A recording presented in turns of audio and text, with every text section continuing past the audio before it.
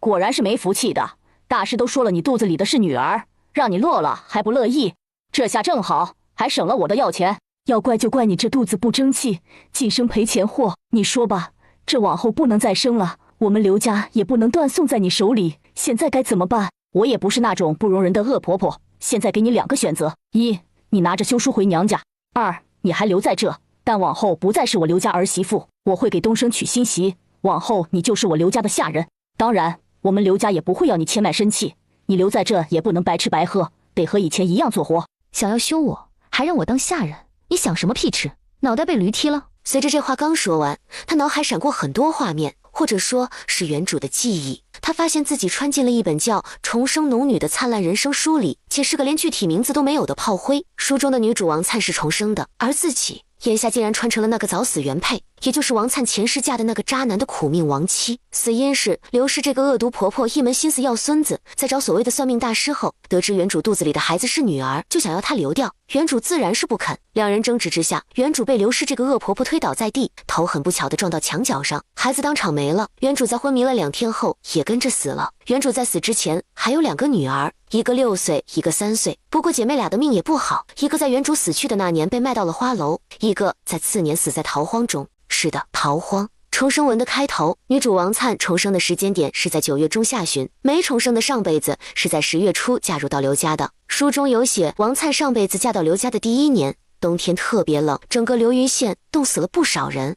老百姓死得死，逃的逃。这本书李渊才看过没几天，印象深刻。他不知道自己为什么会穿进书里，但既然来了，且占了人家的身子，那么2个孩子肯定得替人好好养大。别给脸不要脸！你嫁到我刘家8年，除了生2个赔钱货外，连个孙子都没给我生。我没在3年前让东升休了你，都算仁至义尽了。识趣的，赶紧给我滚！我李媛嫁到你刘家这些年，一直勤勤恳恳，孝敬公婆，养育孩子，家里家外更是一把抓。走出去，谁不说我刘家李氏一声好？如今你害我没了孩子，还毁了身子，就想把我休了？没门！想要我离开这也行，你得给我10两银子。另外2个孩子跟我走，往后和你们刘家没有任何关系。还有，不是你们家给我休书，而是我要和离。娘，大丫，快进来。娘，你喝水吗？饿了没？奶早上给的面没做你的，不过我有省下半块饼。娘，你吃。娘，你怎么了？是不是哪里痛？你别哭，我去求奶，让他给钱，我帮你请大夫。大丫，等等，娘没事。大丫，你去看看二丫在哪儿。娘没事，你别急，娘就是想到你奶之前说的话，她要你爹休我了，然后给你们找后娘。大丫乖，不要怕，这个家娘是待不下去了。不过娘就算要离开，也会带着你和二丫走的。你爹要娶媳妇就娶，和咱没关系，但是他们想这样把我休了，没门。你奶害我没了孩子，往后还不能生育，这事绝对不能善了。大丫，你去把二丫找过来，然后去你大妞沈家，拜托她帮忙找人给你舅捎话，就说你娘我快被刘家人害死了，让她赶紧过来替我收尸。找我舅过来。对。等他醒来，天色已黑。大丫，这么晚了，这孩子居然不在，会去哪儿了？想到袁叔大丫被卖的事，李渊再也坐不住。想到原主经历的一幕幕，再想想刘氏的恶毒，李渊怒火腾生。现在什么都不用说，他也知道大丫应该是被刘氏带走了，家里一个人都没有，还把门窗锁起来，这是打算饿死他。好一个丧尽天良的毒妇，打算饿死儿媳妇就算了，可家里还有二丫在，那好歹也是他刘氏的亲孙女不是？没人性的畜生！娘，我饿。走，娘给你做好吃的去。他直接拿着砍柴刀去劈，没几下，那把锁落在地上。娘，奶会骂人。不怕，以后咱们不住这儿，你奶家和咱没关系。二丫乖乖坐好，娘先淘米。二丫你看好火，娘去杀只鸡，咱娘俩今儿补补。娘，想吃。好，咱娘俩晚上就先吃土豆烧鸡，先饱饱的吃一顿，等明天你奶要还不回来，咱再杀一只，就熬鸡汤。后天还要不回来，那就做小鸡炖蘑菇，刚好家里还有蘑菇干。只是也不知道你姐现在在哪儿，有没有饿肚子？娘，好吃。以后咱们离开这里，娘赚了钱给你和姐姐吃好吃的，穿好看的，带漂亮的。娘，姐姐也吃。带姐姐一起。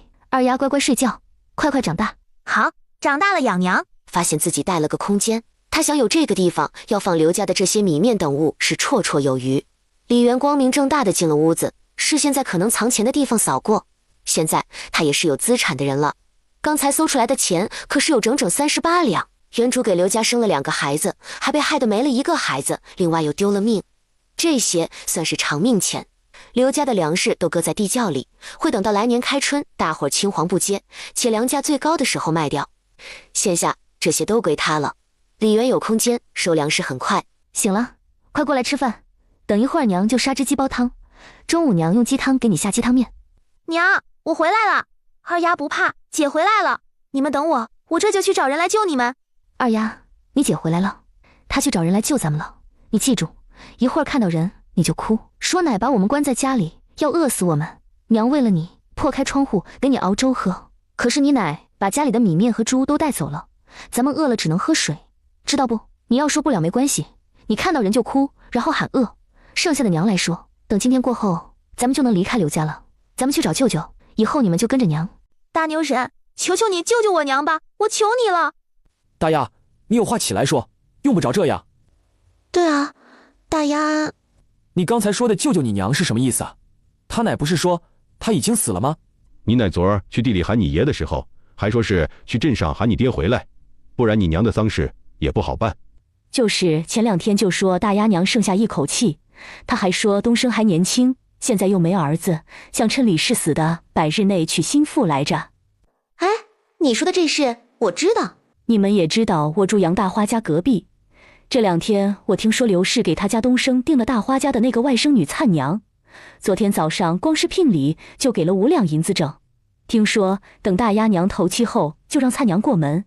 大丫，你告诉伯娘，你娘是不是还活着？你奶昨天赶着2头猪进县城，到底做什么去了？伯娘，求你救救我娘！我娘没死，已经3天没吃东西了，还被奶锁在家里，肯定连房门都被锁了。大丫，你说什么？你娘3天没吃东西了？村里人没什么秘密可言，这事前后连半个时辰都不到，整个村的人都知道了。算算时间，可不得小产后，刘氏就直接不给人饭吃了，现在又把人关起来，这是打算饿死人？狗娃，你回家去喊你爷去大丫家，说要出人命了，让他快点过去。好。姐姐，娘，还吊着一口气，快找人请大夫。娘，我不要你死，你睁开眼睛看看我啊，娘。大丫，你别这样，你娘还活着，要真没了，你这样不是让她走得不安心吗？伯娘，我好怕。昨天晚上有好多人和爹说要把我卖到那个什么红楼，说什么等我长大比那个叫灵儿的花魁还漂亮，日后叫我每个月拿钱回家，这样爹就不用做事，也能吃香喝辣。娘，我好怕，你不要死，我不要你死。大丫别怕，这是我给你做主，不管是你爹也好，你奶也罢，没有人敢卖掉你。大丫，快谢谢伯伯。娘，你可算醒了。娘，我好怕爹要卖了我。怎么会？是啊，大丫，你会不会听错了？对啊，东升在茶楼里做工，1个月也不少赚钱，家里根本就不缺这点。这个家在咱水云村日子也算是过得数1数2的好，不可能卖儿女才是。大丫，你仔细说说，到底是咋回事？昨天我被爷奶带到县城后，爷奶自己住客栈，让我跟我爹住。胡闹！你一个女娃子都6岁了，怎能让你跟一群男人住一块？夜里我屈腿缩在墙角，就听有好几个人和我爹说我长得漂亮，以后会比那个花魁都漂亮，可以卖掉那个楼去，这样家里不用供我吃喝，等长大了还能往家里拿钱。我爹听了这些话，没说他们什么，那些人就说往后爹不用上工，躺在家里都能吃香喝辣。我好怕，一整夜都不敢睡觉，天刚亮就跑回来了。元娘，你别急，大丫这不是没事吗？你放心，只要有我们在，大丫绝对不会被卖的，这事我们大伙儿都能给你保证，也可以当个见证人。里长，你也是咱们刘氏一族的族长，今儿我想请你做主，替我和刘东升和离，这个家我是再也不敢待下去了，让里长你为难，实在不好意思。多谢今天大家来救我，等我兄弟过来，这事让他和刘东升谈，我身子不好，就不招待各位了。元娘，你这话的意思，你娘家兄弟要过来，他什么时候来？你什么时候让人去喊的？如果我没记错的话，元娘嫂子和大妞嫂子娘家是一个村的，也是李氏族人，更有血亲关系。现在元娘嫂子都要被人害死了，大妞嫂子怎么坐得住？我没猜错的话，最迟下午李氏族人就会过来找咱刘氏一族的人算账。刘东升他娘非得说我肚子里的是女娃，就要我留了，我不愿意，他就打我骂我，还把我往墙上推。如今孩子没了，我大夫说我伤了身子，往后再也不能生。他说为了刘家子嗣，要尽快给刘东升娶媳妇。至于我，自请下堂后留在这个里当下人，往后继续和以前一样做牛做马伺候他们。我堂堂一个秀才之女，这些年自认没有做对不起他们刘家任何事，便是连我娘当年没了，她把我锁在屋子里不让我回去，我都认了。如今他害我至此，还想让我当下人，简直痴人说梦。他见我不愿意，又不想刘东升担一个不好的名声，就想活生生饿死我。既然他不仁，那就别怪我不义。我昨天已经让人往娘家那边传递消息，这出嫁女要被人害死。我想李氏一族的人还是会为我做主的，否则那就是寒了李氏出嫁女的心。在场的人都沉默了，实在是他们也不知道刘氏会做出这种事，让给家里生了2个孩子的原配当下人，还要做牛做马伺候他们，想想就觉得荒唐。什么玩意儿，脸咋那么大呢？人家不同意当下人，趁着人家身体虚弱，连床都起不来，就要活生生饿死人，实在是太恶毒了。我要和离，不仅要和离，还得带走2个孩子。我绝对不会将孩子留给那种连畜生都不如的人。他们一家害我这样，至少得赔我20两医药钱，否则就算搭上这条命，我也得将他们告上公堂。各位既然做不了主，那就请回。元娘嫂子现在这样，一个个挤在屋子里也不是一回事儿，都先回去吧。大丫二丫是不是还没吃饭？走，姨去给你们做点吃的。元娘，你的意思我们都知道，只是我们毕竟都是外人，也不好直接做你们家的主。你好好歇着，我出去看看有什么适合你吃的，给你弄点过来。我已经让人去请大夫了，晚点等大夫过来看过后再说。恰娘，你做什么？元娘姐太可怜了，这刘梅花欺人太甚。你们看，她这还把窗户都给锁了，这是想干啥？刘婶子这样，谁还敢嫁进来？先不说要饿死儿媳妇这事，就是她家里挂这个锁那个锁的，防贼也没她这样。等晚点回去，我把话跟我姨说清楚。这个刘家，我是万万不会嫁。元娘嫂子那么好，都落得这般下惨。我的脾气不大好，有时候逼急了还会顶嘴，真要进门，怕连1个月都活不了。黄大娘，这柜子里就一点米面油盐，连个鸡蛋都没有。元娘嫂子现在身子骨弱，你看咱该怎么给她做？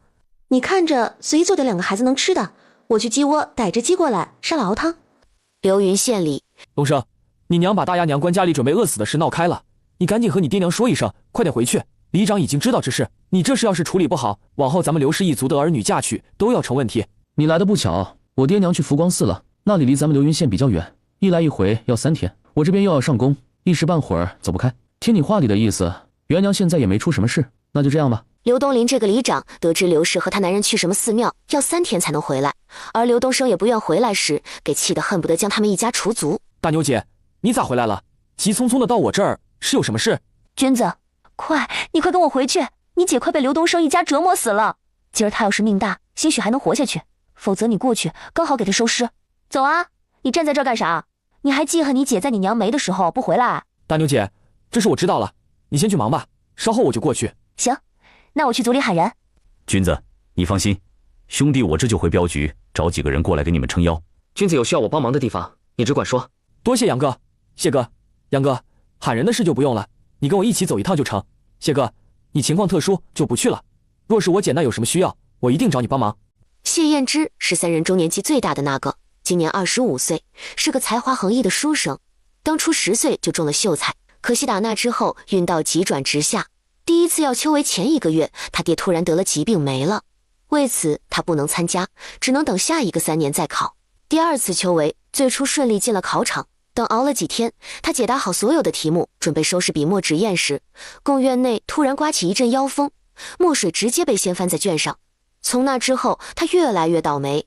不过打从前年他娘没了后，他霉运越来越重。通常吃饭不是碗莫名其妙裂了，就是能吃到小石子。走路的时候，原本平坦的路也能莫名其妙不知从哪儿滚出一个小石子，将他绊倒。喝水喝汤更是要小心翼翼，否则极有可能被呛到喘不过气的地步。身上更是不能放1文钱，不然不是掉了就是被偷。偏生他又命大，一直活得好好的，也挺能赚钱。所得的钱他也不敢搁在自己的身上，而是让书肆的掌柜给哪个饭馆的东家多少，之后他每日过去食用，给哪个绣铺多少银子，这样每个季节啥的给他做2身衣裳鞋子等等。当然医馆的钱也是必不可少的，毕竟他倒霉成天摔摔打打的是医馆的常客。曾经他还尝试自己做饭，结果莫名其妙从厨房开始将他家屋子连烧了2间。今天怎么有空上门？我姐的情况不大好，刚才大妞姐回来和我说让我过去看看，运气好带回还能活下去，运气不好就只能给她收尸。我姐今年才24岁，不可能好好的一个人会这样。看大妞姐的意思，她被苛待的不行，你们要一起过去吗？当初你爹还活着的时候，我就不愿意他娶你娘。你看看，娶一个好看又来历不明的女人有什么用？成天娇娇弱弱，哭哭啼啼，干啥啥不行。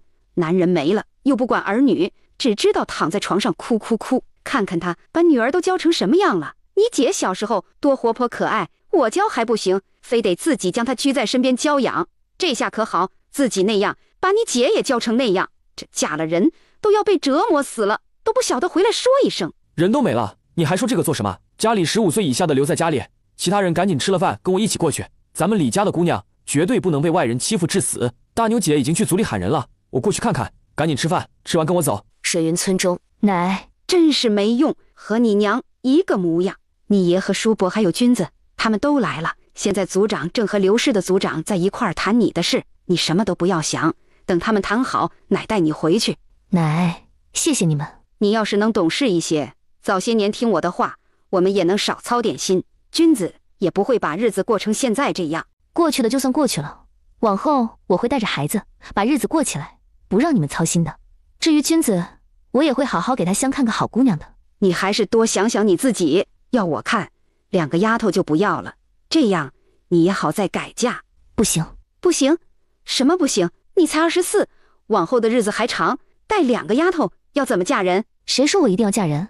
我压根就没这打算。这刘家一家子都是糟心玩意儿，把大丫二丫留在这儿等着被虐待被卖吗？奶，不管怎么说，他们都是我身上掉下来的肉，谁都可以不要他们，但我这个做娘的不能不要。好，2个丫头你要带走，那你告诉我，你拿什么养活什么？就你现在这破身子，连自己都养不活，更别说2个孩子。你知道养大他们要费多少东西？他们吃喝穿不要银子。元娘，你听奶的，把这2个丫头留在这儿。你回去后要是不嫁人，君子养不起你，奶也有法子让你几个堂兄弟养。可你要是带着2个孩子，奶也不好和他们开这个口。奶，我知道你是为了我好，可我真的不能舍下大丫姐妹俩。你放心，我会想办法养活他们的。想办法？你一个什么都不会的女人，能想什么办法？但凡有点办法，你能把自己整成这样？奶，以前是我想差了，保证往后不会再那样。我的绣活一向还可以，这个奶你是知道的。另外这些年我在刘家茶饭手艺也还成，大不了我想法子进城摆摊卖吃的。不管怎么样，都会想办法养活自己和2个孩子。就你现在这身子骨，什么都做不了。大夫说怎么都得养上2、3个月，就这样你还要带2个丫头。李元怕他不知道自己之前被关在家里的事，就拉着他的手将刘氏的所作所为说了一遍。行，奶知道了，你放宽心，奶会让你如愿的。不过你可记住，这些都是你自己要的，既然要离开这里，往后可不能再像以前那样，咱家你学谁不好，非得学你娘。算了，人都没了，还说这个做什么？你歇着吧，奶走了。元娘，你会带走大丫二丫姐妹俩的吧？之前我就和里长说过，到时候带走他们，留在这，指不定哪天就被刘东升那混账给卖了。即便里长保证不会被卖，那如果被虐打呢？你带走也好，东升兄弟现在才20几，跟你和离后肯定要再娶。灿娘说不会嫁给他，那他肯定要娶别的。这要再娶的是个好的还行，怕就怕后娘刻薄，容不下他们。到时候姐妹俩日子更不好过。不管怎么着，你是亲娘，往后她们姐妹俩又是你仅有的孩子，你总归不会苛待了她们去。只是你带着她们，往后怕是不好再嫁。而刘氏族人一脸为难，商量了半天，也有商量不出一个结果。刘东升就在县城里做活，你们水云村进城也快。今天这样的事，为什么不喊他回来？你们要是不方便，那我就让我兄弟去喊。行，反正人我认识，那我就进城一趟。老姐姐，我们今天要带走元娘和2个小娃娃，打算现在过去帮忙收拾一下，喊2个一起做个证人，随我走一趟。元娘，你和孩子有哪些要带走的东西？伯娘和你三婶帮你收拾一下，往后这里和咱再也没有关系。伯娘，这里的东西都不要了。你这孩子会不会过日子？什么都不要的话，你回去穿什么盖什么，哪怕你拿到20两的赔偿钱，往后你看病吃药养大孩子不要钱。听婶的，能带走的全部带走，就算是破烂的衣服也没关系，咱们可以用来纳鞋底。行，我的东西都在这个屋里，伯娘你和三婶看着收拾。娘，要不就不收拾了。元娘当初嫁过来的时候，一身新衣服都没有，咱要帮忙收拾东西带走，等刘家那个老婆子回来肯定要闹。我方才看过2个丫头穿得破破烂烂的，元娘的衣服也是补得不能看，我估摸这些年她都没怎么做过衣裳，就这些破烂带走没得回头，刘氏还要上门呢。黄氏跟他带过来的几个人也跟在后面。等他们看清楚李媛房间里的东西后，都不知道该说什么。刘家的殷实是水云村众所周知的，谁能想到他们居然如此苛待儿媳妇，真是造孽。元娘，三婶觉得离开这里，往后就是新的开始。既然是新开始，那咱这衣服被褥什么的也得用新的才行。这里的东西就不要了，等回去三婶扯布给你们做新衣服。既然你三婶给做新衣服，那伯娘给你做床新被褥，就当是当初给你的添妆。元娘，你现在做小月子也不大好见风，虽说咱乡下人没那么讲究，但你现在情况特殊，伯娘和你婶娘给你裹一下被子，带你先去你们水云村的里长家，等见了刘东升，你们把和离书签了，我们直接回去。好。刘东升一路是被拽着回来的。元娘，你让这么多人过来，到底想做什么？元娘姐要做什么？路上老子不是和你说了，识趣点，赶紧签了和离书，再把放弃2个孩子的文书也一并签了，否则别怪老子不客气。我早就警告过你，让你好好对待我姐，你是怎么答应的？有空闲在县城逛花楼，没空闲回家看媳妇孩子，媳妇都要被你那混账娘害死，你还只知往那地方钻。今日老子要是不过来，是不是过2天就得传来我姐病死的消息？刘东林身为里长兼族长，知道理亏。李氏，你要大丫、二丫姐妹俩跟你走，这事我做主同意了。至于20两的赔钱，这是要你自己和东升商量。你娘试图谋害李氏这事，证据确凿。现在李氏想要跟你和离，然后带走2个孩子，你赶紧把文书都签了。另外再赔他20两，这钱10两是你娘赔李氏的医药费，另外10两是大丫姐妹俩往后的吃喝嚼用跟嫁妆。对刘东升来说，个丫头跟李媛走，他不愿意，他往后还得靠大丫吃香喝辣。李氏要孩子，那就带走小的，把大丫给他留下。至于20两，做什么美梦？他李渊当年过门前，他们家可是给了8两聘礼。他嫁过来后，什么嫁妆都没有，他回头还要娶妻生子，家里的钱往后都是他儿子的。不行，我不能把孩子都给李氏，大丫必须得跟我。至于钱，没有，当年李氏是怎么来我家的，现在就怎么走。不行，2个孩子都必须跟李氏，跟着你做什么？让你往花楼卖吗？那是我的孩子。我也没说那不是你的孩子，往常也没见你回来，更不见你疼他们。现在倒是知道说那是你孩子，早之前干什么去了？别以为我们大家不知道你打什么主意，明摆的告诉你，我们刘氏一族就没有卖儿卖女的人家。你要是敢留下孩子卖掉，那老子就直接将你除族。现在年景好，我们刘氏一族可不兴卖儿卖女，何况是那种肮脏地方。想要卖可以，把户籍从族谱划去就行。还得加上一条，我们刘氏一族的人也不可娶那种地方出来的女人为妻，一旦发现同样除族，这种有辱族人的事我们绝不允许发生。既无所事的刘东升不想面对这一切，干脆眼睛一闭，假装痛晕过去。三婶，既然事已至此，刘东升醒不醒都是一样的结果，你帮我把已经签好的文书给君子，让他捏着刘东升按手印就行。至于钱，就让刘氏族人凑给咱，回头他们自己和刘家算。好。刘东林因刘家的所作所为，面对李氏家族的人硬气不起来。行了，事已至此，往后2个孩子跟你没关系，你赶紧回去拿钱给李氏，这事就算告一段落。我要见2个孩子。银子呢？我没有，都在娘那儿。你要钱，等他回来再说。元娘身子不好，接下来要好生养着，不方便过来要钱。都说刘家殷实，他们家的屋子在你们村也算数1数2，田地也不少。要不你们族人先凑着给我们，到时你们跟他们算。要是今天他们不给钱，那这事就不会善了。或许等李元一被带走，转头他们就能找人写状纸，上衙门告刘氏谋害人命。他们族人丢不起这个脸。眼看刘东升不愿意回家拿，他就出面和大伙商量，各家借多少，最后凑齐了给李元递去。娘，走吧，以后你们就跟着娘了。娘，我们能带蔡姨一起吗？你这是……杨大花不肯把刘家的聘礼还回去，就坚持要我过几天就嫁过去，我还想活命，自然不肯，然后就闹掰了。你的户籍不是在他那，这样一走了之能行？没有，我的户籍一直在老家新安村。当年我家境也还行，我娘临走之前将我托付给杨大花的时候，给了10多两银子。我被带到这前，我爹娘给我留下的田地和房子都被他卖了。他说我们不住那，田地隔太远不好管，也不好拎出去。房屋不卖的话，没人住坏得快，每年还要花钱找人修葺，不划算。先不说他们到底拿了我家多少东西，便是说我到他们家连10年都不到。这些年我洗衣做饭砍柴下地什么都干，这就算是给人当下人也能换口饭吃。我觉得自己没欠他们什么，那些银子现在已经没有证据了，和他们扯皮也没用，就当是我感谢他们这些年对养恩，但愿从此以后再无关系。元娘姐，你别听大丫瞎说，我离开这里挺好的，自己有手有脚赚一口饭吃没什么问题，也不用非得跟谁在一块。不过这个时间点有些晚，我一个人也不大安全，能跟你们一起回去让我借宿一晚吗？等天亮后我就找地方就搬走。李渊听他话虽这么说，但似乎挺想跟自己一起，就看向李军和他奶王老太。他和离带着孩子回娘家，现在也有没地方住，再带一个王灿似乎不大妥当，怎么都得家人同意才行。我姐身子不好，要人照顾，我一个男人也不大方便。至于我奶他们，也不好叫长辈来伺候她，几个堂嫂也有自己的孩子要照顾。你要是愿意，我往房里搁几块木板，你们就先挤一个房间，顺便帮我照顾下我姐。你放心，我也就在家里住2天，之后得出门走镖，期间可能要花1个月时间。等回来看你要住哪儿，到时候我帮你找。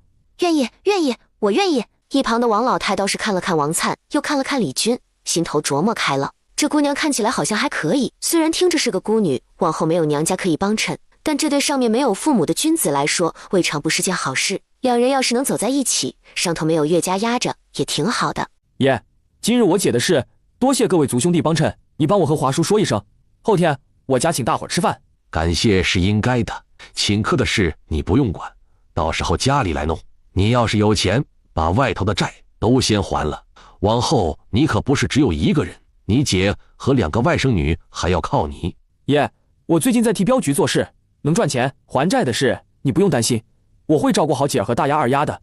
请客买些米面油盐和肉菜，置办3桌的话，200文应该够。就是到时候可能需要奶和伯娘他们来帮忙，你看这……你心里有数就行。你奶那边我来说，米面和菜你都不用买，倒是让你奶带过去。你要买的话，就割几斤肉，回头我让瑞子去河里弄几条鱼，再让你大哥去山上看看能不能套2只兔子，另外再买点蛋，应该也就差不多。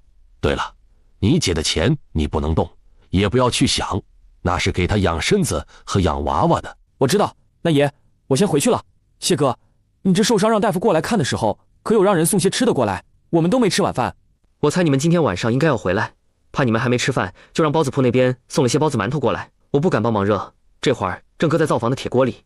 看你这胳膊，不会是进灶房割包子的时候被门槛绊了一下给摔的吧？这回还真不是，我下午那集想去解手，结果快到茅房的时候，突然左脚绊右脚给摔了，幸好君子不放心，走的时候让老宅那边的孩子过来看看，不然我肯定给滚到茅坑里去。那你们现在就看不到我了。我去灶房热包子。对了，君子哥，家里有米面吗？面没有，米有一些，不过是碎米。有就行，我给元娘姐熬点碎米粥。对了，我接下来要住这，那我喊你君子哥，你和元娘姐一样喊我灿娘就好。姐，你先搁这靠会儿，我去收拾下你的房间，那里好久没人住了，尘土大。杨哥，你来帮我。好。这是谢燕之第一次认真打量李元，见他果真和他脑中所想那样，长得娇娇弱弱，一脸苍白，看起来极为可怜，可以说十分符合他画本中病弱的貌美妇人。这种人容貌出众，性格温婉，年少时一家有女百家求，若是嫁对人，那一辈子都能过得美满幸福。可要是嫁错人，娘家又不够强硬，那他就能把自己往死里逼。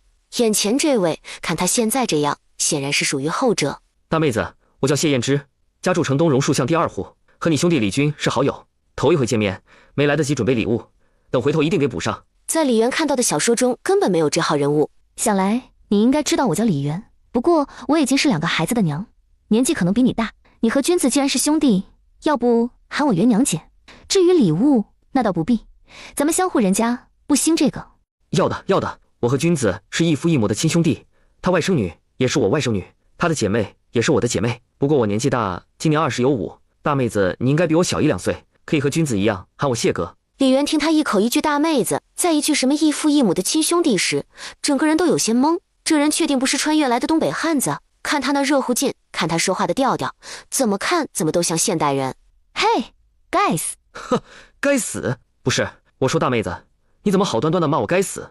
我这人虽然倒霉了点，但也不到该死的地步。不知为何突然撞到凳脚，紧接着人往前倾，看样子好像还有脸着地，吓得原本还裹着被褥看起来虚弱无比的李元，在那瞬间飞快伸出手拉了他一把。刚才多谢大妹子搭把手，不然我这手怕是得到明年才能好。谢哥客气了，我身为半个主人家，自是不能让客人在眼前摔伤。不管怎么样，刚才都要谢谢你，我去看看君子他们收拾了怎样了。大妹子，你多休息。看来不是穿越的，也不是什么特别出众的人。不然刘云县就这么大，以王灿为女主的小说肯定有提到。第二日辰时中，元娘姐，你醒啦！我熬了点菜粥，你先洗漱一下，垫一口，等中午给你熬鸡汤。哪来的鸡？君子养鸡了？没有，是他一大早和村里人买的，说元娘姐你现在小月子，需要好好补一补。菜娘，孩子们呢？君子哥拿着元娘姐你的和离书去衙门给你许婚书，还说顺便把你和孩子把户籍落到他名下。这不，他和昨晚那2个大哥一起走了，走的时候怕孩子会吵到你，就说带他们去县城玩。元娘姐一宿没喝水，口渴了吧？你先喝口润润嗓。好甜，这水哪来的？不像放了糖。就水缸里的水。元娘姐，你觉得身体如何？会不会难受不舒服？你要是难受就说，我找人去给你请大夫，千万不要硬撑着。大夫说你身子虚得厉害。喝完后，他觉得浑身都轻快了不少。莫不是前世看的小说中所谓的灵泉水？不可能。他记得《重生农女的灿烂人生》中，女主王灿是没有特殊的金手指，她最大的金手指就是她重生了。知道接下来几年要发生的大事，什么空间啊、灵泉之类的都没有。不过现在她已经穿书了，还自带空间，然后剧情又已经改变，那王灿若是有个什么灵泉，似乎也说得过去。没事，菜娘你别担心，我身子也还好，不过这会儿有点饿了。等到李元喝了粥，元娘，昨天伯娘回来的晚，就没来得及给你收拾床被褥，这不，今早起来后就赶紧给腾了一床，你一会儿晒晒先用，等伯娘回头做好了新的，再拿过来和你换。你现在盖的是昨天大妞家借的吧？给伯娘洗洗，等晒好了，让人替你送回去。伯娘，谢谢你。傻丫头，和伯娘客气什么？行了，你在外头晒晒太阳，别吹太多风，一会儿进屋躺着去。伯娘家里忙，先回去了。你爷说明天你家请族人吃饭，这米面什么都不用买，伯娘明天家里带过来。晚点你被褥收好后，伯娘让你大侄子过来拿。谢谢伯娘。元娘，婶娘捡了点家里孩子穿旧的衣服，你看看有没有大丫二丫能穿的。至于你穿的，婶娘从你弟妹那拿了一身，你先替换着，等过几天婶娘给做了新衣裳再送过来。谢谢婶娘，这些衣服都很好，你送过来的2个丫头都能穿，我替她们谢谢你。还有，我这身也挺好的，只是穿旧了点，连个补丁都没有。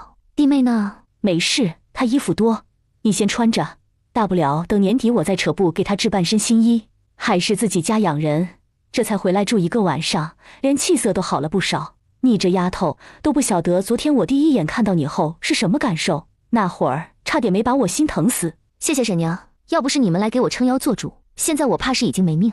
你这话我可不爱听，以后不要再说了。你要知道，你是2个孩子的娘，不管做什么都得为他们考虑一下。现在你和离回来，往后也不能事事仰赖君子，得自己立起来。君子眼下还没娶妻生子，帮衬你倒也没什么，但不能一辈子都这样。元娘，你该好好想想自己要做什么，是嫁人还是想法子赚钱养大2个孩子？光靠着刘家赔的那些万万不够。按照马氏的意思，如果2个孩子里有1个是儿子的话，李媛就算不嫁人也没什么。女人要是能自己赚钱养家，什么都靠自己的话，还要男人做什么？可偏偏她带回来的是女儿，这孩子长大了，日后要嫁人，总不能等孩子嫁人后她自己孤零零一个人吧？如此还不如将孩子留在这边，娘家人帮忙照看着，她再找人嫁了。这样往后孩子大了，该嫁人就嫁人，她也不至于老了，身边连个端茶送水的人都没。婶娘，这事我会好好考虑的。不过目前我不大想嫁人，等过1-2年再说吧。行，你心里有成算就行。有什么需要婶娘帮忙的，只管说。婶娘得走了，要上山，等回来给你送些果子尝尝。李渊笃定刘氏回来后一定会闹，最主要的原因当然不是舍不得他，也不是舍不得孩子，而是刘家已经被搬空了，地窖里的粮食没了，家里多年积攒的银子也没了，就连地契也都在他这儿。何况为了他还欠了族人20两的外债。可以说刘家除了刘氏带出去的银子和2头猪外，是要钱没钱，要粮食没粮食，且还欠一屁股债。就连田地因没地契都不能算属于刘家了，毕竟刘家的地大部分都是白契，根本没在衙门备案过。李渊打算等过段时间身子好些后，去县城找个人，把手里的地契换个名义，再卖回给刘东升。明年就是灾荒年，他拿着地契卖给别人，总有种坑人的感觉。与其如此，倒不如打点一下，让刘家人误以为地契是被别人偷走，然后赚了几手，又碰巧被刘东升自己认识的人看到，就以每亩低于市价500文的价格买回来，再卖给他们。至于刘家怎么弄到钱买回去，和他有什么关系？菜娘，先别忙活，过来喝口水。元娘姐，这几天的天气还没彻底冷下来，我想把地开出来种点萝卜白菜，咱不能老是花钱买，但也不能总去别人地里吧。现在这个时间种萝卜白菜已经晚了，雪灾就在冬月中旬，算起来也就1个半月。可王灿还是想试试。他觉得自己早上从手指冒出来的水，或许有助于这些菜的生长。要是能长起来，冬日他们就不用愁没菜吃。万一不行，顶多也就浪费点种子而已。那行，你先忙，我把被褥抱到我奶家，顺便借把锄头回来一起做。元娘姐，你身体虚，好好休息，这些事我来做就好。我力气大，开几分地用不了多久。元娘姐，来喝口水润润喉。蔡娘，我也不知道是不是回来后整个人都放松的缘故，不过才一个晚上的功夫，就觉得自己好了很多。以往每天都觉得身体沉重疲惫，可今儿个却觉得格外轻快，好像有使不完的力气。他想，他那突然从手指缝里冒出来的水滴，应该就是起到强身健体之类的功效。但他不想让李媛发现自己拥有这样的东西，即便信任对方也不可。像这种玄而又玄的事，还是少个人知道为妙。那肯定是因为回来的缘故。以前元娘姐你在刘家，那是天都没亮就得起来做活，做的最多，吃的最少，肯定和现在不一样。不过你还在小月子中，哪怕身子好很多，也得多歇歇，不然昨天从水云村回来还特别的虚弱，今天就能拿着锄头下地干活，让那边的人怎么想？他们会不会觉得自己被骗了？那我听你的。这就对了，你现在多休息几天，等我把地开好，种上萝卜白菜，咱再来考虑其他的。对了，元娘姐，你有没有打算接下来做什么？总不能一直坐吃山空吧？不瞒元娘姐，我打算自己做点吃的到县城卖，只是我现在身无分文，想先上山弄点东西卖，等有了本钱再买点米面油盐。我想做点烙饼，到时能赚一文是一文。昨天君子哥说他要去走镖，这一走得1个月，我估摸那还是顺利的情况下，要是路上有事耽搁，那兴许要更久。接下来天越来越冷，咱得多砍点柴在家里备用。这房子的屋顶可能还要找人重新弄一下，万一下雪又是大雪，屋顶承受不住，可能会塌。书中对冬月的那场大雪有过描述，天地间一片白，很多人家的屋顶承受不住重力，直接塌了。那个冬天饿死了很多人，也冻死了很多人，所以巩固屋顶、多囤柴火、木炭和粮食都是首要任务。蔡娘，我弟他还没成亲，你也是知道的。你要是不介意外人可能会说些风言风语，那这个冬天就先跟我们一起住。眼下天越来越冷，你一个姑娘住外头不合适，万一有人起了歹心，又或者你有个头疼脑热，咱住一起都能帮帮。元娘姐，我倒是没什么，就怕君子哥会介意。我很喜欢大丫二丫，要是能跟你们一起住，那是最好不过了。这样有啥，咱们都能有商有量的，总比我一个人孤零零来的好。不过元娘姐，我刚才说的那些也是真的有可能，你得往心里去。君子那边我会和他商量，你说的我也清楚，凡事有个万一，咱们做好充足的准备，总该不会错。至于你说赚钱的事，我也在想，眼下我手头有点钱，琢磨去县城另一处位置摆摊，不知道你具体做饭手艺如何？要不咱们一起卖面条？摆摊？那不得买些碗筷，再置办些桌椅啥的。除此之外，咱还要找地方放这些东西，不然早晚都要来回运，需要牛车也怪麻烦的。只要手艺好，摆摊做吃食卖，肯定要比咱在家做好东西拿到县城卖来的赚钱。如此碗筷肯定要买一些，至于桌椅，我找人问问有没有人用旧需要处理的，有的话咱买点回来就好。桌椅用旧的也行，要是坏了自己修补一下，如此还能省不少钱。是这个理，或许3、4张旧桌都没有一张新的贵。至于这些家事搁哪儿，倒是不用担心。君子那个朋友谢燕之家住县城，咱们可以问问能不能搁他家去。等我们这边忙起来，大丫和二丫可以放我奶家，也可以去谢哥家，到时候我隔3差5送点东西过去就行。元娘姐，我做饭还凑合，擀面也劲道，中午你喝鸡汤，晚上我再给你露一手咋样？你要是觉得合适，那咱一起做。只是我只有一个人，没本钱，有的只是力气，到时候摊子要真做起来，我3你7行不？不然我2你8也成。蔡娘，你看这样成不？你这个冬天都住这儿，我呢就等于给你包吃包住。另外摆摊做生意的时候，不管刮风下雨，不应该说出不出摊，我每个月都给你300文，你看如何？元娘姐，300文就不用了，按你说的，我这吃你的住你的，哪还能要这样多？要不这样，我就当给你做工，我们去摆摊1天，你给我8文钱，要没上工就不用。这样，不管出不出摊，只要你还住这个家，你的吃喝我都包了，你不用出钱。出去摆摊，我1天给你10文钱。要是生意好，等到年底，我再给你扯布做身新衣，另外再包一个厚实的压岁钱。王灿听了，心下很是感动，他这么善良，难怪大丫二丫姐妹俩也那么善良。上辈子她明明是后娘，因和姐妹俩相处时间短，对她们也没什么感情。在他们被刘氏那个恶妇咒骂毒打时，她顶多就想着法子护一下，但也没帮到什么忙。然而就这样，姐妹俩在看到她没吃没喝的时候，还能悄悄从嘴里省下口粮给她吃。等大丫被卖，她无力阻止后，二丫更是成天跟小尾巴似的跟在她身后。逃荒时又渴又饿，有几次她都要撑不下去，还是年纪小小的二丫反过来鼓励的她，让她不要睡过去。元娘姐，我都听你的，你放心，我不会让你亏本。这辈子她不求大富大贵，只求能吃饱穿暖，然后守在2个孩子身边，看着他们平平安安长大。县城里，君子，既然你姐已经带着孩子归家，你后天又要跟五子去走镖，那家里的事怎么也得安排一下。你一走就是1个月打底，等回来怎么都冬月以后，你那房子有几年没修葺过了？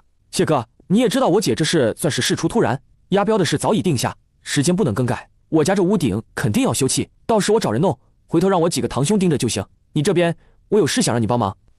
你说。我姐和2个孩子你也看到了，一身衣服都没有，接下来天越来越冷，你这边不是有关系拿到便宜的棉花，你想法子给我留出20斤来，银子等我回来了再给。20斤？怎么要这样多？如此那个王姑娘也不用睡木板床，到时可能费些柴火，但棉花和做被子的布都能省下来。我也只是在书上看到过，不过北边的人家家户户都盘炕，想来也有其可取之处。那书中的记载我多少记得一些，不过得琢磨琢磨，等我琢磨透了，就找人去你家弄。行，那棉花的事你也先帮着留一下，要用不完，回头给我爷奶也置办一身过年新衣。说来自打我爹走后，我们这一房有10年都没孝敬过他们了，你看看找谁替你家多弄点柴火，别让你姐和那个王姑娘自己去山上砍。还有一件事，你有没有想过在家里打口井，这样你姐他们洗衣做饭能省事不少。要是怕孩子小容易出事，就做个井盖锁着，这样用水方便，加上家里柴火备得多，冬天他们的衣服也可以用热水洗。谢哥，你会不会考虑的有点多？君子就这么一个姐姐，你不是说你姐身子骨虚弱，那就要仔细养着，冬天少碰冷水，总不能那个王姑娘住你们家，就让她一直给你姐洗衣做饭吧。李军自然也知道不能，奈何现在囊中羞涩，现在钱袋中剩余的银子还要买米面油盐和肉，这还不说，等他出去走镖，路上自己还要再花一点，满打满算，他钱袋中的银子还差点，需要回头和杨高武借，等走镖的银子结算后再还他。舅舅不用挖井，我可以帮娘洗衣做饭。君子，我前些时日做了一幅画，此次不走郭掌柜的门路，你这次出去就一起带着，底价20两，不管你跟五子卖出什么价，多余的都算是你们自己的。你家这边，你若确定挖井，我回头把手稿给郭掌柜送过去后，让他找匠人上你家去挖。谢哥，我就不用了，君子现在困难，都给他就成。你今年20有2，等翻了年又加1岁，严姑娘等你到现在也已是20岁的老姑娘，你还要让她等到什么时候？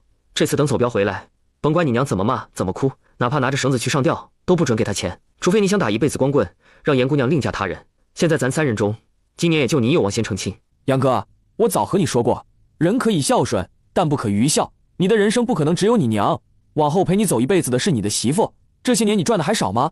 你娘除了跟你哭穷外，还为你做过什么？你身上的衣服鞋子哪个不是严姑娘做的？你赚的钱，她说帮你攒到了吗？全都让她倒贴到你大哥那了吧？你那阵儿不是读书的料，送到私塾也不过是混日子。然读书人最是费钱，往往需要举全家之力才能供得起。你娘迟迟不给你娶妻，为的是什么？你心里门儿清。依我之见，等你们走镖回来，你直接带上银子，找个媒人上严家提亲。杨高武家的规矩是儿子成亲后就必须得分家，然而现在他大哥的儿子在读书，为了供一个读书人，他娘就找各种理由阻止他娶妻。每一次他都下定决心不给他娘钱，可是只要他娘哭一哭，自己养大他们的不容易，他就松软了。杨哥，我们不是让你不孝，但孝顺的方法有很多。你想想，要是今年还不娶严姑娘，到时候你放心让她嫁给别人，你想看着她为别人洗衣做饭生子啊？若是嫁的男人好还成，倘若跟我姐一样的呢？与其把自己的心仪对象交给别人，倒不如自己守着。你和严姑娘心悦彼此，想娶媳妇只要有银子就能成。像我和谢哥，就算想娶，都不知道娶谁。我这一身债也不好拖累人家，而谢哥就他这霉运，谁知对方什么时候会当寡妇？我与你们不同，可别将我跟你们相提并论。我不缺钱，不缺房，还有功名，而你们需要为生计奔波。只要我不怕自己的家财落到别人手中，是随时可娶妻。再则说，万一哪天我又突然转运了呢？杨哥回去了，应该是去找严姑娘了。希望这次她能想通。你把这个给郭掌柜，让他给你2两银子，你拿着钱多买些米面油盐，另外让人多弄些柴火，省得还要你姐去砍。谢哥，你对我姐是不是过分关心？中午吃饭到现在，我已经听了好几次，你都是为了我姐好的话。你姐与我算有救命之恩，昨天夜里若不是你姐拉了我一把，如今我这手怕是等到来年2、3月后才会好。这钱就当是我借的，你在账上加上去，回头我慢慢还。不用，这就当是我送给孩子们的见面礼。我情况特殊，给你姐母女仨送什么都不好，就当是买米面了。我和你两者唯一的区别就是，我买了米面给你家送过去，和你拿着钱自己买了送回去。明天我家请帮我姐忙的族人吃饭，你和杨哥一定要来，带我走镖回来，再单独请你吃饭。行，你去忙吧，孩子在这儿，我给你看着。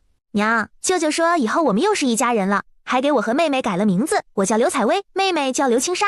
你们喜欢舅舅取得这个名字吗？喜欢。娘，水云村叫大丫二丫的人有好几个，我和妹妹都喜欢现在的名字，和大家的都不一样。舅舅说我和妹妹的名字是诗经里取的，什么采薇采薇，微意作止。舅舅说这个名字好听，也适合我。妹妹的名字叫青纱，舅舅说诗经里青纱杂树溪什么的，后面的那个我没听懂，反正舅舅说适合妹妹。王姑娘，我刚看到你在开地，那个你先搁那别动，等来年开春再说。家里明天要请帮我姐的族人吃饭，到时候人多走来走去，地又被走实了。再则说，现在就算把地开出来，咱种什么都不合适。大伙儿都有眼睛，哪会往已经挖松的地上踩？我现在也有，没什么事，能开一点是一点，就先种萝卜白菜，只要能赶在天冷之前长出来，都不算亏。对了，君子哥，我和元娘姐都想等她身子好些后，去县城摆摊卖面条，你这边有没有这块的门路，帮忙打个招呼？摆摊？对，元娘姐不想坐吃山空，她有2个孩子要养，说不可能一辈子都靠你，她想自己立起来。我呢，孤身一人，身上也没什么钱，想赚一文是一文。行，等后天走之前，我给你们安排好。不过我姐以前当姑娘时手艺一般，她出嫁这些年也不知有没有长进。你们要卖面条，是不是得让我知道味道如何？那晚上吃面如何？我给你露一手。成，你看着安排。我得去我奶家一趟，你忙。君子，过来一下。君子，我观蔡娘人不错，她一个无父无母的孤女，在外住也不安全。眼下天又越来越冷，我想让她住完这个冬日，等翻过年再说。你看如何？姐，不是我不愿意，而是不合适。我也知道这样不大妥当，但我问过蔡娘，她表示不介意。再则她是跟我一个屋，往后我们要合伙摆摊，成天都在外头，又不是让你们日夜相处，她都不怕了，你怕什么？君子，我想赚钱养家，我还想如果可以的话，帮家里的债务给清了，这样你就不用愁钱的事，能把书捡起来。姐，家里的债务不用你担心，我会还。你的银子自己留着，不要乱花。左二爷还特意叮嘱我，千万不能用你的。君子，你读书有天赋，爹临走之前希望你能继续读下去。你若是能考上功名，我和你2个外甥女往后也有个倚仗。如今你也不过20出头，重新拾起书籍还不算晚。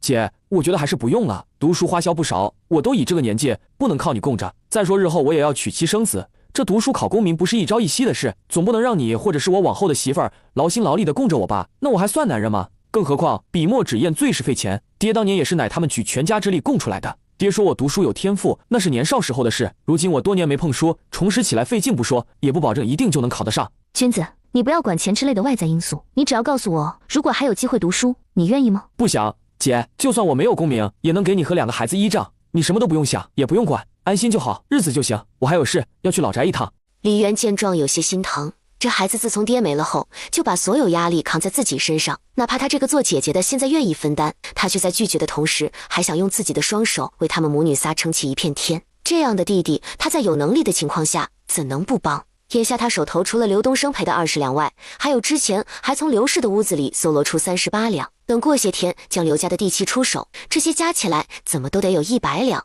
应该是够还了。至于来年逃荒用的东西，他空间里现有的应该能撑一段时间，回头他在镇上摆摊，还能趁机多买点米面放空间里去。元娘姐，我刚才和君子哥说了要摆摊的事，他说想先看看我们的手艺，我打算晚上做面条，你觉得做哪种好？咱摆摊卖面不能单一做卖一种，可以做汤面，也可以干拌面，还有油泼面、臊子面、水煮面、炒面之类的。今天刚好有鸡汤，晚上我和孩子们就吃鸡丝汤面，你看自己要吃什么？跟我们一样还是其他的？君子的话等他回来问问。这天晚上味道不错，面条也劲道，摆摊绝对没问题。姐，谢哥人脉不错，等明天他来了，我和他说说这事，到时你们的摊位什么的他会搞定。等我走镖以后，你有什么事都可以找他。姐，谢哥今年25，和咱一样无父无母，也未娶妻，不过他有功名，是个秀才，和镇上那边的书肆还有衙门的关系都挺好的，除了人倒霉点外，什么都好。往后你有什么事都可以去找他帮忙。对了，我之前让他留意棉花，他和我说起北边有人的床叫什么炕，他在书上看到过，想回头琢磨好后带人来咱们家弄，到时我要没回来，姐你和王姑娘歇一天，替我好好招待他。君子是火炕吗？对，谢哥说是火炕，和大通铺差不多，可以睡很多人。如果你房间盘一个，到时候王姑娘可以和你们睡一块儿，夜里也不用怕冷了。还有，他可能会找人过来，在咱家院子里挖井，这样回头你们用水也方便。另外家里用柴的事，我也和大哥说了，按市价一捆多少算给他的，这事爷和大伯他们都知道。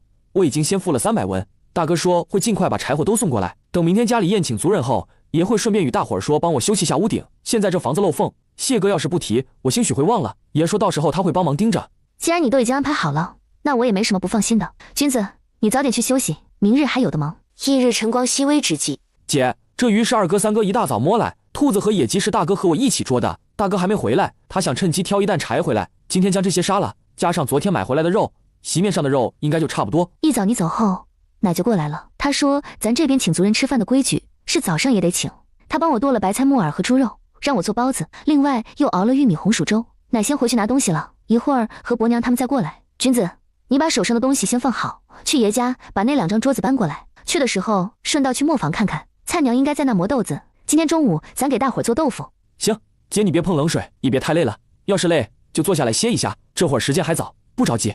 李渊在喝了灵泉水后身体好了很多，只是这种事他知道，王灿知道就行，其他人就不必清楚，这该装还是要装一下。菜娘来，喝口水。元娘姐，你想中午的豆腐怎么做？是给大伙儿直接做豆花饭还是什么？菜娘，今天到咱家来吃饭的全是那天过去帮我的族人。李家傲和水云村不同，来的人只是自己，不会拖家带口。奶的意思，他们在这吃得好，心里肯定也惦记家里的媳妇、孩子和父母。咱就一家送1块豆腐，让他们家人也能跟着尝尝味儿。另外1小半做豆花，他们过来后吃饭之前先1人1碗，不管他们是自己吃也好，还是端回来给家人吃也罢，都随他们自己。那行，咱得快点做，毕竟不是直接做豆花饭，做豆腐需要的时间得久一点。对了，元娘姐，豆腐架谁家有？咱还得去借。奶说一会儿会帮咱借过来，咱早上就包子和粥，外加咸菜，剩下的等吃完饭再收拾。想了许久的王灿觉得，上辈子她嫁给了刘东升，日子过得苦，甚至可以说比她在杨大花手下讨生活还难。有刘氏那个恶婆婆在上面压着，她像是泡在黄连中，有苦都说不出。杨大花在嫁了她后，直接放话以后，她姓王的和他们家没任何关系，有事也不要找他们。而没娘家的她，只能任由刘氏欺凌。重生后，她想这辈子不嫁人了。直到1刻钟前，她就想，为什么一定要找有婆婆的呢？无父无母的孤儿不是更好？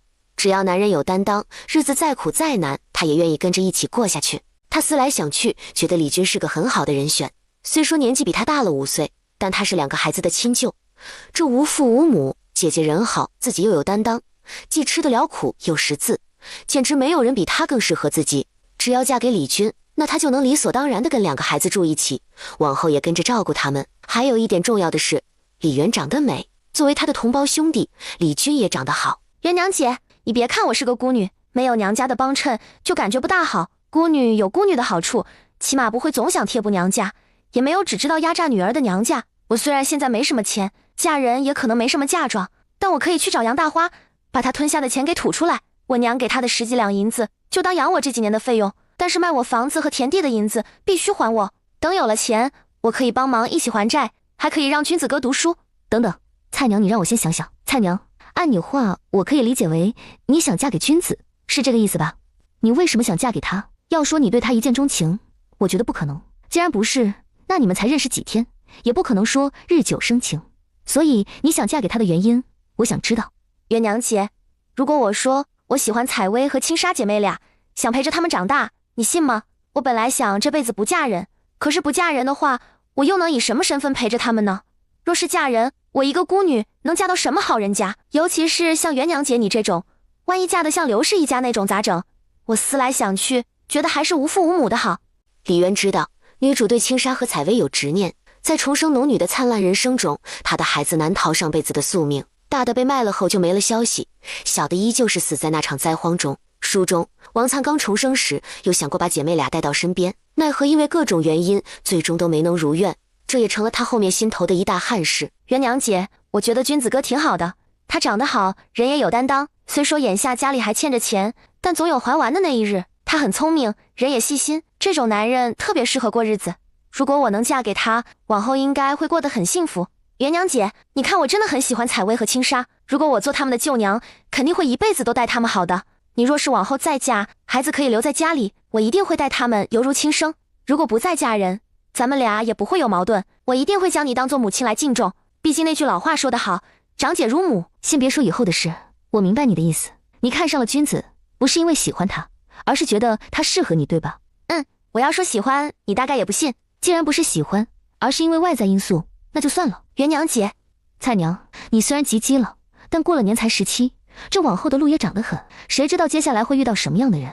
你现在觉得君子合适，想要嫁给他，但你有没有想过，万一我乐意见成，在君子面前说你的好，然后让他对你上了心，之后你又遇见了喜欢的人，想和离或者被休，然后跟他过一辈子，到时你让君子怎么办？毕竟女主是有官配的，两人第一次见面就给彼此留下了深刻的印象。李军现在是他的弟弟，他有责任保护对方不受莫须有的情伤。元娘姐，我不是那种人，一旦认定了谁，只要他品性没有问题，是不会移情别恋的。我知道你怕我对君子哥没感情，往后做出伤害他的事，这个你完全可以不用担心。只要君子哥不讨厌我，那感情可以慢慢培养。咱乡下很多人成亲之前，不都是父母之命媒妁之言，之后匆匆见一面就嫁了，感情不都是后面日日相处培养出来的？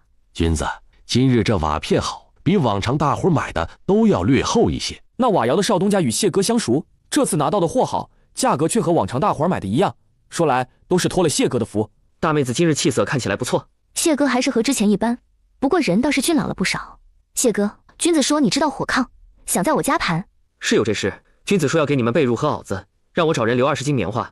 我一听那么多，细问之下才知晓他也要顺便给王姑娘做。我琢磨冬日冷，与其那样麻烦，倒不如盘炕睡一块，等烧了火，省了一床被褥钱不说，冬日人坐上头也舒坦。谢哥，我曾在我爹的书籍上看过类似记载，因印象太过深刻，至今还记得。要不咱一起讨论一下？讨论一下可以，但不是现在，等回头再说。他头也不回地离去。李元才和离回家，他一个未婚的大男人跟他站在院子里，在众目睽睽之下聊天，影响着实不大好，还是等回头没人，或者他去县城上他家说比较好。李元也知道避讳，见他应下来，心里琢磨，等他对外身子好后，就去县城找他，到时候让他帮忙找个人，把刘家的地契也跟着一起脱手，等有了钱，帮忙把家里的债还了，然后摆摊卖面攒钱囤货，顺带的让他弟弟好好读书，以示50正。李军原本计划家里办个3桌席面就行，但最后他乃是按照5桌置办的。元娘姐，咱家今日做了8菜1汤，可以说几乎都是硬菜。都哪8道菜？还有，你这是真打算想要嫁给君子了？这我家都变成咱家了。除了咱这2菜1汤外，还有肉末煎豆腐、芋头烧鸡、木耳炒肉、煎鸡蛋和炒南瓜跟红烧肉。至于你之前说的红烧豆腐，则没了。你奶说省下来自家做豆腐乳，倒是豆花都做了，也提前1人1碗，做的甜口姜汁红糖。娘，吃红烧肉，我们在谢叔叔家吃过红烧肉，好吃。等着，娘去给你们装点过来。娘，我和妹妹吃过红烧肉，已经不馋，你别去。好，不去。等回头娘好了去县城，到时候买多多的肉做给你和姐姐吃，保证你们一定吃个过瘾。灿姨也吃。好，灿姨也吃。来，咱快吃饭，不然一会儿就凉了。娘，每天能吃饱饭真好。这一天的李家格外的热闹。李军明日一早就得走。君子，这银子你拿着。姐，我身上还有钱，你不用担心。你身上就算有，想来也不多。这银子不是给你日常花销的，而是万一有事拿来应急用的。你先拿着，若是用不着，再带回来给我就成。姐，真不用。对了，你要摆摊卖面的事，我和谢哥说了，他说城东卫靠近城门那位置好，明天他去衙门打声招呼，让人给你留位置。只是那里的摊位费肯定要较其他地方高一些，不过那里离他家近，你有什么事他也能照顾1、2。好，对了，君子，我从刘家离开的时候还带走了他们的地契，现在想脱手，你有没有信得过的人？这2天刘氏还没找上门，估计是还没回来，我想赶紧换钱。姐，你是怎么做到的？你前几天不是连床都下不了吗？难道刘家的地契一直搁你这保管？你就说有没有办法把这些东西脱手？我没找到房契，全是田契，良田6亩，旱地8亩。有地契就好办，这个交给我处理。不过姐，我明天一早就要走，你得现在就把东西给我。我明天处理好了，让人和谢哥对接，到时候谢哥会把银子给你。行，只要在刘氏回来之前把这些东西卖掉就行。对了，君子，你明早走之前记得去老宅说一声，咱俩多年都没和爷奶大伯三叔他们接触了，如今恢复往来，你要出门怎么都得和长辈再说一声。好，到时候我顺便让奶和大伯娘帮我盯着点你这边。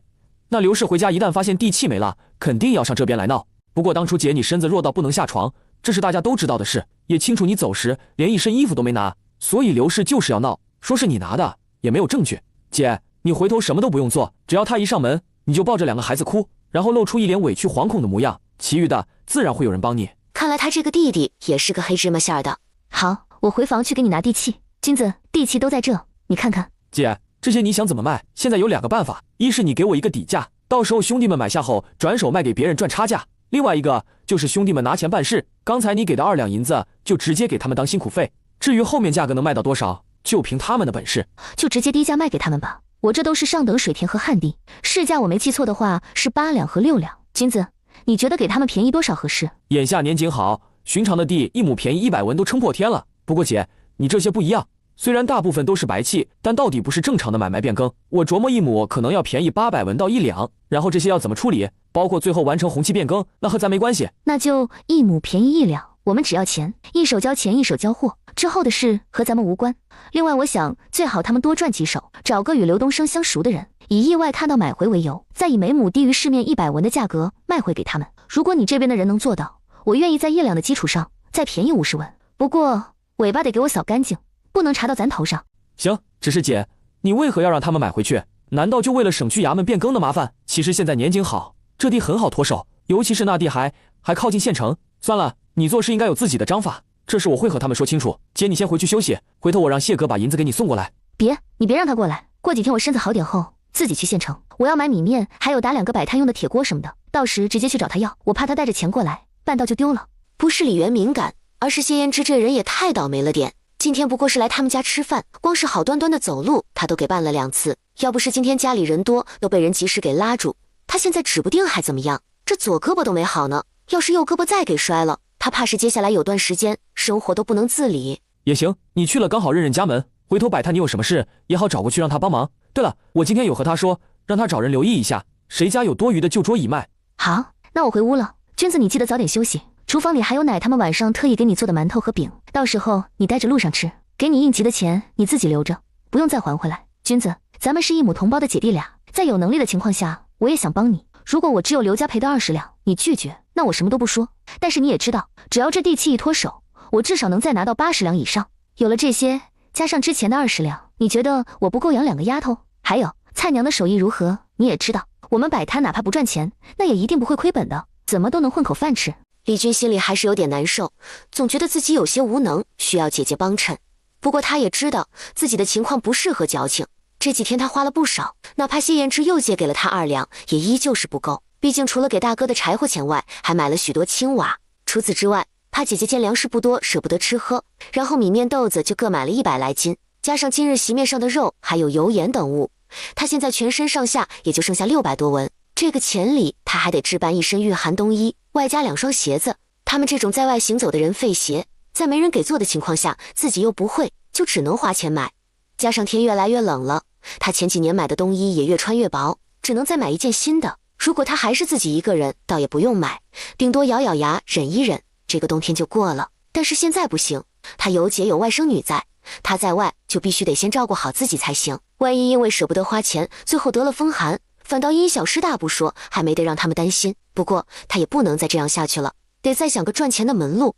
走镖一趟1个月只能得2两银子，看着是多，然而扣除路上自己的花费吃住，剩余也就1两多一点。往常这个钱他都要拿出1两还谢嫣之，1年大概也就还12两。这不，5年过去了，他就还了60两，还欠20几两，算算也就2年多点就能还清。这要是在以往，他倒是没所谓，对他而言2年过得也很快。但是现在不同了，他不能将赚来的钱都用来还债，还得养姐姐和外甥女，哪怕他们不用他养，但是作为舅舅，这逢年过节啥的都得给他们买点东西，还有走镖回来也得带些礼物，比如红绳头花之类的。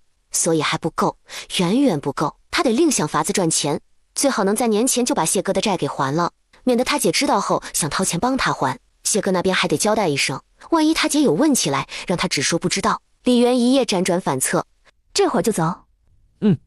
我得先去处理你昨晚说的事。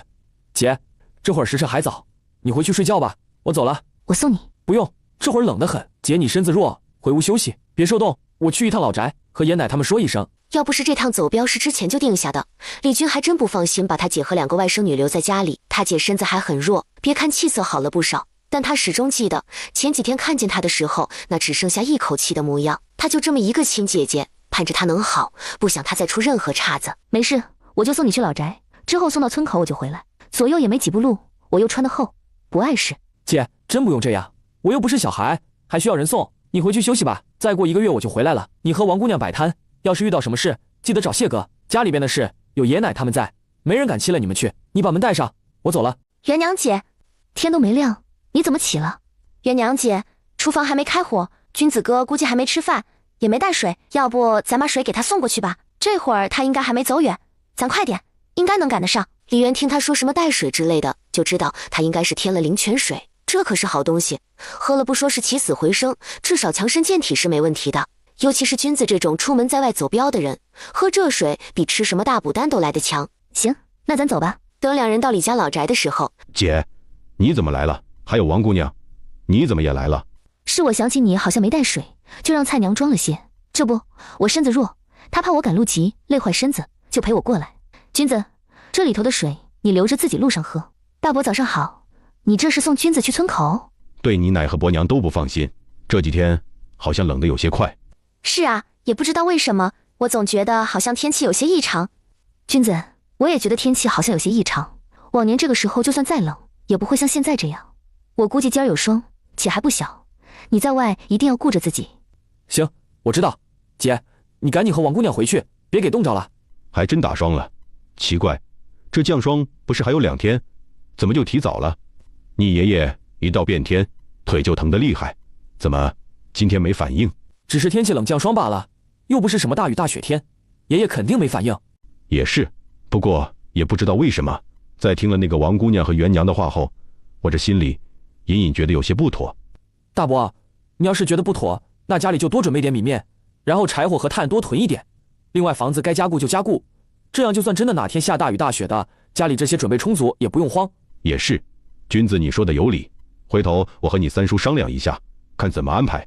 大伯，你再观察几天，要还这样冷的异常，回头和华叔说一声，让他尽早通知村民们做好防寒准备，尤其是大雪之类的，一定要重视。李渊放空了2天后，蔡娘，明天我要去县城打铁锅，你这边有没有什么要买的？还真有，元娘姐，我想要你去木匠铺帮我买几个这么大的竹编篓子，到时候你说干拌面的时候用。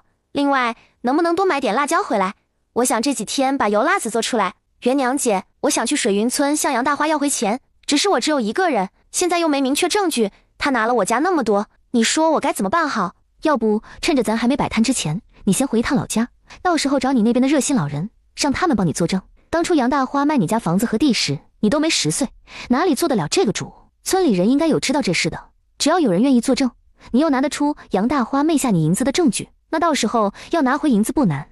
如果你确定杨大花拿了你的银子，那就得让大伙儿知道，如今他家有多少钱。毕竟他们家世代直都住在水云村，每年的年收入和家里具体有多少存银，都能根据田地的收入算得出来。这事儿你直接找里长刘东林处理，他要是不管，你就去告官。刚好谢哥是秀才，到时咱就拜托他帮你写状纸。行，那我明天就回去看看。对了，元娘姐，你能先借我1两银子吗？等我拿回钱就还你。好，我一会儿拿给你。不过这银子不用你还，就当是预支给你的工钱。等开工后，我们的摊子可就靠你了。只是还没等王灿拿着李元给的钱回老家，一早得知他在李家傲的杨大花，就带着男人和儿子儿媳气势汹汹地找上来了。灿娘，你这孩子也太不懂事，哪能因为跟姨吵嘴，就不声不响离家出走？走，跟姨回去，过2天就要嫁人了，哪还能这么孩子气？也就姨容着你，这往后做人儿媳，气性可不能再这样大。姨，你来了正好，我刚好也准备回去找你。8年前，我娘临终之前给了你10几两银子，就当是感谢你抚养我到及笄嫁人的费用。之后你带我回水云村，卖了我家的房子和田地，说这银子你替我保管，等我要嫁人就还给我。如今我有意中人，准备年底嫁他，现在又住这边，你这银子准备什么时候归还？胡闹，什么意中人不意中人的？之前姨不是给你定了亲，还告诉你什么时候成亲？你这离家出走，还说这话像什么样？当初你娘将你交到我手里，就是让我照看你，顺便帮你说门好亲事。你这样，让我100年后怎么向你娘交代？我娘那不用你交代，等我年底成了亲，会和相公回去祭拜，到时亲自和他说。还有我的亲事也不用你管，什么帮我说亲说的那么好听，你咋不告诉大家你帮我说亲的对象是谁？你们知道吗？我这个亲姨，她呀收了刘家5两银子，让我过去当继室呢，还和我说这5两银子就当她辛苦养我那么多年的钱。你们猜猜看，那刘家是水云村的哪个刘家？不会就是元娘先前那个婆家吧？对，你说的没错，元娘姐当时可还活着呢。那刘氏心肠恶毒，想要趁他小产饿死他。他都对外说元娘姐死了，等他头七过后让我进门，我又没疯，怎么可能嫁给那样的人家？瞧瞧，这就是我这好亲姨给我定下的亲事，拿了我家的钱，卖了我家的地，反过来还想坑我一辈子。杨大花，我知道你想要说什么，无非就是你没拿我娘那么多钱。其实我娘当初就给了你1两银子，你都用来办丧事了。至于田地和房子什么的，我家本来就没有。等等，灿娘，你别胡说八道。娘要是真像你说的那样，拿了你家那么多钱，我们家的日子怎么可能还过着苦巴巴？有钱搬城里买铺子，做生意不好吗？为什么还要在地里刨食？这就要问你公婆了。你问我做什么？人家就喜欢在地里刨食，就喜欢装大方，处处和人说收留了这个无父无母的外甥女，喜欢听别人夸他们心善，说我有个好姨，是上辈子修来的福分。你有没有卖我家房子和田地的事？回我老家一趟，找人一问就知道。毕竟我当初还年幼，这些可做不得主。还有，你拿了钱说给我当嫁妆，其实早已将那些钱花在哪儿，我也知晓。要不要我找人去从湾村问问，你那7亩良田在什么时候买的，又花了多少钱？你这孩子不想嫁人不嫁就是，说这些做什么？还有，我家买的和你什么关系？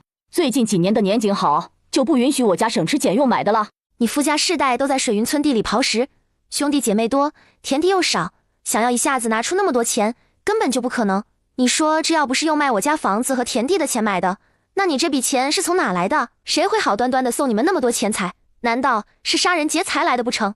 灿丫头，这种人不用和他废话，他要不还钱，你就直接报官就行。我找人帮你写状纸。我儿活着的时候，好歹是秀才，他的同窗也有几个身有功名，到时我让人捎个话，请他们帮一下，应该还是没问题的。奶，这种小事还不用你出面。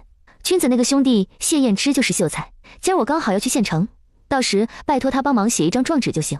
蔡娘，他不还钱，直接报官吧。按你这话，我怎么听这银子都高达50两以上，按我云国律例，怎么都得判个10年8年。当初你家确实有钱，但你娘是病死的，她生病将近1年，你家的银子早就被掏得差不多，留下的钱我们也确实是给你娘办了体面的丧事，就没得剩。至于地和房子，我们是帮你卖了，但是这钱我们在你10岁那年就还你了的。我还记得总共有78两，其中5锭10两的，剩下5两的4锭，2两的4锭。你拿到钱后，我们也不知道你自己藏哪儿。今天你这样不仅不承认我们对你的养恩，还反咬一口，实在让人心寒。大花，我们走吧，这孩子就当没养过，谁能想到掏心挖肺的结果却是养不熟。哎，终究不是亲生的。你不回去就不回去，何必这样污蔑我？不管怎么说，我这当姨的自认问心无愧，我对得起天地，对得起你娘。至于你说我让你嫁刘东升这事，是我的错，我不该给你定这门亲事。只是当时我也不知道他们家是那种情况啊。要知道我能给你定李氏这事，要不是李家人过来闹，咱们村里谁能知道？你既然不乐意，又这么仇恨我们，那就这样吧，以后不要往来了。你的亲事我会回去帮你退了。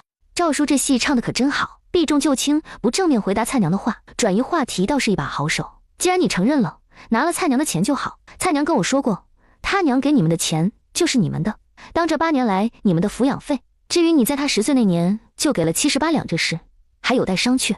麻烦大伯娘你们把人帮我拦住，今日这事不说清楚就不准走，否则咱们下午公堂上见。我接下来还要跟蔡娘一起合伙去城里摆摊卖面，容不得你们贪了他的家财，还要给他扣上一顶白眼狼的帽子。你们说在蔡娘10岁的时候给了他78两，可有证据？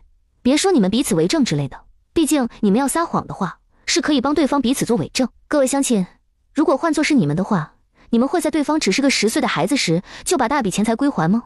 就算要还，是不是有个证人或者留个证据什么的？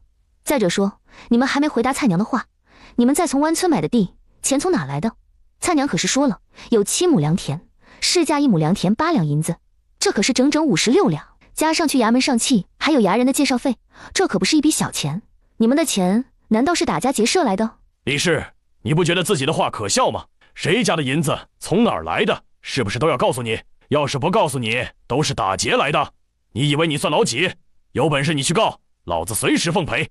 奶，家里的牛车借我一用，我带蔡娘去找谢哥，让他帮忙写状纸，今天就上衙门去告。大柱，要是他们真的去告咱们怎么办？让他们告去，没有证据的事，县太爷也管不着。你别忘了，当初买的时候地契写的是3个儿子的名字，这事是你义兄跟着一起去办的。稍后咱直接去你义兄家，跟他先把话套好，万一真的上了县衙，就说是他赠送的。反正他是货郎，又没儿女，经常到处跑，得意外之财，想以后靠我们的儿子给养老，所以买地赠送也正常。蔡娘，咱今天和他们闹成这样，这事不解决，往后会影响你的名声和咱的生意。我想咱这状纸必须要写，也必须得上衙门去告。但是我怕他们趁这时间想了法子，将那7亩地的由来合理化。比如说，他们刚好知道从湾村有人要卖地，他就找人借了钱之类的。你想想看，杨大花和赵大柱认识的人里，可能有帮得到他们的。元娘姐，我每天被指使的团团转，连县城都很少去，哪里知道他们都认识什么人？又有谁能一下子拿出那么多钱来帮他们？我知道赵家认识的人都在水云村，这个元娘姐你应该也都认识。蔡娘，我听说杨大花好像有个义兄，你认识吗？他是什么人？做什么的？元娘姐，你说的这个人是王茂才舅舅，他是我外祖收养的义子，之前是货郎，好像住在城西那个大胡同里，只是我好多年都没见过他了。你说的我觉得应该不大可能。既然你还有这个亲戚，那要不一会儿你去看看他，我稍后要去买米面和打铁锅之类的。等你看完了，我们就在城东榕树巷口见，刚好让谢哥帮忙写状纸，顺便让他带我们去衙门，把摊位的租金给付了。这元娘姐，我也不知道我王茂才舅舅还在不在那儿住，就算还在那儿住，我也不确定他是否在家，毕竟他经常挑着货物去偏远的地方卖。不管怎么说，总该去看看，要是不在，那你就回来，若是在，你刚好也可以看看他。对了，他人如何？要是好的话，不妨把杨大花对你做的事与他说一说。就我8岁以前的记忆，他挺好的，只是人都会变，我也不知道他现在如何。原先我还以为你是孤女，没有亲戚，如今看来，不管咋说，他都是你舅，也算是杨大花的兄弟，有他帮你，咱要拿回东西的胜算会大很多。或许不会帮我也说不定，他要是真的好，当初我娘临终又怎么会把我托付给杨大花？平时看你挺精明的，怎么这会儿犯蠢？你也说了，那王茂才是你外祖捡回去的义子，也就说明没有血亲关系，对你娘而言，肯定是与自己的妹妹要比她亲近。何况说男女有别，知道不？你当时都8岁了，虽然他是你舅，但到底不大合适。也是，毕竟那会儿我王茂才舅舅还没成亲，如果他成亲的话，兴许我娘就会把我托付给他了。何况说那时候杨大花表现得可好了，谁能想到他的心那么黑？要不是有上辈子的经历，他这会儿还在水云村等着嫁给刘东升，终于赶在40末到了县城。蔡娘，你去看看你舅舅吧，记得买些糕点什么的带上。对了，身上银子够不？够了，元娘姐别担心，我晚些就去城东的榕树巷找你。二哥，我想去铁铺打2口锅，咱县城我不熟悉，你能带我去吗？李瑞一听这话，心酸得很。李渊是他们李家他这一辈中最大的女娃，也是他大妹。当初所嫁的人家离县城最近，进出城也方便，按理应该3不5时的来城里，对这边也特别熟悉才是。结果他说不熟悉，这意味着什么？他们流云县又不大，只要来过2、3回，都知道哪跟哪儿。可见他嫁人那8年，或许1回都没来过。李瑞心里难受，还不好表露出来。我知道在哪儿，你跟着我走。等他在铁匠铺订了2口锅以及锅铲等物后，又去木匠铺买了王灿想买的竹篓子，最后才去粮油铺买米面。见他一开口，各种细粮都要100斤，顿时心疼得直抽抽。元娘，君子不是才买了那么多粮食，你咋又买这么多？就算是摆摊买面，那也不用一下子买这么多，这中间掺点粗面也行。还有，不是只要面粉就行了，怎么还要大米？二哥，这些粮食不多，就算面摊用不完，我们也可以自己吃。大米的话，我想回家试试做米粉，要是能做得出，晒干了好保存不说，摊位也能多一种面食。城西最大的胡同，最小最乱的那个大杂院里，茂才舅舅，灿丫头，把糕点给我拿1块，都快饿死了。茂才舅舅，你还要再吃点吗？不用了，就先这样吧，我已经有2天多没吃过东西了，眼下就算再饿，也不能多吃。对了，灿丫头，你怎么找这边来了？是有什么事？舅舅，你这些年成亲了吗？你怎么把日子过成这样？前几年我挑着货到下面偏远的地方去卖，一不小心叫人算计，和一个寡妇躺在一张床上，被人当场抓住。我什么都没做，也不知道具体怎么回事，只是路过时，那个寡妇开门让我等等，说要买针线。后来说我这走了一路，想必也口渴，就给了我1碗水，然后我也不知道怎么睡了过去，谁知等醒来却是那种情况。那家人要挟你赔钱，不然就告官？也不能说是赔钱，是那寡妇被抓后，寻死觅活，说没脸见人。村里人问起，就说是我看他独自一人在家，见色起意，强迫了他。那些人不管不顾，直接将我打了一顿，然后不知道从哪儿拿了一张文书，逼我按手印。那文书说，我毁了寡妇的清白，就必须娶她，且往后每个月必须给她婆家500文，算是替她孝敬的，否则就得告官。那个时候整个人都被打迷糊了，容不得我不按手印。文书中虽说我娶了那个寡妇，可至今我连她叫什么名都不知道，也没成亲拜堂，更是没婚书，而她也不愿意跟我到城里生活。蔡丫头，你也知道，我们这些做货郎的，成天风里来雨里去，每个月收入没个定数，赚钱真的不容易。你这腿是他们打的，没报官？他们打的，他们有我按手印的文书，我怎么敢报官？前几年我咬咬牙，每个月都给了500文，可是上个月那寡妇居然怀孕了，非得说是我的孩子，让我每个月必须给1两。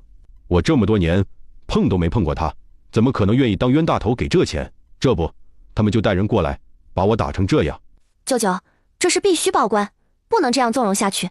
我想你应该不是第一个人，也不是最后一个。那些人胆大包天，威胁勒索打人都敢做，简直目无王法。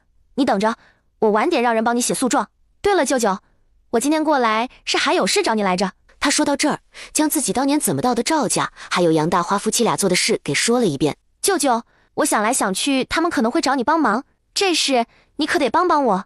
蔡丫头，你放心，大花要是不来找我就算了，若是来了，舅舅有办法替你出气。你要告他们，只管放心去。大舅，我还有事要先走，你注意照顾好自己，等下午我抽时间再过来一趟。你这个事不能就这样拖着，我问问看谢秀才，看看具体该怎么解决。蔡丫头，你等等。舅舅，怎么了？是不是哪里不舒服？对了，你的腿看过了吗？要不我去给你请大夫。已经看过大夫了，你不用担心。蔡丫头，你把门关上一下。等他把门关好，就见王茂才拖着身子在床头靠墙的位置摸了摸，很快就找出一个木盒子。蔡丫头，这里头的银子是舅舅这些年攒下来的，你拿着。舅舅，不用了，我现在挺好的。元娘姐的面瘫很快就能治起来，到时候她每个月还会给我发工钱，这包吃包住，1个月300文。别说是咱县城，就是在府城也未必有这等好事。我吃住都是跟元娘姐在一起，他们吃什么我就吃什么，也没有干不完的活，真的比杨大花家好太多太多了。所以舅舅，你不用为我操心。拿着吧，你能赚是你自己的事，这个是舅舅给的。我这辈子注定孤身一人，幼时有你外祖领养，长大后有你娘关心，临老你还能看我，也算是值了。蔡丫头，舅舅把你当亲生女儿，你已经16，往后也要嫁人，收着当嫁妆用。舅舅，我一会儿去谢秀才那一趟，晚点去衙行问问，可有好一点的宅子赁。回头我租一间，到时候你搬过去吧。这里虽然是便宜，但是人多且乱，不适合养病。等你搬了房子，我回头上工，每天过来看看你，给你做饭菜。像你说的，你把我当亲女儿，可我的亲人也就剩下舅舅你了。他的心酸酸胀胀的同时，还有种被需要的感觉。看着眼前的丫头，他不禁想起大妹，想起义父义母。他一扫之前的颓废，整个人像是找到了活下去的动力。谢哥，你在家吗？来了，稍等下。众人就听门内传来扑通一声，似乎有什么重物摔倒在地。李渊心头咯噔一下，赶忙扬声道：谢哥，我们不着急，你慢慢走。谢言之干脆躺在地上，好一会儿缓口气后，又慢腾腾地站起。幸好他机灵，没让手2次受伤，不过膝盖肯定摔破皮了。唉，什么时候他要是能转运就好了。他这该死的霉运却一年比一年严重。什么时候他要是能够平安无事地度过一日，怕是做梦都要笑醒。真怕有一天睡着睡着就死了，也怕哪天吃饭吃着吃着被噎死，更怕走路走着走着不是被摔死就是被撞死。也不知道老天爷什么时候能够开眼让他转转运。可是1年2年3年，这都10几年了，也不知什么时候是个头。就在他拉开门栓时，突然咚的一声，门栓掉落，直接砸在他的脚面上。李瑞心想，果然这谢秀才倒霉成这样，难怪都25了没人敢嫁他。他见过倒霉的，却没见过这么倒霉的。不过是出来开个门而已，居然一而再的受伤。想来他能活到这岁数当真是不容易。他这霉运感觉都有些邪气了，难道他就没想过去什么寺庙之类的拜拜？大妹子，你来了，你摆摊的摊位费我已经给了，衙门那边也打过招呼，稍后我领你们过去看看具体位置。另外，君子走的时候交代了我一些事，晚点和你细说。摊位费给了多少银子？我给你。你那个摊位配备的土灶有相连的2个口，可以放2口锅，且人来人往，位置也好，因此1个月需要200文。衙门那边是从10月开始算的，到腊月30为止，一共3个月，600文。若是来年你还想继续租，须得提早半个月去衙门那边续交下个季度的银子。好，麻烦谢哥你了。这样，等我的面摊开业后，你只管来吃，到年前这3个月，只要还摆摊，都不收你银子。谢哥，这里600文是还你的，剩下的400文，我想请你帮忙写诉状。你这是要告谁？刘家人？蔡娘，你来和谢哥说这事，我先去烧点热水。好，元娘姐，你去吧，我这边还要请谢秀才帮我茂才舅舅那边也写张诉状。谢哥，你家有柴火或者炭吗？这会儿时间不早了，我想先给你们烧点热水，之后在你这烧火做饭。晚点粮油铺的人会将我买的米面送到你这儿。对了，我这些东西都可以放你这吧？没事，我家大，就1个人住，你想放多少东西都行，我很好养活的，随便给点包子、馒头和饼就能解决，你随便做。谢燕之自打将自家厨房烧了之后，等修好就再也没用过。不过该有的东西都有，包括修好厨房那天，家里也准备了柴米面油盐，只是一直没用罢了。此时听到李元这话，他有些异动。说实话，他这成天在外吃都已经腻味了，要是家里能开火做饭，于他来说再好不过。二哥，我估计粮油铺的人也该送货到了，我先给大伙烧点热水再做饭，你帮我去菜市买点肉菜回来。行，王姑娘，我看这诉状也不急于一时，不妨等吃完饭后再写如何？话落，也不等王灿同意，就先起身往外走。他想帮忙，奈何正在水井旁的李元见到他就赶紧挥手驱赶。去，一边去，不要来这里，危险。谢燕之这是被嫌弃了，他只是想她是个弱女子，这里又是他家，帮忙提水是应该的。元娘姐，我来和你一起做饭，这诉状下午写也一样。你下午不是还有事？你和谢哥先忙，只是做点饭而已，我一个人能行。谢燕之也没责，他是想帮忙来着，但显然李元不需要。行吧，毕竟真让他帮忙的话，极有可能也是帮倒忙。要是以后每天都能在家里吃上元娘你做的饭就好了。原本也吃得很满足的李锐瞬间坐直了身子，目光警惕地盯着他。好家伙，元娘不过是为了节省在外花钱吃饭，之后在他家里做了一顿，他就想每天都能吃到。他什么意思？想让元娘嫁给他，好以后给他做饭。之前还一口一个大妹子呢，一顿饭就改口叫元娘，是谁允许他这么叫的？是，虽然他人不错，家境也殷实，但是那么倒霉，万一元娘嫁给他，他又走背运死了，让元娘咋整？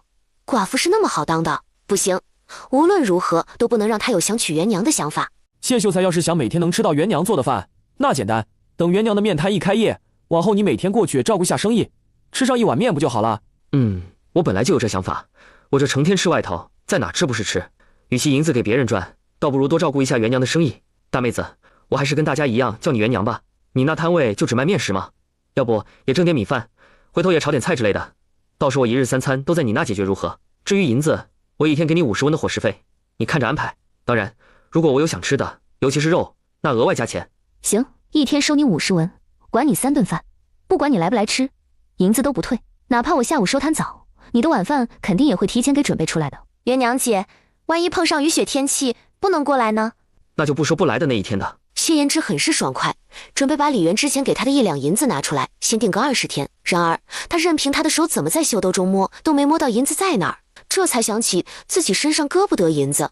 蔡娘，你洗碗吧，我帮谢哥找银子掉哪儿去了。找到了，元娘姐，银子找到了。他自从走霉运后，身上是放不得银子的，通常都会掉，且掉了后是找不回来那种，哪怕是在他自己家。可是今天他的银子居然找回来了。对了，刚才吃饭的时候他吃得急，好像也没噎过，喝米汤时也没呛过。他有多久没吃过一次顺畅的饭了？刚才要不是看见被捡回来的银子，他都没往这方面想。不过或许是他想多了，他其实今天依旧很倒霉的，摔了2次，墨汁还废了他一张故事脉络的纸，还有银子也是丢了的。再看看，今天吃饭之所以会那么顺，也许就是个意外。水云村，东升，你怎么在家？这是你这手上的伤是怎么回事？看了半天也没看见李元的贱人在哪儿，更是看不见他生的那2个丫头片子，真是奇了怪了。他都出门这么多天，走之前还把几个门都锁上了。李元仁呢？到底死了没？娘，你可算是回来了。东升啊，李氏呢？死了没？没死的话，让他赶紧给我杀只鸡熬汤，等我醒来要喝。娘，咱家的银子和地契都是你带走的，对不对？东升，你说什么？娘，你之前去城里的时候带了多少银子？地契都带上了吗？咱家的银子没了，地契也都不见了。刘氏听到这话，二话不说，直接冲回房间。梅花，咱再找找，一定还在的，你别担心，咱们还有钱。他们这次去福光寺，运气好，在那寺庙山脚下碰到一个昏迷倒在路边的姑娘。那姑娘看起来15、16岁，穿着精致，头上戴了不少首饰，身边没一个人，且腰间还挂了个鼓鼓的荷包。那会儿刚好路上没人，老两口不敢拿首饰，怕回头卖了被别人认出来。只是拿了首饰不卖的话，对他们来说也没什么用，即便是偷偷的藏在家里，也有可能会给自己招来祸事。思来想去，老两口都觉得还是拿钱为好，毕竟那荷包鼓鼓的，一看就不少钱。只是他们又怕拿的时候那姑娘醒来，因此恶从胆边生，找了块石头朝她的头用力的砸了一下。在确定人没死还有呼吸后，这才扯了荷包。荷包里有63两银子，其中1张50两的银票，剩下13两是2锭5两的银子和3锭1两的银子。因为拿了人家的钱，他们怕对方的贴身丫头和仆妇找过来，干脆也不去那福光寺了。两人商量过后，直接跑到距离福光寺有2个时辰远的村落，花了100文，以出门远行身体不好为由，在那儿借住了几天。等他们觉得差不多过去了，这才问路去城镇，跟人拼马车一路赶回来。谁知他们拿走了人家60多两，可家里的损失高达130多两。想到这儿，王老头心痛不已。早知道这样，之前就不该出门，可现在后悔已经晚了。钱，对，咱还有银票。东升，家里到底怎么回事？银子和地契谁偷走的？李氏呢？他去哪儿了？家里的东西是不是他偷的？还没等刘东升回答，水云村一直密切关注刘家的刘氏族人纷纷的上门讨债来了。刘氏，你可算回来了，你家欠我的800文，赶紧还来吧。还有我家是2两银子。我家不多，也就500文。我家300文。还有我家借了1两，那可是我准备娶儿媳妇的彩礼。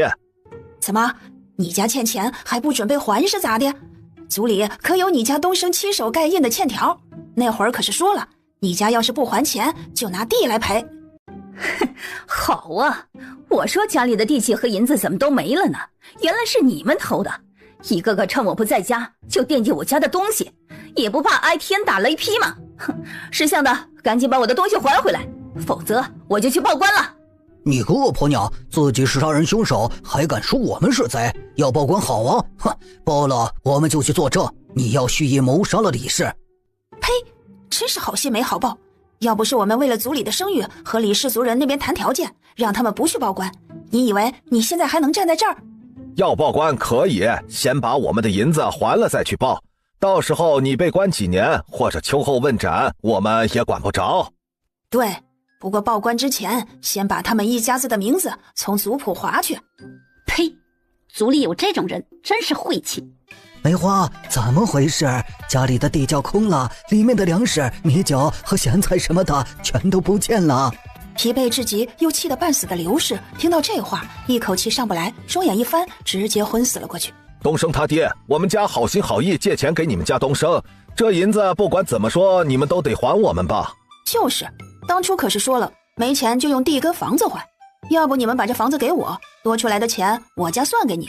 用东升的工作还也行，等东林家小儿子做完到年底，来年工作顶给我们家，那借给你们的钱就不用还了。银子我们家肯定不会赖，你们先来2个人，帮我把东升他娘抬回屋子里，过1刻钟，我让东升给你们钱。爹，咱家还有钱？有，我和你娘出门的时候是带了钱的，加上家里又刚好卖了2头猪，银子完全够。何况家里地契是没了，但是房契还在。这房子当时是刘氏为了讨好他，特意写的他的名，也是由他亲自收着。这次他出门就把认为最重要的东西带在身边，因此也算逃过一劫。只是想到地窖中的粮食和酒，再想想那些银子和地契，王老头依旧是心疼的直滴血。刘氏族人一听有钱，倒也没那么急躁了。爹，这银子是……他想问这钱哪里来的，怎么还有银票，且还是50两。但是很快反应过来，院子里还有许多人，便捏紧了钱袋。20两银子都在这儿，你们拿借条过来，一手借条，一手银子。刘氏不知道，他这一昏睡，钱袋里的银子一下子去了20两。之后家里为了给他请大夫，又去了几十文。因为家里米面什么都没了，水云村的人没有人愿意卖粮食给刘东升，没法子，他只能进城。他想家里地窖空荡荡的，便趁着粮价不高，一咬牙将他娘钱袋里除了50两的银票外，剩下的银子全用来买粮食。临要回去时，又想着将地契买回，因为只有50两，而上等水田1亩8两银子，旱地则是6两银子，哪怕每亩便宜50文。最终他只能先拿回3亩水田4亩旱地，并剩余2两零350文。原本该是6亩水田8亩旱地的，等于还少一半。明明是他家的东西，却要他花钱去买，就算想讨回公道，顾及背后的人都不敢，想想都憋屈得慌。他家现在真的什么都没了，他的工作、家里的银子还有粮食，接下来还得想办法筹钱去买回地。好友说会给他留到来年开春，如果开春过后他还拿不出钱，那只能转卖给别人。突然想起家里还有钱，赵家那儿还有5两聘礼，如果把那银子要回来，加上他手头剩下的2两多，至少能买回1亩旱地。等他娘醒来，让他去找赵家要。等这阵风头过去了，他再进城找找翠柳。他在红香园灵儿姑娘身边待了那么久，身上肯定攒了不少钱，回头管他借一点，到时把地都买回来，再想法子娶她进门。李元并不知道刘家的情况，从谢燕之那拿了一张收银的字条后，就去书肆找郭掌柜要钱。这字条上的银子便是他卖刘家地契所得，原本价值96两的地契，因为每亩便宜了1两零50文，故而到他手中就剩下80两出头。李元心情颇好，也有了逛街的闲情逸致。前些天君子让我这边给你留20斤的棉花，你怎么又买这么多？对了，你二哥家里有事，就先赶牛车回去了。王姑娘说要帮他舅舅找房子，也拿着诉状走了，说是明天下午再过来，到时候请我一起去衙门一趟。没事，他们有事只管先走，我这不是摊位没开，又得了意外之财，想着2个孩子这些年跟着我吃了不少苦，就补偿补偿他们吗？君子让你留的棉花，你只管留，多少我都要。谢哥，你这会儿有空吧？我想和你讨论一下我所知道的火炕构造。对了，君子在外还欠多少银子，你知道吗？我现在手头也方便，想着给还了。虽然他也知道李元手头有钱，李军欠的20多两对他来说不算什么，但是他赞同李军的话，债务这种事就没必要花女人的钱，尤其是他还有2个娃儿要养。李军一个壮劳力又肯干，以前生活除了赚钱还债外也没什么目标，成天浑浑噩噩，总有一种得过且过的感觉。如今有了姐姐和2个外甥女在，肯定和以前不同，兴许已经开始另想法子赚钱了。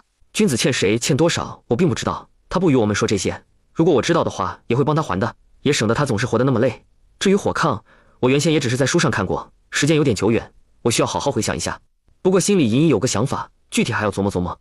谢哥，我先给你画我的想法，你琢磨看看，要是可行，就劳烦你找人帮我和君子的房间都砌个炕，回头等试了没问题，就让泥瓦匠也帮我爷奶他们给砌一个，银子我会付。谢哥，你看这样可以不？元娘，你看这样呢，你画的是挺好，但是屋子里既然烧火，你没画烟道，这烟排不出去可不行。瞧我都傻了，成天做饭，这厨房都要烟囱的，我咋就给忘了？还是谢哥你想的周全，要不是有你，我都想不到，还以为自己画的极好。我还得再琢磨琢磨，万一有地方错了，那可不行。刚好我家房间多，回头我找人在我家试试，没问题后再带人去李家哦。李渊一听他家也要砌炕，就琢磨这样也挺好，不然冬月中旬那场持续好多天的暴雪可不好过。只是这家伙成天在外头吃，那场雪灾饭馆什么估计都不开门，他吃饭怎么办？到时君子应该也回来了，要不让他来家里住？李渊这么想，却什么都没表露。谢哥，时间不早，家里孩子还等着，我先回去了。这2天我不过来，菜娘的事还要拜托你。你带这么多东西不好走，我去替你叫辆牛车，你且在这等一下。这一包是炒栗子，另外这包是闻香阁的云片糕，味道都不错，你带回去给2个娃吃。走，牛车就在巷子口，我送你过去。谢延之回到家里，望着空荡荡的家，猛然又想起今天中午吃过饭后到现在，好像都没发生过什么倒霉的事，他的霉运好像不见了。最后为了验证自己是否会丢钱会摔倒，他还特意往外走。等到书肆故意和郭掌柜要了1两银子之后，将银子放到袖兜中，去往常吃饭的小饭馆。等他到了那儿，这一路没摔倒，也没踢到石子，更是没被人撞过，且银子还在。不过还得继续验证，哪怕不是吃饭点，他还是点了2样往日吃的饭菜和汤。等到他大口大口吃完这些，桌上的碗是好的，没裂，凳子也是好的，没断，且也没被噎着呛着，所以他这是好了，已经开始转运了吗？这一路不管他是走还是跑，又来回几遍都很顺畅，没人能够理解他的心情。他想看看明天是不是还这样，或者接下来都这样。若真的转运了，那就意味着来年他就能参加秋闱。怎么买这么多东西？有钱也不是这样花。元娘，你得为自己和孩子多想想，手头不能太松。奶，我都知道，只是这天越来越冷，我就想着给自己和孩子多做2身衣服。我这有一匹藏青色的布，男女都可以穿。回头我给你和爷做身袄子，除了做衣服的这些，剩下也就是一些糕点和水果什么的。这里有我自己买的，也有谢秀才送的。奶，一会儿你带些回去填嘴。对了，我这肉骨头买的多，晚点我添些萝卜熬汤，你带回去给大伙尝尝。要不，奶，你今晚搁我这吃，我回来的时候还买了吃鸡，晚上咱烧了。王老太听他买东西不忘自己和老头子吃好的，也不忘老宅的人，心里暖暖的。这孩子终于知道什么叫孝顺，也知道什么叫人情往来，是真的懂事了。别以为手里有2个钱就瞎折腾，我和你爷都有衣服穿，哪里用得着你置办？这又是鸡又是肉的日子，不能这么过。元娘，往后可不能再像今天这样了，手头银子得算着来。这俩姐妹都还小，往后用银子的地方多，你切记再大手大脚花钱。你说摆摊能赚钱，奶懂你的意思，可这不是还没摆摊也没赚到钱吗？等你真的赚了钱，你要给奶和你爷置办新衣裳，奶自然是高兴。可现在这样，就算你做好，我们穿了也不安心。那要不我做好后先搁屋里，等回头赚了银子再拿出给你和爷送过去。行行行，你现在主意大，奶说不过你。采薇，你帮娘把地上的糕点拿到厅堂去，之后各分出一半，稍后给你太婆带回去。你和妹妹每人先拿1块桂花糕吃，晚点要吃饭，得留肚子。对了，里面的炒栗子和云片糕是你们谢伯伯给买的，回头你们要是见了他，记得谢谢人家。好，奶，今天二哥帮了我不少忙，我这次买的糕点也多，加上谢哥送的，一共有4样。你和爷还有大伯、三叔以及二哥都来1份也行。不过我和你爷年纪大了，吃不了多少东西，你给几块，我们尝尝味道就好。娘，采薇，你包好这些后，跟妹妹给老宅那边送去。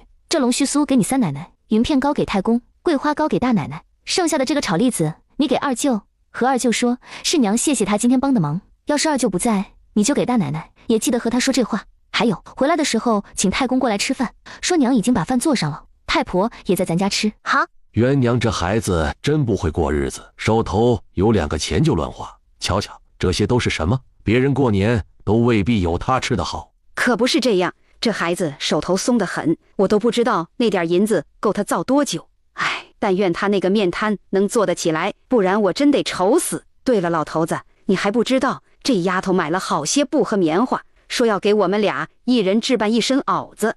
这会儿被我赶出厨房，他怕是已经在那裁布了。这孩子以前没主意，立不起来我们愁，现在太有主意了，我们也愁。元娘姐，你回来了吗？老头子，你看这个灿丫头如何？我想她也到了适婚的年龄，这无父无母，又做事麻利，挺适合君子的。行，只要她能容得下元娘和孩子，又能好好过日子，那让君子娶她，大不了成亲的时候，咱拿棺材本出来，给他们置办地体面一些。对了，老婆子，要不你去喊她进来，剩下的菜让她经手，咱看看做得怎样。成。这边李家气氛和乐融融，水云村中的赵家却是一片低气压。杨大花，你收了我家5两聘礼，说好王灿过几天过门的，现在人呢？你告诉我人呢？既然人不见了，你把银子还有我给你们家送的糕点和布全都还来。杨大花现在还愁王灿说要他还钱，否则就告他的事。之前想好的对策已经没用，没了王茂才出来说田地是他所赠，哪怕地契写的不是他们老两口的名字也无用。买地的钱没法解释，到时候县令肯定会判他还钱的。对他来说，还钱肯定是没有，但是要让他卖地或者用地还，他也不乐意。到底要怎样才能让王灿不追究这事？这会儿面对刘氏上门，哪还有心情搭理他？杨大花，你耳朵聋了？老娘说，你把5两聘礼和糕点还有布还来。我什么时候收过你家银子了？可有收条和见证人？你个歹毒的恶婆娘！要不是你做出蓄意谋杀儿媳妇的事，灿娘能吓得连夜逃走？我去你娘的！老娘的银子你也敢昧下？我看你赵家是不想在水云村里待下去了。识相的，赶紧把银子给我还回来，否则我见一次打一次，还要让你们赵家滚出水云村。呵，真是好大的本事！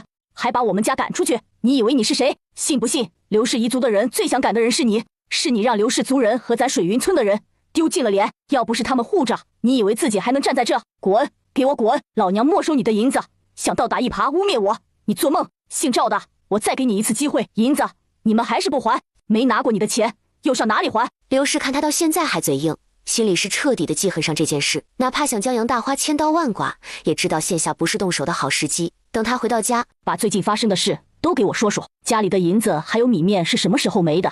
你又是什么时候回家来的？还有乡亲们要钱又是怎么回事？地契和银子被偷，你可有怀疑的人选？是不是李氏做的？刘东升也知道事关重大，将自己所知道的事一五一十说了一遍。你是死人吗？李氏那贱人凭什么和离？她嫁进咱们家的时候什么嫁妆都没有，我们反倒花了那么多的聘礼，凭什么她走的时候要带走2个孩子和那么多银子？翌日，老头子起来，今天跟我去一趟李家坳，咱家现在没什么银子，不管怎么样也得把钱和孩子要回来。他李院还是敢不给，我就吊死在他家门口。元娘姐，我今天还得进城一趟，中午不回来了。早饭已经做好，给你下了碗面条，2个孩子则是蒸了包子，你赶紧吃，省得面条坨了。行，你自己注意些，这2天咱们把琐事处理好，后天直接开业。奶说那天是个好日子。王灿很喜欢李元这种将他当做自家人的态度，不会让他有种寄人篱下的感觉，心头越发的笃定。等李军回来后，问问他对自己是什么看法。他想彻底融入这个家庭，想以新的身份陪伴在李渊和2个孩子身边。昨天他回来后，刚做好饭，二丫不是青纱那小丫头，悄悄地将自己剩下的半块糕点塞给他吃。之后没多久，采薇也拿着半块给他。后来等孩子们睡着之后，他才从李渊那儿知道，原来这2个丫头其实一人也只有1块。就这样，他们俩还各留了1半给他，这叫他怎么舍得不疼他们？上辈子没那个母女情分，他想今生再续，哪怕是以舅娘的身份也好。大姑，刘家恶婆娘来了，太婆和我奶还有三奶都拿着扫把在打她。我娘说这是长辈之间的较量，让你和采薇他们不要出门。淼淼，采薇和莎莎都还没吃饭，锅里热着包子，你也跟他们一起吃点，顺便看着他们。姑去就来。刘氏还欠原主1条命，在他穿来后还差点被饿死，这笔账他怎么都得亲自算。刘氏做梦都没想到，自己来李家坳找李元要钱和要孩子的结果会是这样。他都没看见人，就先被3个疯女人拿着扫把劈头盖脸的打。老头子，你眼瞎了吗？没看见我被打？赶紧过来，把人给我拉开！都给我让开！王老头这会看到自家婆娘被李元踹倒，就冲了上去。怎么，你想动手？你个毒妇，老娘早就受够你了。之前不得空，还没来得及找你算账，你倒好，上门来讨打。行啊，既然来了，那就别回去。老娘要你偿命，想害死我不成？又准备饿死我，看把你能耐的！元娘，差不多就行，别闹出人命。你应该感谢我奶，要不是她替你说话，今天我就打死你。反正我本来就该死了，是我奶他们把我救回来的。打死你，大不了我给你偿命，我贱命一条，死就死了，没关系。不过你要是死了，你的男人往后可就要娶别的女人，你的房子就是别的女人在住，就连你的儿子以后也要喊别的女人娘，还有你的银子、你的地都是别的女人的。刘氏听到李元这番话，心头莫名一缩。要是自己死了，那老头子肯定会再娶一个的，说不定还会赶在100日内完成。他毕竟有房，家里那宅子的地契写的可是他的名字。之前田地的契书被偷，房子可没有，老头子一直都随着带着。东升眼下没了工作，为了继续住在那儿，可不得喊别的女人为娘吗？尤其是今天他被打，老头子都没上前来帮忙。滚，下次别再让我看见你，否则看一次我打一次。不过你要是觉得自己命够大，那只管来。刘氏敢怒不敢言，趴在地上半天起不来身，眼角余光看到不远处的采薇姐妹俩。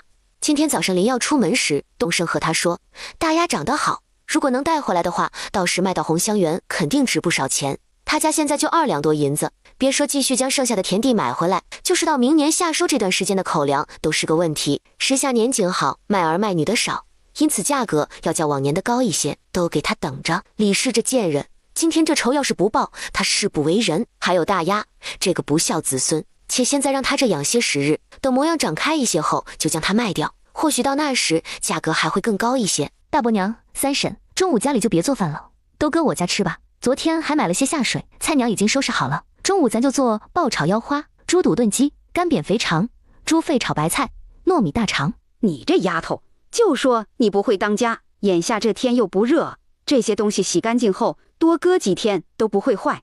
咋的？你是想一顿都吃完？奶，今天是个好日子，咱们该庆祝一下。这些下水虽然多，但胜在价格便宜，说来我还没好好请咱自己家人吃一顿呢。上一回是君子替我请族人吃饭，这一回我想自己请咱们自家人。去你那吃饭可以，但米面和菜我们自己带，你就出那些下水。家里还有几只鸡，我一会儿让你大伯娘抓着过去。说来你这身子还是要补补，趁这2天多吃些好的，等你后天开业，奶带你大伯娘和三婶娘一起过去给你撑场面。好啊，那回头奶你们就先不要吃饭，等着上我摊位吃，也给我添些人气。那必须的，开业就是要吃的人多，才显得东西好吃也热闹。娘，开业的事晚点再说，我现在和弟妹先回去，把米和菜还有鸡什么的都先弄到袁娘那儿。这一上午耽搁了会儿功夫，也不早了。行，中午你和老三家的看着做。袁娘，你身子弱，就搁屋子里休息，等吃饭奶喊你。苗苗娘，铎子既然接了君子的银子，这柴火也紧着点儿。袁娘要开业用柴费，这几天你们有空闲都上山多砍点。柳梅作为大房的长媳，做事也麻利。本来早上她也是要上山去帮忙砍柴的，就是因为刘氏过来闹事给耽搁了，觉得要不是这个恶婆娘过来找打，这会儿她都已经砍上1担柴回来了。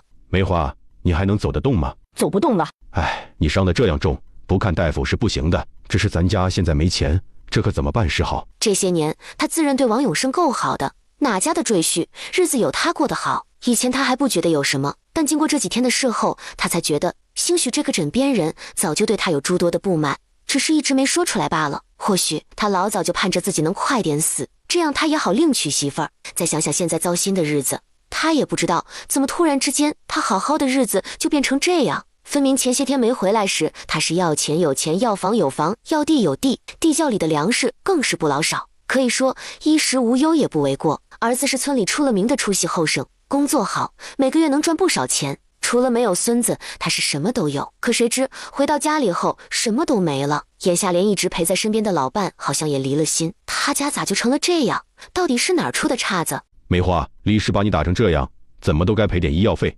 要不我扶你去找他。刘氏丝毫不怀疑，如果自己现在再找过去的话，李元会直接把他打残。之前那贱人眼中的杀意，他看得一清二楚。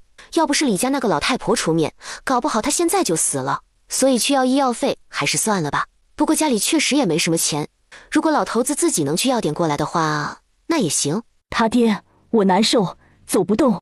没事，我扶你过去。不，你去。行，那你找个地方坐，我去就来。刘氏心情很复杂，一面庆幸他去要钱，一面又见他就这样不管自己，心头又拔凉拔凉的。怎么没打你皮痒？想找打？没有，大伯只是想问问，你们村有没有牛车进城？这不是东升他娘走不动道，我这年纪又大了，也弄不回去，所以就想着先跟着一块儿进城。当然，银子我也不会少。往常你们进城坐牛车，一个人该多少钱，我就给多少。谁是你大伯？别乱叫！我不知道谁家有牛车，你问别人去。过了许久，梅花，这里到底是李氏一族的地盘，是我没本事。走吧，我扶你回去。刘氏心里又气又无奈，可也不能将李元如何，只在心里暗恨自己来的草率。今天他要是多带几个族人过来，或许就不会这样。王灿中午做的饭菜对谢衍之来说和李元的手艺差不多，也正是因为如此，等他小心翼翼吃完饭后，就开始期待起下午的转运。然而当到了要去衙门的时辰，他心头却隐隐有种不妙的感觉。果不其然，等他刚走到门口，转身将门关上时，身上这个月才新置办的长衫却不知何时卡在门缝中。只听呲啦一声，衣服下摆被撕下一块布来。两位稍等片刻，我去换身衣服就来。谢秀才，我们也不是很急，你慢慢来，一定要慢慢来。问题到底出在哪儿？明明他中午吃的饭也是自家厨房做出来的，吃的也是那3道菜。要说不同，兴许就是少了王茂才，多了李元和李瑞这对兄妹俩。且做饭的人是李元，要不他找个时间把那2人都喊来家里试试看。李元的摊子后天就开业，他再等等。不管怎样，他总得找出原因来。他实在太渴望过上普通人的生活了，做梦都想。蔡娘，都解决了，银子要回来了没？没有，谢秀才在，赵家人根本辩不过他。我是赢了，但是赵家人一会儿说没钱还，一会儿又说地契丢了。陈大人的意思，地契可以直接从衙门那边重新办过，又让我看在赵家养了多年的恩情上，不要其他的钱，直接拿从湾村的地契就好。那你的意思呢？当初他们家前后拿了我家不少钱，那些地一共才值56两。照我的意思，除了我娘给的，是一文都不想便宜他们。除了从湾村的7亩地外，他们在水云村也有地，都该赔我才是。可那杨大花在公堂上哭爹喊娘，说我要逼死他，他要撞墙什么的。茂才舅舅看了心烦，就让我拿地后当场和赵家切割，往后杨大花他们不准再拿养恩来说事。你同意了？杨大花都要去撞墙了，我不同意又能怎么办？信不信他要真撞了，不管我多有理，回头都会被骂死。这世上的人多为同情弱者，不管对方怎样，只要他弱就有理。算了，这口气我咽下。不过地我也不会要，我拜托陈大人这边帮我卖掉，我只要银子。现在要那地有什么用？来年开春后，地里又收不上来什么粮食，等灾荒一来，倒是更是一文都不值。与其要地，倒不如拿钱实在。菜娘，咱们说说后天开业的事。我这么想的，既然想做面摊，那早上就直接卖拌面和清汤面，中午和晚上水煮面跟炒面。当然，如果有人想中午晚上也吃什么拌面、清汤面或者油泼面、臊子面什么的，也可以。只是我想加点汤一起卖，就好比萝卜排骨汤或者海带排骨汤、黄豆排骨汤等等，你看成不？可以是可以，只是元娘姐，按你说的这些，咱们做多少合适？是每一种汤都做一些，还是每天只做一种汤？咱要确定每天都要肉，是不是还得去肉摊那边和屠户订？又订多少合适？每天只做一种，明天去县城看看，买个大小适中的坛子。至于要多少肉骨头，等明天咱再合计合计。不过还得找人帮忙，在灶台旁边再搭个小炉子，就烧炭用。咱把装汤的坛子就放上头温热，这往后天越来越冷，大伙儿一早来吃面，喝一口热汤也舒坦。菜娘，咱还得去看看谁家有做的不错的咸菜，这个洗净切碎后直接开水冲了当汤喝，这个倒是不要钱。元娘姐，那咱们的碗筷我都订好了，碗盘买的多，我让人明天直接送到谢哥家。至于筷子，我奶昨天找村里的木匠替我订了66双，人家说明天会送过来。对了，菜娘，咱们晚上收拾收拾，明天一早先把要用的东西送到谢哥那儿，比如咱院子这边的柴火要先弄些过去，该准备的咱们先准备起来，后天一早就开业。这汤当天做肯定要来不及，得提前先炖上。元娘姐，你看这样成不？这汤明天我来做，就搁我舅那做。一事不烦二主，我想直接在谢哥那儿做，做好后搁他那儿比较方便，大不了将银子退给他，等于他的3餐我都包了。再者说，我还想等明天验看旧桌以后，再让他领我去拜访一下那些人。什么人？一个是衙门里的捕头，另一个则是那些地痞的头。咱流云县繁华，街道的治安管辖不外乎是这2种人。衙门收摊位费，那些人收保护费。不管怎样，咱们先把这关系打点好，肯定没错，免得到时候生意好，有人眼红惹事，有他们罩着，谁敢不长眼？元娘姐，是我考虑的浅了。这样，我听你安排，你让我做什么就做什么。行，既然听我的安排，那你先回屋休息。今天奔波一天，也够你累的。我去把中午剩下的饭菜热一热，再炒个2孩子爱吃的木耳鸡蛋，等做好就喊你。灿姨，你回来了。回来了。灿姨已经打败了坏人。灿姨，你来看。王灿这几天都会用稀释过后的灵泉水浇菜地，只是他也忙，没什么时间去观察。种子已经发芽破土而出，那是不是说他的那些水有促进蔬菜粮食生长的作用？如果来年开春后，他在李家人不是将每天的灵泉水都滴入到李家澳村民灌溉的池塘中的话，是不是意味着这里的粮食可以赶在水源彻底断流之前就收割？倒是不管收的多与少，总比颗粒无收来的强。王灿的内心有些火热，他不可能等开春后平白无故的阻止大伙种植，也不可能空口白牙和大家说到时会有旱灾、水灾和瘟疫。他能做的就是在旱灾来后尽量劝说大家往外逃，只是这种事凭借他一个人肯定是起不到什么效果。最好就是李元能相信他，然后李军和李家老宅的人都能信他。李元这会儿还不知道王灿的计划，用异世境空间拿鸡蛋，却突然发觉不对，好家伙，居然升级了。不过这一次能莫名其妙升级，是不是也意味着接下来还有可能继续升级？翌日，秀才公，我家元娘要在城里摆摊，往后还得多麻烦你。来，吃包子，这是灿丫头出门前做的，味道不错。老太太莫要客气，我与君子亲如兄弟，她的姐妹亦是我的姐妹，都是自家人，不必那么外道。谢哥，你让让，免得一会儿你又磕了碰了。你吃饭了吗？这会儿有空不？卖旧桌椅的人什么时候过来送货？对了，我的碗盘送过来了吗？已经吃过了，送旧桌椅的人得到申时出，碗盘也到了，搁在堂屋里，你去看看。对了，你们的柴火不要搁院子里，万一下雨会被淋湿。我家反正不开火，柴房你们只管用。菜娘，你要不要看看？不用，元娘姐，你带奶奶过去瞧瞧。咱做生意，碗盘可不能有缺口。有些人比较介意，会觉得缺口的碗盘晦气，那是给乞丐用的。好，奶，你陪我去检查成不？路上来的时候，不是说要找人在摊位灶前砌个什么炉子，然后又要买坛子，还得去肉摊那边一趟。这个我来检查，你只管去忙。元娘，我与你一道去。元娘，你打算往后每日几时开张？这边城门开关不定时，是根据天气来定。不过现下已是初冬，天亮的晚，开城门时间在卯时中。城里做早时的，一般寅时末就出来了。等到冬月和腊月，开城门的时间会更晚一些，比现在迟2刻钟。谢大哥，我是做全天的生意，不指望一个早时。眼下青纱和采薇都还小，我想尽量多陪他们一些。你可知道，城里人是几时出来用早时的人最多？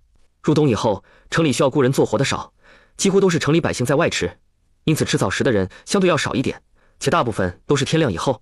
元娘，你既然想多陪孩子，我的建议你卯时1刻出门便可。离家坳不如水云村离城里近，但有牛车的话会快上不少。倘若你们每天收摊回去之前，将第2天要用的东西先在我家备上的话，那么第2天还能再晚1刻钟。我正有此意。谢哥，我和菜娘商量过，准备在摊位上搭配着拌面、炒面、卖肉骨头汤之类的。这个当天早上炖肯定来不及，我琢磨着每天回去之前先在你那炖上，到时让菜娘的舅舅帮忙看火，等差不多将火灭了就行。银子我也会适当的给些。至于谢哥你，答应我，千万不要进厨房。是元娘你亲自炖吗？说来除了那天元娘你做的几道菜外，我还不曾吃过你做的汤。当然那天的米汤不算，之前君子说元娘你做姑娘时手艺不行，我倒是觉得与王姑娘比也差不离。炖汤简单，我和菜娘谁有空谁做都行。元娘，那你明天开业，今晚是不是也得将汤炖上？要不今晚你亲自做，为了庆祝你明天红红火火开业，今儿你买肉的银子我掏了。谢哥，你是不是有什么目的？我能有什么目的？不过是常年孤家寡人，加上不缺银子，就好一口吃的罢了。那行，稍后你多买点肉，我亲自掌勺，到时候保管你吃到撑。不过我手艺也就那样，你可不准嫌难吃。不会，你做的我肯定爱吃。水云村，东升，你进来一下。娘，你怎么起来了？刘氏看他没起身的意思，心里越发不跌劲。他发现，自从他去福光寺后，就越来越倒霉。先是家里的银子地契不翼而飞，紧接着男人和自己离心，现在就连儿子似乎对他也没想象中的孝顺。所以他这到底是招了哪路的杀神？难道是他说要去寺庙摆求福，结果没去的原因？又或者是他拿了不该拿的钱，又不管那姑娘的死活？还是说那姑娘因为他们敲的那么一下，最后死了，他身上搭了一条人命？越想刘氏心里越害怕，他既怕是老天爷觉得他不诚心再惩罚他，又怕当初那个富贵姑娘死了，回头被人查到他身上来。不过眼下最要紧的还是赶紧给他请个大夫，他怕自己再不找大夫就会死。银子什么的哪有命很重要？东升，我难受。娘，我知道你痛，不过也没啥，不就是巴掌打的吗？忍一忍，过几天就好了。不是巴掌，后面是鞋子打的。东升，我痛，请大夫，给我请大夫。爹娘晕倒了，只是家里银子不多，我想把娘抬到赵家去，让杨大花把银子还来。他要是不还，到时候娘若出了事，就要他们家偿命。是该让他们赔钱，现在不赔，往后想要再让他们拿，怕是难了。爹，这话怎么说？王老头就将自己所知道的关于赵家和王粲之间的恩恩怨怨说了一遍，就连县令最后是怎么判决的也都清楚。现在他们只是赔了地，银子还在手头，咱们得把那5两银子要回来。他们要是不还，咱也去告他，大不了到时候厚脸皮去请王粲帮忙作证。我估计以他对赵家的恨，肯定会愿意的。回头赵家要再上一趟衙门，到时咱里长肯定不愿意他们继续在这儿住下去了。爹，等拿到5两银子，咱们再赎回一亩旱地吧。鹏哥那虽说会等咱到来年开春，但我怕若是有人开高价的话，他也会愿意的。到那时，咱家的地真的就变成别人得了，那好歹是我爷爷奶留下的，若是在我这一代没了，那我不就成了败家子？李元回来的时候，这么多肉，得花多少银子？奶，这些都是谢哥要买的。他说晚上咱在这做饭，给他家添点烟火气。只是吃个饭，哪用得着这么多肉？这得有1整头猪。老太太，这些肉确实是我买的，一会儿咱切1两斤，肥瘦相间的做了吃。另外，元娘也说要用几斤做成肉酱，明天开业摊子用。至于肉骨头，她要熬汤，另外的下水她想晚点卤了，明天在摊子上试卖一下看看。剩下的我想拜托她帮我做腊肉腊肠，等做好后会拿出1成算作她的工钱。当然，她现在要的那些肉什么的，也算是她工钱的一部分。她真的没乱花钱，1文都没。元娘，你先休息下，这要做的腊肠腊肉先搁着，等明天你面摊开业后，乃带你伯娘和三婶过来先帮你腌制。秀才公，这大下午的还能买到这么多肉，不知道还有剩的没？奶，城里的肉摊就那么几处，往常卖到中午就空了。今儿也是赶巧，我们是直接去的屠户家，结果看到与他订肉的那户人家毁约，找别人买去了。那屠户家里有个早产的儿子，常年要看病吃药，这一头猪砸在手里，他一个大男人给愁红了眼。谢哥心善，看了不忍，便出钱买了下来。怎么还有这种人？订了又不要，不是耍人玩？这都下午了，让人怎么卖？可不是，那屠户还跟男女500年前是一家，都姓王。人家为了能多赚点钱，走远路出去收猪不说，还比散卖的便宜了他整整100文。结果那人是同时订2家，故意整他的。谢秀才，莫碰，你直接进屋就好，千万不要碰。虽然他知道自己倒霉，但帮忙拎2条肉，其实也还好吧。这天，谢延之没能如愿。他酒量浅，不过喝了浅浅的2个碗底，就醉得不知今夕是何夕。铎子，秀才公手受伤，行动不便，现在又醉成这样，咱稍后回去，任他一人在家也不大好。这样，今晚你留在这儿，淼淼娘那儿我去说。还有，元娘一个锅里刚炖下的萝卜骨头汤，还有一个在锅卤肉，你看着点，等差不多就把火灭了。那奶，你们怎么回去？这会儿天马上就要黑了。我会赶牛车，回去的事你不用操心，你只要晚上警醒点，别让米面和肉被偷就成。好，那奶你们注意一些。今年确实比往年冷，这才入冬，都快赶上往年冬月中了。我之前也察觉到了，就是那天送君子走的时候，还和大伯说了这事。奶，不知道为何，我总觉得天气异常，今年兴许比往年要冷许多。等回去，奶就让家里所有人，不管老幼，全都给我上山砍柴去，今年冬天怕是不好过。元娘姐，我想在城里租个院子，到时候咱把采薇和青纱接到城里吧。菜娘，不是我不想带孩子进城，也不是我不想多陪陪他们，而是刘东升那个畜生，他想把采薇卖到红香园。以前刘家殷实，他尚且有着念头，更何况是现在。听闻刘家前些时日被不知道什么人搬空了，粮食和地契还有银子都没了，我们带着孩子进城，等忙起来哪里顾得过来？她们2个姐妹在院子里，容易被盯上。元娘姐，那咱们不能在忙的时候让2个孩子去谢秀才家吗？之前你也说过，让孩子们几天在谢家，几天在老宅。咱每天起早贪黑，加上天越来越冷，我不想他们也跟着吃风受冻。菜娘，你先容我想想，就算要去谢哥那儿，也得问过人家有没有空闲什么才行。王灿也知道这个道理，但心中不免还是有些遗憾，只是心里对刘东升的恨意又浓了3分。那就不是个人，是人渣，是畜生。不说是畜生，那都是看不起畜生。畜生尚且知道疼爱幼崽，而他简直就是畜生不如。上辈子和爹娘一起害死发妻，卖掉大女儿，之后吃毒时让孩子饿死，最后还和平头一起毒死季氏。还有什么是他做不出来的？也就是他现在没什么能耐，不然肯定收拾他。元娘姐，大伯娘把被褥送来了，说是之前说答应送给你的。还有三婶呢，新袄子也做好了，让你今天穿了出门。三婶说咱摊子开业就该穿新衣裳，红红火火。来试试看合身不？大伯娘和三婶都回去了。刚才他们把东西送过来，说还得收拾下家里，一会儿和我们一起进城。对了，他们让咱早上别做饭，晚点上老宅吃去。行，那一会儿去的时候咱拎点米面过去。采薇和青纱这几天得搁那边吃。又看向王灿睡的木板床，上面只有薄薄的一条被子。菜娘，这床被褥你先用，我们这几天还是盖现在这个，回头和大伯娘说一声，晚几天洗了还她。不用，元娘姐，我不冷，我夜晚都穿得厚实，何况这被子还是你刚给我做的。再厚实也会冷，也就这么2-3天的事。谢哥家明天就让人盘炕，至于棉花，说是再过几天就会到。白天开业后，如果不忙，我抽空去布庄看看。菜娘听话，你先用。王灿低头没说话，心里暖暖的。他上辈子、这辈子所有的温暖，几乎都是李媛母女仨给的。他真的很想和他们成为一家人，尤其是李军，他本身也是个不错的人。李媛没管王灿怎么想，就出门去厨房烧热水。这一次，王灿没背着李媛，而是直接当着他的面走到水缸前，将手指缝中的水往里滴。元娘姐，我先去挑水，一会儿还得浇菜地。虽然他鼓足勇气在李媛面前这么做，也知道他不会害自己，但心底依旧有些不大踏实。他怕李媛会问这是什么情况，等他解释过后，就觉得他脑子有问题，是个怪物，不然怎么会说什么上辈子来这辈子去的，也好端端的手指会流水，且还那么大一滴水。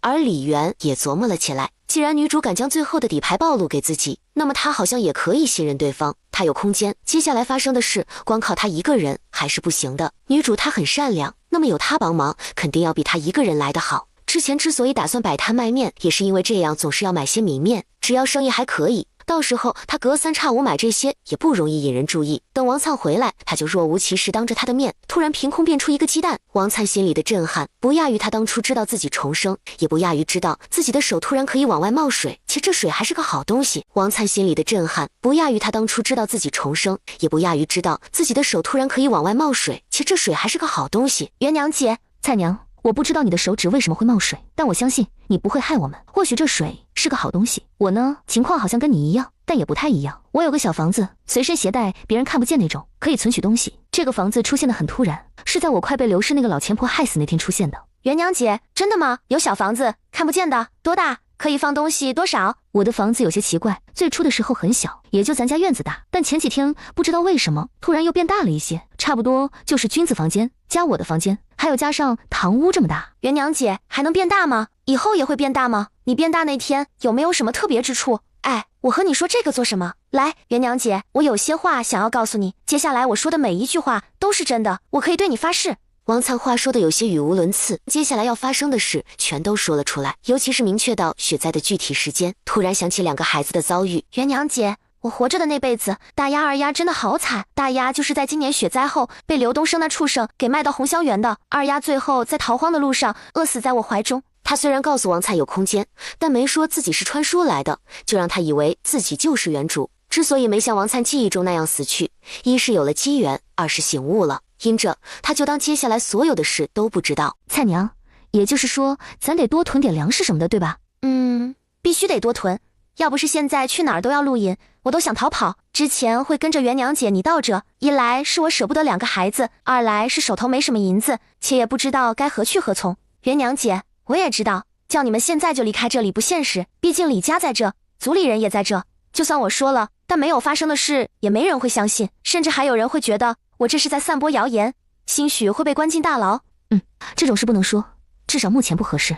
元娘姐，今年冬月16开始下的那场暴雪会死很多人，有冻死，也有被雪压死，当然饿死的也有。我不知道李家傲这边的情况，但我觉得还是得让大伙尽早做准备。这个我们已经和我奶还有大伯都说了，他们应该会注意的。谢秀才和君子哥关系那么好，他成天那么倒霉，要不然等君子哥回来后，让他那段时间过来住。还有，咱现在先赚钱，努力赚钱，赚很多的钱，然后尽量多买粮食，也得多囤点水什么的。对了，你那小房子不知道还会不会变大，如果不能变，咱就得合理利用。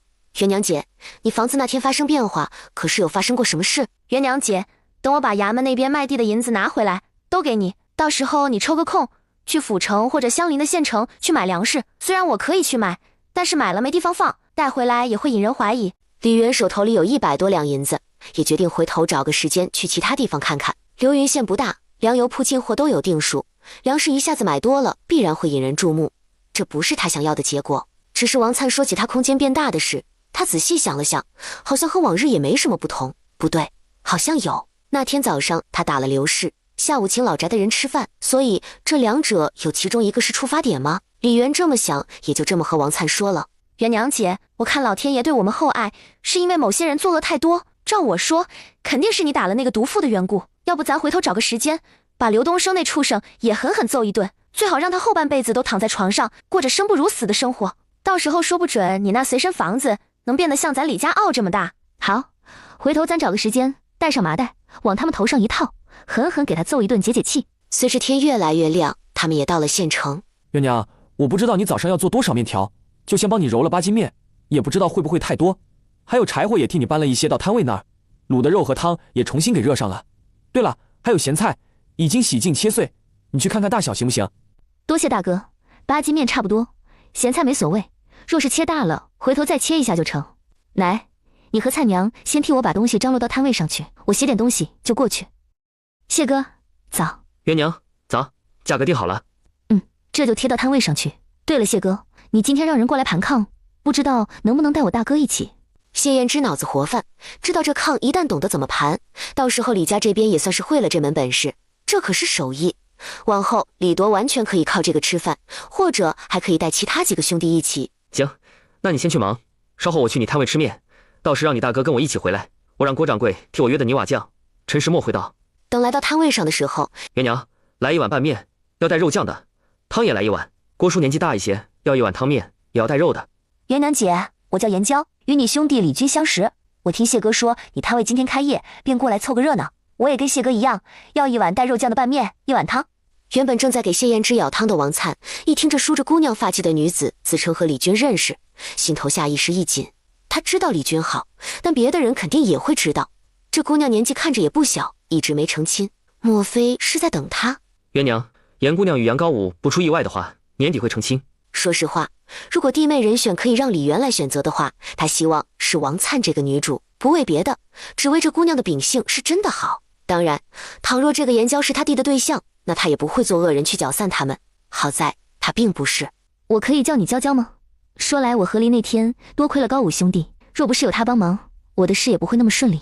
你坐，面很快就好。周围不知何时起围了不少人，见周围的人在看好戏，还小声议论什么。元娘姐，好像谢哥的霉运挺出名的，这些人见谢哥来咱这里吃，准备看好戏呢。小谢，你这是好了？没有人比郭掌柜更清楚谢燕之有多倒霉。去人饭馆吃饭，向来都要多付一笔碗和凳子的钱，去吃的时候还得小心翼翼，不然极有可能下一秒就被噎得翻白眼。平时走路什么就不用说了，便是他身上和家里都不敢放钱，他所有的银子都搁在他这边。可今天瞧着好像不对，他居然敢大口吃面，大口喝汤，坐下来到现在，凳子没断，碗也没裂，实在是怪哉。若说碗没裂，还可以说这是新碗，是好碗，不会轻易受他霉运的影响。但是这些桌椅可都不是崭新的，他居然没事。谢燕之心里美滋滋的点点头。到了现在，他已经完全可以肯定，他转运的关键就在李媛身上。不知道是只要他做的饭，还是别的也可以。心里同时琢磨起往后要怎么赖上他。他有钱还有闲，与他兄弟又是好友，这往后每个月多给点钱，一日三餐靠他解决，应该没问题吧？若是碰上下雨什么的，那他就住到李家去。周围的人见到他直到吃完最后一口都没事后，连带看这个摊位的眼神都变得火热起来。实在是谢燕之的霉运在流云县太出名了，连他这样倒霉的人吃了都没事，那便是说这摊位是自带好运。既然出来吃饭，那不沾点好运就有些说不过去。或许是因为谢燕之这种特殊的广告，加上李媛本身做饭的手艺也可以，以至于他家的面摊生意一直红红火火。王老太忙得够呛，但也没开眼笑。原本他还有些担心没人来吃，万万没想到会这样红火。如果接下来的生意有早上这样一半好，往后他就不用担心元娘养不起2个孩子，即便他不愿意再嫁人，他也不用愁。老大家的，给元娘寻摸人家的事儿往后再说。如果他都能像现在这样，往后便是不再嫁人也成。我瞧他这几天说话做事都麻利不少，就像是换了一个人似的。看来在刘家那边被搓磨的彻底醒悟了。先前我还当他说改了，是做给我们看，毕竟这事刚分家那会儿他也做过，现下看来是真的改了。李媛不清楚他乃他们正在说他的事，这会儿王灿正在和他说自己手中滴水的事。元娘姐，我在院子里种的菜你都瞧见了吗？现在早晚这么冷，我这才种下去几天啊，居然已经发芽破土了。是吗？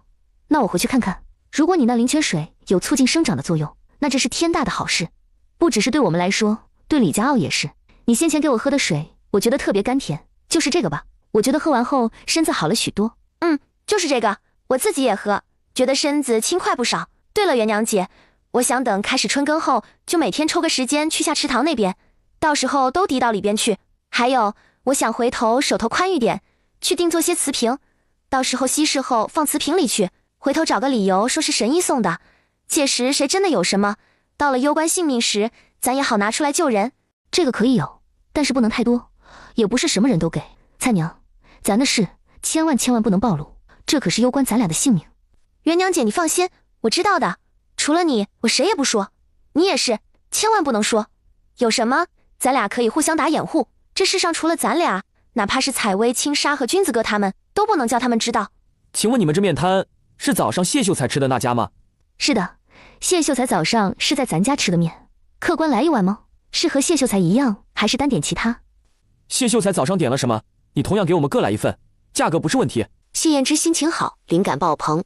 回到家后，让跟着他回来的郭掌柜和李铎一起在家等泥瓦匠过来，自己则是回书房拿笔墨开始写书。原本交了第一本以李军为主角的故事后，他打算过段时间等手好些后再动笔。毕竟以李元为主角的这本，他大纲已经写好，到时若是想写，随时都可以。奈何这会儿他心情好，总想往大纲里添加些什么。郭掌柜虽然年纪大了些，但作为谢燕之的画本迷，得知他要写书后，心中早已急不可耐，恨不得按着他的头让他快快写。尤其是上次他送来的画本与以往不同类型，印刷好的画本卖得极好，第一批印了3000本，前后也不过是1天的功夫，就被各地前来进画本的货商给包揽了，甚至还不够分。那些人为此吵吵嚷嚷，让东家务必多多印刷。紧接着他马上安排人加紧印刷，同时还找人手抄，甚至最后还亲自带着画本去找知名戏班合作。谢燕之哪能知道郭掌柜的心情，他觉得可以加上自己身上发生的际遇。元娘她是天上的仙人，哪怕附体凡人后也自带仙人的光环，她的那些光环凡人肉眼看不见，但是能让身边的人在不知不觉中变得好运起来，同时也可以让本身霉运缠身的人逐渐消除霉运。还有但凡与他为恶的人，气运逐渐也会变得越来越坏。不对，不能把这个添加到里头，不然就会让人觉得元娘有些可怕。毕竟这么一写，就会让人觉得这样人人都得喜欢元娘，不喜欢她的都成坏人，都会变霉，那可不行。元娘又不是银子，怎么可能做到人人都喜欢？那就改成她身边但凡有心怀叵测的人，都会不自知地沾上霉运。就好比她原先的那个婆家，一家子都是坏心眼，听说姓刘的小子还想将采薇给卖到红香园去，那是做亲爹的人能做出来的事吗？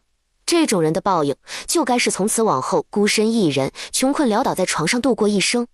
至于那个恶毒的老婆子，她越是在乎什么，就越是失去什么，包括她的赘婿、她的家财、她的儿子。听说她还谋害元娘，那大牢就是她的去处。郭叔，你下午头拿100两给我，挖井的工匠过几天也得安排一下，不然天越来越冷，地冻结后不好挖。行，已经安排妥当了，过3天就到李家坳去。至于银子，索性都还你。你若是不好放家里，那就存钱庄去。存钱庄后，银票更容易丢。但谢燕之心想，有李元在，他就不怕。反正他打定主意，从今天开始就先让李元给他做吃的，除了1日3餐外，最好给他也做些糕点。这样，他夜里睡觉之前随意吃1小块，早上起来赶紧再吃1小块。如此一天12个时辰，他都不用担心自己还会倒霉。谢秀才来了。谢秀才，来，你上这儿来吃。元娘，来1碗炒面，再来1碗汤，面要放肉，鸡蛋多加1个。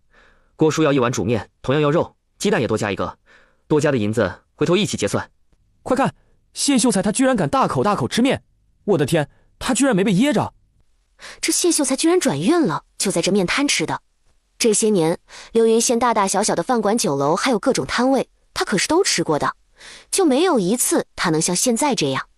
尤其是最近几年，那霉运是简直了，不知道的人还当他是衰神转世。此时有人看他好像转运了，心里琢磨，他要是能好，那自家的姑娘妹子姐姐也不是不能嫁给他。不说别的，就冲他那殷实的家境，谢宅的位置好，面积大，他自己又能赚钱，上头还没有父母管着，这一嫁过去就能当家主做。不过还得观望观望，万一今天只是个意外呢？元娘姐，要不我们晚上不摆摊了，今天先这样。行，先歇歇，一会儿你和奶他们先把这些收回谢哥家去，我去找王屠户拿昨天订的肉和肉骨头。还得再买些鸡蛋回来，我看今儿好多人吃炒面的时候要加蛋。好，回去后还得把汤炖上，肉酱也得做。谢秀才要做的腊肉腊肠也没开始动手，还有的吗？奶，今天准备的不充分，东西不够卖，肉酱还有鸡蛋和汤什么都没了。咱今天先到这，我去找屠户买点东西。老大家的，你先回谢家去把铎子给我喊过来收摊，咱今天就到这儿。娘，那我先走了。奶，你先拿着钱坐一边去，这些莫要动，我来就好。这姑娘当真不错，就不知道她对君子是什么个想法。咱君子也长得不错，就是年岁大了些，家里要啥没啥，怕是人家姑娘不乐意。老二当初娶个十指不沾阳春水的他，拧不过也管不了，但现在君子要娶妻，他还是希望能帮着长长眼，可千万不能再娶个随他娘那样的。就像元娘是李婉柔教出来的，结果用了8年时间，在别人的手里吃尽苦头，才晓得之事，这是代价太大，不是一般人能承受得了，稍一不慎，连命都要搭上去。元娘，我有点事和你商量。谢哥莫碰，这些我可以自己来。你如果是想问晚上的饭，那别担心，等我们把这些东西做好，估计也到饭点了。走之前一定会给你做好。元娘姐，你歇会儿，我来。我估计摊位也就头几天受谢哥的影响比较大，人会多点，等过些天就好了。不过明天开始，奶和大伯娘他们不能过来，光靠我俩的话，肯定忙不过来。那元娘姐，你的意思，咱先雇个人？得手脚麻利的，就帮咱收拾桌子和洗碗。一天咱包早饭和午饭，工钱给7文钱，你看如何？我觉得可以。咱流云县虽然繁华，但穷苦人家也有。我舅之前住的那个巷子，穷苦人多，换纱女辛苦1个月，也不过是赚200-300文，手还常年泡在冷水中，且不包饭。元娘姐，你要是确定的话，我稍后去找我舅，让他给咱找个人，明天一早就能来上工。灿娘，你觉得等过段时间咱手头再宽一些后，买骡子车还是牛车合适？骡子贵一点，跑的速度快；牛便宜一些，但力气大，拉东西多。牛车吧，往后咱要装的东西肯定多。如果和大家一起走，路上走不快的，等安顿下来后，牛还可以耕田。不知道君子现在到哪儿了？往回走了没有？等他回来后问问他。元娘姐，我现在依旧是真的觉得君子哥不错，要不等他回来，你帮我问问他的意思。我觉得咱俩合该就是一家人，采薇和青纱合该就是我的晚辈，不管是后娘也好，舅娘也罢，终归都是占了个娘字。李渊见他说的格外真诚，想到他的官配，又想现在剧情都已经偏了，他干啥还在乎所谓的男主？不过像这种牵线的事，他也不敢打包票，毕竟这涉及的是他弟的意愿，且关乎到两人的后半辈子。帮你问可以，但具体还要看君子自己，毕竟感情的事不能勉强。万一君子没那个意思，那菜娘你……我可能会失落，但也不会如何。毕竟君子哥是真的好，我也真的觉得嫁给他，后半辈子会过得很好。不过如果不喜欢我，那到时候咱俩一结金兰，让采薇和青纱喊我姨，喊姨娘，有个娘字也是娘。行吧，你高兴就好。谢燕知到底没和李渊说自己转运的事，和他有必然的联系。元娘，我想晚上吃包子，可以吗？要肉包子多做一些，晚上可能会肚子饿。往后元娘你每天都在这摆摊，这早晚不着家，孩子总是见不到你也不大好。要不你看这样如何？我这宅子大，空房也多，不若你和王姑娘带着孩子过来住，如此倒也不必早晚赶路，还能多陪孩子。再有一点便是，你若是觉得于明生有爱，还可以让你奶或者哪个兄弟一起住过来。这事我得和我奶他们商量一下。元娘，我轻易不出门，你2个孩子我可以帮你看着，还能教他们识字。对了，我左边第一家的嫂子是绣娘，手艺极好，若是采薇和青纱想学，我可以问问收不收徒。咱这条巷子手艺人多，有会染布的，有做大厨的，还有挑纱纺布。谢哥，我会好好考虑的。这里油烟大，你先出去。晚上想吃肉包子，我晚点给你做。元娘，我瞧你生意不错，要不你晚上先不回去，让你奶和你大哥他们留在这边，这样明天一早也好和面什么。今天让王姑娘他们先回去，明天把孩子一起带过来。对了，到时让你2哥和3弟都过来。今天那炕琢磨的差不多了，明天应该能做好。谢秀才，炕做好后多久能用？是能如元娘姐说的那样，一下子睡4-5个人？还有，你突然提出让我们住在这儿，有什么目的？你也不缺钱，又不用靠收租子度日，我们住这儿对你没有什么好处不是？或许是我贪生怕死，为了自己的小命，看上了元娘的厨艺。这谢秀才该不会把外头的传言当真了吧？他们面摊吃了不倒霉，就叫自带好运。而今天做的人是元娘姐，所以他就把元娘姐当救命符。他这是怕倒霉怕疯了，但凡有点希望就扒着了吧。哪有人做饭就带好运的？他吃过元娘姐做的饭，也没感觉有什么特别之处。谢哥，我不知道你是不是有什么目的。对我来说，住这儿目前确实要比李家傲方便。不知道你这租金怎么算？假如真租，那我只能先租1个半月。还有，孩子们需要你帮我看着，尤其是防着刘家人。另外，君子回来后，他要是不愿意我住这儿的话，我和菜娘还有孩子会搬出去。我这房子任你用，灶房、柴房、东厢西厢你随意用，回头我都会让人盘炕。租金的话，你1个月给我100文即可。不过你让我教2个孩子，那另外得给50文，1个月一共150文可行？老太太，我看元娘摊位的生意挺好的，接下来天越来越冷，他们这样早晚赶路也不妥，孩子在家没娘陪着也不成。我琢磨着，我这已经开始盘炕，回头他们搬过来这边住，这样于他、于孩子还有生意都好。你们若是不放心，家里可以跟个长辈过来帮衬，当然他也可以另外租地方，但我觉得没我这好，且也没这安全。您觉得呢？若非君子是我兄弟，我答应过他要照看着点他姐，否则也不用操这个心。这谢秀才的话听起来有道理，但是咋就觉得这么怪怪的？王老太活了60多年，哪能看不出这里头有谢燕之的小心思在？你找个地方，咱俩谈谈。老太太，说实话，我想让元娘住我这儿是有私心的。我这些年是怎么过来的，县城里的人都知道，相信你也知道，早上和中午去元娘面摊吃饭的人多是怎么回事。我这些年一直莫名其妙走背运，且越来越倒霉。我本以为此生或许就这样，可万万没想到也会有过上普通人日子的一天。所以真的是面摊，不对，是元娘的原因。我不知道是元娘本人还是她做饭的原因。前2天我曾吃过她做的饭，那天下午便没再发生过任何倒霉的事。我以为自己转运，谁知第2天起来后又变回了原样。当初我觉得或许是因为自家做饭或是那几道菜的原因，就找了借口让王姑娘也在我这做了同样的几道菜，结果很失望。老太太，我真的没有要故意坏元娘声誉的意思，只是想她现在这样早晚赶路不便，每天也必须早起，还有2个孩子一直没有娘陪着也不成。若是住在这儿，我可以教他们识字，到了饭点领他们去摊位那边。不管怎样，他们母女相处的时间也要比现在多。这常年没有母亲陪伴的孩子，心思可能会比较敏感，如此对他们往后的人生会有很大的影响。特别是元娘还和离过，当然元娘可以租到别的地方，但她终归是妇人，按照现在摊位的火爆程度，容易被人盯上。到时候若是有人起了歹心，她一个妇道人家又该如何应付？何况2个孩子留在李家，我跟娘分开肯定不成。若是搁城里，元娘一忙起来，孩子又该怎么办？眼下虽然年景好，但拍花子也不是没有。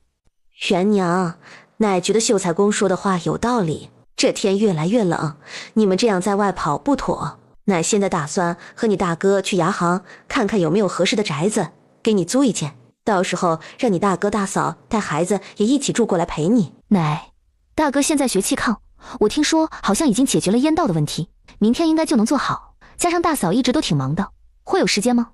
等大哥学会了，肯定要凭借这手艺出去赚钱。你大哥学会后要出去，那也是白天。你大嫂现在田里也没活，忙的也不过是家里的琐事，让你2嫂和3弟妹做就行。至于你这边剩余的柴火，回头让你大伯继续砍。淼淼年纪要大一些，让他带你那2丫头。你大嫂做事麻利，让她来帮你。你要是怕孩子们在家不安全，回头奶让你族3爷家的大黑过来看门。奶，那大堂嫂过来帮忙的话，工钱怎么算？其他2个嫂子不会有意见吗？这工钱的事好说，都是自家人，也不过是搭把手的事，工钱不用另算。等到年底，元娘你扯点布，给淼淼做身新衣裳就好。至于其他2人，哪来的意见？奶，这是有情况。你2嫂这几天瞧着身子不大爽利，兴许怀上了，但月份还浅，等过些天再看看。至于你3弟妹，她现在一门心思想要趁着农闲下来后怀上，所以也不可能来这儿。奶，既然是这情况，那大嫂更不好来我这儿。万一其他2个嫂子都怀上了，头3个月还得多注意一些。你看这样成不？你帮我把族3爷家的大黑借来，和他老人家说，我一定会养好大黑的。等我哪天空了回去，就买酒买肉孝敬他。奶，淼淼今年10岁，我家青纱和采薇年纪还略小一些。你看这样可以不？我和菜娘白天要出摊，不放心她俩独自在家，你让淼淼跟着住到城里来，等到年底我也给置办身新衣裳。当然，如果庆伟要来也可以，这样几个兄弟姐妹在一起，真有什么事还能互相照应。既然决定要租，趁这会儿时间还算早，我和铎子走一趟。对了，元娘，你对房子有什么要求？怎么也得有2间空房，1间灶房，宅子里最好有水井。对了，奶，房子不能太破，我怕回头万一下雪给垮了。至于另钱，你看着谈。奶这有，奶给你租。奶刚才好像有些奇怪。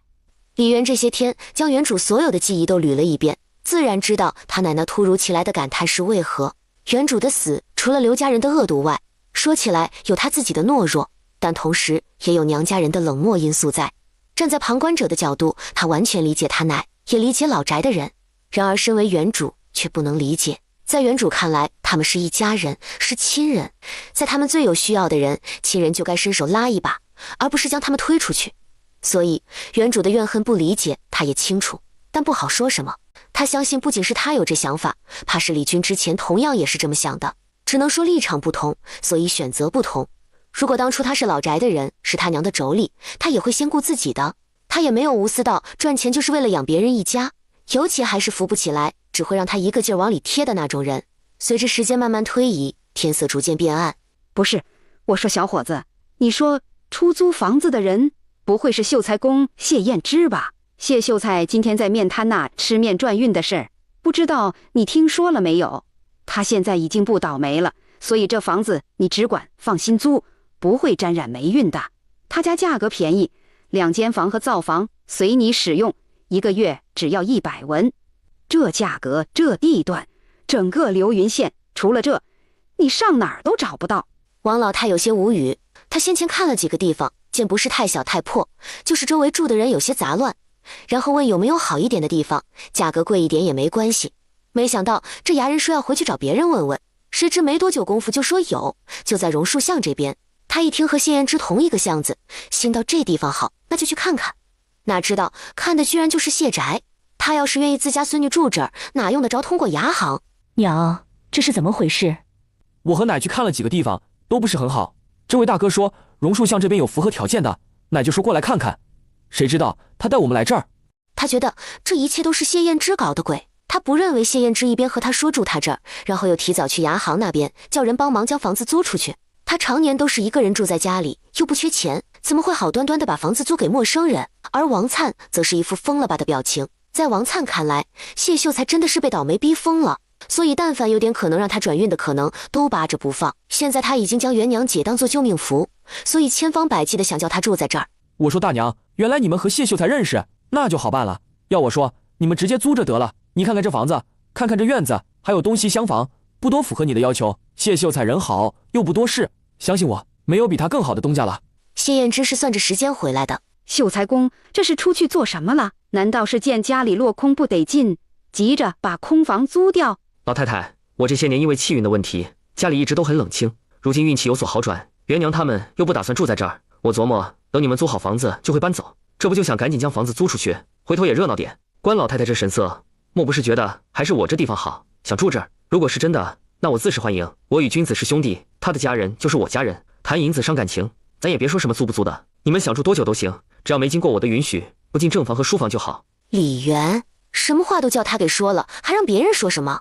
说不住这，再另外找房子的话，他相信自己可能短时间内找不到满意的房子。这家伙，他之前怎么就没看出来一肚子坏水呢？还有，他让自己住在这儿，到底图什么？袁娘，借一步说话。奶，谢秀才这是什么意思？我怎么有些不太明白？还能什么意思？不就是看上袁娘的手艺，想让袁娘住在这儿？哼，袁娘虽是和离妇，但她若是坏了袁娘的声誉，我就让她娶了袁娘。来，谢燕之可是秀才。秀才怎么了？还不是到25都娶不到媳妇。奶，谢秀才家境殷实，又有功名，还会赚钱。他要是愿意娶媳妇的话，我相信还是有姑娘愿意嫁他的。咱袁娘可是2个孩子的娘，还和离过。和离怎么了？和离就见不得人，就不能嫁好对象？咱袁娘长得好看，也会赚钱，你看看她这面摊儿生意多红火。再说她也是秀才的女儿，识字不说，以前还和她娘学过绣花，哪差了？比谁差了？说吧，到底有什么目的？袁娘，你有没有发觉，但凡你亲手做的饭，我吃了后都没发生什么不好的事，像走路啊、吃饭之类的，也没噎着呛着。李元压根没想这些，现在听他一说，他忍不住想起初次见面的情景。那时候他连出个门都要小心翼翼，比大家闺秀踩碎布还夸张。所以今天摊位上的那些流言是真的。这么想着，他认真地打量眼前的人，见他除了右下巴有点发青外，脸上其他部位的淤青几乎消失殆尽。他长得不错，五官很立体，应了那8个字：面如冠玉，唇红齿白。也不知道是不是因为常年都没怎么晒太阳的原因，又或是老天特意弥补的。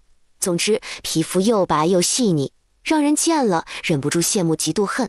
和他站在一起，显得他又黑又瘦，分明他长得也不错。可能原主以前总是干活的原因，皮肤即便养了些回来，却也没那么白，甚至还有些粗糙。哪有女人比男人还黑还糙的道理？要是能换一换就好了。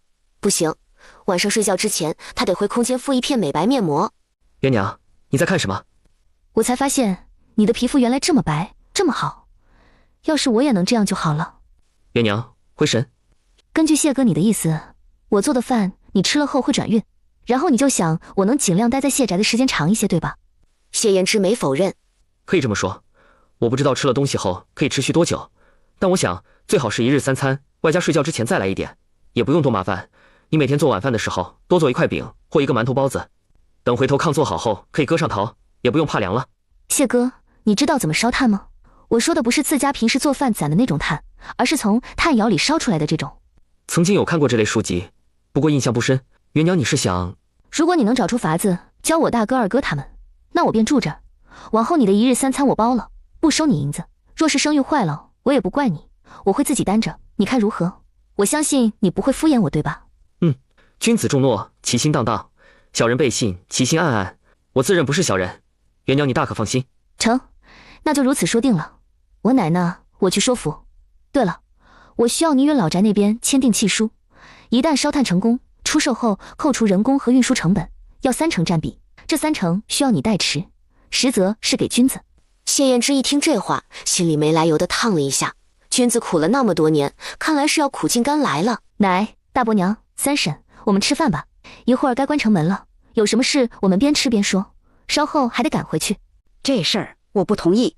元娘，我们早已分家，既然多年来都不曾往来，也没帮过你和君子什么，那现下没道理你拿自己的声誉换赚钱的方子。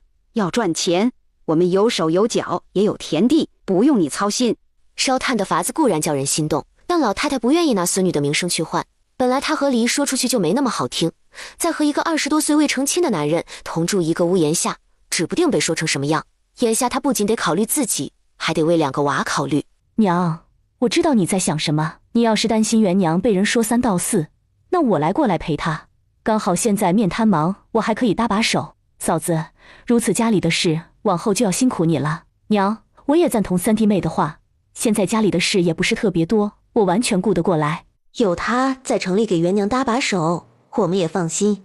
加上如果真的烧出炭卖了钱，那我们也会分元娘2成银子的，不白占她便宜。李苑听到他大伯娘说分他2成，再想到回头谢燕之那会儿替君子代持3成，也没说话。他知道他奶最终会同意的，一是他身边有三婶陪着，名声这块的顾虑要少一些；二是老宅那边也要攒钱。他3堂弟李征和侄儿李庆伟还在读书，读书人最是费钱。老宅还想能再供一个有功名的人出来，不说免粮免役，便是真的犯了法，在革除功名之前也不可以用刑。我知道你们的小心思，但这也是因为元娘自己同意。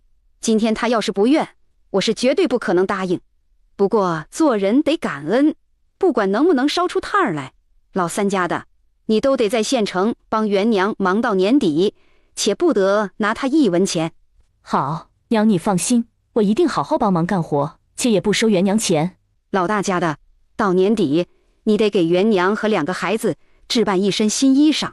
君子没回来前，他们家你时不时得帮忙打扫一下。灿丫头种的菜也得看着点，如果烧出炭来卖了钱，得赶在年前，咱先替君子将剩余的债还了。好，今天我和老大家的在这儿陪元娘。铎子，你赶车带灿丫头和你三婶回去，明天喊瑞子和征子先过来学盘炕。老三家的，你收拾收拾，明天一早跟过来。灿丫头，元娘家里的东西你看着帮忙收拾一下，明天起就住这儿。等王灿回到李家坳，采薇和青纱还未睡。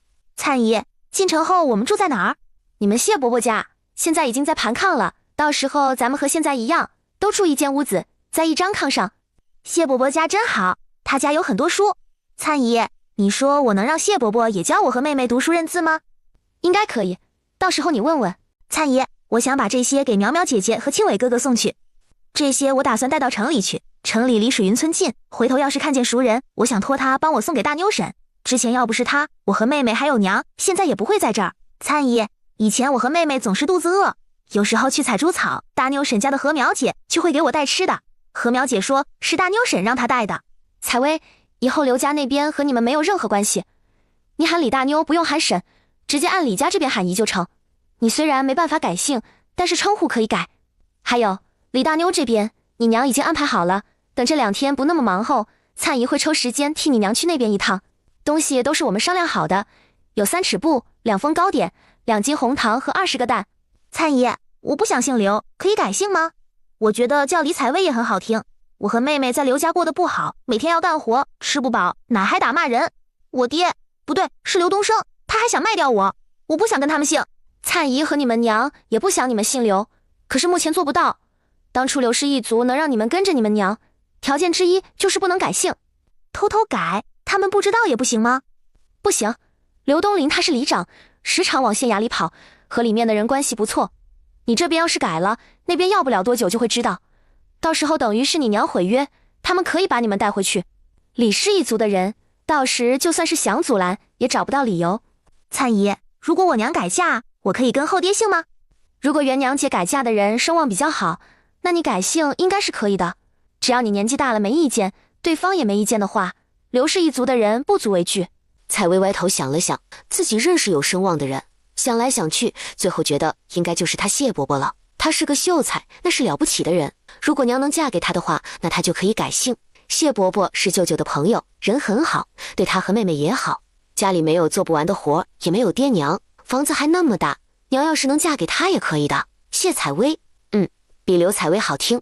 回头他看看，问问娘能不能嫁给谢伯伯。不过娘是个女子，好像不好开口说这事儿，那他还是偷偷问谢伯伯好了。第二天，元娘，灿丫头这是去做什么？难道是相看人家？不是，是我这摊子有点忙不过来，我让灿娘给我找个手脚麻利的人过来做活。元娘，你觉得灿丫头怎么样？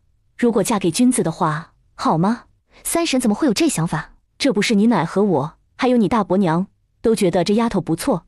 她现在年纪刚好可以嫁人，君子又迟迟没成亲，或许是之前缘分没到，眼下这两人，我觉得挺好的。你认为呢？我们认为如何不重要，重要的是当事人觉得怎样。蔡娘人是不错，不管是品性还是做事都很好，但是君子向来有主见，咱们想为他做什么之前，最好先问过他才行。要是两人互通心意，那该多好。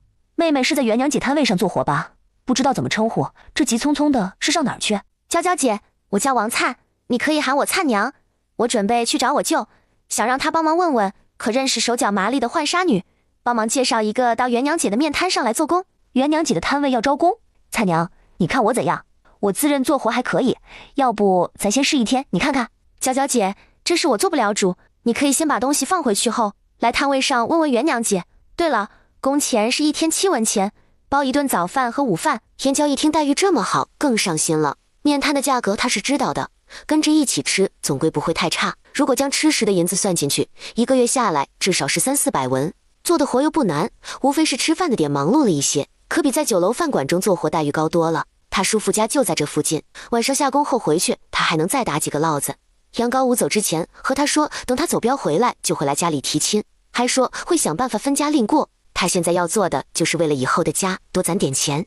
元娘姐，我在路上碰到岩娇了，他知道咱摊位要招人，就说想来试试。我将工钱和待遇跟他说了，他晚点会过来。岩娇是赶在中午饭点之前过来的，他来后没多大会儿功夫，摊位就热闹了起来。不得不说，谢燕之的影响力，他简直就是自己摊位的活招牌。等到热热闹闹一天过去，李渊也对岩娇今天的干活态度很是满意，当即拍板就用他。元娘，你过来一下。蔡娘，你先将饭焖上，其他的咱们晚上再弄。元娘，我这边得到消息，刘家的地已经被赎回了3亩水田，5亩旱地，其中3亩水田，4亩旱地是前些时日买的。据说刘东升当场拿出了1张50两的银票。这么快就借到钱了？就他所知，刘云县想要借印子钱的话，基本上是管赌场借，那边只给银两，不可能给银票。而红香园里的姑娘身在风尘，见多了来来往往的各色男人，心眼多，不会轻易给别人那么多钱。所以最大的可能性就是刘氏两口子从外面带回来的。就他们那种人，怎么可能出门一趟就能赚到那么多钱？所以大概率是这笔钱来路不明。谢哥，你这边能帮我找人查一下那银票的来历吗？银票上面都有票号，是哪出的，持有人是谁，或者哪户人家，这个能查出来不？我得知消息的时候，已经让人去查了。月娘你放心，如果这银子来路不当，那回头我帮你将他们送去吃牢饭。看向谢燕之，顿时觉得他今天格外顺眼，好像还又帅了一点。如果刘氏和王老头做了什么犯法的事，那他就可以趁机提出给孩子改姓。到那时，刘氏一族哪还好意思拿当初的文书说事？谢燕之被李渊看得有些不自在，想到今天采薇问他有没有觉得他娘好看，他都不敢在这待下去。万一待的时间久了，回头采薇又问是不是喜欢他娘，到时候他该怎么回答？李渊没管谢燕之略显凌乱的步伐，昨天加今天，在不刨出成本的情况下，居然高达8两多。要知道，他一碗素面才卖5文钱。明天开始，他会趁着空闲的时候去多买些米面，然后趁机放些到空间里去，回头再找个机会去把刘东升和王老头揍一顿，看看会不会继续升级。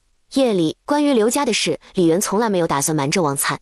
元娘姐，以我对刘氏两口子恶毒程度的了解，这银票绝对是来路不明，两人心又狠又毒，怎么可能出一趟门，前后都没多少天的功夫就能赚到50两？他们要真有这难耐，早都搬到府城去了，哪还会在水云村里待着？说不好这银票是伤天害理得来的。谢哥说已经让人去查银票了，也不知道好不好查，又需要多久时间。菜娘，你明天抽空替我走一趟大妞姐家，然后帮着打听一下看看那段时间刘梅花到底去了哪儿。我和林那天组里有人去找他们，但是最后只有刘东升被杨高武带回来，说明这两口子不在咱流云县。好，元娘姐，如果确定这银票来路不正，那咱直接找苦主来告他们，等他们一被抓，咱马上借机把采薇和青纱的姓给改掉。到时就让两个孩子跟我姓，李采薇、李青纱，不错，很好听。如果我要是能嫁给君子哥，这就等于是我夫家的姓，也就是我家的娃。这丫头对当两个孩子的娘真的是特别的执着。元娘姐，昨天采薇问我能不能改姓，她不想姓刘，她和我说了些在刘家的事，还说李大妞对她的好。原本她还把你之前买的糕点分了一半出来，说要回头托人送回水云村给李大妞，说是感谢她对你们母女仨的帮衬。元娘，灿丫头拿着银子，这是准备去哪？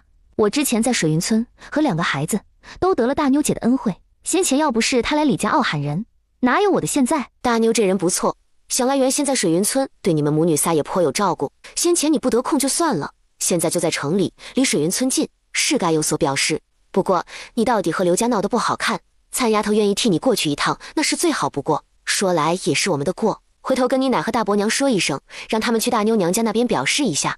元娘，我们前面那么多年不管你们，一方面是拉不下脸，另一方面也是气狠了，慎和你说对不起，希望你不要恨我们。李渊清楚，原主成亲之前拿了刘家8两银子这事，最初的时候老宅的人并不知道，等知道的时候已经快要成亲了。老太太虽然心寒他的不知事，但也来过一次，那次是老太太大晚上自己来的，问定亲为什么不和他们这些长辈商量，怎么可以擅自做主。结果原主因为恨老宅人的冷血无情，直接冲老太太说，既然打着分家的名义把他们一家子赶出来，那现在端什么长辈的架子？她爱嫁谁就嫁谁，至少刘家殷实，刘家在他们最需要的时候给了8两聘礼，而老宅给了什么？老太太当时什么都没说，直接走了，直到她成亲都没出现过。作为占了身体的李媛，知道这段记忆的时候，有些恨铁不成钢。奶奶来问，明显是关心她，而她居然将人往外推。说到底还是年纪太小，想得不够全面。三婶，咱们不说那些，以前的事都过去了，谁是谁非已经不重要。王灿在买好东西后，是从流云县走路去的水云村。等路过人多的村中晒谷场，见正在晒太阳的众人纷纷看着自己，他就笑着朝他们打招呼：“灿丫头，你这是回来看你姨？”“不是，我是替元娘姐回来看大妞姐的。元娘姐说，多谢大妞姐这么多年来对他们母女仨人的照顾，眼下她摆摊做生意忙，没时间过来，所以就喊我跑一趟。”“灿娘，我听说你离开赵家后就一直跟在李氏身边，怎地？你这是不打算嫁给刘东升，想嫁李氏的弟弟？”“我什么时候打算嫁刘东升了？那是杨大花定的婚事，和我有什么关系？当初元娘姐那样的时候，我就说过绝对不会嫁刘家人。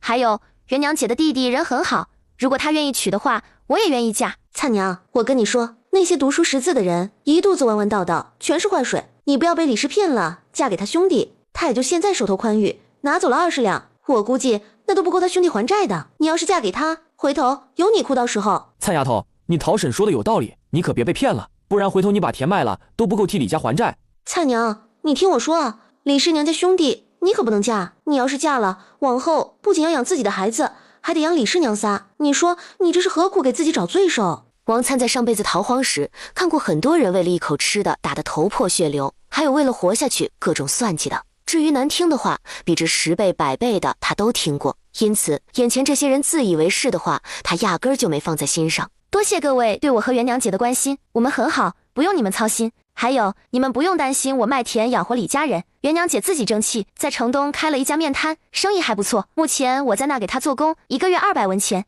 城东新开业的面摊，不会是那个倒霉秀才吃了转运的那家吧？听说生意特别好，吃面都要排队。对，就是那家。其实早上我也去排队了，但人太多，我不耐烦等就离开了。听说很多人在那吃后运气都变得很好。蔡娘，在你们摊位吃了面，真的能沾上好运？不会是骗人的吧？是不是那么回事？你去吃一次不就知道了？我们的面摊才开业几天，你去打听打听，大伙儿是怎么评价的。好了，我还得去大妞姐家，日后有时间再聊。大妞姐，这些东西都是元娘姐让我带给你的，还让我帮她跟你说一句谢谢。还有元娘姐让我跟你说，今年冬天的天气有些异常，她找秀才和懂得看天气的老农问过，说兴许会下暴雪，或许是接连下好几天。元娘姐说让你多囤些柴和炭，还有粮食。好，我会放在心上的。今年确实比往年都冷，或许会像你说的那样。大妞姐，李铎、李瑞和李征三兄弟和谢秀才这边的工匠学了怎么盘炕，你家要是有条件的话，也可以盘一个。听说那炕是个好东西，屋里砌个大的，上头可以睡好多个人都不会冷。这样真要有雪灾，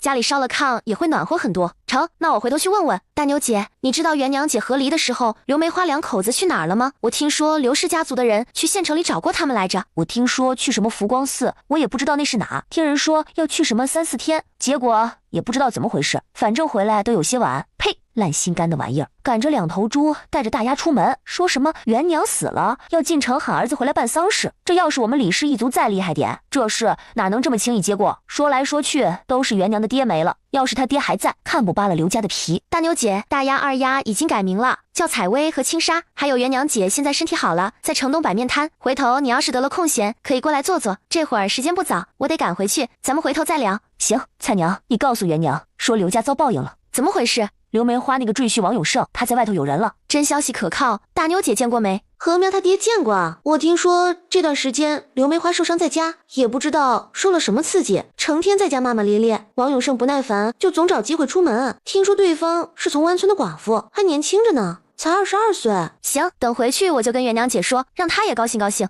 菜娘，饿了没？我包了点馄饨，要不给你煮一碗？好。元娘，给我也来一碗。行，谢哥，你要来几个？也不用太多，10个就成。好，你先忙，一会儿我给你端过来。不用，我帮你烧火，刚好洗眼睛。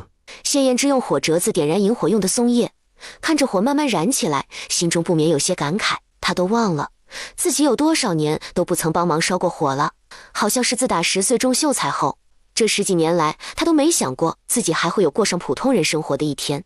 以往要是敢像现在这样坐在这儿的话，不出午息肯定要出事，不是莫名其妙炸锅，就是不知道为什么突然着火。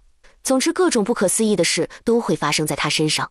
幸好在他25岁就要坚持不下去这一年，上天有好生之德，给了他一个机会，也幸好他抓住了，终于又可以过上平凡的生活。谁能想得到他的命会连在一个和离妇身上？若是先前他没和离，又不幸离世，或许要不了多久他也会因崩溃而亡。谢哥，你看什么呢？我在想你先前问我福光寺在哪的事，我这边好像有些眉目了，但又不确定，等我明天找人问问，确认了再与你说。麻烦谢哥你了。你是君子的姐姐，我是他兄弟，说起来都是一家人。元娘你不用这么外道，还有多久能好？我有些饿了。你稍等，马上就好。元娘姐已经问清楚了，从湾村的寡妇符合22岁年纪的只有一个，叫冯青莲。听说以前做过大户人家的丫头，后来不知道怎么着就被人打得满身是血送了回来。她回来后，娘家人为了不花钱给她请大夫看病，就把她匆匆嫁人了。因为到底是大户人家出来的，长得有几分姿色，又刚好有人家要冲喜，所以她就嫁了。正所谓知己知彼，百战百胜。你就知道冯青莲嫁的夫家是什么样的人吗？可有要好的姐妹，只要清楚冯青莲是怎么回事，就能让她进城来。她一进城，回头找人不经意透个口风给王永胜，说冯青莲娘家人给她看了护城里的人家，现在正相看。王永胜但凡对她上心一点，就必定会来。到时候想办法让他们留在城里住上一晚，那咱们就有下手的机会。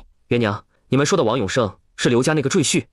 要收拾人这事你直接说，我来找人，不用你们亲自动手。不用，我就是以前在刘家过得憋屈，心里不痛快，想亲自动手打一顿。谢哥，你要真有心帮忙，那不妨帮我找人查查那个冯青莲的底子，最好能查到他在哪个府做事，当初为什么被人打得半死丢回来的。一个算不得多重要的老头子，费那个劲做什么？你做这事的最终目的是让他进城，然后亲自揍一顿，对吧？这事包在我身上。另外，我觉得你最该揍的人应当是那个姓刘的，不若我也将他弄过来，到时候你揍上一顿，可以吗？可以，你什么时候方便，我尽量配合你。随时都可以，不过最好是晚上，我们这边可以配合你。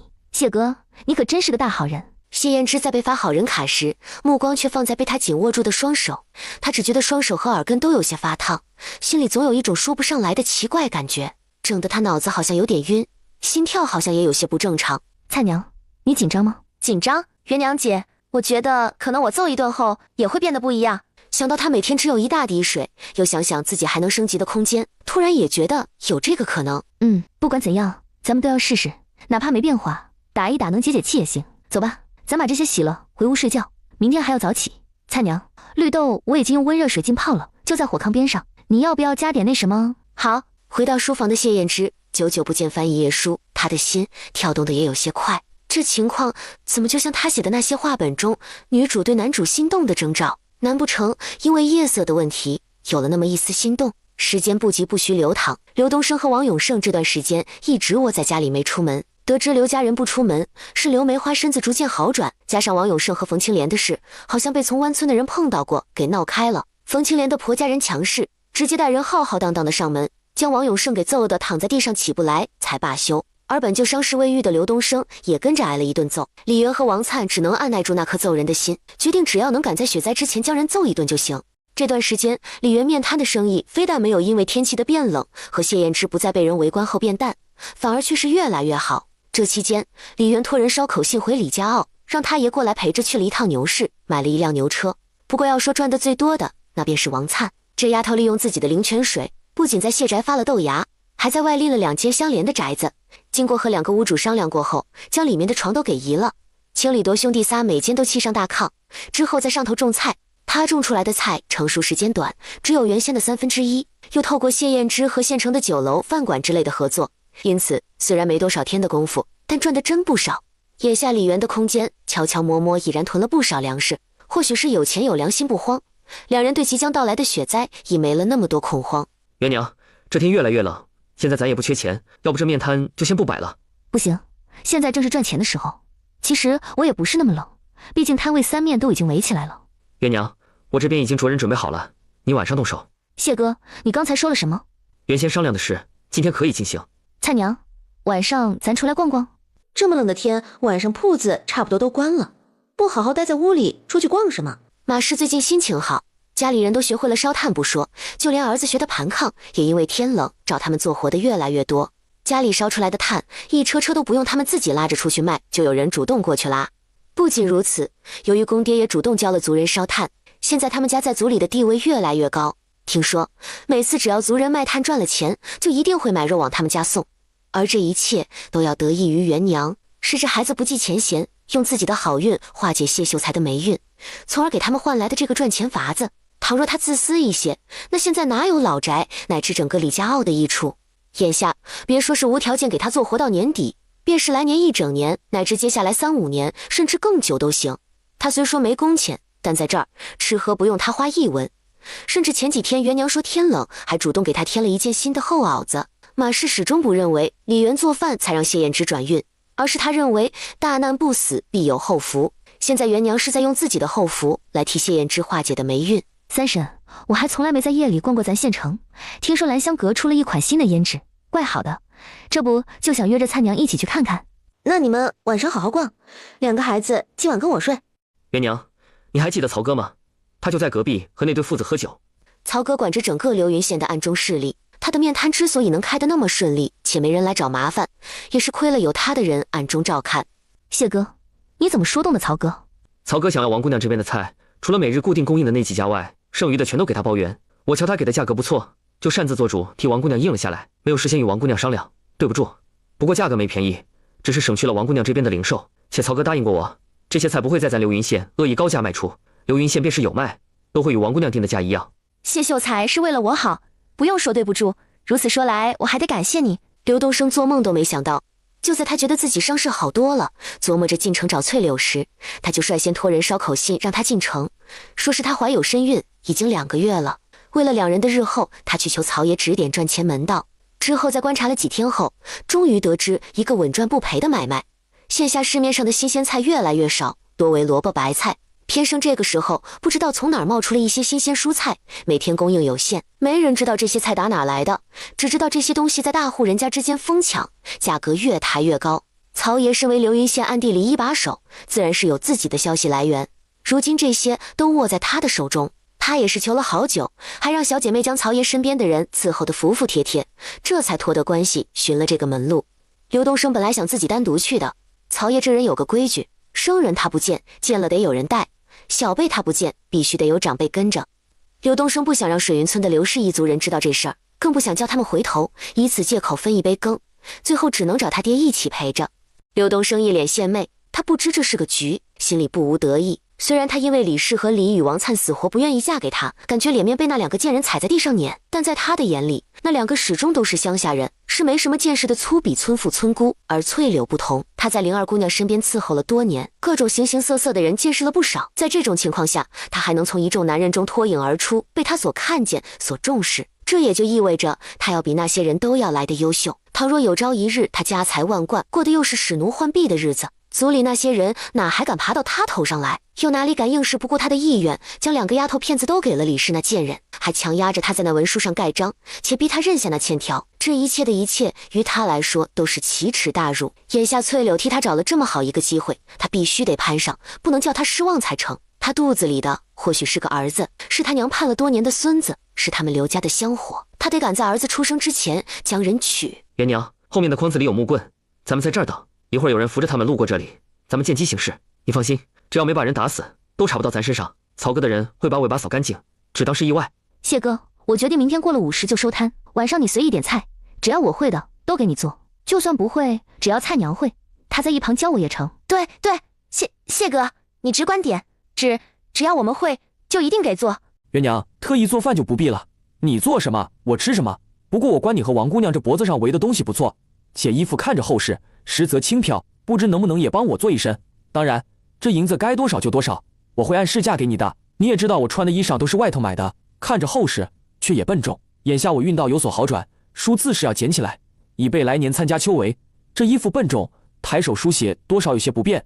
行，不过只能做一身。他空间里只有2床2米乘以2米3，重达6斤的羽绒被，其中1床已经被他霍霍了。因为采薇和青纱在这冬日不怎么出门，他做衣裳时就往里加了些棉花，故而被拆掉的那床还剩下一些羽绒，但也仅够做一身。好，那就多谢元娘了，做好准备。李渊和王灿眼尖的认出来者是刘家父子俩，紧接着特别有默契，一人拖住一个，将他们往巷子里拉。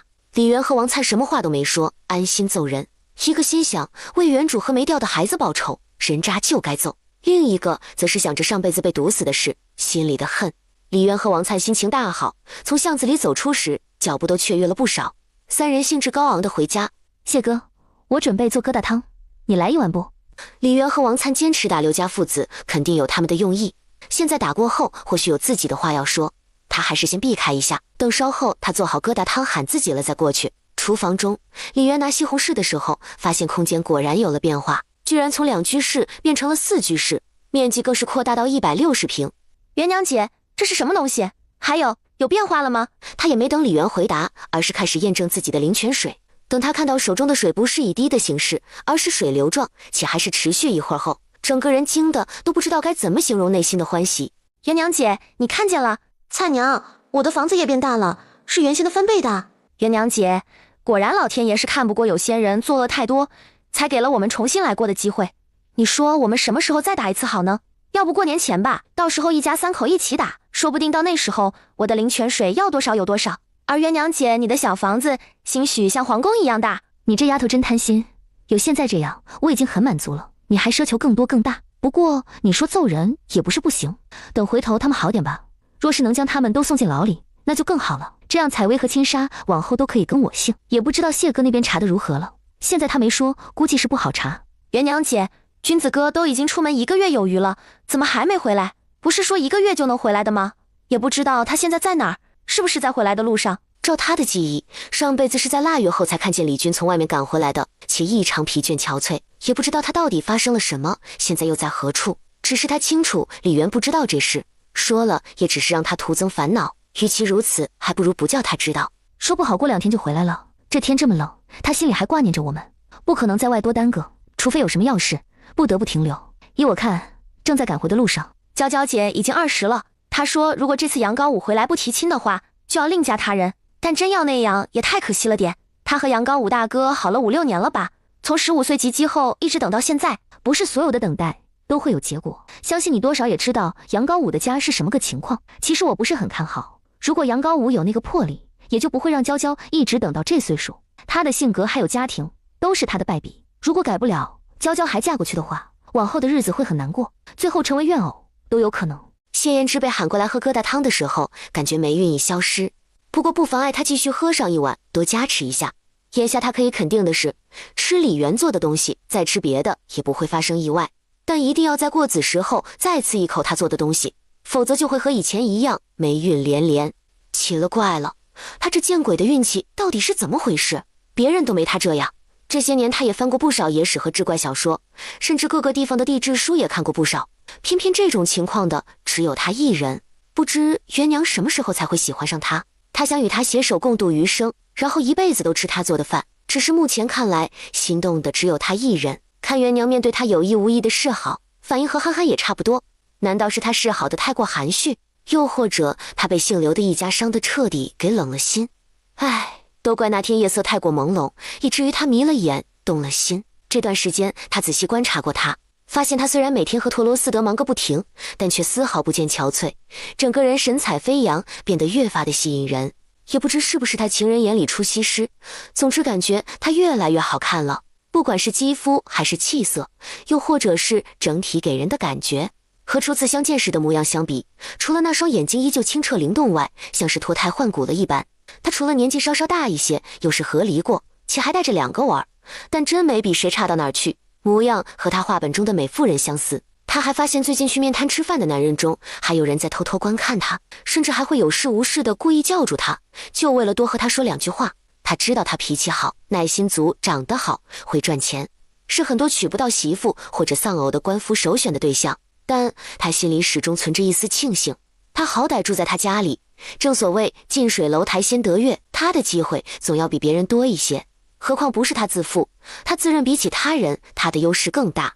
不说功名，不说家财，单说他上面没有长辈，中间没有什么兄弟妯娌这一点，就不知道比多少人强。更甭说他每年画本所带来的利润以及书画都有不少。他不仅在流云县有宅子，便是在府城也有一个2进院。之前一直都是郭掌柜在管着他的钱，在他的授意下，郭掌柜还帮忙在府城附近买了些田地。有时候他还会接点小活，比如帮忙写些自传和墓志铭之类的，润笔费也是相当可观。最重要的一点，他还没成过亲，且一辈子都会忠诚于他。不说别的，就为了自己的小命，他也不会生出什么花花心思。这辈子不管荣华富贵，亦或是日后的高官厚禄，他只会守着他一人。元娘姐，这是咋了？莫不是你那小房子变大后还有别的什么好处？元娘姐，我发现我的灵泉水变得好甜，像是加了蜜一样，只是闻起来又没气味。你先闻闻，再尝尝。菜娘，我的小房子变大了，回头不稀释的灵泉水，你多留一些放我这儿。还有，注意一下，看看自己现在的变化。你是每天都能像今天一样，一下子放出那么多灵泉水，还是隔几天才有？另外就是我这小房子变大后多了个用途，里面有水，可以洗衣服，且还不用自己手拧。回头我洗衣服的时候，你帮我遮掩一下，别叫人发现。好，我一定会帮你遮掩的。对了，元娘姐，你那房子里的水是想用多少就有多少吗？能供得起咱们整个李家哦，或者流云县不？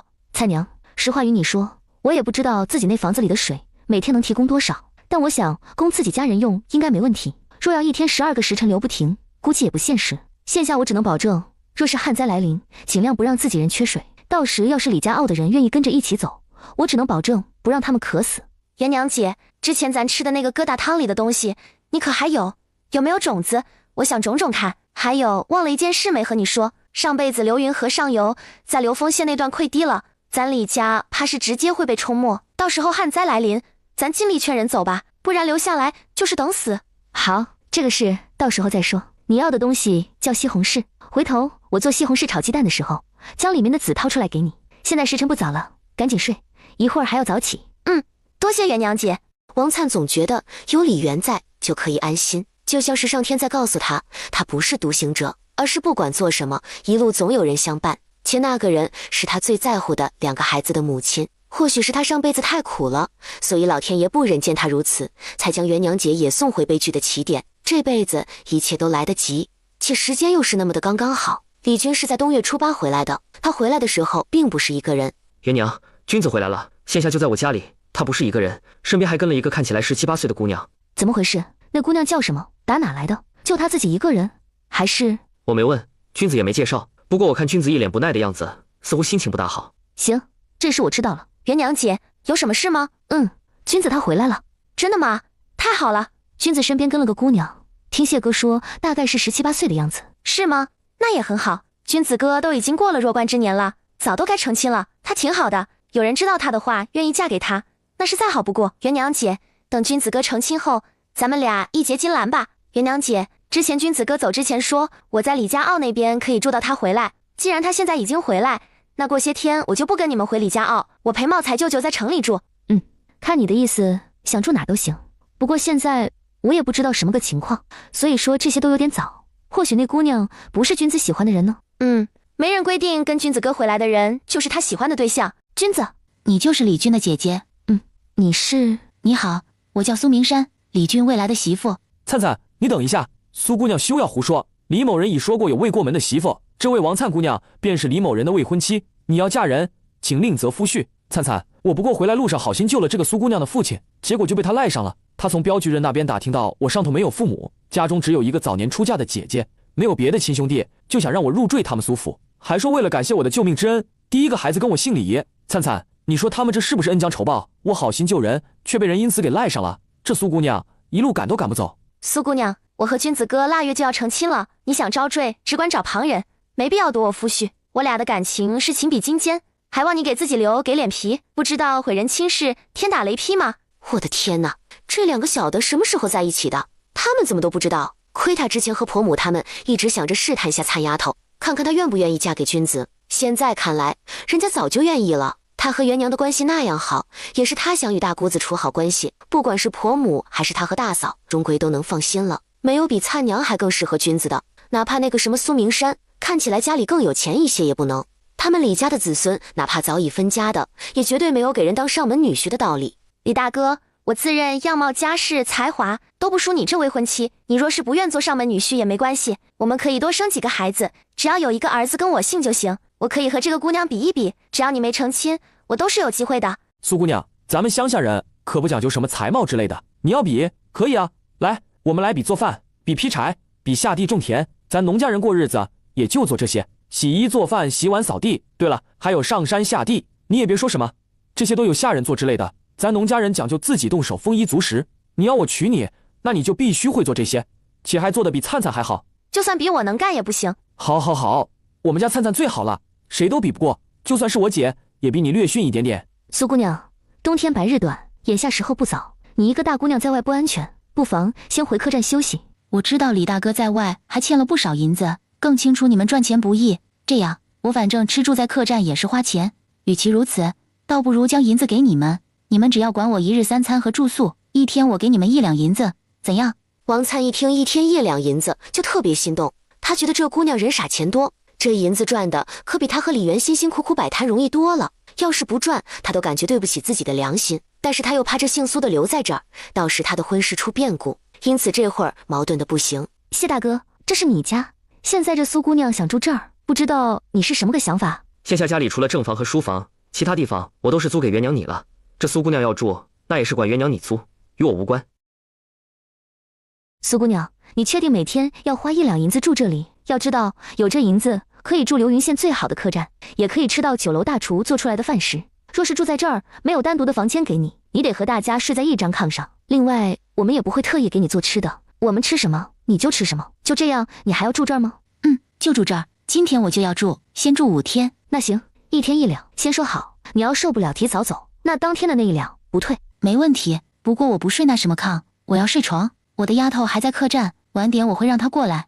还有一点，只要我还住在这儿，你们就得保证厨房里时刻都有热水。你要热水没问题，只是你确定要睡床？算了，你随我进来看过后再做决定。三婶，明天咱们不摆摊，晚饭你帮忙做一下，谢哥的菜我晚点单独给他做。现在我带苏姑娘看看房间，另外君子和菜娘还得重新正式的走一遍3媒6拼，麻烦你明天回去和奶他们商量一下，看看该怎么做，咱得拿出个详细的章程。银子要是不够，回头我再补上。好，这种事本该是长辈来做，元娘你放心，明天一早婶儿就先回去。谢秀才，借用你的书房一下，可以吗？行。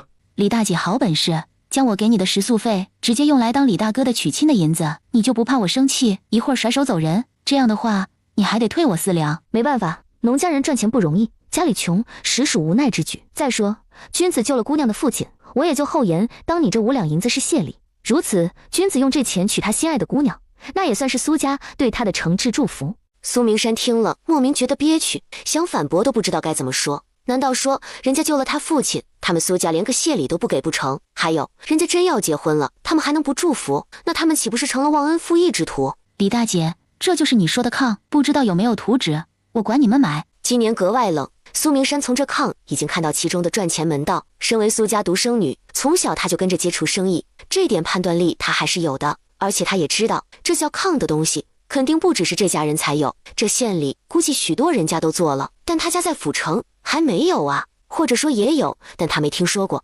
由此可见，这炕还没推广开来。现在他可以快速拿到图纸，然后让人快马加鞭送回去，之后凭家里的人脉关系将之快速铺开来，就可以趁着今年这个异常冷的冬天狠赚一笔。买是可以买，不知道姑娘能给多少价格？我只能出5两银子。我相信这县城已经有不少人家都做了这个炕，有点手艺的人，只要细细研究一下，应该都知道怎么做。我这外行人看了都觉得挺简单的。火炕的关键点在烟道，目前这火炕县里确实有，但最初是我们这边开始的，图纸也是我们这边提供。除了我娘家几个堂兄弟外，其他的几个工匠与我们签了合约，他们可以做，但不允许教别人，否则得吃牢饭。苏姑娘要是不信，只管去打听。这图纸我也不多要你钱，一口价20两。李元也想将这个推广开，不为了别的，就为了接下来这场雪灾寒潮。贵了，我只要找户做了这个炕的人家，愿意出2两银子给他，到时候扒了他们家的炕，就知道怎么回事。10两，多了我不要。不行，20两最低。现在时间就是金钱，你在这人生地不熟，就算花钱能做到这些，但总要耽搁上2、3天。你要有空闲找人在那研究，早都拿图纸不知道多少炕了。苏姑娘需明白，今年格外冷，只要这炕的好处一被人知道，多的是上门找你们做的人。苏姑娘，实话与你说，我要这20两，并不是为了我自己，我也不是真的要银子，我要的是粮食和御寒的衣物，不管是新旧的都行。今年格外冷，我怕回头会下雪，到时候还不是一般大那种。我们流云县是相对不繁华，但也不是没有穷人，更不是家家户户都能砌得起炕。万一遭了灾，我想将这粮食和衣物都捐出来给受灾的人用。于家境殷实的他来说，20两压根不算什么。赚钱虽然不容易，但若是与老百姓有益，他便愿意去做，不为别的，就当是行善积德。李大姐，不，李姐姐，你是大善之人，莫怪李大哥也心地善良。若非他见我爹发病晕倒在地帮一把，现在我爹指不定就没了。这20两，我答应你便是。除此之外，我会额外给30两。你不要银子，要粮食和衣物，我明天一早就着人回府城准备。你看这样可行？苏妹妹心善，如果到时候真的不幸发生灾害，我替流云县的老百姓感谢你。当然，真的遭灾了，我便会将这些东西全部捐出，同时告诉百姓这些东西有多少是出自何人之手。李姐姐，我看30两还是少了些，加上你的，那也不过是50两。流云县虽然小，但人口也是按万来算，真要遭了灾，那点东西也不过是杯水车薪。这样50两是打底，我这边马上就着人去准备，到时候能准备多少算多少。不过不知道李姐姐这边可有期限？不知道15之前可赶得及。其实也不一定非得是在府城准备，流云县也有不少大户人家，那些人家每年换下的冬衣和被褥，孤衣铺应该有不少。另外粮油铺里粮食应该也有一些，咱可以先买下来，到时候由他们自行去进货就成，也省了咱们来回跑，还得搭上人和车。所谓的孤衣铺其实是当铺的一种，是旧时富裕的人家有穿剩下的或嫌过时了的衣服，都送到专门收售旧衣物的店铺，由他们再转手卖给那些生活困难买不起新衣服的人，从中得利。这种店铺就是孤衣铺。苏明山哪里知道李元心中怎么想的，好在他此行出门就是冲着将李军招赘上门的主意来的，因此带了不少银子。原本他是打算拿些银子出来帮他还债，之后再拿些给他爷爷奶叔伯和族人，算是替他断了和李家的所有关系。哪曾想现在人家不愿意，且要不了多久还要娶妻，那现下他这些银子算是花不出去了。不过好在李元这边又让他发现一个赚钱的买卖，同时还能花点银子提高一下他们苏家的名声，如此这一趟也不算是白跑，总归有些收获。招上门女婿嘛，这个不愿意他可以换一个。他苏明山长得漂亮，家里又有钱，还怕会找不到？李姐姐说的有道理。这样我现在出门一趟，晚饭你给我留着点，等我回来会先带一部分东西过来。李姐姐，你趁这个时间也将图纸准备给我，可行？行，那就这么说定。娘，青纱今天开心吗？开心。娘，好看不？好看，是舅舅买的。姐姐有，娘有。娘，舅舅回来给我和妹妹买了头花，还有红绳。舅舅还给娘买了根银簪，说是以前亏欠娘的，给补上。李渊听到这话愣了一下，原主出嫁的时候什么嫁妆都没有，仅有一根铜簪。李军那时候也没办法，姐姐出嫁时她才12岁，家里有病，母又欠债，姐姐坚持要将聘礼还债，因此对于嫁妆她是有心无力。这次姐弟俩和好，她出门走镖可能赚了钱，就想弥补姐姐。李渊知道原主放心不下弟弟，在刘家多年后明白自己亏欠他，所以他会替原主补上这份遗憾。估计他和灿娘真的要在腊月成亲了。作为长姐，他会替他张罗好一切。女主既然已经偏离了剧情，嫁不了高门大户中的男主，那该有的东西他也会替弟弟准备好。不过如此的话，怕是接下来的生意就做不了。也罢，横竖不过是7、8天的时间，就当提前休息。谢大哥，方才苏姑娘管我买火炕的图纸，我以20两的价格答应卖给她。她听说我不要银子，要粮食和御寒的衣物，想万一因为天气异常而流云县遭灾，到时候捐出去，她便答应了，还答应在这20两的基础上，至少再添30两的东西。所以这图纸，你看是你画还是我来？元娘，我最近构思了一本画本，写了个故事梗概，并头2回已经完成，不知元娘你可有兴致观看一二？李渊不知道他怎么好端端的扯到画本，但他知道他不是无的放矢的人，他肯定是有什么话要说，但又不大方便，所以想用画本来暗示什么。如果方便的话，谢大哥的佳作，我自是要拜读一番。那就劳烦元娘替我做饭，这图纸我来画便成。书房中，君子哥，你别说自己还欠债，然后委屈我之类的话。我只问你，你讨厌我不？不讨厌，你挺好的。那你觉得我这个人如何？如果给人当媳妇的话，不错，你善良又能干。我姐和2个外甥女这段时间多亏了有你。既然你不讨厌我，也觉得我给人当媳妇挺好的，那我嫁给你不好吗？我觉得君子哥你挺好的，元娘姐和2个孩子也好。如果我们成亲的话，家里关系应该会很和睦。君子哥你也不用担心有人会和元娘姐他们关系不好。李军见她一个大姑娘如此说，哪怕知道她对自己不是什么喜欢之类的，心中依旧有些动容，想说什么，但又不知道该怎么说。他就怕到时候人家姑娘会后悔。君子哥，刚才你可是当着众人的面说我是你未过门的媳妇儿，你牵了我的手还不只是1次，眼下已经这情况，你要是不负责不娶我的话，那我还有什么脸面活在这世上？我知道你不喜欢我，但不是也不讨厌吗？我其实也一样，只是对君子哥你有好感，谈不上多喜欢，毕竟我俩相处的时间太短了，等成亲后应该会好很多。君子哥你觉得呢？李军觉得人家姑娘把话都说到这份上了，他要是再扭捏，那就不是个男人。王姑娘，不，灿娘你挺好的，要是能娶到你，是我这辈子最大的福气。只是我一无所有，娶你那便是委屈你。不委屈，只要我不觉得委屈，那便不委屈。君子哥，一无所有不可怕，可怕的是有好手好脚却好吃懒做，不愿意赚钱养家。更可怕的是娶了媳妇却不把媳妇当一回事。我相信君子哥你不是那种人，我会与你共同为咱们家努力的。而我也相信你娶了我就一定会好好待我的，对不？从10岁分家后开始，他就一直渴盼着有个人能帮忙分担一点，能与他共同为这个家做努力。不管这个人是谁，爷奶叔伯也好，他姐他娘也罢，可他也清楚爷奶叔伯的可能性不大，毕竟已经分家，就是没分家，人家也不可能一直无条件的帮他。他们帮是情分，不帮是本分，能帮他的只能是他娘，是他姐。可是没有人帮，从10岁开始，他就要扛起一个家。没人知道他有多累，在外看尽人脸色，回来还要面对哭哭啼啼的娘和姐姐。他曾一度都想过自己一个人离开，不管家里，但那是他娘，是他姐，是这世上与他最亲近的人，所以再苦再累，他都咬牙撑着。好不容易盼到姐姐懂事，不再哭哭啼啼，知道帮忙做家务，他觉得自己可以放心家里，专心在外赚钱时，毅然积极的姐姐不顾他的反对，毅然决然收了刘家聘金，把自己嫁了。没人清楚姐姐嫁人头也不回的那一刻，她觉得自己被全世界所抛弃。如今能从一个认识没多久的姑娘那儿听到她曾梦寐以求能听到的话，她的心也不是铁做的，又怎么可能无动于衷？灿灿，只要你愿意嫁给我，以后也不会后悔，那我会一辈子待你好的。我可以用自己的性命起誓，我李军一辈子都会待王灿好，不管贫穷富贵，绝对不会有二心。如有违背誓言，必遭天打雷劈，不得好死。他相信老天爷存在，因为他自己的重生和元娘姐能继续活下去都是特例。李军能够用自己的命来发誓，那便是老天爷在给他们做见证。没有什么比这更能叫他安心。上辈子他所嫁非人，受尽苦难，最后还被毒死。如今有人能将他捧在心尖上，这便足矣。刘东升，他连李军的一根手指都比不上。李军他是有责任感的人，幼时都能撑起一个家，成为家里的顶梁柱，现如今更能。君子哥，我相信你。还有，你往后叫我灿灿就好，我喜欢听这称呼。灿灿，给你。君子哥，这是你本来准备买给元娘姐的？不是，我姐的是银簪，是我补给她的嫁妆。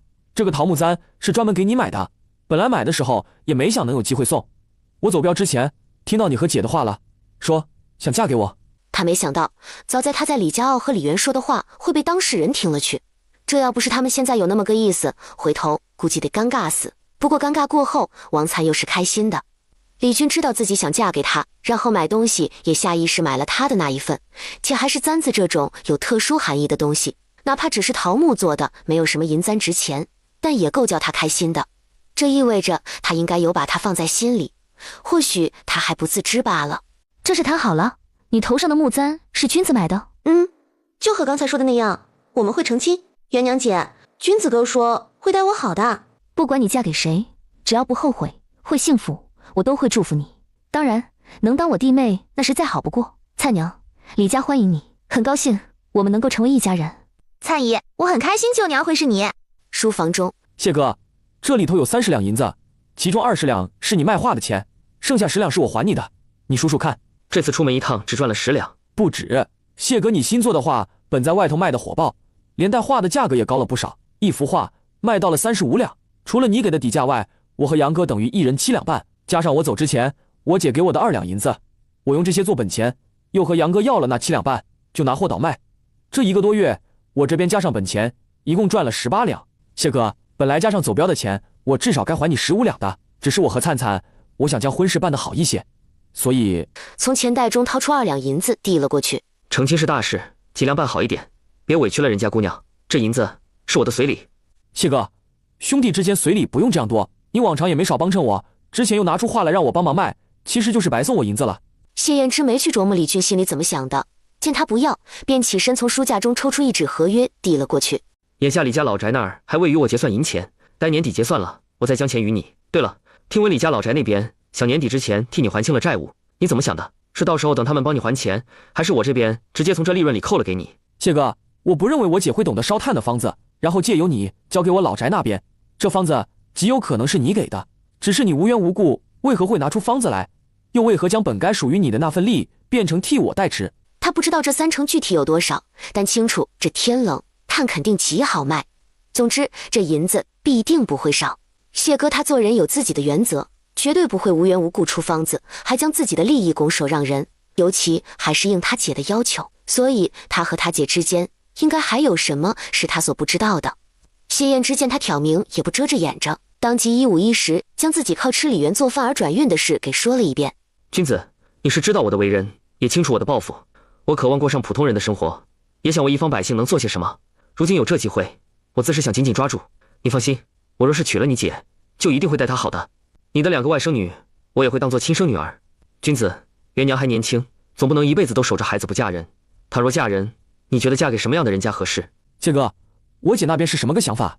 元娘好像没什么想法，面对我的示好，似乎无动于衷。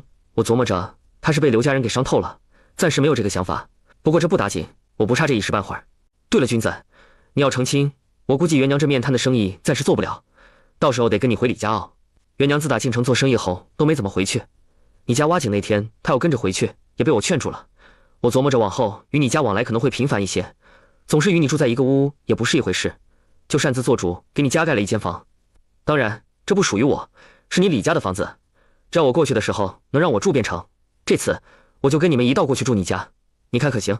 合着你自己都掏钱在我家主动替我盖房子了，我还能说不给你住不成？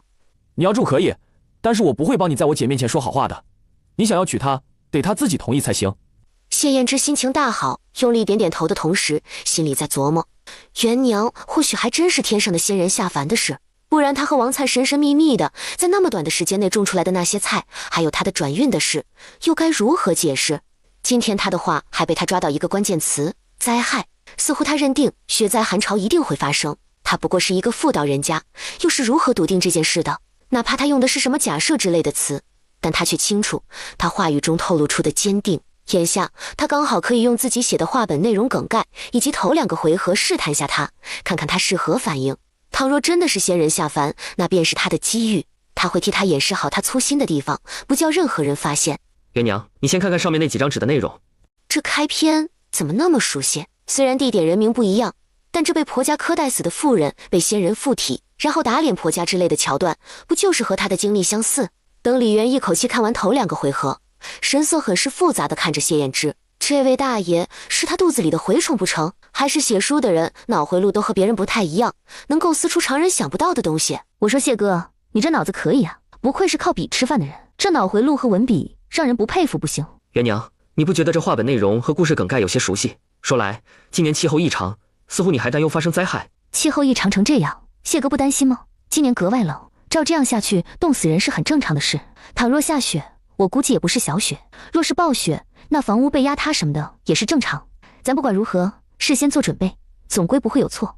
难道谢哥不这么认为？元娘，就我所知，你们现在卖的那些菜，除了芽菜生长期短一些，其他基本上是1个月左右。但是就我所知，你们差不多10天就行。能告诉我是怎么做到的吗？若非我想法子替你们圆了，你以为现在能好好站在这？谢哥想证明什么？我是仙人下凡，那是又如何？不是又如何？倘若你是，那你如今也不过是一介凡人，想做的事肯定会束手束脚。我觉得自己可以帮你，不被他人发现。倘若你不是，那很抱歉，是我唐突了。你想如何帮？那要看你想做什么。想来你天生心善，做的都是为老百姓着想的事。我自是想尽自己的绵薄之力，我能做的事，比如替你们掩盖蔬菜成熟时间，又比如让陈大人和徐主簿重视这次天气的异常，并且安排人去解决。又好比快速将火炕在流云县及周遭范围推开来，还让人多囤炭和柴火。此外，还让米粮铺那边多进米面，日后就算有灾，也一定不会提高价格等等。谢哥，既然你认定我是仙人，那就是吧。我可以告诉你的是，确实有灾害，不出10日便会发生。往后不管我做什么，考虑不周的地方，希望你能和之前一样替我善后。这是我今天的谢礼。谢燕之眼睁睁地看着他用仙术一下子变出一个红果子，哪怕早有心理准备，他是仙人，但亲眼看过后还有种不真实的恍惚感。考虑到自己现在对他的感觉，以及他那憨憨的反应，还有外头虎视眈眈的男人们，他干脆向天借胆。元娘，孩子还小，家里也不能没有男人，你看我如何？家里有男人哦，难道君子不是？关关雎鸠，在河之洲。窈窕淑女，君子好逑。参差荇菜，左右流之。窈窕淑女，寤寐求之。当即，他上上下下的打量谢燕之，试图从中看出几分真假来。他知道这家伙长得帅，哪怕长得再白，或许是因为气质问题，也不会给人是小白脸的感觉，反倒因为一身书生气，显得文质彬彬。在脸没有青青紫紫的情况下，给人第一印象便是此人定当文采斐然，乃饱读诗书之士。眼下他双眸清润，看向自己，似乎还带了些许紧张，好似怕他拒绝一样，这让他有些懵。他都没搞明白，自己一个和离妇还是带着2个孩子的人，什么时候给他看上了？虽说原主长得不错，但之前常年吃不饱，还要从早忙到晚，显得人也有些糙。哪怕这1个多月，他时不时的敷一下面膜，美白霜也可劲的用，加上每天吃些灵泉水，但改变也是有限的。可就这样还被看上了？难道他穿书后还附带了一个万人迷的体质？谢大哥，我暂时还没有考虑这些事。月娘，那日后考虑时，可否先想想我？我这人向来嘴巴严实，家中又无亲眷，与我一起，你只管放心。李渊当然知道谢燕之的可靠，以前他没想过这方面的问题，现在一想，如果真的非得找个人结婚的话，那么眼前这个人就是个很好的人选。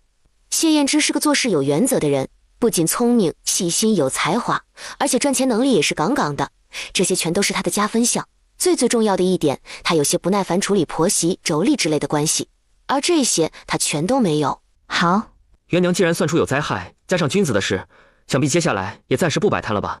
不知道什么时候回去，可是能晚几天？我这边安排好后，到时一起走。谢哥打算怎么安排？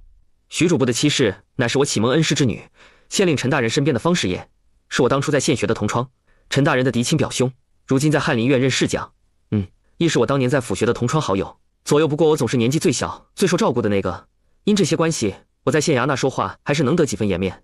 眼下陈大人即将往上走，自是不愿在这关节点出现任何差错。李渊没想到他和县衙还有这些渊源，难怪之前那个曹爷他喊曹哥，对方还那么给他面子，又难怪县衙那边的动作那么快，想必都知道他有才华，只是因为霉运之事一直不能往上考，到现在还只是个秀才的功名。想来只要是他提出的事，且还是为了老百姓，官府那边的配合度都会极高，难怪他敢说保证米价不会上涨。想必到时除了在合约上做手脚之外，也会动用多方势力去施压。至于怎么平衡这些人的关系，让他们眼睁睁地放弃到手的利益，那就得看他的能耐了。谢哥，刘云和上游在流丰县，那堤坝一方父母官管一方百姓事，流丰县的事，咱们流云县做不了主。何况今年这样冷，即将有雪灾寒潮，元娘若是想修堤坝，是不可能。往常这个时候正是服劳役时，为期2个月，但因现在情况特殊，为了应对接下来的灾害，两县都取消了。这事还是陈大人听从我的建议，亲自书写信件与那边的李大人说的。现在天寒地冻，去修堤坝必定冻死不少人，估计得等来年再说。只是来年开春后还不能耽搁春耕，只能往后延。现在确实不宜修河坝，除了他和王灿外，没人知道会溃坝。就现在这种天气，真要人去服劳役，那无疑是叫人去送死。可是现在不修，等雪化水后就存不下来，来年的旱灾照样缺水。待到春耕过后再来修坝，也不知道能不能来得及。不过倒是缺水厉害，怕是没人愿意。河坝修好，意味着上游的流丰县人更加不愿意放水，那地处下游的流云县人估计得恨死官府的多事。何况那堤坝在流丰县，流云县的县令手也伸不了那么长。元娘，我想来年参加秋闱继续科考，想以后做一方父母官。如果谢大哥能做官的话，定然会是个好官，是老百姓的福气。来年那个光景，到时候府城那边秋闱能不能如期举行，都是个问题。苏姑娘，不知道这位是？我的丫头素锦。我觉得苏姑娘你怪有意思的哈，自己穿的还不如丫头来的好。知道你的人清楚你是富贵人家的娘子，不清楚的看你们俩站一起，还当你才是丫头。你知道什么？要不是本小姐聪明，出门在外都让丫头打扮精致的跟在身边，现在本小姐估计还傻乎乎的在家中床上躺着。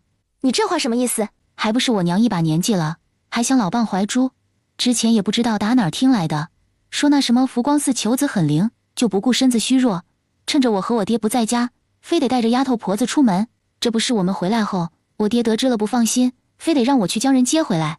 这倒好，到寺庙没将我娘接回来不说，素云人却不见了。等找到时，你晓得咋回事不？我咋知道？你爱说不说。这往常啊，我带着2个丫头出门，都给他们打扮得光鲜亮丽的。偏生那天我还有点事没处理，就把素锦留在府中，只带了素云一个人出门。也不知道哪个眼睛瘸了，将她当成我这个苏府的姑娘，把人给掳走了。然后也不清楚具体发生了什么，反正最后找到素云时，她昏迷不醒，还被人砸破了脑袋，身上首饰银子什么都被抢光了。素云因为脑子被砸得有些严重，好不容易保住了性命，可醒来后人就变得傻乎乎的，至今都躺在床上。李渊听到福光寺，又想到银子被抢，愣了一下。这时间好像有些巧合，那刘氏的银票会是这样来的？只是怎么可能？他和王永胜就2个人，怎么可能在寺庙中把人家丫头给掳走，还砸破脑袋什么？这怎么想都觉得不合理。要真的是刘氏2口子干的，那他们除了那些银票外，肯定还有首饰，现在也不至于没钱赎回地才是。这般想着，李渊又将这个事给抛之脑后。倒是谢燕之比较敏锐，他清楚刘氏的那张银票出自惠财钱庄，也着人查清是府城秦家人取出来的。苏姑娘，不知道你家丫头当初身上携带的银子有多少？可有银票？如果有的话，可记得是哪家钱庄取出？票号是多少？我出远门在外，除了自己身上会带银子，也会让丫头带。只是那天出门赶，也没带多少。她身上只有1张50两的银票，是我刚从秦牧阳那接过的。票号我压根没看，不清楚。小姐，素云身上除了你的银子，还有她自己随身携带的。先头奴婢就听说，素云她娘家大哥要成亲，家里让她想折子多送些银子回去。素云和奴婢一样。作为小姐你的大丫头，1个月的月银是6000，她娘一开口便要30两，说是娘家大哥娶妻要有新房，加上家里房子有些破，怎么也得修葺一下，怕她不答应，还说会在家里单独给她留间房子。素云这个人面对她娘最是心软，没法子就将小姐你这些年来打赏的东西都低价卖给其他人，之后又管奴婢借了一点，只是这银子有些零碎，她好脸面，觉得寄回去不大好看，便找账房那边兑了几锭5两的银锭。他这人最是看重钱财，这些银子想来会随身携带。这是什么时候的事？我怎么不知道？小姐你是宽厚之人，平日里待奴婢几个都好。素云说这些年一直承蒙小姐你的照顾，不能让你为了她家里的事操心，这不就将东西卖了，又找奴婢借了点，也凑够20多两。你们城里人娶亲盖房要这么多银子啊？倒也没有，在我们府城，寻常百姓聘礼也不过是6两8两银子，家里稍微宽裕一些的会给个1、20两。那寻常人家也不是很高。他卖儿女的人怎好意思要30两？一边把女儿卖掉，一边又厚颜要银子，就连家里娶儿媳、盖房都找女儿，这是把他当什么了？不瞒苏姑娘，我这边有人拿到1张50两的银票，银票来源出自府城秦家，我们怀疑银票来历不明，且得到银票的人也在9月底同样去过福光寺。小姐，奴婢听着感觉有些巧合，要不咱们把银票换过来，到时候问问秦公子。还有，府上的银锭都有记号，咱们现在不确定银票，但可以确定银锭，拿了银票的人必定也是拿了银锭的。只要银子没融，又检查是，那定然是打伤素云的贼人，咱可不能就这样放过。李渊和王灿一听，刘氏和王永胜可能要遭殃，顿时双眼发亮。要不他们掺和一手，到时候要真是刘氏两口子干了伤天害理之事，肯定要下大狱的。到那时，岂不是灵泉水和空间都会继续升级？最关键的一点，他们可以趁机提出给2个孩子改姓的事。苏姑娘，不知道你今天的事办得如何？现下已经晚了，咱们赶紧歇下，明天我带你去衙门报官。对了，银票谢哥知道在何人之手，我觉得这事10之8九都跑不掉。你放心，不用怕到时候是诬告就被打板子。小姐，奴婢也觉得事情太过巧合，应当就是那伤了素云的贼人。要不明日小姐不要出面，由奴婢着人写状纸上衙门去告。若是到时候是诬告，那打板子的也是奴婢，这事与小姐和主家都没任何关系。我答应晚上给的1半东西都带过来了，李姐姐，你答应我的东西一会儿就给我，明日我还得准备其他东西，不得空闲。到时素锦要上衙门状告那拿了50两银票的人，到时候兴许需要你帮忙找人打点一下。苏姑娘放心，明日我亲自陪你家丫头上县衙，状纸也会找人写的。至于你要的图纸，你先去吃饭，稍后就给你。蔡娘，将给苏姑娘留的晚膳都端出来。元娘，稍后我就回李家哦，你问问君子要不要跟我一道走？我觉得这种事他最好本人在。一会儿吃饭的时候，我问问他的意思。本来他走镖回来，按理也是该先归家，更何况现在要娶蔡娘，家里也得添点东西。他的房间空荡荡的，以往是除了1张床什么都没有，如今火炕是新做的，便不用。但这炕桌、衣匣、妆帘、lis阳等物，总该是要添置。三婶，要不你问问蔡娘看看，对房间里的摆件有什么要求？咱们家的情况她都知道，往后也是她在用，咱听她的就好。元娘，你觉得给蔡丫头的聘金多少合适？虽然她名下现在没了田地，上头也没父母，但还有一个舅舅在，自己贴起的银子也不老少，能看上君子是咱们李家的福气。若和村里的姑娘一样，给个1-2两，好像有些瞧不上人的感觉。给9两999文，取意长长久久的意思。这银子我这个当长姐来出，先前她不愿我替她还债，是怕我没钱养不起2个孩子。如今我赚的钱，想来三婶你心里也有个大概。马氏原本想，今年这个冬天托元娘的福，家里赚的比往年都多很多，这银子几个长辈一起凑一凑给出了。只是一听他这话，再想想他面瘫的火爆程度，便没再吱声。不过心里却琢磨着，既然下聘的银子元娘给，那他们几个长辈凑一凑，就替他们把家里的家具给换了。小姐，李公子当真不错，奴婢听闻这大米粥便是他熬的。我也知道他不错，可知道有什么用？人家都有未婚妻了，今天长辈回去就要商量具体婚期。那小姐觉得谢公子怎样？奴婢先前去端膳食的时候，可是瞧清楚了，谢公子还未有妻室。这个宅子不大，住了什么人，一眼就瞧得出来。现如今住在这儿的，基本上都是李公子的亲眷，但这宅子是谢公子的，李公子与他只是好友。奴婢观谢公子不仅没有妻室，便是连二老都没有。谢公子模样长得好，在这县城中能有这样一个宅子，想必家境也殷实。只是他年纪比李大哥还略大有些。你说条件这样好，至今都还没成亲，意味着什么？奴婢不明白，请小姐指点。这意味着谢公子不是眼光极高，便是身有隐疾。前者绝对不可能做上门女婿，后者不适合当上门女婿。因此，谢公子长得再好，也不在我的考虑范围内。素锦歪着头想了一下，好像也是。万一谢公子有什么隐疾，尤其是关系到子嗣，那招来有什么用？又不能给苏家开枝散叶，或许还要小姐守活寡。那小姐觉得杨公子呢？那个人虽然糙了点，但奴婢先前打听李公子的时候，也顺便打听了点他的消息。他年岁比李公子略长一点，是李公子的义兄，为人也颇有义气，但家中有个偏心眼的老母亲，对他一直不甚看重。奴婢觉得他也是个合适的人选。咱苏家的姑爷又不用他有多大的能耐，只要身体健康，愿意上门就好。不行，我听说他有个相好，人家还等了他多年，这样的人我招来做什么？让他心里时时刻刻惦记着别人吗？我又不是没人要，非得找这样的，那岂不是给自己找气受？他那相好，奴婢也听说过。照奴婢看来，婚事是不可能成的。他性格有绵软的一面，要能成早就成了。这种人当上门女婿最好，这样能听小姐的话。可别，这样的人我瞧不上，不喜欢。蔡娘，谢哥已经怀疑我的身份了。怀疑你什么身份？咋回事？咱们暴露的东西太多了，最明显的一点便是你种出来的菜，原本1个来月的菜，你10天就种出来了。对不起，元娘姐，是我连累了你。其实很多事，咱们让谢哥知道也好，他能耐大，能帮不少忙。咱之前总是隐晦提醒人，今年气候异常，冷得比往年快，话里话外透露出会遭灾。谢哥多聪明一人，又怎么会看不出异常之处？难道就凭借这2点，他就怀疑你了吗？肯定不止，这不是还有他身上那极其诡异的霉运吗？非得吃我做的吃食才会相安无事，这1条2条3条加起来，他能不察觉出什么？加上我不是用盘康的图纸和苏姑娘换那些物资，这些我肯定要和他说的，毕竟图纸是他画的。我一说物资是用来以防万一灾害什么的，他结合现在的天气，又怎能猜不出1、2来？蔡娘，他还不知道你的事，你不要轻易暴露，以后要做什么喊我给你遮掩就行。另外，谢哥写了一个画本，极为有趣，认为我在水云村已经死了，现在是天上的仙人附体的。仙人？对，他就是将我当仙人了。不过现在附体后，也就变成比常人稍微有点能力的仙人，能算出灾害什么的。我觉得这样也挺好，他饱读诗书又聪慧，能力也强。咱要做什么不方便出面的事，与他说一下，让他来做。就像这次的雪灾，他都安排下去了，我估计不会像你上辈子那样惨。谢秀才要信得过，那也行。不过元娘姐，看来咱往后还是当心点比较好，多一个谢秀才知道就好，再多人可不行，包括君子哥也不能叫他知道。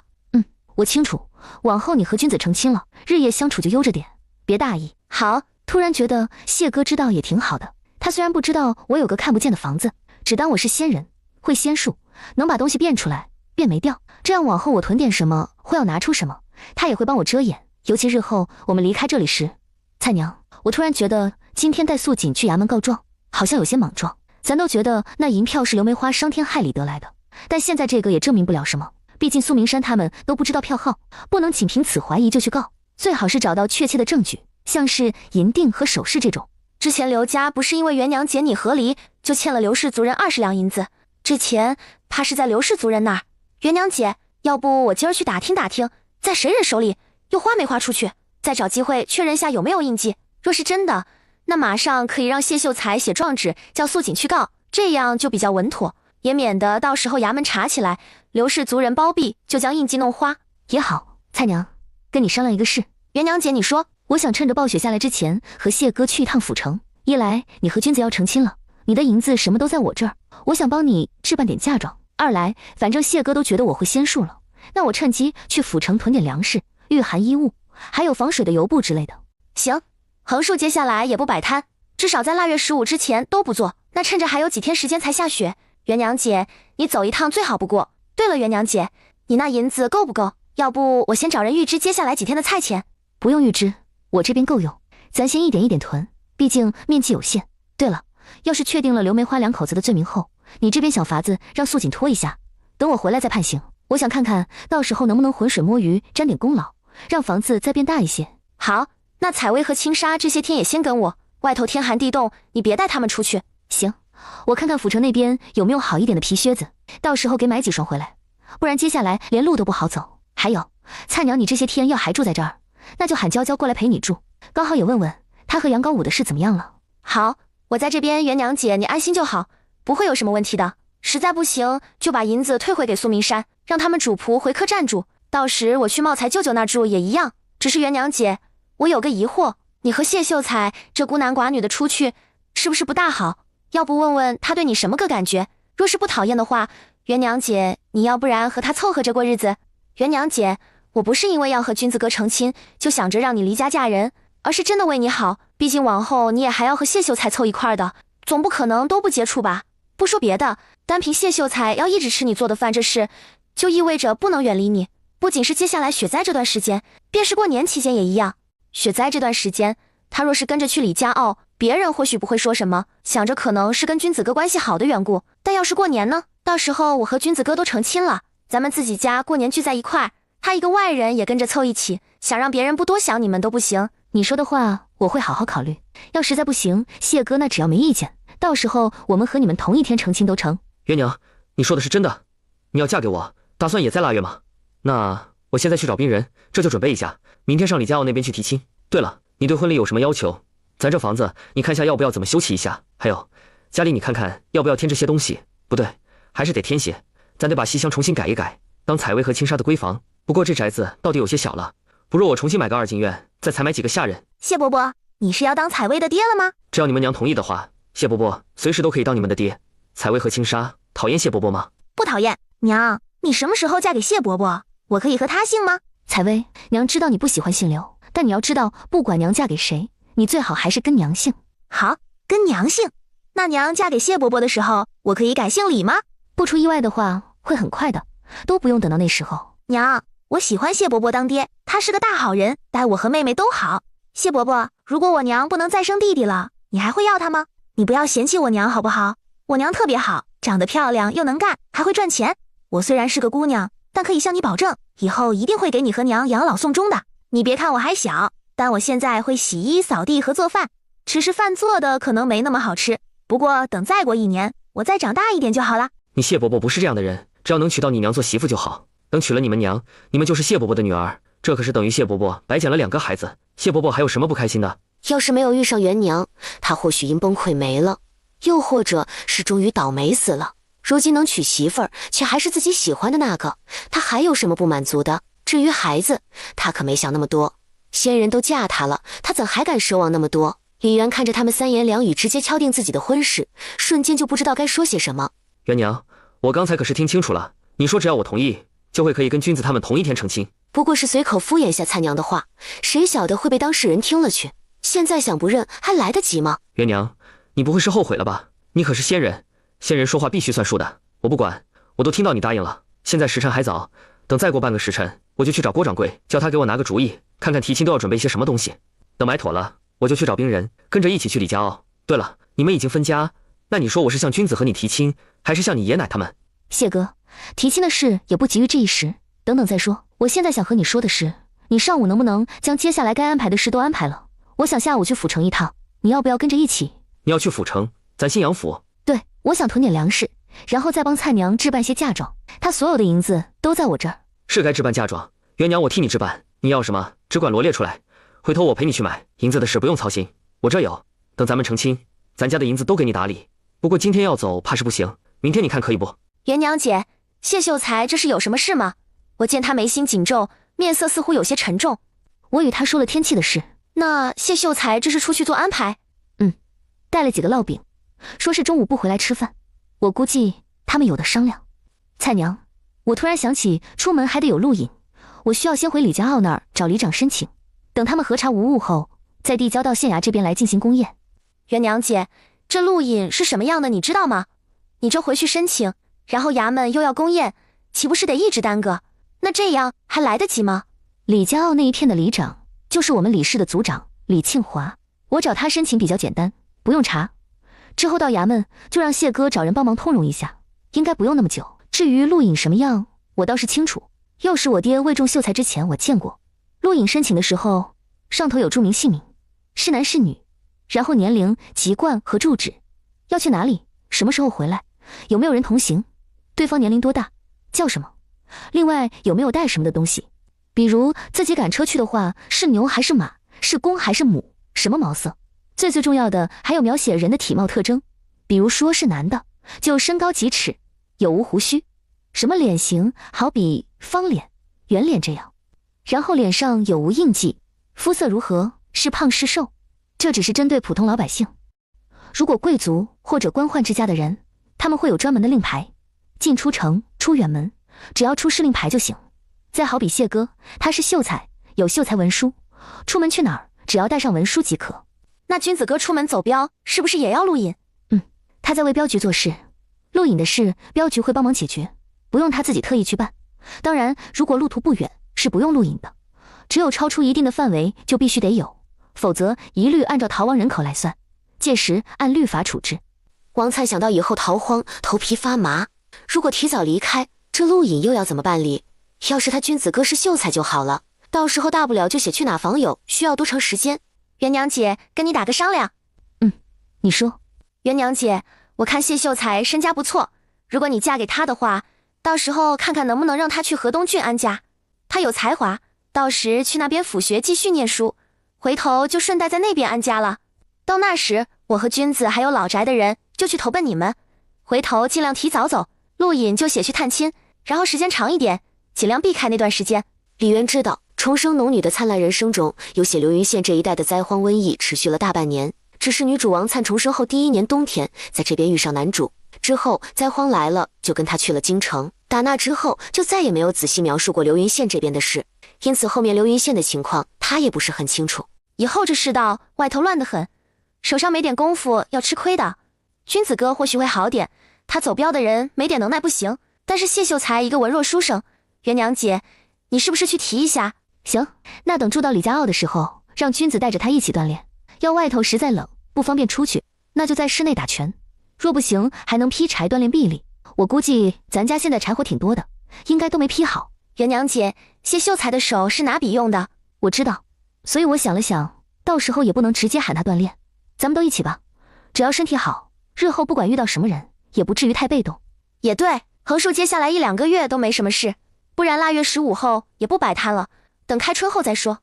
元娘姐你放心，如果苏姑娘那边丫头的事是刘梅花做的，我无论如何都会想办法拖到你回来的。到时候你那房子再变大一些，咱们多存点水，来年的夏天真的太难过了，天气热到能晒死人不说，到处都缺水，咱们努力多存一点，房子越大越好。要是到时候房子还不够大，咱们就抓着刘东升再揍一顿，或许打一顿那个翠柳也能升级呢。这2人没少勾搭，老天爷肯定也看不顺眼。这个到时候再说，咱先这样，我得带采薇和青纱回去，这会儿苏姑娘和她的丫头也该差不多要出门了，你去和他们说一下，然后去一趟水云村。对了，你去之前喊娇娇过来这边守着，如果苏明山叫人送米面回来，让娇娇叫人都先堆到沈娘这个屋子里来。采薇青纱过来，娘带你们回李家坳。娘，现在吗？太好了，我好久都没看到苗苗姐姐了。对了娘，我可以买云片糕回去吗？我有银子，是谢伯伯说我背书背得好，奖励给我的。我想买些云片糕回去，给苗苗姐姐和庆伟哥哥吃。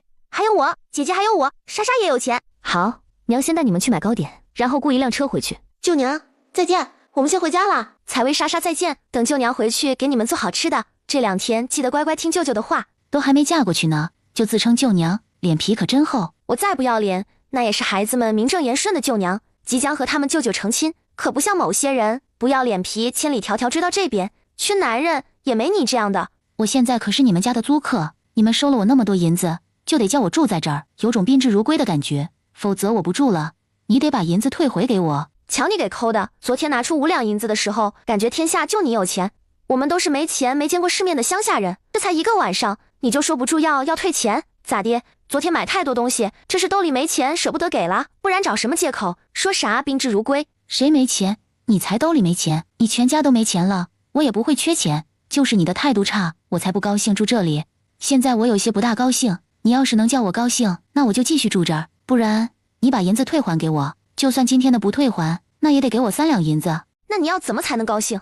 我和君子哥退婚了，把人让给你，醒醒吧，现在天都亮了，你做什么美梦呢？早上这饭食味道一般，我知道李姐姐说你们吃什么我就吃什么，但实在不大合我胃口，所以我想点菜，当然银子我也会付，1道菜50文，你做不做？做，傻子才不做，只是这50文做什么菜我来定，不然就你自己买了回来我来做，否则你要吃什么天上飞的海里游的，然后给50文，我上哪去给你变出来？我也不要你做什么天上飞海里游，这时节我吃萝卜白菜之类的腻味了，想吃点新鲜菜，你要是能给我炒2碟绿叶菜，那我1道菜额外奖励100文，当然这买菜的银子我不出。这天气有点冷，绿叶菜不好买，价格也高，往常2斤才1文的菜，现在估计20文都买不到。苏姑娘，你看看能不能换成别的，比如菌菇之类的，我可以买干的泡发了给你做。不换，我就要绿叶菜，你要是能给我做出2道，且味道也好，那我就不再追着李大哥跑，也会真心祝福你们。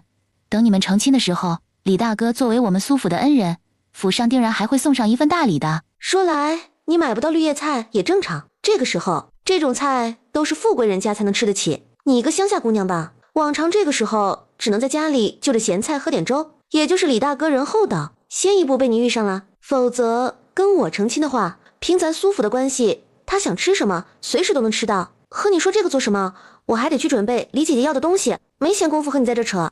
你今天就跟着他们，什么时候上衙门告状都听他们的安排。对了，晚点你给他1两银子，先让他去买菜，我午时这会回来用膳，中午就得要2道绿叶菜，有没有肉都行。素锦姑娘，刚才我都与你说了我们的安排，那你今儿先搁家里休息，我去水云村那边查探下消息。你放心，我一会儿会喊个姑娘过来陪你的。至于你家小姐中午要吃的饭菜，我这边肯定叫人做上，定然不会叫她失望的。什么叫我家小姐中午要吃的饭菜，你叫人做上？这意思是中午不是你做？那既然这样，我家小姐交代的1两银子就不用给你了，还有1道菜50文的工钱，以及吃得满意的奖励也全都取消。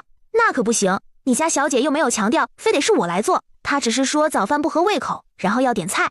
因为家里就我一个人，所以才问我1道菜50文的工钱做不做。我想做，奈何没空，但我可以替别人接下这活不是？你家小姐说我做得好，她吃了满意，1道菜就额外奖励100文。但你我都清楚，她要的菜并非一定要我亲手来做，不然她肯定会强调必须是我亲手所做的。她的重点在于要好吃，还有是绿叶菜就行。既然这样，我给她找个手艺也不错的，也做绿叶菜，那有什么不妥？怎么，你家小姐的话你都不听了？难道你们不想给钱，还想点菜吃霸王餐不成？那给你，赶紧走吧。那这银子我先收下了，虽然我中午不能亲自做，但晚上一定会给你们好好做的。对了，奖励和工钱应该也还是这样吧？你有没有特别想吃想点的菜？没有的话，那我到时候就看着做了。你放心，我保证一定不会和我们的一样。没有，你赶紧走吧。燕娇的叔父家，灿丫头，你一会儿帮忙婶儿劝一劝娇娇吧，不要再等下去了，没用的。林婶，你别着急，娇娇是个心里有数的人。那丫头一根筋，犟得很，心里要真有数，也不会等到这岁数。杨家二小子昨天已经回来了，可到现在都没上门，这意思不是明摆着吗？灿丫头，你帮婶子劝劝吧，翻过年，娇娇可就21了。林婶，昨天杨高武大哥才回来，今天到现在都没过午，所以你也莫急。今天他要是不过来，或许是有什么事给耽搁了，等过2天再看看。不过你要实在生气，又想知道咋回事，那就让人去打听一下看看。灿娘，你怎么过来了？是有什么事不？是有点事找你帮忙，不出意外的话，一天下来得有30-50文的工钱。什么活？难吗？不难，就是做做饭、聊聊天什么的。地点就在谢宅，是给一个富贵人家的小娘子做饭。只是做饭，灿娘你和元娘姐不是可以吗？我今天有事过来找完你就得去水云村，中午不一定能赶得回来。而元娘姐她有事要出远门，先回李家坳去申请录影了。谢秀才今天有事，说是中午不回来吃饭，估计晚上也够呛。那行，我过去给那小娘子做饭。婶娘，那我去一趟谢宅，如果杨大哥来了，你与他说一声我在那。他要是带人来提亲的话，你让小雪去谢宅喊我就行。娇娇姐，我和你说一下具体的情况，还有工钱不是30-50文。等他说完苏明山和李军以及他之间的纠葛，那看来这个苏明山的到来也不完全是坏事，至少成全了你和李军兄弟。听你这么一说，好像还真是这样哈。娇娇姐，这1两银子是对方给的，他们的要求中午要2道绿叶菜。这样，你拿着银子先去买肉，至于买什么你自己看着办。我有点事要去找我茂才舅舅，又得赶着去水云村。绿叶菜晚些我让茂才舅舅想想办法，到时弄点送到谢宅去。对了，苏明山还会让人送米面之类的回谢宅。元娘姐说到时候就搁3婶房间去。好，那我走了。三娘你先忙，咱们回头空了聊。李元有1个多月没回李家坳。元娘，你既然要回来，那干啥不跟你3婶和君子一起回来，非得花钱另外雇车？还有，回来就回来了，买这些东西做什么？我也是临时起意决定回来的。对了奶，我准备去趟府城，过几天就回来。你要去府城做什么？谢哥有点事，他要去那边，我只能跟着了。是李家坳能有今天的好日子，可全都是靠人家谢秀才。现在人家有要事必须出门，作为做饭能给他转运的元娘，也只能跟着去。他要是不同意，就有种过河拆桥不厚道的感觉。那你是回来办路引，要去几天？现在天越来越冷，官府的人过来通知，说让大家防范着点儿，多囤粮食、囤柴火、囤炭什么的。村里年纪比奶再大一些的，懂得看天，说是搞不好会下大雪，让挨家挨户都加固一下屋顶。家里只有孤寡的人家，村里也都安排人去弄。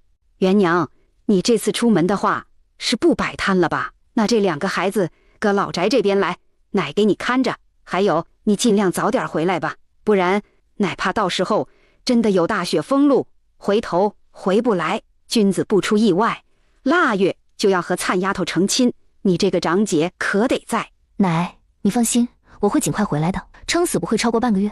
还有采薇和青纱，他们2个这2天就跟着君子在家住，等回头灿娘得空了会来带他们。自己好像又害了这个大孙女。元娘她跟着谢秀才出去，虽然是为了照顾她的饮食，但这孤男寡女的，说出去着实不好听。不清楚的人还以为他们俩有什么见不得人的关系。如果之前没有要谢秀才烧炭的方子，那他现在可以理直气壮的要人家负责。元娘用自己的声誉替族人换来了赚钱的法子，仇人。奶，这宅子是怎么回事？不是君子让秀才公找人盖的吗？奶，这屋子什么时候盖成的？秀才公找了好多人过来盖的，花了大半个月的时间。奶，这屋子上梁柱的时候请客了吗？没有，秀才公说等君子回来后会宴请大家，不过到底有仪式，因此那天他着人买了不少东西，用油纸包着往下撒。王老太真以为是李军的意思，但是今天在看到李军的反应后，他就觉得盖这宅子是李元的意思。只是为什么他此刻的表情好像压根就不知道这个事？那到底还是怎么回事？总不可能是谢燕之他脑子坏了，跑别人家来出钱出力的盖房，然后说是别人的吧？被王老太认为脑子坏来的谢燕之正在衙门中奋笔疾书什么。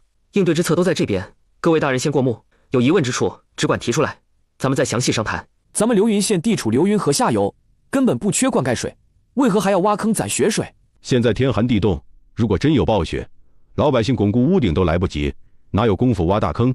土地冻上可不好挖。这衙门发放药物是不是欠妥？这笔支出可不小，衙门贴不起这个钱。流云县目前是不缺水，但今年气候异常，不排除明年也一样。倘若雨水多到泛滥，倒是也不多拿一点；若是少，那这些可是救命水。土地冻上，只要人多，每人一天多挖几铲子，回头也会挖出个池塘来。咱们县衙不仅要银子，药材和御寒衣物都要，不管他们捐什么，只要与百姓好即可。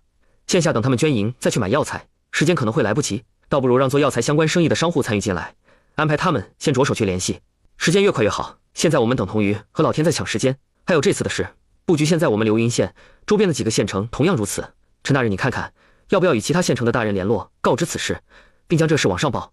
各位大人，学生觉得谢秀才此言有理。这灾难若是来，波及的可不仅是咱流云县，到时若是不说，咱们县防范到位，其他地方遭了灾，上头势必也会亲自过问一番。与其如此，倒不如告知一声后再往上禀明。现在留给咱们的时间不多了，等这人送信的时候，也一并将咱们这边的解决法子放进去。横竖已经告知，至于做不做，怎么做，那是他们的事。届时等事情真的发生，咱们一对得起自己的良心，二上头那儿也有交代。谢燕之知道他们需要商量，毕竟兹事体大，不是他张口一说，然后写出一份应对之策就能解决的。现下他只是区区一个秀才，能站在这儿，且让众人听他说，已是几位大人对他的厚待。这一刻，谢燕之恨不得时间眨眼间已到来年的8月。不管到时是何种情形，他势必要参加秋闱。唯有自己站得高，说话会得人看重，且才会有分量。倘若他今天是举人，是进士，那便不会站在这儿，而是应该站在知府的府衙中。少安，正好今年没征劳役，你说让百姓挖池塘代为劳役可行？每个村挖几个，多大的？还有县城里的这些老百姓，又以何形式来服劳役？子平兄前些时日不是说，大人筹来年好社要翻修之事，线下的机会不是正好？这天冷，总不可能让城内百姓往城外挖池塘，或者去挖护城河吧？修葺好社主要是更换木檩条和砖瓦，不能让所有人都去修，得分批来。比如木檩条需要有人专门去砍树的，咱好社一直用的都是杉木和槐木，到时候让人伐这些，每个人上交几棵10年以上大树就当完事。修葺的人也排班轮流来，如此他们也才有空闲整修巩固自家房子。彼时，奶，不出意外的话，等我这次府城回来，谢哥会来家里提亲。咱们这边对合离再嫁的姑娘，在亲事上有什么要求没有？啥？元娘，你说啥？我没听清楚。又将刚才的话重复了一遍。要不到时候我就和君子还以灿娘一起成亲吧。听说一进一出，寓意不大好，那就先出再进。只进不出好，意味家丁兴旺，儿孙满堂。如果你要同一天，那只能你先出，然后再让灿丫头进。秀才宫人还是不错的，对你来说，再嫁的话，没有比他更好的人选，你嫁给他乃安心。这样上头没有婆母，中间没有妯娌和小姑子，于你于孩子是再好不过。元娘，你此次去府城就自己买些东西回来当嫁妆吧。元娘，你是咱们李家最大的姑娘，但叔娘和林娘都与你相差不多。当年你及笄时，乃给你们各打了一对银手镯、一对耳当，还有一根银簪，本想着到时候给你们陪嫁用。可是乃知道你收下刘家聘礼那天，你都快出嫁了，去找你又被气晕了头，也就忘了这事。等你出嫁后，本想你3朝回门再给，可是算了，说这个做什么？本来这些东西该早就给你的。元娘，乃对不住你，让你受苦了。面对一脸愧疚的王老太，心里有些复杂。她不是原主，所以不能说什么，也没资格说什么。奶，这会儿时辰不早了，我得赶紧去找华叔，不然我怕这路引到明天都办不好。那走，你华叔最近忙，每天在各个村里转悠，就怕哪家粗心，不把老一辈的话当回事，到时候屋顶不牢固，给垮了。那边马氏和李军，君子，你奶早上说的，你也听到了。你这亲事，我和你大伯娘亲自替你操持。你爷刚才也说，你成亲的银子家里给掏，保证给你办得热热闹闹的。灿丫头是好姑娘，哪怕没有爹娘在，咱就不能让她受委屈。今天下午我就去你洪奶奶那儿找她替你做媒，让她明天先跑一趟灿丫头舅舅那儿，先提一提这事儿。等她舅舅那边答应了，咱们后天就去求婚，然后问灿丫头的名字和出生年月日，紧接着把灿丫头的八字取回来送到祠堂那边去，象征性放几天，之后咱就可以下聘了。晚点等家里人齐了，咱们看看黄历，哪天日子好，咱把成亲的日子定在那一天，尽量赶在年前吧。婶儿想让你年前就娶个媳妇回来。君子，方才你说欠的银子自己能还完，不用老宅这边帮忙，这是什么意思？你打算用元娘的银子，还是要花灿丫头的？三婶和你说，男人得有担当，不能想着花女人的钱。元娘赚钱不容易，成天风里来雨里去的，所赚的都是自己一文一文攒下来的。她还有2个孩子要养，你可别想从她手里拿钱还。元娘赚钱不容易，成天风里来雨里去的，所赚的都是自己一文一文攒下来的。她还有2个孩子要养，你可别想从她手里拿钱还。三婶，你放心，我不会要我姐的钱的。灿丫头的也不能要，她哪怕是嫁给你做媳妇了，你也不能花她的，不然别人还到你娶媳妇，就是为了帮你还债。你实话告诉三婶，你外头到底还欠多少？以前三婶帮不了你，是那时候自己手头本来也没钱，加上你3哥还在读书，老宅这边能帮着你还村民的利钱就不错了。但现在不同，今年你3个堂兄弟靠着盘炕的手艺都赚了不少，现在他又卖得好，帮你将这钱还清还是可以的。三婶，以前我和村里人借的钱都是你们帮忙还的利钱，他们愿意借我也是因为有你们在。当年的事其实也就是穷闹的，现在咱们托元娘的关系，日子过得好了，自然能帮你一把是一把。君子，你的欠债家里可以帮你还，这也是先前我们答应你奶的，你姐也知道这事。还有三婶知道你读书有天分，现在捡起来也不迟。你就算不为自己，也得为灿丫头还有日后的孩子考虑。劳役或者说徭役，你想过没有？征子来年要下场，不如你趁这段时间也没什么大事，就把书捡起来，书籍、征子这都有，你每天晚上过来与他一道学吧。不管怎样，就当练手先看看，咱也不急1年2年就能考上。舅舅，你们怎么回来了？是跟你娘还是灿姨回来的？跟娘。舅舅，谢伯伯要当我们的爹了，娘和谢伯伯要去很远的地方，回来要办路引。娘说到时候和你跟舅娘一起成亲。谢哥不是说他姐对他没什么感觉吗？怎么才1夜过去，他姐就要嫁人了？这是什么时候的事？他怎么不知道？还有什么路引去很远的地方，这到底怎么回事？天都冷成这样，他们没事出什么远门？他才和离没多久，怎么就要这么草率的嫁人了？谢哥是人不错，但是也不用这么着急吧。而且他分明看得出来，他对谢哥没有什么特殊的感情，至少从昨天晚上谈话还有吃饭期间的互动，他都没看出来。那让他突然会有这想法的具体原因到底是什么？君子哥，高武哥快死了，你快去他家看看。平安兄弟，你刚才的话是什么意思？高武兄弟不是昨天才和君子从外头走镖回来，怎么快要死了？我奶是常年给人做媒的，我们从外走镖回来的时候，高武哥就说今天会上门请我奶帮忙一起去严家和娇娇姐提亲。说重点。高武哥今天没来我家，我奶不想失去这份媒人红包，就去了杨家，结果杨家说人没回来，然后就把我奶打发了。我奶是常年做媒的，嘴巴能说，本来想人没回来，可能是出门了，等下午再过去也一样。平安兄弟，我要听重点。重点就是高武哥在这大冷天穿着湿衣裳，手和脖子全都是水泡，像是被人剥了皮似的，现在整个人意识不清，嘴里还说胡话，然后杨家人还不给他请大夫。是烧开的水泼的，这事是杨家人干的吧？我奶和我都是这么想的。我奶知道我和高五哥关系好，一知道后就赶紧回家告诉我。我想杨家可能是舍不得钱，才不给高五哥请大夫，就自己去医馆带了大夫过去。杨家那些货色简直不是人，我带的大夫连门都没进去，就被他们骂出来了。我担心高五哥，就硬是闯进去，然后看到高五哥那个模样，就想将他的衣裳给换了，把人带去医馆。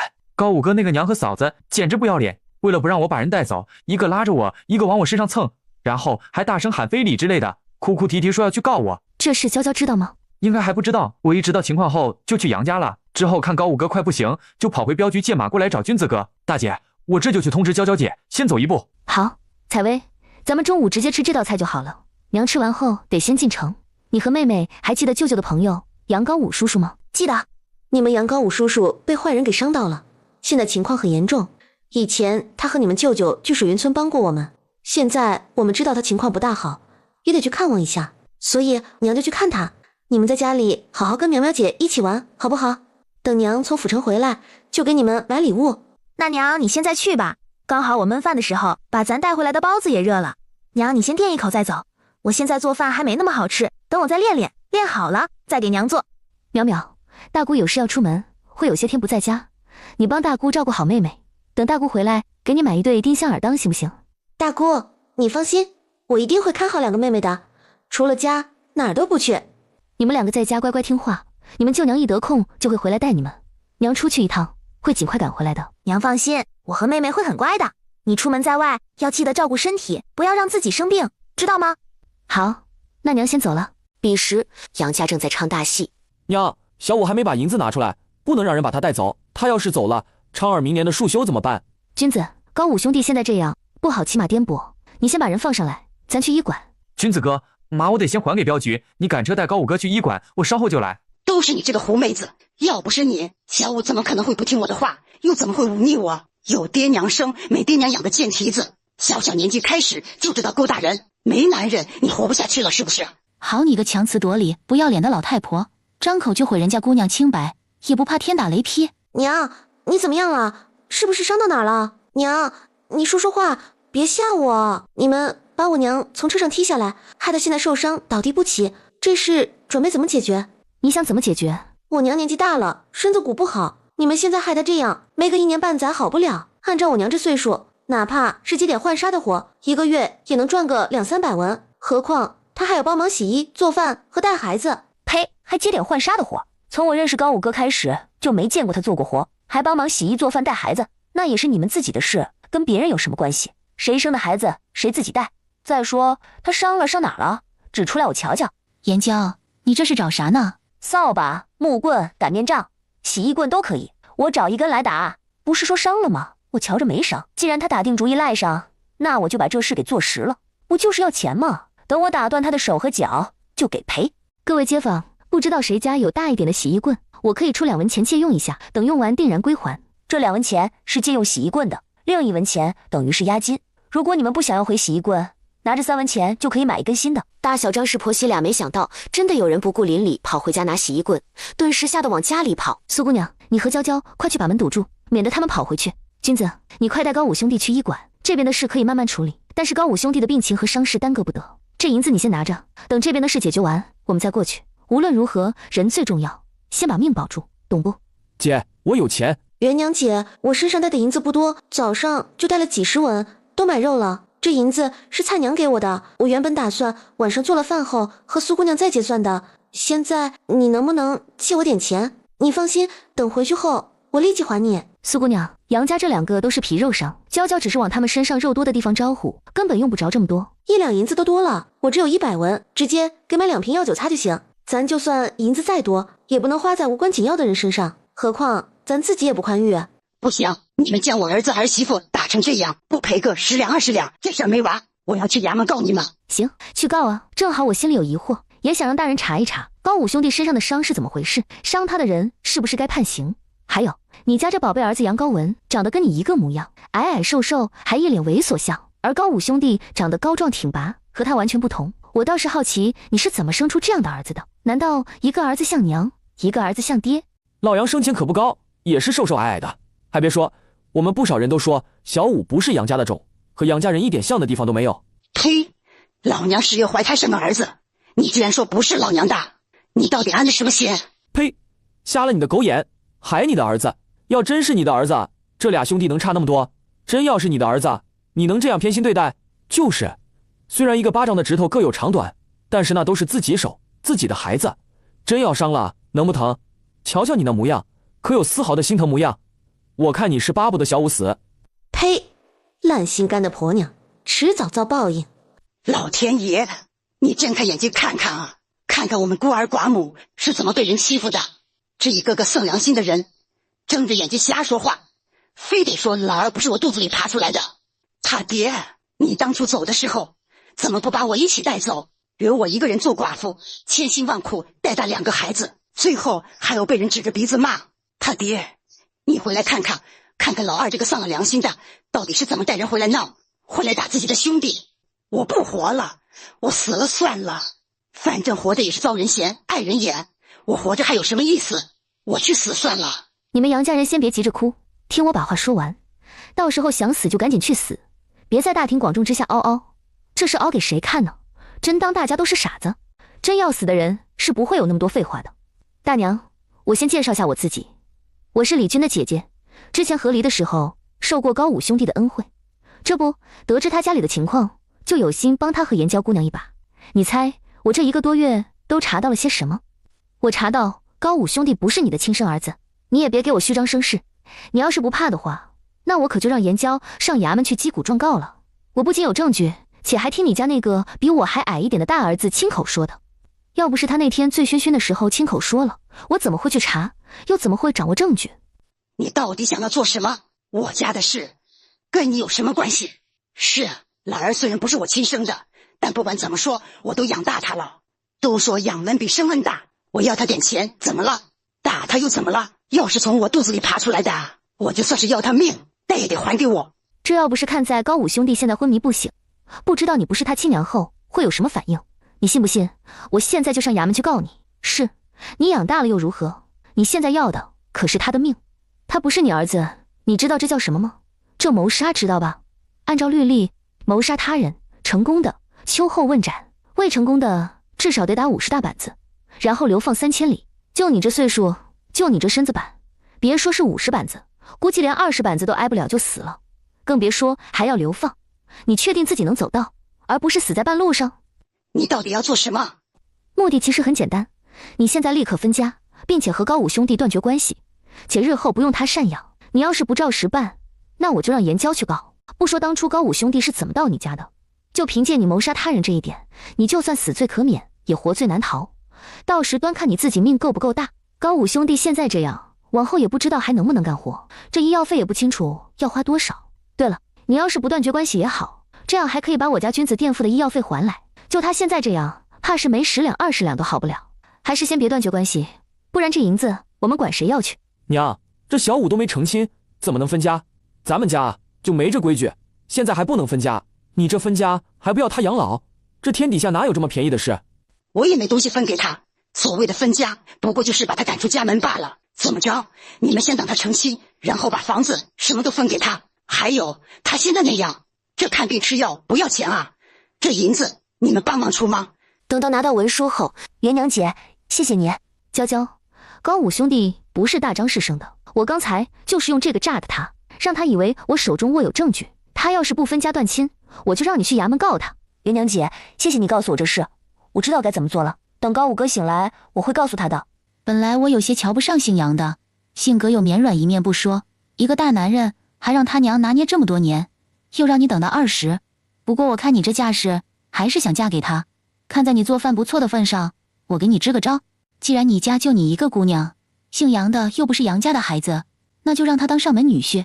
还有，他不是亲生的这事，你可劲的闹大，越大越好。等说的人多了，总会有那么几个知道这事的人，回头要查起来也比现在容易。上门女婿，苏姑娘，谢谢你的主意，我先去医馆看看高武哥。喂，小子，你家几个兄弟，要不要来我府上做上门女婿？啥上门女婿？我苏府的上门女婿啊！我家就我一个姑娘，偌大家业不能落到旁人之手，肯定是要遭罪的。我今儿看你还不错，怎么样？你要不要来我府上做上门女婿？哦，不对，我先问你，你成亲了没有？家里可有给你定亲？不管是成亲还是定亲了都不行，我不招这种人。江平安被他的话给吓白了脸，二话不说，直接抬脚就跑，太可怕了。现在的姑娘都是这样的吗？李姐姐，我就喜欢你这样的，这时下可没几个女的敢跟你一样和离，更没几个和离后有你过得这般自在，我很欣赏你。这要我是个女的，我都想娶你了。我今儿早上可是听说了不少你的事，据说你摆的面摊生意特别好，还能给人带来好运。怎么样，有没有想过去府城开一家？我有铺子，免费给你用，但你得每天管我一顿。我也喜欢苏姑娘你这大大方方的性子。不过苏姑娘，你是回去还是……我也算是认识姓杨的，他既然出事，那我也去瞧瞧吧。平安兄弟，你这是怎么了？是不是高武兄弟他的情况不容乐观？你一个大男人，有话直说，露出这副表情做什么？是不是有什么事需要我帮的？江平安可还记得苏明山问他要不要做上门女婿的事，这要不是有求于人，他是真的不太乐意和这个大小姐说话。苏姑娘，你有人心堂的保命丸吗？高武哥的情况不是很好，现在沈大夫正在处理，他说能不能撑过去就看今天了，不过他估计悬。保命丸我苏家有，我爹当初花重金千方百计为我娘求来的，别说我不会随身带这种东西，就算带了，我也不能把我娘救命药随便给别人。沈大夫这边也没有。外头冷，咱们进去吧。今天有些累，我就不进去了。这10两银票，你帮我给岩浆，给不了药，我只能送点钱。你就说是我奖励他今天做饭好吃的银子，还有早上给出去的1两，也不用他再找零。若是杨兄弟没事，让他想想我的话，要不幸没了，让他多为自己想想。咱袁国有律例，女子过20不嫁，其父母有罪。他是20最后1年，翻过今年肯定要定罪。他是无父无母，可他叔婶在，从小又是将他当女儿养大的，怕会替其父母受过。蔡娘，你回来了。我一回来就听素锦说高武哥的事了，我猜你们肯定在这儿，果然没找错。元娘姐，我有话和你说。好，稍等我一下。走到颜娇身边，将苏明山给的银票还有他交代的话一五一十低声转述给他。元娘姐，我们救高武哥吧。好，我那儿有先前咱们稀释过的，你是想好用什么理由给没？元娘姐，谢秀才那么聪明，你把东西给他，他肯定会有办法的。你的意思经由谢哥来给？要是他给的话，那这功劳可都是他得了，你确定？元娘姐，高武哥是君子哥的义兄，也是我的义兄，我救人怎么可能图什么功劳？只要不暴露我，又能把人给救回来，那谁给的有什么关系？蔡娘，你看这样行不行？反正谢哥觉得我是天上的仙人下凡附体的，到时候我把东西给他，然后让他直接拿出来给高武兄弟用。横竖他以前倒霉成那个样，总是摔摔打打，不是断胳膊断手，就是鼻青脸肿，能搜罗点什么神医之类的保命药也正常，对吧？高武兄弟和谢哥关系好，他自己现在没什么事了，那拿出来救自己的兄弟是最正常不过了。只要理由合理，在谢哥那儿不暴露我，对外也不暴露你，那随便他找什么理由。对了，元娘姐，我和你说个事儿。什么事？从湾村的那个寡妇冯青莲，现在住到刘家去了。刘梅花那个老钱婆骂骂咧咧说要休了王永胜，你知道咋地不？王永胜让他赶紧休，然后从家里滚出去，说那是他的家，房契是他的，和姓刘的没关系。那刘梅花岂不是要气死啊？可不，刘梅花简直要气炸，想打王永胜，可人家有帮手，他哪里打得过啊？这不还反过来被王永胜给揍了。他说什么早就受够他了，让他也不照镜子看看自己什么样之类的。对了，冯青莲好像还身怀6甲。我听说啊，刘东升只当没看见，人家冯青莲说自己以前主家可是有不少长得好看的小姐妹，到时候介绍给他呢，搞笑的很。他那心爱的翠柳看来也不过如此。元娘姐，看来我们之前还打轻了，这才多少天，人家就能折腾出这么多幺蛾子，可见都是皮肉伤，没怎么影响到他们。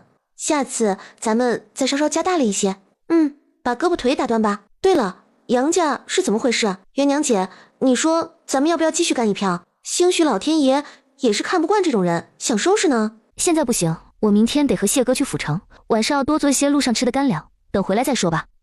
那你要不要先回去？这会儿天都快黑了，你准备好东西，晚上还得早点睡。对了，你的路引好了吗？应该差不多。谢哥今天在衙门里，我让华叔把东西送过去后，让谢哥找人帮忙，等好了送到谢家就行。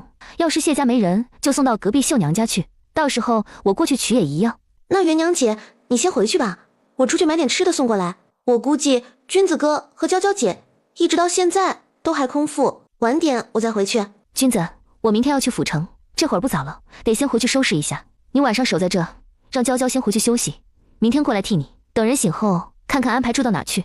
君子兄弟，晚上我守着高五哥，你回去休息吧。忘了和你说，高五哥分家了，还和杨家人断了亲，是元娘姐帮的忙。等高五醒来好点后，我就嫁给他。元娘姐，你真厉害，你是怎么办到的？我觉得杨高武不像杨家人，就骗大张氏说自己知道这事，还掌握了证据，让他痛快点把家分了还断亲，不然就送他吃牢饭。行了，不说这些，我先走了。蔡娘，你去看看买点什么吃的送过来，不行的话我回家做了找人送来也成。元娘姐你别麻烦，我出去买。李娘子，我看你们都不在，我家小姐情绪不大好，就先用你们的米面肉菜给小姐做了饭菜，也给你们留了些。谢谢，我们不在的时候，厨房的东西你们只管用。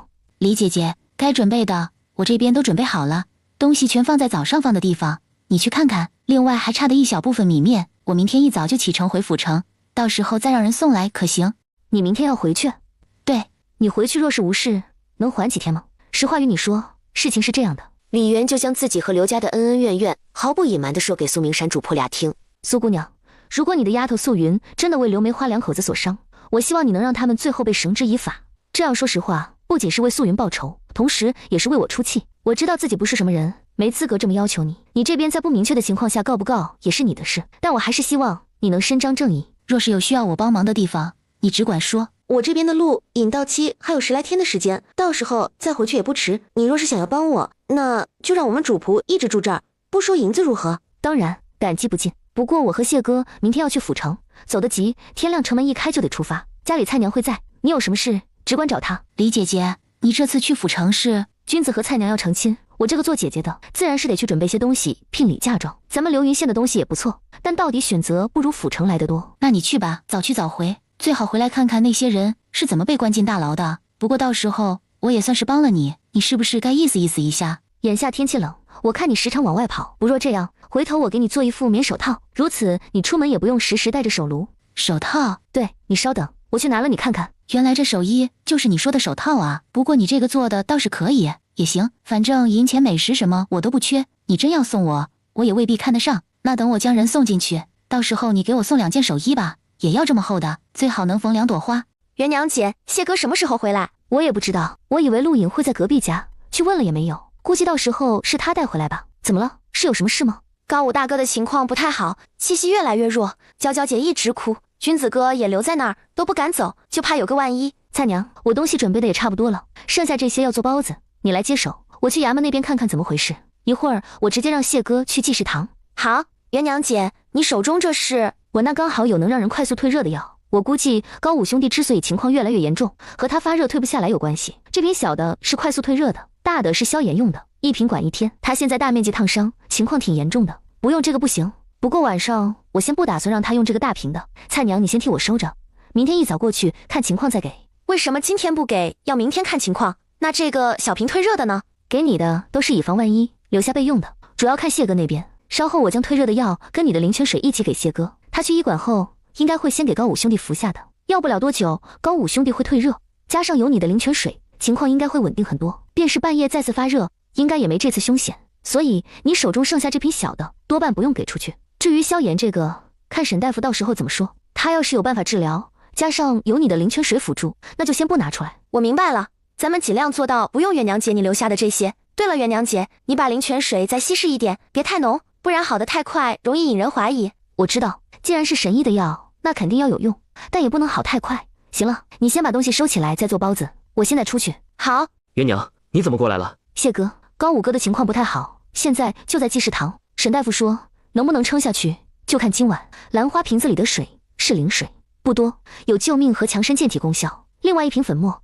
是能让人快速退热的药，你到时候直接用温水搅匀，让他服下即可。东西都不多，我还准备了一份，留在蔡娘那儿，以防万一。高武兄弟的情况，我现在一时半会儿和你说不清，你自己过去了解就行。对了，这个馅饼是我刚做的，你先垫一下肚子。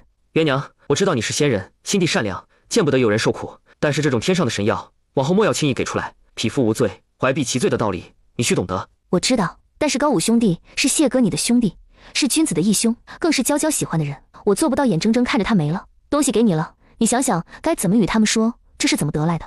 我得先回去准备咱们路上吃的口粮。哦，对了，谢哥，我的录影在你这吧？咱们明天是一早就出发吗？车行那边的车定了没？录影在我这儿，车行也订了一辆马车，明日一早过去，把录影和文书拿出来，再查一遍就可以走。至于一会儿怎么说辞，我就往自己身上揽，不会暴露你身份的。对了，月娘，咱们如果要定亲的话，是不是得去你爹娘坟前摆摆？等你提亲的时候，让君子带我们去祭拜吧。对了，谢哥，我想先定亲，成亲的事等年后择吉日再定成不？不过这样会不会影响到你？就是云国有律例，25不娶，其父母有罪那条。要是影响不大，他想晚一点。他对他是有好感，但还未到非君不嫁的程度。年前成亲对他来说还是有些快，且他现在所谓的喜欢，或许还掺杂了一些能给他带来好运的缘故。他想最好能够顺其自然一些，而不是因为任何外在因素。那就先定亲，成亲的事你说了算。云国律例对我影响不大，我上无父母，又有功名，加上之前情况特殊，官府允许我多交些罚银带过。行了，都快到医馆了，你回去赶紧休息，咱们一早得出发。李元回到家的时候，趁着大伙儿都已经回房休息的间隙，这才打量起空间来。小件刷新时间是10天，那么大件可能最低得1个月起步。正当他准备出空间时，心思莫名一动，就从阳台往外看。原本阳台外是灰蒙蒙的，但是今日却变了，外头蓝天白云，还有一小块地，目测连1分都没有。不过看着眼前这块空地，想到王灿的灵泉水，又双眸晶亮起来。这块地可以种玉米，可以种红薯，也可以种土豆。只是种植的话，是需要空间内部的时间也跟着流逝吗？若是不流逝，能种得起来不？不然要流逝的话，那他囤的肉菜什么，岂不是会过期？不过这些都需要实验，他先试试看。翻出几个网购的红薯，现代的红薯品种都是改良过的，产量高。若是他能种出来，有王灿的灵泉水辅助，到时候在开春的时候，他就能让整个李家坳都种上。来年流云县缺水，而红薯高产耐旱又不挑地，最是适合种植不过。心情极好的李元回到塞得满满当当的房间后，看见还未睡的王灿，低声将这事与他分享。元娘姐，我可以进去看看吗？蔡娘，我也不清楚能不能带你，要不你闭上眼睛，我试试。好。等了许久，又重新牵住他。蔡娘，好像不行。元娘姐，那我睁开眼睛，你再试试。刚才我是躺下的，这会儿坐起来，一会儿站着，咱都试一遍也行。可惜，不管他们用哪种方法都不行。蔡娘，今天先这样吧，等回头你和君子成亲后，咱再试试。行，到时候我和君子哥成亲，是元娘姐你的弟妹，是自家人，没准就可以。蔡娘，我准备在那块地上种这个，你先育苗，等我回来后剪藤扦插。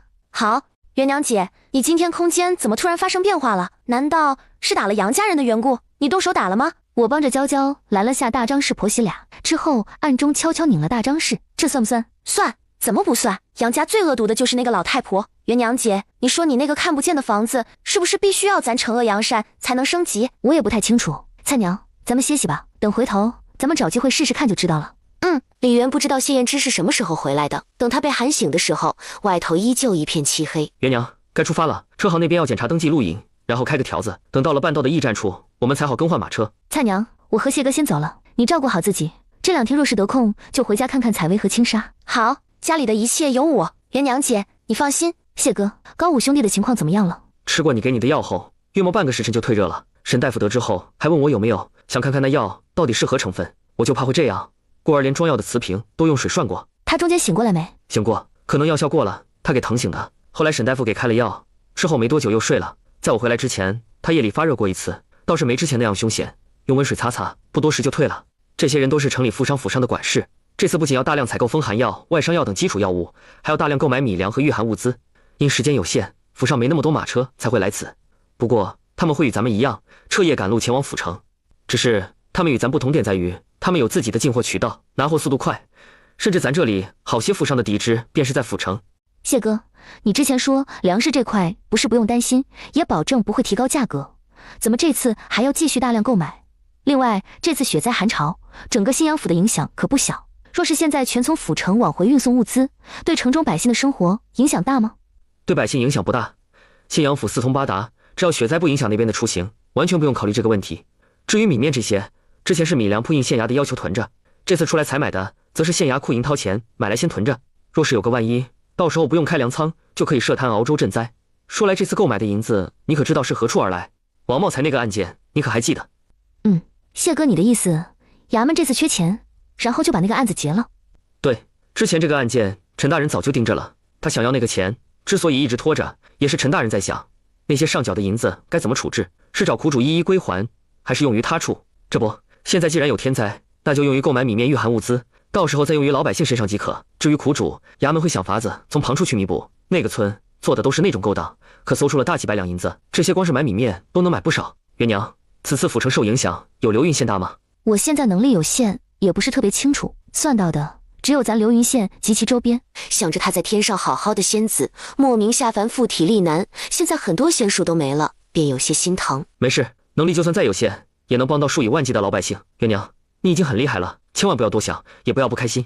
走吧，咱们不想这些，差不多轮到咱了。他什么时候多想了？又什么时候不开心了？难道写话本的男人脑回路都和别人不一样吗？方才他看自己的眼神，怎么好像带着同情和心疼？是他眼花看错了？自从2年前去府城参加秋闱后，他因为越来越倒霉，便再也没出去过了，甚至连马车都不敢坐，就怕他坐上马车后，半道上不是马车坏了，就是马匹出问题。如今有李元在，他极为安心。谢哥，你把文书给我，一会儿盘查的时候我给人看就行，你放心睡吧。马车到府城时，元娘，因为有你，我的运道都变好了不少。还记得前2年他来参加秋闱的时候，是提早了1个月来的，马车4天的脚程，他愣是坐上了15天，比人家牛车都慢，他都不愿再回想。好在如今有了李元，又让他对生活充满了希望，2天2夜就能到，这搁在以前，他是连想都不敢想。知道就好，往后要事事以我为先，不能惹我不高兴。我要是不高兴了，那你就得跟着遭殃，晓得不？必须晓得，只要元娘愿意嫁给我，往后凡是元娘说的都是对的。元娘让往东，我就绝不往西，要对元娘好，疼元娘，宠元娘，护元娘。除了元娘，其他的女的对我而言没有美丑之分，长得都一个样。谢哥，我已不能生育，若是有朝一日你的霉运自动消失，那我们和离，你另娶吧。元娘，我不是迂腐之人，不认为成亲就是为了子嗣，也不认为每个人必须得有自己的子嗣。你有采薇和青纱，往后咱俩成亲，他们便也是我的孩子，所以有没有亲生的又有什么关系？你想过没？倘若没有你，或许我早已死了。你不想要自己的子嗣？你不能生，我便不要。元娘，我认为我们能相识相知，日后成为夫妻是缘分，是上天的安排，所以你不要乱想有的没的。我再次强调一遍，我不是迂腐之人，子嗣于我没那么重要。知道了。光知道还不行，你得时刻记得，免得日后又胡思乱想。还有，咱俩还未成亲，你就想着离开的事，这让我很不开心。往后莫要说什么和离之类的话，我不爱听。我谢燕之此生不娶妻便罢，只要娶了，便是一生。我不羡慕妻妾环绕的生活，只愿一生爱一人，与他相濡以沫到老。谢燕之这话说的李元有些动容，有这种想法的男人，在这个时代实在太少太少了。他不认为谢燕之现在只是嘴上说说，他看得出来，他是认真的。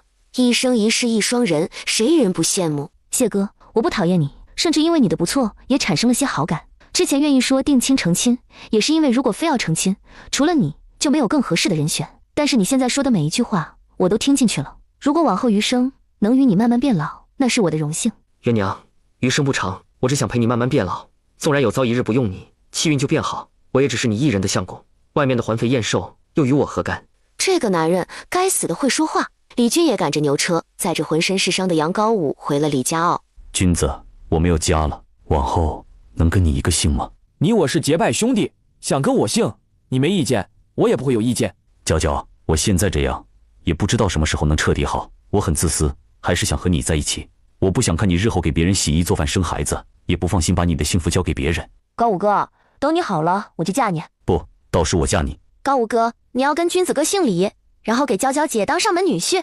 我跟君子姓，是君子把我从杨家救了出来，嫁给娇娇是我心甘情愿，也是我欠他的。君子，我还剩下多少银子？你一共有15两银子在我这儿，这2天去了2两银子，还剩下13两。不过这得多亏了谢哥及时送来的药，不然你那10几两现在能不能剩下5两，还是另说。君子，我这段时间去你家养伤，等好一点后，娇娇你找个媒人上门来提亲，到时候咱成亲，你骑马来接我。高武哥，我明天就找媒人来提亲，到时候还是我坐花轿来迎骑马的你，一起回我爹娘生前留下的房子呢。还有，杨家人，你有什么打算？娇娇，我不想知道自己姓什么，是谁的孩子，但是杨高文和小张氏，等我好一点后，得去衙门告他们谋杀。泼你热水的是杨高文2口子。我因为要娶你的事和大张氏起争执，杨高文两口子不知从哪儿听说我这次赚了大钱，就以不孝的名义想弄死我。原本我身上的1两银子，在我倒地后被他们抢走了。我们才回来，他从哪儿知道你赚了大钱的？还有，这是有预谋的准备杀你吗？不然为什么刚好端着一盆热水？我不知道，什么都不知道，也不清楚他们的消息从哪来的。我既然不是杨家的人，他们留着我像以前那样，好好的给他们赚钱不行吗？难道就因为怕我娶妻后分家，不养他们了？但是娶妻后，在我不知身世时，大张氏同样可以拿孝道压我，让我每个月给他多少，根本就没必要对我下毒手。我看还是得查你的身世，或许和这个有关也说不定。现在这2天流云县杨家那一片都不少人都知道你不是杨家人的事，纷纷猜测当初到底是什么个情况。就我所知，当初大张氏确实是怀有身孕，产期也确实你是出生那段时日。会不会是偷换的孩子？高武哥，你是有钱人家的孩子，然后大张氏把你和他的孩子换了，他把自己的孩子送到富贵人家去当少爷去享福，要不然就是当初有富贵人家的娘子生产，然后后宅斗得厉害，有人把你偷偷抱出来，和生了个闺女的大张氏换，这样大张氏的孩子可以去富贵人家当千金小姐，而那与他换的人又除了心头大患，毕竟儿子可是要继承家产的，女儿给点嫁妆就可以打发了事。要不去问问大张氏以前有没有不对付的人，然后2人一起嫁人，他又样样比不过人，刚好一个远嫁又有身孕，但娘家在这边，然后回来的时候动了胎气，提早出生了。这样大张氏因为心头生恨，就使计将2个孩子给换掉，就是因为高武哥的娘和他不对付，所以才不给娶妻，还使劲苛待他。我看你一天天也忙得很，怎么还能想出这么多恩怨情仇来？看来谢哥写话本都不如你，不若你跟着我一起识字，往后也靠写话本给自己赚点贴己。谢哥靠这个赚了不少，可比你和姐辛辛苦苦摆面摊赚的多还轻松。跟你多学认字可以写话本赚钱就算了，我可没那能耐。刚才我说的也只是胡思乱想而已，具体的还得查。不过眼下我已经查好了水云村刘梅花带回来的银锭都在谁家，至于有没有印记，回头我上老宅那边问问奶就知道。怎么还扯上李家老宅那边了？说到这事，王灿来劲了，便说起其中的恩恩怨怨。我向杨大花追回银子之前，刘东升把欠的20两银子还给刘氏族人，那银子据说是刘梅花2口子带回来的，是4锭5两的银子。之前大伙儿借给刘东升时，低的几百文，高的1、2两，这人数多，银子大，众人舍不得捡成碎银，哪怕有秤，还是怕自己吃亏，可不得找人换吗？赵家隐瞒拿了你家钱的事，就算有钱也没人知道，又怎么会有人找杨大花换？再说当初你只是拿回了地，银子和那7亩水田的产量都没要，赵家有钱，就算换了也不会轻易再给出去。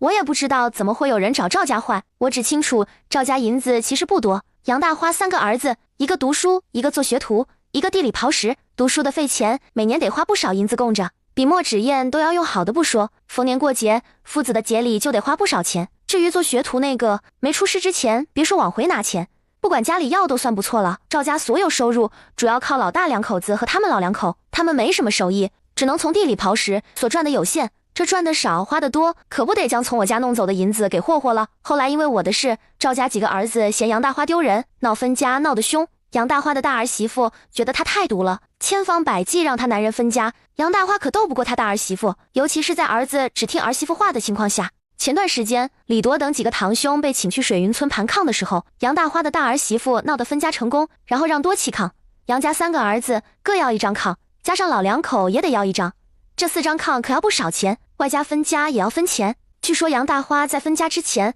还被刘东升要回5两聘礼钱，如今他手头也没多少钱，就不得不把银锭拿出来用。而刘东升他从赵家拿到钱后，就去赎了1张地契回去。一旦确定刘梅花2口子就是上苏明山丫头的人，到时候刘家别说是买回去的地，便是连宅子一起卖掉，怕是都不够还。按素锦的话说来，丢失的银子至少有70多两，现在刘家赎回去的地加起来也就50多两，剩下的银子可都让他用在还债上了，更别说到时还有首饰之类的要赔。光是杀人谋财这一点，就算他们到时不死，也得脱层皮。总之，不是坐牢就是流放，是赵家分家要分钱。加上盘炕多，索性就把换回来那个带有印记的5两银锭拿出来，让李铎他们破开找。杨大花机关算尽，怕是没想到拿我家银子培养他几个好儿子，最后会变成嫌他丢人的局面。我现在只要确定银锭有没有印记，再让苏姑娘确认一下是不是他府上的就好。只要确定是，我马上找人写状纸，让素锦去告。一旦刘梅花和王永胜坐牢，那咱也好向刘氏一族提出给采薇和莎莎改姓这事儿。我看这样可行。本来当初还让2个孩子跟着姓刘，也是为了方便我姐带2个孩子走。刘氏族人不孬，尤其是那个刘东林，看着好说话，实则内里比猴精。若是刘梅花和王永胜犯了事，为了子孙后代好，刘东林是会答应的。新阳府城内，月娘看这宅子可还行，这是我前几年托郭掌柜替我买的，前年赶考，跟我娘一起过来，便是住在这儿。奈何我娘在临考前一天走了。谢哥，不是说父母不在了，得守孝3年吗？那按你这么说，其实才2年，咱们的亲事是不是得明年下半年后？都说守孝3年，实则是27个月。秋闱是在8月份，到如今已快是27个月整。等咱们回去，就可以准备出孝。谢哥，不是说守孝得吃素，还不宜出远门什么的？那你现在都还算在守孝内，怎么还吃肉又出远门？月娘，我的情况比较特殊，当初我娘走之前还让我不要守孝，我其实也是在守了1年半后才开始吃荤食。毕竟我成天摔摔打打，还时不时爷爷被呛的，身体远不如寻常人健康，光靠吃菜是不行。至于出远门，这是我守孝以来第1次，且也是即将出孝了。那咱是直接吃饭歇一会儿再出门采买，还是这会儿就出去？这2天舟车劳顿，咱先吃了歇会儿，然后再出门。按照你说的，最好明天晚上或者后天早上就回去。只要咱不大量囤货到需要商家花时间备货的地步，时间上是来得及的。现在他空间中陆陆续续囤了不少米面，眼下他想囤点药和御寒衣物，至于粮食肯定也是要买的。但空间已经出现可以耕种的地，或许以后还会扩大，反倒变得不必那么着急。元娘，这里离贡院和府学都不远，周边住了许多秀才，每逢3年乡试，这附近便住满了人。我来年要参加秋闱，咱们提前到这住，可好？只要你没问题，那我也没问题。书中那个逃跑的县令多半还是会如期到任，届时就算因为今年的雪灾囤下来的雪水能缓解干旱，但水灾和溃堤的事同样解决不了，那瘟疫也会伴随而生。算了，与其等到那时候，倒不如等老宅那边收了地里的粮食，他想法子哄大伙往外逃就是。只是官府到时肯定不会给那么多人开路引的，要怎么拿着路引离开，这是个大问题。否则没路引往外跑，往小了算流民，往大了是细作。流民被抓，按云国律例须杖80，寻常人别说是80，就是50都能要了命。至于细作，那是直接丢命的事，还是甭想了。到时候走一步算一步。谢哥，你这宅子没找人清扫，你现在不动手，晚上打算睡何处？元娘，我在等你来着。我这院子郭掌柜每隔半个月会让人过来清扫，所以也不是特别脏，但灰还是有的。你能不能施个仙术，把这些灰土变没？谢哥，很抱歉，你的要求我做不到。我现在和凡人差不了多少，清晨咒便是念了也没用的。谢燕之一听清晨咒，心下有些激动。果然，仙人都是有各种法术的。看来元娘要是还有仙术的话，说不好还会日行千里。元娘，能与我说说你们仙人日常都是怎么联系的吗？出远门是脚踩祥云，还是骑着仙兽？能日行千里不？我们联系可比这里简单多了，有专门的传音符。传音符是个不到巴掌大的铁牌，上面有几个数字，然后每个人都去申请属于自己的数码。想要联系的时候，只要输入对方的数码就好，不管多远的距离，哪怕是10万8千里，只要输入相应的数码，也不过是眨眼间的事，便可以和对方通话。那个铁牌传音符不仅可以听到对方的声音，还能看到对方的人，我们就靠那个联系。那出行呢？这个更简单，如果用飞的话，有大铁鸟，坐那个从咱流云县到京城，顶多也就是1个半时辰的事。但要走陆地的话，那有像在陆地上爬得飞快的龙一样，嗖的一声就不见了。从流云县到新阳府，不用骏马跑2天2夜，我们只要1个半时辰就能到。至于提前去机场和火车站的时间，李渊直接给忽视了。反正忽悠人他不带怕的。谢燕之听到他的形容，眼睛睁得大大的，其中还带着丝羡慕。他们人间要有这些东西就好了，那样日后他出门不管去哪儿都不用长时间在路上奔波。元娘，你在这休息，我直接收拾2间相邻的房间，可行？行，但你收拾自己的就好，我有个房间就行，不用收拾。对了，谢哥，这里有被褥之类的吗？有2床，但不够厚，这里没火炕，被子是往年冬天盖的，也未曾拿出来晒，今天阴天也晒不了，晚点直接去买吧。直接花钱买太贵，我这有后备，这2天你先盖着。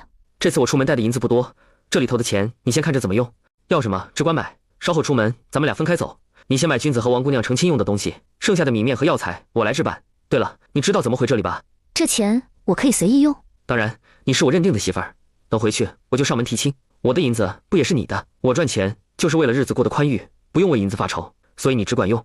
若是不够，与我说便是。等成了亲，我就将所有的银子和地契都交由你保管，往后每个月从你这里领月银用。这家伙真的是认定他了，也不怕他这个所谓的仙人拿了银子翻脸不认人。如此的话，在这就耽搁1个晚上，那他今天速度得快一点，然后去街上多买些东西回来做饭，他自己吃什么都无所谓，大不了街上买，或者回程路途去驿站买都行。偏生谢燕之只能吃他做的东西，这中间若是掺杂了不是他做的，一到子时必将倒霉。就好比前天早上出发的时候吃的包子是外面买的，结果当天到子时，他睡着睡着，突然咚的一声，马车顶上不知道什么时候居然有一块多余的木头直接掉下来砸在他的脑袋上，好在不是额头也不是脸，否则今天怕是都不好出门。待他从药材铺走出时，居然听到前面不远处传来大吵大闹的声音，他顺着声音望过去，居然看到一个略显熟悉的面孔，那是一个20多岁的妇人，偏偏杨高武不是杨家人，而那妇人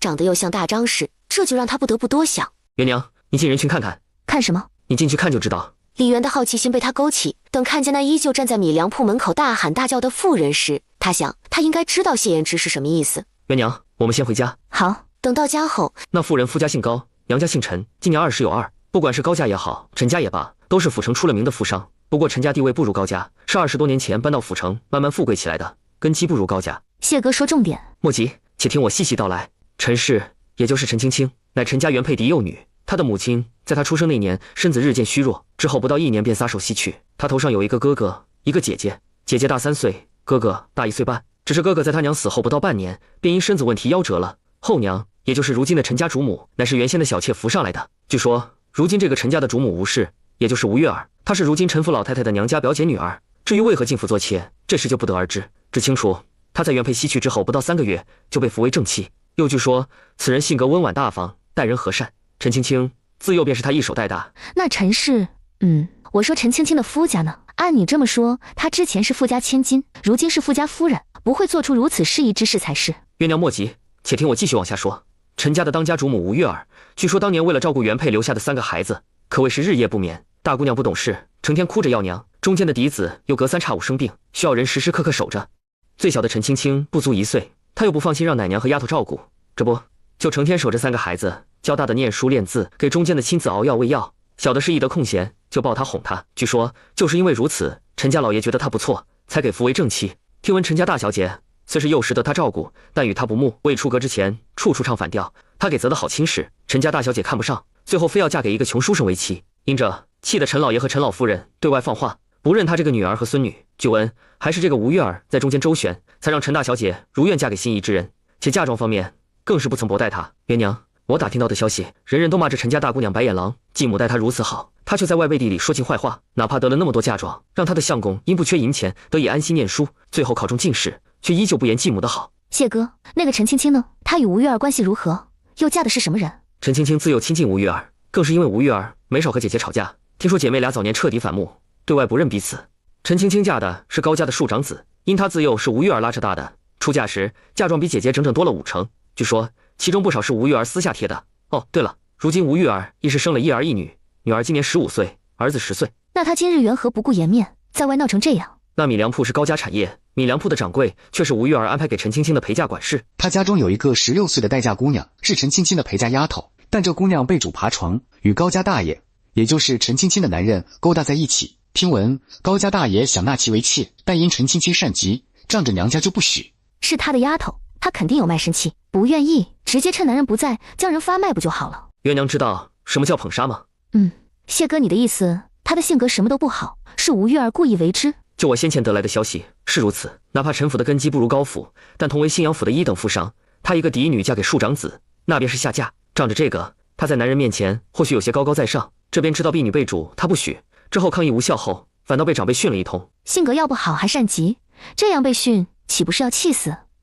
正是因为如此，他就想将那婢女卖到烟花之地，谁知人还未卖，那姑娘得知消息先藏了起来，这不他就越发生气，一得知他被藏在尖儿这个米粮铺的后面，可不就亲自带人上门来了。难怪我听他在骂什么不要脸，见到男人走不动道，还有交出来否则去官府告逃奴之类的话。不过他要是聪明点，这种事完全可以不用自己出手，看来被有些人教的脑子都没了。只是谢哥，我还有一个地方感到奇怪，如果吴月儿有意教坏陈青青，那为何出嫁的时候给那么多嫁妆？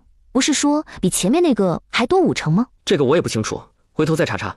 倘若陈青青是大张氏的女儿，那么当初坏孩子的事有9成是吴月儿做的，且大张氏也知道这事，还亲自配合送女儿去富贵人家享福。而陈家大姑娘与吴月儿翻脸，或许是知道些什么，他在相公中进士之后有了底气，肯定会查下去。谢哥，你说有没有可能他从哪儿知道陈青青不是他的妹妹，所以才会反目？而高武兄弟被杨家老大意图谋杀，也是吴月儿察觉到什么给授意的。那如此说来，杨家人应该都知道高武不是亲生的。只是有一点我不明白，陈家原配夫人应该是在府城生子，怎么可能有人千里迢迢跑到流云县和大张氏的换？还有，既然把孩子都换走了，又为何不斩草除根？即便大张氏要个孩子对婆家好交代，也完全可以对外宣称生了个死胎。或许那原配是流云县人，而吴月儿本意也是想要那孩子死，结果大张氏心想这也是个儿子，只要给口饭吃就好，等长大还能赚钱给他大儿花。谢哥，晚点吃了饭，咱再出去逛逛，然后花点钱打探一下消息看看。若是能帮到高武兄弟，那是最好；帮不到不是的话，咱们就当花钱买乐呵。这事我去办，你留在家里。这天阴沉沉的，我怕明天就要下雪。元娘晚点会有人陆续送米面过来，每一家我都付了2成的银子，剩余8成。等人把东西送来后，你再与他们结算。结算银子晚上我给你。不用，我这还有。若是回头实在没钱，我再管你要。都说喜事成双，买成亲用的东西，没有买单不买双的道理。今儿我给菜娘买了1对银簪，1对银钗，1对银镯。除此之外，还给淼淼也买1对丁香耳灯。至于君子下聘的东西，我琢磨了下，为表诚意，就给买了1根鎏金银簪，1对金耳灯。因为价格比较贵，簪子就买了1根，也不知道菜娘会不会介意。不会，你买什么她都会喜欢的。有这些东西其实已经够了。县城里普通人家的姑娘出嫁，根本没这么多东西。在谢燕之看来，王灿让人种出来的菜都是在替李元打幌子，因此李元愿意给王灿买那么多首饰成亲，这诚意是相当的可以。不说别的，光是他刚才听到的这些首饰，没有30两下不来。李家傲，奶，这银子应当就是苏府的，到时候若是衙门那边来查，你让几个堂兄出面做个证，说这银子是从哪来的就行。你放心，这银子是咱们家自己赚来的，我保证苏姑娘那边不会收回去。要是能让2个丫头姓李，别说是5两银子，就是10两，我们家也愿意出。王灿是算着李元回来的时间，找人写的状纸，让素锦去衙门状告的。差爷，你们是不是走错地方了？我一个普通的妇道人家，怎么可能会谋财害命？这里是水云村，我是刘梅花。没错，就是你和王永胜。今天有人在衙门状告你谋财害命，且证据确凿，跟我们走一趟吧。县令大人还在公堂等。刘梅花，你最好没做什么伤天害理的事，否则我刘氏一族留不得你们一家。你爹娘做的事，你知不知道？银子和首饰都在哪？我不知道什么首饰，也没看见。我娘当初带回来的银子，我一部分拿来还族人，还有一部分我用来赎回地契了。那银锭具体在谁家，我不知道。50两的银票在鹏哥那儿。刘东林气得要死，今天要不是他刚好上衙门办事，都不知道刘氏2口子胆大包天。在得知情况后，急匆匆回来，就想看看能不能帮着善后，将证据给抹了。结果除了银锭、首饰和银票都不在这儿，这叫什么事？这刘梅花一家一再的给他出幺蛾子，给他们刘氏一族抹黑，简直太过可恨。族里出了谋财害命的人，这让族人走出去怎么抬得起头？之前李氏的事好不容易压下去了，为此还让出2个刘氏的女娃子，哪个村哪个族的人有妇人敢提出和离的？又有几个在和离后能带走孩子，且还签下断亲事文书的？可这些就因为他们理亏，面对李氏族人没底气，才不得不全捏鼻子认下。如今这刘梅花又整这一出，怕是这些事全都要被翻出来说。刘东林想想他的政绩，再想想以后的刘氏一族，心里异常后悔。早知会这样，还不如在李氏提出要和离的时候，将刘梅花一家给除族得了。之前谋害儿媳妇的事，他们还能当刘家自己的家事，刘李2族关起门来解决就行。可如今又扯上人命，对方还是府城的富户，这让他能怎么办？除了第一时间毁灭证据外，他什么都做不了。可是现在偏偏连证据他都无能为力。东林哥，我娘不管怎么说都算是你姑，这事你可得帮帮我。我娘这个人你应该知道的，她没那个胆子，这肯定是误会。对，一定是误会。是不是误会？你作为儿子心里清楚，这事我帮不了，也不会帮。哥，这事你不帮我可不行。我相信我爹娘是不会做出那种恶事的人。我家本身就家底不薄，我娘之前出远门带的银子多，这也是正常的事。她怎么可能谋财害命？这说出去实在可笑的很。既然你觉得你娘不会这么做，那你就更不用找我了。陈大人是个好官，不会误判的，你只管安心在家等消息就行。要是不放心，现在可以跟着去。还有这种事你跟我解释没用，哥，我知道你本事大，只要你愿意帮忙，我爹娘就算有事也能轻判。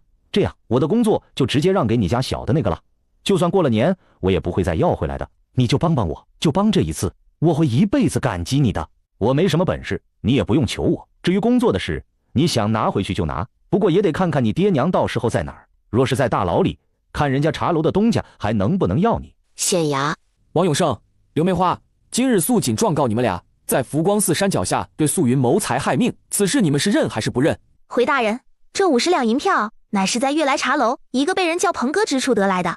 据他所言，这银票是刘东升亲手给的。这银票是奴家主子从府城秦家公子秦牧阳处所得，票号出处大人可以追查。另外这5两的银锭上头有奴主家府上印记，这是奴从李家傲李大海家中所换得来。据奴着人查明得知，这锭银子出自水云村处杨大花家，而杨大花则是刘氏一族的村民们那儿换来的。刘氏一族村民的这锭银子却是刘东升给的。据奴查实，刘家那段时间遭盗窃，家中毫无分文。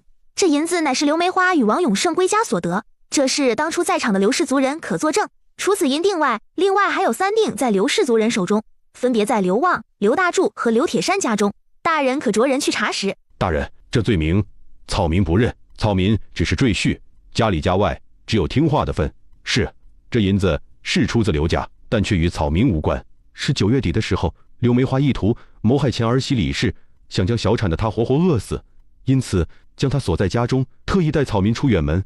他本想去福光寺，结果还未到，在山脚下就遇到不知何故晕倒在地的一个富贵姑娘。刘梅花见财起意，不顾草民劝阻，执意拿石块砸那姑娘的脑子。你放屁！明明是你看那姑娘穿戴极好，又看她荷包鼓鼓的，说我们可以拿走，这是我们路上捡来的。至于拿石头砸人，也是你的主意。你说我们要是拿了钱走，那姑娘醒来看见了，肯定要吃官司。这下都不用陈县令问什么，也不用素锦再指控，众人只听刘氏2口子在那攀咬，就连当初刘梅花为何要害死李元的事也一并说了。围观的老百姓听了哗然，衙门今日难得有人击鼓，不少人出来凑热闹。世上怎么会有这么恶毒的人？儿媳妇怀着身孕给推小产了，之后不给请大夫，还将她锁在家里，企图将她饿死，这是丧心病狂的人才会做得出来吧？看来那李东家是自身携带好运，而不是他做出来的东西。那李东家和离后，他们家就遭了贼，之后哪怕家中有那么多田地，日子却越过越艰难，这不是报应是什么？好好的带财带运儿媳不要，非得折腾人，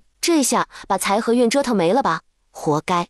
大人，民妇身怀6甲，刘东升他在大庭广众之下强抢民妇的银子，还将民妇推倒在地。民妇肚子里的是过世夫君的遗腹子，他这是谋财害命，求大人为民妇做主。你男人不是早就死了？你那肚子里的孩子才几个月，怎么可能是遗腹子？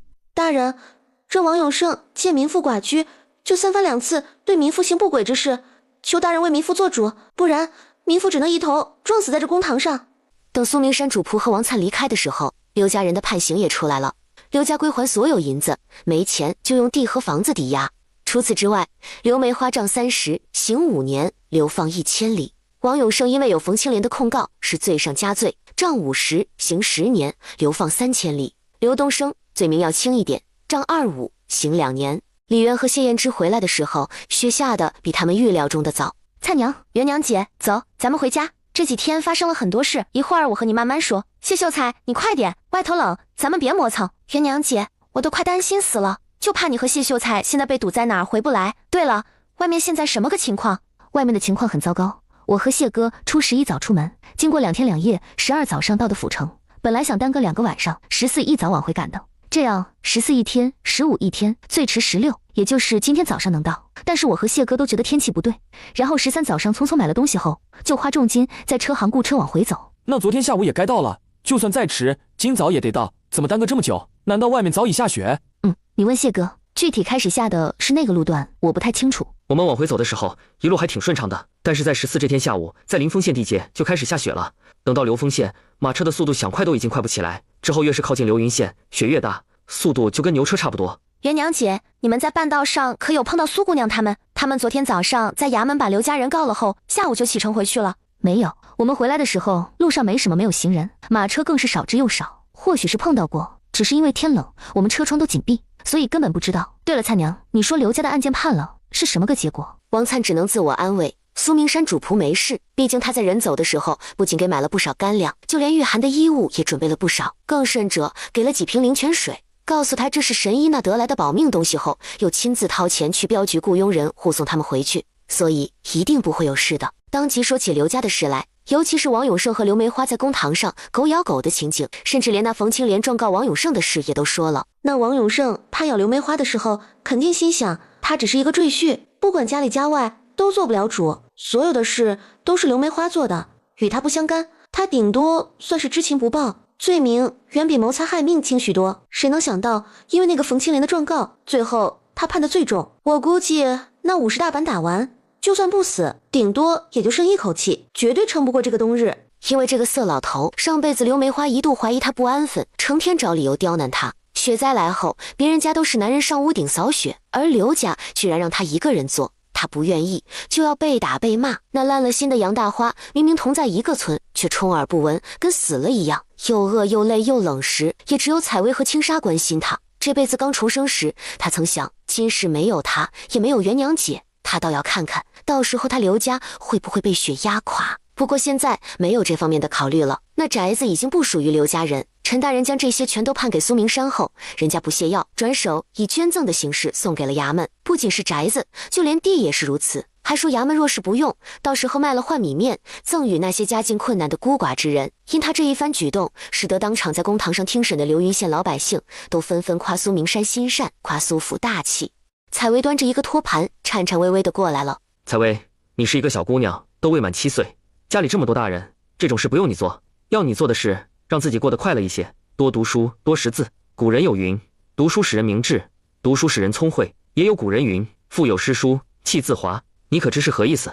知道，夫子让我多读书，只有多读书多识字，我才有可能懂得更多，也能聪慧一些。还有一个人读书多了，身上就会带着一股书卷之气，言行举止也会跟着受影响，变得有礼貌，整个人的气质也会变得不一样。就像夫子和舅舅，夫子一看就是饱读诗书的人，舅舅在这块根本不能和你比。李军扎心了，这孩子，你回答就回答，那舅舅做什么对比？舅舅就算再读10年书，也比不过你那浑身长满心眼的谢伯伯，好吧？君子，你姐想让你将书捡起来，你怎么想的？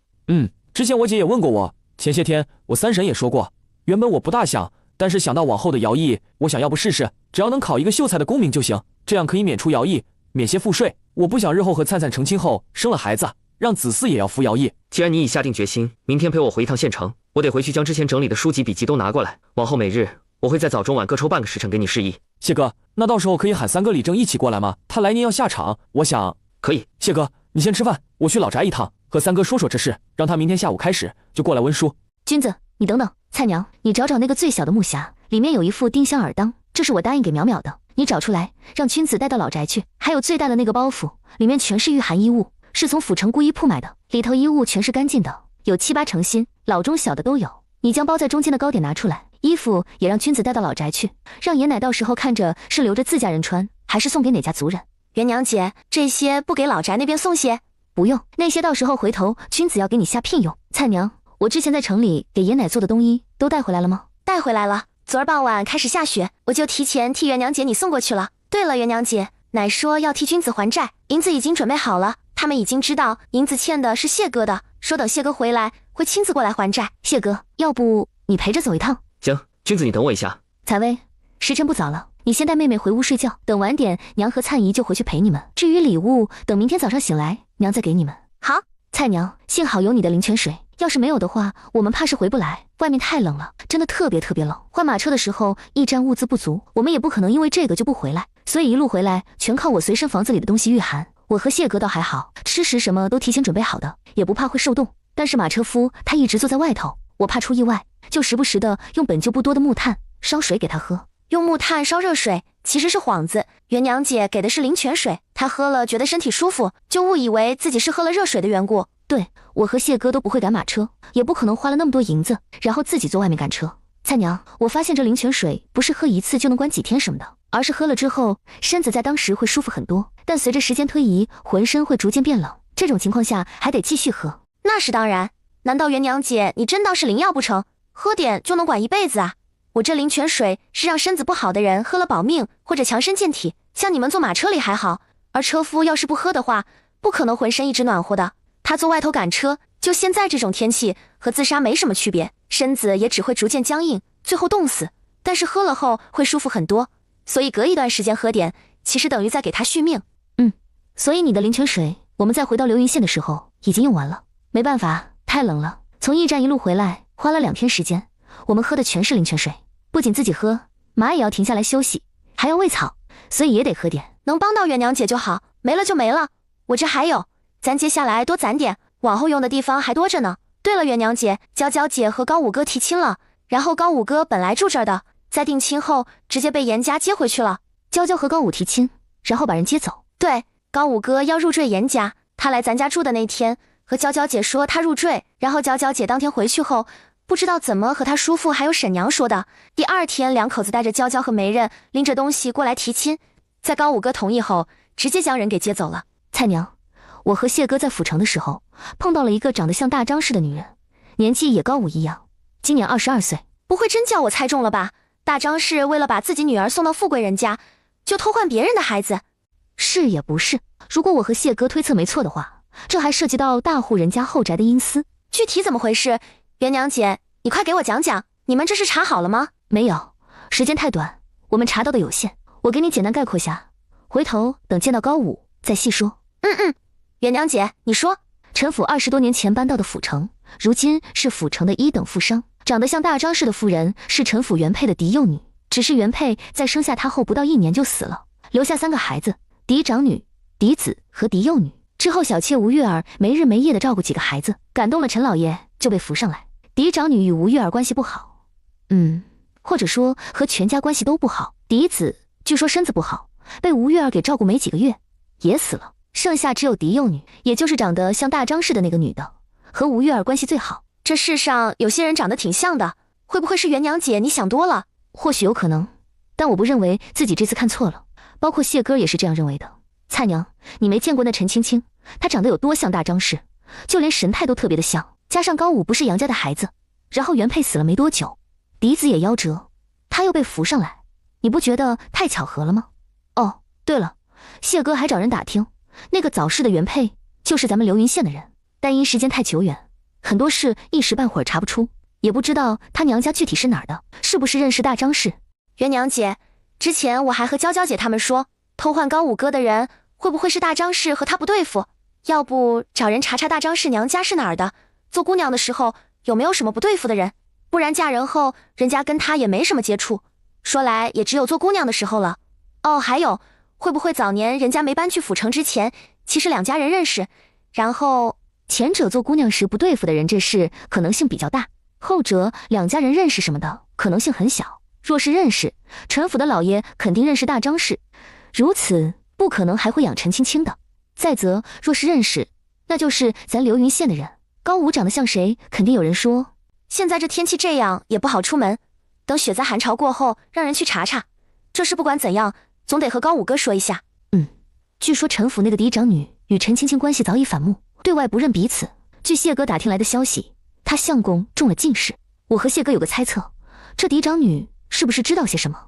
陈青青，也就是那个嫡幼女所嫁的人，同是府城1等富商的高家，但她嫁的却是高家的庶长子。据悉，那个庶长子的亲娘与陈府小妾上位的吴月儿关系极好，说2人幼时是邻居，还有血亲关系。元娘姐，你觉得这里有问题？2人认识倒是没什么问题，问题在于高府下聘的东西，所有加在一起都不到1000两，而陈青青出嫁的时候，嫁妆比她长姐还多5成。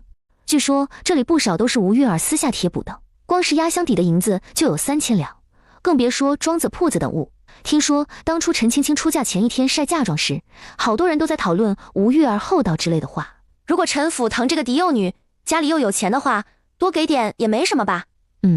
话是这么说，但是那陈青青的性格有些一言难尽。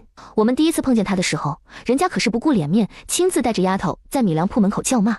你觉得一个高门大户的千金，或者说夫人，但凡有脑子的会做这种事？好像也是，像咱流云县那些富家千金和夫人，想做什么不都是派个管事或者丫头婆子出面？我有可能便是吴玉儿故意为之，甚至她身边的人都在吴玉儿的授意下，时常在她耳边说些什么。你说如此情况下，吴玉儿为何要给她那么多嫁妆？就算要做面子给外人看，也没必要真金白银给，不是？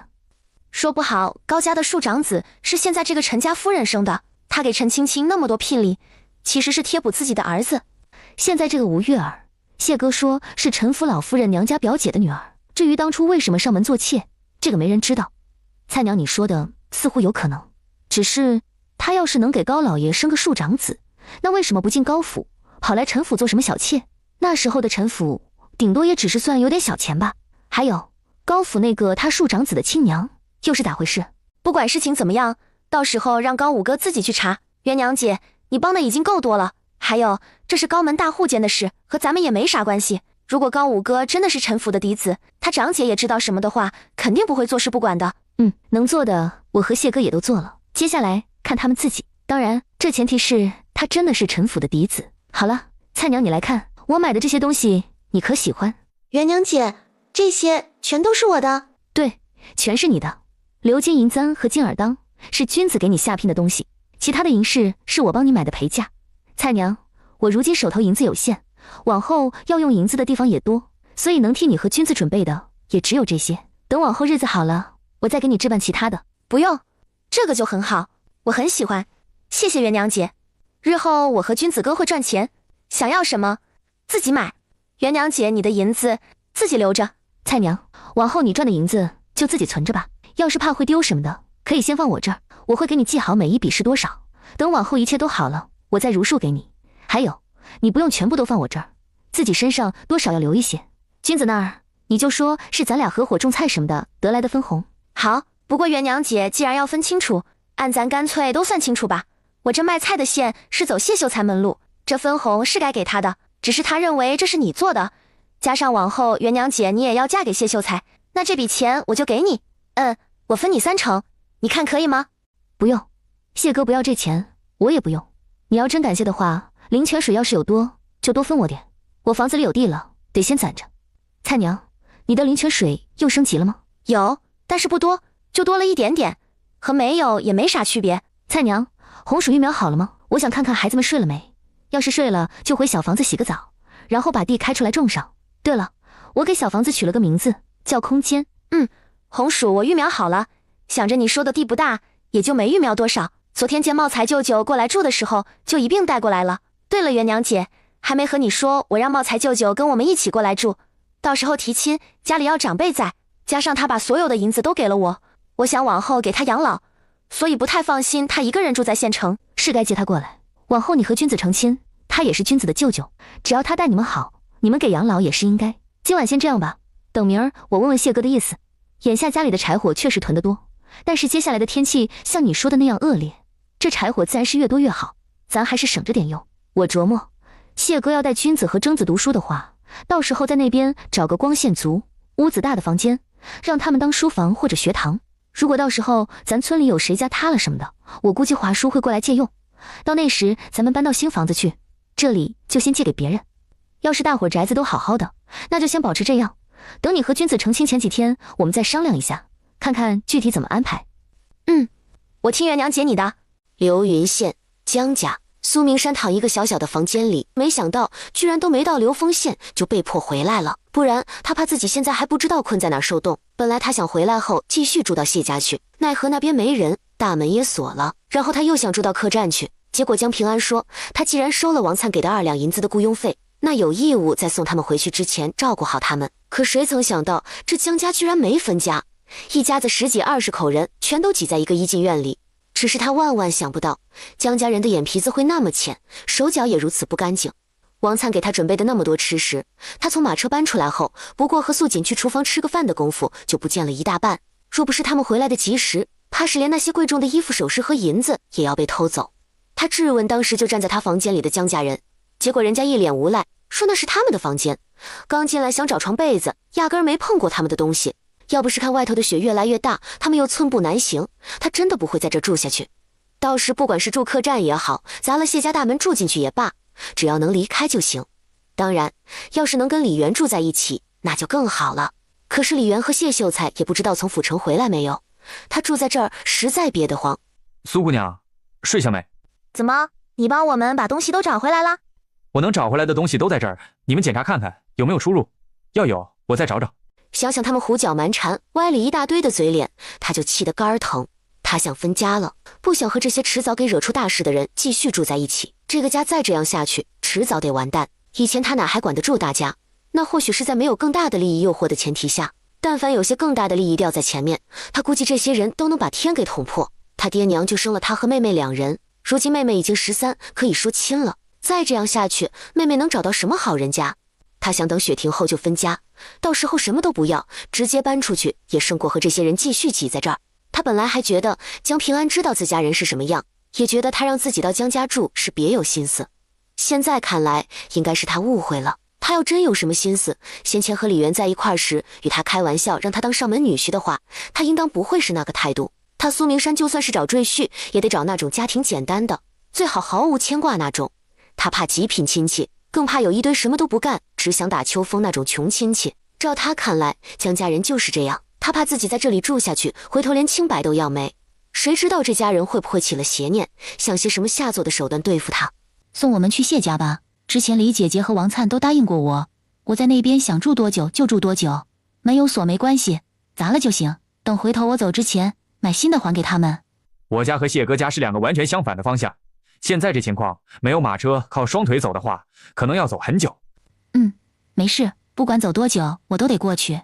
现在街道上没什么行人，我和素锦把被子直接裹在身上，露出2个眼睛就行，走慢点就慢点，无所谓的。只是其他的东西可能要你替我背着，等到了地方，你还得帮我把门砸了，再歇在那边护着我们，包括扫屋顶的雪。至于谢秀才他们回来后的事，我来处理。行，那你们收拾一下，我去找我奶和她说一下，省得她担心。我送苏姑娘主仆去谢哥家住，过些天等雪婷送他们主仆回去后会回来的。爹，刚才我和奶说了，等雪婷后咱就分家，到时我们可以净身出户，什么都不要，但分家文书上要写，和其他几房人往后少往来。这事我只是通知你一声，不是要你同不同意。你要是为了我和小梅好，就什么都别问，只管照做就行。说完这话，他直接拎着包袱走了。李家傲中的李元根本不清楚县城里发生的事，也不知道苏明山主仆又回谢家住了。娘，怎么还没睡？不是让你先睡吗？娘，你不在的时候，舅娘回来给我和莎莎买了云片糕，还自己做了枣糕。娘，这是我和妹妹给你留的，你尝尝，特别好吃。真好吃。不过采薇，现在已经晚了，娘又刚吃完饭没多久，不宜吃太多东西，不然不好消食会难受。这些留着，改天娘再尝尝行吗？好。娘，你和谢伯伯在外面奔波了那么多天，累坏了吧？我给你捶一捶，你再睡一觉，明天就好了。便闪身进了空间，而是逛了一圈房子，见其没什么变化，又来到房子外面，却见那块还未开垦的地，不知何时已经开垦出来了。且那地里种的并不是什么粮食、蔬菜之类的，而是他家。是的，那块地上居然有他娘家，且还是迷你型的。这怎么回事？怎么会出现房子？不是用来种植的吗？房子里全是空的，一个房间是一块地，这让他很是奇怪，也有些不知所以然。这要怎么弄？有地是可以种吗？种在房子里，是他种还是这地自己种？迷你型的房子上面就出现2个和游戏里的血条一样，一个是奋斗值，一个是威望值。这奋斗值是什么东西？威望值又是什么鬼？不会是要他带着全家人一起奋斗？那威望值呢？提高自己的威望，只要提高这2项，就不用他自己种植。里面的东西会自己种吗？那往后这地还会不会延伸？元娘，我和君子今日要出门回谢宅拿书籍，你可有什么需要买的？要买的东西没有，不过有件事可能需要谢哥你跑一趟。这天这么冷，昨天马车夫回去也不知道是什么情况，你去车行打听一下车夫家在哪儿，要是方便，一会儿我拿瓶东西给你，到时候你给车夫送去，就说是治疗冻伤的药，让他当着你的面喝完，之后将瓶子给我带回来，不允许外流，清楚吗？行，一会儿我和君子出去，你也给我和君子准备点。好，这水到时候你自己和君子解释，不许扯什么仙子不仙子的，懂吗？我办事你还不放心？这是昨天老宅那边替君子还的，一共是13两，本身是23两，后来君子走镖回来的时候还了10两。李元在他掏钱的时候，见他下巴又淤青好大一块，说话还有些呲牙，就知道子时一过又倒霉了。先吃吧，这一天天可怜见的。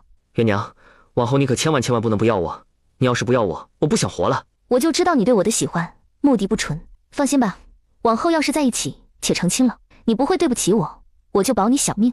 突然外面传来一道道铜铃声，蔡娘，这铃声是咱通知各家各户扫雪。对，其实元娘姐，你们昨晚回来之前，我们刚扫过一次，雪太大了，每隔几个时辰要扫一次，之后要是雪过腰了，挨家挨户还得一起铲雪，把这些雪全部都铲到之前挖好的池塘中，哪怕是堆成雪山也得这样。这是官府下的命令，让大伙及时清扫屋顶，及时将雪铲除，还得挖池塘，以备来年万一有大旱。姐，你这是要做什么？滑雪，现在没工具，我只能自己做个粗糙版的试试。这雪太厚了，行走不方便。我试试看看，这样能不能在雪上滑走？要是能行，那让君子和谢哥都学起来，这样去城里什么的都会方便许多。娘好厉害，好棒，好棒，好棒！君子，我想我们也可以做个类似的，这样晚点去县里也不用赶车。就在李渊滑雪的时候，不远处李铎和李征还有李瑞三兄弟过来了。元娘，李渊听到声音，快速朝他们滑去。大哥、二哥、三弟，你们怎么过来了？吃过饭没有？吃过了，那让我们过来帮你们扫雪，让谢秀才和君子早点去县城。今儿要是赶不回来，明天肯定要误了吉时。谢哥、君子、大哥他们过来帮忙扫雪了，让你们早点去县城。现在下来先吃饭，别耽搁了，省得回不来，明天耽误吉时。元娘，现在外面雪厚，已到弊处了，出行极为不便。我观此物做法甚妙，不知可是能给我描述一二？我想根据你这个更改一番，晚些带上图样去木匠，让其替我与君子各做一幅。如此进出城的路上也能节省不少功夫，便是下午出发，晚上也能回来。行，咱们先吃饭，等吃完我和再和说一说。流云县，素锦，你说我们都回不去，李姐姐也回不来了吧？本来说此次过来最多半个月就回去的，现在看来只怕陆隐上的日子到了还回不去，到时爹娘该着急了。李娘子是个聪明人，即便回不来，在府城也能过得很好。至于老爷和夫人，担心小姐肯定是会担心的，但是咱们是跟李公子和镖局回来的，老爷应该也不至于太担心。这会儿外头雪还大，等小一些，道路好走后再回去也不迟。初到谢家那天，我还嫌拥挤，没有自己的房间，晚上李姐姐还要睡在这儿。如今倒是宽敞了，但人都不在，我这心也跟着落空空的，也不知这次回去后，下次什么时候会再来。李大哥他和王灿现在只怕已经定亲了，待他日过来，想来已经儿女双全。其实小姐，奴婢觉得秦公子也挺好的。秦牧阳是挺好的，但我与他不合适。怎么就不合适了？小姐你又聪明又能干，还长得好。秦公子人品好，家境好，也长得一表人才。秦家就他一根独苗，我苏家就我一个独女，他不可能做上门女婿，我也不能嫁过去，让苏家绝了后，便是说日后多生2个，其中一个姓苏，子嗣单薄的秦家也不会愿意。再则他们家风不行，他只是觉得秦牧阳挺好的，长得好，家世好，对他家小姐也好，关键还是有功名的人。今年不过19就已是秀才，只等来年秋闱便下场参加乡试。这样好的人家是别人想进都进不了的，可他家小姐却不曾放在心上，且还一门心思想找个上门女婿。你说要是能找到还行，偏偏现在年纪越来越大了，他还是没找到。与其这样下去，按他说，不如嫁给秦公子算了。只是现在听到他家小姐的话后，一想起日后秦公子后院有一群莺莺燕燕，而他家小姐只是其中的一员，且往后困于后宅，他又觉得秦家不是好选择。那小姐，现在李公子也要和王姑娘成亲了，咱们府上的姑爷上哪儿找？或许是缘分还未到。小姐，要是秦公子娶了你，不会再娶平妻，也不会纳妾，且日后不会将你困在后宅，又愿意让你多生的那个孩子姓苏，你是否还愿意嫁给他？素锦，你想的还是太浅了。即便我愿意，秦家长辈也不会愿意的。我不过是个商户之女，即便是府城1等富商，也不过是处在1等末流。而秦家或许是女儿多了，这不关系网就很大，本身是行商发家，奈何嫁给那些高官妾室的女儿也多。这情况下，总有那么1、2个是得宠的，这不就稍稍运作一番，摆脱商人的身份，转成土地主了吗？都说士农工商，商在最末位。我云国律例，商户子嗣不可参加科举，可如今秦家变成地主，对外不是行商，生意都是挂在管事又或者妻室的嫁妆名下，而秦家多的是土地庄子，乃地主，这不就可以了？他们千方百计地摆脱了商人的身份，又岂会娶个商户之女？咱们府城1等富商，以高家为首，高家如今当家主母，与秦牧阳的爹，也就是如今的秦家家主，乃异母同胞的嫡亲姐姐，也就是秦牧阳的大姑。刘知州府上最受宠的丽姨娘，乃秦牧阳的二姑，虽然是庶出的，但她自幼生母病逝，是在秦府老夫人跟前长大的。这条线是如今的秦夫人，秦牧阳的亲娘所牵的。而秦夫人之所以能给刘知州牵线，乃是她异母同胞的嫡亲妹妹，是钱通判的正妻。你想，钱通判在咱信阳府扎根多少年了？还有去年刚上任的知府郑大人，他是吏部侍郎府的庶子，他的母亲与秦夫人和通判夫人的母亲乃异母同胞的姐妹，也就是说，秦夫人与郑知府是表姐弟。相对应的，郑知府与钱通判也是这种嫡亲的表亲关系。这事儿知道的人甚少，若不是秦牧阳曾经与我说过，我也不晓得。按理地方官员不得在姻亲之家所在地方任职的，可你看郑知府、钱通判他们，就该看得出来吧？今儿个我也就是说与你听，你听后记在心里，出了门就给我忘掉，不许往外传，否则我拔了你的舌根，再乱棍打死，可晓得？小姐你放心，奴婢今儿没听到过这些事。走吧，我饿了，咱去厨房看看做点什么。陈大人正着急知道外面百姓的情况，又苦于出行不便，正烦着，见到谢燕之滑雪而来，且还送来图纸。少安乃大才之人，既然霉运已消，来年定然要下场乡试，往后金榜题名时，定然是百姓有福日。大人，少安还有事要先行离开，这雪灾寒潮的事，还要您多费心，告辞。等他和李军回到榕树巷时，赫然发现门锁坏了，且门从里头关着。他家这不会是遭贼了吧？谁在里头？赶紧给我滚出来！谢哥，君子哥，你怎么在这？王姑娘怕苏姑娘回去路上不安全，就去镖局雇人护送他们主仆回去。因为天气不好，大家都不愿意走这一趟。我看王姑娘给的银子多，且镖局这次不收分文，全数都给她护送的人，便接了这趟活。只是没想到，出了流云县后，越靠近流丰县，情况就越是不妙，然后就赶紧掉头往回走了。那送他们主仆去住客栈就行，怎么还住这儿啊？我们昨儿回来的，然后准备住江家，可那边太小，人又多，住不下，就只好住到这边来了。客栈都不开业，我们也是没办法。李娘子当初是收了我们银子的，还和我家小姐说，告了刘家便是替她出气，所以这里我们可以放心住。王姑娘说，这里我们想住多久就住多久，且除了原来我们住的那间房和厨房，其他我们都不碰。要不你们去找李娘子和王姑娘问问？我只是回来拿些书籍，你们要住这儿只管住，只是屋子别乱翻，不该进的地方别进。等离开后，记得将门锁的银子赔我就行。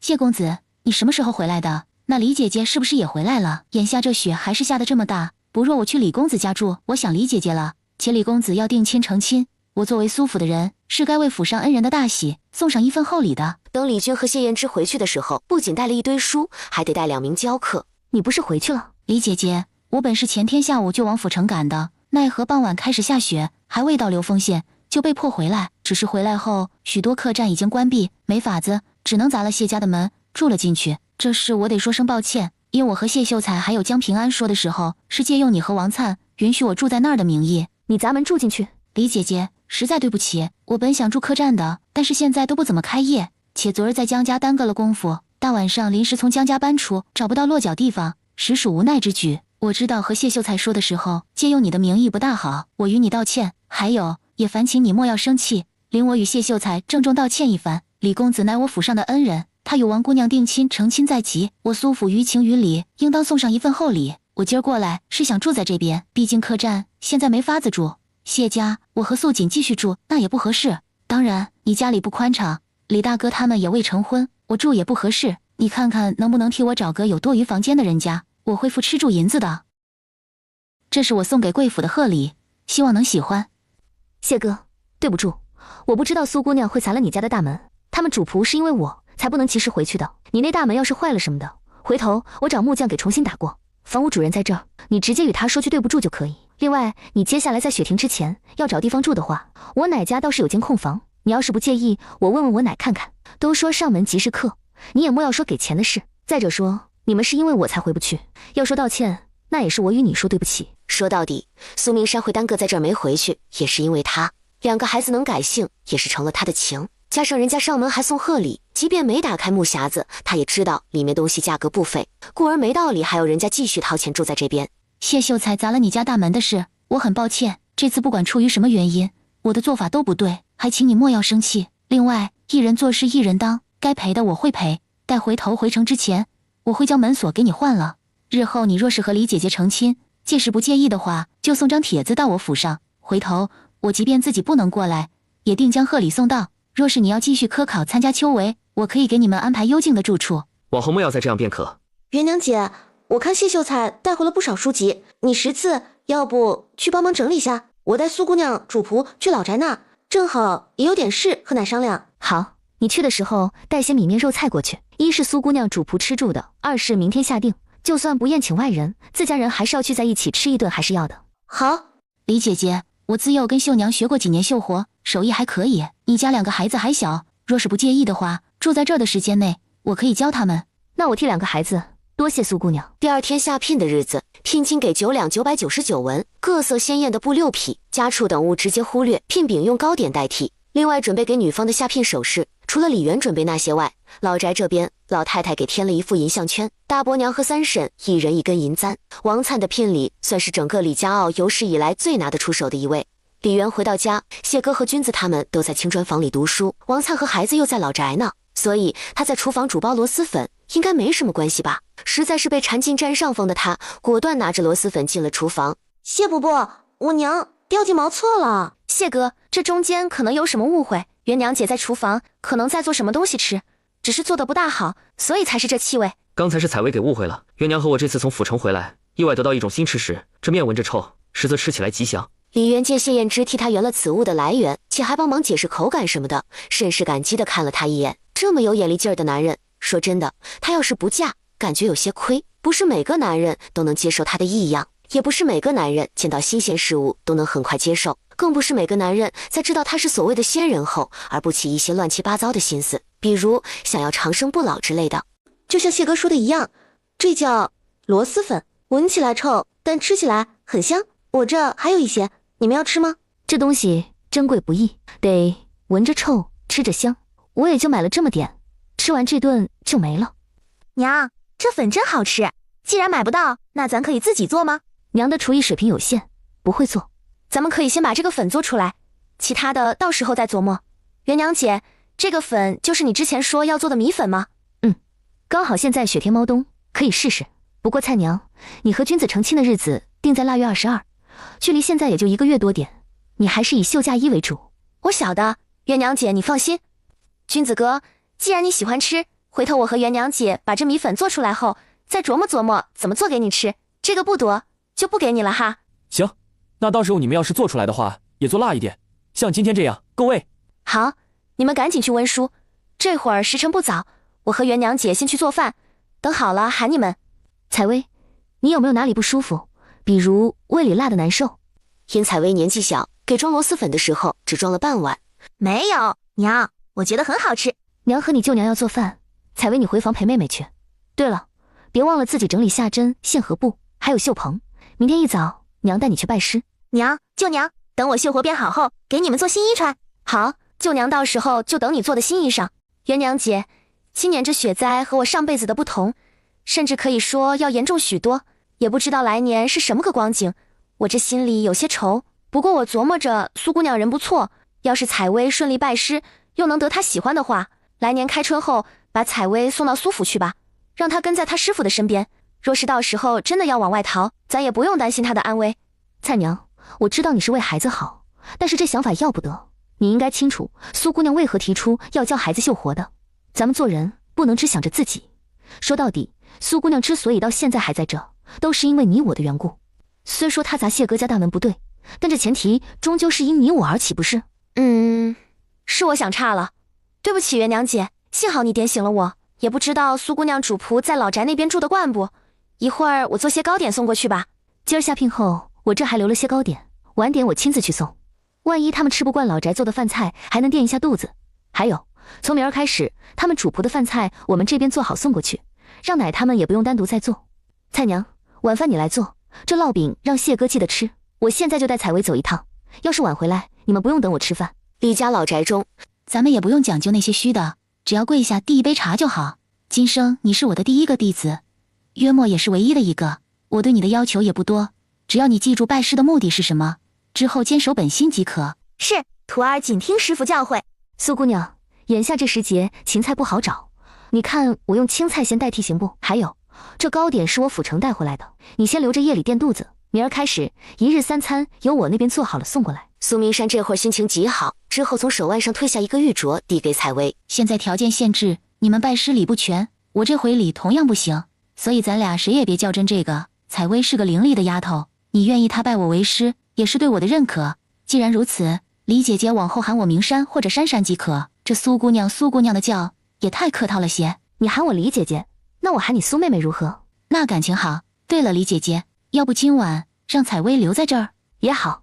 从这一天开始，采薇就跟在苏明山身边学绣活，也不知道苏明山是无事做，还是对这唯一的弟子特别上心。他不仅教采薇读书识字、画画，甚至规矩以及算盘等等，只要他想到的，都会这里教一点，那里教一点，总之不会特别枯燥，也让小姑娘每天学得极其开心，连带李淼也跟着受益不浅。流云县这场雪一直没停过，此时的他们心里都感激县太爷的英明。要不是他提早让人囤粮食、巩固房子、囤柴火和炭，以及各个村落、街道、巷子都囤些风寒之类的药物，如今他们都不知道情况会惨成什么样。陈大人是个办事有章程的人，转眼进入腊月，苏明山的心情渐渐焦虑了起来。他出来已经够久了，再不回去，怕是连年都回不去。苏妹妹，要不我让君子亲自去镖局一趟，多请几个人送你们回去吧。说来也怨我，当初若不是提出让你们晚几天回去的话，现如今你也不会困在这儿。不怪你，毕竟李姐姐你也不知道会这么早下雪，且还持续这么久。再说你那时候也说了，让我察觉情况不对后，以自身为主，该离开就离开，是我自己要留下的，与你关系不大。那劳烦李姐姐替我多请几个人，银子不是问题，马车务必要好一些。炭我关着李家坳里，家家户户都有多余，晚些我多买些备上。只是吃的这块，可能要劳烦李姐姐替我多备一些。你是因我在这耽搁，那我送你回去便是。刚好君子22成亲，准备的东西还差了一点，我可以在府城买了往回走。李元这边一打定主意，就和谢燕之以及王灿说了。谢燕之和王灿都知道李元的情况，一个知道对方有空间可以自保，那没问题；另一个则认为对方是仙人，他护送人回去指定没问题，因此就算是李军反对也无效。江平安，苏姑娘，这是我的大丫头，她心仪你。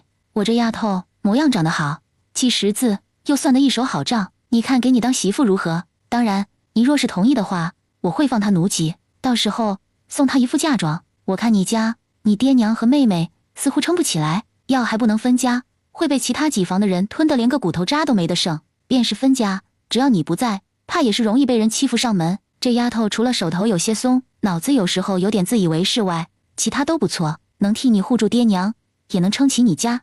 江平安从来没想过有一天会有人以这种形式给他介绍媳妇，想到家里这次闹得不成样，他乃完全控制不住叔伯等人。苏姑娘舍得放她出来嫁人？舍得，她自幼在我身边长大，与我主仆一场，我不想她日后将她嫁给她不喜欢的人。如今她心仪你，我观你年岁适合，人也不错，家里又需要她这样的媳妇，故而有此一问。你若是答应，此行回去我即刻放她奴籍，到时你将人带回来就成。素锦，你可愿意嫁给江平安？在一番取舍之下，缓缓点了点头。行，既然素锦同意，那是我的荣幸。没想到他此趟出门，上门女婿没找到不说，反倒找了个盘炕的赚钱门路，之后又收了个徒弟。采薇这丫头长得好，小小年纪就看得出来比她娘更美上几分，也不知道日后长开后会如何出色。这种人得有人护着才行，不然那美色于他便是害。作为师傅，他得帮着多考虑一些，等年后问问李姐姐，看她愿不愿意将小姑娘送到她府上来，这样藏在苏府中，由她亲自教导。日后若是有机会，他会亲自替她找个得力且护得住她的夫家，不然凭借李姐姐现下这身份，怕是会护不住。若是谢秀才能往上走，或许还有机会。李姐姐，有件事我想与你商量一下。你说。本来我想等年后再说的，既然你过来，眼下又只有我们俩，那我索性与你敞开了说。李姐姐，我想年后将采薇接到苏府。为什么会有这想法？李姐姐有没有觉得采薇长得极好？李渊当然知道，要是长得不好，原书中刘东升那畜生也不会把女儿给卖了，且还是卖到红香园那种地方。不管是王灿的上辈子，还是王灿重生后的那本书，他最终都沦落到风尘中。若是他年幼时死在来年的天灾中还好，怕就怕他还活着，只是身陷风尘，最终过着一双玉臂千人枕的日子。而这一切归根到底，就是因为他长得好。李姐姐，采薇正月16出生，翻过年便是7周岁，如今出落的已经这样标致，待她年岁一大，样貌彻底长开，日后你觉得自己能护得住她吗？不是我恶意揣测人心，而是有句老话，不知李姐姐听过没？红颜祸水，红颜薄命。在自家没能力护住她的前提下，出众的容貌于她而言便是毒药。苏妹妹的意思我明白，采薇跟我住在李家坳，除非不出门，不被人看见，否则会随着年岁越大，容貌出众的名声会传得越远。我若是要护住她，除非将她刻意扮丑，只是扮丑得了一时，也办不了一世。她往后总要说人家，夫家若是护不住她，对夫家来说也是灾难。所以我想年后开始将她接到苏府，她就住我那，不轻易外出。往后她的教导什么，我会亲自找嬷嬷和女夫子来教。李姐姐若是想她，随时都可以上门来，日后我也会亲自替他择一门护得住他的夫婿。李姐姐，都说一个徒弟半个儿，我虽未成亲，但对采薇是真心喜爱，这辈子也就这么一个徒弟，于他，我是真心为他着想的。虽说商人重利，为了获利，往上头送金钱、送字画、送美币，但你放心，我绝对不会这么做的，不会用采薇去换取什么。你要是不放心，我可以用自己的性命来起誓。苏妹妹，我知道你是为了采薇好，只是我和离归家都没多久，采薇我真正带在身边也不过是几个月的时间，而这几个月我多数时间还都在外。我想等到她8岁后吧，眼下岁数还小，不用那么急，等她过完8岁生辰，我问问她，她要是愿意，那便让她到苏府来；她要是不愿意，那这事咱们就不提。这中间若是发生什么，我护不住她，到时提前让她来找你，可行？行，那接下来的时间，如非必要，就莫要叫她出门，我回头会寻个女夫子过去教导她。李姐姐，我没有想和你抢采薇的意思，我如今是她师傅，只是想尽自己所能护住她。苏妹妹，你是不是知道些什么消息？我是说那上面有什么人喜欢美人之类的。我不知道上面到底是何人喜欢美人，我只知道我们新阳府的前通判，他每隔2、3年都会往京城送几个美人，而这些美人的年岁在12到16之间。地方官是每3年一大考，1年一小考，这个考是指考评，也就是政绩这块，这些考评是决定他们的升迁任免。你可知道钱通判在咱新阳府待多少年了？钱通判今年已经快到知命之年，我还未出生时，他已经在咱新阳府了。只是当初他还不是通判，他真正当通判是我金钗之年的事。流云县的陈大人真不错，这段时间雪那么大，我却没听说怎么遭灾，老百姓也很配合，每天都积极参与到铲雪中。这外头冷归冷，只要没有北风，穿得厚，又一直在动，其实也还好。也不知道其他地方的百姓怎么样，要是都能像陈大人这样，那该有多好。苏妹妹，你看看外头是不是有流民？是逃灾的流民，这方向过来的，大概是流丰县。只是很奇怪，这种天气不是最好不要往外跑，怎么一个个反倒往流云县来？我还以为李姐姐会开口让马车停下，给那些灾民送些吃的。李姐姐，你会和谢秀才成亲的，对吧？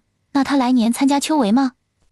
等君子成亲，过了小年腊月27，谢哥会来带兵人来家里下聘。至于成亲的日子，具体看谢哥。李姐姐，如果谢秀才到时候变成我姐夫，且又中举的话，你们就搬到府城吧。到那时，你来我府上看采薇，也要方便许多。眼下我与你说一下府城那些世家的关系。苏妹妹，你可知道为何陈府的嫡女会嫁给高家的庶长子，且还给那么多陪嫁吗？高家可是府城1等富商的领头人，陈府也就近些年来可以，早之前还不如我家。所以他家的嫡女嫁给高家庶长子也没什么不可，可能说出去会有人觉得陈青青的脑子有些不清楚罢了。那嫁妆呢？怎么给那么多陪嫁？谁知道呢？或许是那吴玉儿真的疼爱陈青青也不一定。苏妹妹可知道娇娇和杨高武定亲的事了吗？哦对了，高武说他不是杨家的孩子，现在被净身出户，就决定当严家的上门女婿。说来那大张氏也是烂了心，高武兄弟人挺好的，对他也孝顺，偏生他却那样搓磨人。李姐姐，我突然发现高武兄弟长得有些像陈家老爷，而陈青青却长得像大张氏，你说奇怪不？更有趣的是，高家的庶长子长得和如今陈家的主母吴月儿有些像，以前我怎么没想到这些呢？高家庶长子的姨娘虽然和陈家主母吴月儿有血亲关系，可这两人长得却丁点像都没有。不过她也像高家老爷，但是综合考虑一下，其实不就是吴月儿和高家老爷的结合吗？他是不是可以大胆猜测，高家因为主母是秦家的嫡女，而秦家和通判以及朝中的礼部侍郎那边关系匪浅，因此惹不得。在主母没诞下嫡长子之前，两人只能暗度陈仓。之后吴月儿怀孕，和高家老爷一合计，就让他纳了谢如今长子这个姨娘为妾。之后看高老爷的本事，怎么护下那个孩子变成那个姨娘所生的。而他自己为了避风头什么都好，就进了当时还只算是殷实的陈家为妾。毕竟陈家的老夫人可是他表姨不是。之后图谋上位，调查好原配的事，开始算计，趁着原配生子，哄骗人回到流云县，与大张氏一合计，将孩子给换了。所以原配一死，没多久，那个嫡子在他的精心照顾下也死了。陈青青将她嫁给高家庶长子，还带了大量的嫁妆。这个嫁妆其实是在补贴他的儿子，而陈青青那蠢货只怕都不知道，人家从他出生开始就在算计。或许要不了多久，陈青青也得死，到时候人家再给娶个更好的继室，横竖陈青青嫁到高家这么多年，也没见她生下一儿半女，和离与被休是不可能的，不然嫁妆可能要被弄回去。但要是死，再弄个所谓的孩子的话，母亲的嫁妆就不用被娘家拿回去了，毕竟那嫁妆都是要留给孩子的。所以陈青青如果要死，可能会死于难产，届时孩子顺利出生，她则是失血过多而亡。他还得回去调查一番，若这就是事实，他可以借此搅浑了高家和陈家，从中获利。苏明山看向李元的眼神是格外的热切，这就是运道好的人，总是能给他带来各种意想不到的好处。如果事情确定，他想自己可以将他当菩萨来拜。这些年，高家凭借钱通判，在新阳府一等富商中稳坐第一。但是，如果高家庶长子是高老爷和陈家的当家主母生的，那就是天大的丑闻，高家主母一定会发怒。到那时，钱通判和郑知府肯定也会借着给撑腰的名义施压高家，之后从中获取好处。而他可以暗中联系陈家那个嫡长女，他夫君据说在翰林当差，若是京城有人下来查此事，他还可以找机会将通判拉下来。这些年，他苏府每年送的东西可都是有账册记录的，这些就是钱通判受贿的证据。只要钱通判倒下，才来2年的郑知府根本不足为惧，毕竟他那下面还有一个罗同之蛰伏着。没了钱通判，再来一个像陈大人那样的好官，那他家的好徒儿往后也不用那么藏着掖着。可以说，这是一箭三雕的好法子。北风不知何时又刮了起来，但官道的灾民却越来越多。都年关了，这种天气还往外跑，这到底是怎么回事？他们的衣服那么单薄，一个个冻得面色发青，但依旧坚定地往流云县的方向而去。流丰县的狗官到底是怎么办事的？受灾的人这么多，这天气还往外走，他眼睛是瞎的吗？若是能像流云县的陈大人那样，在下雪前察觉到不对劲，就先做好防范，今日又怎么会有这么多老百姓无家可归？若是他能在百姓受灾的第一时间搭建一些灾棚，收容这些灾民，苏明山有些骂不下去。他知道自己再生气也无用，毕竟她只是一个弱女子，又只是一个商户女，这些事根本不是他能说的。李元纵然有王粲给的灵泉水，也有食物，但也救不了那么多人。准备从空间里拿出自己的杯子等物铺在上面。然而他发现他怎么都拿不出空间里的东西，之后改成进空间看看到底是什么个情况。很快他发现他连空间都进不了，怎么回事？这到底是什么情况？为什么他的空间没用了？那他仰仗的东西绝大多数都放在空间里，现在该怎么办？他身上带的荷包只有2两银子，而灵泉水什么的绝大多数都是搁在空间里头，放在外面给人看的只有1瓶灵泉水，一些家里自己做的干粮和糕点，当然换洗的衣裳也有1身。可除了这些，他现在是什么都没有。自己好像太过依赖空间，万一以后逃荒时空间也突然不能用，那他找谁哭去？难道又升级了吗？走快一点，再不快点，回头好位置都要被别人给占了。大人说流云县这次根本就没遭灾，他们囤的御寒衣物和粮食以及药材都很多，你们去了那边肯定不会饿肚子的。自从雪灾开始，大人每天都愁得睡不着，你们要是懂得体恤大人，就不该留在这儿给大人添麻烦。所以官道上之所以会出现那么多灾民，其实全是这个流丰县的县令搞的鬼。苏明山特别想骂人，但人在外头，且素锦现在与他2条心，因此他只能克制着，心里暗暗打定主意，回头在处理钱通判的事上，要是有机会，一定要把流丰县这个狗官给拉下马。做这种狗官治下的老百姓，可真是3生不幸。许是看到有马车路过，那些衙役越发的嚣张了。他们要检查路引，还要查查看马车里是不是有逃民，也知道这些衙役此番举动无非是要钱。放肆！你们可知道马车里的是何人？要不是我们家小姐不与你们一般计较，你以为自己还能拿到这些钱？识相的赶紧拿钱走人，否则等我家小姐回了府城，将此事告知我家老爷，到时候别说是你们这些人，便是你们顶上为虎作伥的县太爷也跟着吃挂落。敢问姑娘府上是？我家老爷姓罗，府城有哪位大人姓罗？自行琢磨。果然还是要有些权势才行。苏明山敢借用罗府小姐的名号，也是知道这些衙役根本就不认识罗小姐，加上素锦穿戴极好，也真的像那么一回事，才出此下策。如若不然，他也是不敢的。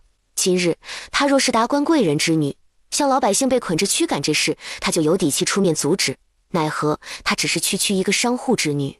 小姐，是秦公子，他可能有什么事路过吧，不用大惊小怪，也别出声。明山，要是你的话，回我一声。敢问几位大哥，马车里的人可是苏明山苏姑娘？是我又怎样？你没事就好。那车里是你这次求来的赘婿？是又如何？不是又如何？我的事和你有关系吗？明山，你能等我2年吗？我不会等你的，我们2个没那个可能，往后你我还是少接触为好。明山，我知道你对我的观感也不错，也清楚你的顾忌，你放心，只要我中进士，就一定会排除万难娶你的。我父亲已经答应我，到时候妻子由我选择。还有，我要是不想纳妾，也没人能逼得了我。你们秦家好不容易摆脱了商户的身份，是不会让你娶商户之女的，更别说你中进士以后。还有，我从来不会拿自己去赌一个男人的真心。你现在千保证万保证，说得多好都没用。等我要是真嫁给你，你父母给你纳妾，你不可能不要或者不同意。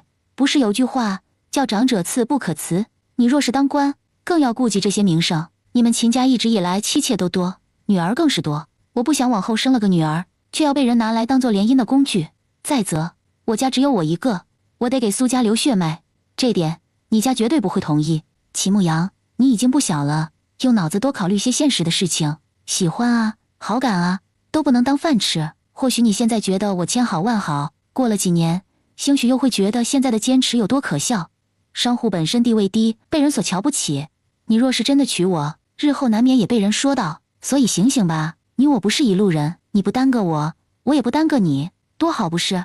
只要你不成亲，我是不会放弃的。明山，我心悦你，我不管你信我也好，不信也罢，我要告诉你，我和我爹娘还有祖父祖母，他们不一样。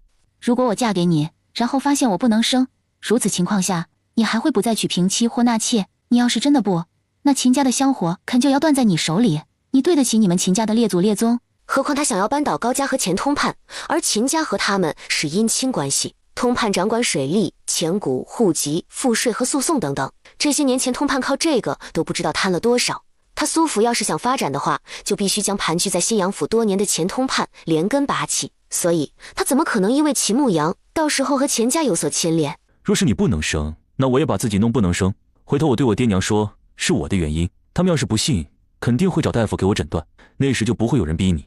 还有，若是娶你为妻，你要是能生，不管是男是女，只要你不愿意了，我便给自己1碗药绝了子嗣。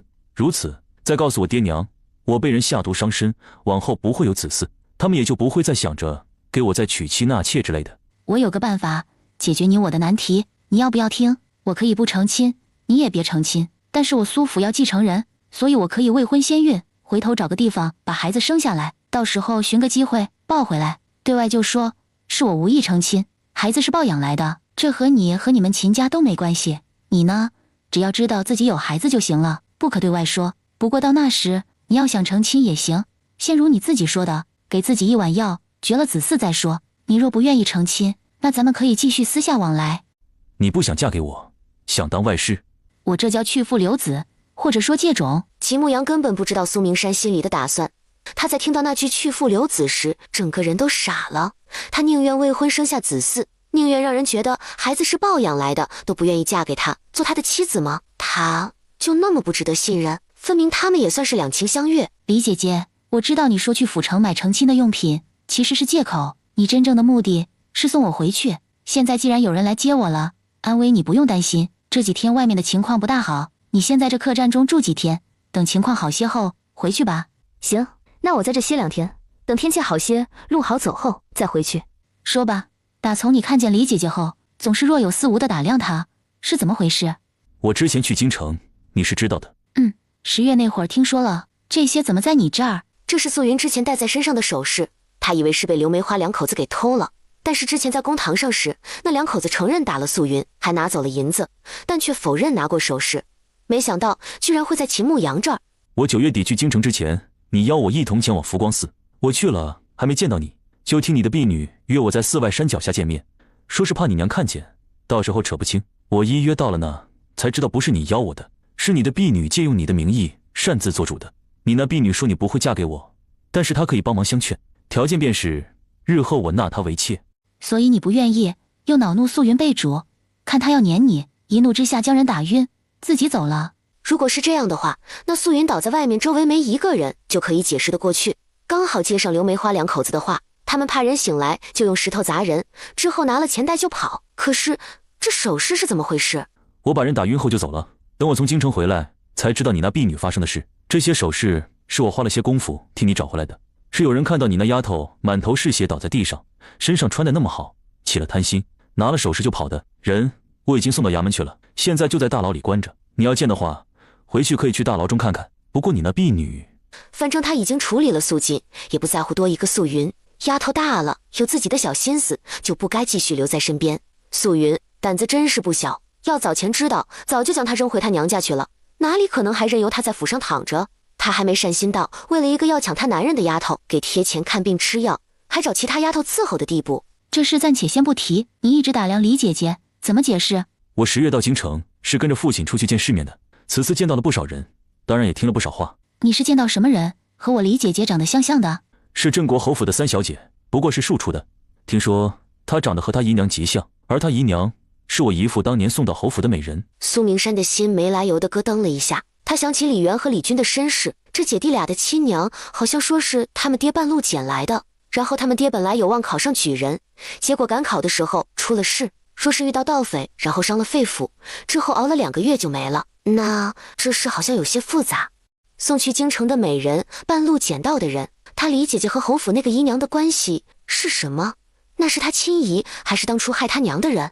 这事前通判到底插手了没有？他总是在搜罗美人往京城送，所以外祖家多半也是他们新阳府的人，具体是哪儿还不知道。关键是外祖家还有人吗？他住在李家老宅的时候，有听说采薇长得比他娘还要像他外祖母，只是眉眼比他外祖母要更加精致一些。前通判往京城送美人的时候，到底害了多少人？那些美人有起来的，也任由他拿捏，不报复吗？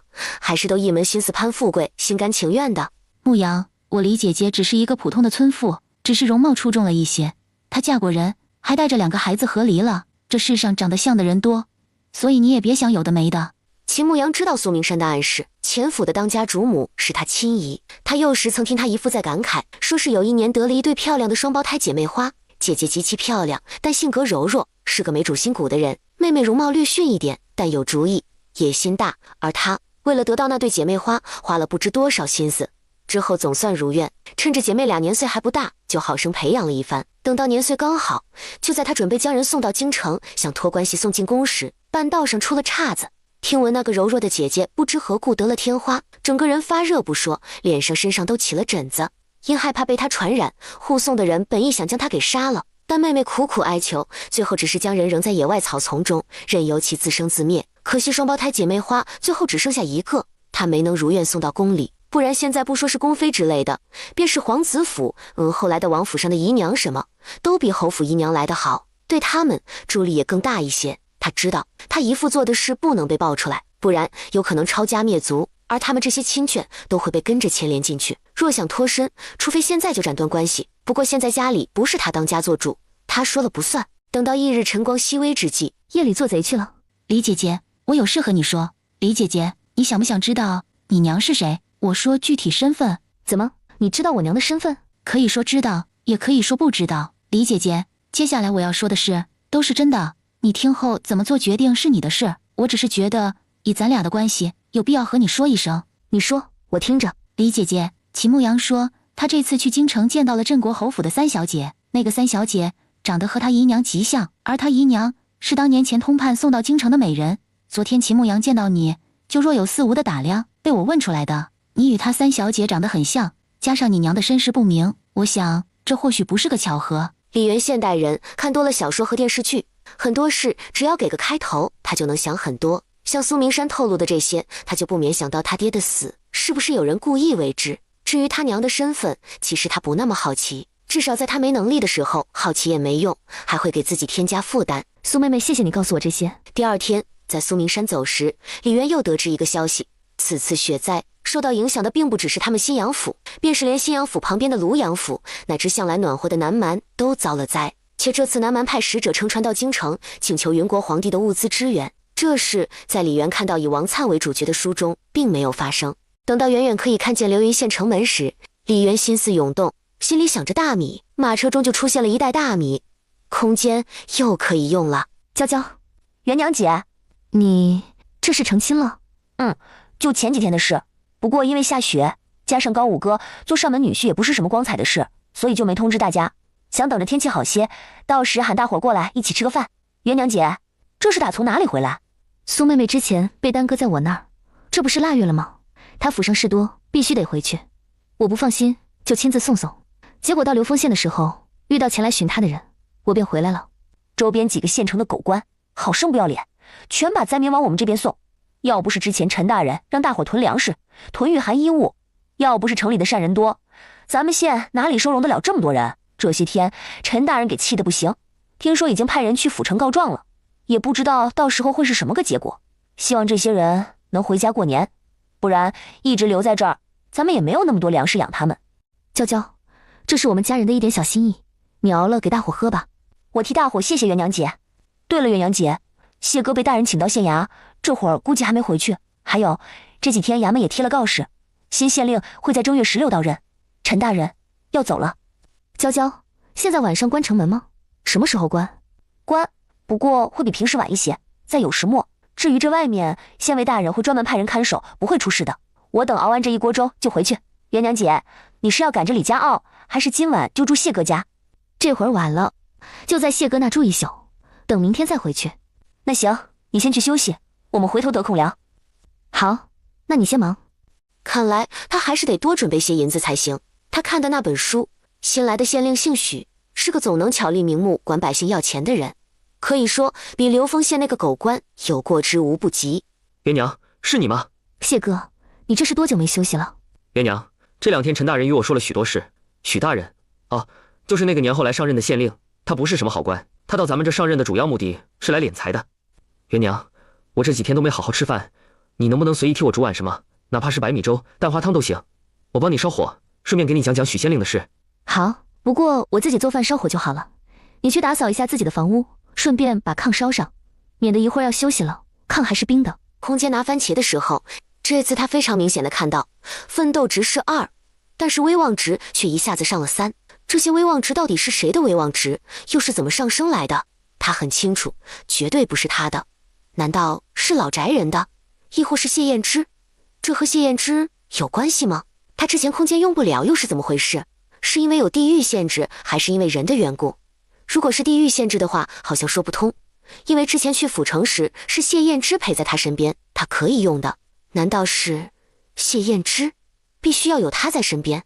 等他推开他那迷你行李架的时候，就见几个敞开的房间门外堆满了红薯，而房间内地里再次扦插了红薯藤，分明他之前送苏明山那天地里还是空的。这前后才多少天，怎么会这么快？等他来到第2块地时，发现里面同样种植了东西，且里面的不是红薯，而是看起来好像快可以收获的高粱。这威望值这么厉害吗？之前奋斗值1升到2之时就多了一块地，之后地里迟迟没动静，如今只是威望值1变成3，这1块地2块地都种了东西，且还要收获了，这简直是比游戏里的外挂还要厉害。元娘，我已经吃了好几天烙饼了，暂时不太想看到。李家傲那边还剩下不少，回头你分了吧。下次你若是要出远门，请务必帮我多做2种吃食，不要总是烙饼成不。元娘看我长得可像烙饼。那我给做窝窝头，可是谢哥，我觉得窝窝头没有烙饼方便。那要不下次你要去哪，我都陪你去。元娘，陈大人说许县令背靠礼部尚书，是许氏一族的旁支子弟。许家是当今淑妃的娘家，也是3皇子的外祖家。陈大人说3皇子如今已经18，等过了年就19，可以说即将弱冠也有差不多。我云国有规定，弱冠的皇子不得住宫中，得外出开府。因此许家这些年一直在为他的以后谋划。这个谋划想来你应该清楚是怎么回事，所以需要大量的银钱。而我们流云县地处南方，前些年又年景好，故而在整个云国也算得上是富庶之地。这里向来是外放做官之人首选，同时也是那些贪官最喜欢来的地方。不知元娘可有听说过3年清知府10万雪花银？我不知道来年还会有什么样的灾害，但要许大人像陈大人这样为民着想是不可能的。我有功名还好说，但寻常老百姓，我怕他会以增加各种苛捐杂税，让他们交钱。君子和老宅那边目前都是白身，即便参加科考，2月县试，4月府试，8月院试，即便得中，历史也颇长，这中间怕是要出不少钱。往后你若是要摆摊卖面，这摊位银子估计得翻一番，甚至更多。而我云国律例，为有家宅田产的人不用缴税，家中只有1男丁的也不用服役。君子与我说，当年分家的时候他还年幼，地和宅子早早就卖了，所以你们家不用缴税和服徭役。之后他成年将房子赎回后，因县令是陈大人，他只要交少许的税银便可。只是今后等许大人上任，怕是难了，缴税服役样样都少不了。当然人家的主要目的是要钱，只要拿银抵役便可了事。君子户籍下就他一个男丁，也未有子嗣，也要服役。我听陈大人的话推断，应该是的。到时候会以家中人口的多寡来定。要敛财，总要有说得过去的名目。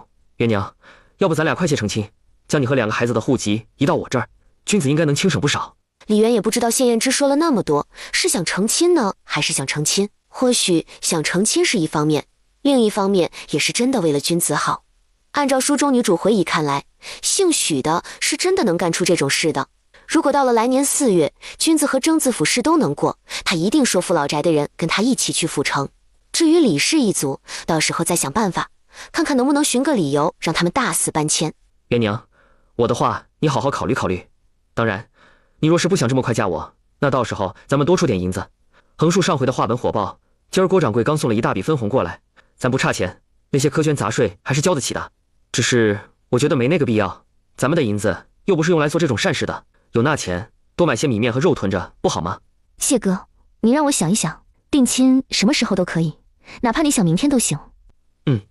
那你赶紧喝完粥回床上躺着想，这些碗筷我来洗。至于别的事情，我明天得空回去路上再与你细说。好。元娘，衙门那边又来喊我，今儿怕是不能跟你一道回去了。元娘对不住，我要食言了，你自个儿先回去吧。待我得了空，便拎着东西喊上兵人，直接去李家坳提亲。谢哥，我听娇娇说你这几天都在衙门，你们在忙什么？外面灾民的事情？外面的那些灾民可不仅仅来自流丰县，便是临丰县都有，前后有5个县好几千百姓。陈大人上书政知府，奈何迟迟等不到回应。这些事总归要解决，是将人送回去，还是都留下来当流云县人？送回去还好说，留下来的话，安置在哪？怎么解决他们的住宅，还有日后耕地等等？陈大人要往上升，是在咱们新阳府内任职，还是调往其他地方？如果是在新阳府，知府大人应该不至于吧？不是在咱新阳府，陈大人是护国将军府上的旁支，有门路，加上他乃2甲进士出身，原本是调到庐阳府做通判，但他此次处理灾情，算是一大政绩，被护国将军府运作一番后，直接任命为庐阳府同知。他本应想带我过去，但因知道我来年想要参加秋闱，方才作罢。去吧，忙你的去，我一会儿回去之前会多给你做些吃的放厨房里，回头你回来热一下就成。好，多谢元娘。早饭吃了吗？吃了赶紧走。先是半夜又啃了之前剩下的半张烙饼，一早起来将昨天剩下的粥热了下，本意想等你一起用膳，奈何子平兄在外喊我，没法子，只能让他先去，我先喝点垫垫肚子，等你醒来与你说一声再走。元娘，这是郭掌柜送过来的分红，这里有一半，你替我收着。李渊眼睁睁地看着自己手中厚厚一叠银票，居然高达700两。谢燕之居然说只是一半，他得多会赚钱啊！他要嫁这种男人，是不是发了？这家伙主要的银子收入来源于画本，他是不是要嫁一个钻石级别的大神？回到李家坳时，元娘姐，你怎么这么快就回来了？我还当你不到腊月20可能都回不来。采薇和青纱呢？你走后，谢哥儿被衙门的人叫走了，君子就去老宅那儿跟3哥读书，采薇和青纱也被带过去了，奶说会帮忙看，刚好那边有淼淼和庆伟在，孩子们也有个伴。至于我茂才舅舅，他非得说君子哥他们读书是大事，身边要有人给端茶倒水，因此也跟过去了。拿出一堆的红薯和高粱。元娘姐，这些事，菜娘，你还记得我和你说空间有地的事吗？难道这些都是地里种出来的？李渊便跟他说了这次跟苏明山出去的事，全都给说了一遍。元娘姐，娘的身世还有爹的死，咱们现在还无能为力去查去管，所以先不说。就这粮食，我想威望值是不是和谢哥有关？这次陈大人贴出公告，说此次雪灾寒潮，我们流云县之所以能够安然度过，全是仰赖谢哥。衙门贴出公告了？那我回来时候娇娇也没说。贴了，咱们李家坳老老小小都知道。元娘姐，你不知道，现在大伙儿说起谢哥，不是眼露感激，就是纷纷竖起大拇指，都说谢哥对大伙儿有再造之恩。尤其是看到各地来的那么多灾民以后，可是空间是我的，和谢哥有什么关系？他现在都不是我的谁，怎么可能影响到我的空间？要不等回头谢哥来了，你问问他，是不是借你的名义做了什么？比如往衙门捐钱、捐衣服、粮食什么的。这几天因为灾民多，咱们李家坳之前靠着木炭和盘炕又赚了一笔，大伙家里都殷实，倒也跟着捐了一些旧物，便是连咱家君子也把之前床上那床宝也捐了。除此之外，还与我商量了一番，捐了200文。白面1斤5文钱，他们流云县的米粮价格都没涨，200文等于40斤白面，若是粗面的话，可以买60-70斤。元娘姐，这些都先不放回去了吧？回头让茂才舅舅把这些脱壳了，咱掺和在大米中一起吃。行，不过得留一部分酿酒。菜娘，你不是说来年水灾后还有瘟疫吗？我听说高粱酿的酒挺好的，浓度高的，还可以用来消毒杀菌，就是起到防疫的作用。那要不元娘姐，你这次的高粱米全都用来酿酒？你不知道那瘟疫有多可怕，每天都有人得那病，也每天都有很多人死去。那时候我每天都好害怕。等后来到河东郡，还听说那瘟疫连太医都治不好。最后为了没病的人，也为了云国的老百姓，那些得病的就被集中在一起，活活烧死。你看着做主。不过我不会酿酒，你得找人来酿。还有，不是用来喝的话，浓度越高越好。好，元娘姐，你放心，回头我们先试着做看看，要是可以的话，咱多买点高粱备用。你说那个地里的迷你房子种粮食什么都快，那我们把酒酿好后也放到那边，可以加快时间吗？放得进去吗？哦对了，你那可以养些鸡鸭什么不？粮食种在房子里都不用阳光雨露，会自动收回种植，所以还是别养鸡了。至于酒，还是别了吧，那地很小，还不够你放几个酒缸。四婶，你在家吗？饭快做好了。哎，好，你大姑回来了，你先回去，让你奶多做一些。元娘姐，这几天君子哥和采薇他们都在那边，然后奶他们就让我别在家做饭，咱现在一起过去。看来你和奶他们的关系不错，他们也很喜欢你。奶和大伯娘、三婶他们都很好，我也很喜欢他们。不过我也没白过去吃饭，奶他们喊去吃饭的时候，我就让君子哥带着米面过去了。我不是每天都会在炕边种点菜吗？现在老宅的菜也是我给的。这天晚上，元娘，你这次送苏姑娘回去到哪儿了？外面什么个光景？我这些天听那些灾民说，屋子都压垮了，官府不管，没粮食，连城里都进不去，还说大米和白面1斤都要30-50文，是不是真的？爷，我这次只到流丰县，我们之前一直走官道，也没太看清楚其他地方村落是什么，只是后来流民越来越多，他们还想抢东西，加上夜里要休息，就偏离官道去树林休息。后来要回官道，路过一个村庄，才看清楚是咋回事，房屋什么都埋在雪下面。具体什么个情况我们也不知道，只知道有衙差拿着鞭子驱赶他们。哦对了，还拿绳子把他们绑起来，说让他们体谅一下县令大人的不容易，送他们去有吃有喝之类的地方，然后全都来咱们流云县了。流丰县城里城外差别甚大，那些衙差还和我们索要银子，不给就不让走。陈大人就要走了，也不知道接下来的县令人怎么样，听说是姓许，京城人，可千万不要和流丰县的一样才好，不然这往后可怎么办？爷，谢哥说许县令来此是为敛财而来，接下来咱们怕是日子都不太好过。还有上次我跟他去府城的时候，无意中得到一种据说改良过的红薯，亩产极高。昨儿我回来，他与我说眼下这天气，来年的年景也好不到哪里去，咱们最好种些耐旱的作物。我琢磨要不你出面，让族人等过了年开春就全都种上红薯。元娘，谢秀才真的和你说，接下来年景不好，这地里不种水稻就种红薯。咱们之前挖了那么多池塘，那雪都堆成雪山了，等化雪后，我估计流云河的水位要暴涨，咱们村都有危险。你居然说要种耐旱的作用，别到时候成天下雨才好。爷，这可不是我说的，是谢哥说的。你也知道他能耐大，脑子聪慧得很，咱流云县这次能度过雪灾，不都是因为他事先察觉不对劲，然后告诉陈大人，再给出解决方案的吗？要是没有谢哥，咱们现在估计和外面那些灾民一样。爷，你要是不信，等谢哥来了，你自己问他。元娘姐说的有道理，咱们多听谢哥的话，准没错。他姐和灿灿好像有些奇怪，这两人关系好的不行，经常还同一个鼻孔出气，能让他们这么说，加上谢哥确实博学多广，看来这事多半是真的。大伯，我总觉得我姐在水云村刘家遭难后气运比较好，人家都说大难不死必有后福。9月那会儿我去走镖时，我姐来送我，说今年的天气冷得早什么的，结果雪灾寒潮，眼下我姐又极力让大伙儿听谢哥的话种耐旱，我估计这是老天爷给的指示，要不咱就听我姐的。爹，你们可以什么都不信，但一定要信元娘的运气，她的面瘫可是在咱流云县很出名，去的人都能跟着沾好运。说来咱们家也因为元娘回来后日子越来越好，所以要不就都听她的。娘，如今咱家过得也没有往年艰难，要是不放心，那咱多买点粮食放家里，只要够吃明年一整年，那还怕地里会没粮食收？再说红薯虽然便宜，吃多了也烧心，但产量高，这万一真的闹旱，咱不是赚了？别种了稻子，到时候刚灌浆就缺水，回头颗粒无收。三婶，红薯的吃法也不是只有一种，之前听蔡娘说，她听人说过，可以将红薯淀粉做成红薯粉，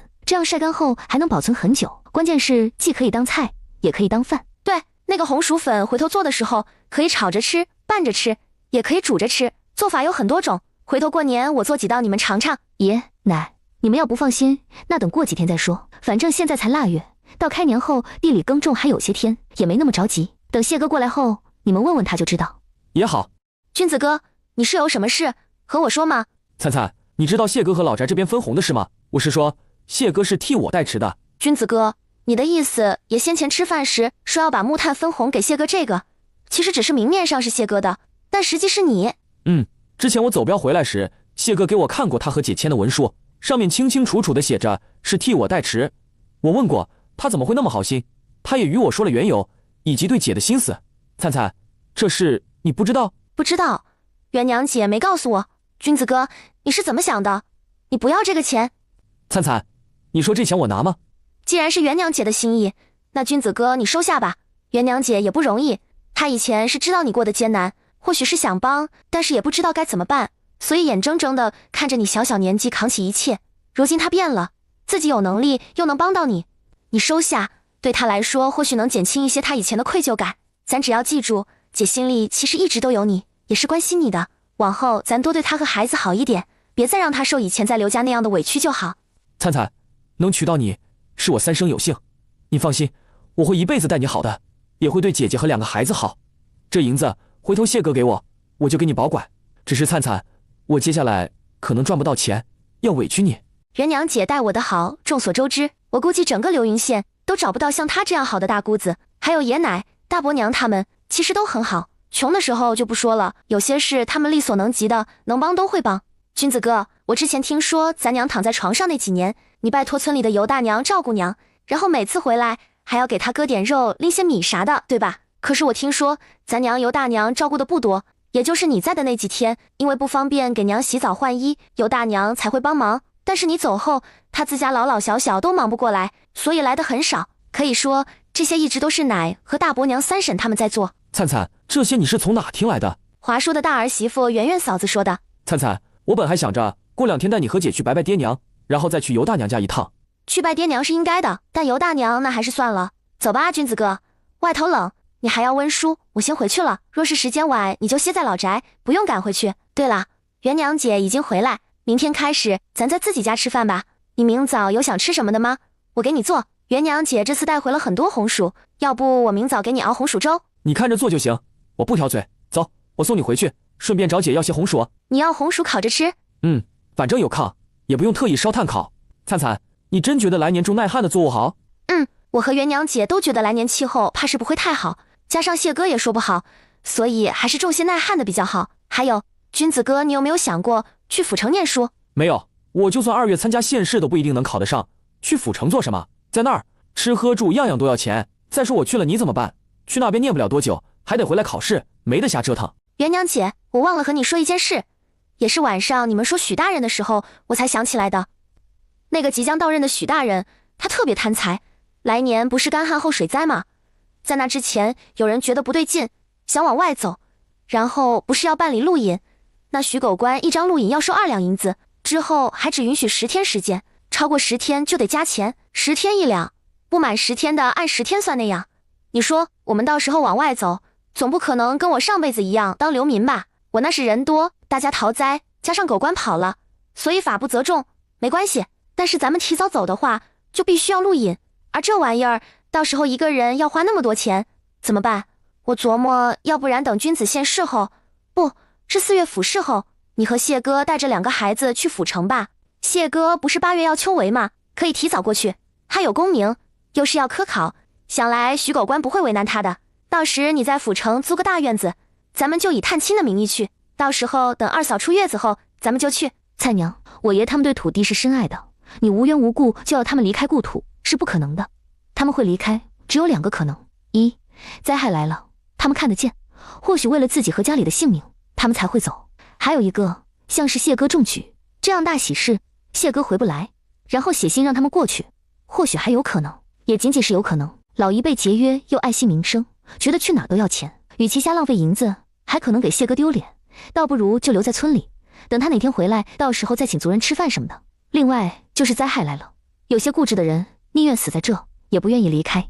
咱们是要走，但现在急也没用，等吧，等到4月初，我透露些给谢哥，看他怎么安排。毕竟县令换了人，他就算想做什么，肯定也不会像现在这样方便。元娘姐，之前咱和那个曹哥签的文书，在过年前每隔1天就要给他们提供100斤新鲜绿叶菜，后来因为下雪中断，现在天气有所好转，肯定要重新续上。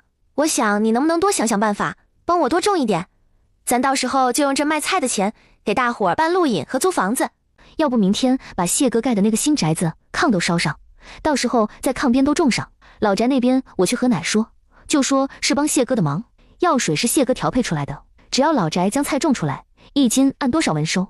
我看曹哥是能耐人，如今到处遭灾，苦的也只是普通老百姓，那些富户照样吃香喝辣，咱多赚点菜钱，留一部分来年用，剩下的拜托曹哥买些粮食什么的，给那些灾民送去。好，正好我也攒了一些，加上平时每天能提供的，应该够用到2月份，到时就不让大伙种了，再以谢哥的名义说不种不收，不给灵泉水就成。可是元娘姐，这样喊全村人种，动静会不会太大了点？有这种秘方，哪怕是谢哥也护不住啊。如果是陈大人做县令还好，偏偏是徐狗官，我估计他要是知道，回头会针对谢哥的。算了，还是不用了。不是我不信任老翟和李家傲的人，而是这所谓的秘方调配的水，少一个人知道就多一份安全，不能因为我想多赚钱就拉谢哥下水。蔡娘，不管是现在的灾民也好，往后的闹灾事也罢，咱努力过了，其实也算是救了很多很多的人。至少今年这次雪灾，咱们县不像你说的那样死伤那么多人，对吧？这种天大的恩情，即便别人不知道，老天爷也是知道的。还有很多事不要自己全力揽过来，先走一步算一步。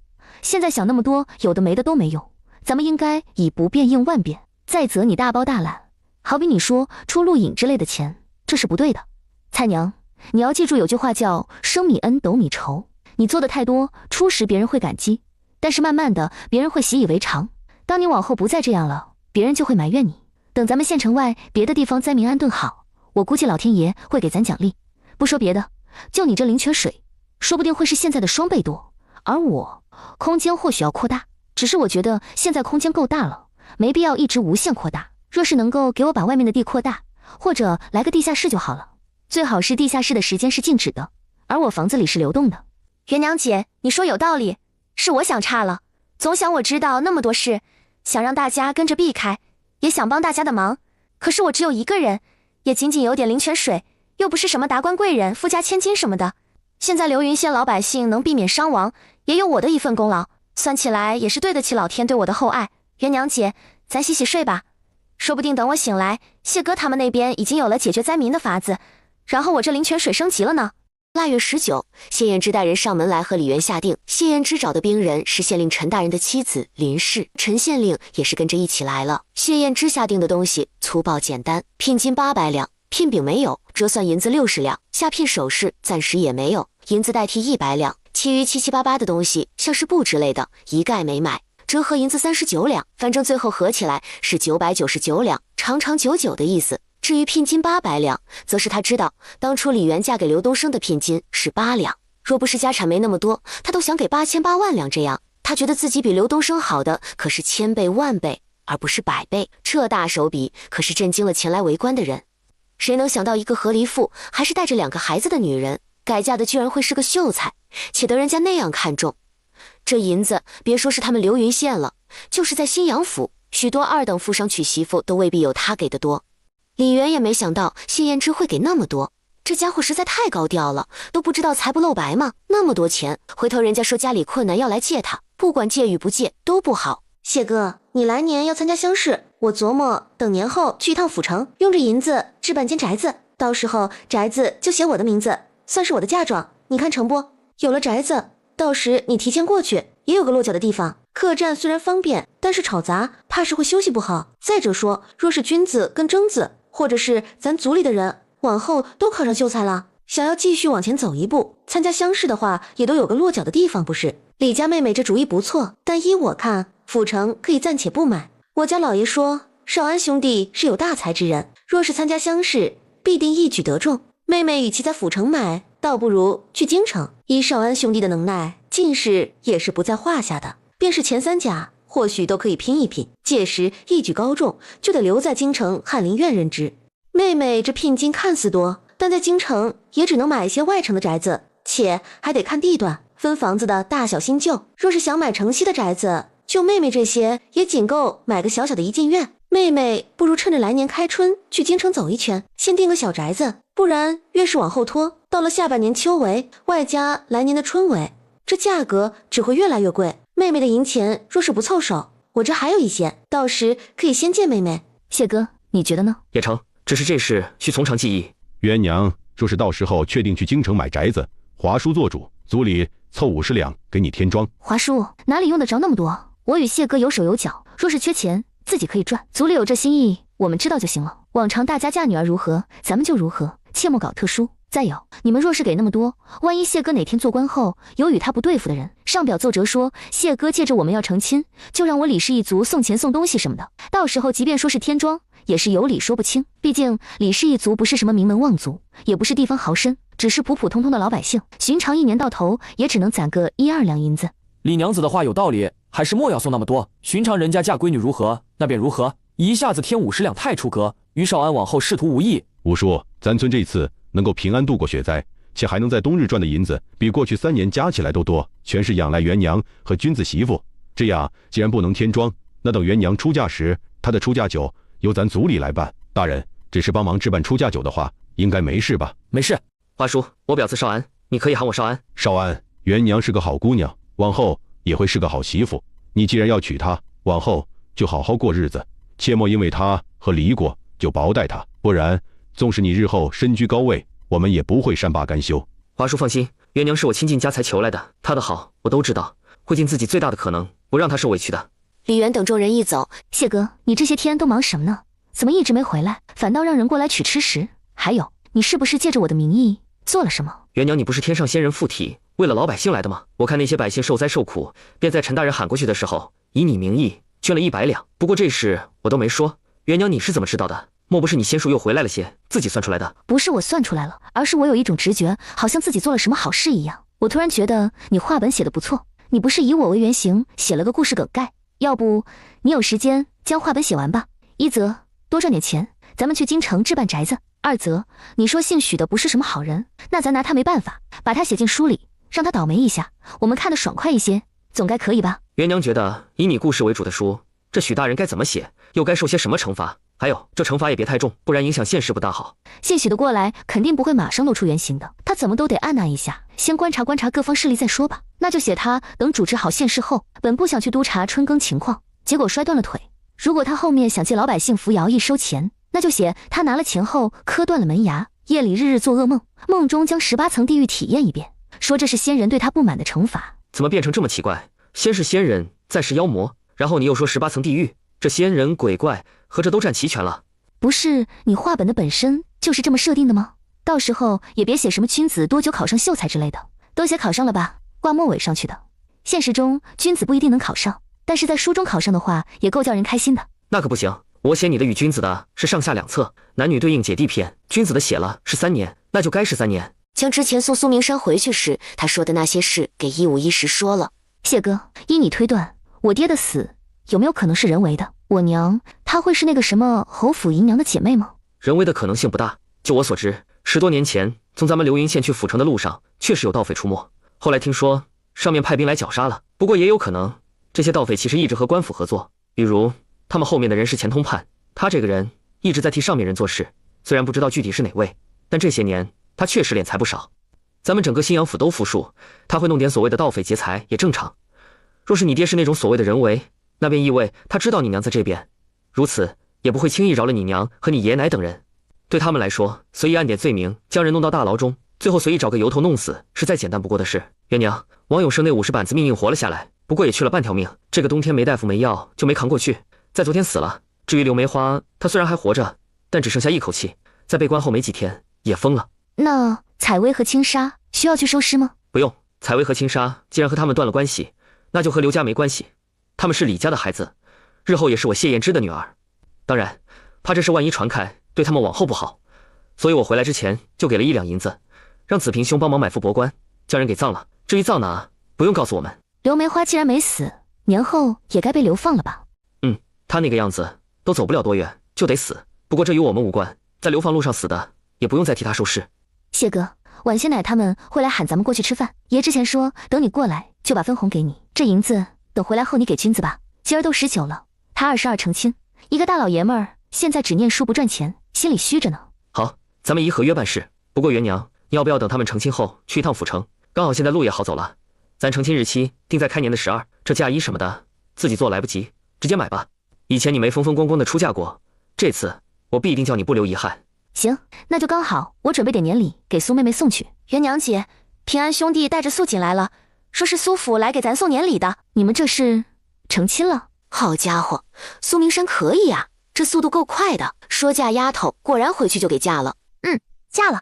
小姐心善，已放我奴籍。如今我也是良家妇，且小姐还赠了一副还不错的嫁妆。素锦说着时，无比庆幸自己没像素云那样动了不该动的念头。这次回去，他家小姐二话不说，直接派人把傻了的素云扔回他家去。不仅如此，还派人将素云的罪行说都说了。这是念在主仆一场的份上，没将他乱棍打死。本身他们都是签了死契的，想到素云被带走的场景，他心中后怕不已，同时也有些后悔。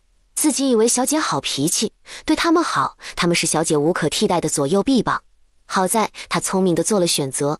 姐，趁着咱都在，现在去爹娘坟前上香。好。爹娘，我姐在刘家过得不好，已经和离了。不过你们放心，她把孩子都带回来了，且也找到了一个疼她懂她的相公。还有我，如今债务爷奶他们都帮我还了，又重新捡起了书，也马上要成亲。对了，我姐夫叫谢燕之，也是个秀才，跟爹你一样，有望考上举人。我要过门的媳妇儿叫王灿，是个非常好的姑娘，娘你一定会喜欢。就在李军絮絮叨叨的时候，李渊在心里对老两口说，很抱歉占用了他们女儿的身体，他会替她好好活下去，照顾好一双女儿，将他们抚养长大，还说会在能力范围内看好弟弟，不让他走歪路。另外老宅的爷奶也会替他们孝顺的。谢燕之心里说，这位下跪的可是天上的仙人啊，你们赶紧避开，别承受不起，到时候出了岔子可怪不了任何人。还有，如今仙人已经代替你们女儿活下去了，那他就会承担你们女儿应该承担的那些责任。往后仙人若是被拉来上坟了，你们要见到就早早避开，免得被仙气给冲撞到魂飞魄散。谢哥，一会儿爷若是问起来年的气候还有种植什么的，你记得让他们种些耐旱的庄稼。还有，我说红薯有高产的，是咱上次从府城购买而来的，你且记住。耐旱，元娘你的意思会缺水干旱，是这个意思？大概是这样的。回头爷要是问起你具体是怎么回事，你就自己琢磨一下，看怎么圆过去。奶，你把腊肉都做了？没有，这些腊肉与活豆腐都是族人送的，说是给元娘你和谢秀才。小谢尝尝，灶房那儿还放着2条大的，一会儿你们回去的时候拎回去就好。大姑，太婆说谎，这腊肉有一大半都是咱家的。太婆说不能吃族人送给你们的肉，咱家肉不多。太婆还和我奶说，明儿去县里给我四叔置办成亲东西时，多买些肉回来。现在天冷，到过年还有10来天时间，要做还来得及。吃还堵不住你的嘴，和你姑说这些做什么？太婆，我又没说谎，是我大姑说，做人要诚实。没错，淼淼真棒，知道做人要诚实。奶，家里腊肉不多的话，你把村民们送的留下就是。我家呢，你们之前帮谢哥做的那些都还剩下许多，根本就不缺。另外，你记得今天都是谁送了腊肉吗？我晚点送些糕点，再拿匹布过来，你帮我看看该怎么回给他们。好，这些人情咱也不必欠着。本来我还琢磨明天让你大伯娘去镇上看着买些东西回来，替你给还了这人情。既然你心里有数就行。小谢、少安，晚点我把账册拿出来，你看看。没问题，咱就把银子给分了。这烧炭的银子，你和元娘一共占5成。如今你们要成亲，那就不分开了，到时候直接给你们俩。还有，元娘说，你说来年的年景会不大好，让种些耐旱作物。分红咱们按之前签的文书走，银子给到元娘就行，往后咱家的钱都归她管。至于耕种耐旱作物，我确实和元娘说过这事。雪是因为天气冷，所以本来该是下的雨，最后就冻成了雪。而这天上下雨都是有定量的，今年下了那么大的雪，又持续那么久，等于把天上的水都给下没了。这天上的水都没了，那接下来就不会下雨，可能会有很久的时间都会处在不下雨的状态。具体是多久我也不好说，反正做好最糟糕的准备，肯定不会错。爷，这天上要是晒久了不下雨，等过后肯定又要下大雨的。不是有句老话叫大旱之后必有大涝吗？这大涝要是处理不好，还会产生瘟疫。这些你们老一辈的应该比我懂。所以你看，要不到时候真的如谢哥说那样，一直干旱的话，咱就走。走什么走？咱李家的根在这，你想走哪儿去？要是缺水，咱就多买些水缸瓮子，先囤着。要是一直下雨，咱们防范着点就是。再说现在都没干旱，你扯这些做什么？少安啊，你确定真的会闹旱？确定，只是陈大人马上要走了，新上任的许大人也没到。且听陈大人说，他不是个为民办事的好官，所以这些没发生的事，我才不好与他说。现在能做的，就是让自己熟悉的人先按我的意思耕种。当然，你们要是不信，那我也没办法。反正该说的都说了，到时候缺粮食也是你们的事。既然这样，那来年家里的地，靠近流云河附近的全种水稻，其他地方水田放干，就种红薯。爷，我这边有之前和谢哥去府城时买的红薯，据说种子是改良过的，亩产特别高。要不回头我育苗好后，你们自己来剪藤，还是我把红薯给你们，你们自己育苗？亩产多少有说吗？确定真的产量高，别被骗了。说是亩产2、3千斤，且个头大的多，小的少。君子，你不是还吃过吗？和爷说说个头多大，味道如何？如果大姐说的是君子拿过来的那些红薯，我知道。爷，我书房中还剩一些，咱耳听为虚，眼见为实，你自己看了就知道。征子，你拿几个埋到炕炭里，一会儿都尝尝味道。要真好，那把全部旱地都跟着种上，今年就不种花生了。是啊，爹，你要不再考虑考虑？虽然说有可能会干旱，但是这不是还没发生吗？有可能是大侄女婿推算错了呢。爹，我相信大姐夫的推算，他既然说有，那可能有。再说我娘也相信大姐，咱们还是听他们的，多种一些比较好。我大姐夫要真没那能耐，搞不好咱现在和外头那些灾民一样，哪还能好好坐在这儿吃饭？三海，那要不咱就听爹的，来年咱就先不种花生了。反正之前铎子他们靠大侄女婿那边的盘炕手艺赚了些银子，咱像袁娘说的那样，多买点粮食囤着，先买够1年吃的，这样也不用担心收成不好会饿肚子。爷奶大伯三叔，你们不会后悔今天的这个决定的，真的，我相信谢哥，且自己也莫名直觉会干旱，也不知道是不是老人们说大难不死必有后福。自打我在鬼门关回来后，这方面的感觉就尤其的明显。好比9月份那会儿，我就觉得今年这个冬天不对劲，会特别冷。你们看，现在可不就成真了吗？这次我又一直异常强烈的感觉会闹旱，且还挺严重的。加上谢哥的推测，我就觉得这事10成10会发生。爷奶，你们看这样成不？你们只管放心种，让村民们也都种。到时候要是没闹旱，那这红薯我全都收了，回头我就开个红薯粉条的作坊，到时候专门卖这些。你们的红薯我会高往年1成的价格收。要真旱了，那你对大伙儿就是有再造之恩。袁娘，有你这兜底的话就行，回头族里我去说，其他姓氏的到时候让你华叔去说。如果没旱，这价格和往年一样就好，不用特意抬高了说。再则我们作为爷奶也不能叫你吃亏，到时候让你几个兄弟努力一点，不管要多少银子，咱尽最大的努力帮你一起分担。也知道你会这么说，也是为了大伙儿好。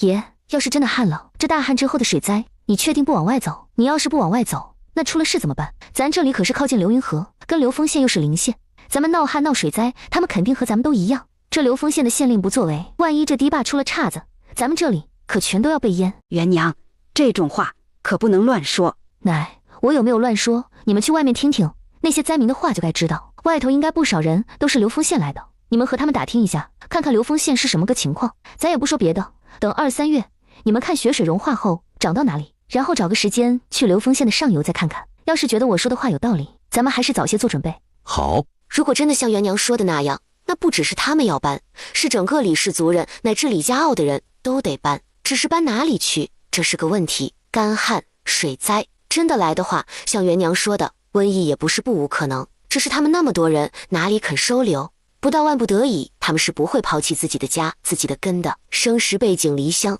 死后埋骨都难。他年纪大了，不想最后客死他乡。袁娘，新房安排在何处？君子把他那房间给收拾出来了，说就安排在那儿。我让亲家舅舅去你那新房子里住，他不愿意，这2天自己去厨房那边睡了。蔡娘劝说也没用。我那房子那么多房间，他怎么还去厨房睡？哪怕睡书房去，都比那好。可不是。袁娘，我是这样打算的，新盖的这个就让君子搬进去住，往后你嫁给我也是住县城里，这边即便有回来夜宿的也少，那宅子空着也是空着，就让君子住进去得了。今晚我先去书房将就一宿，明天咱把他的新房安置到那儿去。现在他那屋就可以空出来给我和亲家舅舅住。你那宅子和水井到底花了多少银子？你应该也听到了，到时候李家傲会被淹，你花了那么多银子也住不了1年。我盖的时候哪里知道这些？元娘真的要溃坝被淹？你觉得我有必要骗你？这种事是可以开玩笑的。我只是难以相信，如果溃坝加上你说的大涝，别说是李家傲，怕是整个流云县都要被淹。地势低，即便有山，躲高山上都不安全。大涝会导致土质疏松，时间一长，山洪泥石流也有可能时常发生。这次灾民的事怎么解决？就这样任由他们一直住在城外？元娘，你来凡间是为了解救苍生，那你可有打算怎么解决这些事？大爷的，就知道不能说谎，让他觉得自己是仙人后，每天都要想着怎么应付他那各种乱七八糟的问题，就让他安安静静好好的当个仙女不好吗？或许是郑知府怕再不给予回应，到时候陈大人要参他一本，所以最后派人过来说灾民全部遣回原籍。只是各县现在情况不好，只有我们县没遭什么灾，且准备充足，因此让咱们县好人做到底，将原本的赈灾物资全部捐出来给各县。郑知府说话好像有些不要脸啊！之前听说陈大人已经和上面反映有雪灾，还给了解决办法，是他们忽视的，然后出了问题又不作为，还让老百姓来这边。现在府城那边不解决，反倒将流云县推出来，让他们把东西分给其他几个县。这种话他怎么好意思说得出口？谢哥，那朝廷会派人押送赈灾物资吗？如果按照往常，郑大人肯定会向上禀明，且要朝廷的赈灾物资的。奈何陈大人这边越过他，直接借由护国将军府运作一番，将这事再早朝统开了。流云县尚且能解决得如此好，为何府城和其他几个地方不能？上面还知道陈大人在雪灾未到之前就已经上报过，所以这次是郑知府的失职，他不想上面问责，最好是将功补过。这不，就上书说新阳府富庶，各地粮仓满的，不用上面赈灾等等。那陈大人岂不是要气死？好生不要脸，自己不作为，想将功折罪，然后转头让流云县把东西捐出来。陈大人气是气过，不过想到即将上任的许大人又不气了，把东西捐出来，或许真的会被用找灾民身上，留在县衙，等年后许大人上任，最后就变成他的私库。与其这样，倒不如都捐了。这事上头都盯着，郑知府应该不敢私吞。且不说流云县的东西有限，供不了那么多县，剩下不够的地方，只能郑知府自己想办法解决。那你这几天留在那儿，就为了解决这些事？差不多吧，更多的是和陈大人聊一些如今的局势，听他说一些我不知道的事。毕竟我要参加秋闱，知道一些事对我有好处。还有，之前不是说在城门口给那些捐款的府邸立碑吗？本来碑都刻好了，陈大人想着这几年和县城那些商户往来都不错，便又将人叫到一起，简短的与他们说了一下如今朝堂局势，还有许大人为人如何等等，大意是不建议再立碑，是怕立碑后许大人过来，根据碑上信息，到时候寻人要钱。不然敛财二字如何而来？寻常老百姓多久能给一次钱？哪怕他找各种由头增加地方的苛捐杂税，但这么一来，名声坏了不说，且收上来的钱不一定有那些富商加起来的孝敬多。咱们流云县做买卖的商人，可不是什么昧着良心赚钱的奸商，好比这次米粮铺就是典型的例子。至于皮毛和御寒棉花之类的高价，那是他们之前进的货卖完了，再进的成本就是如此。往后流云县也不知道会如何，若是能遇到好官，或许灾后会好；若是遇不上，怕是要沦为贫困县。谢哥，我和你商量个事呗。你说。你说陈大人去庐阳府做同知对吧？那你能不能问问陈大人，让他现在就给咱李家傲所有的人开路引？如果到时……算了，现在这些都是未发生的事，也就你信我，所以才无条件站在我这边。若是和陈大人说，又该怎么解释？现在衙门已经封印，你若是要弄几张路引，我想办法直接给你弄。但是整个李家傲的人口是按百来计算，且还不是100、200，你想那么多人都走，根本不可能。陈大人虽说3月到任，但他自己都不知道那边是什么个光景，怎么可能到时候帮忙安置那么多人？元娘，你现在愁这些也没用，如果某些事是注定的，咱们尽力做到问心无愧就好。元娘姐，你那红薯亩产真的有那么高吗？如果大伙儿都种这个的话，来年等干旱收获时，岂不是成了许狗官的政绩？蔡娘，许大人的政绩什么与咱无关，咱只是在保证，来年如果大旱，老百姓地里不至于颗粒无收，到时候粮食是什么价格，你比我清楚。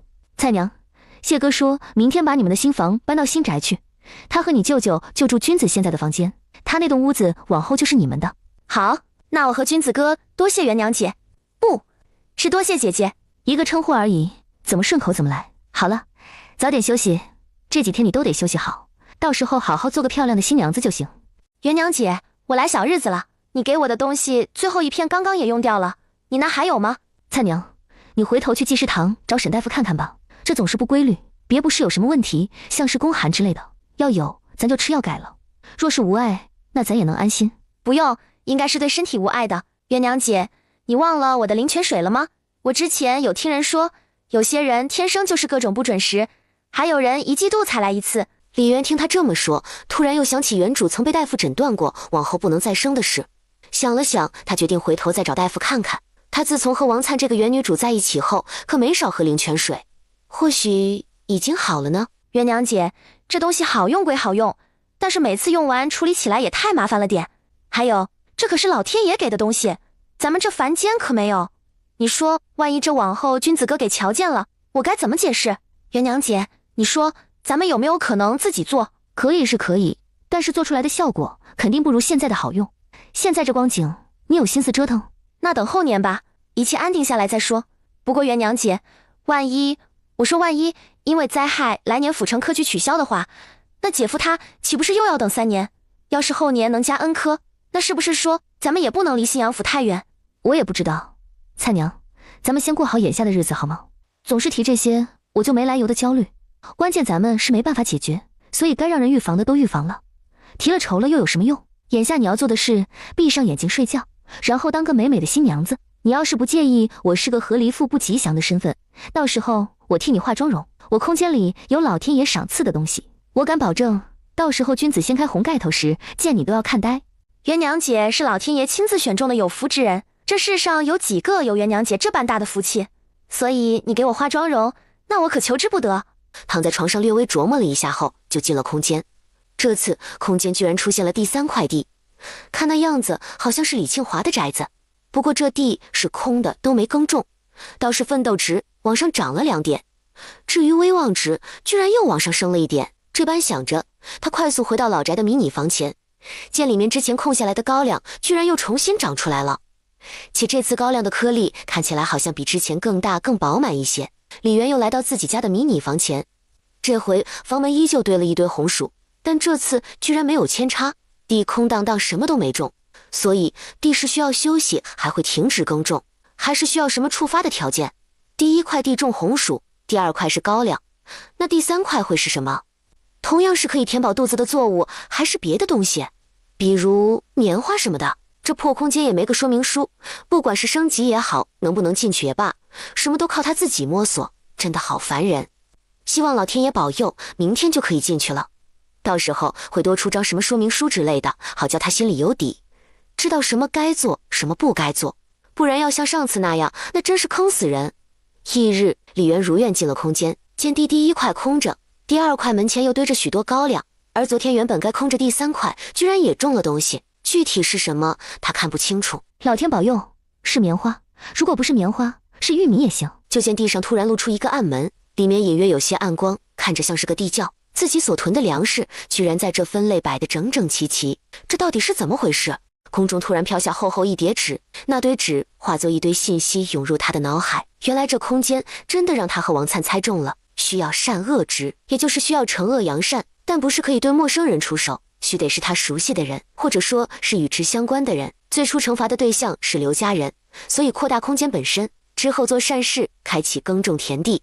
奋斗值是指每块地所属的家庭的勤奋度，每当奋斗值满10个点，就会自动转化成1点威望值，而威望值这一块，则是综合他和他命定姻缘之人的威望，他们做的善事得到大众的认可，便可直接升级1到2点的威望。若是通过科举之类的获得威望，则是要更多一些，举人加5点，贡士加10点，进士15点，探花30，榜眼40，状元直接是50点。满100点的威望值可以逆转气运，之后奋斗值的地也可以脱离出来，不用再与族人息息相关。奋斗值增加威望值，而威望值则是决定地的耕种作物与速度。可以说，空间内这2者是互相成就的。奋斗值所属的地和现在的李家坳一样，只不过都是迷你型的。李家坳有多少户人家，到时候他就有多少块地。这些地小的都不到1分，而大的也就2分，所以哪怕是上百户人家，实则面积也没多大。李渊算了算，现在威望值4点了，如果谢延之能考上状元，从举人开始算就有80点，好像也不是很难的样子。但是前提是考上状元才行。按照目前来看，这空间跟他还有谢延之息息相关，不可能抛弃不用，而这其中又涉及到族人的奋斗值，所以往后灾害来了，他要跑就必须带上族人。除非让谢燕之继续倒霉一辈子，不然光是自家人还不行。万一往后因为某些原因，好比考不上状元，只是进士，气运短时间内改变不了，而他在朝廷任职，需要公干去外地，然后在外耽搁的时间又超乎意料的长什么的，他不能及时给谢燕之做饭。就他那倒霉样，搞不好都不用1个月，不可能连10天都不到就得挂了。目前他的空间和谢燕之以及族人都有关联，他得在有谢燕之在或者是有族人在的范围内，空间可用。他之所以做饭能让谢燕之转运，因他们是命定之人，且他的空间也需要他。那这是不是意味着连王粲都进不来的空间，其实谢燕之是可以进来的？谢哥，我想带你去一个地方，但不知道能不能行。你先闭上眼睛，我说好后你才能睁眼，行不？你不说好，我就绝对不睁眼。谢哥，好了。这仙境到底和凡间的铜镜不一样，这么大，这么清晰，这要拿出去，估计都得上供。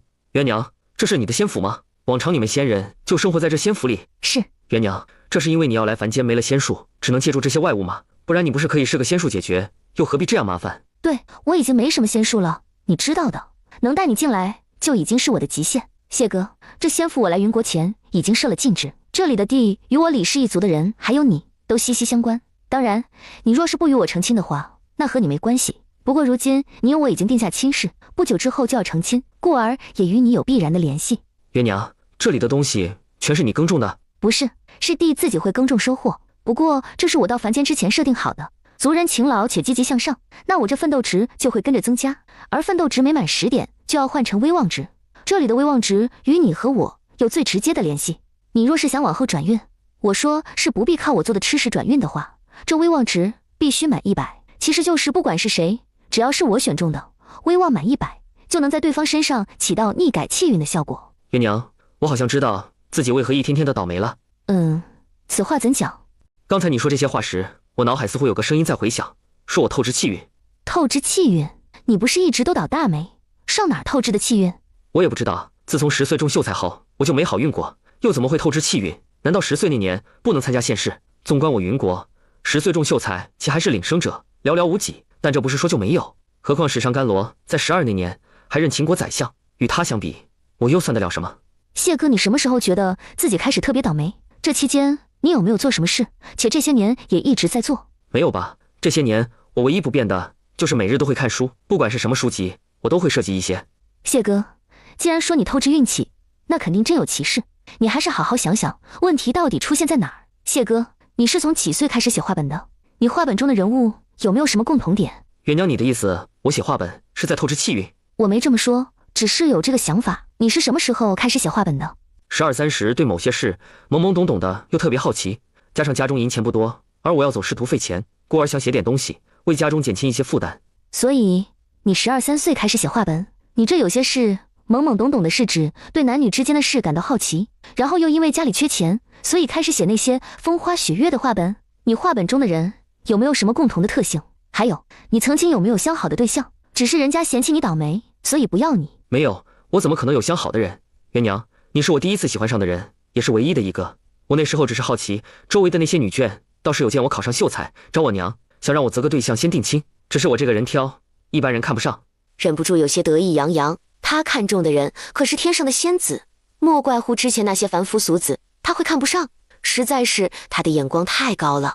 你写画本人物或者某些事有什么类似之处？气运都很好，算不算？我之前写的那些主人公的运气都很好，不管他们是什么身份，运气都好到极点。或许这就是原因。东西是早就写了的，不可能再收回来。至于先前结算的那笔分红，银子主要是以君子为原型的这一本。话说，元娘你要不要看一眼？行，那回头去府城的路上我再看看。你赶紧出来吃饭睡觉，明天还要早起忙活。后天君子和菜娘要成亲了，等大后天我们喝完认亲的茶就走。对了，你明天抽空替我和2个孩子的路引伴一下，形容采薇的容貌时，在嘴唇旁记得加一颗痣。行，路引和雇车都交给我。离君成亲的事，家中长辈多，由他奶指挥，根本用不到他。哟，看你这架势，和离回来后日子过得不错呀。之前听说你在县城摆摊，生意极为火爆，人来人往，每天赚的比人家饭馆都要多。大姐，我当你这辈子到死都不会再回来。之前我听到我娘捎来的口信时，都以为自己听错了，原本想来看看你的，但是想到曾经的不愉快，所以也就没回来。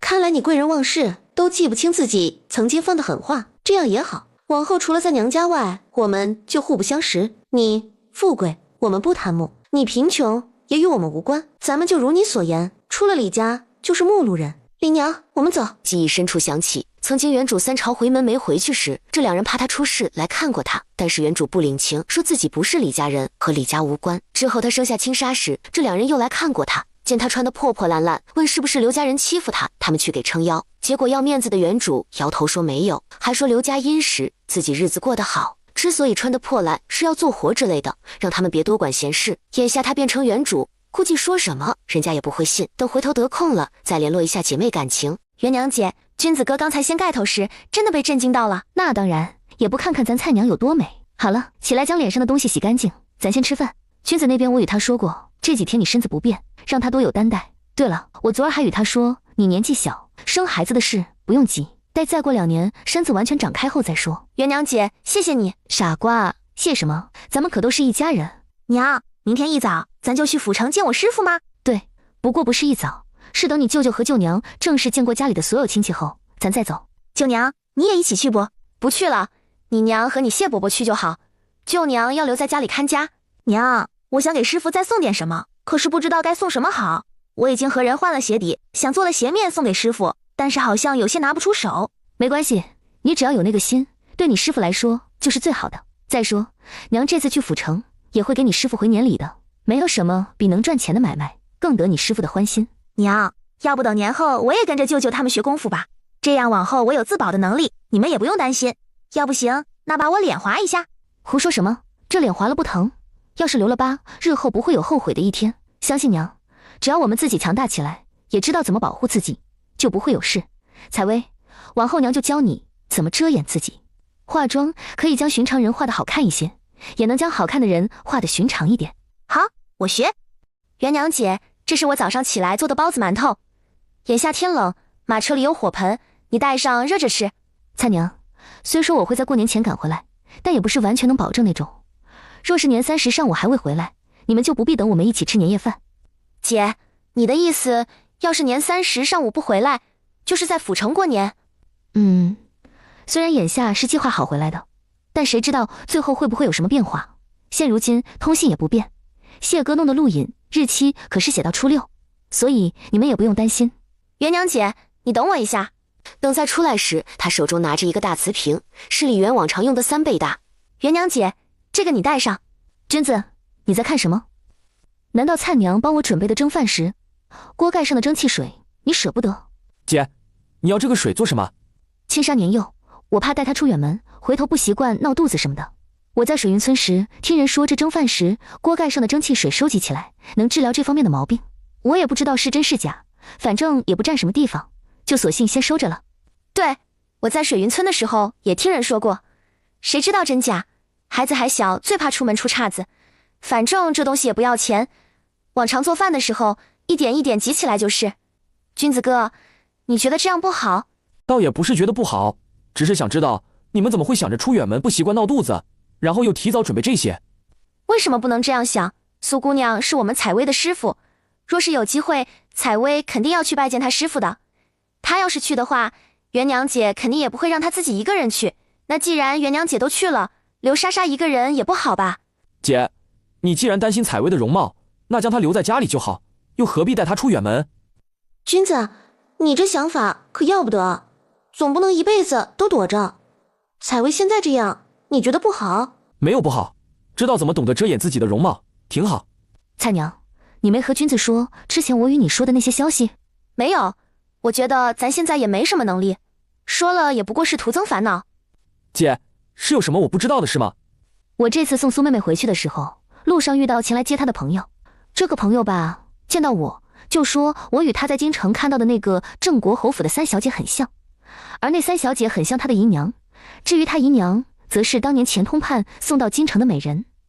姐，你的意思，咱们娘可能和那个什么姨娘有关系，有可能是亲姐妹或者堂姐妹，又或是表姐妹。我也听说官员之间流行送美人，尤其是下面的人从各处搜罗来往上送。如果咱娘和那个姨娘有关系，那咱们娘有没有可能当年也是被送的人之一？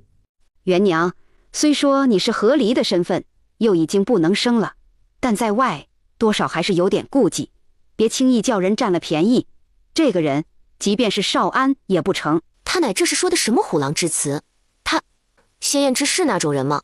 要真是那种人，上回就可能那什么了好吗？这次还有2个孩子呢，他奶会不会想太多了点？上次你和谢秀才去府城，奶不知道，加上赶路都来不及，哪有什么心思想这些有的没的？如今谢秀才和你定亲，不久又要成亲，这出门在外，他一个大老爷们儿跟你孤男寡女的，难免会起些心思。你要记得把持好自己，不能轻易把自己交出去，知道吗？太过轻易的人掉价，且往后男的也不会把你放在心上的。元娘听奶的，不会有错。可真是亲奶啊，这些话说的也真彪悍。或许是认为他已通人事，对这些不那么看重了，所以才一而再的叮嘱吧。你带大丫头去，还懂得给她遮挡一下挺好。外头乱得很，尤其是今年还遭了灾，我估计卖儿卖女的也不少。你且给我将2个孩子看紧了，千万不能让他们远离你的视线。咱们李家的孩子多少个出去，就得多少个回来，一个都不许丢，知道不？晓得了，奶，我先走了，你赶紧进屋去吧，外头冷。李渊并没有急着往府城赶，而是让李军驾着牛车先送他们去找颜娇和高武。元娘姐，你们怎么来了？君子，还未来得及祝贺你抱得美人归。娇娇，是高武兄弟的身子又不好了。这2日他总是咳嗽，且还严重到起不来身，也不知道怎么回事。往常那么健康的一个人，自从烫伤后，身子也跟着虚弱了很多。娇娇，这里头的银子是我之前答应年底给你的奖励，另外还有5钱是我和谢哥的随礼。我们也不知道送什么东西好，所以就直接给钱了，希望你莫要见怪。元娘姐，谢谢你。谢哥，谢谢你给的药，要不然高武现在都不知道能不能活下来。元娘，我之前让你带上的药，你带了吗？带了，在这。之前我与元娘去府城的时候，又有幸碰上了当初那位神医，从他那买了些救命药，我也不多，一共就2瓶，这个先给高武喂了吧。谢哥，谢谢你，真的谢谢你。谢哥，这是你的救命药。我那还有1瓶，加上如今我已经不再倒霉了，这些药不定什么时候能派得上用场，给你，你喝就是。我之前去府城碰到了一件事，或许有些缘分，又或许是巧合，想着说与你听。听谢言之说完陈家、高家之类的事后，高武哥，你想认亲吗？不确定的事，也没什么认不认亲一说。娇娇，总得等我好了，也查清大张氏娘家那边有没有什么人在她做姑娘时是不对付的再说。谢哥，多谢你告诉我这些。我和元娘还得去一趟府城，就不在这里耽搁了。你保住好身体。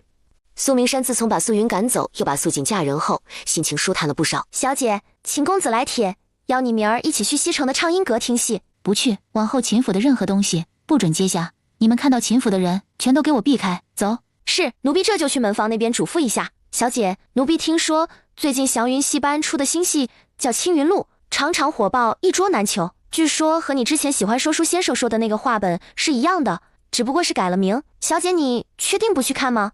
你说的是主人公叫宋义那个话本，就是姐姐何离带着一双女儿归家的那个。是，奴婢也不知道青云录的正声具体叫何名，但听说是根据石剑之进来所写的话本所改。小姐，你看的话本不就是石剑之进来的新作？想来正声应当就是宋义。我爹特别喜欢石剑之，倘若那青云录便是根据农家子的仕途录所改，那你抽个时间去畅音阁订一个厢房，回头我带我爹娘过去。夫人，小姐让奴婢去和老爷说，他还待字闺中，不便与外男相见。那等1刻钟后，你再去堂屋中与老爷如此说了，记得说话时机灵点。是。青梅，真叫你说中了。命山他应当是对秦牧阳歇了心思，这下夫人总该放心了吧？外人都道秦家好，可秦家却不适合我家明山。秦牧阳不是明山的良配。老爷，小姐年底特别忙，根本就不得空。方才奴婢在书房外等了许久，才见小姐通报进入。待她得知奴婢前来所谓何事时，便说她是待字闺中的姑娘，不便见外男。苏伯父，明山肯定是对我多有误会，分明之前从外面回来时都还好好的，不可能就这么短短半个月就变了。我母亲送给我的丫头我都没碰，我也和明山保证过，绝对不会碰的。苏伯父，牧阳啊，伯父也知道你人不错，但是这种事你与伯父解释没用，你应该清楚，我们家明山从小就有主意，他的事或者说他决定的事，府上没有任何人能更改得了。他既然忙不见你，那要不你先回去，或许等他忙完放松下来就愿意见了呢。可是明山他孝顺，也向来听伯父您的话，原先你不是说觉得那个姓李的后生不错，然后就让明山招赘吗？也是因为您的话，明山才千里迢迢只带着一个丫头就追在人后头走了。伯父，要不您帮帮我，我跟您保证会一辈子待明山好的。苏元水就差快翻白眼了，他又不是孩子，多到少一个都没所谓的地步，才会把亲生闺女送到秦家那种火坑。他就一个宝贝闺女，凭啥要嫁到秦府去？还甭说，秦府自从不再是商户之后，就自认高人一等，话里话外所提的都是门第之见。他又不犯贱，为何要上赶着去给人瞧不起？牧羊，你也知道，我们府就明山一个孩子，按照伯父的意思是让明山招赘的。你的好，伯父清楚，可你秦府子嗣单薄，香火承载都寄托在你身上。明山若是与你一起，不管生几个，都不可能跟我苏府姓。便是你愿意，你父母亲只怕也不愿意。再则，你们好不容易摆脱商户身份，你又要科举，他们岂能容你娶商户之女？我父亲答应过我，若是我考中进士，便可自由择妻，他不会干涉。你到底是想得过于天真，你父亲不过是暂缓之计罢了，犹如你母亲这样。到时你若是要娶明山，你母亲去上吊，你还真不顾你母亲的死活不成？你和明山是有缘无分，不若就这样也挺好，至少都曾在彼此心中留下最美好的记忆。府城中与明山交好的姑娘没几个，他也不知道该找谁去帮他劝说。哎，愁煞人！前面马车里，苏明山的李姐姐，你停下马车。娘，好像有人在喊你。莫看，我与你说。为何不能看？我认出声音了，是上次去流丰县接苏妹妹的公子秦牧阳。是我所想的那个秦家人。那更不能停下了，咱们目前还是少与他们有接触为好。怎么回事？为什么不停下来？他确定自己的眼睛没花，那马车里坐的就是明山喊李姐姐的妇人，难不成这两人的交情流于表面，其实关系不大好？那他要不要回头找个机会和明山说，别轻易相信外人？什么姐姐长姐姐短的，人家压根没将他当一回事。元娘，郭掌柜已经回府城来过年了，我刚才顺道去他那要回了地契。之前你说会干旱，那这些地你看着处理。这地就在这城外，且有30亩。都是上等水田，你看是留着继续耕种，还是脱手卖了，都随你。往后咱家你当家做主。这些地都是垫出去了，既然垫出去，那就这样吧。来年府城这边倒不至于像流云县那样，虽然干旱也下雨，但总体还是好的。这样，等真的干旱了，你与佃农说，免他们1年租钱。不过你得琢磨好，要不要让他们也跟着种耐旱的红薯。行，那就留着不卖。回头我让佃农都种红薯，咱不用你提供的那个，就是下普通的那个红薯。倒是说，只要他们种出来，咱们就收，价格不会比粮商收购的便宜。你拿主意就好。谢哥，在马车进城之前，你说关于我的话本快写完了，你没给郭掌柜吧？你把话本给我，我看看。还有，咱先不赚这个钱，我估摸你这气运都要透支没了。月娘，我的气运和血数没关系。没关系？你怎么知道没关系？我把话本给郭掌柜了，这会儿他估计在校对。其实元娘，你之前喊我写的时候，应该清楚我的第1回合已经写出来了，后面因为故事梗概陆续添了不少东西，写起来就比较顺手。故而已经收尾了。其实，等等，谢哥，你先告诉我，你怎么知道你的气运和血数没关系？要是没关系的话，你为何又越来越倒霉？这次路上过来，在驿站休息的时候，你不是让我去了仙府？所以你是在里面知道了什么？元娘，原来我本来就该死了。这话怎讲？或许是早已命中注定的事。我本来就是不该存在的人，我应在冬月之前就没了的。奈何遇上了你，是你救了我。如今我虽说还活着，但每活1天就透支1点气运。我这透支的气运，日后都是要还的。元娘，倘若离开你，我便活不下去。于我来说，每天都是人生的最后1天，所以我会格外珍惜。娶你，外人都说我亏，可我知道亏的是你。没有你，我根本活不下去。如今我多活1天，就亏1点气运，这气运1点，我就得救100人。按理我多活了2个多月，应当亏欠7、80点。然而之前的雪灾，咱们流云县有10多万人，不说当时全部人遭灾，但5、6万还是有的。这一扣除，故而我如今还倒欠着。李元根据他的话，终于理清了是怎么一回事。他本来该死了，还是倒霉死的，具体为何这样，书中虽然没提，但或许是设定就是如此。而本不应该活下来的人，因为他的存在，所以活下来了。只因他自己本身，或者说原主这个人，也是个不该活下去的。但他的穿书又带着空间，所以算是特例。谢燕之也是特例，所以他这个特例的人做出来的东西，能帮到特例的他。或许他能进空间，而王粲不能，也有这个缘故。他那气运和他空间的威望值也有挂钩。或许是老天让他带空间穿书的最终目标，就是为了救更多死在各种天灾中的老百姓。在这封建的古代，单靠他一个妇道人家能做到的有限，但谢燕之不一样。好比之前那次雪灾，他和王粲不可能去衙门说有雪灾有寒潮，让县令着人准备什么的，因为即便他说了，没人会信不说，或许还能给自己带来杀身之祸。可谢燕之不同，他做到了。那来年的旱灾还好，不过是半年不下雨什么的，但那水灾和瘟疫，或许他也能帮到更多。空间里威望值满100的奖励，其实是专门为他设置的，而不是他想给谁就给谁。那个需要族人奋斗值的地，才属于他。威望值满了，地也能脱离族人，真真正正的属于他。空间也不会有那么多的限制，否则空间虽是在他身上，但他要是不救人不管人，等同于废物。所以老天爷不会平白无故给金手指，便是给他选择的对象也是有限制的。他还记得谢燕之与他说过，他想往后做个地方父母官，想造福一方百姓，原来是要心系百姓才行吗？想着这些，李渊又突然想起采薇来。这丫头在以王粲为女主的书中，也不知道具体是生是死，她或许不是属于天灾中死去的百姓，看来得多看顾点才行。至于青纱，是天灾中没了的，死在逃荒的路上，因此倒是不必担心。冤娘，就算是你后悔想嫁给我，但我还是想娶你。我娶你不仅仅是因为想活下去，我是真的先被你所吸引的。我也不知道自己为什么会喜欢你，本来一直都觉得你不错，但是那天晚上看你给馄饨调汁的时候，不知不觉看迷了眼，觉得你的举手投足之间都带着飘逸的灵动，特别的优雅。我的心在那一刻根本不受控制，扑通扑通跳得特别快。来，堵住嘴，好端端说这些做什么？谢哥，趁着天还未黑，你先帮我写张拜帖，出门找个人帮忙送到苏府去。我答应采薇，明天下午带她去苏府。冤娘，那咱的婚事照常进行啊。怎么，你不愿意？没有，我怎么会不愿意？娶你可是我梦寐以求的事。那冤娘，我先去写拜帖了。这天晚上，他和谢燕之再次来到空间。谢哥，你仔细看看这块地里的东西，看着像什么？怎么这么多天了都没个动静？你这每次进来都为了看这块地是什么？对，冤娘，你下去看看。还是来到地窖内，看到便是6大袋新鲜玉米棒，还有3小袋已经晒干的玉米粒。谢哥，你之前看的时候，这里就有这些了？不过只有一半，这多余出来的怕是新收的。谢哥，那地才2分，就出了这么多粮食，这要一直种下去，我觉得自己都不用囤了。往后咱就靠这些，能养活整个李氏族人。这些玉米粒还可以种，等回头冤娘你用鲜水浸泡一下，回去后让李家傲的人也种一些吧，这些产量也不低。还有，咱虽然有粮食，但是不能轻易给，也不能让族人变得依赖你。最好的便是叫他们自力更生，有粮食是救急不救穷。等日后他们真的没得吃喝，又买不到时，咱就找个借口出去一趟，然后运回来。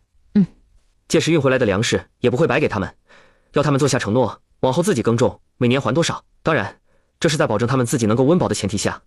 眼下这米粮铺并没有新鲜的玉米，你可以留一些自己吃，剩余的拿出去卖。这天气还冷得很，府城富人多，咱们可以论根卖，换来的银子可以继续买米面囤着。既然知道有灾荒，咱这仙府又这般大，那就多攒点，等到实在放不下，那就放外头。横竖回头真要离开，也得众目睽睽之下带些粮食的。好，等明儿我拎1篮子去苏府问问苏妹妹，这种事由他们这些商户出面是最好不过，我可以全都卖给他，他到时候往外卖什么价格，那就是他的事。也成，总比咱们自己卖来的好，不那么惹眼。翌日清晨，谢哥，这个你给郭掌柜送去，就说无意中得来的，叫他尝尝鲜。行，那你们先别出门，有需要买什么我去买就好。等晚点回来，我坐辆车，咱们直接去苏府。行，咱是普通人家，上门拜访他人，只拎些普通人家给的东西。谢哥，你问问哪里有好的糕点，咱买2封就好。苏明山自从昨天接到李元的帖子开始，一早就无心看账册。娘，我家小徒弟可漂亮了，不过我估计她这次敢跟过来是做了装扮的，回头你见了莫要一直盯着人家瞧，知道吗？娘，你知道吗？秦牧阳之前和我说，李姐姐长得像镇国侯府的3小姐，那个3小姐是姨娘所出，而那姨娘就是当年钱通判送到京城的美人。能让钱通判送到京城的美人，肯定长得好。既然你那个李姐姐跟人家长得像，往后还是少出门为好。即便她已经20多了，可有些男人说不定就喜欢这样的。李姐姐是聪明人，肯定也会遮挡1、2的，这点娘倒是不用担心。我只是有些好奇，李姐姐为何会跟镇国侯府的3小姐长得相像？我听说她娘是被她爹在半路上给捡回去的，只是没了记忆，不知道自己是谁。青姨，怎么能啊？小姐，你可知道你那李姐姐的娘如今年岁几何？我也不知道具体多少，但我李姐姐今年20有4，过了年便是25，加上10月怀胎，算26吧。听说她娘被捡回去的时候，还在那儿养了1、2年，等人认回去，就算是2年，那就28。咱眼下就算他及笄那年被剪的，那就是43。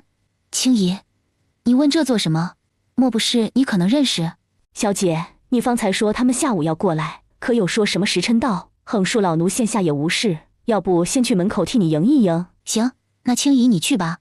娘，你可知道我青姨还有什么亲人？这些年我从未听她说起过。不知道，娘只知道她是个苦命的女人。至于旁的事，她没说，娘就没问。只要知道她人好，不会害娘就成。刨根问底，揭人伤疤，又有何意义？欧葵没说的是，青梅颜色好，比当年号称新阳府第一美人的潘雅晴还要好看3分。只是这些年，她一直将自己丑化，从不曾以真实容貌出现在外人跟前。若非她当初救人时亲手替她拭去脸上的污渍，怕是也不晓得。娘，采薇容貌出众，但家世不显，你也知道钱通判是什么德行。我这辈子就这么一个徒弟，因此想过2年将他接到府上，让青姨教他。你说青姨会答应吗？你的徒弟，你想护着便护。不过那丫头如你所言，过了年才7岁，模样都未长开，当真有你说的那样好看？娘，我从小跟爹在外见识过不少人，你应该清楚，我不会轻易看走眼的。采薇年纪小小，五官极其精致，像是被老天爷刻意精雕细琢过一般。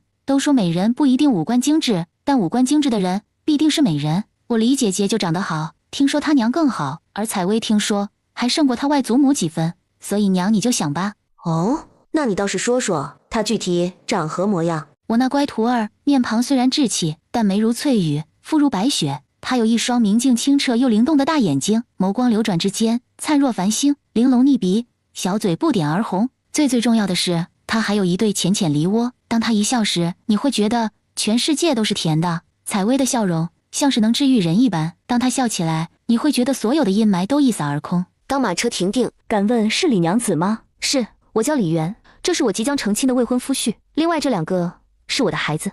徒儿采薇拜见师傅，拜见师傅。20多天不见，青山好像长高了点。李媛见过苏夫人。师傅，我应该喊什么？师奶。不过我娘应该会更喜欢你喊奶奶。都说一个徒弟半个儿，那你就是我半个女儿，喊奶奶也是可以的。采薇见过苏奶奶，莎莎见过苏奶奶。既然喊了我奶奶，日后也是我们苏府的一员。来，这是奶奶给你的见面礼。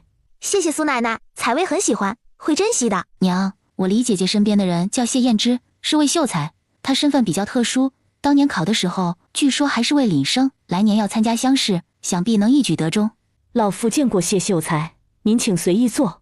师傅，这是我给你做的鞋子，是问过素锦姐姐的，想来你应该可以穿，只是我做的还不大好看，希望你莫要介意。这糕点是我谢伯伯买的，我们也不知道哪里的好吃，就随意买了。这玉米棒是我们这次带过来的，还很新鲜。李姐姐，这新鲜玉米棒你还有多少？这个我稍后再与你商量。师傅，这个才是最贵重的礼物，希望你会喜欢。李姐姐，我可以现在就打开吗？还是等回头看吧。这里有下人，这种东西还是少些人见到为好。毕竟云国现在可还没有玻璃镜，也没有不锈钢。除了青姨，其他人都下去。李姐姐，现在可以打开了吧？我实在好奇，等不及回去再看。你要看那便看吧。等苏明山打开锦盒，看到那面高脚玻璃镜后，双眸一亮。娘，你快看，李姐姐，这等稀罕珍宝，你是从何处搜罗得来的？是谢哥送的，他这也是别人送的。谢秀才，我能问问，那个石剑之可就是你？你就是石剑之啊！我是你的画本迷，特别喜欢你最近的新作，就是那本《农家子的仕途录》。我家老爷从多年前就已经是你的画本迷了，每逢你出新作，他必定就买。来人，快去请老爷回来。老爷若是回不来，你们就说石剑之来咱府上了。石剑之？哦，不对，是谢秀才。你接下来可还有打算写画本？写的画什么时候能出呢？是和《仕途录》这本同个类型吗？我特别喜欢你现在这本。你可不知道，现在戏班排戏都排到来年3月了。今儿一早，明山说在畅音阁订了一桌，就在后天。到时你们可有空一起过去看看？谢秀才，你可看过这个戏？就叫《青云录》，说是特别好。你若是看过，那便当我这话没说。苏夫人，我们明天在畅音阁有个厢房，你和明山既然没看过，到时候不妨一起过去。李姐姐一家子去吧，我们定好了后天的，也不差这1天的时间。就是不知李姐姐这次前来府城，何时回去？我和谢哥正月12成亲，眼下带着2个孩子赶路也不大妥当，索性就决定初3往回走。此次来府城，一是置办嫁衣等物，2是带采薇过来认门，顺便看看你这师傅。既然如此，那李姐姐不若就住在我府上，如此今年也刚好一起过年，你看如何？还是不老，谢哥在城东有宅子，现下我们便住在那儿。对了，苏妹妹，我昨儿过来时碰到了秦公子，他似乎想拦住我的马车，好像很着急的样子。李姐姐往后还是莫要提他了，我与他没任何关系。娘，你和青姨帮我带一下采薇和青纱好吗？顺带让管家带谢秀才在府上逛一逛，我有话与李姐姐说。李姐姐，自从我回到府城后，就一直关注陈家和高家的事，你可知道那陈青青怀有身孕了吗？说来听听。就我得来的消息，那高家庶长子也不知道怎么回事，突然转性，近1-2个月待陈青青极好，将外头的女人该送的都送走了，而陈青青在他娘，就是那个记事的帮忙调理下，养好了身子，这不，两人柔情蜜意了一段时间，就怀上了。按理来说，未满3个月，这事儿都不会往外传的。奈何那陈青青脑子不清楚，那是恨不得整个新阳府的人都知道，还说什么，果然还是他娘对他好，帮他调理身子，还说女人要是有了孩子，男人就会收心什么的，蠢得没边。我若是没猜错，只要高武不认亲，不揭穿被换的身份，他的生产之日便是他的死期。到时候高家庶长子媳妇死了，孩子活着，就理所当然地留下那笔丰厚的嫁妆，待过个1-2年，另娶个与他有助力的媳妇进门。等季氏怀上身孕，那便是陈青青留下子嗣的死期。苏妹妹，你查好了当初大张氏和陈府原配的出自何处了？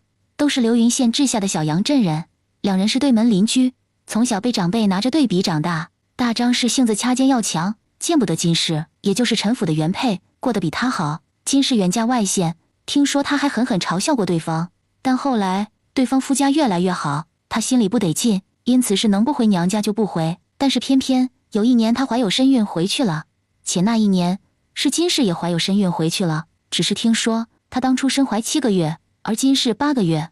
既然是在金氏的娘家生产，那应该不会出岔子才对吧？她娘家人看她挺着一个大肚子，还能不看着点？谁晓得中间发生了什么？横竖现在事实摆在那儿，大张氏和金氏不对付，两人都身怀6甲回娘家，又刚好都提前生产，而当初陪着金氏身边的人，如今是吴玉儿的贴身嬷嬷。然后陈青青长得像大张氏，而高武又不是杨家的孩子。吴玉儿是陈家那个小妾扶上来当继室的闺名，那高家庶长子这边呢？对，是他的闺名。我一回来就花了点银子，找人在秦英贴身嬷嬷的儿媳妇呢，说些高家庶长子长得与吴玉儿相像的话，还说若是不知道的人，还以为他是吴玉儿和高老爷生的。秦英是高家的主母，你这样能行吗？能行的。秦英是秦家人，他的贴身嬷嬷也是出自秦家，而嬷嬷的儿媳妇是现如今秦牧阳他娘跟钱婆子的妖女。秦英一个庶女，能嫁给高老爷为正妻，都是因为她嫂子的缘故。她若是聪明，自然是攀着自己娘家一个婆子能讨到秦夫人眼前红人的女儿为儿媳，自然也待她器重。因此她那儿媳妇的话，她还是听得进去的。秦英是个善极的人，她贴身婆子对她又是忠心耿耿，而婆子的儿媳妇或许是被宠坏了，不仅嘴碎，还贪小便宜。只要拐点关系，多给点银子，帮忙嘴碎几句话，是完全没问题的。现如今，就我所知，秦英已经对庶长子怀疑上了，想来正在暗中调查。就我所知，近几个月，那吴玉儿可是没少打着为闺女调理身体的借口上高家去。更为有趣的是，回高家老爷都在府上，这下若是高家能闹翻天，那就好玩了。只要能从高家这边破开一个口，他就可以徐徐图之，最后将钱通判扳倒。至于吴玉儿具体是怎么和高家老爷勾搭上，又为何不进高家做妾，反倒跑到陈家去，那就不在他的关心范围内。秦英身为秦家人，要是落了面子，作为牵线媒人，且又身为娘家嫂子的秦夫人，势必要出面处理的。希望到时候吴玉儿的手腕再高一点，能把高老爷拉到他同一阵线上来。届时秦夫人没了面子，身为与他有姻亲关系的钱通判夫人以及郑知府，不可能不管，他得将那水搅浑，越浑越好。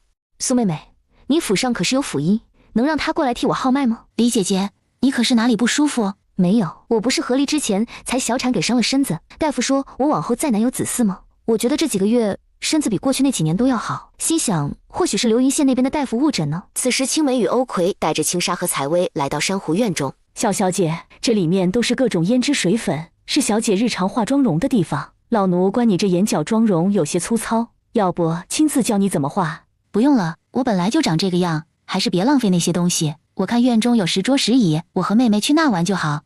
青梅没想到她的警惕心那么高，在失落的同时，心里也是颇感欣慰的。小姑娘如果容貌出众，又知道怎么遮掩自己，且还警惕心强，那是再好不过。当年她若是有这份警惕心，家里也不至于跟着遭灾，连带最后害了所有人。采薇，这位青梅是一手带大你师傅的人，她化妆容的手法着实了得。你若不信，奶奶让她现在就画给你看。姐姐，这个奶奶长得好像你。好像还真的是这样。认真说起来，和他们娘也是像的。这是怎么回事？为什么会有人像他们？年纪还是这么大？难道他外祖母当年没死？眼前的人是他外祖母？青梅，李家人是不是你的亲眷？采薇，我替你拭去脸上的妆容，教你怎么遮掩自己好吗？这里是他师傅的家，眼前的人都是他师傅亲近的人，所以应该不会害他才是。这个是我自制的，叫洗颜丸，对肌肤不会有伤害的。孩子，你这是何物画的？你这洗颜丸还有吗？我脸上这个画的东西是我娘自己做的，说是可以防水，但只要细心揉一揉，时间久了就可以完全洗掉的。那画上后想要快点洗掉也不能？不会，有专门洗脸的东西，只要倒一点到帕子上，对着画出来的地方揉一揉，再擦干净就好了。莫要在孩子跟前这样。你现在需要我让人唤孩子的母亲过来吗？你若是不想以这模样示人，就先带采薇和青纱去小花厅，我稍后就过去。青姨，这到底怎么回事啊？青姨，你是何人？让人喊我过来，是有什么事要与我说吧？李娘子，你母亲今年贵庚？身上腰处可有一颗红痣？我娘几岁？有没有痣又怎样？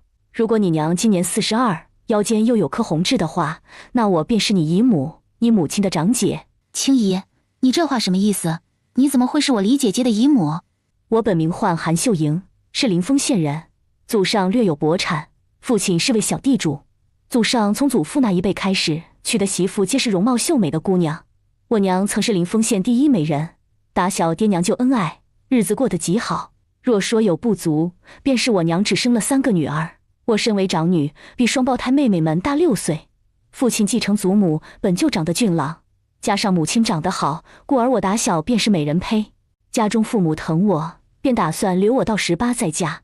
年轻时，我享受因容貌带来的追随目光，却不曾想过有朝一日会因此给家里招祸。我17岁那年，临丰县新来了县令，名唤钱良辉。他年纪轻轻便是同进士出身，且还未娶亲，是众人眼中的女婿人选。我家不是县城的，是临丰县周边韩家村的。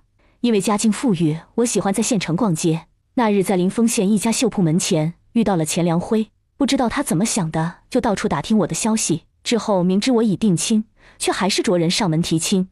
倘若钱良辉要娶我为正妻，或许我爹娘和未婚夫家看在不得罪官老爷的份上，就会允了。可他要纳我为良妾，未娶妻先纳妾，亏他想得出来。我家好歹是地主之家，哪怕是怕见官，但我爹娘疼我，又岂会让我与人为妾？且还是钱良辉那种人。无奈之下，爹娘在婉拒了他之后，便匆匆将我嫁了。可以说，从正月钱良辉上任到我出嫁，也不过是1个半月的时间。我这一嫁便是悲惨的开始。钱良辉迁怒，总是找各种由头上我夫家来巡视。没法子，我们只能偷偷搬走。可是搬走也需要路引，衙门不给办，我们寸步难行，只能在临丰县各个村落中搬来搬去。然而这样一来，等同于居无所定。婆家人开始不满，想叫夫君休了我。彼时我又有了身孕，夫君一心待我，不愿这样舍了我。无奈之下，我便回了娘家。可是回了娘家之后，我才知道，我那一双才金钗之年的妹妹，居然叫钱良辉哄了去。原来他最初是看上了我，带来家中提亲。得知还有一对双胞胎妹妹后，又起了别的心思。他到任不到半年，就开始征人服劳役。我家中男丁就我爹一个，按理不用的，但是还是被他找理由弄去了。之后没多久就传来消息，我爹在筑坝时被石头砸中，当场死亡。我乃悲痛之下，没几天也跟着撒手西去。家中只剩下我那哭瞎了双眼的母亲。我回家之后，想寻找妹妹的下落。钱良辉派人来找我，让我将家中钱财交出，他方才将妹妹归还。我知道这是个计谋，可是那时候涉世未深的我能怎么办？民根本就斗不过官，且那时候我母亲身子越来越差，眼看就要不行了，还一心念叨着2个妹妹。没办法，我只能变卖家产，只奢望她能说到做到。可是就在我给了钱的当天，夫家又传来消息，我夫君和公爹同样被征去服劳役，死在外头，皆是和我爹一样，筑坝时石头砸下来，当场没了。娘家没了，我娘又病重，没办法，我只能硬着头皮将我娘带回婆家。可是服劳役归来的小叔子也怕事，找来舅家撑腰，说我是扫把星，就把我赶出家门。好在他们其实只是怕被我牵连，却未贪我嫁妆，都如实还给了我。没法子，我只能带着娘去找舅家。可是他们同样怕事，拒不相见。你容貌出众，想要复仇的话，其实只要你舍得，对你来说应该不算难事。你想得太简单了。当初我娘临死前让我好好活下去，不要想着报仇，让我找回2个妹妹，还让我以韩家的列祖列宗发誓，不要牺牲自己去和狗官硬碰硬，否则他在下面也不会安宁。可我怎能甘心？那狗官害得我家破人亡，无家可归。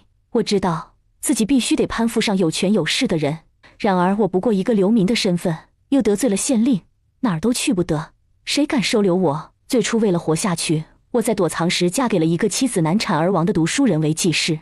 我那男人与我成亲不到半个月就被人打断了手，从此与仕途无缘。后来他知道是我的原因，也没为难我，只是让我走。那时我想，读书人有望考上功名，最后当官，是可以帮到我的，只是万万没想到会是那样一个结果。再后来，我被一个外地大客商看上，我想商人地位固然低微，但银钱多，人脉广，只要离开这，往后报仇的机会也会大一些。只是还未等我们出新阳府地界，那客商的货物就被官府扣下，说是临丰县衙门被盗。现下只需要对这些货进行查实再决定。那大客商确实人脉广，很快就打探到消息，便与我说是知府在为难我。商人重利，他不可能为了我就得罪一个府城的知府，他让我食物者为俊杰。想想导致我如今下场的根源在哪儿，让我顺着点。之后给我拿了些盘缠，没2天也走了。再之后，我想不管是当官还是做生意什么的，总会有与他们不对付的人。我不知道钱良辉是怎么让知府都帮他的，我只知道等我花光大客商留下的银子，好不容易进了当时的同知府中，还未等我在那儿站稳脚跟，同知就出事被贬。我本来庆幸被贬也好，只要离开新阳府，那我就没那么多束缚。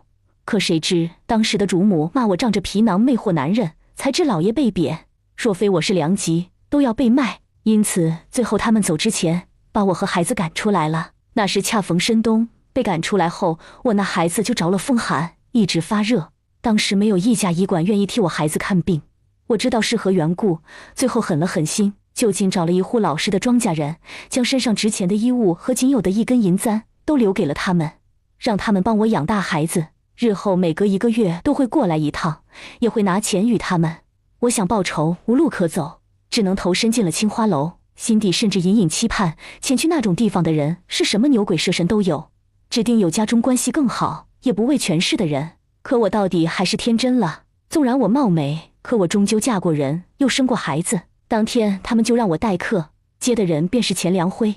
钱良辉见到我就拿着我刚签的卖身契，捏着我的下巴问我还敢将他的脸往地上踩吗？让我别妄想对他不利，否则他要我永无翻身之地。还说我的2个妹妹，一个被送到京城了，从此往后都不会认我，剩下一个就捏在他手中，只要我想做什么，他立即就让他死。我那时候恨不得生啖其肉，饮其血，抽其筋，将其挫骨扬灰，又怎会愿意此生被他拿捏？我还想查一查，除了在京城的妹妹外，剩下一个在哪儿？还有，为何会不认我？所以我虚与委蛇，拿好话哄他，说自己有眼无珠，不知他的好，保证不会再跑，就算不为了自己，也得为了儿子等等。之后趁他心情愉悦，给他脱衣，在他放松警惕时，拔下发髻上的簪子，狠狠扎入他的腹部。就在我要扎第2次时，他居然命大，还能躲开，且扬声喊人。我知道已经错失良机，只能捡起落在地上还未来得及到衙门备案的卖身契，趁乱跑了。娘，你说的是真的？真的，这事儿还是你爹告诉我的，要不然这几年他要的银子越来越多，大伙儿能认他这样？青姨，我早就对钱通判不满已久，也开始布局了，你莫要轻举妄动，坏了我的计划。李姐姐，我青姨固然长得与你们相似，但这不代表她就一定是你们的亲眷。我自出生起便是青姨一手带到大，往后不管你们是何身份，她都会在我苏府。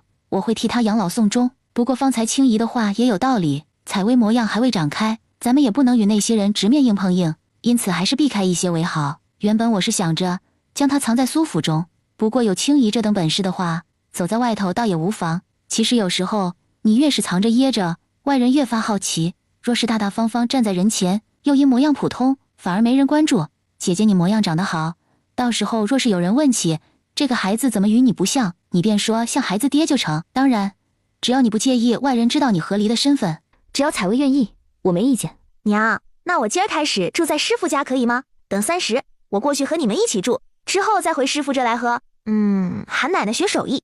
等到回去的时候，我再跟你们一起走，好不？行，那明儿你就不和娘一起去看戏，后天随你师傅他们去吧。不管你住哪儿，记得首先要保护好自己。好。不知道李姐姐家中还有多少玉米棒，打算什么价格售卖？玉米棒不多，但也不算少。要不你稍后跟我们一起回去看看？至于价格，你看着给，我相信你不会让我吃亏的。让谁吃亏都不会让李姐姐你吃亏的。说来今儿我还得了你的大礼，这镜子真的送到我心头了。李姐姐谢谢哈。李媛在决定送镜子的时候已经想好了说辞。苏妹妹，你也知道这东西不易得，且可以当做传家之宝。你镜子你莫要叫外头的人知道，也莫要传出去。这东西咱云国就这么一个，听说还是番外来的贡品。你看了那镜面是何等清晰，还有脚架，那是什么铁？谢哥说这东西他得到都好几年了，也不知道是不是因为保存的好，一直都没见生锈。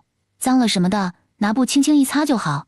虽然不锈钢也会生锈，但是生锈的概率在同等环境下要比铁低。且还不说他这镜子用的不锈钢型号是316的，这可是现代的技术，古代压根就没有。故而还是莫要叫人知道，也莫要往外传的好。我知道，李姐姐你放心。不过这天黑得快，眼下这时辰不早，要不我现在随你一起回去，顺便把玉米棒给拉回来。行，那我去喊莎莎，反正她年幼，青姨说话我估摸她也听不懂。不过采薇接下来几天就交给你了。好，采薇在我这儿绝对不会出岔子的，李姐姐你只管放心。采薇，你师傅要去拉玉米棒，娘得带着妹妹和你谢伯伯回去。你留在苏府，有什么事只管和你师傅说。娘年30一早就来接你一起回去吃团年饭。娘放心，我会好好学，好好练的。刚好这几天也能陪陪师傅，不然等咱回流云县，又要很长一段时间看不见师傅了。等李媛带着青纱往回走时，半道就遇见了谢燕之和另外一个长得有些圆润，但又和苏明山有些相像的中年男人。苏明山有些没眼看地撇过头，我爹今儿见到石建之，有些激动过头，让李姐姐见笑了。谢哥，苏妹妹要与我们一道回府拉玉米棒，你方便现在就走吗？闺女，你要去拉什么玉米棒？爹，李姐姐这边有玉米棒，还是新鲜的，她准备都卖给我。今儿不是已经26了吗？我打算拉回来后，明后2天就转卖出去。行，那你去吧，这事也你来安排。我去看看你娘。对了，最近高府不是有喜，回头你记得价格多抬一抬。好，那我和李姐姐他们先走了。对了爹，我娘刚回去歇下，你莫要吵到她。李姐姐，你们这地段的宅子很不错啊，莫怪乎先前我说你们赶考的时候，我提供住宅你们没应呢。这里去贡院也近，周边住的不是举人就是秀才，往常到快乡试时，可是比客栈都热门。你不知道，这条胡同都快改成举人胡同了。据说这里风水好，许多人住在这儿后都会中举。若是到时候他这谢姐夫中举，那么只要他想能护住2个孩子，次年就必定会参加会试的。他爬得越高，对他也越好。毕竟他不仅是李姐姐的苏妹妹，还是采薇的师傅。如此算来，谢燕之日后也能算是他苏府的依仗。李媛和谢燕之一前一后来到厨房，等房门从里边扣上后，两人直奔空间地窖。李媛发现玉米棒又多了不少，不仅是玉米棒，就连高粱和红薯也多了许多。元娘，这是怎么回事？谢哥，是画本的缘故。画本和画本有什么关系？之前我看你写君子的画本和写我那个有相似之处，比如气候是一致的吧？你写我那个的时候，不是什么雪灾、旱灾、水灾、地动什么吗？你的画本迷们或许对你深信不疑，觉得里面的内容会发生，从而未雨绸缪呢。毕竟雪灾刚过去，寒潮也未结束，咱们一路从流云县过来，路过的地方你也看见了，老百姓今年日子不好过。之前谢燕之写以李军为主角的画本是带出了以李元为主的这个，虽说没真的与什么妖魔鬼怪大战800回合，且时间线与现在不同，但里面同时写到了各种天灾，打头的便是雪灾寒潮。或许之前话本传播范围还不那么广，但因为舒四这边找戏班合作后，就成了人人知道的事。兴许这些人中有不少是来年灾情中会死去的人，但因为话本中涉及到的天灾，叫他们未雨绸缪，因此给避过了呢。如此的话，便能解释得清楚这些威望值从何而来。而威望值一高，地里耕种的时间也会缩短，变相的产量就好了。没想到我还有这作用。那元娘，等苏姑娘走后，我去找一下郭掌柜，让他将书赶紧印出来。要是印刷那边排不上，就先找人抄。他那有我石建之的私印，抄一本盖个章就好。至于地窖里的那些玉米棒，都给苏姑娘。另外你告诉她，年后还有一批，等咱初3走之前，再让她过来拉。既然要我们做善事救灾民，这玉米棒赚来的银子留一部分日后用，剩余的全部用来买米面，也不用好，就粗面粗粮那种，加上地里自产的红薯、高粱和玉米。等一路回去，我们看着想法子赠与些，能救多少算多少。苏妹妹，现在玉米棒都堆在厨房中，之前我也没注意具体有多少，现在看来一辆马车可能不够，你看怎么弄回去？李姐姐，你等等我出去和车夫说一声，让他回去，让人再赶辆车过来。萧青纱低头玩她的手指，1、2、3、4、5、6、7、8、9、10，数到10后数不下去，又从1开始算。莎莎，10的后面是11，然后接来下都是10开头，后面还是1到9，这10结束后就变成20开头，紧接着21数到29，你以此类推，这样就可以数到99。等小青纱准确无误数到99后，莎莎真的好棒，都会从1数到99了。莎莎记住，99后面就是100，然后从101开始，重复前面的到200、300，一直到999这样。李姐姐，青纱对数字这块如此聪慧，要不跟我学一学？我保管往后，她绝对是管理内务能手。李姐姐，你是秀才之女，青纱小小年纪，这方面如此聪明，想来是像你。我这不是之前因为雪灾，在流云县耽搁了些时间，回来后各种忙，账册都没算好吗？你有没有空帮个忙？你知道的，素锦和素云都被我打发走了，手上新提拔上来的丫头，这块还不尽人意，这让李媛心头又忍不住内疚。说到底，人家都是因为他，不然老早就回来了，哪可能到现在账册都还没算好？因此拒绝的话怎么都说不出口。行，我可以帮你，不过我走之前得把嫁衣买好。你可有好的绣铺介绍？李姐姐，我苏府的产业有布庄，加上府上有几个绣娘，晚些我让他们过来给你量尺寸，这嫁衣包在我身上。至于账册，你看什么时候得空，今晚开始行不？剩下的账册多吗？不少，光是靠我一人，保守得到大年29。我娘身子不好，府上的开支都是青姨帮忙管，所以她帮不了我。至于我爹，年底应酬多，他要在外头应酬，也帮不了。其实说29都是最快的，我这不是还有玉米棒要卖，少不得抽个半天出来。便是说去畅音阁看戏，我也得带账册过去，所以不知道你放不放心把账册送到这来。要是放心的话，那稍后你就让人送过来吧。谢哥人聪慧，只要你不介意，也信得过我，那我可以让他帮忙，你也可以将账册多送下来。若是不放心，那我明日一早去你府上帮忙，只是下午要和谢哥去畅音阁看戏。没问题，晚些我让人都带过来，今晚我也搁着住。至于采薇，稍后回去我让青姨陪她。不知道为什么，苏明山隐隐有种预感，今晚那堆账册，他李姐姐两口子都能帮他解决了。苏府的人办事效率极快，等到苏明山带了10多个人来到厨房后，他看着那一大堆玉米棒，从中挑选几根扒开看了看，当即掏出1张50两的银票递了过去。李姐姐，咱也不算具体的，这些算你50两。给我这么高的价格，你赚得回来吗？当然，要是赚不回来，我也不可能倒贴给你这么多。李姐姐你放心吧，我现在让人装了回去，晚些就过来，你记得给我留门。行，那要给你留饭不？可以，我有好些天没吃李姐姐你做的饭了，我不挑食的，你随意做。元娘今儿怎么想吃这些？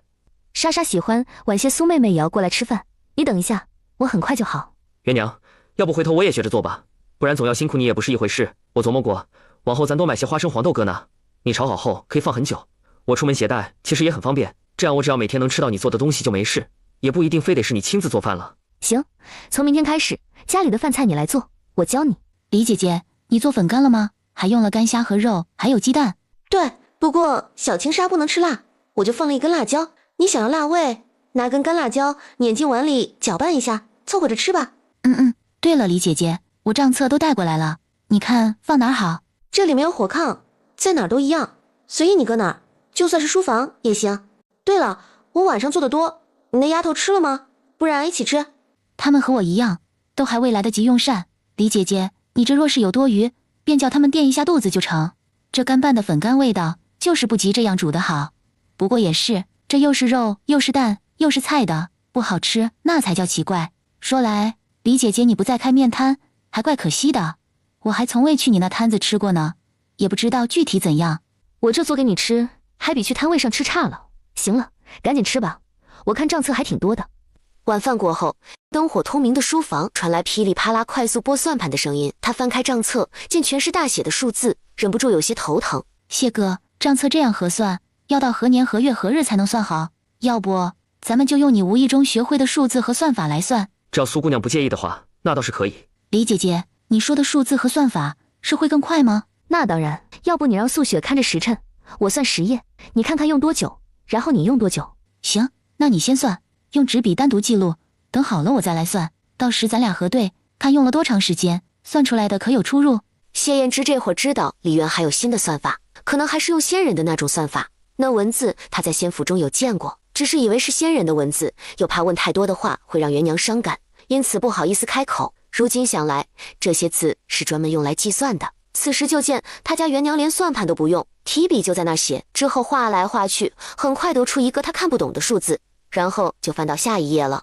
苏明山才算了3页，刚准备第4页，就听李渊说好时，整个人都惊呆了。他自幼接触这些，算账极快，算盘也是打得飞起，自认整个新阳府没几个女眷比得过他。可他都未算到第4页，李渊居然就好了。苏明山内心都有些火热，他一定要学会此法，之后再和他李姐姐商量一下，看看要不要将此法卖出来，教会一个人收多少银子，到时他们对半分。先让谢燕之考中进士后，将此法上交给朝廷，如此于他仕途有益。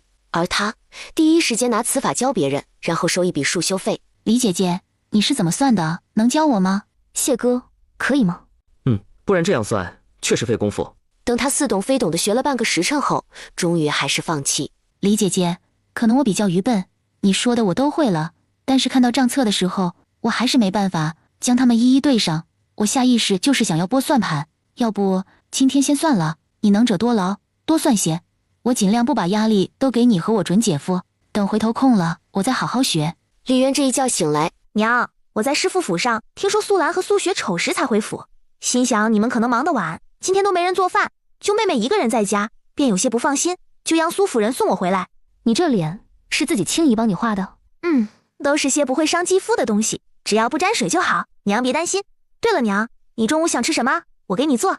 家里能吃的东西都在厨房，你看着做。对了采薇，那你稍后要跟你师傅一起回苏府。我昨儿只是和韩奶奶学辨认那些妆容的东西，真正怎么画还未开始。娘，你觉得我这样如何？挺好的，采薇你好好学，学好了对你有益无害。畅音阁，元娘看什么？谢哥，你仔细听，下面的人都在说什么？就见下边一个个激动的说什么时间之写这画本之前根本就没发生雪灾寒潮，只是他画本既然写了还发生了，那接下来根据他的画本必定会发生的。这不仅是巧合问题，事件之是个大能，他算出来的。还有说这纯粹只是个巧合，画本只是画本，不用太当真。又有人问，这万一是真的，那该怎么做？这时马上有人回，既然会先有旱灾，那也是之后的事。回头让人在家里多准备些水，地里耕种耐旱的作物。还说水灾也不怕，看天气干到差不多了，地势低洼的就赶紧往高处移，实在不行就让父母官们商量一下，集体往外移。等情况有所缓解，再搬回来也一样。总之楼下说什么的都有，各执己见，吵吵嚷嚷。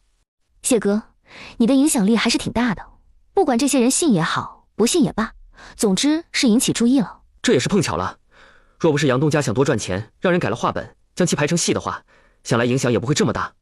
也是，到底识字的人也没那么多，且也不是人人都有耐心去看。这改成戏就不一样了，只要有眼睛有耳朵，都看得懂听得懂。且这画本带动戏之后，说书的人应该也会跟着多起来。走回门边，继续听外头的动静。季郎啊，你可不能骗奴家，奴家和府中孩儿如今只有你了。若是你不要奴家，那奴家还不如带着孩子去死算了。好雪儿，你可不能说这种挖我心肝的话，我也是为了我们的以后，才不得不做出一副与他恩爱的模样。你且先回去，晚上我找个空闲去看你，在我心里，你只会是我高云际的妻。快了，要不了1年，你且耐心等。季郎，我不想叫你为难，如今他也有了身孕，不管是儿是女，生了便是你的嫡长子、嫡长女。不若你往后就一心待他吧。至于我，这天下之大，总有我的容身之处，我没关系的，去哪都能行。好雪儿，你可别说这种话吓我，我与那泼妇有何感情可言？若非，算了，往后等你进门便知道是怎么回事。这外头人多眼杂的，虽然我把人遣走，但保不准有人偷听。你乖乖回去，晚上我就去找你。那泼妇就在里头，我借口解手出来的。这要迟迟不回去，他该起疑了。刚才外头那人是高家庶长子，他就叫高云际。结合着外头的动静看来，等那陈青青生产之日，便是他死亡之时。孩子有了，嫁妆就要被留下，兴许都不用等过几载孩子病逝。或许陈青青一死，那孩子也得跟着死。这样他把外头的孩子悄悄抱回去，再把那女人娶进门，可谓是一举两得。就不知那女的是何人，看来得查一查。按你这么说，那女的应该有点来头，只是有来头的话，又怎么会未婚先孕，且还是看上一个庶长子？这有些说不过去。或许这女的是他自己找的，而不是吴月儿和高老爷看上的。高家这些破事，谁有闲心去管？前面眼瞎的，赶紧给我让开！没看见我身怀6甲吗？还敢挡道？你们是眼瞎还是耳聋？没听见我叫你们让开吗？再不让开，那就休要怪我不客气。李姐姐，好巧啊，你们这是听完准备回去了？原来你们都认识啊，也难怪，一个不孝不悌，良心被狗啃，一个男人婆没人要，一个眼瞎耳聋，难怪能凑到一起。陈青青，你嘴巴放干净点。我说你了吗？对号入座做什么？哦，你还知道自己是不孝不悌啊？你这次回来，不会是你男人中进士后嫌弃你丢人，把你给休了吧？不然大过年的，你回来做什么？谢哥，这人长得怎么那么像大张氏那个泼妇？还真是，简直是一个模样刻出来的，只是一个年轻一些，一个老一点。李姐姐，大张氏是何人？你说奇不奇怪？这陈青青长得可一点都不像陈家人，又黑又矮，和妙妙姐根本不像是一个娘生的。你个没人要的男人婆，居然敢说我不是陈家人？我不是，那你是不成？看我不撕烂你的嘴！给我把姓苏这贱人的嘴巴撕烂，有事我担着。陈青青，你够了，真当这外头是你家，你想教训谁就教训谁。不知这位娘子是哪里人？你说陈青青长得像你认识的一个人，此话怎讲？是啊，李姐姐，怎么回事啊？之前苏妹妹随镖局去流云县，后来因为雪灾在那耽搁了些时日。不知道你有没有听说，县城里有户人家的小儿子不是他的，常年来一直苛待他不说，还差点把人害死。李姐姐，你说的是那个叫杨高武的镖师吧？我听说他娘用开水泼他什么的。对，就是他。说来我与他颇有渊源，我家谢哥与他是兄弟，我亲弟弟与他是结拜兄弟。高武兄弟现在已经不姓杨，他不是杨家的子嗣。那大张氏是用自己的孩子把他给偷偷换了。大张氏恶毒得很，大冷天的用开水泼人，之后任人在地上躺了一夜，不给换衣裳，也不给请大夫。若非我家君子听到消息砸门进去，现在高武兄弟只怕是已经没了。说来这位夫人倒是长得像大张氏，这也就一个是府城人，一个是流云县人。要不是距离实在远，不知道的人还以为大张氏就是用你把高武兄弟给调包的。陈妙妙听得藏在袖中的双手微微颤抖，她可是清楚自己的外祖家在哪儿，她娘生产之前回去了没？虽然不清楚大张氏是什么人，但陈青青真的不是她妹妹这点她也清楚。或许眼前这位娘子嘴里的高武就是她兄弟呢？有些事她必须得自己去查。若真如这位娘子所言，那么当初跟着她娘一起回去的人一个都跑不掉。李姐姐，你有事就先归去，下回得空了咱们再聚。好。就见陈青青紧紧拉着她的手，一脸恨意地瞪着她。你拉着我娘子要做什么？今天你必须为自己说的话向我道歉，否则这事我不会善罢甘休。我是不会道歉的。顺便告诉你，我方才在厢房里刚准备出去解手时听到了什么话。有个被称为季郎的人是这么对一个叫许儿的人说道：好许儿，我与那泼妇有何感情可言？我也是为了我们的以后才不得不做出一副与他恩爱的模样。现下我是接着解手的名义出来的，得赶紧回去，不然又该被起疑了。你且先回去，晚上我找个空闲去看你。在我心里，你只会是我高云际的妻。快了，要不了1年，你且耐心等。我之前听人说，陈家嫡幼女嫁给了高府庶长子，你叫陈青青，先前的人叫高云际。哼，还真是好生恩爱。不会的，季郎已经浪子回头，不会这样对我。我是陈家的嫡女，他区区一个庶子，能娶到我是他的福气，他绝对不会这样对我的。这事到此为止，剩下的不是咱们可以掺和的。我知道。谢哥，我们去银楼看看。好。谢哥，曾经林娘和叔娘都待我好过，只是我不懂得珍惜，寒了他们的心。我想他们虽然嘴上与我生分了，但待我们成亲时，应该还是会过来。我买2根银钗送他们，你觉得可好？银子给你就是你的，你想怎么花都行。没钱了，你再与我说，我来想法子。元娘，既然来府城采买，那给爷奶他们也都买吧。奶就买根金簪，伯娘和三婶就银簪，2个嫂子和弟妹就和2个堂妹一样，是银钗，样式全买一样的，免得他们到时候挑着不满意什么的。至于君子媳妇，就买根金钗。谢哥，你莫不是忘了什么？我对外的那些银子是要去京城买宅子的，按你这话来买的话，林总加起来少不得要大几10上百两。不是我不舍得给长辈们买，是线下不合宜，但日后再说可懂。至于给2个妹妹银钗，那也是私下给，我会嘱咐他们莫要往外说。我都听你的。谢哥，明儿都28了，你是不是要去找佃农？等人明天将粮食送过来后，我就去找郭掌柜。佃农家在哪我还不晓得，以往这些都是他在帮我打理，我需要他找人带路。元娘，我想明天一家送2斤粟米，你觉得如何？可以。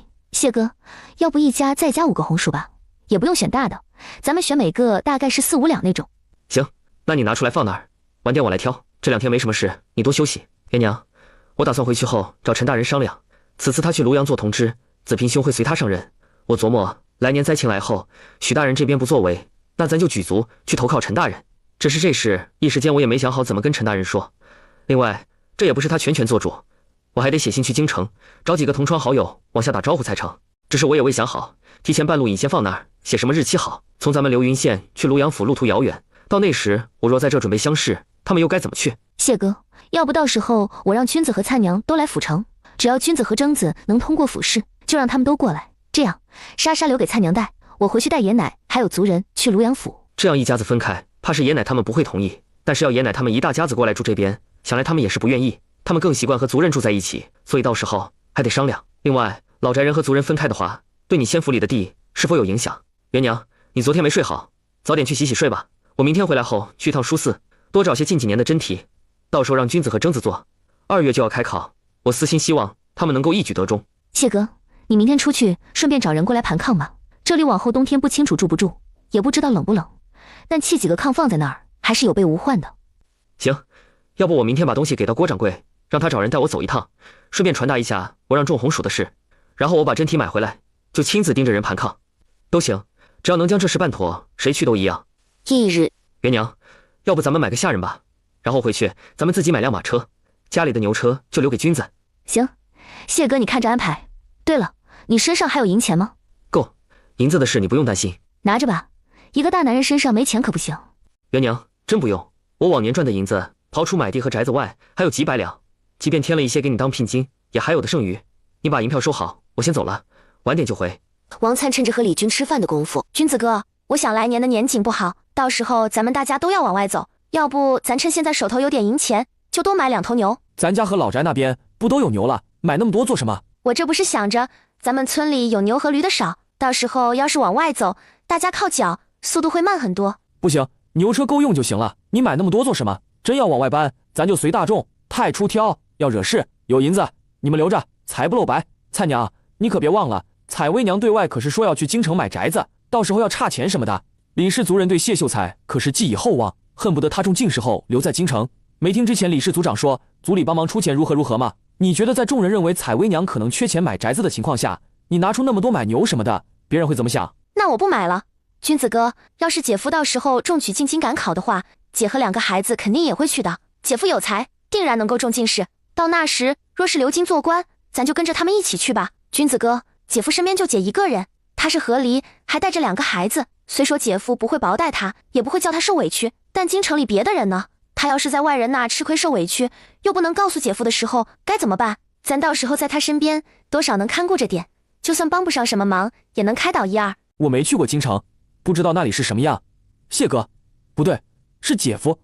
要是到时候进京赶考，姐和2个孩子未必会马上跟着去的。不过这都是来年下半年后的事，谁知道到时是什么光景？咱们现在说这个也没意义。等姐他们回来后，真到那一天了，再商议吧。灿灿，我的目标便是考上秀才，只要中秀才就行，是不会往上继续走的。而且这秀才什么时候能考上都不清楚，毕竟我这中间间隔太长时间了。我现在的记性不如幼时。姐夫与我不同，他记性好，且有远大的志向。他现如今所赚的银子，都是写画本、作画以及帮忙写自传之类赚来的。但是他只要一中举，应当就不会再做这些了。咱家什么情况你是知道的，咱现在帮不了姐什么，她目前也没需要咱们帮忙的地方。但是往后姐要是身为官家夫人，很多事都会不方便做，就好比做买卖什么的。我想到时在这块给他们补上，让他们不必为银子发愁。我听说考进前3甲，在翰林院当差的话，想要升得快，就得花钱打点上面的人。若是寻常的进士，要外放谋个好地方，同样要花钱找关系打点。咱姐夫这些年赚的，我估计差不多都用来给姐当聘金了。等同于到时候他们去京城时，除了买宅子，之后身上就没什么钱，就算是有，也撑不了多久。有秀才功名就够了，不管什么时候考上都没问题。还有，你说做买卖这事，我赞同。都说人靠衣着，马靠鞍，先敬罗衣，后敬人。姐姐到时候身为官家夫人，出门行头肯定要好，不然容易被人看轻了去。所以咱得多赚钱，有了钱，姐和姐夫没后顾之忧，咱也日子过得好，还能适当的拉扯一下老宅的人。舅舅，我和灿灿都年轻，也未曾被长辈怎么教导过，往后还需要你指点。若有不妥的地方，你只管提出来。还有做生意这块，我和灿灿都不如舅舅您有经验，到时可能还要多辛苦你。君子哥说的对，到时候不管我们在哪儿，可能都要辛苦你跟着一起。要是没你指导，回头我们怕是会被人给坑了。他清楚，这2人想给他养老，但又怕他不自在，因此将他抬得高高的。此时他什么都说不出来，只是面色动容的点点头。新阳府中，李姐姐，那个秦牧阳真的太烦人了，我都与他说好了，往后不会再见他。我爹也说了，我要招赘，可他还是不死心。你不知道，这2天他也不知道怎么搞的，听说是要死要活，然后他家里人就来找我。怎么回事？苏明山没瞒他，直接将之前从流丰县回来后，秦牧阳，应该说秦家的所作所为和秦牧阳的态度都给说了。我苏明山又不是没人要，为何要这般想不开，给自己找不痛快？他秦牧阳要是真的有担当，哪里会轻易跟他家里人妥协？别跟我说和那2个美婢没什么关系，那都是笑话。这种事开了头就会没完没了。本身我也瞧不上他的家风。这种开头可不好。男人话说的再好，还不如事办的漂亮。你若是嫁给他，往后还真有的受。可不是，我又不傻，为何要自找不痛快？这不，我都把话给说清楚了。我爹的态度也很明确，谁知道他这几天给我闹什么相思病？我看不是什么相思病，而是脑子进水，病得不轻。更搞笑的是他家人，千般万般瞧不上商户，这2天还总是往我家跑，让我去看看他，劝劝他。我要是脑子有病才会去劝他，他秦牧阳和我什么关系？凭啥我要去劝？就因为他喜欢我，所以我就必须去。那他们想结果如何？我得叫他如愿。他如愿是什么？娶我，然后看他家里人千般万般瞧不上我，再给他弄一堆女的，好让他言传秦家血脉。李姐姐，你看我是生的一副蠢样吗？那你现在跟我回，是打算避开秦府的人？我不耐烦看到他们一个个还真把自己当做一回事，瞧把他们给能的。李姐姐，你知道第1天一早来我家的秦家人是谁吗？就是据说被秦牧阳收在书房中伺候的美婢，说是他家公子病重，想见我，让我过去一趟。我必然是不能啊，所以想也不想给拒绝了。结果下午又换了一个，这回是秦牧阳的贴身小厮莫奇，说他家主子想我想的饭也吃不下，睡也睡不着，让我过去劝劝他主子。你又给拒绝了，然后秦府又来人？对，晚上来了一个，这回是秦夫人身边的丫头，说他家夫人有事，请我去府上一趟。我说年底府上忙，家中母亲病重，父亲在外忙，因此只有我一个主子，实在抽不开身，抱歉。那他们放弃了，这样也不是办法吧？他们明明知道你不愿意，还一而再再而三的上门请，他们秦家到底什么意思？单纯让你上门劝人？谁清楚？不管他们打什么主意，只要我不去，那就没问题。不过我也清楚，这样不是办法。秦府到底和府衙那边的关系好，若是他们有意针对我，那苏家……你这样逃避也不是办法，总得想办法解决。最好的办法就是让秦牧阳自己不喜欢你，那要不你借着这次所谓的风寒，然后让别人以为你其实不是风寒，而是之前出去的时候意外沾上了什么病，现在发病脸上长疙瘩，然后留下印记，好不了这样。要不行就找个理由外出一段时间。你说秦牧阳来年要参加乡试，这但凡有点出息的人都不会继续这样下去的。大过年的，那我初3和爹娘一起去流云县吧，去那边住一段时间，一是让我爹感谢一下他恩公，二是参加你的婚礼，只是也耽搁不了多久，顶多也就半个月。李姐姐，你买马车了？谢哥买的，他觉得我们出行总是租车也不方便。确实，还是得自己有才行。请问谢燕之、谢秀才住在这吗？陈姓，怎么是你？你家主子呢？小的给秀才公问安，我家老爷和陈公子现在就在外面马车上。元娘，走，与我一道去接人。苏姑娘，劳烦你帮忙看下2个孩子。少安，你还真在这？我本来是来打算碰运气，你若是在最好不过，倘若不在，那我便去流云县找你。找到人了，出来吧。子冉兄，这是我聘妻李媛，流云县人。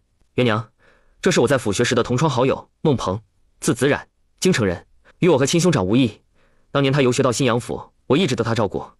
少安，这位乃我妻侄陈浩，是护国将军府的嫡长孙，与陈阳陈大人算是堂兄弟。顿时浑身一震，想了起来，这不就是他看的那本书中的男主角吗？正确来说是书里王粲的官配，只是书中他明明很早就出现在流云县，为何到现在才来，又还是在府城？子冉兄，听你话中意思是专为寻我而来。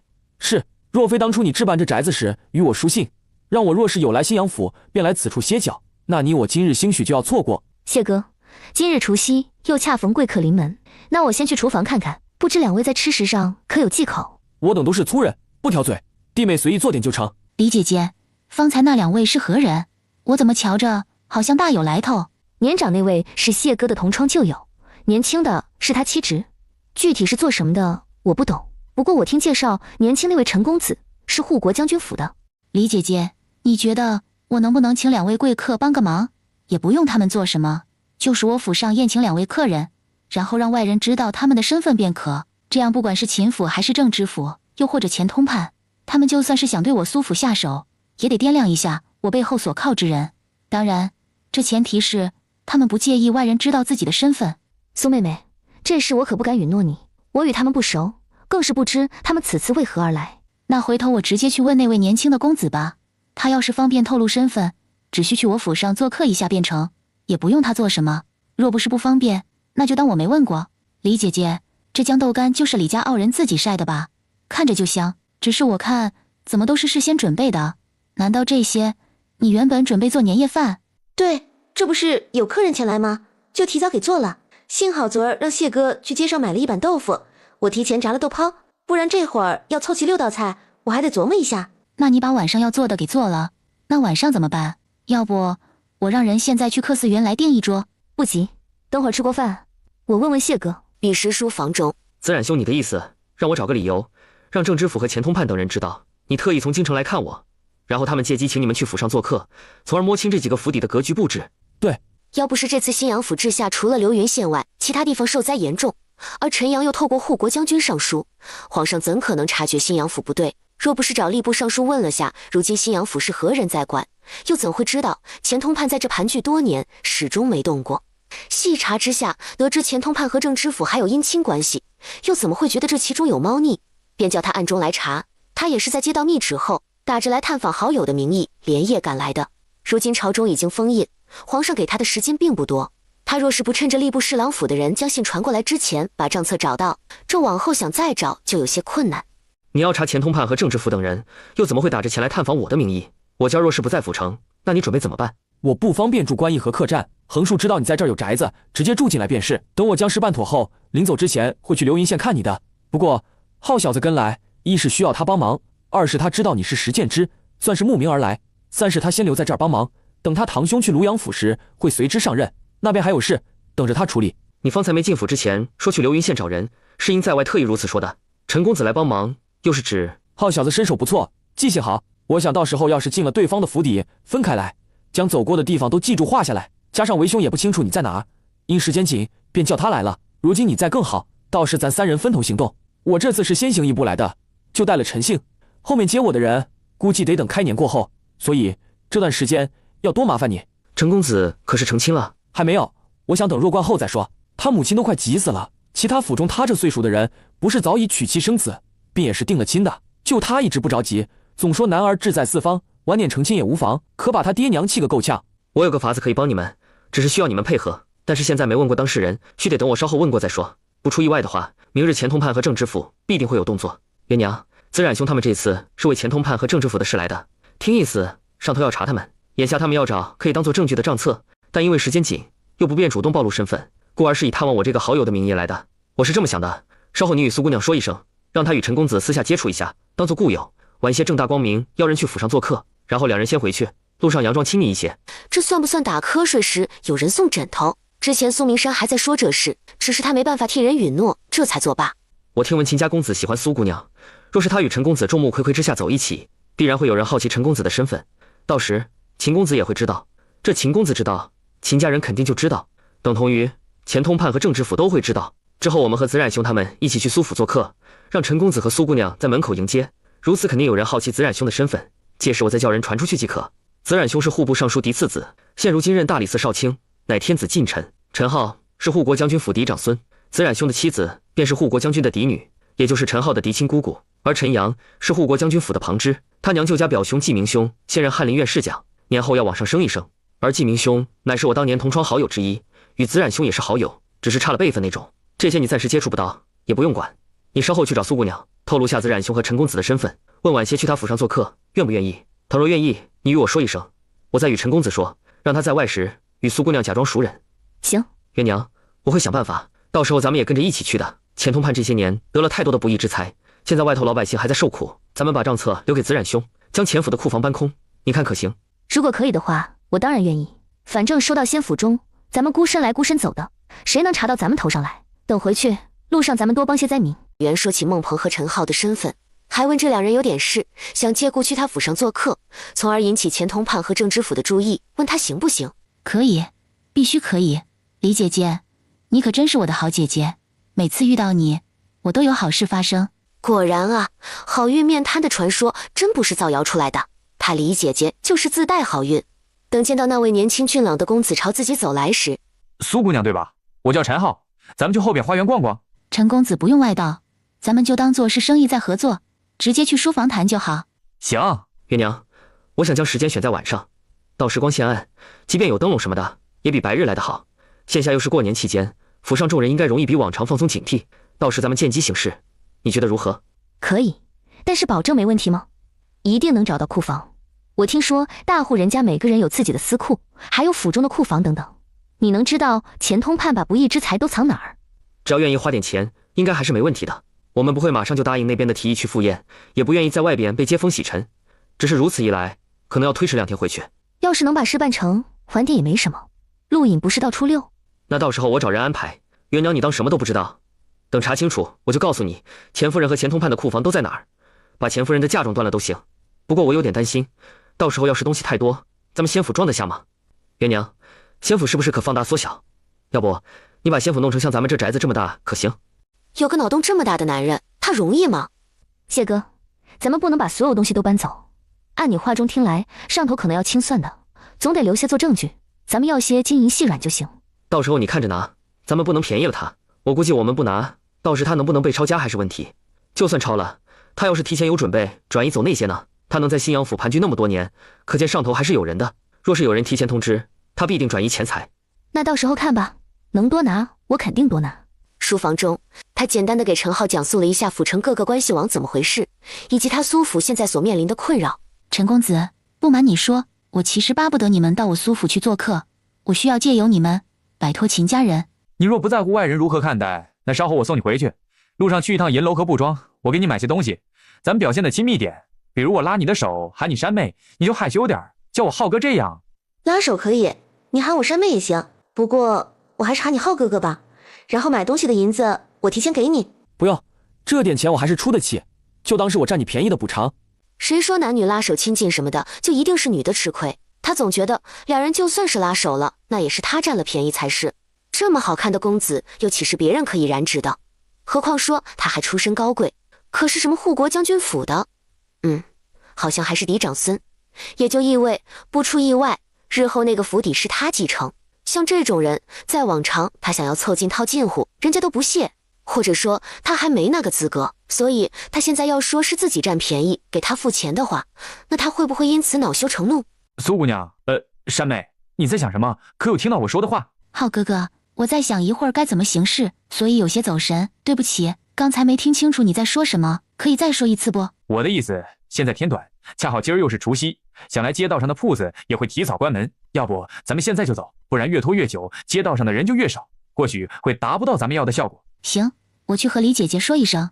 浩哥哥，你也和我谢姐夫他们说一下吧。我家年夜饭吃的时辰早，一般都是在申时中，今儿李姐姐家中午饭时辰早，这会儿刚到50没多久，我们高调点回去，然后让李姐姐他们申时过去就好。到时候还要劳烦浩哥哥你陪我站门口迎一下他们。行，那就这么说定。李姐姐，我与陈公子谈好了，准备现在就走，先过来和你说一声，稍后你们申时出过来就行。对了，我想把马车留给你们，然后我和陈公子坐他们的马车回去。李姐姐，你看可行不？行。主家，李娘子，门外有人找苏姑娘，自称自己是秦夫人。陈公子，你和我谢姐夫先不要出去，我和李姐姐去看看，你稍后见机行事。好。明山丫头，你可知道？我是听说秦公子病了，只是我又不是大夫，他病应该是去找大夫才对，来找我做什么？明山丫头可是听说过一种病叫相思病，这相思病是心病的一种，只能用心药来医。就你秦家可能吗？你成日看着与你同起同坐的平妻不膈应，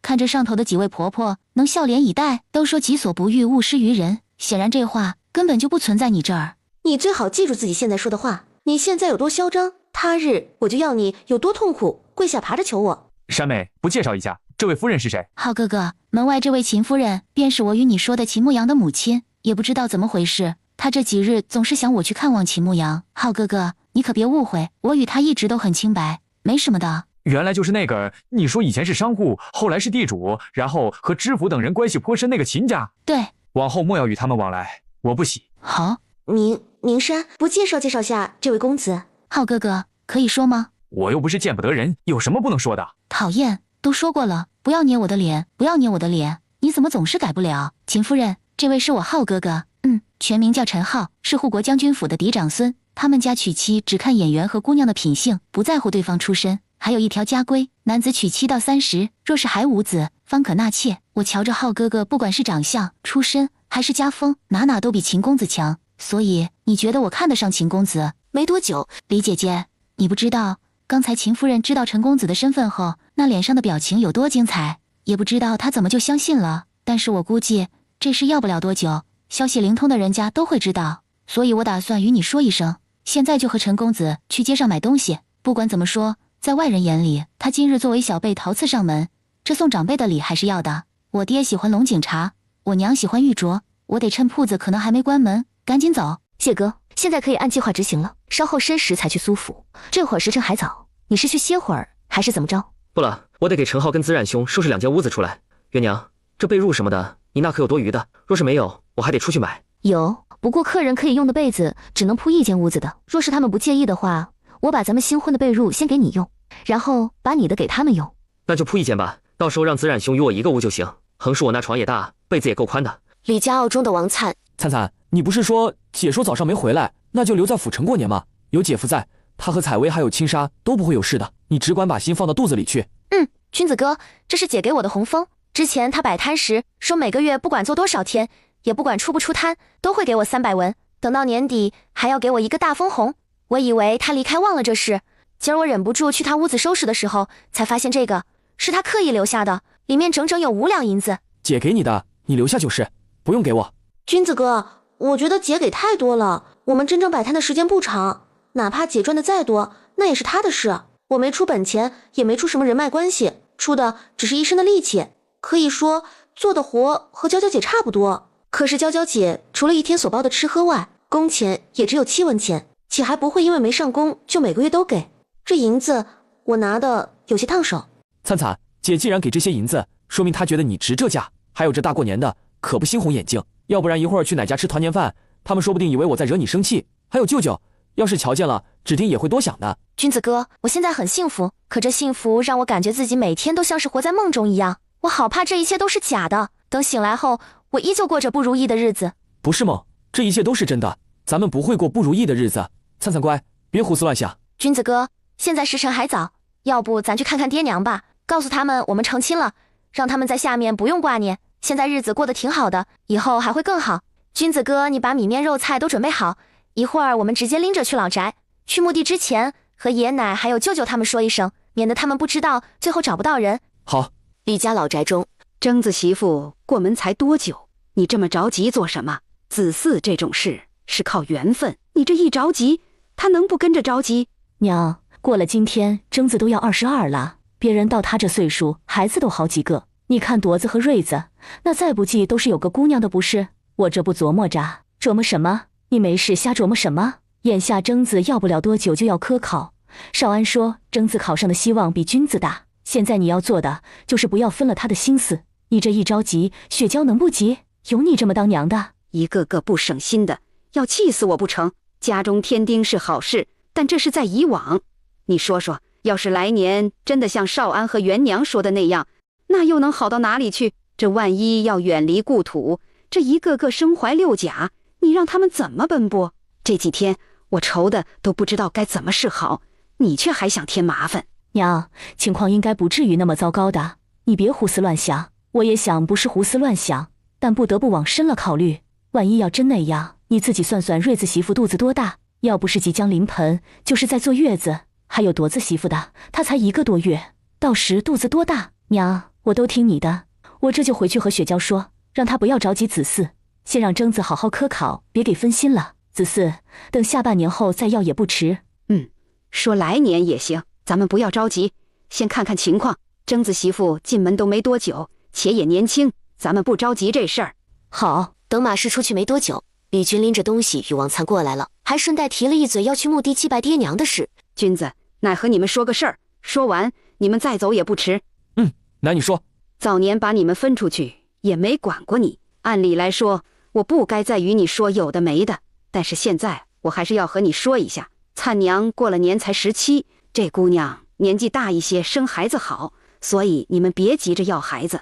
按奶的意思，等到18、9后再说。灿娘是个好姑娘，也是个好媳妇，你会为她着想的，对吧？王灿闻言眼眶发热，上辈子他也听人说过，年纪大点再要孩子会好一些的。可世人都在娶了媳妇后，恨不得1个月就能传来好消息，像现在王老太这样想法的实属少见。本来他也没打算这今明2年要孩子，甚至还琢磨过，万一老宅这边的人催，到时候他该怎么应对。谁曾想，居然是老宅的人反过来叮嘱他晚些再要孩子，且出发点全都是为了他，这又叫他怎能不感动？奶，我知道，姐和我说过，等灿娘再大一些，要孩子。既然你已经知道，那我也不再多说，你们该忙去吧。等你们回来，再一起吃年夜饭。府城真累人，比我出去巡逻1天铺子还累。方才我还当你乐在其中，是戏耍人乐在其中。我估计这会儿别说府城知道你这么一号人物，就是我爹娘肯定也知道了。这不是挺好的？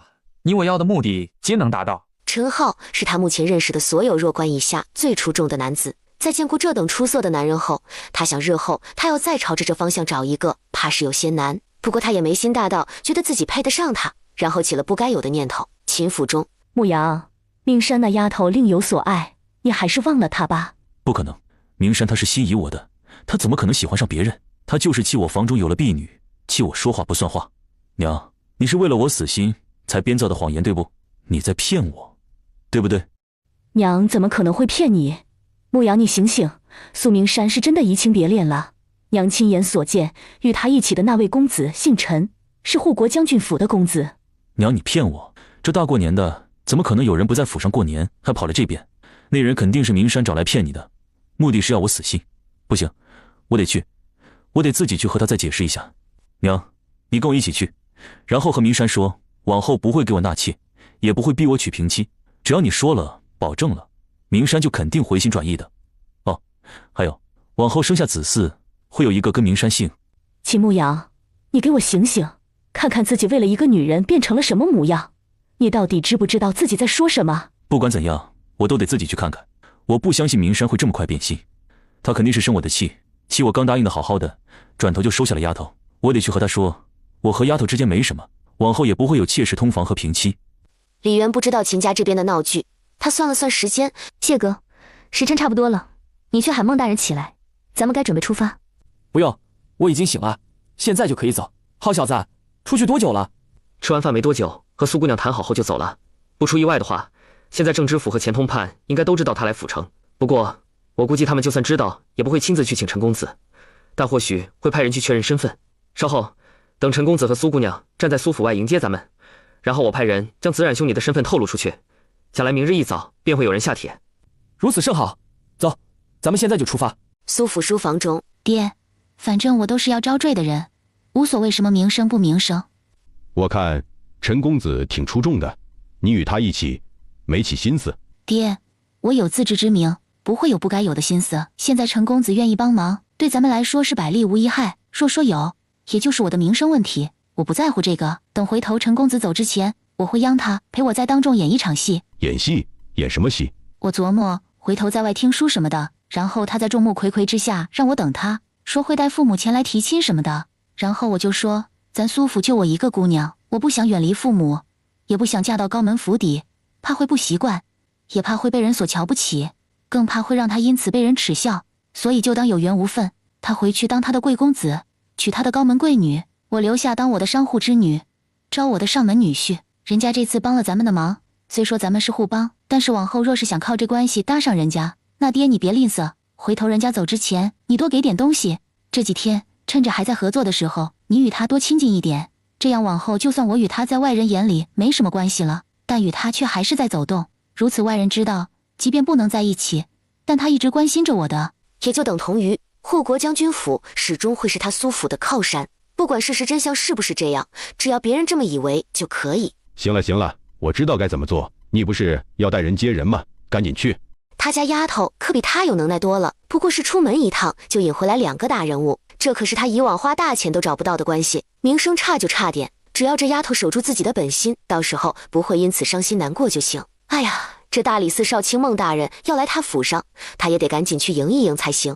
苏伯父，这位是我嫡亲的姑父，叫孟鹏，出身户部尚书府，现任大理寺少卿。姑父，这位是苏姑娘的父亲，叫苏远水。子冉兄，苏府虽是商户，但家风良好，苏姑娘品性不错，与陈公子实乃良配。贵客临门，令寒舍蓬荜生辉，快请进，快请进。果然听到一群围着苏府的人在讨论孟鹏的身份，目的已经达到了，他们也没必要继续站在门外。宁山，山妹，我怎么听着像是有男子在喊你？浩哥哥，是秦牧阳，就是那位，往后离我山妹远点。什么你山妹？你个骗子，打哪儿冒出来的？别说什么护国将军府的公子，哪个高门府邸的公子大过年不回家？你家住海边？宁山，你可别被这小子给骗了，他根本就不是什么护国将军府的公子，我看他是知道你想招赘，家中又有钱财，所以来骗你的。宁山，我知道你对我有所误会，我与那2个丫头真的没什么关系，我和我娘说了，往后只娶你一人，不会有其他的妻妾和通房，还会在我俩生下子嗣后有个跟你姓。明山，你我青梅竹马，自幼一起长大，我的为人你应当了解才是。我没答应，秦府男丁少，要是能生，甭管是嫡出还是庶出，自然是越多越好。他是绝不可能让自己的孙子跟别人姓。此时他无比庆幸自己跟来了，不然众目睽睽之下，牧羊这蠢货乱作允诺。既然秦夫人来了也好，贵府公子可能是病糊涂了，才会跑来我这胡说八道。劳烦秦夫人快些带他回去。今儿我府上有贵客，就不招待你们，望见谅。今日除夕，想来各位都忙，还望大家行个方便，都散去吧。苏某再次感谢各位。宁山，我答应你的一定会做到，你不要招赘，不要和别人好上，可以吗？你给我2年时间，2年后我一定让你在众人的祝福下风风光光嫁给我。秦公子，你应该知道苏妹妹是什么性格，也知道她一直要的是什么。你明知自己家里的情况，也知道很多事根本做不得主，所以你这般强求又有何意义？你懂什么？我和明山从小一起长大，没有人比我更了解他，也没有人比我更喜欢他。我只要2年的时间，到时候我一定会让他如愿的。我这怎么就强求了？明山，你再等我2年好不好？往后成亲了，日子是我们2个人过，一辈子走到老的也是我们2个。我娘不能代表我，她也不可能陪我到老。我说你是不是脑子有病？你自以为是的深情到底是仰仗着什么？你一边说喜欢苏妹妹，一边连家里人都处理不好，咋的？你是想以爱为名将她囚牢吗？就你娘这态度，就你们秦家这家风，她嫁过去能有好日子过？你可别说什么护着她之类的，你连自己都护不了，你都拧不过你爹娘，那凭什么以为能护得住她？你现在能妥协要2个丫头，将来就能妥协要2个妾室，最后妥协要2个孩子，或者是更多。苏妹妹自己有才有貌，人也聪慧，凭什么要最后到你后宅中跟一堆女的争夺你所谓的宠爱？你现在没得到人，当然是什么都说好，什么都能保证，更或者还发誓什么的。但这些又能顶什么事？如果你真的那么喜欢苏妹妹，又确定此生非她不可，也不会有什么妾室通房和外室之类的，那也行。你秦家的家财拿出70%来给苏妹妹，为表诚意，你们还得将契书改成苏妹妹的名字。如果你能做到，那我就相信你，到时候也一定会帮你劝苏妹妹的。休要做梦！如果你能做得到，那我就相信你是真心的，到时候一定会帮你劝说。但你要做不到，那就往后别提这事。对了，得告诉你，这些必须得是婚前给苏妹妹当嫁妆用。倘若最后你违背了现在说的话，那这些东西都将会是我苏妹妹的，她会与你和离，也会带走你们秦家70%的家财。你要是能做到，能问心无愧，那这70%家财在谁那儿都一样不是？反正最后都是你们子嗣的。至于家财捏在谁手里，又有什么区别？还有，如果有一天我苏妹妹遭遇任何不测，那她的嫁妆聘礼不会因为什么子嗣而留在你秦家，只要人一昧，这些都会归还苏府。死心吧，苏明山心里没你，他要心里真有你，不会任由身边的人提着无理的要求，也不会在大庭广众之下这样对你的。不会的，娘，我了解明山，他不是这种人，他就是生我的气了。娘，你和他保证，不会给我塞别的女人，往后等我娶她进门后，也会好好待她，犹如亲生女儿。另外，我们肯定有个子嗣跟她姓，好不好？江人，给我拖回车上去！你品行自私，家风不好，还像一个没断奶的娃。就这样，有什么资格对山妹说喜欢说爱？苏伯父，你让人去弄个火盆过来，让山妹夸一夸。这大过年的，将空闲浪费在这种人身上，真是晦气。而精神恍惚被塞到马车的秦牧阳，硬生生气吐了一口血。牧阳，快去仁心堂！此时，钱通判还离开自家府邸，前来找郑知府。表兄，你确定这位真的是孟鹏？还有这个是护国将军府的嫡长孙？对，就是他们俩。不过奇怪，为什么大过年的不在京过年，非得跑这儿来？表兄可知道近段时日很火爆的那青云录？石建之写的。今年他所做的画本与以往大有不同。怎么，这两者有何关系？就我这边得来的消息，石建之原名谢彦之，乃流云县人。他极有才华，10岁中秀才，还是领生。之后不知何故，没将心思放在科举上，转而写起画本。不过在早年，他不仅在县学上过，在府学也上过。而孟大人当年是游学的时候到这边与他相识的，此次会过来，是听说谢彦之即将成亲，也准备来年参加乡试。我估计是专门来参加婚礼，还顺带鼓励他的。至于陈家公子，他是石建之的画本迷，会跟着孟大人一起过来也正常。加上流云县那位，可是他的远房堂兄。对了，陈公子和苏府姑娘的事，听说也是谢彦之牵的线。听闻谢彦之要娶的是个和离妇，而和离妇又与那苏姑娘交好，表兄可是觉得有不妥。可是能查清楚谢彦之当年和孟大人的关系如何？倘若只是点头之交，那么这次孟大人极有可能是冲你我来的。但若是交情深，那兴许是我多虑，而是如你说的那样，人家只是关心谢彦之罢了。行，我马上叫人去查。不过表兄，孟大人来此，咱们要是不知道也就罢了，既然知道，那是不是得宴请一番？这大过年的，去哪儿请？我有个别庄，就在郊外，要不就在那宴请？这又不是大夏天，去什么别庄？没得叫孟大人以为你看不上他才如此，那怎么办？咱们当作不知道。不管，牧羊这次闹的动静太大，许多人都知道苏府来了贵客，我们要不在城内就罢了。既然知道装傻是没用，那按照表兄你说，咱们该怎么办？该宴请还是要宴请，就在你我两人的府上。你看你那儿方便不？那我这就回去，让人将宅子收拾一下，该收起来的全都收起来，该穿朴素的就穿朴素一些，一切等宴请过后再说。不急，宴请的时间我打算安排在后天，你先好好过个除夕，明天中午再收拾都行。白天光线好，若有不妥之处容易被察觉，晚上宴请，到时光线暗，真要有什么我们也好遮掩一二，你看如何？钱通判心里觉得不如何，要他说不在他府上是最好的，但是这种话他不能说，也不敢说。若是眼前这位不是他妻子的亲表兄，也不是出身吏部侍郎府，他真不想卖这个面子。这些年他做了多少见不得光的事，自己心里清楚。邀人过去做客，且对方还是大理寺少卿，他总有种是在自掘坟墓的感觉。算了，稍后回去就让人将东西仔细收妥，那些摆放的贵重物品全都收到库房中去，只要小心一些，应该不会出什么岔子。不知道他们会在这儿待几天，要是人家后天就走呢，那是再好不过。我巴不得他们现在就走，像这种知道对方过来3天内就得作为东道主请客，要不请就是咱们失礼，但3天内咱们要请，而他们却要走，那便与咱们无关。行，那就后天宴请，时辰就定在申时末，我这就回去安排下去。郑知府并未等到第二天早上下帖子，而是等李渊他们在苏府即将吃完年夜饭时，就收到他帖子。元娘，现在一切在计划当中，等后天一早我摸清前府布局，打探好库房在哪后，就告诉你。大后天晚上，我估计男女会分席而坐，但距离不会隔太远，你得先想好怎么脱身。我估计钱大人府上的东西挺多的，你那仙府已经装了不少东西，要是不能变大，到时怕是不够装。只要金银细软也不够，那得看有多少东西。地较高3.3米，之前在流云县时，你攒下来的各种粮食将近30担，但后来到这府城，我每家米粮铺各种粮食都各要了100斤，这前后又有将近100担，加上外面地里产的红薯、高粱、玉米等物，然后你还要往里面放些杂七杂八的东西，你觉得够装多少？目前仙府就那么大，地窖里放满后，那就放上面的空房，除了我日常会歇息那间外，其他都可以堆上，到时候能装多少算多少。也只能这样了。原先我来府城赶考时，无意中听说前通畔有个私人大粮仓，据说里面装的都是稻谷和小麦，虽然不知道是真是假，但万一要是真的，且咱们要是能弄来，那咱往后是再也不用担心买粮食的事了。流云县城东榕树巷谢宅，君子哥，你帮忙烧些热水，把锅碗瓢盆给洗了，我去打扫下屋子。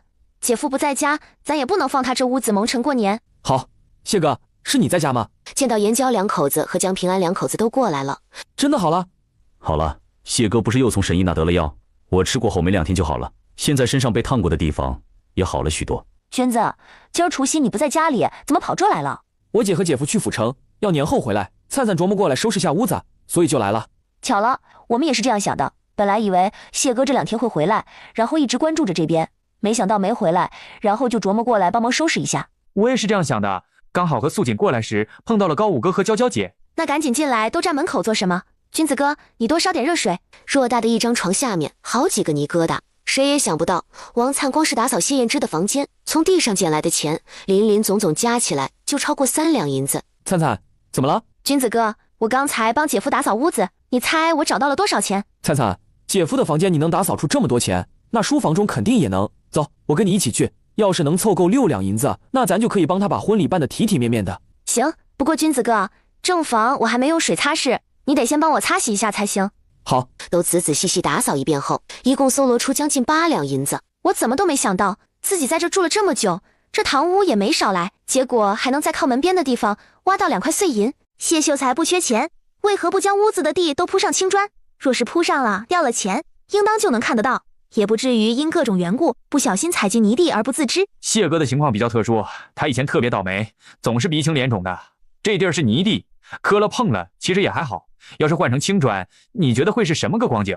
嫂子，我和灿灿住在村里，采买什么的不大方便。你看，你能帮忙吗？我也不清楚谢哥到时候要宴请多少桌，我估计除了咱们，还有他曾经在县里的同窗，衙门那边也有不少与他相熟的，外加曹哥那儿应该也要请。保守的话，先置办10桌。谢哥没有亲眷，咱们就按12桌的标准来办。若是到时候吃不完，这天冷也能多留几天的。回头我找元娘姐以前合作的王土户订1头猪，再找人问问看，哪个厨子手艺好，先去定下来。娇娇姐，我瞧你婶娘做事挺靠谱的，要不到时候让她过来帮个忙。咱们虽然都成亲了，但是情况特殊，都还未办这些，对此也不是很了解，有个长辈帮忙张罗的话，会好很多。她也是嫁到江家才知道，自己当初说让小姐嫁这个那个有多可笑。看似为小姐好，实则不然。尤其是那个秦少爷，他根本就不是小姐的良人。虽说小姐喜欢他，他也是喜欢小姐的，但他从来不知道小姐要的是什么。他才嫁进来，但家里的一切都是他说了算。可以说，现在是他在当家做主，而这权利便是平安赋予他的。娇娇姐，你看林婶子方便吗？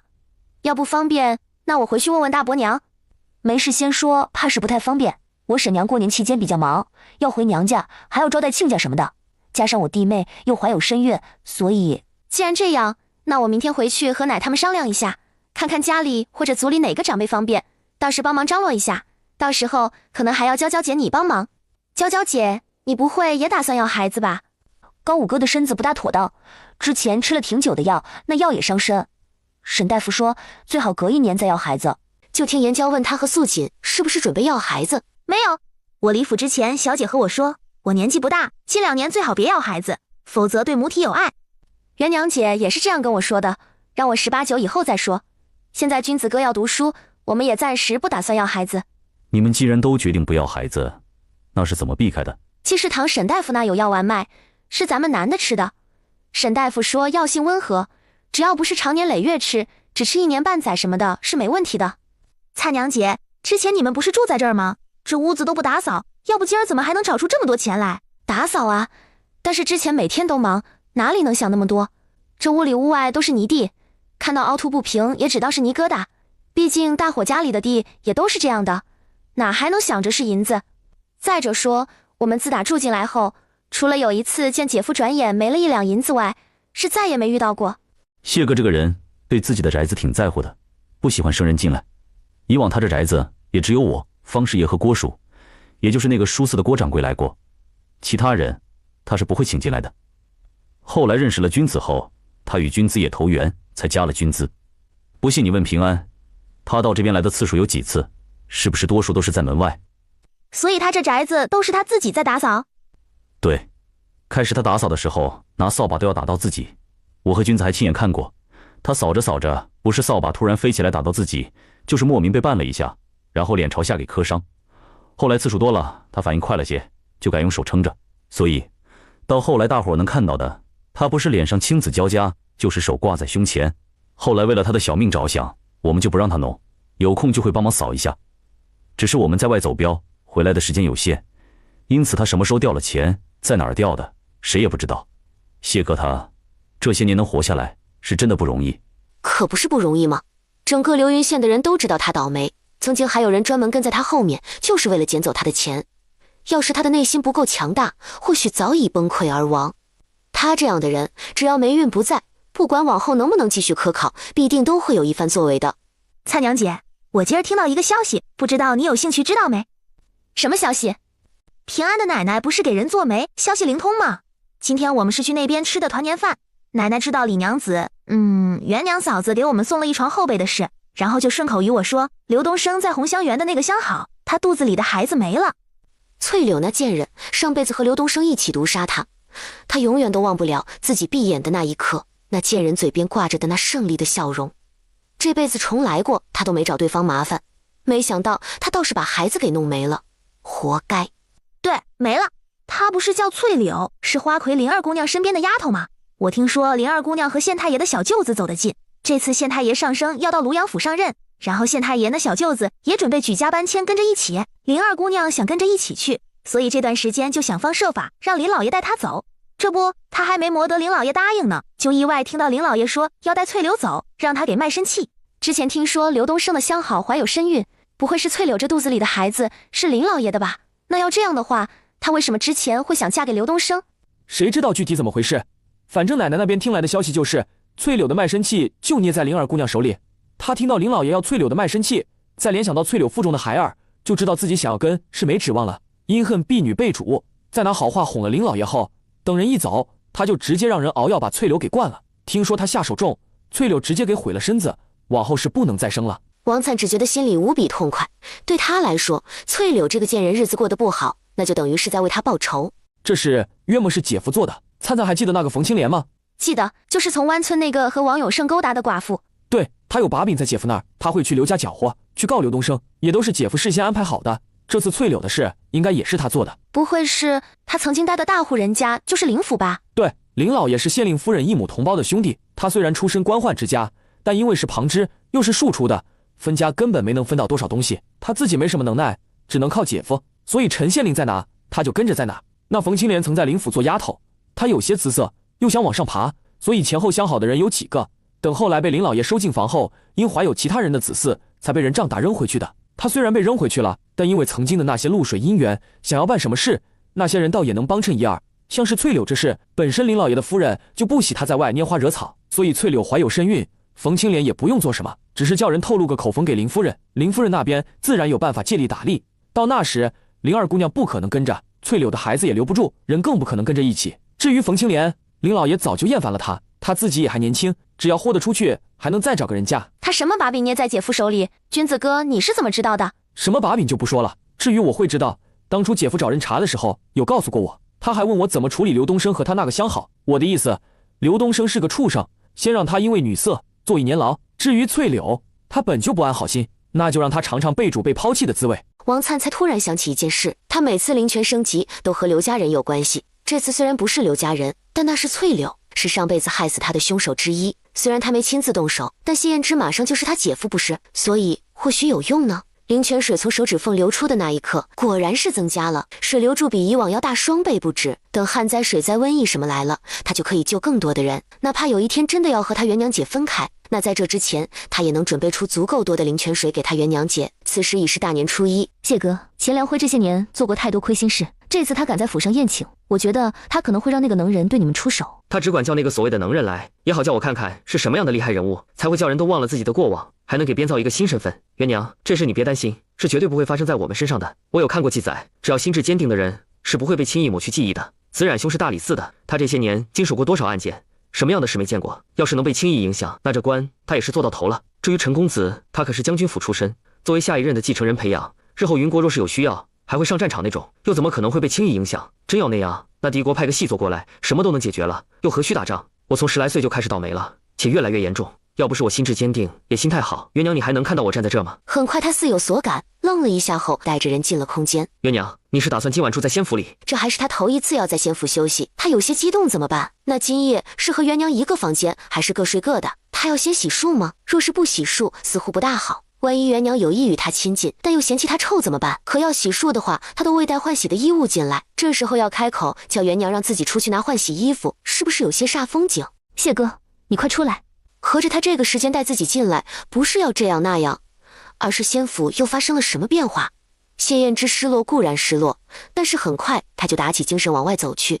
仙府能发生变化，或许是因为元娘的修炼又进了一步，所以能够更多一些的控制仙府。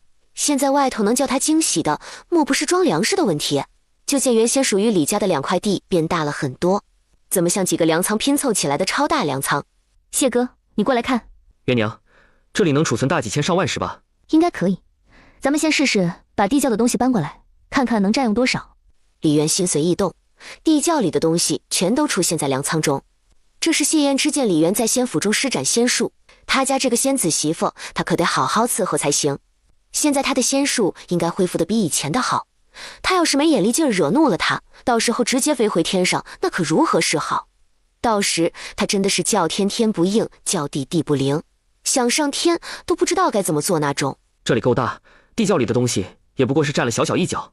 要是钱通判真的有4人大粮仓，那咱们把东西全都搬进来，只是如此一来，动静应该会很大。咱们到时候走肯定是可以走，只是回去路上怕是不好再救济灾民。不一定，要是真的像谢哥你说的，他那粮仓里都是稻谷和麦子，那等于是大米和白面。咱们不是囤了不少的高粱、粟米、碎米、地瓜米和玉米杂面什么的，加上这地里产的红薯之类的，可都是和他的粮仓丢失没半点关系。咱们该给还是给。谢哥，咱们在这耽搁的时间长，等回去一路上还得耽搁，那亲事怎么办？咱们不宴请别人？不，该宴请的肯定要宴请。我和郭掌柜说过了，他初2，也就是明天一早就往回走，到时候喜轿、喜娘、吹唢呐的迎亲队什么的，他都会选最好的。还有宴席几桌，什么菜色，请什么人掌勺帮忙之类的，他都会替我安排妥当。说来，他与我无半点血缘关系，但我也算是他看着长大的，这亲事他就当是我的长辈，在替我张罗。在下定之前，我便与子平兄商讨过请多少人，也让他替我代笔写喜帖。我粗略算过，左邻右舍加上衙门那些人，现学的同窗，以及曾经吃过多年的饭馆、去过的医馆、成衣铺的掌柜、大夫等等，这些加起来约莫要20桌。毕竟左邻右舍的话，可是全家一起请，咱们家肯定是放不了那么多桌。到时候要是不下雨，那就摆在胡同里；若是下雨，那就摆到左邻右舍的院子去。回头多买点油布挡住就行。我原先想着要怎么大量囤油布不会引起怀疑，后来就觉得成亲怕下雨是个好理由。要是没下雨，众人只当我人傻钱多，也想太多。如此，日后像你所说的雨水灾害真的来了，我们有油布也就不用慌。所以元娘，我回县城帮你们办录影的时候，就和县城卖油布的东家订了不少货，约好是年初9送到家里。怕他不愿意，我还特意给了7成定金。那初9咱们能到家吗？到时来得及不？不出意外的话，我们初4就可以走，一路上耽搁点时间，初9应该能到，最迟初10也会到。还有婚礼的事，咱们不用操心，只要交给郭掌柜就好。郭叔他县城人脉广，办事能力强，可能别人安排这些事要费多少心思，多少功夫，兴许他2天就能搞定。谢哥，咱们出去吧，既然有了大粮仓，那就不用担心了。不管钱府有多少东西，我应该都能搬得完。我等你的好消息，然后你再等我的好消息。临要出空间时，他突然脑子一热，就见他迅速低头，在那光洁白皙的额头上落下一吻。走吧。谢哥，你的脸红到脖子了，尤其是耳根，红得像要滴血。他家谢哥真的好纯情，不过是亲下额头就害羞成这样，也不知道回头成亲洞房又该如何。早上有些匆忙，就随意做了点。孟大哥、陈公子，你们就先将就着吃。谢哥，今天初一，我得带采薇去给他师傅拜年，我也得带孩子们给青姨拜年，所以这里你帮忙收拾一下。行，你只管放心去，中午回不来也不要紧，陈信会做饭，家里不是还有馒头和饺子，大不了到时候把那个热一下，我再熬点粥凑合一顿也没问题。弟妹只管放心去，陈信手艺还可以，中午让他做就行。走，去苏府拜年去。少安，你家大姑娘这脸是刻意掩饰过？没有吧？姑父，你会不会看走眼了？人家一个小姑娘，为何要在脸上做掩饰？我们这钱通派有个爱好，每隔几年就要往京城送美人。弟妹模样长得好，原先我还想为何孩子长得确实一般，后来还道或许是像他生身父亲。之前在苏府时，我见了也没看出什么来，也就方才坐一起吃饭才看清楚是怎么回事。今天和昨天这手法是两个人。姑娘年纪小，若是容貌出众，母亲没本事护住，懂得遮掩一二是最好不过。只是这不是长久之计。少安，你若是愿意护着，那自然是最好。你虽功名不高，但好歹有我们这些人在。不过纵然我们都愿意被你靠，可靠别人终究不是一回事，还得自身站得高才行。所以若是今年乡试过后，你榜上有名，会继续参加会试的，对吧？我的抱负你们不是一直都知道，不考上去我又怎么有资格为人父母官？吃吧，赶紧将饭吃完，我还有事要出去办。你们这今天先养精蓄锐，明天晚上还有一场硬仗要打。子冉兄，听说钱通判身边有能人，只要跟他在一起，容易被他所蛊惑。据说他能力很强，能让人忘却一切记忆，还能重新给编造一个。这卜术是不是比青天监的卜官还强？少安可是知道那人叫何名字？还不知，晚些我出去找人查一查。少安有事只管去忙，这里我和浩小子都可以做。你去吧，早些查清楚，我们也好做准备。等的就是你们这句话。行，那你们收拾，我先出去了。孟鹏和陈浩为何有种被骗干活的感觉？谢哥，你这是要出去？对，你等我的好消息。谢哥，你会骑马？那么倒霉的人居然会骑马，他以前没少从马上摔下来吧？眼睛会，脑子会，但这却是第一次骑。我早已在脑海中练习过无次数，所以应该不会有问题。咋那么不靠谱的感觉？谢哥，要不咱们坐一辆马车？你要去哪儿？先让李老伯送你去，我和孩子们不着急。不用，我迟早得学会骑马。现在既然能上来，那就慢慢练着就行。子冉兄这匹马温顺，不会出岔子。你们先走。说着，他还拉着缰绳，慢慢在马厩这附近转了一圈。李渊看他动作有些生疏，但挺小心的，也有没拿自己的小命开玩笑，这才决定不管他。韩奶奶过年好，采薇给您拜年了，祝您新年大吉大利，心想事成。韩奶奶，莎莎给您拜年，大吉大利。姨母，李渊给您拜年，祝您新的一年事事如意，心想事成。姨母，大过年的可不心流泪，哪怕是喜极而泣也不成。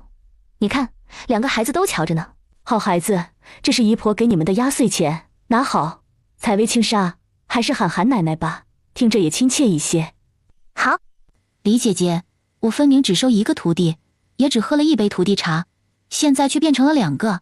要不等青纱年纪大一些，她还愿意拜我为师的话，将茶给补上。行，到时候看孩子的意思。青姨，我和李姐姐有话要商量，你先带2个孩子去你那儿，或者去我爹娘那也行，还能再拿2个大红封。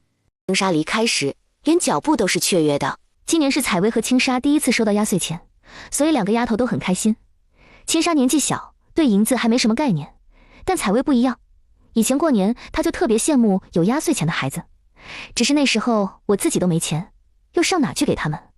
你以前脑子都干什么了？那刘家是人能过的日子？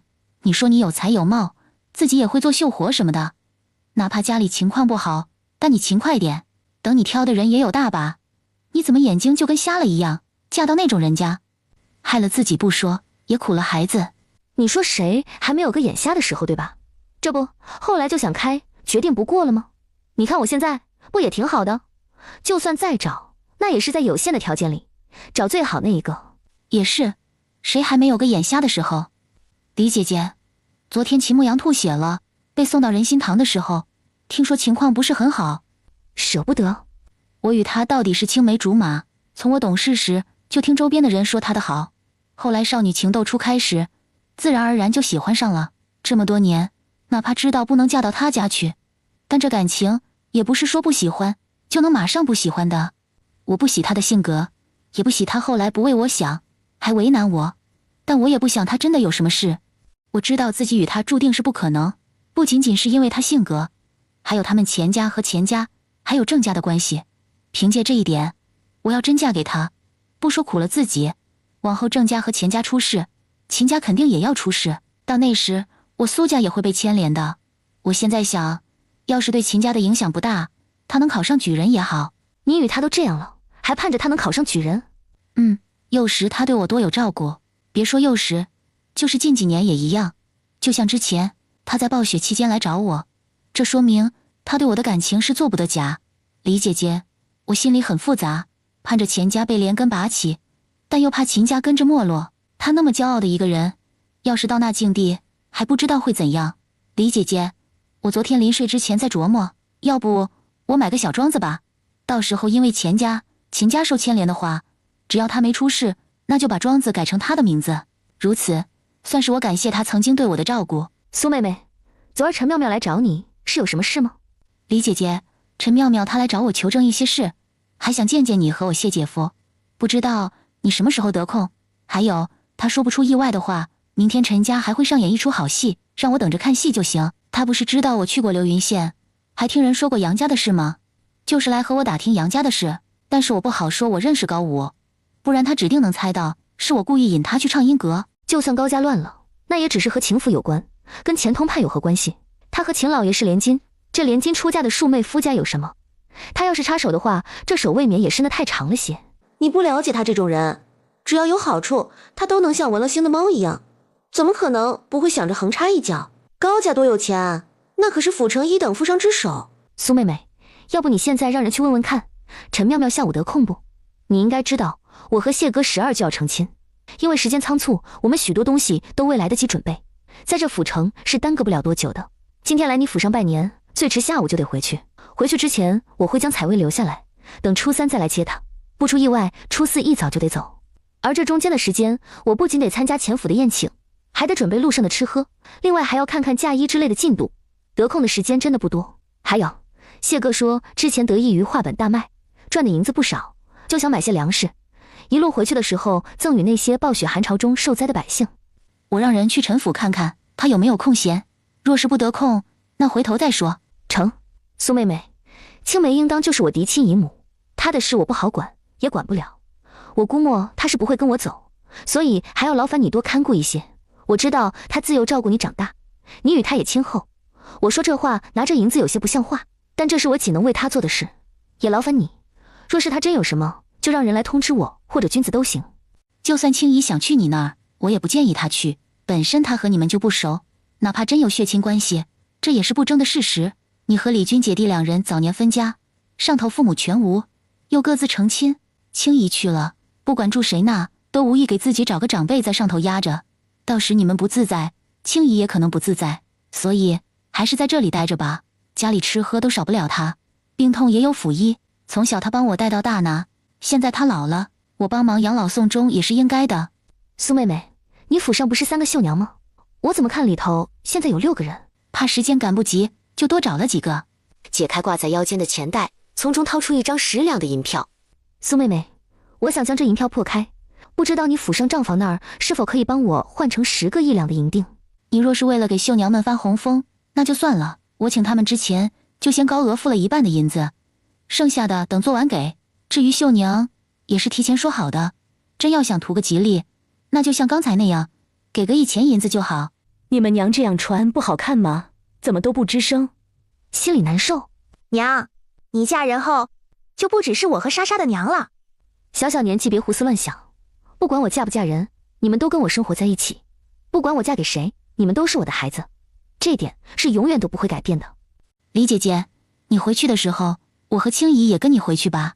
等参加完你的婚礼，我们再回来。至于采薇，就先跟我们住一起，你看可以不？好，我先跟师傅住。孩子可能之前一直没反应过来，等见到这里有人绣嫁衣，然后又看你试穿这个，一下子反应过来，有点绕不过弯。过2天就好了。这几天我和小姐多开导开导她，不碍事的。采薇不喜欢谢伯伯？没有，谢伯伯人很好，对我和妹妹都很好，而且谢伯伯家里没有爷爷奶奶什么的，娘可以当家做主。那既然这样，你觉得好，为什么又别扭？你这样会让娘觉得你不喜欢谢伯伯，让娘别嫁给他。没有，娘，我没有那个意思。我知道谢伯伯好，大家也都说谢伯伯好，而且他对娘你也好，所以如果一定要嫁人，那嫁给谢伯伯是最好的。只是娘，我看你穿成那样，心里难受。为什么会难受？就是觉得娘以后不只是我娘了。我本来就不只是你娘，我还是你舅舅的姐姐，是你大奶奶、三奶奶他们的侄女，还是你太公太婆的孙女，现在还是你韩奶奶的外甥女。当然，再过些天还得加一个身份，是你谢伯伯的媳妇罢了。采薇，你要知道，不管娘的身份有什么变化，但从始至终都是你和青纱的娘。你们是娘生的，娘就算再苦再累，走到哪儿都会带着你们的。所以不要为那些感到迷茫，感到别扭可行。你只要知道，嫁给谢伯伯是多了一个疼娘和疼你们的人就好了。他不是和你们抢娘，而是多一个疼你们的人。娘，我知道了。其实我一直很看好谢伯伯，他是我给娘找的。以前娘你还没和谢伯伯好的时候，我就在他面前夸你，一直夸你，所以谢伯伯才会喜欢上你的。是，都是因为你，娘才能跟你谢伯伯在一起。采薇，你是我们的小红娘，所以小红娘，既然是你牵的线，那不要不开心了可行？毕竟像你说的，人可是你给娘找的呢。娘，人家做红娘媒婆都要收东西，那我有没有？有，你要什么？水云村的赵奶奶每次给人说亲，都是收几个鸡蛋，还收几文跑腿钱。那我比赵奶奶年纪小，就少收一半好了。但是我谢伯伯那么好，价格肯定要翻一番。要不娘，你看这样行不？你给我10文钱，就当是2天的工钱。那你这跑腿的银子也是要两边拿吗？女方和男方家都要？对，我有听说赵奶奶就是拿两边的，女方和男方都需要她帮忙说和，所以我谢伯伯的银子都在娘你这儿，你应该给我20文。好，娘，刚才我偷偷看过，我韩奶奶给的红封是1两银子，师傅给的是一张和早上孟伯伯他们给的银票一样，还有苏爷爷和苏奶奶也给的是银票，说我和莎莎头1年到他们家，还等于是他们的孙女，所以要多给一点。韩奶奶让我收下，所以钱都在这儿。李家傲的孩子们过年长辈给压岁钱也不过是1文2文，绝不会超过10文钱。他以为苏府的人给个1两都不错了，没想过一出手就是几10两，这要加上苏明山的一个孩子就是整整50两，那他2个孩子岂不是一下子收了人家100两？100两是什么概念呢？寻常时候1斤白面5文钱，1两银子就是能买200斤，这100两可就上万斤。不行，这银子不能收，太多了，这要1钱2钱还行，哪怕是1两他也能接受。采薇，这钱太多了，我们不能收。你和妹妹的银子加起来可以买很多很多的米，多到你一辈子都吃不完的那种。晚些娘把这银子还给你师傅可好？娘，那我把师傅给我的留下吧，其他2个就不要。妹妹的话，她还不是师傅的徒弟，也没必要给那么多，让师傅换成碎银那种。妹妹要是缺钱，我这有。还有，我也不会白收师傅那么多钱的，往后我会好好孝敬他。行，你心里有数就行。一会儿见到你师傅，娘去说，这银子实在太多了，咱不能要。娘，我孟伯伯他们是做官的，现在跟咱们一起住，会不会是我苏爷爷苏奶奶想透过我们拉近和孟伯伯他们的关系，所以才给这么多的呀？这些不是你该想的。走吧，我们回去把这银子给你师傅。苏明山也没想到他爹娘给的压岁钱会这么多。苏妹妹，寻常老百姓给家里的孩子压岁红封也不过是几文钱，哪怕有多，那也就1-20文。像我姨母给孩子1两，那都是极少数的。若不是这是与姨母头1年相见，这搁在往常她给这么多，我也不会让孩子收下的。所以这些你还是收回去吧，若是真要给，那就给个10文8文即可。李姐姐要是觉得多，那我就收回来。只是李姐姐你也说了，那是寻常老百姓给晚辈的数目，我们家在府城虽然算不上数1数2，但也叫得上名号，往常打赏下人都不只是10文，所以1钱银子你可是能接受？那行，等日后你成亲生子，我再包个大的给你还回去。李姐姐可是有事急着回去，要有事的话那就先回去吧。横竖我这与你那边距离也不是很远，到时陈妙妙要是有空，我便带她去你那。也不是什么重要的事，等回去再忙也不迟。对了，苏妹妹，我之前听谢哥和村里的老人们在说来年的事，老一辈的说之前天气异常成这样，这接下来怕也是会不大妥当。你苏家名下可是有庄子什么的，要不今年让人种些耐旱的作物，还有排水的沟渠也得做好。也决定今年上半年就让人将他娘和苏府名下的所有庄子的空地全都种上红薯和玉米、土豆等耐旱作物。他不怕李渊会坑他，他也愿意拿今年地里的产出去赌。要是赌赢了，那对他们苏府大大有利；赌输了，也不过是赔半年或者是1年地里的产量。尤其是他李姐姐说，红薯和土豆都可以做成面食，到时候他们可以合作开作坊。对他来说，到那时谢燕之至少也是个举人，而李渊与他们家合作，等同他们苏家是彻底绑上了谢燕之。这可与他收采薇为徒完全不同。不管气候好不好，对他来说都是稳赚不赔的买卖。苏妹妹，如此，那我先回去了。采薇先留在贵府，等后天晚上我来接她回去。明日陈公子大抵是会来接你。好，那咱们明日见。元娘，你长得和雅儿他们有7分相似，哪怕现在年纪大了些，但看得出来是岁月导致。明日我去你那儿替你化妆容吧，咱们得避免不必要的麻烦。好，那明日就麻烦姨母了。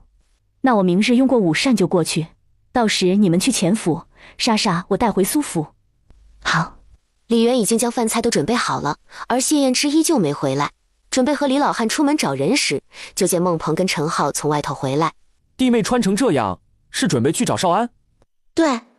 少安午时回用膳时说晚上会晚些回来，让不用等他用膳，怕他在外有不妥，我还让陈星与他一道。如此，那就好。对了，孟大哥和陈公子这时还未用膳吧？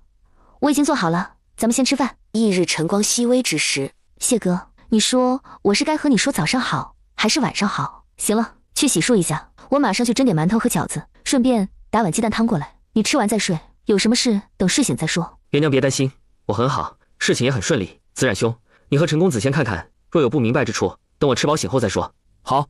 谢燕之将前府的地形图画得特别仔细，他一夜未归，就是找关系乔装打扮进前府。李家傲，灿灿，你带这么多红枫做什么？给2个堂姐的孩子。叔娘姐4个孩子，林娘姐3个孩子，这一共才7个。我看你那一堆得10几个。那咱姐就不用给吗？我看2个堂姐人也不错，但和咱姐的关系又不怎样，就想他们可能以前多有误会，这不是想帮忙缓和一下关系。咱姐现在是在府城，但我若是拿出这些红枫，说是姐事先包好让我帮忙带给的，那就不一样了。昨日你给淼淼和庆伟的红枫都不小，那这身上可还有钱？有，昨天我作为新嫁娘，家里长辈不都给我红枫了？不过昨天我没帮姐给庆伟和淼淼红枫，虽说他们今日都随他们娘回外婆家了，但要是哪天传到2个嫂子耳朵里，觉得咱姐厚此薄彼，是不是不太好？那就一起给包上，到时候都给大伯娘收着。给堂姐的孩子多少，那淼淼他们就多少，咱们一视同仁。也好，君子哥，那我的也给10文钱。不用，咱们自己的每个3文钱就好。2个堂姐知道我不能赚钱，且家中连地都没有，接下来还得靠你养活。其实给2文钱都行，咱这是随大伙儿。这红枫当真是李元给的？没大没小，什么李元啊？那是你姐。对，是元娘姐去府城之前，怕有事耽搁，怕会赶不回来过年，所以事先包好让我帮忙给的。大伯娘，这是姐给淼淼和庆伟的压岁钱，昨天没拿出来，是因为咱们这边的规矩是初2才是回娘家的日子。虽说元娘姐和黎住在家里，但她还是交代我初2一起给。现在他们都不在家，你先帮忙收着。算他有良心，没继续和他们生分，不然等他成亲，他们指定不来。就算回头被他们娘骂死，他们都乐意。这般想着，姐妹俩心里好受了不少。灿娘，君子接下来要科考，家里往后就靠你，你有什么打算没有？要不这几天咱去打听打听，看看谁家有地要卖。咱庄稼人没地可不行。暂且先不买地，君子哥要读书，肯定没时间下地。光靠我一个人的话也不大现实。之前姐和我说，等过完年我们就继续摆面摊。一旁正琢磨和女儿说让他们婆家今年也种耐旱作物的林氏和马氏，则是趁机提出这事，并且表示这是谢燕之和人一起推算出来的，怕他们不愿意，还刻意说了李元说到时候种出来的红薯他会出钱收。姐妹俩上面都有婆婆，家里的事尤其是地里的事根本就做不了主，加上他们对什么灾害的事半信半疑，所以就表示要回去和公婆商量过后再说。王灿见状再一次表示还是嫁给他君子哥好，上头没有公婆，嫁进来直接就能当家做主，哪怕有亲戚那也是能拉拔他们的那种。像老宅这边有啥事会搭把手，像他元娘姐一心都盼着他们好。彼时的陈家正上演一出大戏。老爷，妾身向天发誓，绝对没有对不起你。混账东西，就知道你是搅家精，只要有你在，家里就不得安宁。既然已经出嫁，还回来做什么？我不回来，任由你联合着女人，将我陈家的家财拱手让人。你个心狠手辣的老钱婆，连儿媳妇亲孙子都能毒死，还有什么是做不出来的？当初让我娶妙妙娘的是你，不喜欢妙妙娘的也是你。她为我生儿育女，为家里操持一切，你为什么要害她的命？还能因为什么？不就是你娶了媳妇，只听我娘的，她心里不舒服，所以就看我娘不顺眼。加上她一直都是偏心眼的人，恨不得让你为陈家做牛做马，赚来的钱养她的好大儿。不然吴月儿这种别人不要的破烂货，她怎么要塞给你做妾？我让你胡诌，我让你搅家，滚，给我滚！我陈家没有你这样的子孙，给我滚出去！我是陈家的女儿，身上流着陈家的骨血，凭什么滚出去？要滚，那也是你滚，别和我说什么孝不孝，最不孝，最对不起陈家列祖列宗的人就是你，害死我娘，害死阿志，还换了我最小的弟弟，让他流落在外，吃尽苦头。你说，你100年后有什么脸面对陈家的列祖列宗？这些年，你就不怕我爷和我娘他们来找你？陈老爷看着吴月儿生的一双儿女，半点与自己相似的地方都没有，除了像他们娘外，经妙妙的提醒，他才发现隐隐也有高老爷的模样。再看看陈妙妙和陈青青，后者不用说，和他陈家人压根不像。以前他做生意总是在外忙，他娘说是青青会长，这样是早产导致的，所以他也没想那么多。但是家里除了妙妙之外，其余的没有一个与他相像，且还可能不是他的种，这叫他怎么咽得下这口气？要不是妙妙拿回一幅画，画中男子与他年轻时一模一样，又得知他的身世，他是做梦都想不到事实的真相会是如此不堪。他的娘从小就偏心大哥，哪怕分家后他有出息，非得跟他们搬来府城了，还要可劲得拿府里的东西贴补他们，更甚至因为不满妙妙娘和吴月儿这贱人合谋，害死了他，之后害死他的嫡长子，为的是吴月儿保证日后这陈家的家财他一文不要，都会给他大哥继承。想到这些，陈老爷口口生兴，恨不得将眼前的两人乱棍打死，但是不能，一个是他娘，一个是他现在的正妻。要不是我，你陈家能有今天？说来你应该感激我。感谢你什么？感谢你害死我娘和阿志，感谢你换了我幼弟，还要感谢你让我爹做了那么多年的绿头龟，还一直帮别人养孩子。你放心，我会好好感谢你的。爹，差不多得了，真要出了人命，回头也得把你搭上去。现在我那幼弟还没认回来，我又是出嫁女，你真要出了什么岔子，这家财可真就如我奶所愿，最后都要落到我那好大伯的手中。但凡你对我娘上心一点，对阿志上心一些，那他们都不会死。所以你也不是无辜之人，现在也不用把所有的责任都推到别人身上。扶正吴月儿的可不就是你？府上那么多丫头婆子和奶娘，当初说阿志身子不好，你随便找个人仔细照顾都行，你非得让这毒妇照顾。说到底，这是他唯一的女儿，且还有出息，现在是官家太太，他还指望等认回儿子后，让他多看着点自家兄弟。现在你准备怎么办？这2人可不是我们陈府的，咱不养野种。既然她是高老爷的女人，那就给她送回去。还有这2个也是高府的子嗣，全都送回去。稍后我亲自去送。爹，他可是害死了我娘，你就这样送走？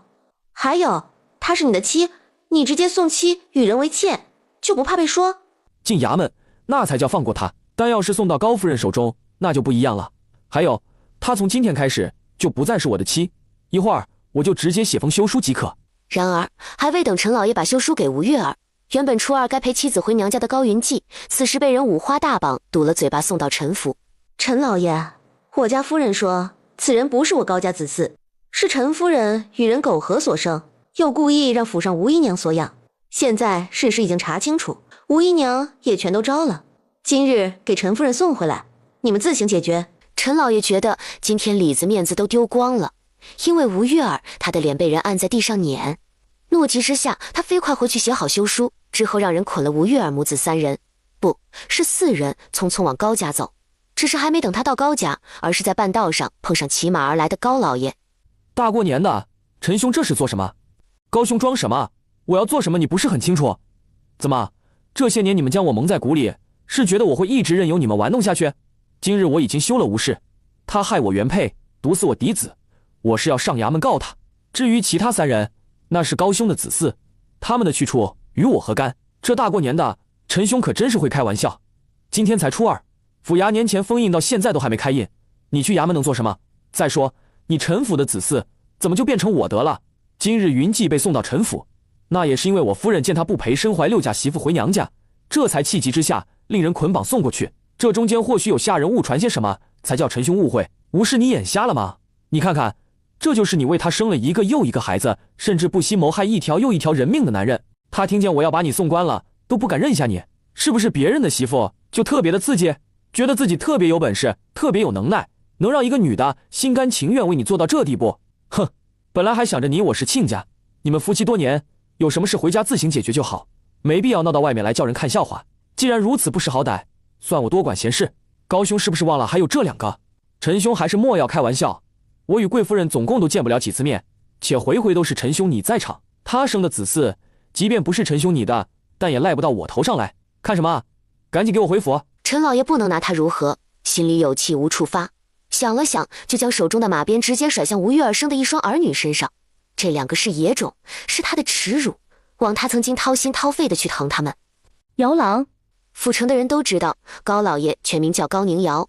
陈夫人，我知道你放心不下2个孩子，你放心，他们既然是吴姨娘的外甥和外甥女，那也算是我外甥外甥女，我护许他们一个容身之处的。姚郎，我做过的事我认，但是我这一双孩子是谁的，你应该比谁都清楚。云姬已经成家，不用我担心，但求你看在我们过往的那些情分上，让2个孩子认祖归宗，特别是娜娜，她这岁数该一亲嫁人了。高老爷清楚，这是吴月儿在要挟他。如果让2个孩子认祖归宗，那他到死都不会做出不利于他的事。但要是不愿意，那就别怪他为了孩子做出什么事来。也就是在这时，高夫人匆匆带着婆子而来。无事，现在当众，你把话给我说清楚。你先回秦家，喊我哥嫂过来给我撑腰，顺便去府衙找我郑表哥也过来。今天我要大义灭亲，状告吴月儿和高宁瑶这2个狗男女杀害人命。陈姐姐，这高夫人是怎么回事？她这是不打算过了？这大过年的，看她那架势，好像要把人弄进大牢去。秦林是个贪财之人，秦府虽然富贵，她一个庶女也被当嫡女养大，但到底还是嫡庶有别。她手头一直都没什么钱，当年她的嫁妆并不多，虽然她是高家的当家主母，但实际的钱财还是掌控在高老爷的手中。后宅的事，高老夫人时不时还要插一手，所以她日子过得不如外人以为的那么好。她儿子今年也弱冠了，人还孝顺，我琢磨她打算让高老爷进去，到时候自己的儿子继承高家的一切，至于吴玉儿生的，和他没半点关系。他现在这样，有没有男人都没关系的。元娘，姨母来了。青纱这会儿她在帮忙带，子冉兄他们已经用过午膳，听说外头有人告状，作为朝廷命官，也作为大理寺少卿，就先过去了。谢哥，你要我怎么做，直接说吧。你先吃，吃完我们去看戏。你不说你的计划了？不出意外的话，今晚你就不去了。刚才我听姨母说，现在高府、陈府大乱，钱府和正知府那边也被扯了进去，不然你当子冉兄为何要过去？晚上宴会能不能如期举行还不知道。你先吃饭，我先去看看，要能顺利，今晚的宴会要推迟，咱可以趁着他们乱的时候，我带你去钱府，位置我知道，也记住了他们。今天什么时辰？巡逻队在哪儿？元娘，我们把那些搬空后，管他们还愿不愿意继续举办宴会。子冉兄主要想知道账册之类的东西，到时候要是在库房中，我想办法给子冉兄送去就行，其他的和咱们有何关系？行，那你先去。只是你确定咱们能进钱府？进了钱府能顺利避开那些巡逻的护院，还有看守的人？我有70%的把握，咱们到时候见机行事。元娘，你要信我，我不会做没把握的事。行，那你先去看看，我稍后也跟着去。小青纱就先让姨母带回苏府去，至于我的妆容，我也会化。倘若晚上不用参加宴会，那更简单，我连乔装打扮的衣服都选出来了，一切只待天黑。街道上站满了人，府衙封印后还未开，陈老爷和高夫人又不愿意去府衙，因此就在大街上审理案件。郑知府原本还在琢磨晚上怎么从孟鹏的嘴里套出一些可用的消息，得知这事时脸都黑了。他觉得这陈府和高府实在不像话，大过年的也不叫人安生，回头一定要好好敲打敲打才行。谁知等他到了地方，发现他那表妹的小姑子居然状告自家男人谋害人命，这还得了？倘若今天孟鹏不在府城，那他可以先将人收押了，等过完年衙门解封了再审。但偏偏孟鹏在，还涉及到人命什么的，那就必须得事急从权。因此他当场就开始审案。秦林为了表示拉近关系，一口一句郑表哥的喊着。孟鹏来的时候见状，直接就接手这个案子。他对郑知府说，他是状告之人的亲属，为免徇私枉法，他这个父母官得避嫌，他只能咬牙退出位置，将审判权交给孟鹏。大人，民妇要状告高宁瑶和吴月儿谋杀人命。他们于13年前8月，一个借着出城上香祈福，一个借着外出行商的名义出门厮混苟合。听说当时被一个借宿的赶考的秀才撞见，之后他们怕事情败露，就派人佯装盗匪，将人谋杀。你放屁！大人，草民可是良民，从未做过伤天害理之事，顶多就是在男女之事上有些糊涂罢了。你都说了，这是13年前的事，可有证据？若是没证据，空口白牙污蔑他人，可是要杖打20大板。有，回大人，民妇有。民妇的证人便是吴月儿身边的蔡婆子，此事是他前几天亲口告诉民妇的，大人可以唤他来问一下便知。此时的李渊心里很不平静。13年前，赶考秀才被盗匪劫杀，这每个词他都很熟悉。不出意外的话，那人就是原主的爹。他只是来吃个瓜而已，没想到会吃到自己身上。大人，我爹李建安是秀才，13年前为了参加乡试来府城赶考，却在路上被盗匪所伤，等抬回去后重伤不治，最后撒手而去。如果高夫人所言为真，那吴月儿和高宁瑶就是杀人凶手，还请大人为我李家讨回公道。作为苦主的李渊已经从蔡婆子嘴里得知当年的真相。高宁瑶，有人状告你贩卖私盐，这罪你是认还是不认？回禀大人，这罪草民不认。草民家世代行商，做的都是老老实实、本本分分的生意。草民祖上有训，绝对不能赚昧良心的银子。这些年草民也是这么做的，因此这是欲加之罪，是有人故意要陷害草民的，还请大人明察秋毫，为草民做主。月娘，机会来了，钱通判带着媳妇来了，府上现在应当是最为松懈的时候，我这就找人和子冉兄说一声，让他想法子把钱通判人扣下，接下来的事交给他。我们现在就去钱府。现在天色还早，这会儿去是不是太早了点？无妨，我们装扮成钱府仆妇就好，不用太过刻意，府里会有人照应的。等天色暗下来，咱们见机行事。现在你要做的是怎么让自己合理离开这里。那我爹的事交给子冉兄，他会还咱们公道的。现在时机正好，错过了怕是不好找。好，李姐姐真的是太好了，要你爹的事真的是高老爷和陈夫人做的，那今天也刚好可以让孟大人为你爹讨回公道。李姐姐，你别哭，都是我不好，我不孝了，这是一件沉重的事情，我怎么能孝呢？对不起，李姐姐，你别哭好不好？苏妹妹，我心里难受。你不知道，我爹没的时候，我家君子连10岁都不到。我们本是乡户人家出身，爷奶辛辛苦苦取全家之力培养出一个秀才不容易，好不容易我爹有了功名，家里可以免除徭役赋税，眼看日子也有了盼头，没想到因为这些天打雷劈的人，我爹他没了。苏妹妹，我爹没了，我就想知道，他们害死我爹后会不会良心不安，就不怕遭报应吗？我爹是家里的顶梁柱，因为他没了，我奶哭瞎了眼睛，身子一天比一天虚弱，之后只能躺在床上。而我娘，她伤心欲绝之下，也随着我爹去了，留下我和一个幼弟，日子过得有一顿没一顿的。他袁娘姐这是在做什么？什么奶奶哭瞎眼睛，娘跟着爹去，他这是在唱大戏。在看到钱通判皱眉望过来时，他袁娘姐这是不想让钱通判看见自己的脸，然后捂着脸哭质问，最后应该是打算伤心欲绝之下晕倒。他李姐姐的脑子就是活络，要是不用这办法的话，她作为刚才出来要孟大人给公道的秀才女儿，还真不好离开。李姐姐，李姐姐你怎么样？别吓我，你别伤心，别难过，相信我，坏人总是会遭报应的。不是有句话叫因果循环，报应不爽吗？这善有善报，恶有恶报，不是不报，只是时候未到。相信现在是时候到了，坏人必然遭到惩罚。苏妹妹，我心里难受，这些年你不知道我过得有多苦。我就见双眼一翻，整个人瘫软在苏明山的怀中。李姐姐，李姐姐，你别吓我。苏雪，快送李姐姐回家，不，还是回苏府，咱府上有府医。等苏明山带李元回到苏家没多久，苏妹妹，方才多谢你。李姐姐别客气，咱都是为了千姨着想。那谢燕之在青梅的帮助下改了妆容，换了一身衣裳，从苏府侧门离开，像是大户人家出门采买的管事娘子，而谢燕之则是像出门为老爷办事的随从。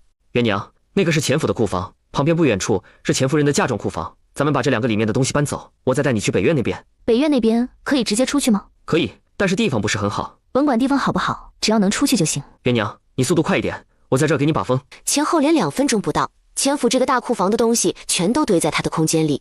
钱府有几个库房，最大的当属现在这相连不远的2个，刚才那个是钱通判的私库，其实也是钱府的府库，稍后要去的是钱夫人的。搬空了2个库房的他心情极好，不过更好的是那个私人大粮仓，只要搬空这里，接下来他就可以不用买米面之类的了。昨天我见到的人都隐在暗处，今天不知道怎么回事，都在明面上，且人还多了。等他们换班，最多在半个时辰。我做了2手准备，其中一个是现在这情况，稍后有人会替咱们声东击西，只要速度快点，不会有问题的。那就好。你找机会回仙府，把衣服什么都换了，咱们城东巷子口见。谢哥，你没安排人接应咱们吧？没有，这种事你知我知就行，外人无需知道。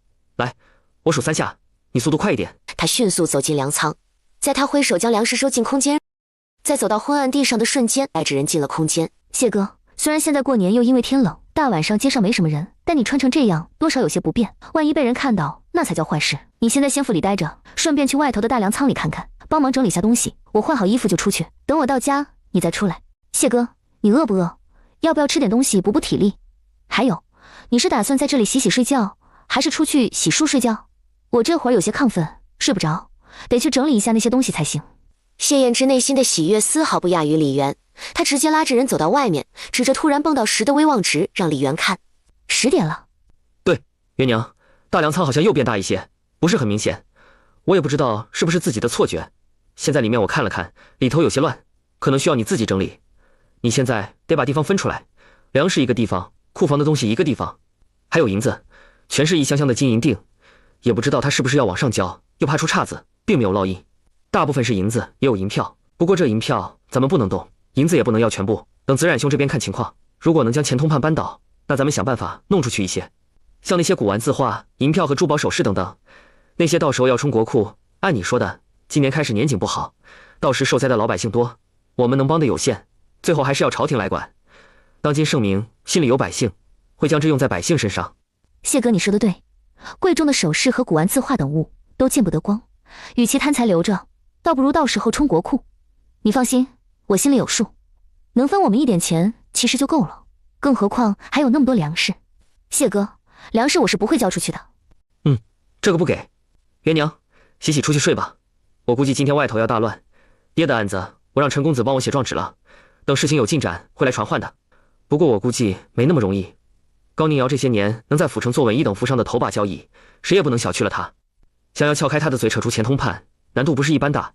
现在子冉兄可以正大光明接手府衙，他的人这2天也会到，所以到时候他应该不会跟咱们一起回去了。等回去后，你要是不放心，可以让君子先过来，咱们该成亲就成亲，这里的事交给他。君子2月就要下场，回去后我会把事情告诉他，具体看他怎么个打算。要是能考功名，多看几天书，那这边的事等成亲后我过来盯着就好。这样也好，现在案子有些复杂，尤其是涉及到贩卖私盐这种。原本子冉兄说朝廷觉得钱通判不妥，让他来找证据，但现在这样，我估计朝廷得派钦差下来查。这不仅仅是钱通判的问题，还有盐监、盐政等各方人马都有问题，所以短时间内是不会有结果的。等咱们成亲了再来也不迟。行吧，那咱去睡觉，有什么事等睡饱再说。钱府的事闹得再大，也和咱无关。好不容易从府衙回来的钱通判，听说北院那边遇到贼人，简直要疯。饭桶，全是一群饭桶，那么多粮食是怎么被运出去的？说，是不是你们监守自盗？他那些粮食那么多，就算是装车都不知道能装几百上千辆，结果一夕之间全都不见了，这怎么可能？怎么可能有人能一下子偷走那么多，还能不惊动任何人？除了这些人监守自盗外，没有任何人能够做到这一点。大人冤枉，小的们从未进去过，要是都是大人您亲自掌管，小的们怎么可能做到搬走这些而不惊动大人您？就在钱通判琢磨这些人确实没本事绕开他，把那么多粮食运走时，突然听到这些人和疯了似的说粮食是被妖怪给盯上弄走的，简直一派胡言！我看就是你们监守自盗，限你们3天内将粮食归还，我既往不咎，否则休要怪我不客气。大人，不好了，小的一直看守的库房里面东西全空了。空了？库房里的东西全空了？对，除了原本的那些，就连这2天大人你让人收起来的东西全都没了，现在里面空空如也。整个钱府大乱时，李元一觉睡到午时才醒。咱们今天休息1天，明天就走，还是一会儿接了采薇和青纱就走？今天初3了，回去路上还要耽搁。对了，郭掌柜是昨天先咱们1步回去了吗？那咱拉着粮食这样嚣张离开，是不是路上也不大安全？明天走，稍后我去一趟府城镖局找人护送，顺带把2个孩子接回来。元娘，你看是要留在府里休息，还是跟我一道去？你去忙你的事吧，我去接孩子，等回来后多做点路上的吃食。其实谢哥，我有个想法，现在有孟大哥在，外头的老百姓日子过得艰难，之前正知府办事不力，一直在弥补这事，咱们把自己买的那些粮食捐出去，让衙门去办就行。如此咱们不用一路耽搁，也用不着雇佣镖局。衙门办事拖拉，什么都要流程。眼下即将青黄不接，老百姓本来受灾日子就艰难，真等他们送到手，都不知道什么时候了。我琢磨，还是自己来做。只是你的担心也有道理，要不我去问问陈公子，他要是愿意接下这活，那咱们粮食可以再多给一些。至于粮食这事，你先问问陈公子。等李渊到苏府时，李姐姐你可来了，我这一肚子话要和你说。行，你说，我洗耳恭听。李姐姐，昨天你走后，我不是又出去了吗？然后你知道怎么着？原本打算一死了之，让自己的死换来一双儿女，被高老爷庇佑的吴月儿，她改口了。改口？她怎么愿意改口？还有改口后说什么了？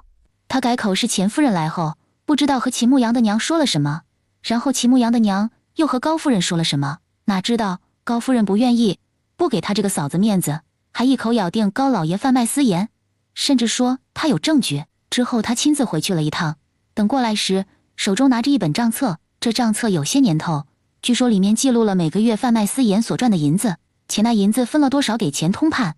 贩卖私盐可是死罪，高夫人看着也不是个没脑子的人，她这样置高老爷于死地，对他有什么好处？对，贩卖私盐不仅是死罪，而且还是要抄家那种。但是高夫人聪明就聪明在，她给出账册之后，立即表示高老爷所赚的不义之财，虽说到手的不多，但他愿意散去高府一半家财，补上这罪过。至于高老爷，他罪有应得，到时候该怎么判就怎么判，恳请大人给其他无辜的高家人一条活路。李姐姐，他这说的一条活路是什么意思？你应该知道吧？他在为自家儿女前程铺路，也想保下剩下的一半家财。高府既然作为新阳府一等富商之首，想来家资不菲，能保下一半，他的儿女日后就算什么都不做，也是衣食无忧。对，所以吴月儿应该也是听明白了，然后就想自己肯定要进去，但是如果连高老爷都进去，那他的一双儿女就没人庇佑，因此也愿意提供证据，证明高老爷当初让护院充当盗匪，在官道上打劫往来客商。他的要求，他那一双儿女是高家人，在他坐牢之前，高家需将那剩下的5成家财中分出2成给他儿女。那高夫人愿意？指定不能。他之所以大义灭亲，一心要把高老爷弄进去，就是为了高家的家财。他与高老爷夫妻20来年，多少是知道一些自家男人在外做什么，因此扯上贩卖私盐，他知道孟大人肯定会继续查下去。到那时，他和儿女都讨不到好，加上他又厌恶了高老爷和吴月儿做的那些事，所以想一脚踢开男人。他做那么多，除了保下自己和孩子外，所图的就是钱，所以怎么可能分给吴月儿的儿女？别说是3成，就是连100两，他估计都不会给。既然高夫人已经给了物证，那钱通判呢？他被收押了？没有，那狗官滑得很。就这样，孟大人也拿他没办法，因为之前死活不认罪的高老爷，也不知道怎么回事，突然就开口认罪了。不过他不承认自己找护院，假扮盗匪杀人劫财，而是承认自己贩卖私盐。然而他说贩卖私盐不是他做的，是下人被主在他的货中夹带的，后来被他发现，狠狠惩处了一番后，就再也没有过。还说只是这到底是他管束下人不利，因此这罪他这个主人会承担起来。另外他说账册是假的，是有人恶意栽赃陷害。如此说来，别说是扳倒钱通判，就是高老爷一时半会儿，谁都拿他没辙。对，像做这种事，其实自己是会留一本账册，用来牵制对方的。然而这种东西是必要时用来保命的，放的地方极为隐蔽，一般除了自己，没有任何人知道，说不定都不在高府，所以岂是那么容易被拿到？高夫人给的账册，可能是他自己本就和高老爷不是一条心，多年前找人做的。苏妹妹，我和谢哥的婚期就在12，明天一早就得回去。谢哥那本仕途路卖得好，稿酬分红也比之前多。我们想今年大多数老百姓受灾，日子不好过，就在年前买了些粮食，打算一路上回去的时候给那些老百姓送一些。你这边的绣娘嫁衣做好了吗？好啦，李姐姐现在要试穿一下吗？你稍等，我让素兰去拿过来。李姐姐，本来我打算你成亲的时候和爹娘还有青姨去流云县参加的，但这次计划赶不上变化，我想留在府城静观其变。另外就是青姨，要是钱通判能被扳倒，青姨得作为苦主去求孟大人帮忙讨回公道。无妨，只是参加婚礼而已，又不是什么特别重要的事，你们忙自己的。等成亲后，我应该是要过来的。我爹的案子我也得盯着，到时我在东城那边的宅子摆上一桌就行。李姐姐和姐夫既然要做善事，那自然也不能少了我们苏府。今天我会准备一车粮食，明日让素兰跟车夫与你们一道走，什么时候送完，素兰什么时候回来即可。至于你成亲的贺礼，等你来了我再送。苏妹妹太过外道，我这嫁衣不就是你送的最好贺礼？苏妹妹，我姨母劳烦你照顾了，咱们后会有期。马车中，娘，我今天这妆容不妥。没有，只是觉得我们采薇过个年又长大了1岁，人也越来越懂事了。对了，你今年过生辰，可是有什么想要的东西？你说，只要不是很离谱，娘也能办得到，那娘一定给你准备。娘，你还有那个粉吗？就是那天我不小心说你掉茅厕那次，如果有的话，娘你给我煮1碗好不好？好，那到时候娘给你做，另外还给你准备一个你没吃过的糕点。娘，莎莎生辰也要。行，那等你过生辰，娘给你做一桌你爱吃的，还给你置办一身新衣裳。娘，我的新衣裳这几个月我前后收到不少，有娘你做的，有我舅娘做的，就连我太婆和大奶奶他们也给做了。另外这2天在我师傅那儿，我韩奶奶也给我和莎莎各准备了一身。她不是要教你化妆容什么的，有时间做衣服？应当是找人做的，不过没有像我师傅他们的衣服那么复杂。或许我韩奶奶是考虑到我们生活的地方，所以就是简单的棉布裁剪缝合而成，也没往上绣什么，要不了多少时间的。莎莎的也和我一样，在包袱下面，只是比我尺寸要小一些。有谢谢你韩奶奶吗？有，所以娘，我有那么多衣服，接下来1-2年都不用做冬衣了，你不用在这上面给我浪费银子。以前在水云村，我几年都穿不了一身新衣裳，今年能一下子有这么多，我已经非常满足。还有，我也会自己赚钱，除了过年大家给的压岁红封外，我会自己做头花和打烙子卖。头花的布料什么都是自己出的花，普通质地的，一朵能卖1文钱。你在苏府都没出去，是怎么知道头花的价格的？还有，是谁教你做的？是师傅府上绣娘们说的，他们都喜欢我，会教我绣花，教我打烙子，教我做头花。他们说这价格是师傅名下产业对外给的，也不用买多好的布来做，用布头就好。娘，这些都是那些绣娘往常攒下来要扔又舍不得的布头，说送我了。我打算回去路上多做一些，到时候送给苗苗姐还有我舅娘。娘，我现在已经认不少字，能连蒙带猜看一些书。我想谢伯伯和我舅还有3舅他们现在都忙，就想不打扰他们。那娘要是有空，娘教你。不过采薇，你得把自己每天什么时辰做什么给安排好，到时候娘根据你安排的时辰教你。娘，以后每天早上起来，你做饭，莎莎烧火，我打扫屋子，等吃完饭，我和妹妹消食2刻钟，就开始读书1个时辰，然后我再做绣活半个时辰，这样差不多就是可以做中午饭，到时候我来掌勺，娘你教我。等饭后消食2刻钟，午歇半个时辰，起来后我继续做绣活1个时辰，然后洗衣服。那我每天差不多就做这些吧，等晚上用完饭，光线昏暗了，我就开始打络子做头花，这2个只要熟练就不费眼睛。还有莎莎，到时候每天都跟姐姐学。李元到家时，谢燕之还没回来，倒是陈姓来了。李娘子，谢秀才让我过来说一声，他会晚些回来，还让你放心，说事情已经安排好了，明日辰时就出发。另外让我问问你，那些粮食什么时候装车方便？你随我来。这些都送吗？对，全是粗粮，有地瓜米、高粱、粟米、碎米、玉米面、豆面之类的。你要装车的话，现在就可以。可以看看吗？可以。钱府昨晚失窃了。钱府是通判府吗？怎么会失窃？谁那么大的胆子，敢去那儿偷东西？钱府的人并未说具体没了什么，只是报案说粮食全都被偷了，钱夫人的嫁妆也被盗。原来如此，难怪你刚才问能不能看看。怎么，你觉得我家谢哥做些善事，在这节骨眼给老百姓送些粮食，那钱府的东西就是我们俩偷的？你看我俩像贼人，像那么有本事的人？你刚才都说了，把所有粮食都偷走，那我俩得有多大的能耐？既能混出去，又能把人家的粮仓端了，还不会被人发现？你觉得，如果你或者你家主子有本事做到这地步？李娘子，是我的错，我没有别的意思，也不是怀疑你们的人品，毕竟我还有我家主子，与谢秀才认识多年，知道他是什么人，也知道他有多大的能耐。那什么，实在对不起，我方才是脑子发懵才会这么做，我这就出去叫人把粮食装走。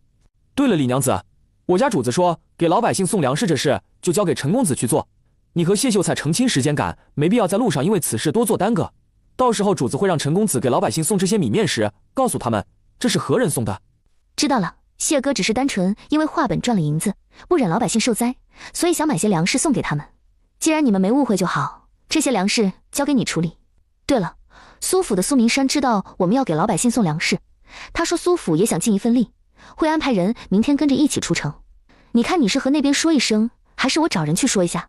我怕到时候苏府因为也想做善事，运粮食出城，然后被当作怀疑的对象。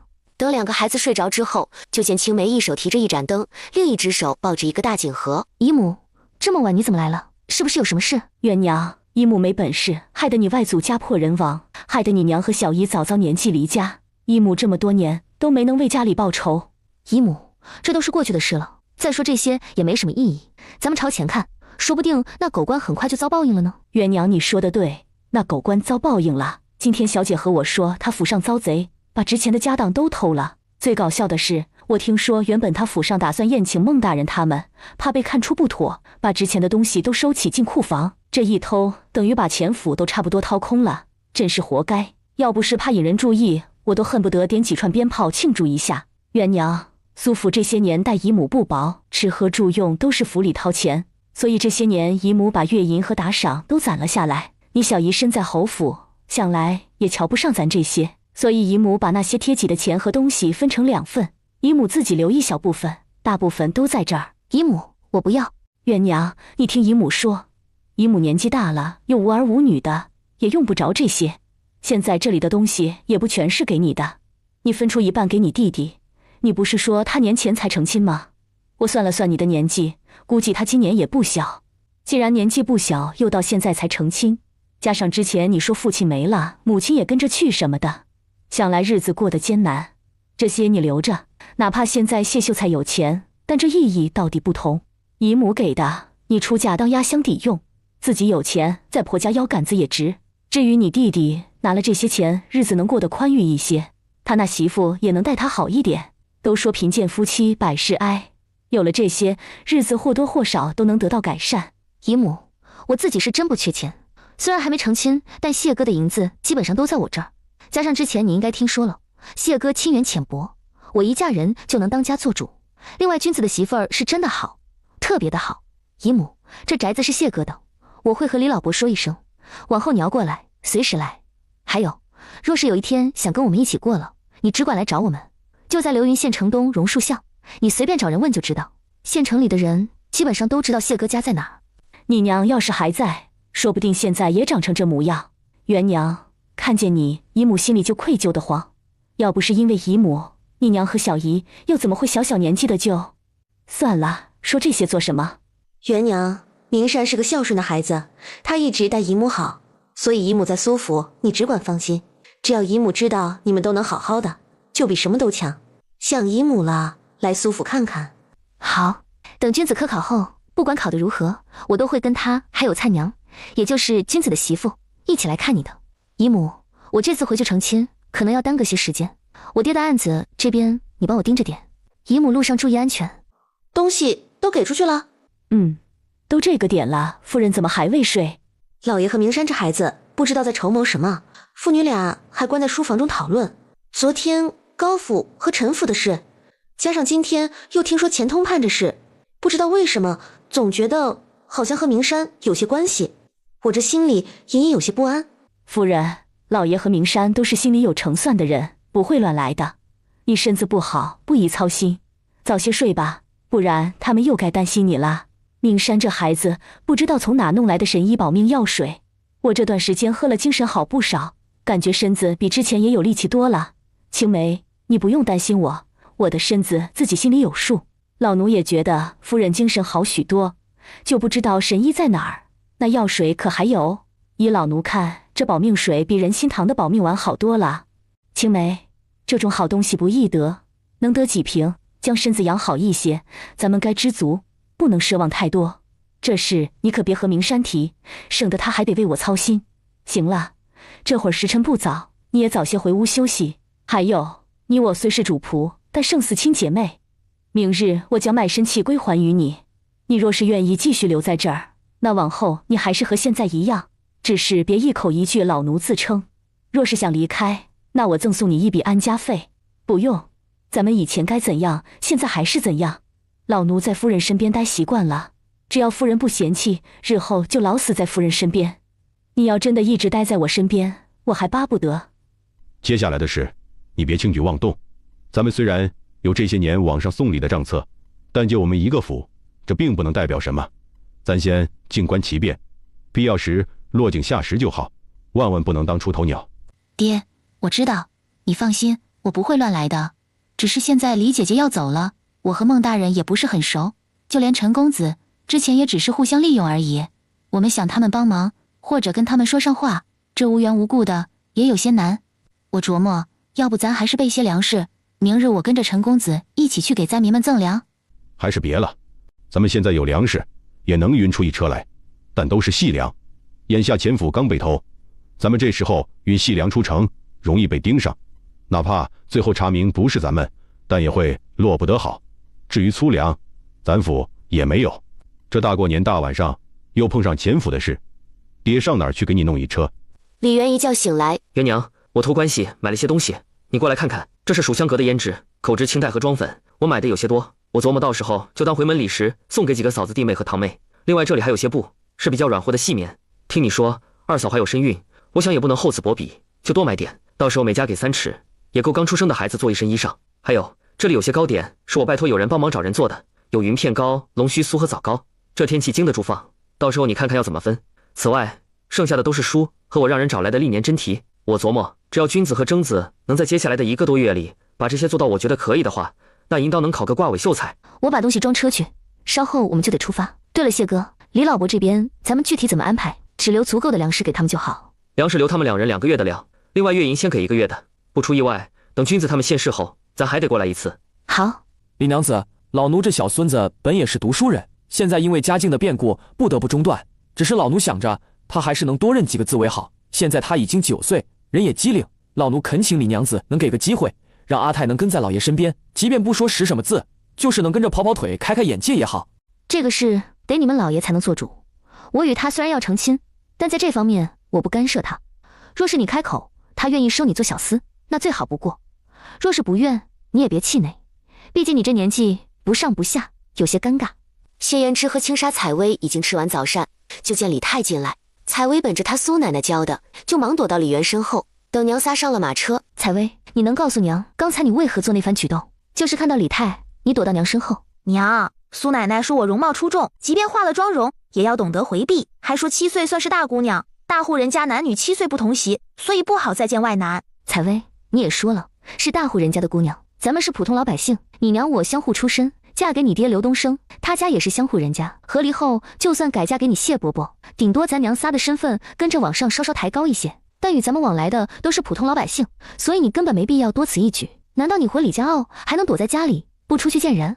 庆伟是你表哥，早2年就超过7岁了，你是不是也要避讳，都不跟他说话？就算说也是站得远远的，或者拿帕子掩面说。娘，那你觉得我该怎么做？苏奶奶说我谢伯伯有能耐，考中举人是迟早的事，到时候我是举人家的小姐，身份变高，人也得端着点，不能让人觉得我和妹妹是娘你带进门的拖油瓶，要给娘你丢脸。我不管你苏奶奶到底和你说了什么，但现在娘告诉你，她说的话别人可能适用，但绝对不适用你。你现在已经会化妆容了，就是李家傲里的普通小姑娘一个，咱没那么多避讳，不用这样来那样去的，你也不用考虑会不会给娘丢脸这事，以前该怎样，现在还是怎样，可明白？我明白了。娘，你别生气，采薇，娘没生气，只是觉得你此番举动不对，要是回去被人看到了，反而还会觉得你有些奇怪。还有，你和妹妹不是拖油瓶，从来都不是，不仅是娘不这么觉得，你们谢伯伯也是。你忘了吗？谢伯伯对你和莎莎有多好，教你们识字，叫娘给你们买头花、买红绳，还让娘给你们买装银子之类的锦盒和妆帘，这些等回去后娘再给你们。娘，我知道了，以后不会再这样的。还有，我和莎莎真的会有自己的妆帘和锦盒吗？有的，娘都已经买好了，等回去就给你们。你现在就是一个普通的小姑娘，和你苗苗姐姐一样的，日后就算是你谢伯伯考中举人或者做官了，要真有需要你做什么，娘也会想办法给你找专门教导礼仪这块的嬷嬷。你苏奶奶她也是好心，说的话还有教你的，可能适用别人，但不适用咱们，你明白吗？娘，我明白的。娘，以前在水云村时，大夫说你不会再生了，然后我和莎莎又都是女儿，跟着你嫁给谢伯伯，我怕以后时间久了他会有别的想法，我不想让人觉得我和妹妹是拖油瓶，是吃白饭的人，所以我想自己赚钱，也想乖一点，懂事一点，不给娘你添麻烦。要是有一天谢伯伯真的不要咱们了，我还有钱可以养活娘你的。采薇别担心，你要对娘有信心，对你谢伯伯有信心。娘的情况他早就知道了，不会因此嫌弃的。就算他以后真的嫌弃，你忘了吗？娘也有手艺，会绣花，也会摆摊卖面，对不对？你看，咱们娘俩都会做绣活什么的，你觉得养不起咱们娘仨吗？再说了，娘和你舅娘都会冬日种菜，那也能赚不少钱。李渊一时间也不知道拿着孩子怎么办，原本还想为了采薇好，以后等她长大一些送她到苏府，现在看来还是作罢。不管钱通判能不能被扳倒，他都会把孩子留在身边，自己教。谢燕之过来的时候，他看马车厢里的气氛好像不太对，等从李渊那得知前因后果。看我的，这事绝对给你办妥当。采薇，你娘都和谢伯伯说了你的担心，你放心，你所担心的事都不会发生。谢伯伯以前一直很倒霉，这事你应该没少听说。要不是你娘，谢伯伯也许早就没了。所以有没有子嗣对谢伯伯来说都不重要。何况你忘了吗？只要你娘嫁给谢伯伯，那你和青纱就是谢伯伯的孩子。再说了，你娘不能生，或许谢伯伯也不能呢。彼时的采薇听到他谢伯伯也是不能生后，感觉好像心里平衡了些，甚至觉得他娘和谢伯伯简直就是绝配。谢伯伯你放心，就算你和娘以后没有自己的孩子，我和莎莎都会给你们养老送终的。日后你要是愿意，我和莎莎都可以招赘，然后孩子全部姓谢。谢哥，你刚才是怎么和李太说的？我直接说就一辆马车，车上有姑娘，不好带她，还有她年纪小，等明年她再长大一些，我要是中举就得进京赶考，到时候让她跟随。那采薇，你刚才是怎么和她说的？她不是主要担心子嗣问题吗？我和她说，可能我也不会生，所以她就安心了。你和她说你不会生，那以后我要是能生呢？她岂不是觉得我背着你乱来？那她得是多不信任你，才会有这想法。不过元娘，咱们成亲后还是得多关注一下两个孩子，万一他们觉得咱俩有孩子，就会对他们不好什么的，那怎么办？还有，你这身子养好了，是不是最近好事做多了？元娘，你现在是不是因为善事，仙术又恢复了一些？那能是个仙术，让我们的马车跑快一点不？你想上天不？我直接送你上去。可以吗？元娘真的可以吗？那等过些天行不？等咱们成亲后，找个时间，咱们回你天庭的家。妖兽啊，为何他找了一个如此与众不同的男人？别人一听上天都是往不好的方向想，偏偏他是真的想上天。李渊被谢燕之整得有些无语。元娘，你想知道为什么初二那天陈家一下子闹起来吗？怎么，谢哥你知道？我也是昨晚才知道的。元娘有没有发现，之前在畅音阁见到的陈青青比咱们第一次见到时要胖一些？是要胖了些许。听说这是吴氏刻意为之。听说自打陈青青怀有身孕后，吴月儿就以为她和腹中着想的名义，一日三餐都叫下人煲汤熬补药，还叫她不要总在外头晃，去好好躺在床上养胎。吴月儿不会是想把人养胖难产，随后保大保小时，先保小，好将那笔丰厚的嫁妆留给他儿子吧？应该是这样。陈青青那人蠢笨又爱嘚瑟，怀有身孕后总是到处炫耀，因此倒也没能如她的意。只是这天天补效果还是明显的。这不，就算陈青青到处炫耀，依旧是长胖了些许。这事要搁之前，他或许还以为他娘疼他，但因为畅音阁的事之后，咱们的话他多少还是听进去了。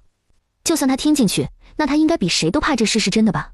他是怕，但他身在商贾之家，比谁都清楚钱的好处是什么，所以比起失去其他的东西，他更怕没钱。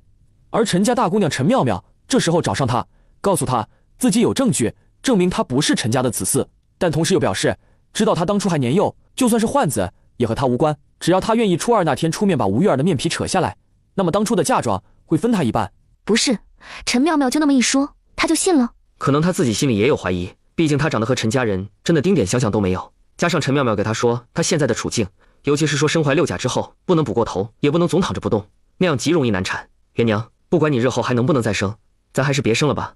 横竖我对子嗣没什么执念，加上家里有采薇和青纱2个孩子就够了。女人生孩子一脚踏进鬼门关，哪怕生育过，但也有可能会难产。我觉得往后还是不要子嗣为好。我都行，看你快点，别扯东扯西，赶紧说下去。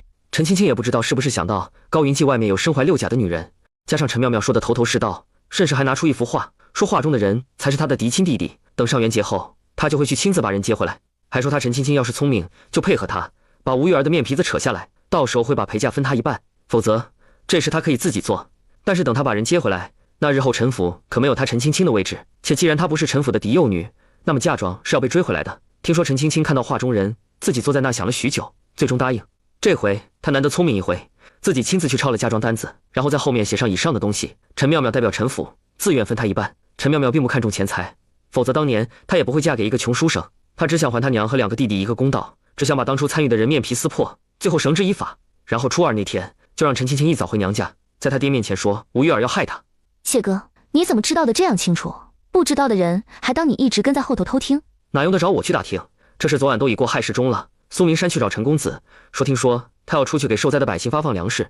他从小跟着爹在外经商，对整个信阳府下面的各个县很熟悉，愿意带路。然后说着说着就说到陈府的事，这些全是他亲口所说。我估计是陈妙妙与他说的。怎么又扯到苏明山了？甚至他还主动提出要带陈浩这个原来书中的男主去赈灾。这丫头不会真的起心思了吧？可是之前看他分明对秦牧阳还有感情，所以应当不是对陈浩上心。那么是他苏府想攀上陈浩这关系，刻意为之。谢哥，你之前在我那仙府中检查的时候，有看到前府的账册吗？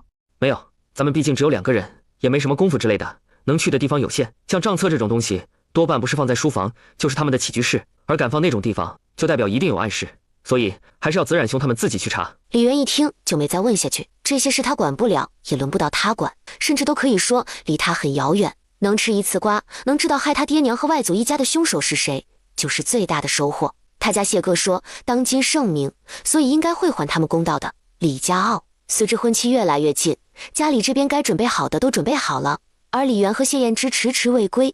元娘都一把年纪了，怎么还这样任性？什么时候去府城不好，非得在年前去，去就去了。自己什么时候成亲，心里没个数吗？明天都初8了，他到底要什么时候回来？别，我们都准备好了，到那天他和少安都还未归家。整个李家，不，应该说现在整个流云县都知道谢秀才要和好运面瘫的东家成亲。当初提亲的时候，请的兵人可是陈大人的媳妇，据说聘礼给的全是银子，比县里最富有的民府出手还大方。当初民府给娶儿媳给的聘金是666两，还被县里的人津津乐道了许久，而谢秀才居然一出手就是999那种。奶，你别急，姐和姐夫心里有数的，指定不会在这事儿上出岔子。奶，郭掌柜都被我姐夫先喊回来帮忙，你看咱们现在宴请的人都通知到了，家里该采买的也都采买妥当了，甚至怕他们回来的晚，还提前把嫁妆都运送过来，所以到时候他们就算是当天回来也行，只要不误了吉时就好。随便他们想怎样就怎样，我不管了。君子是元娘和谢秀才回来了。亲家舅舅，麻烦你帮我把这背篓放到书房去，里面有一大半都是我给君子和征子找的书籍和真题。大姐，你这马车光是装这些东西了吧？姐夫，这马车是你们新买的？这马车是新买的。君子，你和征子把东西搬进去，门锁好，帮忙喂一下马，有什么事等我们睡醒再说。那你们赶紧去洗漱，这些我和3哥来就好。而在帮忙搬东西的李军3人，随着东西越搬越多，心里越是震惊。看着一匹匹的棉布，还有一个个锦盒。君子，姐夫不是要参加乡试，来年进京赶考，姐到时候得在京城置办宅子，他们把银子都花在这上头了，到时候怎么办？姐夫是个有成算的人，既然买，那必定是够的。去年我走镖时，就听人说姐夫写的新画本卖得极好，想来这些东西应该有些是画本分红买的，还有一部分或许是苏姑娘送的。你莫要忘了，采薇是苏姑娘的徒弟，她待采薇极好，所以会送些东西也正常。一早李元还未醒，元娘醒了没？大奶奶、三奶奶，过年好！采薇早上好，过年好。来，这是大奶奶、三奶奶给你和妹妹的压岁钱。娘，我大奶奶、三奶奶来了。采薇，你年纪这么小，这是做什么啊？三奶奶，府城有个大官比较坏，喜欢搜罗美人，然后自己养大了往京城送。我师父说我长得好看，要会保护自己，所以我就和我娘还有韩奶奶学怎么遮掩自己。三奶奶，你等着，一会儿你就知道了。他们李家模样长得最好的就属二房，当初他那二嫂长得美，若非如此，他二伯哥也不会说什么非亲不娶。既然有大官坏，那采薇往后都不要去了好不好？要是县里住的不安全，就回李家傲来。咱们李家傲到处都是人，且都是熟人，要是有外人过来，大伙儿都能发现，到时候会把人赶出去的。三奶奶，你看我现在如何？采薇，这是谁教你画的？还有这东西是谁给你的？是韩奶奶，我师父是她一手带到大的。大嫂，元娘许是累坏了，还在睡。咱们先带孩子回去吃饭吧，等晚些再过来。大伯娘，三婶早上好，过年好。过年好。尚安，你要不要先去老宅那边吃点早饭，然后回来继续睡？趁着这会儿还能休息，就多睡会儿，不然等元娘奶奶回来，你们接下来怕是不能好好休息。不睡了，元娘这会儿估计还在睡，我先给她熬点粥，等她醒来再说。大伯娘你们先忙，我这边忙完还要把昨天买回来的书籍和府城历年的真题分出来，给征子和君子做一下测试，看看这些天他们进步了多少。尚安，你忙你的。舅舅，你看见我的头花了吗？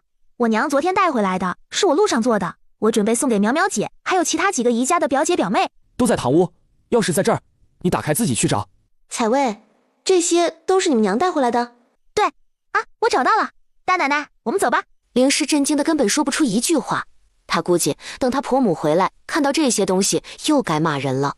那么多布就得好几或者都快10两了吧，还有那一个个锦盒。她虽然不识字，但看那图案和之前元娘给苗苗买的是一模一样的。先前大儿媳柳梅还拿着淼淼的耳当去县里问过，人家看到那小小的锦盒，再看那款式，就说了一个令他们心跳的价格。之前淼淼的东西还小，且就一个，现在换成这么多，锦盒还那么大，想必这些东西得大几十上百两。当然，这前提是这些得是银的，这要是金，那再大的家业都不够这2人拜。不行，等元娘醒来，她得好好说说，这成亲是要好好过日子，哪能这样大手大脚？元娘，你醒了没？醒了。你这孩子醒了不起来吃饭，在这倒腾什么啊？赶紧的去洗洗，过来垫一下肚子。一会儿你奶该回来了。元娘，你这屏风呢？怎么不见了？屏风？什么屏风？就是那个喜鹊登梅的屏风，我瞧着怪好看的，还喜庆，怎么不见了？三婶，你看错了吧？我们没事买什么屏风，有那银子还不如多买点粮食。你是不是眼花，或是记错了？没有，我绝对没眼花，也没记错。之前从堂屋搬进来时，还是我和你大伯娘一起抬的。李渊在这一刻恨不得打死自己。他拿出来属于钱夫人库房中的东西不多，一只手都能数得过来，且都是小物件，看起来很一般那种。三婶，你或许是眼花，或者记错了。你看这东西都在屋子里，要真有你说的屏风，怎么可能会突然不见？我也没记得自己有买，且我又不傻，就算真要买屏风，也不可能千里迢迢从府城买了一路运回来，那还不够累的。要不你问问谢哥，问问采薇和青纱，回来时我买过屏风没有？马氏看他说的一脸笃定，一度怀疑自己是不是记忆出了岔子，他得去问问他大嫂，他还不算老，不应该现在就记性不好使才是。谢哥，你出来一下，悄声将自己做的事给说了一遍。无妨，稍后三婶他们要是来了，我来与他们说。谢哥，你打算怎么圆这个谎？那屏风采薇和青纱一路回来都没见过，我到时候就说陈大人的堂弟已到了适婚年龄，他即将去庐阳府上任，不方便回京，就特意找人做了那副屏风。只是木匠赶出来的时间不巧，恰好又碰上我们赶车路上路过，他知我与陈大人熟人，便让我帮忙给陈大人捎带回去。今儿一早，三婶在厨房帮你熬粥之时，人家低调前来将东西搬走了。这话感觉就很多漏洞。咱们李家傲大家都熟悉，有个生人大伙儿都能发现。你说这话，到时候大伯娘他们随便一问，就知道没生人来过，是假的。相信我，不会的。他们要真问起，我就说来的人有拳脚功夫，怕引起不必要的麻烦，就刻意避开人。月娘，别忘了李家傲虽然大家都熟悉，但也大，又不是只有一条路。像你说的，人家只是来拿东西，又不是什么见不得人的事，为何要避开？算了，稍后三婶他们要是问起，咱们先看看他们信不信。成，别担心，一切有我在。因为灵氏跟着去选猪，马氏问屏风的事不了了之。奶，不是我不想早点回来，实在是被要事给耽搁了。这次我去府城，不仅找到我外祖一家，还找到了当初伤我爹的凶手。元娘，真的找到杀你爹的凶手了？别是怕我指责你晚回来骗我？奶，是真的，我怎么可能拿这事骗你？还有我娘的事，和那些人多多少少也有些关系。灿娘啊，你去喊君子一道过来。这种大事，他作为儿子，于情于理都该知道。要是因为这事影响了科考什么的，那说明他不是读书的料。奶，既然要说这事，要不去老宅看看我爷他们可在？咱们直接去那边说。他起身看了一眼房间里堆着的东西，就问：这些都是你买的？花了多少银子？不是和你说过日子银子要算着来？奶，这里的东西有一部分是元娘和君子的姨母赠送的，剩余的是我让元娘买的。其中买的那些东西，有一部分是我要送回谢家去，还有一部分是作为到时候元娘回门时送给你们的。姨母？对，这个稍后活奶你细说。人家男人都不介意，还护着他这个当奶的，高兴还来不及，哪能有意见？毕竟男人宠，女人才能过得好，至少元娘不用过像以前在水云村那样的糟糕生活。等李元说完这些，在场的女眷红了眼。元娘，你之前说你娘氏和你爹的也有牵连，这个牵连是指那个钱通判？是，但也不是，反正最后都是要扯上他。奶，君子的兄弟那个高武，你是知道的对吧？他是府城陈家的嫡子，从小被人换掉的。换他的人主谋是现在陈府被扶正的吴氏，还有府城最有钱的那个高家的当家人。这两人勾搭在一起，外出苟且说了些不该说的话，然后我爹他们赶考路过借宿，他们以为我爹听了去，就让人假扮盗匪要他的命。元娘，这事你是怎么知道的？那2个狗男女现在就在府城。高武的嫡姐嫁的人中了进士，他与那小妾扶正的吴氏不对付，得知他弟弟被换，娘和另外一个弟弟的死有可疑，就回了府城，然后找了证据把这事闹大，谁知就带出了这些陈年往事。现在人被扣押在府衙，而府衙接手的人目前是谢哥的旧识。君子，你该念书就念书，给奶好好读，好好考，出人头地后，咱们以后再也不会被人欺负。你爹你娘的事，奶去，我要亲眼看着恶人被伏诛。你不用劝我，你应该知道我这些年的心病，偶尔夜里都睡不好。既然知道，肯定要有个结果才会安心。娘，你年纪一把了，别去府城折腾行吗？你这样出去，谁能放心？你就算不为自己想，也得为我们多想想。我们要真放任你走，回头别人指定要出我们几两骨的。他还有2个孩子，还有其他的儿孙，已经死了的，都死了那么多年，他就算再不甘也得放下，不能叫其他的子孙被人指着不孝。奶，莫哭了。我们回来的时候，谢哥就说，现在这案件有些复杂，应该会有钦差大人下来查，所以一时半会儿是解决不了的。等君子他们现世过后，我们要去府城，到时候你要还想去，就一道可好。奶，现在接掌府衙的人可是大理寺少卿孟鹏孟大人，他是谢哥以前的同窗好友。我们回来之前，谢哥还去府衙与他彻夜长谈，据说他们会来此就是为了查那个钱通判的。而那吴月儿和高宁瑶敢胆大包天贩卖私盐，还有让护院伪装盗匪劫杀往来客商，背后可都是钱通判在撑腰。当今那位对钱通判起疑，才叫孟大人来查的。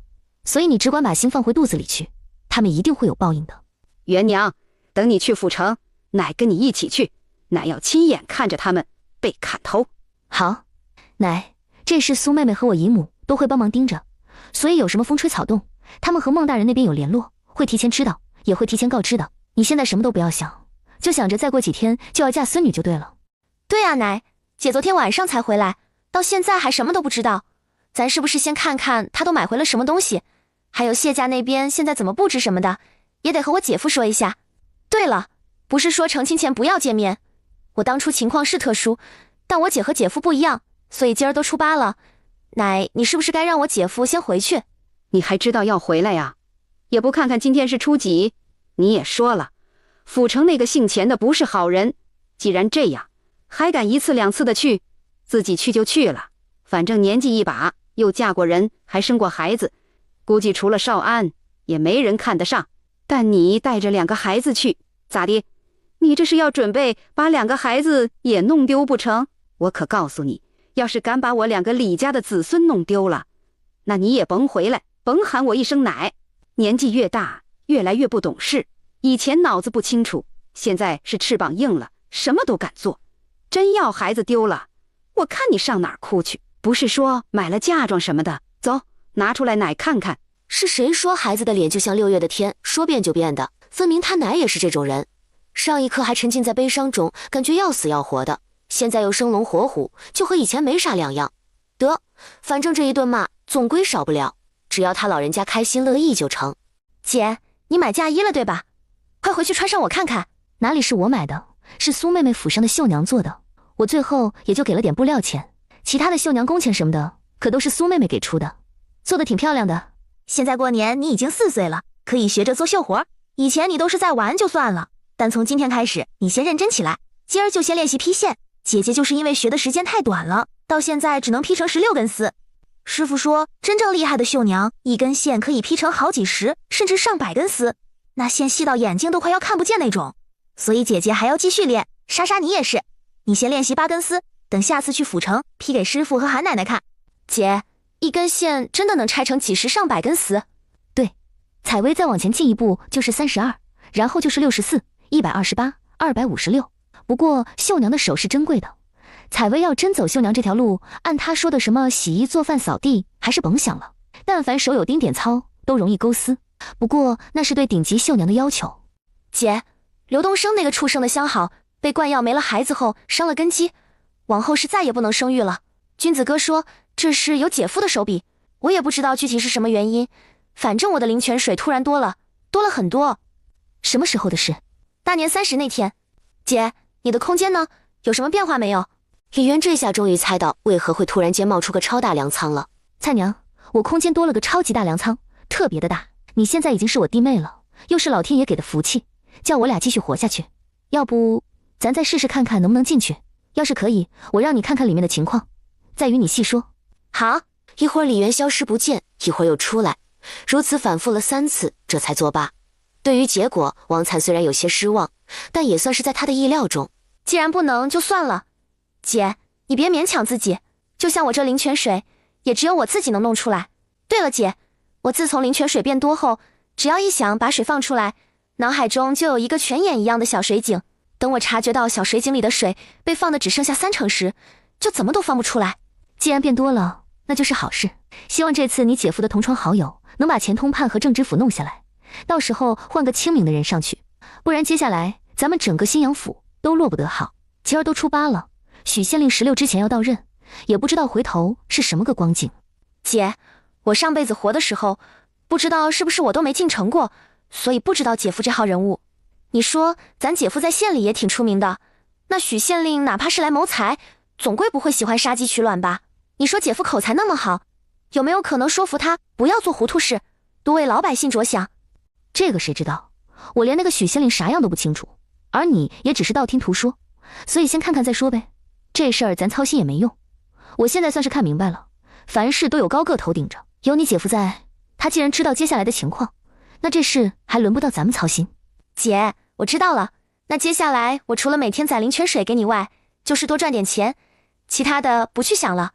对了姐，我和君子想往后跟你们在一起，不管你和姐夫还有2个孩子去哪儿，我们就跟着去，你看可以吗？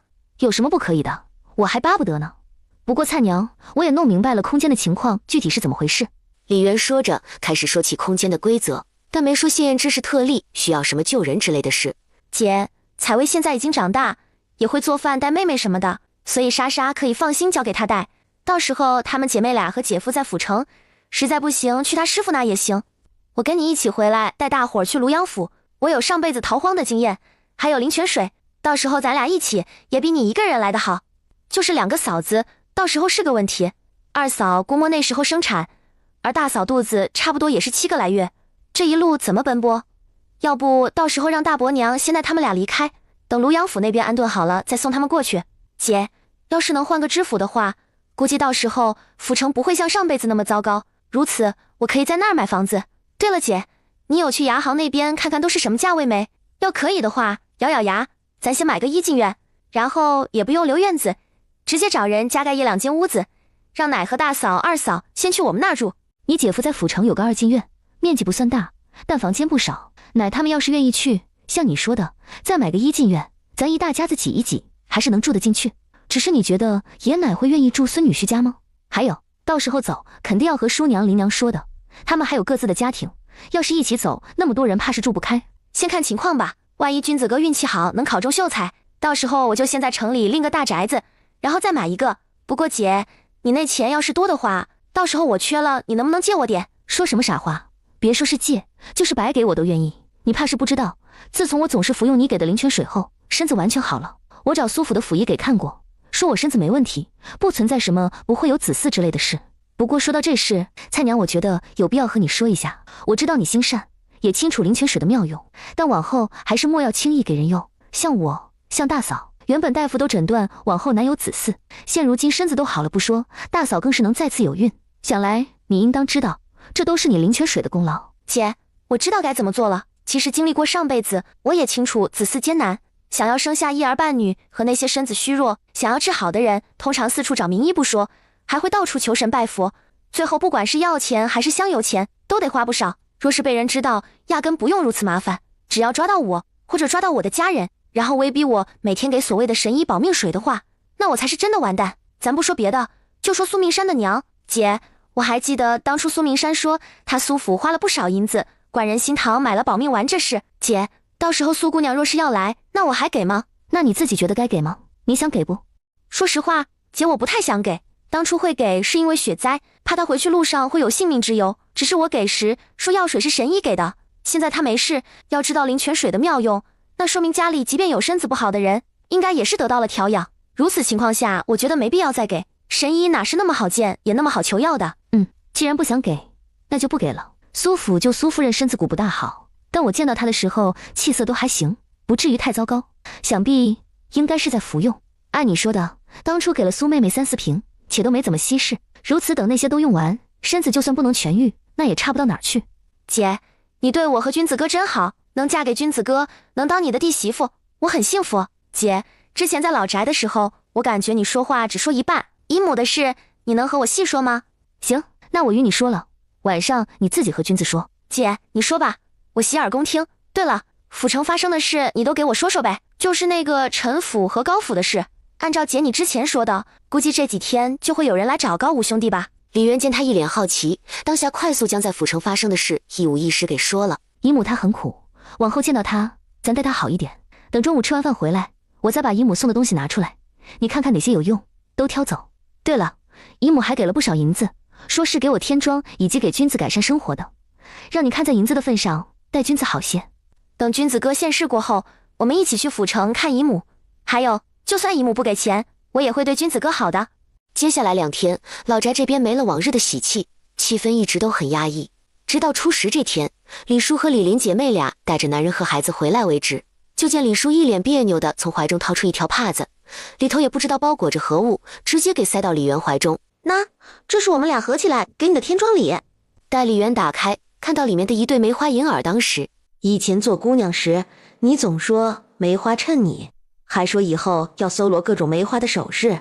我和二姐在婆家没法子当家做主，手头银子也有限，原本不想管你的，但后来看你还算有良心，知道自己的不对，还早早给孩子们准备红封。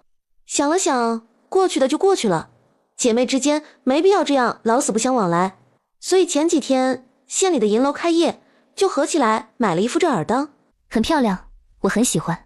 谢谢二妹三妹，难为你们还记得我的喜好。二妹三妹，这是我在府城给你们买的，希望你们能喜欢。李叔和李林看到那一对牡丹花银钗，不要，你有这份心就好，我们先领了，赶紧自己收回去。你嫁的可是秀才，还有可能考上举人，人家给了那么多聘金，你这要嫁妆薄了，要被人看清了去。这一对首饰你自己留着，我们想要什么，日后会自己买。对，大姐你自己留着，我们不要。买都买了，我自己留着做什么？谢哥可是知道这些是专门买给你们的。还有，外头只知道我的聘金要留着，到时候去京城置办家宅的，所以这东西你们收好，莫要往外传便可。我真不缺首饰，你们给我耳当，奶也把以前准备的陪嫁给我了，还有我姨母、苏妹妹也都送了一些。我是真的不差这些，你们只管放心拿好。这里的头花是我在府城买的，你们给孩子们一人拿上2朵鲜亮的，也看看有没有适合自己用的，要有就只管拿。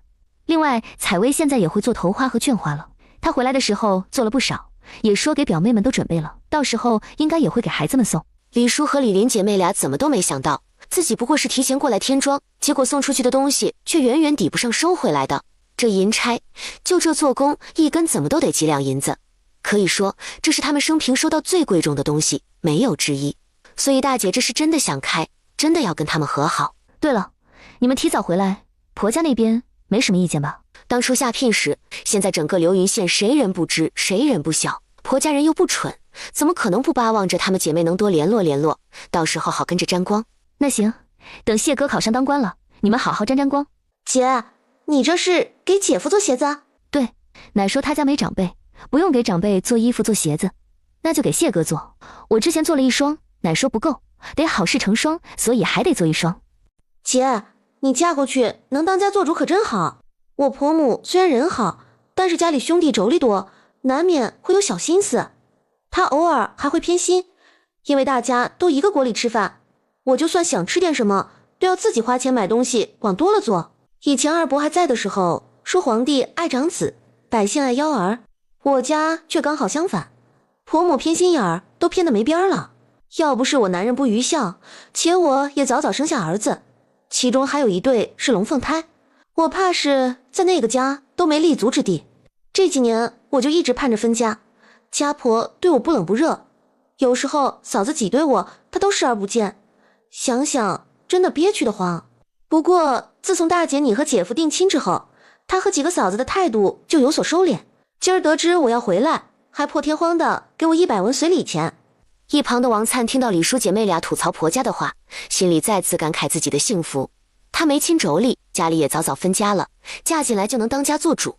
虽然家里没有田地，但对她来说这根本不算什么，毕竟接下来年景不好，大家都往外跑，即便有地，到时候都会被淹没，有和没有其实没多大区别。加上大姑子人也好，一心一意都为她着想，就好比她给2个堂姐是一人1根银钗，但之前姨母的那些东西里，唯一的1根金钗，元娘姐却给了她。且分钱的时候，元娘姐怕她这边到时候不宽裕，还特意多分了一些。她相信，当初姨母给的时候，应该是说姐弟俩各分1半的。但元娘姐最终所有的东西都按4、6分，他们家6，元娘姐4，所以和2个堂姐比，她嫁人就像嫁到蜜罐中一样。就连她茂才舅舅都说她命好，嫁到福窝里来享福了。李叔也在说她在盼着分家的事。大姐，我决定回去再提分家的事。今天才初10，连元宵都没过，但这天气好像比以往要热一些。我想起之前我娘和我说的，让我把家里的田地都种上耐旱的作物。我回去说了，他们根本就不同意，还说我夫人之见，又说姐夫一个秀才，哪里懂什么种地。总之不行。那我这边还好，也不知道是不是受之前雪灾的事影响，家里人还是挺相信姐夫的，只是要他们全部都种上红薯、玉米，他们又不愿意。他们说家里水田还是种稻子啊，到时候把旱地全种上红薯和玉米。你家公家婆虽然偏心，但听你这话好像也是能听得进劝的人。但我家不行，他们根本不听，还说除非是县令大人下令让大家种。我想分家，到时候分给我们的地，我想怎么种就怎么种。采薇娘，有客人来了。娇娇、素锦，你们怎么来了？快进来屋子里坐。元娘姐，高武哥的姐姐昨天傍晚找来了，现在人就在我家。她说要带我们回去过元宵，所以我和高武哥明日就得走，到时不能参加你和谢哥的婚礼。他说着，从怀中掏出一个荷包递了过来。我也不知道该给元娘姐你送什么，想了想，还是给钱，到时候你自己买吧。姐姐说她能找过来，多亏了元娘姐你和苏姑娘，谢谢你，真的谢谢你和谢哥，还有君子，要不是你们，高武哥早已没了。要不是你们，姐姐也不会找过来。之前你们说怀疑高武哥是陈家子嗣的时候，我看他其实挺开心的，所以这次姐姐一来，他就想跟着回去。李娘子，我们也决定跟着娇娇姐他们走。实在是江家人真的太过糟心，留在县里，我们一刻都不得安生。平安和高武兄弟关系好，加上我对府城也熟，陈家大小姐也希望我们能跟着高武哥和娇娇姐走，到时候能够帮衬他们。所以这次你们的婚礼我们也不能参加了，这个是我的随礼。李娘子，我家中现在入不敷出，基本上靠我的嫁妆撑着。礼物虽然不如何，但希望你莫要嫌弃。你们能有好出路，也有好前程，我和谢哥自然是高兴。都去吧，不管怎样，比留在县城里强。等我成亲后，过段时日也要去一趟府城，到时候只要得空，且你们在府城的话，那我和灿娘会去城府拜访的。元娘姐，那我先回去了，回头有机会咱们再聚。还有，祝你和谢哥白头偕老。好，不过娇娇，你稍等我一下。就见他手中拿着4包糕点过来。灿娘，你别担心，我和高武哥虽然还没办婚礼，但已经过了婚书的。你们不能参加婚礼，又给了天庄，这是我给的回礼。还有娇娇，我知道你对高武兄弟情深意重，他人除了在之前大张氏的事上有些拎不清外，其实也还好。但是陈家的情况有些复杂，我觉得你还是为自己多想想。元娘姐，你放心，我会为自己多想想的。高武哥对我挺好的，我也不清楚他会不会一辈子都这样，但至少到现在我都不后悔。我知道有些人只能共苦不能同甘，但我想试试，不管最后结果如何，我都愿意赌一把。要是他爹什么觉得我配不上他，要他休妻另娶，而他最后也同意的话，那我……素姐，我有几句话想和元娘姐说，你能在这里等我一下吗？好。元娘姐，这里有80两，是我留给自己最后的退路。本来我还没想好该怎么办，既然你提起这事，那索性你帮我保管吧。虽说我与你认识没多久，但我相信谢哥，也相信君子，所以钱放你这，我放心。娇娇，我觉得放在我这儿，还不如放你叔父和沈娘呢。他们把你当做亲生女儿，向来疼你，放那你完全可以放心。他们根本不赞同我和高武哥连成亲仪式都没办，就跟着去府城。因为这事，他们今天一直在生气，我怕拿出这银子，他们会更担心，所以只能让你帮忙管。我也不知道自己这决定究竟是对还是错，我也清楚自己有些痴傻，但我还是想赌一把，不然我不会甘心的。元娘姐，你会支持我的吧？看你这样，其实心里也没底，不然也不会做出给自己留后路这事。娇娇，你都打定主意了，还想从我这听到什么？不管如何，希望你往后都能好好的，不会有用上这银子的一天。这钱你放我这儿，只管放心。要不放心，我给你写一张收条也行。元娘姐，我信你，且也不要收条，拿着收条，日后要是被人偷了捡了，于你于我都不好。我信任你，也相信谢哥。要是我能一直活得好好的，那这钱日后我让子嗣来拿。要不行，我没了。元娘姐，你帮我把钱给我叔父和婶娘他们。这事就先这样，我得走了，家里一堆东西等着收拾。等人走远，姐，不知道为什么看娇娇姐这样，我好担心。她刚才和你出去是说了什么吧？娇娇留了80两银票在我这儿，说是给自己留的退路。不是吧，姐，你说她这是做了最坏的打算？对，还连这钱以后如何用都交代好了。活着日子过得好，就让子嗣来拿；过得不好，活着过不下去，那是他留给自己的退路。万一不幸没了，就给他叔婶。按理这钱他不该放你这的，想来是家里长辈也不同意他去府城吧？对，路是他自己选的，我们作为外人又能说什么？或者就算说了，你觉得有用？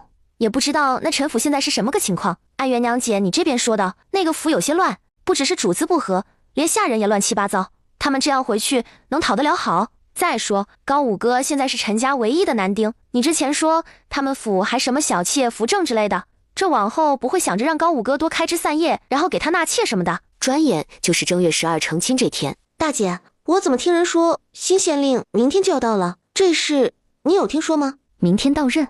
对啊，我也是听孩子爹说的，他也是听别人说的，所以不知道是真是假。陈大人真的很好，他这一走，谁知道接下来是什么个光景？之前听爷这边说，姐夫说新县令好像不大好，我这心里一直打鼓，别不会3、4月就要人去服劳役。李渊和王灿的心都直往下沉。许狗官终于要到了，那接下来等着大伙儿的会是什么？大姐，你是不是还知道什么？二妹，许县令是为了敛财来的，他是三皇子外祖家许氏一族的旁支，三皇子已经18，不是19，明年就弱冠搬离皇宫。你说他到任后会做什么？不会要咱家赋税吧？姐，你还记得吗？以前咱流云县只要是带着东西进城就要交钱，哪怕是一个包袱都要给1文钱。大姐，我得去梅芳爹说一声，先别整分家的事，不然到时候要服劳役，咱家有几个男丁，孩子们还小，梅芳爹指定要去的。大姐，我也去找秋姨他爹，让他赶紧分家，反正婆母偏心，不管到时候分没分家，只要服劳役，指定是秋姨爹去。这次回去就分家，我看分了后他们让谁去啊？姐，你说我姐夫把陆隐的事都办妥了吗？许县令来了的话，他们要交接，一旦许县令上任，往后就咱村这么多人，这陆隐按照上辈子那样的话，得花上1000两才行。他办事你还不放心？他之前回去的时候可是去找华叔了，他说要整个李家傲人的户籍册子，我估计就是办这事儿去的。等中午他来了，我问问。好，只要有陆隐有接收的地方，那咱就不用担心。我和君子哥无儿无女，也没田地，哪怕有宅子也缴纳不了多少税。我舅舅他自己单独一个户籍，也无宅子无田地，所以不管是赋税和徭役都不用愁。只是老宅那边三哥还不是秀才，到时候要只是单纯要钱还好说，若是非得要人去服劳役，也不知道会派谁去。要不是有些事不能说，我真想让李家傲的人快点跑。上辈子水云村附近的高山山洪爆发，幸好我们当时跑得快，不然早就死了。水云村地势高还那样，你想咱李家傲地势那么低，还靠近流云河，粮食再重要也没有命很重要。只要是种红薯，甭管到时候长多大，在决定要走的时候就先挖出来带走就行。只是姐，他们会愿意全部都种红薯吗？不知道，这事爷他们在张罗，到时候愿不愿意种，愿意种多少，全凭他们自己。蔡娘，我们是人不是神，能帮的也只能到这儿。蔡娘，适当的善心是善良，过度的善心是圣母。咱们已经做了自己该做的，人家自己怎么决定，那是人家的事，你不能代替别人活，所以也不能替别人做决定。这事我希望到此为止，接下来咱们过自己的日子，该如何就如何。等真到了要走的那一步，咱们护送大伙儿一起走就行。对不起元娘姐，我只是想到上辈子的自己，那时候我特别希望有人能够提早告诉我，让我好有准备，而不至于日后那么狼狈，所以一朝重生，我就忍不住想帮忙。蔡娘，咱们是真的提醒过了，不是1次2次，但凡有心的都会去注意，咱们问心无愧，所以你别想那么多。行了，这事儿从现在开始你抛之脑后，别再去想了。你过度关注过度操心，只会引起别人的怀疑。你不会希望自己被当作异类抓起来烧死吧？或者你说了，别人觉得你危言耸听，等事情真发生，又觉得是你诅咒才导致如此的，最后的结果估计还是被烧死。不会了，姐你放心，我不会再去想那些了。这一天，主簿徐大人、县城赵大人纷纷换了一身便衣，和方师爷张捕快等人一起跟着他去李家坳接亲。从花轿到马车，加起来可以说是浩浩荡荡也不为过，纷纷傻眼。怎么这么多人？说你们家能做多少，就尽可能的往多了做。要是锅不够用，我这就叫人在其他家里帮忙一起做。米面肉菜什么不用操心，咱组里全出了。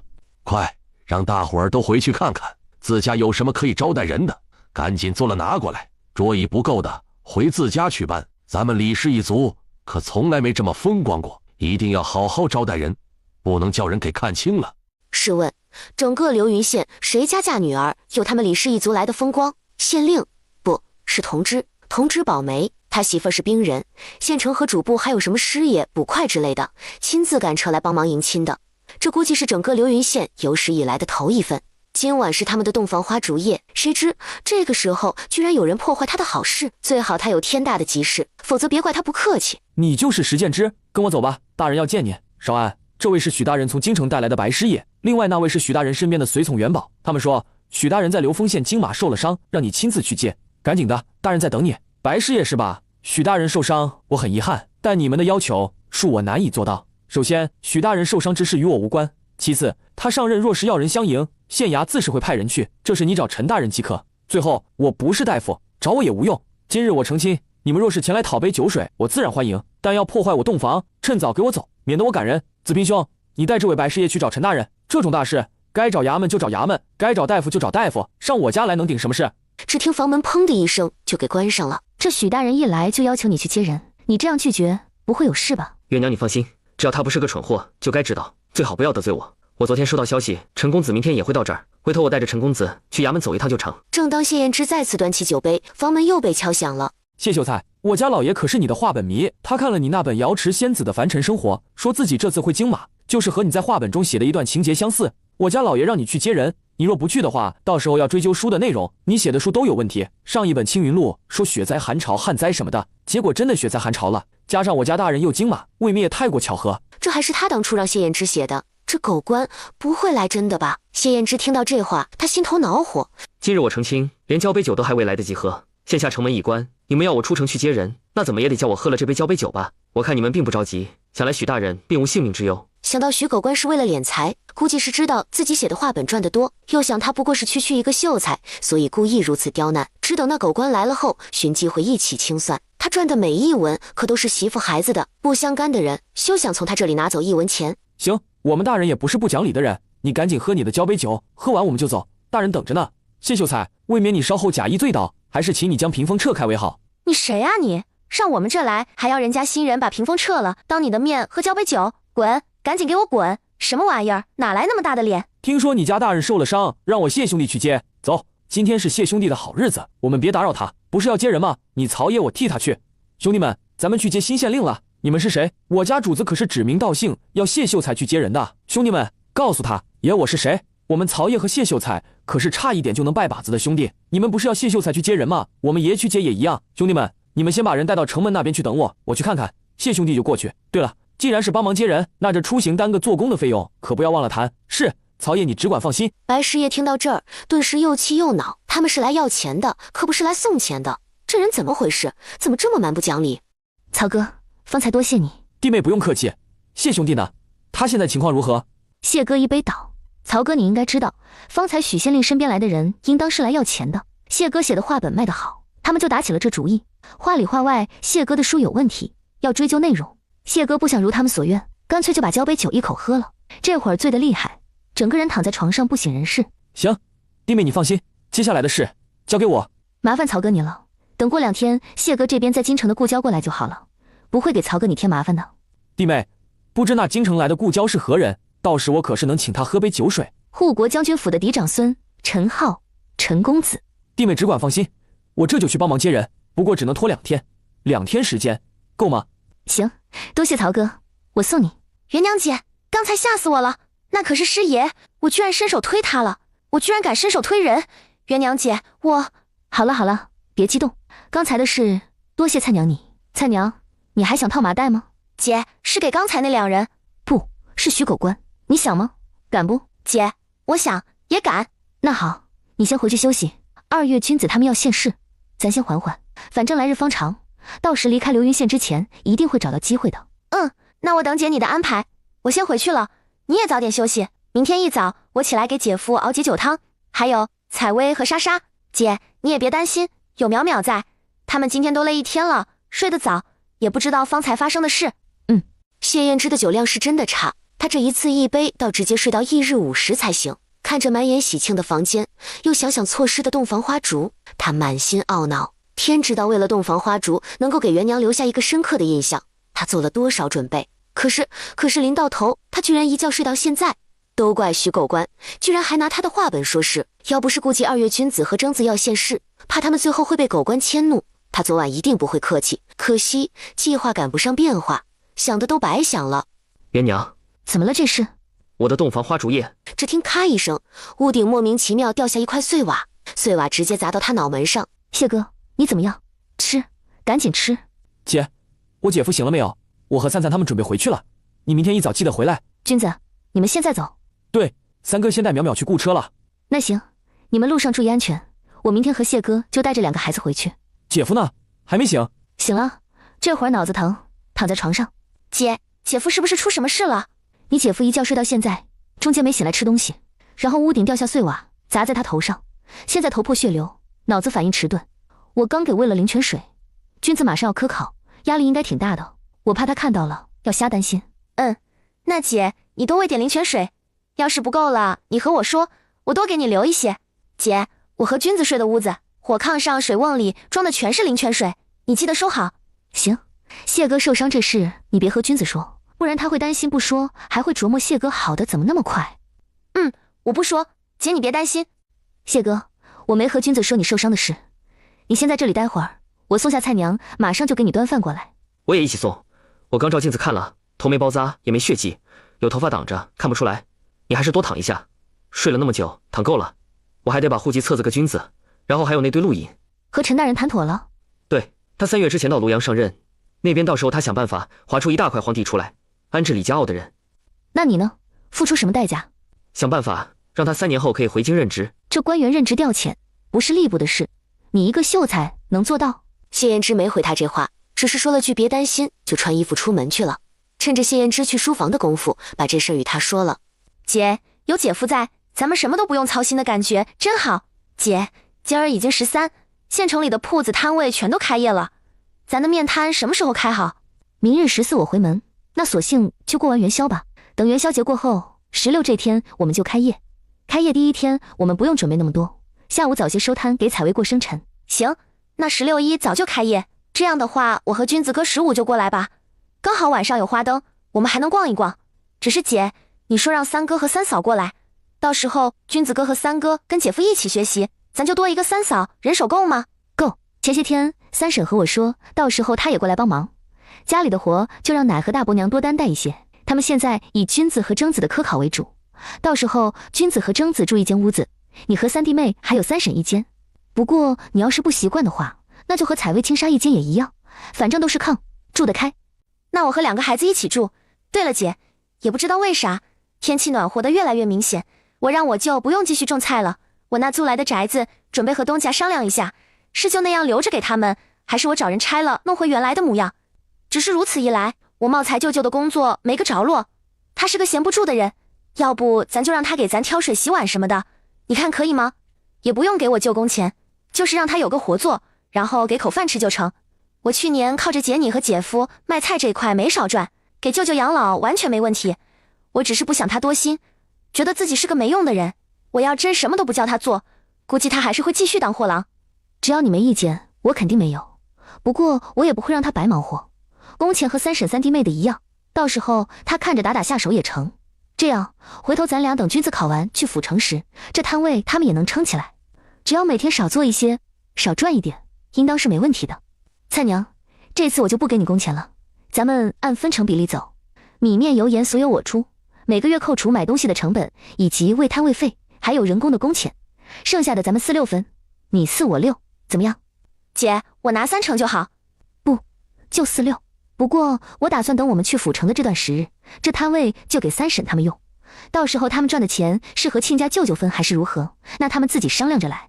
老宅这边年前是赚了一笔，但是帮君子还债和置办婚礼席面就花了不少，还有我的，虽说米面什么都是族里出，但是肉那买生猪的钱是老宅出的。另外我房里嫁妆的东西，像香笼、子孙铜等物，他们找木匠也得花些钱，我估计奶那边就算还有一些，想来也不多了。等王灿和李军以及李淼等人走后，李渊才想起来，他好像还没给他们送嫁红包。谢哥，你给他们红封了吗？给了，刚去书房，不是待得有些久，就是在给他们包红封。我按照咱这边的规矩，每个人都是2个，一个你的，一个我的，每个红封里我都放了1000银子，合起来一共去了8000。给了就行，这银子给的也合适。我奶还特意交代我，别有点钱就嘚瑟。咱李家傲里的人送陪嫁的红封，有的10文、20文，家里殷实一些的会包个50、60文。他让我最大一个不能超过1000，除了采薇和青纱外，剩下的人合起来不能超过1两，不然就不认我这个孙女。奶也是为了你好。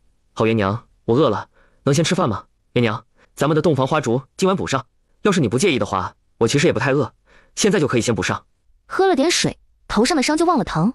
哎，元娘你不说，我都没注意，你这一说，我这头好疼啊，疼都流血肿起来了。元娘，以后我的命就交给你了，你要记得对我好一点啊！好疼，真的好疼啊！走吧，我先给你热饭，等吃完我再检查一下看看，要不行咱去找沈大夫再给看看也行。你是吃现做的还是先服里的？我估摸你这2天也得开业摆摊了，接下来会很辛苦，要不我来做，你指挥着点。若是我会做饭了，那接下来可以和君子他们轮着来，家里你就不用操心。你要学做饭我没意见，那就做炒饭吧，米饭是现成的，家里也有肉菜什么的，你做蛋炒饭、肉丝炒饭还是如何？那就做肉丝炒饭，我自己来切肉丝。元娘，各家随礼的清单和银钱什么的都在这儿，这些往后就交给你了。谢燕之这边没消失多久，方氏也过来了。少安，昨天人是我带来的，真是对不住。无妨，你也不知道他们前来是何意，不用将责任揽在自己身上。他们许是觉得我好欺负，又看我话本赚了不少，这不就将主意打到我身上来。这事我会自行解决，你不日就要随陈大人上任，只管忙去，待他日得空咱再聚。少安，你真有法子，3年后就要大人调回京城？有，只要他能做出政绩，即便不用我找人帮忙，护国将军府也会想办法把他弄回去的。陈好陈公子已经来新阳府这事，你作为陈大人的师爷，应当知道。我听子冉兄说，他回头还有事要去庐阳府，约莫是为陈大人扫委屈的，不然何事需要他堂堂一个护国将军府的嫡长孙出面解决？合着你这不过是顺水推舟？那不然呢？这种官员任职调遣的事，岂是我一个无权无势的秀才能左右得了？你放心跟陈大人吧，当初我能把你举荐给他，就是知道他的秉性，跟着他，你的前途是好的。等这次跟过去后，你在那边弄好家宅，记得赶紧把媳妇、孩子和父母都接过去。我知道，我既然跟随大人，自然是走到哪儿，家人就在哪儿，放任他们留在这边，我也不放心。何况从昨晚的事来看，那个许大人就不是个善茬，且脑子还不大聪明的样子。还有那个白师爷，不过是小小一个师爷，初来乍到，情况都没摸清，就先找上门索要钱财，当真是蠢。少安，这2日我就得随大人启程，先告辞了，他日咱们再聚。回头你李家傲的人过去，我会照看1、2的。多谢。元娘，我们去仙府好不好？我想与你站在那个洗浴室里共同沐浴，我想与你一起睡在那张软软的仙人床上，我想与你肆意纵情，而不必担心会被他人所影响。这一夜，谢燕之又好生不要脸地做了一首诗，翌日便是3朝回门。姐，奶说今天的女婿酒就在老宅办。行，不过虽然是女婿酒，但不能给谢哥灌酒。吃过午饭我们还有事，要先回去。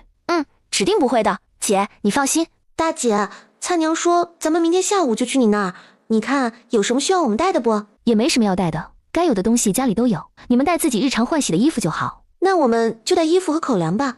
对了，大姐，我做饭手艺没有大嫂、二嫂好，去你摊位帮忙干活的话，只要不让我煮面，其他做什么都行。好，到时候谁做什么，等明天到家里后，咱们去一起来商量。成，反正只要不让我做饭，叫我做什么都行。我做姑娘时就做饭不大好，我娘每天可担心了，说谁家儿媳妇不会做饭，我这样的长大后指定没人要。我当时和我娘说，那我往后就找个家里只有1个孩子的人家，这样只要公婆良善，加上又只有我1个儿媳妇，肯定会对我好的。如此一来，家里的饭菜婆母会帮忙做，我只要在其他地方做的麻利一些就行。然后我娘又说什么公婆会有老的一天，往后灶上的活我都要接过来什么，还说我这样懒，日后孩子都吃不上一口我做的饭菜，可要不得啥的。我就和我娘说，那我第一个子嗣就生个女儿，这样女儿从小就让婆母带，如此等婆母老了，我的孩子肯定是灶里灶外的一把手，这样一日三餐我哪里还用得着亲自动手做啊？三嫂，那回头你要是生的儿子呢，又该怎么办？儿子也可以学，又没人规定儿子不能做饭。再说，你看咱老李家有几个男丁不会做饭？除了爷爷外，大伯还有2个堂兄和君子，这一个个可是都会做饭的。大概区别就是做的好不好吃罢了。爷，这是元娘送给你的。爷，这里头是烟丝，咱们流云县没有卖，是我从府城带回来的。好烟，你能喜欢就好。李渊就直接把带来的东西全都送过去。你老实告诉奶，今天那些东西你到底花了多少钱？你这孩子，奶和你说过多少次了，过日子要精打细算的来。大伙儿都说少安能考中举人，到时候要进京赶考，你自己算算，这盘缠要多少？等少安中进士做官了，你再算算，回头买宅子什么的又要花多少？奶，其实那些没多少钱的，我之前去府城运气好赚了一笔钱，所以谢哥给我的那些银子我都还未动，你别担心。就你除了摆摊卖面和做绣活外，还能赚什么钱？奶，我拉了满满1车的玉米棒去府城卖的，你知道过年前这新鲜的玉米棒有多难得吗？1车我就卖了50两。这一天你哪来的新鲜玉米棒？奶，这一天我们都能种出新鲜菜了，那种出玉米棒又有什么不行？行了，你别担心银子的事，我心里都有数的。你真没骗我？少安给的那些银子，你1文钱都没花？没有，奶，我跟你保证。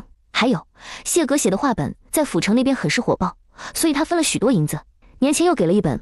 不出意外的话，来年他中进士，若是留在京城，我一定可以买个大一点点的2进院。少安的酒量差，我听君子和征子回来说，你们成亲晚上就有什么白师爷找上门来，好像是要钱，然后少安还醉倒了。那你们圆房了吗？没给钱吧？这县令人都还没到，怎么就管你们要钱？往后要是被他盯上的话，哪还能落得了好？就是因为不给钱，谢哥才把交杯酒都给喝了。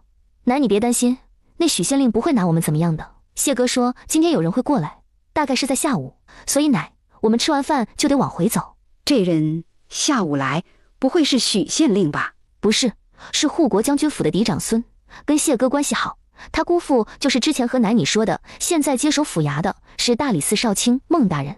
有陈公子来走一圈，刚好遇到许县令。奶，你说他看见咱的靠山这么大，还敢轻举妄动吗？王老太这辈子见过最大的官就是县令，哪里知道护国将军府是什么样的存在？他一听是将军府里的人，就觉得那是顶顶厉害的人物。区区一个县令，怎么敢和将军硬碰硬？那有这样的靠山，他还真不用愁。奶，谢哥把录影都办理好了，是陈大人这边帮忙盖的章。咱这里情况一不对劲，就别舍不得家当，赶紧一起去庐阳府找陈大人。另外，奶你应该有所察觉，这都还在元宵内呢，这几天的气温明显比往年都高，你们可得盯着点族人，让他们都种上耐旱的作物，可别继续种水稻了。既然天气转暖，那也不用等到出了正月，现在就可以耕地。咱家君子没地，又有2头牛，族里好些人家都想等咱用完好借给他们。既然要开始耕地，那奶我这几天先将那改良过可以高产的红薯准备出来，过几天你让华叔带人来县城里拉，咱李家坳统一育苗扦插种植。行，那你回去就准备东西，到时候这也不能白给族里，回头让你爷和大伙商量一下，怎么给你回些本。毕竟咱也没有花钱买东西，白送给大伙的道理。元娘，奶现在手头里的钱都要紧着用，所以也不能给采薇买多好的东西，就亲手做了2双布鞋。我替采薇谢谢太婆，这鞋子很好，她一定会喜欢的。元娘，采薇现在出落的越来越好了，你们在县城里忙活，家里几个男人又忙着科考，就这么放任2个孩子在家里也不是一回事。要不你送回来吧，这样我和你大伯娘还有淼淼都会看着，不会有事的。奶，家里没啥事都会关着门，再加上谢哥和君子他们都在，真要有啥事喊一声就行。还有，你看采薇现在这模样，扔到大街上都没人会多看一眼，所以你只管放宽心，不要想这些有的没的。李姐姐，采薇，你们在吗？我和陈公子来了。谢燕之一听陈公子，当即对李老头和李清华说：门外的陈公子是护国将军府的嫡长孙陈浩。苏妹妹，你怎么和陈公子一起来了？你这打扮是……苏妹妹，你们还未用膳吧？要不先去我娘家，我和蔡娘亲自给掌勺。不会打扰你们吧？没有，我们已经吃得差不多了。走，先让陈公子在这和谢哥说说话，我们先走。谢燕之与陈浩并肩走在一起，与他轻声说了许县令做的事。我虽未过弱冠生辰，但表字祖父已经取好，名唤伯明。少安兄，虽说你与我姑父是同窗好友，算一辈，但与我年纪相差也不算大，我便喊你兄长，你喊我贤弟如何？总是唤陈公子，也未免生疏了一些。此表字甚好，伯仲书记，你排行老大便是伯大头，取名字便是希望你明辨是非。伯明贤弟，这事劳烦你了。其实我武将世家压根就不用什么表字，祖父会帮忙取，也不过是投文人所好。近些年来，因太平盛世，即便当今盛名并未重文轻武，但朝中这迹象越发的明显。他在和陈浩说完关于许县令的时候，就带着他给李氏一族的人介绍。李清华一听对方的身份，再看看那一身的气度，内心激动不已。他们李氏一族嫁了个女儿，赚来的荣光是他们祖辈世代都不曾有过的。谢燕之真的太厉害，太有本事了，所以听他的绝对不会错。谁要不听从安排，那就除族。彼时的流云县城门外，老白，你去让县城主簿和县尉还有捕头来见我。大人，咱都还未和陈大人交接上任，你这到门口不进去，还要让人过来接你，怕是不大好。咱们先去县衙见过陈大人，接过流云县衙门的官印后，咱们再来琢磨其他的。大人，陈大人现在是同知，虽然是庐阳府的，但品级比你高，且他背靠着护国将军府。现在护国将军府的人可是管着兵部。要不是这几天被曹爷带人整怕了，白师爷也想衙门的人过来迎接一下，他也好威风威风。他也不过是陈府的旁支，且还是其他府城的同知，我怕他做什么啊？老白，不是我说你，你这胆子也太小了点，这才哪跟哪，你就这样？听我说，你现在叫人过来迎接我，要不然这城门我还不进了。大人进不进城，于其他人来说不痛不痒。等天黑，城门一关，那咱们到哪去落脚？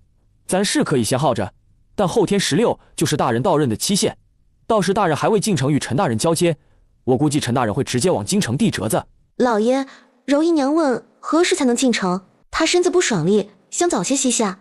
姨娘还说，老爷不要想有的没的，赶紧进城休息好了，才好让人给咱们接风洗尘。姨娘还说，她的生辰快到了，到时候她会亲自下帖，请些女眷到府上聚一聚。许崇光一听，这又是接风洗尘，又是过生辰什么的，那不就是理所当然朝大伙儿要钱吗？李家傲中，李姐姐，我和陈公子刚在流丰县赈灾完，准备回府城，就接到我谢姐夫让人传来的信，要陈公子过来一趟。怎么了这是？你们是不是遇到什么麻烦了？苏妹妹，你应该知道，陈大人要调任，咱流云县不日就会有新县令上任，对吧？这事我早就知道了。怎么和新县令有关？对，我们老早就听说新县令出自三皇子外祖许家旁支，前来这是为了谋财，或者说敛财比较正确。他人都还未到呢，就先派人管我们要银子。我其实不知道信里的内容，只清楚陈公子收到信后说让我先回去，他要来这边一趟，并未说具体是何事。我琢磨采薇这几天过生辰，就顺道与他一起来了。你们没事就好，我还真怕你们这边出什么岔子。不过也奇怪，谢姐夫不是秀才有功名，可以免赋税吗？他找你们要什么钱？还能因为什么？不就是知道谢哥画本卖得好，觉得赚得多，就想从我们身上刮一层油下来。我听说我谢姐夫又出了一本瑶池仙子的凡尘生活，据说不亚于农家子的仕途录，想来今年的分红只会越来越多，莫怪乎那狗官会眼红。小姐，老爷让人快马加鞭往这边送信，有你和李娘子的。送信的是何人？老爷身边的陆平。李姐姐，这件事我来处理，我这就走，你不用做我和素兰的饭。钱通判那个案子，京城镇国侯府出面要压下来，姨母气不过，自己去京城了。苏妹妹，你这是要去京城带回姨母？青姨估计气疯，就这样直接走了，都没路引，又没什么钱财，她怎么出新阳府？要是混进商队里头，人家瞧她可怜，到时候带上她，那要找起来就麻烦了。李姐姐，镇国侯府做的事，别说青姨气不过，便是我也气得不行。你别担心，这事我来办。如果非走这一趟不可，那我陪她去。李元这边确实走不开，他心里也恼火镇国侯府办的事，但一想他小姨应该是被催眠，这些年一直觉得钱通判是他的兄长，会这么做也在情理之中。只是这种认贼作凶的事，对至亲之人的伤害才是最大的。他姨母被钱粮辉迫害那么多年，眼看希望再起，这时候他们插一脚，又岂能不气？又怎会不想找上门，看看能不能唤醒记忆？李姐姐，你问问蔡娘，她冬月那会儿赠送我的神医保命水还有没有？要有的话，能不能匀我一瓶？我娘用了那个后，身子骨好了不少。苏姑娘，这保命水不是我的，是我姐夫的。你也知道，我姐夫以前气运不大好，总是摔摔打打的，所以会叫人索罗各种各样的保命东西。那会儿之所以会留给我，是怕家里出什么岔子，我把多数都给你了，自己就剩下一瓶。你要的话，我给你，只是也就那么一小瓶了。多谢哥爱，我这会儿急，得先走。踏着我们府城见，到时我定然好好摆宴，感谢一番。嫂子，你可知道山妹发生了什么事？这急匆匆不辞而别去哪儿？钱通判的案子出了点岔子，我刚收到消息，郑国侯保钱粮辉要将案子压下来。这和他离开有什么必然关系？苏妹妹是青梅一手带大的，青梅是我姨母，许是想到我爹的案子，她气不过，就一个人去京城了。苏妹妹担心她去侯府闹，就想去找她。嫂子，天网恢恢，疏而不漏。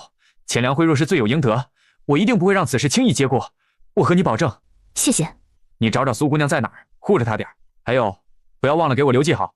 元娘，你看看家里可还有糕点，先让伯明贤弟垫一下肚子，咱们现在就回去。一行人准备回城时，元娘，你实话告诉爷，你爹的案子是不是就这样了？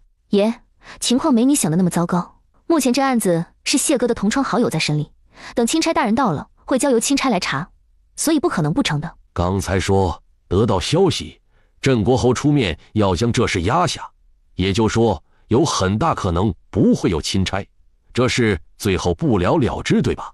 按照你之前说的，你爹的事是高家当家人和那个姓吴的夫人做的，他们的靠山是钱通判，如果钱通判都不会有事，那他们肯定也不会有事。爷，你想多了，你忘了刚才陈公子说的话了吗？他说不会让这件事轻易接过去的。还有郑国侯出面想要将此事压下，那多半是以为钱通判是我小姨的兄长。现在我姨母去找我小姨了，要是她恢复记忆，不报复回去就不错了，怎么可能还保他们？爷，你真别担心，事情没那么糟糕。老大，等明天元宵后，你带你娘去府城，这事咱们必须盯着点。咱们这里离府城光是坐车就有几天功夫，那边真要有什么变动，这一来一回太耽搁时间。你和你娘过去，亲自看着点。元娘，你看能不能写封信给苏府，劳烦他们帮忙找处宅子，只要让你奶和你大伯有个歇脚，可以做饭的地方就行，不用多好。爹，那地里怎么办？这不用你担心，元娘，我打算将你买的那头牛留下，到时候耕地要用。你回头摆摊，早晚收摊的时候用少安买的马车运，成不？行，牛车本来就是留着给君子用，现在君子和征子在县城跟着谢哥，一时也用不上。既然家里要用，只管用就是。家里2头牛可用，到时候让来借用的人家帮忙耕地和扦插，这样也不收他们银子。红薯好养活，地里的活比往年都要轻省。你只管放心跟着你娘去，家里有我和老三，还有铎子、瑞子。爷，我奶年纪那么大了，去府城合适吗？我年纪虽然大，但身子骨硬朗得很，有什么不合适？你爹的案子要真就这样不明不白，我和你爷死都不会瞑目，这事就这么说定了。老大，你收拾一下，后天咱们就走。奶，现在事情这样，你和大伯去了也做不了什么，每天只能在那边干耗。就算在那儿干耗，我好歹也知道事情进展如何，总比在这儿干着急来的好。你们既然打定主意要去府城，那就去吧。谢哥在府城有个2进院，院子里有一对祖孙俩在那看守。奶，你和大伯先把录影办好。算了，录影这事趁着陈大人还在，现在陈公子也在，那许县令应该不至于刁难人。我让谢哥帮忙把录影办妥，到时候时间写长点，再去车行包1辆马车送你们过去。到时我和车夫说地址。奶，你和大伯这2天先收拾一下，其他的事我来安排。蔡娘、三弟妹，不出意外，征子和君子今天应该要跟着他们姐夫去应酬，你俩各收拾一身他们换洗的衣服给我。姐，面瘫你也能支撑得起来，要不行就我陪奶他们一起去。爷奶决定让大伯去，那就大伯去，我这边还是让苏府盯着，有什么事咱也第一时间赶过去。每次去哪儿都要录影，也太麻烦了点，要是能像那些有权有势的人一样，进出城只要出示信物就好了。回头问问谢哥，看看有没有什么解决的办法。他们有功名的人有文书，有权势的人有信物，那咱们也想有没有可以一劳永逸的，也省得总是那么麻烦。不过我估计这许县令真要让弄出这么个东西，那好处也得给足才行。姐，要不我收拾一下，跟你一起走吧。君子哥和我舅都在城里，今天家里就我一人。行，不过咱这院子的地里还种了菜，你稍后走之前拿把钥匙给大伯娘，让她帮忙看着点，等回头抽空回来，给大伯娘他们捎带点东西就是。好，那姐你等我下去就来。什么都不用带，就收拾几身换洗的衣服就成。我晓得。许崇光带着师爷小妾以及若干下人到县衙门口的时候，是方师爷来迎接的。我们住哪？回大人，后衙已经找人打扫好了，您直接住在后衙便可。若是不喜，那到时候再自行置办。后衙多大？是个2进院。当初陈大人他们初次到此上任，也是住在此处。后来陈大人的家眷过来了，实在住不开，这才另外购置。老爷，一个小小的2进院，哪里住得下咱们这些人啊？许崇光觉得自己也算是皇亲国戚，千里迢迢来此上任，最后只能住一个小小的2进院，这无疑是在打他的脸。地方太小了，稍后我会找间客栈住下来。这所花用的银子从县衙钱库出，另外后宅得给我扩大，往3进院、4进院的扩。什么时候盖好，我们什么时候搬进去。徐大人，这事我做不了主，我是陈大人的师爷，此次会随着陈大人上任。您这要求，劳烦你自行和其他人商量。现在我带您一起去找陈大人。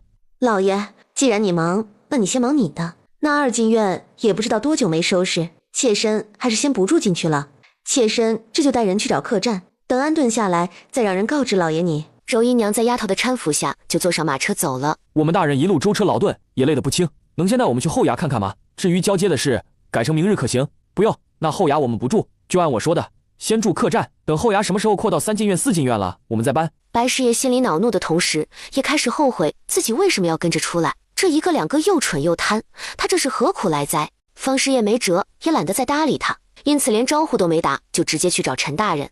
老白，他这是什么意思？大人，县令初到一个地方上任，基本的都是住在衙门后衙，除非人确实多，又真住不开，这才会另行购置宅子。只是一般政绩好的，3年就能调任，所以这买宅子什么的没那必要，因此都是咬一咬牙，挤一挤，过3年就走人。后衙只有休憩，没有往外扩那么大，且还有县衙库银处的道理。我要求扩大到3进院、4进院并不过分，这宅子日后扩大了，等我们一走，其他新到任的县令不也是可以住？流云县这般富饶，每年能交不少税，那么多钱拿点出来修后衙怎么了？大人，你都还没和陈大人交接，还不算是这里的县令，那现在就去交接，等好了就找人给我把院墙拆了，往大了扩。大人，你忘了我一路过来是怎么和你说的吗？咱先不着急，要先看看这里的势力是怎么分布的。虽说县令是整个县城最大的官，但你初来乍到什么都不了解，就贸然行事，定然会遭排挤的。你说的对，区区一个后衙，我计较这个做什么？往后我是这里最大的官，这里的一切都是我说了算，我住什么后衙，买什么宅子，等人送不就好了？柔姨娘的娘在本家老夫人跟前伺候，她自幼受宠长大，人难免有些娇气。她要住客栈，就先住着。这几天我与你一起住后衙，等过些天，在衙门站稳脚跟，咱说话得用了。你就看看谁家最殷实，马屁拍得最响，你就暗示一下，让人给咱送座宅子。那些商贾有钱得很，宅子也多，回头你选一选，找个好地段的。那大人，你是现在直接找陈大人交接，还是去后衙去交接吧？横竖都到这儿了，先拿到衙门官印再说。衙署中，衙门本就钱不多，去年因为灾情，还特意找人捐款，后来为了下面各个村落的事，更是买了不少药往下发。如今能拿得出来的银子都不足200两，他倒是想得美，一张口就这个要县衙出，那个要县衙出，还真当县衙库银是他家库银了，想要多少有多少，美不死他。去年灾情他们准备充足，那么多米面和御寒的衣物，最后都被迫捐了出去。那捐的其实等同于就是钱。如今正是他们艰难的时候，听少安说接下来还要更难，他们都在琢磨接下来该怎么办。这倒好，来了一个狗官，正事不想着做，竟是想怎么将县衙库银往外掏了。衙门除了他们这些有品阶的官员外，其他3班6房的人可不是朝廷命官月钱，要衙门自行发放的。那100多两银子都不知道能撑到什么时候。哼，反正住的地方就后衙，爱住不住，想要衙门出钱做他的春秋大梦去。因为许崇光这边的配合，陈大人与他交接倒也顺利。在他们交接结束后，白师爷看他们连一句帮忙接风洗尘的话都没有。不知这县城哪家酒楼最好？我们大人初来乍到，想请各位吃顿便饭，顺道也替陈大人饯行。他本以为自己开口说这话，其他几个官员会反应过来，然后反过来说哪能叫他请客，应该是他们帮忙接风洗尘才是之类的。谁知他话是说完了，但其他人却不吱声。白师爷有些尴尬，而许崇光直接蹙眉：怎么，各位不赏脸？今日不得闲，明日食物也不得空。许大人不若改成后天。许崇光闻言，面色唰一下沉了下来。正当他欲发怒时，门口传来敲门声。什么时候过来的？不是说你和孟大人在府城吗？众位，这位是护国将军府的嫡长孙陈浩。不知这两位是何人？兄长，你还未与我介绍。是来接替为兄这个县令的许崇光许大人，他身边那位则是他的师爷。许大人，就是你喊你这位师爷和贴身随从，让我少安兄在洞房花烛夜抛下新娘子去接你的许大人。我还听说你拿他的话本说是……区一个秀才是怎么认识护国将军府的嫡长孙的？居然还厉害到人家特意来为他撑腰？难道他有眼不识泰山？对方还认识其他厉害的人物？不过是个以写话本为生的秀才罢了，怎么还认识陈浩了？误会，陈公子，这一切都是误会。我们大人是听说谢秀才府上有喜，想随礼来战，是小厮听差，传达错了意思，这才出了乌龙。今日我们初来乍到，本就是想将这份礼给补上的。对，是小厮传达错了意思，才出的乌龙。稍后我便叫人将礼补上。哦，你确定是乌龙？确定，就是乌龙。本来孟大人听了此事后也想过来，奈何西阳府出了点岔子，他刚接手府衙没几天，现在一摊子事儿等他处理，所以才叫我过来先看看是怎么回事。他说等钦差到了后，他就过来和少安兄叙叙旧。大人，陈公子说的孟大人，极有可能是指大理寺少卿孟鹏孟大人。孟鹏妻室出自陈家。谢秀才，先前的事是下人听错误传导致的，对此本官深感抱歉。这样，稍后本官就将人押到贵府，负荆请罪。许大人也说这是误会，既然如此，那误会解开就好，不必负荆请罪。不管怎么说，他也是为了大人你好。只是今儿我有点事，想请许大人你帮个忙，不知道能不能行。他相信今天真要让元宝去谢家负荆请罪，不出一天，整个流云县就会将此事传个遍。到时候他这个新上任的县令，里子面子全都丢光了。何事？你只管说，只要本大人能做到，一定会帮。其实对大人来说也不是什么难事，这不是今年8月就要乡试吗？我在成亲之前家中没有亲眷，在哪倒是无所谓，但如今娶了妻，他带着2个女儿，下边有个弟弟弟媳，上边又有爷奶叔伯。我琢磨着我在府城也有宅子，自己出行倒也方便，只是他们随我这样府城县城的跑极为不便，这时不时来衙门办路引也麻烦，不知大人这边有没有办法解决下这个问题？这事好办，我写几张通行公文，盖上印章即可，时间就先写3年，你看行吗？行，多谢许大人。今日有时我在天香楼2楼设宴，一是为伯明贤弟和许大人接风洗尘，二是为陈大人饯行，还请各位大人赏脸，到时在百忙中抽空赴约。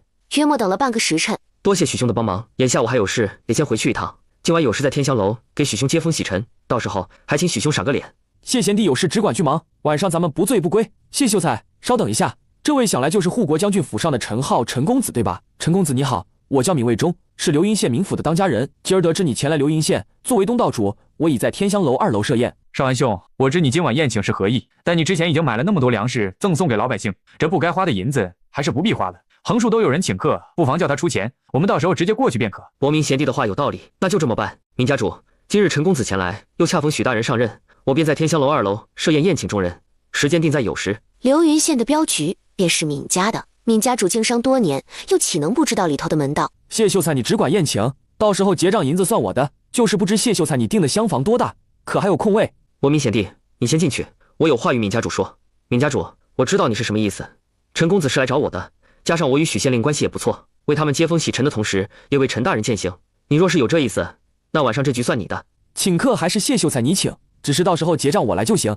我的要求便是晚上的桌上有我的位置。这是自然。这样，晚上你与我坐一起，到时候我介绍许大人给你认识。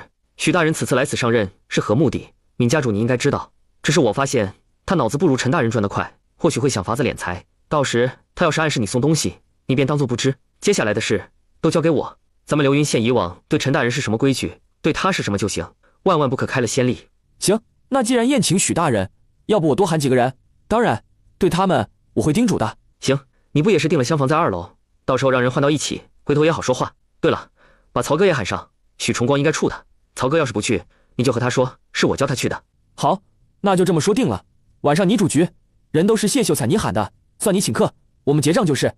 谢家，谢哥，爷和奶怕我爹的案子出岔子，想后天去府城，也让奶和大伯一起去。这路引，你看看能不能叫陈大人还是许大人帮个忙？月娘，你看看。姐，我是不是眼花了？我怎么看时间内写着云国大历12年正月14到14年腊月除夕？你没眼花，是3年时间。蔡娘，这下咱们要去府城，什么时候去都会方便许多，随时想去随时走。姐夫，谢谢你，真的谢谢你。君子哥，姐夫把咱们一家的录影都搞定了，去府城的，录影时间为3年，也就是我们想什么时候去府城，随时都可以去。有这东西可真好，回头等我和姐摆面摊赚了钱后，我就去府城租个大宅子，这样就算真的有灾害，咱们察觉到不对后，就立即启程去府城，如此也有落脚的地方，不用怕。姐夫，这真的是你找许县令弄的？这还能有假？陈大人，后天就要启程去庐阳府上任，新县令也已经到了，除了许崇光，其他谁敢给我整这东西？不多时，就听门外有人在喊：“你来做什么？”谢秀才不在吗？不应该啊，我听说他回来了。不知冯娘子今日前来，所谓何事？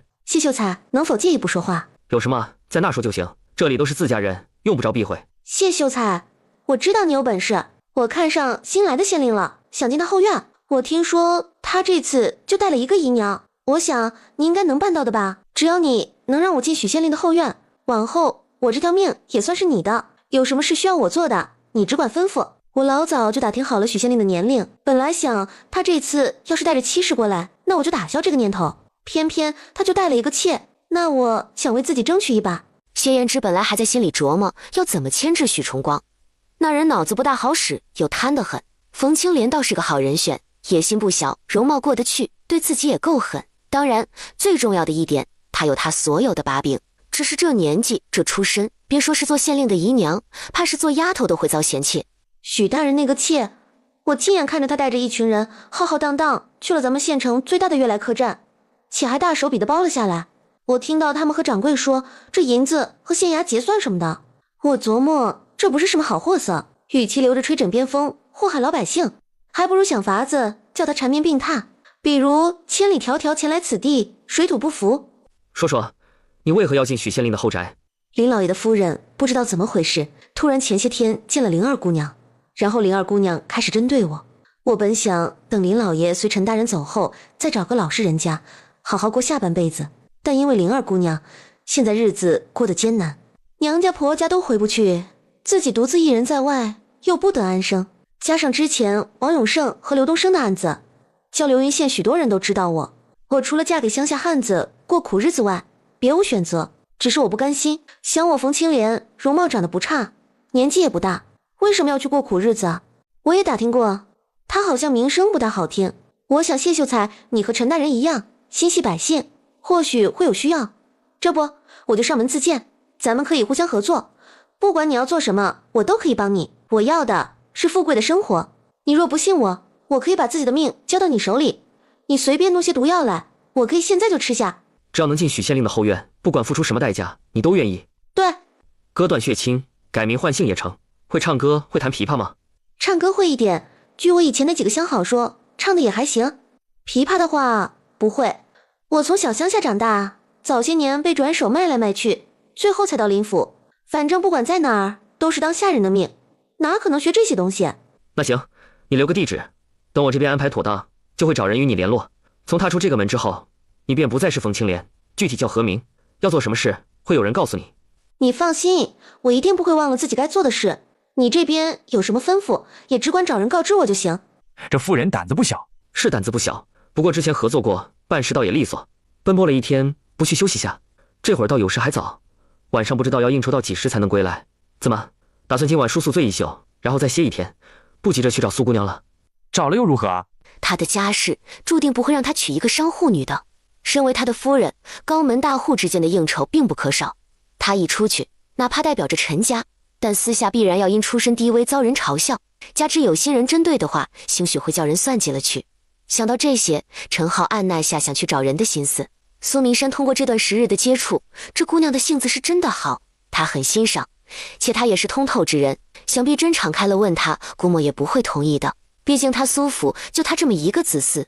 这一天晚上，许大人，这位是闵家主闵卫忠，县城的镖局、银楼、酒肆和米粮铺都是他家开的。这位是郭德发郭掌柜，县城的书肆和纸业全都是郭家的产业，由郭掌柜在打理。还有这位张家主张全林，流云县的铁和木料握在他手中。还有这位陈家主陈旺生，咱们县城的织布、染布以及马车行主要集中在他手中。最后来到曹爷面前，他看许崇光双腿抖得越发厉害，心里忍不住想笑。这位曹志曹家主，他是咱们流云县最大的盐商。这人我知道，之前我那贴身小厮闹了乌龙，便是这位曹家主心善带人去把我接过来的。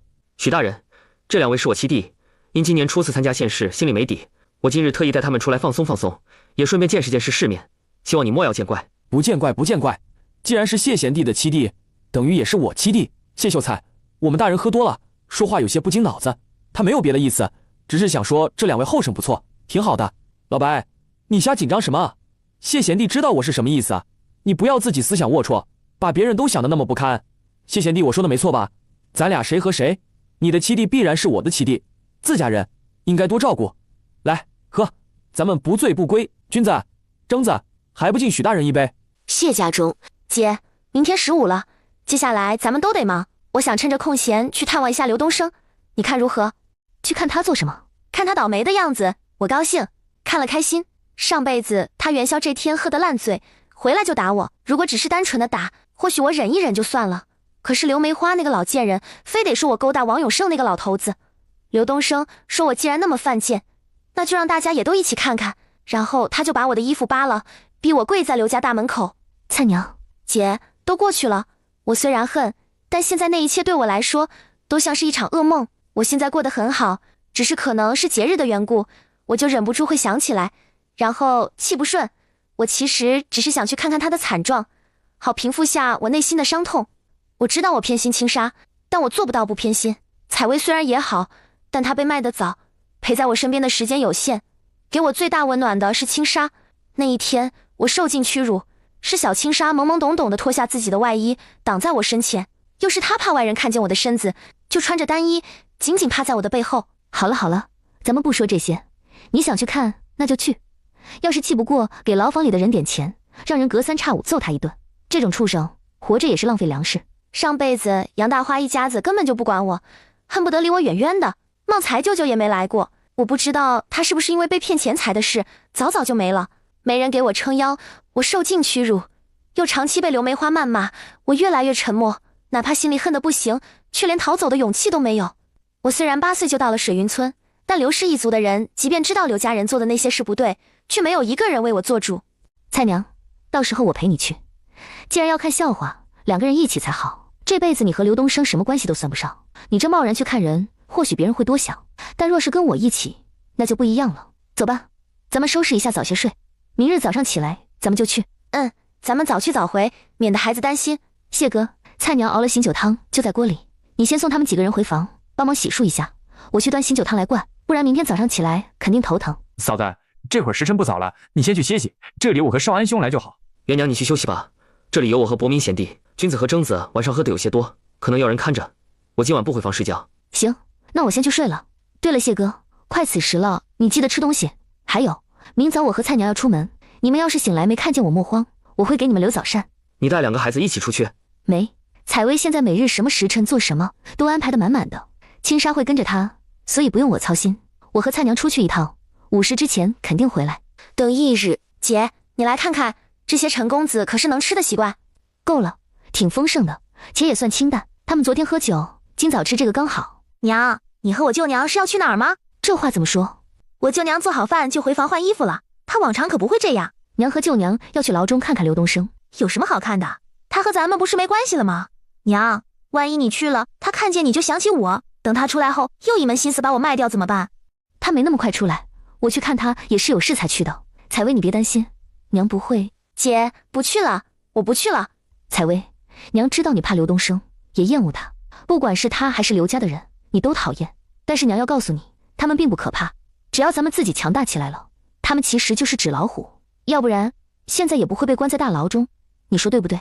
没用的，娘，他会出来的。等他出来后，要是来找我怎么办？水云村里，大强哥哥还一出生就被送人了，但是因为爹娘在同一个村，还不是长大了要回去干活。他要是不愿意，他娘哭着在地上打滚，然后大伙儿都会说他没良心，说那好歹是他爹娘辛辛苦苦10月怀胎，给了他命。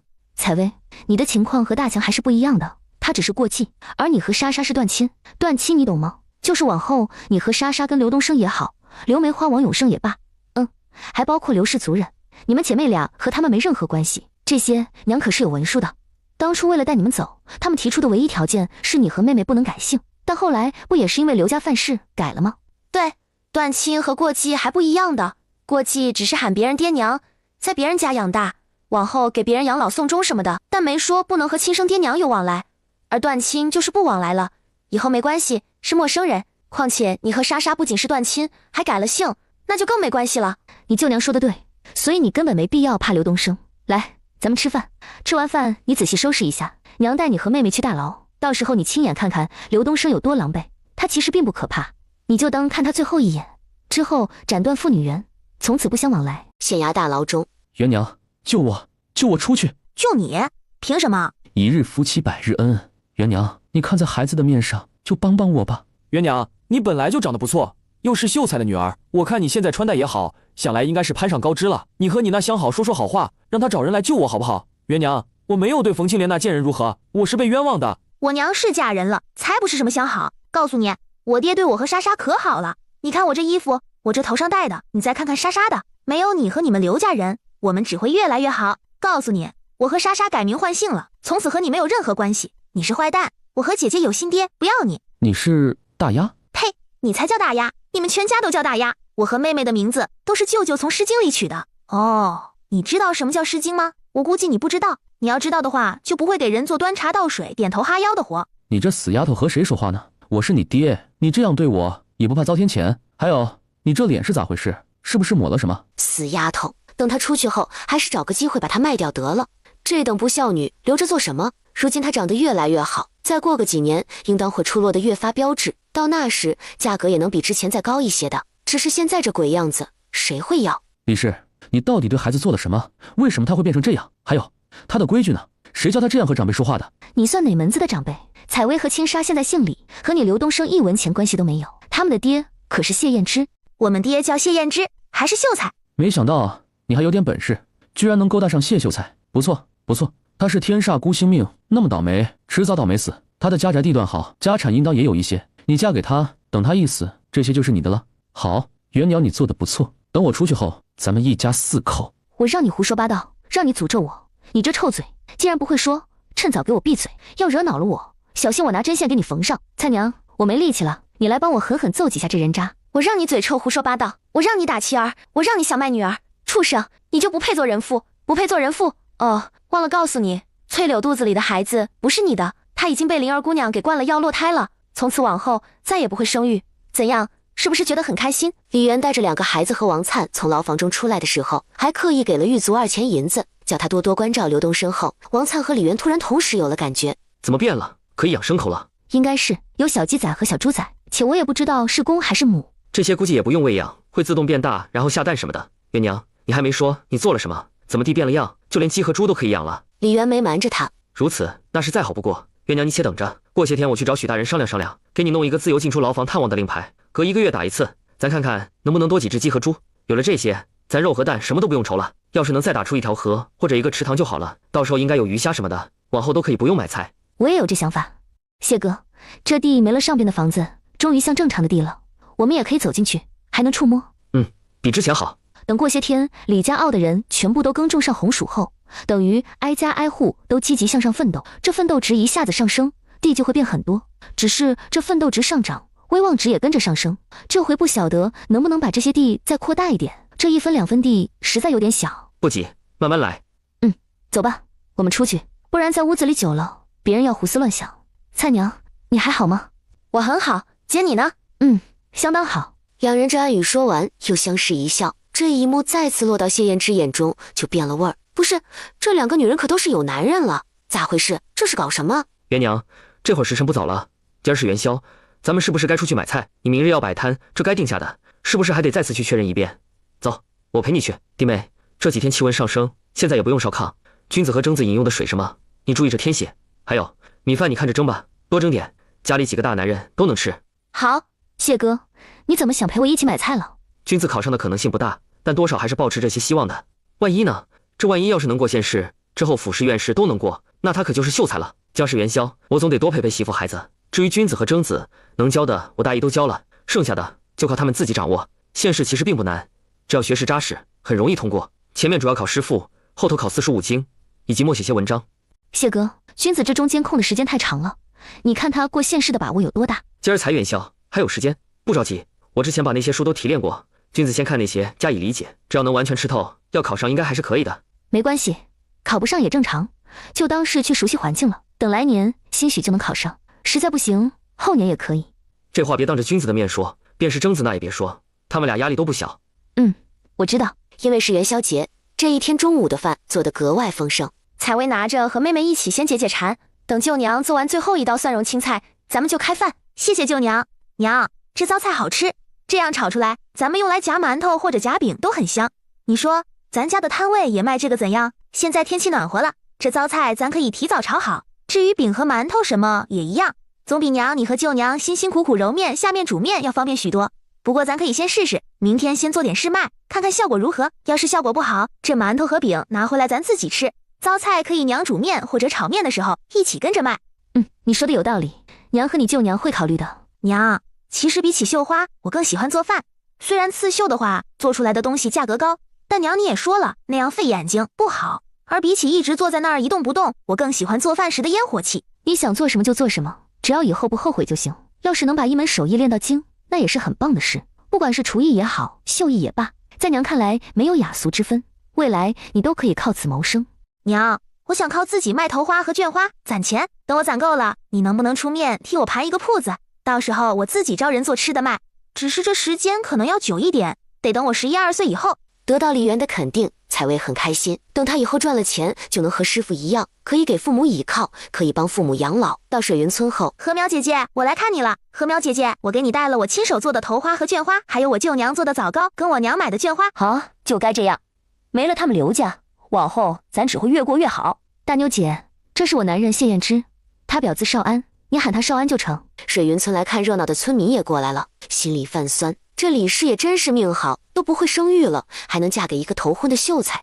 关键是这秀才有钱，且上面没爹娘，中间没兄弟姐妹，旁边也没有什么亲戚之类的。她一嫁过去就能当家做主。她这情况到底还是应了那句老话：大难不死，必有后福。谢秀才，你在吗？是刘东林。谢哥，你认识他？不认识。那奇怪，他喊你做什么？我也不知道。谢秀才你好，我叫刘东林，是水云村这一带的里长，也是刘氏一族的族长。当初李氏能成功和离，且带着孩子离开，也是我做主应下的。如果你来只是想说这个，那可以离开了。不是，我不是来说这个的。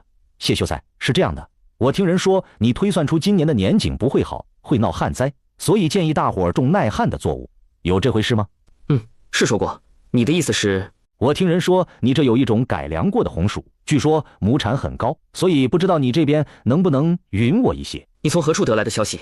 李氏带走了我刘氏的2个孩子，我总要找人盯着点。不过现在刘梅花一家已经不是我刘氏一族的人，所以2个孩子姓什么也和我们再无关系。至于这消息，是我请衙门那些吏须吃饭时听了一耳朵，然后又找人去李家坳确认的。他是个能耐人，上辈子就是他带着我们往外逃的，我们没染上瘟疫，又能到河东郡，都是他的功劳。我买的有限，除了给李家坳那边的外，剩下的真的不多。这里有半杯篓是给李大妞家的，你要是只有自家种，那等李大妞家这些育苗出来，应该能分你一些。若是整个水云村都种，我这边也供不了。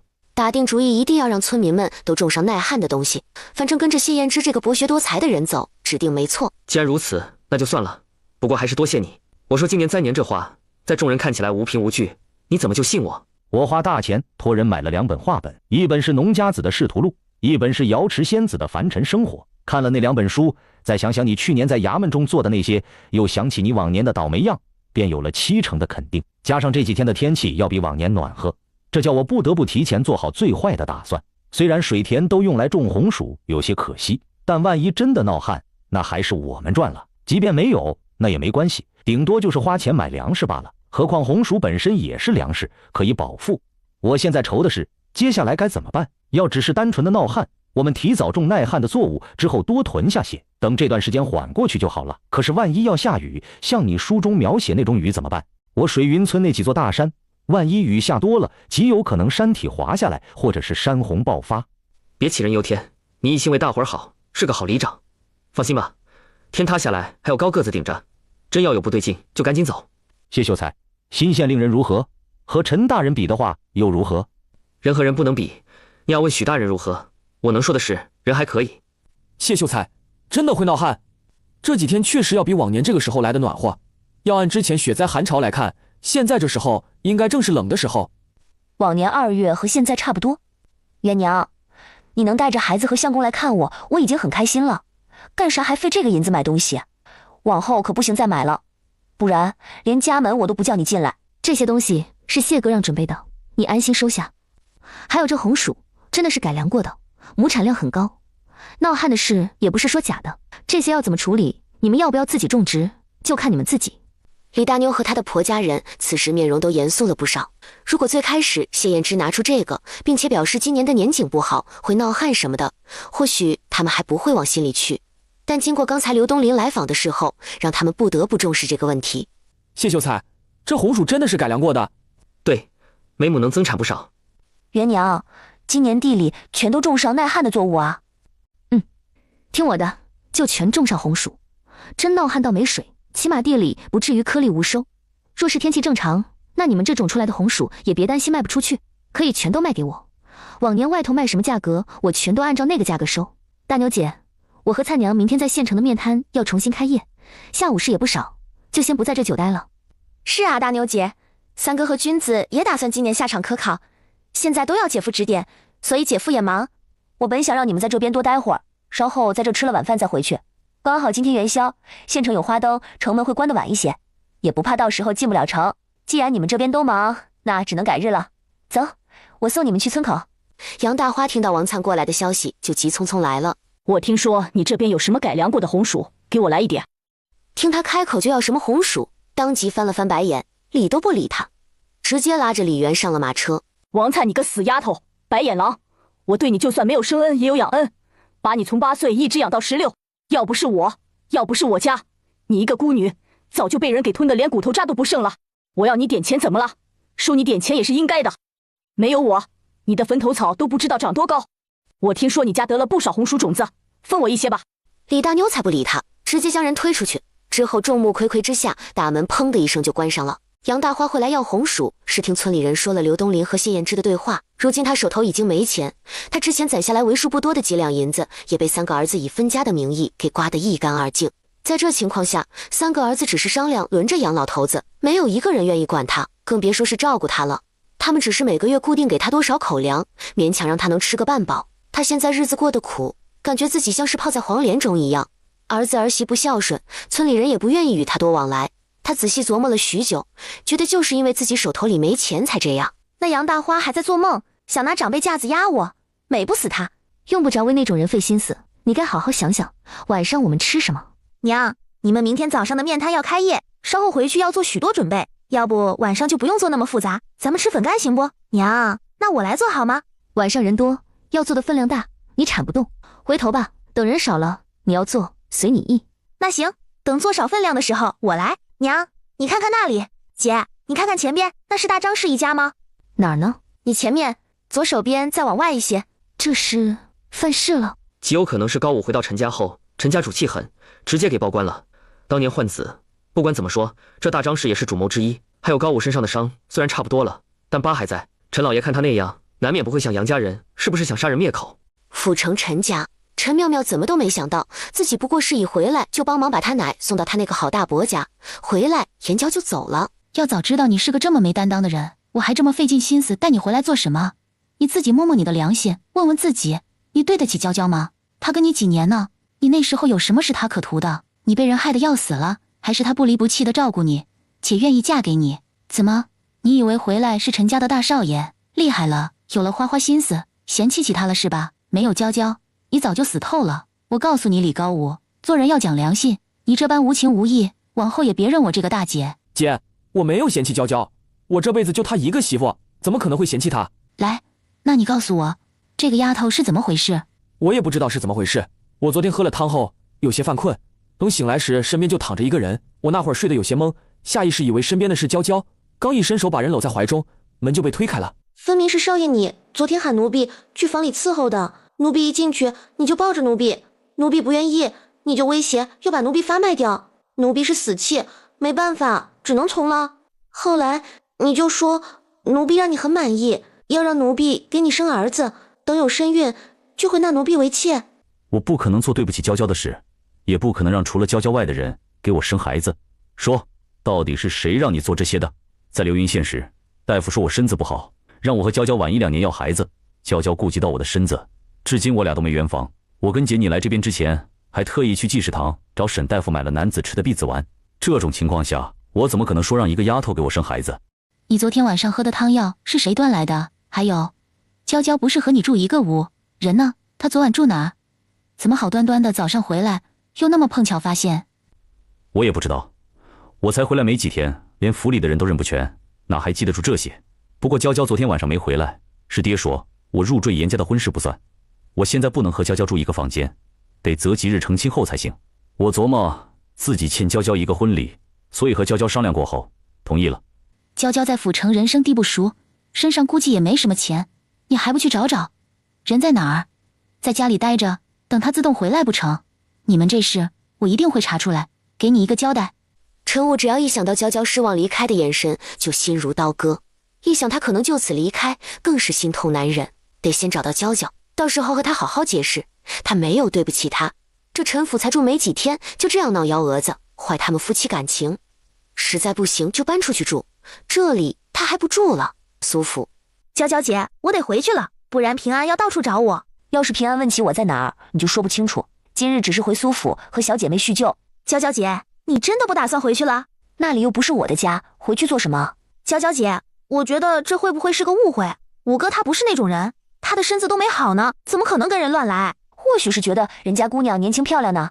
那娇娇姐，我先回去了，明天再过来。陈家中，当初我娘和大弟弟你都没照顾好，现在一个在外边长大，好不容易找回来的，你就在他的婚事上乱插手，我们姐弟俩真是上辈子倒了血霉，才摊上你这个爹。你放肆，跟谁说话呢你？我是放肆，我还有更放肆的事，我可以让小五跟我去京城，到时候他们有我照顾。你这点破家财，想留给谁就留给谁，人家小两口一直都好好的，这才回来几天，你就给闹这幺蛾子啊？你自己婚姻不顺，想让儿子也跟你一样是不是？娇娇有什么不好的？你非得这样折腾人？我是觉得那姑娘不错，但是她千不该万不该，趁你弟弟被杨家欺压成那样，不知道该何去何从时，提出入赘。我陈家的儿郎怎么可能给人当上门女婿？我看就是她一个孤女，家里就她一根苗，应该是老早就知道你弟在杨家不受宠，给存了心思的。不然你说她条件什么都好，为何一直迟迟等到20了还不嫁人？你就不允许人家情深？再说入赘这事，就我得到的消息是小五自己提出来的，和人家娇娇有什么关系？何况我去接他们的时候，娇娇还特意和我说了这事，根本没有什么上门不上门一说，只是让外人这么觉得。他们这是怕大张氏借着养过高武，上门寻麻烦才如此做的。你什么都不知道，尽是做让人寒心的事。我陈家就你弟一根独苗，她嫁给小五也有几个月了，肚子还没动静，我找人伺候你弟有什么错？小五和他成亲才几个月，就他身上的伤势来看，你应该也看得出来当初有多严重。就这样还要他们圆房生孩子，你怎么想的？你是不是觉得你儿子命太长了？你放心，现在既然改了名，那就这样吧。今天元宵也晚了，等明天我们收拾一下，他们随我一起回京城。我的弟弟我自己护着，用不着你这个爹。陈武在书房外听了有一会儿，听到这些都是他这个所谓的爹做的，当即冷了心。姐，这陈府我不待了，陈府的一切我也不要，我和娇娇跟你去京城，我们有手有脚，总能赚口饭吃。小五，你可是我们陈家的男丁，别尽是说糊涂话。虽然你是我爹，但真正来说，我认识你也不过是这2-3天的事。对我而言，你只是一个不太熟悉的陌生人。和娇娇比起来，你得往后靠。这些年在我回陈家之前，我没吃过你一口饭，喝过你一口水，所以你也别拿长辈的架子来压我。若是你真要计较，那你找人算算，我和娇娇这几天在你家吃住要多少，回头等我赚了钱还你。这个家我是一定会离开的，我可以没有你，但不能没有娇娇。站住！陈武，你给我站住！来人，把少爷给我拦住！也不知道你这些年是不是做生意做傻了，把对外面的那一套用在自己儿子身上。刚认回来的孩子，你不与他培养一下父子情，也不顺着他一些，更是不去查一查他都有哪些喜好，你就完全按照你自己那自以为是的想法来。现在把人远远推开，那也是你活该。要我说，小五就跟我去京城，你这偌大家业，到时候想给谁就给谁，我们姐弟俩都不稀罕，就算如我奶所愿，给我那个好大伯也行。行了，这事就这样，告辞。妙妙，你在说什么糊涂话？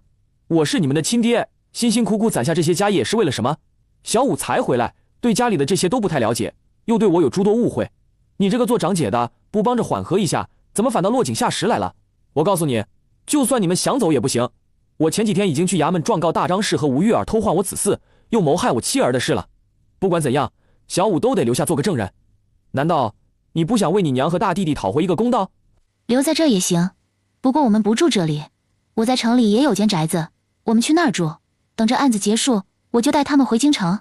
你一个出嫁女，成天掺和娘家的事做什么？小五是我们陈家唯一的男丁，你要带他去京城，去京城能做什么？不知道的人还以为他爹娘死了，是穷亲戚上门来打秋风了。我们从小可不是和爹娘死了没什么区别吗？我幼时你管过几天？我和你说，吴玉儿不好，我奶别有心思，总是拿府上的东西去贴补我大伯，结果落得什么好了？在外人眼里，我还不是名声坏透，是个不孝女。我自己选婆家，眼睛擦得亮，公婆、妯娌和男人都待我极好，哪像娇娇，原本还好好的，结果突然冒出一个公爹，就变成这样，真是好可怜哟。陈老爷被他怼得一口气憋在心头，上不上下不下的，这也就没选择了。但凡他现在再年轻个几岁，但凡他还能生出一个儿子，那他现在也不至于把所有的希望都寄托在一个已经20几岁又刚认回的儿子身上。爹，小五我带走了，他和娇娇的行李我明天让巧云过来取，你多保重。爹，你这年纪也不算特别大，往后我和小五就不能在你跟前尽孝了。若是可以，你尽早再娶妻纳妾，或许等你100年之前还能看到子嗣长大。吕叔，我们走。他这到底是造了什么孽？为什么偌大的府邸现在就剩下他孤零零一个人？明明他子嗣也不算少，结果夭折了一个嫡子，还有一儿一女不是他的，剩下一儿一女却不认他这个爹。他这辈子辛辛苦苦到底都在为谁忙？他都这岁数了，怎么还能再生出孩子？要不是他和高宁瑶算计，他陈家怎么可能会变成现在这样？都是他们的错，他一定要他们付出代价。他不介意往里头添把火。谁也不知道，因为陈武兄妹俩和陈老爷的翻脸，直接让停滞不前的案子又往前迈了一步。这天晚上，还在府衙的孟鹏收到一份匿名的详细资料。元娘，伯明贤弟得到消息，钱通判的案子又有了新的进展，有人匿名举报他受贿，这回不是只有一家人，那举报名单涉及到许多府邸。来，你看这上头。我看这上头的东西，大多数都在先府里。说来得亏伯明贤弟前几天没跟着陈大人上任，不然咱还不知道这消息。现在子冉兄虽然得到这匿名举报，但因为之前钱府失窃的事，钱府基本上都空了，所以衙门那想要查也无从下手。但子冉兄认为这是钱府的苦肉计，就让伯明贤弟暗中找找，看看证据具体藏在何处。谢哥这么久了，钦差还没下来吗？伯明贤弟说，朝廷现在就这事在扯皮子，还说皇上原本命刑部侍郎接手这事，结果当天他下朝时就从马背上跌下来，摔断了腿。皇上大怒，命太医去诊治，结果证实是真的，然后这钦差就不了了之。现在似乎是有意让大理寺来查，如果是大理寺的话，极有可能就是让子冉兄做这个钦差。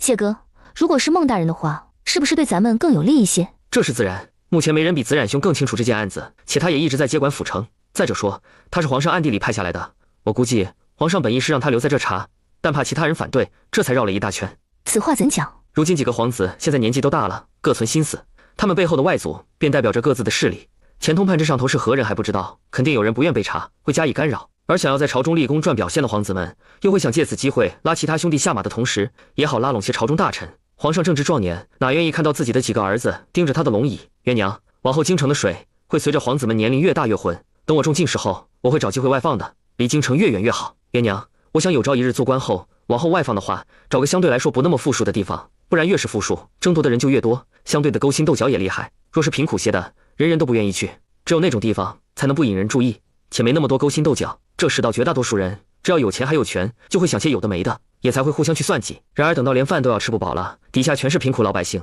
每天想着也只有怎么吃饱饭这件事，哪还要有闲心想这些那些？所以还是穷点好，穷点的地方其实也好处政绩。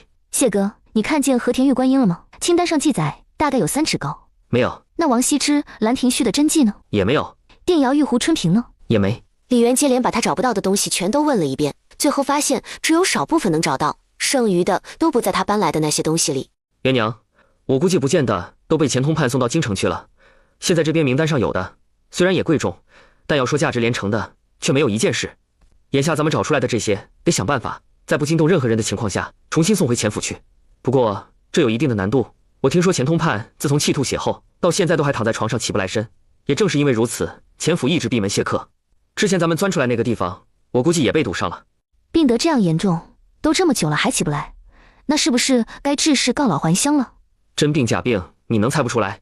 现在连郑知府因为任官回避制度而夹着尾巴不敢吭声了。他区区一个通判又能如何？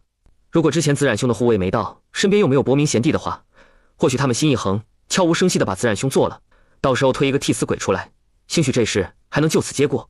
但是当时子冉兄身边有陈姓，还有一个伯明贤弟，所以他们就算想动手，也得掂量一二。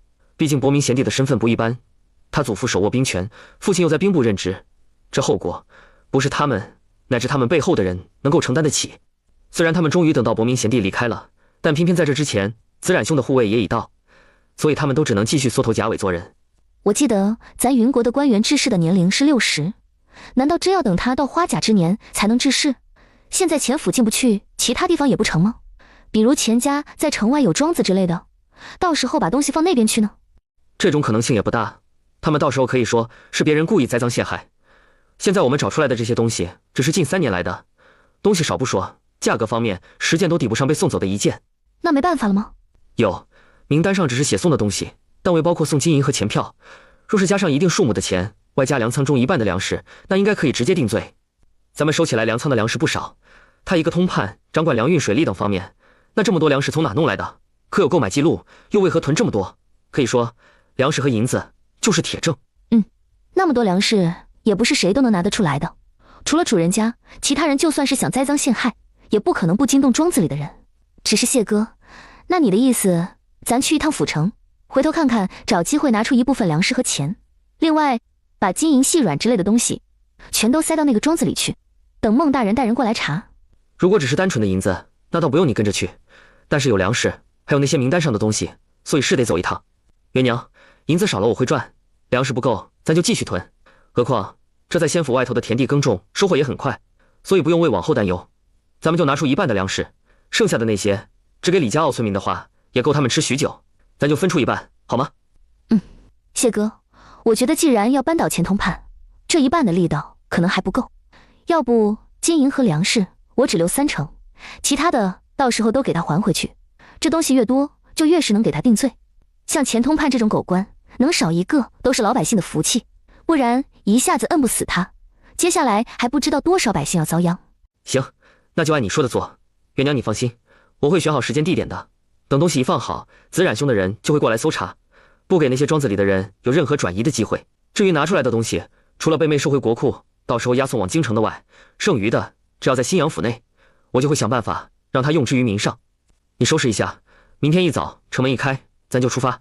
走吧，谢哥，咱去吃饭，也好和他们说一声咱明天要去府城的事。好。采薇，娘和你谢伯伯明天要去府城一趟，娘算算时间，你太婆和大爷爷这个时候应该也到府城了。他们第一次出门，娘有些不放心，准备和你谢伯伯过去看看。我知道了，娘你放心，我在家会好好照顾好自己和妹妹的。君子，三婶，谢哥这边得到消息，钱通判和高宁瑶的案子都出了点岔子，我和谢哥打算过去看看具体是怎么回事。所以蔡娘、三婶，明天开始面摊多麻烦你们了。亲家舅舅，你看看晚点能不能找个手脚麻利点的妇人去摊位帮忙擦桌扫地什么的，银钱可以每日现结。好，这事包在我身上，等吃完饭我就出去找人。姐，到底是怎么了？怎么好端端的就要去府城？对于王粲，李渊向来不隐瞒，包括谢燕之说的解决办法等等，也一五一十说了出来。姐，要是70%都不够，那咱全都还了。姐，要是70%都不够，那咱全都还了。那种狗官，让他多做1天官，都要多祸害几个老百姓。咱自己有手有脚能赚钱，也能囤粮食，所以你不用有那么大的压力。何况等李家傲的人都种上红薯后，姐你空间里的地应该会一下子多很多，到时候地里各种粮食都有，收获快等于产量也高，咱压根就不用怕。我知道该怎么做，蔡娘你别担心，没了钱府的那些，咱还有之前自己攒下来的。除此之外，谢哥不是也给了不少银子，这些加上空间的地，可都是咱的底气。姐，你放心，我会努力赚钱的。等有了你空间里的粮食，我们手头的银钱有多，到那时咱就找个好地方定居。我听说京城繁华，要不咱就去那儿吧。我姐夫是有大才之人，以后他肯定会中进士做官，哪怕后面是外放，但我估计也是几年后的事。所以咱就这样，等送李家傲的人去庐阳府，然后回来收拾收拾，我姐夫一考完，咱就去京城。蔡娘，咱先做好当下，什么京城之类的，等乡试以后看谢哥这边的情况。如果中举了，那就走。好，姐，你放心，我和君子哥不会给你们拖后腿的，我一定会想办法多赚钱。等以后你做官夫人不方便做的事，我们来。谢哥，咱回头再买个下人吧，也不做啥，就是专门赶车的也成。现在先这样，等回头中举后就买，到时安顿好李氏族人，咱就进京去。等进京后，咱要是手头还宽裕，就买个3进院，到时候老伯就看门，阿泰就当我贴身小厮，然后买个赶车的，再买个扫洒的婆子和厨娘。除此之外，你身边也得买个丫头或者婆子，采薇和青纱身边也得各要个一个小丫头。这些都是要钱，到时候再说吧。我可以自己做饭，也可以自己打扫屋子什么的，没必要买的就不用买。你不是说往后要外放吗？那买那么多下人做什么？有个赶车的人，再有李老伯祖孙俩，也就差不多了，大不了再加一个使唤的婆子。你是仙子，本就不该被这些事物所困扰，我能赚钱，怎能委屈了你？如今宅子小，住不了那么多人，不然我定然多买几个下人伺候你。你什么都不用做，只要舒舒服服，每天开开心心就好。谢哥，那往后我不用下厨，也不用给你做吃的了，对吧？谢哥，还要我下厨给你做吃的吗？哟，厨娘归厨娘，你下厨归你下厨，这两者并不冲突。元娘，你下一次厨就可以许久不用做，我算过了，每次我吃东西，只要抓一把塞嘴里，效果还是很明显的。嫁给我这个凡夫俗子，本就委屈了你，我可不能在其他事上再亏待你。府城，这已经是陈武不知道第几次来苏府了，可是燕郊始终都不见他。他想不明白，自己都为他离开陈家了，为何他还执意住在苏府里不跟自己走？缪夫人，我配不上令弟，我与他还未办酒席，只是过了婚书。如他愿意，那我们和离；若是不愿，那给我写一封休书也行，我不介意的。娇娇，你跟姐回去吧。小武他知道自己错了，他其实也是被冤枉的。你跟姐回去，等这2天吴玉儿和大张氏他们换子的案件审理完了，姐带你们回京城。姐，我和陈武这辈子是没可能了。在他让那个丫头躺在他身边的那一刻，就没可能了。不是啊，娇娇，小武那时候都昏迷了，自己什么都不知道，又怎么可能主动让那个丫头躺他身边？他说和你还未圆房，说自己来府城之前，还特意去济世堂找沈大夫要避子丸。那丫头满嘴胡话，已经被我审问了。这一切都是我爹的主意，现在我们都不管他了。偌大的陈府，我们都不要，他想给谁就给谁，别拿此来要挟我们。姐，不是这个问题。陈武说他自己昏迷被算计什么都好，我只想知道丫头身上那么明显的痕迹是不是他弄的？是他吧？屋子里就他们2个人，他心里要真的有我，他在我进门后看到情况伤心走了，是不是会快速穿好衣服就追出来呢？我走得不快，这府城我一点都不熟悉，都不知道该去哪儿。他想追上我应该很容易，可是从头到尾只有素锦一直陪着我。他穷我不嫌弃，他被父母苛待我不嫌弃，他毁了容貌什么短时间内不能做工，我依旧可以不嫌弃，可以说嫁给他也心甘情愿。但是我嫌弃他有别的人，我嫌弃他没把我放在心上。我告诉过自己，他和别的女人发生什么，那也可能并非心甘情愿，而是被算计了。但是我走的时候，走了那么久，他又做了什么呢？姐，就这样吧，你去告诉他，咱好聚好散。不管结果怎样，你们俩这样让人传话也不是一回事。要不找个地方坐下来好好谈一谈，要是不行，我会劝小武的。这几天不仅是你瘦了一大圈，小武也是。你能找个安静点的地方吗？别在这苏府。行，那你跟我走，我找个茶楼雅间，你们单独说说。娇娇，我们和离吧。你要是不和离，休了我也行。你不说话，那我就当你默认了。既然如此，我们去街上找写书的人，让他代笔写封和离书。娇娇，我不和离，也不写休书，我只要你。娇娇，我没做任何对不起你的事，这世上我谁都可以不要，但不能不要你。我只剩下一个你了，连你也不要我，那我活着也没意义。你想要用死来威胁我？没有，只是觉得没了你的人生是黑白的，没有人关心我，没人在乎我的死活。娇娇，我真的没有对不起你，除了早上错把他当作你外，我碰都没碰过他。没碰过他？那他身上的痕迹是哪来的？房间里就你们2个人，别告诉我是鬼。娇娇，你误会了，那真不是我做的，我也不知道你说他身上的痕迹是怎么回事。我喝了药，怎么可能还兴奋得起来？之前你跑的时候，我浑身都是绵软的，想去追你都不行，又怎么可能有力气行房？自打咱们成亲后，我对你心思浮动。来府城之前，我去沈大夫，除了要避子丸外，还要了些那方面的药，就是吃了后会心静如水那种。来府城之前，我去沈大夫，除了要避子丸外，还要了些那方面的药，就是吃了后会心静如水那种。我想等身子好后吃避子丸再行房，这点你应该有察觉才是。我每日早上都很平静，和年前不同。那2种药丸我现在都还有，你要不信，只管拿去医馆问问大夫，那药丸都有什么作用。还有，你也可以回流云县问问沈大夫，我是不是从他那儿买了这2种药。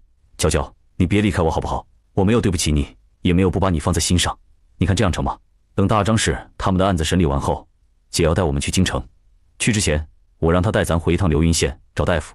要是沈大夫证明我所言非假，你就别说离开我的话好不好？要是沈大夫那儿说没有，是我骗了你，那你就当我亲自送你回去了。行，把你的药给我，苏府有府医，我问问他就知道。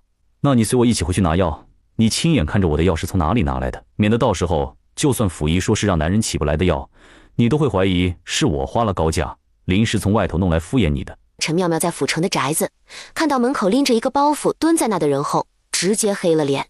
颜娇没兴趣看这场闹剧，看着那丫头怎么都不愿意走，说清白没了，老爷让她跟少爷，还说老爷说如果少爷不留下她，就把她卖到花楼中去之类的。颜娇看出陈武眼中的不忍，深吸一口气，仰头看天。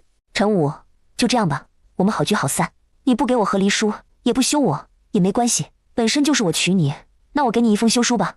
回头我会让人送一封休书到陈府，咱们此生或许注定有缘无分。再会。少爷，少爷，求求你留下奴婢吧，奴婢生是你的人，死是你的鬼，要是你不留下奴婢，奴婢只有死路一条。前几天你与奴婢春风一度，或许奴婢这腹中有了你的孩儿。放开，你赶紧给我放开。不放，奴婢不能放。少爷，求你了，给奴婢一条活路，奴婢要的也不多，只是留在你身边，做你的丫头，绝不破坏你和少夫人的感情罢了。小五这样是真不适合娇娇，那是个好姑娘，不该因为她想要有这么一个好弟媳妇，最后毁了她一辈子。换做今天是她嫡亲妹子的话，她一定会叫她早早离开这种男人。只是如今这男人是她的嫡亲弟弟，是那个从小吃尽苦头被苛待长大的弟弟。她这个做长姐的没做到照顾他的责任，如今只能将他带在身边看着他。娇娇虽然是市井中长大，但她的观念和许多人不同，她容许男人穷，容许男人不好看，也容许男人身份差，但不容许男人还有别的女人。不说别的，就冲陈家现有的家财，小五又是家里唯一的男丁，即便他说他们姐弟不要这家财，但最后继承的应该就是小五。这往后前仆后继的女人会很多，就他这性格，真把娇娇留下来，最后只会害他郁郁寡欢。严家丫头，李家奶奶，你怎么在这儿？你怎么在这儿拎着包袱做什么？怎么高武那小子认回亲爹，富贵后就不要你了？李家奶奶，你误会了，不是他不要我，是我不要他了。我刚才还让人帮忙写了一封休书，然后花了3文钱找人送到陈府去了。从今往后，我和陈武不再有任何关系。咋回事？他当初那样，你都愿意嫁给他，现在他亲爹有钱，你的好日子也才刚开始，怎么就要休了人？其实也没什么，只是来了这里不开心。我想，既然都不开心了，那为什么还要继续过下去？趁着矛盾还不算深，我也没成为怨妇，那就早早断了吧。那你现在有什么打算？是回去流云县，还是继续留在这儿？你今天有地方住没有？要是没有，那就跟我回去。我现在住在少安的宅子，那里房间多，你可以选一间先住下。等他随王老太来到谢家二进院后，你接下来有什么打算？我也不知道。你的情况和元娘当初有些像，但又不一样。你还年轻，又没有孩子，想要再找个人家也容易。只是你现在在这儿，等于是远嫁，身边也没有个亲眷，就得想想自己的以后。女人嫁人等于第2次投胎，要擦亮了眼睛找。你看元娘，之前差点把命都搭进去。高武那孩子经常和君子在一起，看着倒也没什么问题，但我听说他在家人跟前总是拎不清，这1年2年，年年都如此。作为他的媳妇会很辛苦，你与他分开也好，总比受气一辈子来得强。你看元娘和离后，哪怕带着2个孩子，现在不也好好的？你比元娘年轻，还未生过孩子，也好找人。我瞧你的眉眼，还未圆房吧？过去就过去了，人要朝前看。或许这次是你人生中注定该有的波折。横竖已经嫁过人，就算和离或者休了人，也不触犯律法。往后咱擦亮眼睛找个老实可靠的就行。咱有手有脚，也不图他大富大贵，只求他靠得住。不要哭，应该高兴。现在离开，总比到时候搭上后半辈子来得好。你吃饭了吗？走，我给你做吃的去，吃得饱饱的，把这些都抛到脑头。现在咱该想的是，怎么不靠男人立起来。李家奶奶，我会好好的，比以前更好。这样想就对了。我知道你对陈家那小子上心，现在一时半会儿要你不难过也不大可能。你在我面前不用遮掩，难过了就和我说。我年纪大，劝人也有一套，让自己忙起来，就没那么多心思想有的没的。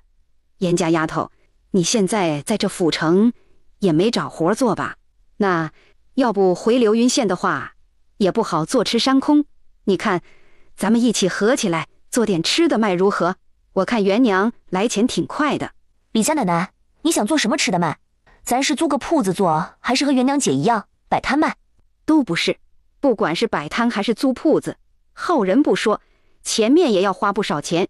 我琢磨自己做点饼，用篮子装着，沿街走巷喊。我今儿出去的时候，还顺便打听了下，这里杂面烙饼一张1文钱，白面馒头是2个3文钱，肉包子1个3文。说来这价格比流云县贵不少。像元娘摊子卖的那么大一碗素面，在这儿都可以装2碗，就这1碗还要5文。这样咱直接卖饭团，元娘在流云县一个素菜饭团卖2文钱，咱们在这儿可以卖3文4文。只是这米柴火还有菜什么都要钱，加上也不知道能不能卖得出去。严家丫头，你看咱们卖什么比较好？要不还是烙饼吧，明天早上烙一些，我拿出去卖一下看看，要生意不好咱就不做了。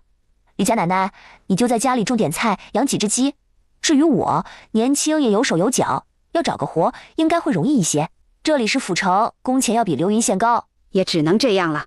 生意做不好，到时候他就种菜养鸡。至于老大，年纪不到50，又会点木工的手艺，想来要找个工作混口饭吃也不难。京城城门外，青姨，你再忍一忍，马上就可以进城了。要进城了？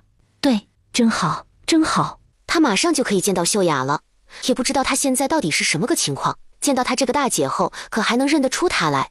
小姐，奴婢看青姨怎么像要不行了。小姐，等进城后，咱先找家客栈住下来，奴婢马上去请大夫。你顺便打探一下郑国侯府在哪？既然到了这里没见到人，青姨肯定会不回去的。你打听好位置在哪了吗？打听好了。这郑国侯府听起来挺气派的，但再走下坡路，早就没以前那么风光。尤其是近段时日，侯爷还不知何故惹怒了皇上。据说早些年还是国公府可以世袭5代，在现任侯爷成爵的时候就被贬为侯府。如今已经2代没什么出色的嫡系子嗣，庶出这边也只有一个3小姐还可以，其他的也拿不出手。这3小姐芳龄几何？可是成亲了？回小姐，3小姐今年29年华，听说已经定亲了，婚期定在今年8月。奴婢听说3小姐的未婚夫婿是前几年落地的寒门子弟，当初之所以会落地，是因为会试在2月太冷，他衣裳太过单薄给冻的。这样穷吗？她一个侯府的3小姐，哪怕说侯府落魄了，她又是庶女，但应该不至于如此低价吧？再说那什么寒门子弟有手有脚，怎么会穷成那样？你看我谢姐夫，人家同样没有父母帮衬，也没有父母积攒下来的家业，且还只是区一个秀才，现在这日子过得不知比多少人都要滋润。你说这3小姐在侯府一众子嗣中算还可以，那是怎么看上对方的？奴婢也不知，只是在想，有没有可能是嫡母故意如此？还有小姐，这世上又有几个实践之这种才华横溢又通透的人，多的是御府的书生，他们觉得一开口就说钱得掉价的事。这种人嘴里说着不屑铜臭味，甚至还会鄙夷，偏偏心里又渴望钱财，虚伪得很。这种人咱新阳府就有许多。也是，像我谢姐夫这样的，这世上也只有一个。许多书生读书都读傻了，脑子一根筋的人，且有这想法的，多数是童生秀才之类的，只是能考上举人的，脑子不会那么不懂变通，所以才会觉得奇怪。素雪，既然那寒门子弟如此清贫，你买点文房墨宝投其所好，让车夫带过去，吹捧一下他，暗地里问问看有没有和侯府那个三小姐有往来。若是有，等三小姐去的时候，咱们也过去。到时候我带青姨就等在外头，碰见她，咱就请上车叙一叙。小姐，不用那么麻烦吧？咱们直接下帖请侯府三小姐，就说她姨娘身份有问题，请她过来一叙。她不管怎样都是侯府的小姐，你家小姐，我只是区一个商户之女，我连个正经的宅院住处都没有，还下帖请人。我就算要给，那也叫拜帖，是我主动去求见人家，而不是在客栈等着人来见。听我的，就先这么安排。若是他们没任何接触，那这婚事说不定三小姐本身不满意，或许会趁着成亲之前退亲也不一定。倘若有往来，你这边调查那三小姐的消息又没错的话，那这个寒门子弟的未婚夫，或许不是我们表象所看到的那样。现在没见到人，我也不好下定论，也不用买太贵重的，价格在几十两内就好。素雪，你打听到那个寒门子弟现在住在哪儿没有？要是知道，那咱们也不用直接面对他，咱可以先去问问他周围的邻居，或许邻居会知道。至于怎么去邻居那打探，这个你们可以看着办，比如路过口渴借水喝，或者是来寻亲，找错地方等等。是，奴婢这就去办。郑国侯姓周，此时府中三小姐周彩静正在他姨娘的房中。你当真有如此狠心？为了你那个兄长，就让我嫁给一个见不得光的外世子？什么叫我那个兄长？我兄长不是你舅舅。再说，嫁给向阳有什么不好？他长得一表人才，即便是外世子，那也是右相家的。咱们侯府如今是什么个光景？你不明白？有本事这话和你父亲说去。右相家又如何？还不是一个见不得人的外世子。他人风评不好，你为了那个我从未见过的舅舅，就要牺牲我的后半辈子。我告诉你，这绝不可能。我要退亲，你要是敢逼我，我就死给你看。不用你死，我先死给你看。我是你娘，我死了，你要守孝，也正好不用嫁了。你选吧，是你嫁人，还是我死？周彩静一直都知道他姨娘是个有野心的狠人，哪怕只是一个侍妾，但在这府中说话向来有分量。嫡母身子不好，常年卧病在床，府中的一切事务都是他姨娘在管，而他姨娘又是个知道分寸的人，府上不管什么大小事都会去说给嫡母听，尤其是在大事上会都让嫡母拿主意。在这之前，为了博取嫡母的信任，当年在生下他之后还主动吃了绝嗣的药。如今他姨娘在侯府说是二夫人都不为过，但因为他的克己复礼和聪慧，所以父亲将他当嫡妻一样的敬重他，甚至他还能面不改色做到为父亲纳妾。且为了嫡母放心，选的妾室人选都是寻常老百姓家的，更甚者，在妾室进府之前就会将绝嗣的条件讲清楚，让他们自己选择。这其中除了他父亲同僚送的美人他不这么做之外，其他选的妾室至今没一个人有子嗣。彩静，你别怪姨娘狠心，姨娘知道你不喜欢向阳，可这也是没办法的事。姨娘，我那从未见过面的舅舅对你来说就那么重要，重要到你愿看我后半辈子不幸福，也要把我嫁给宋向阳，好让右相出手帮忙救人。彩静，姨娘是真的没有办法才这样。姨娘一直没和你说，姨娘还有个双胞胎姐姐，姨娘和姐姐是庶出的。当年被嫡兄送来京城之前，你姨母根本就不愿意。她性格绵软，是个没主见的人，遇到事就喜欢哭哭啼啼。姨娘知道，她要来京城的话，只有死路一条。后来姨娘想了办法，叫她发高热，看起来像是得了天花，才逃过被送来京城的命运。只是姨娘怎么都没想到，她半路被放下后，居然又被你舅舅给带回去了。这些年，姨娘一直没有她的消息，能知道的都是你舅舅叫人传来的。姨娘只知道有一回姨娘不听她的话，没过多久姨娘就心疼了好几天，然后姨娘收到她的来信，信中有你姨母一张带血的帕子，说我不听话就等着给你姨母收尸，你就相信了？她说把人带回去你就信了？万一没有，是骗你的呢？你那么多年都没回去过，怎么知道人在她手里？她要你听话，听什么话？你说你到底都做了些什么？我只是一个没落侯府的姨娘，她能让我做什么？侯爷在皇上那儿又不得重用，手中也没什么权势，他不过是往京城送的礼，让我转交给别人罢了。还有，你姨娘我确认你姨母在她手中，是因为最初那一年，姨娘我会收到你姨母亲笔所写的信，还有她寄给姨娘的帕子，这些都是随着她的信一起寄过来的。就凭借这两样吗？姨娘自己可以模仿，帕子就更简单了，找个绣活好的绣娘都可以做得一模一样。你要不信，你写一行字，再找人做一张帕子。我现在就出门找人做这些，到时候你看看是不是一样的？不，那是你不了解钱良辉这个人，姨娘的嫡兄，他是个心狠手辣的人。既然说人在他手里，那就一定在姨娘10几前不听话那次心痛的难以呼吸。那是姨娘和你姨母是双胞胎，能有感觉，他一定是发生了什么。后来姨娘听话后就好了。姨娘就你姨母这么一个姐姐，是姨娘的姨娘临终前要姨娘好好照顾的人，所以你为了10几不是20多年都没见过的人，宁愿牺牲我的幸福，也要让人去救那个一直要挟你的兄长。就因为你的姐姐可能在他手上，不只是可能在他手上的问题，而是他的罪名太大，兴许要抄家灭族。你姨娘我是出嫁女，进了侯府，哪怕你父亲再是不得皇上的喜爱，要护下我应当还是可以的。可是你姨母她不行。总之你要牺牲我，不是为了你兄长，就是为了你姐姐，对吧？那我呢？我在你眼里算什么？你那么为他们着想，可有为我着想过？我是你生的，命是你给的，你要我做什么，我会如你所愿，到时候嫁过去。只是从今天起，我与你再无关系。等我嫁人那一天，等于把命还给你了。从此往后，你就当没生过我这个女儿。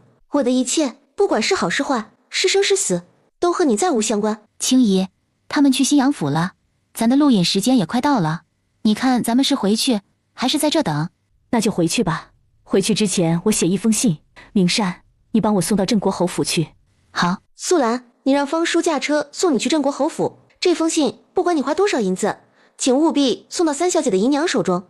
如果可以的话，你亲自送最好。小姐，奴婢这就去请大夫。素兰使了大钱，终于拿着信进镇国侯府。这个叫青梅，也叫韩秀莹的人是你的谁？回肥姨娘的话，青梅青姨是我家夫人身边的贴身婆子，她本名韩秀莹，有2个双胞胎妹妹，一个叫韩秀云，一个叫韩秀雅。她现在就在京城，因为身子不大好，一直昏昏沉沉，整个人就剩下一口气，想见姨娘你最后一面。她要去看看人，那是不是她认为自己是韩秀雅时所认识的长姐？她要了解一下这到底是怎么回事。如果她不是叫钱雨飞，那为什么会觉得自己叫这个名字？可如果是叫钱雨飞，为何又会觉得叫什么韩秀雅？你说我的双胞胎姐姐叫什么？她现在人在哪儿？可还好？姨娘，你的双胎姐姐叫韩秀云，她在8年前已经死了，临死前生了1儿1女，大女儿叫李媛，小儿子叫李军。李媛李娘子与奴婢家小姐颇有渊源，她的女儿便是小姐的徒弟，李军李公子更是老爷的救命恩人。等等，你说几年前死了？8年前？钱雨飞松了口气，如果是8年前，那时间和他心痛对应不上，想来他们应该是认错人了。小姐，老奴看见镇国侯府的马车了，先前离开的时候也碰到过，只是那会儿擦身而过，现在又碰上了。他们好像专门在等什么人，尤其是那位夫人，长得很像李娘子。飞姨娘，姑娘，我大姐可是在你的马车里。飞姨娘，这是记起以前的事了。对，青姨就在我的马车里。大姐，对不起，是雅儿，对不起你，对不起，对不起，对不起。雅儿，大姐我在，雅儿在。真好，雅儿，记得报仇。雅儿，你要记得报仇，还有云儿留下的1双儿女，你记得照看。会的，我会的。大姐，你放心。青姨，一旁的素雪像是想起什么，就见她从中挖出一个瓷瓶，直接怼着她的嘴，甚至还有些粗暴的捏开往里倒。素雪，你这是哪来的？李娘子给的，只是奴婢给忘了，就在刚才奴婢才想起来，这个什么必要时救命的东西，也不知道有没有用。青姨现在都这样了，就先用了看看。新阳府，元娘姐，你们这是？娇娇，你先去老地方，一会儿王奶奶就过去。元娘姐，我休了陈武，无家可归时，是王奶奶收留了我。现在我俩就卖烙饼，一天下来刨除成本，每人能赚20-30文。元娘，娇娇现在跟哪一个屋？家里房间多，娇娇想住到什么时候都可以。谢哥，先垫一下肚子，你先去休息，我陪奶和娇娇去卖饼，晚点回家。奶，我先去休息了。元娘，你也去休息，这点饼我和娇娇卖习惯了，知道哪里生意好，要不了多久就能回来。奶，我就跟你们去转转，顺便去买些米面肉菜回来。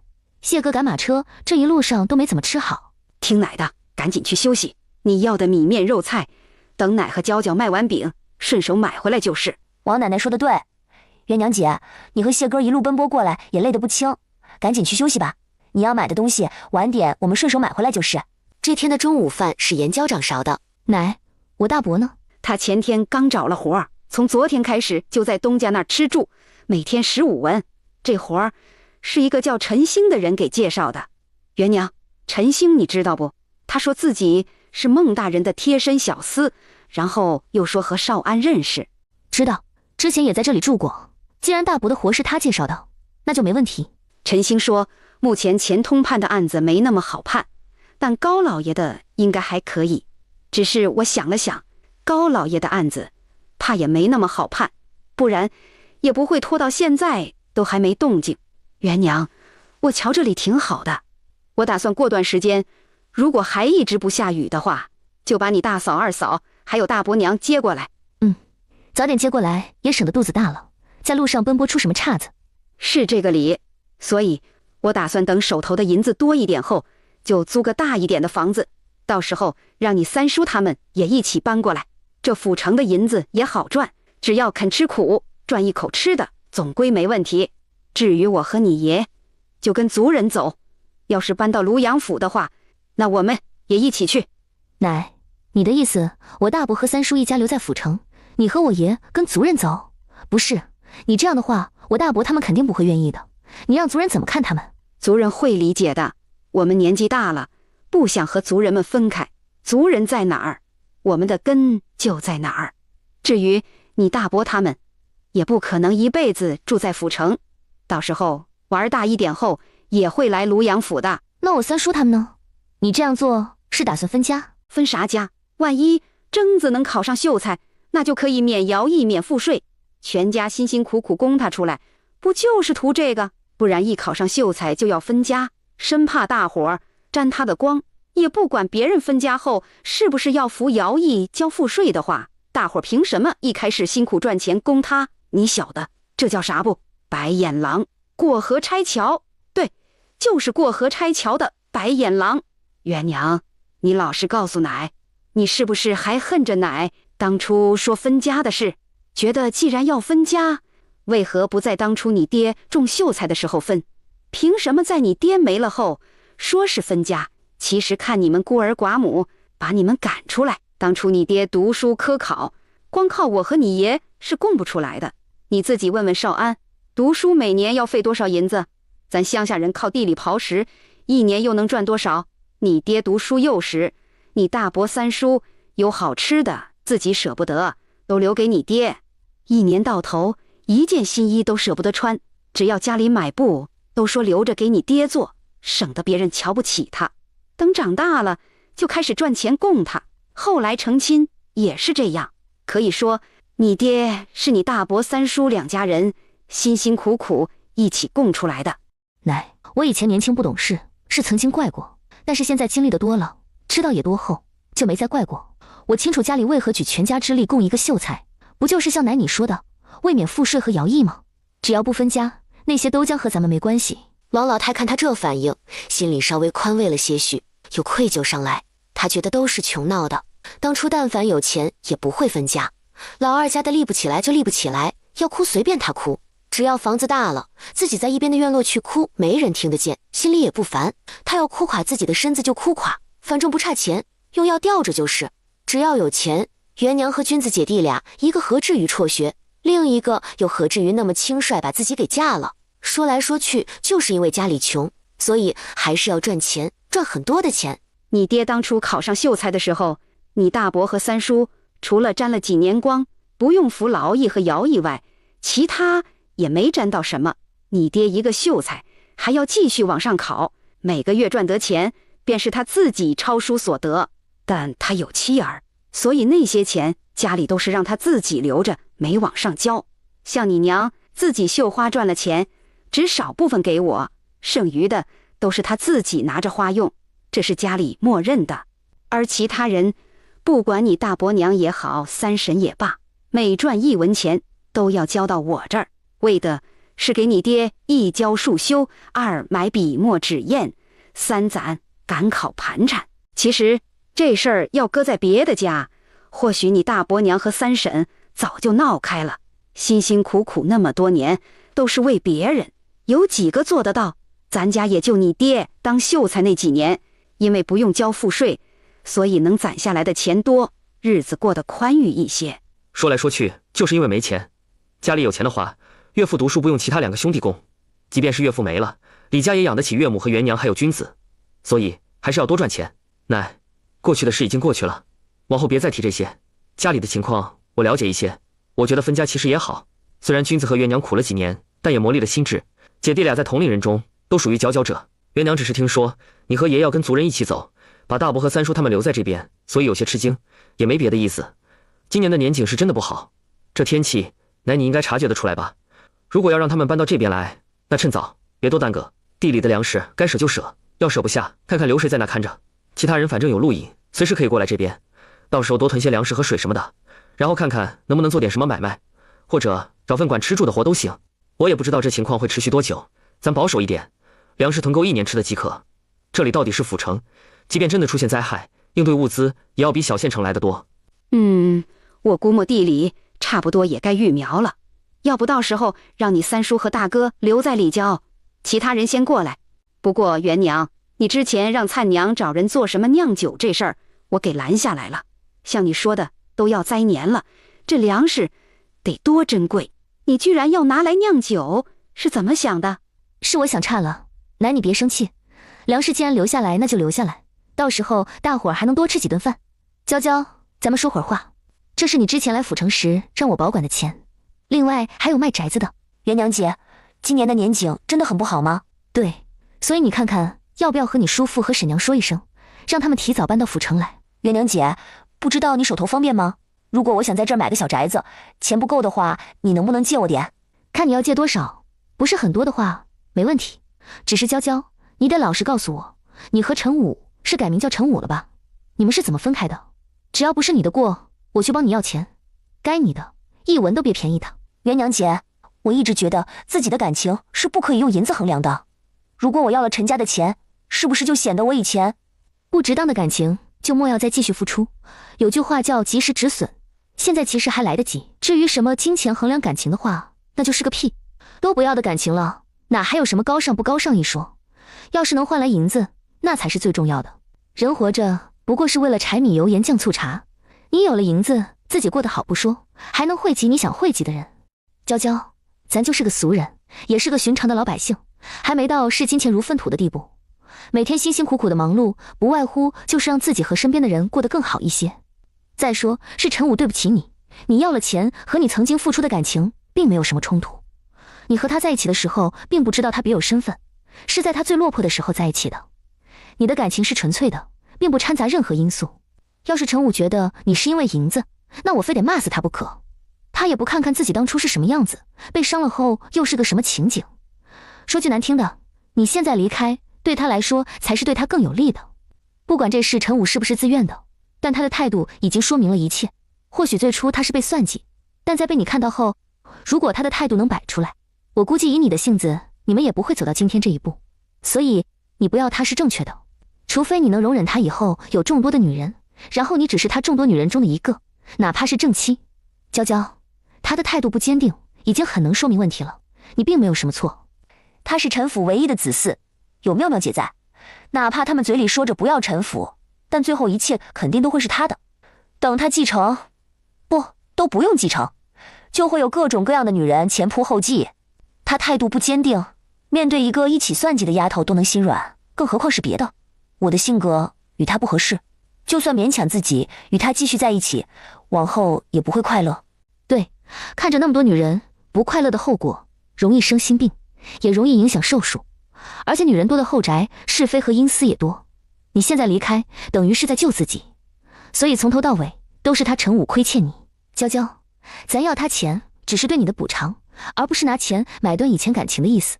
得了，既然我已经清楚前因后果，这事你不用出面，欠你的咱就不能便宜他。我去找陈武，去找陈妙妙，你在家等着收钱就好。李渊见到陈妙妙，直接开门见山问道：娇娇跟陈武什么个情况？想来妙妙你也知道，现在他既然自愿离去，你们陈府于情于理，是不是该给点补偿？嫂子，我和娇娇挺好的，那封休书我不认，所以挺好的，是挺好的，好到你不顾自己的身子就和别的女人有染，好到你为了那个女的不顾她的感受，还把人留下来。你不认休书，用得着你认吗？娇娇真是瞎了眼，才会在你身上浪费那么多年，浪费那么多感情。她要是用那么多年养一只狗，狗也知道要忠诚于她。你呢？你算啥？娇娇现在已经想开了，愿意离去，不会妨碍你左拥右抱的。那么你是不是该给她些补偿？当年你过的是什么日子，她是怎么做的？现在你有钱有身份了，想来也不会在这上面小气的吧？这位夫人，奴婢知道你是少夫人的好友，这次是为了帮少夫人出气来的。只是之前和前2天的事都不怪少爷，少爷也是因为喝了酒，意识不清才会发生那种事。奴婢也没别的要求，只要留在少爷身边伺候他就行，是绝对不会和少夫人争宠的。这位夫人，你若是有少夫人的消息，麻烦你说一声可好？少爷这些时日一直在找他，因为一直找不到人，茶不思饭不想。妙妙，你们陈府的下人就是这般不知规矩的？贱婢，谁教你的规矩？让你在主子说话的时候不管不顾冲进来惊客的。来人，去熬一碗绝丝药过来，给我灌进去。这贱婢今日我得带走。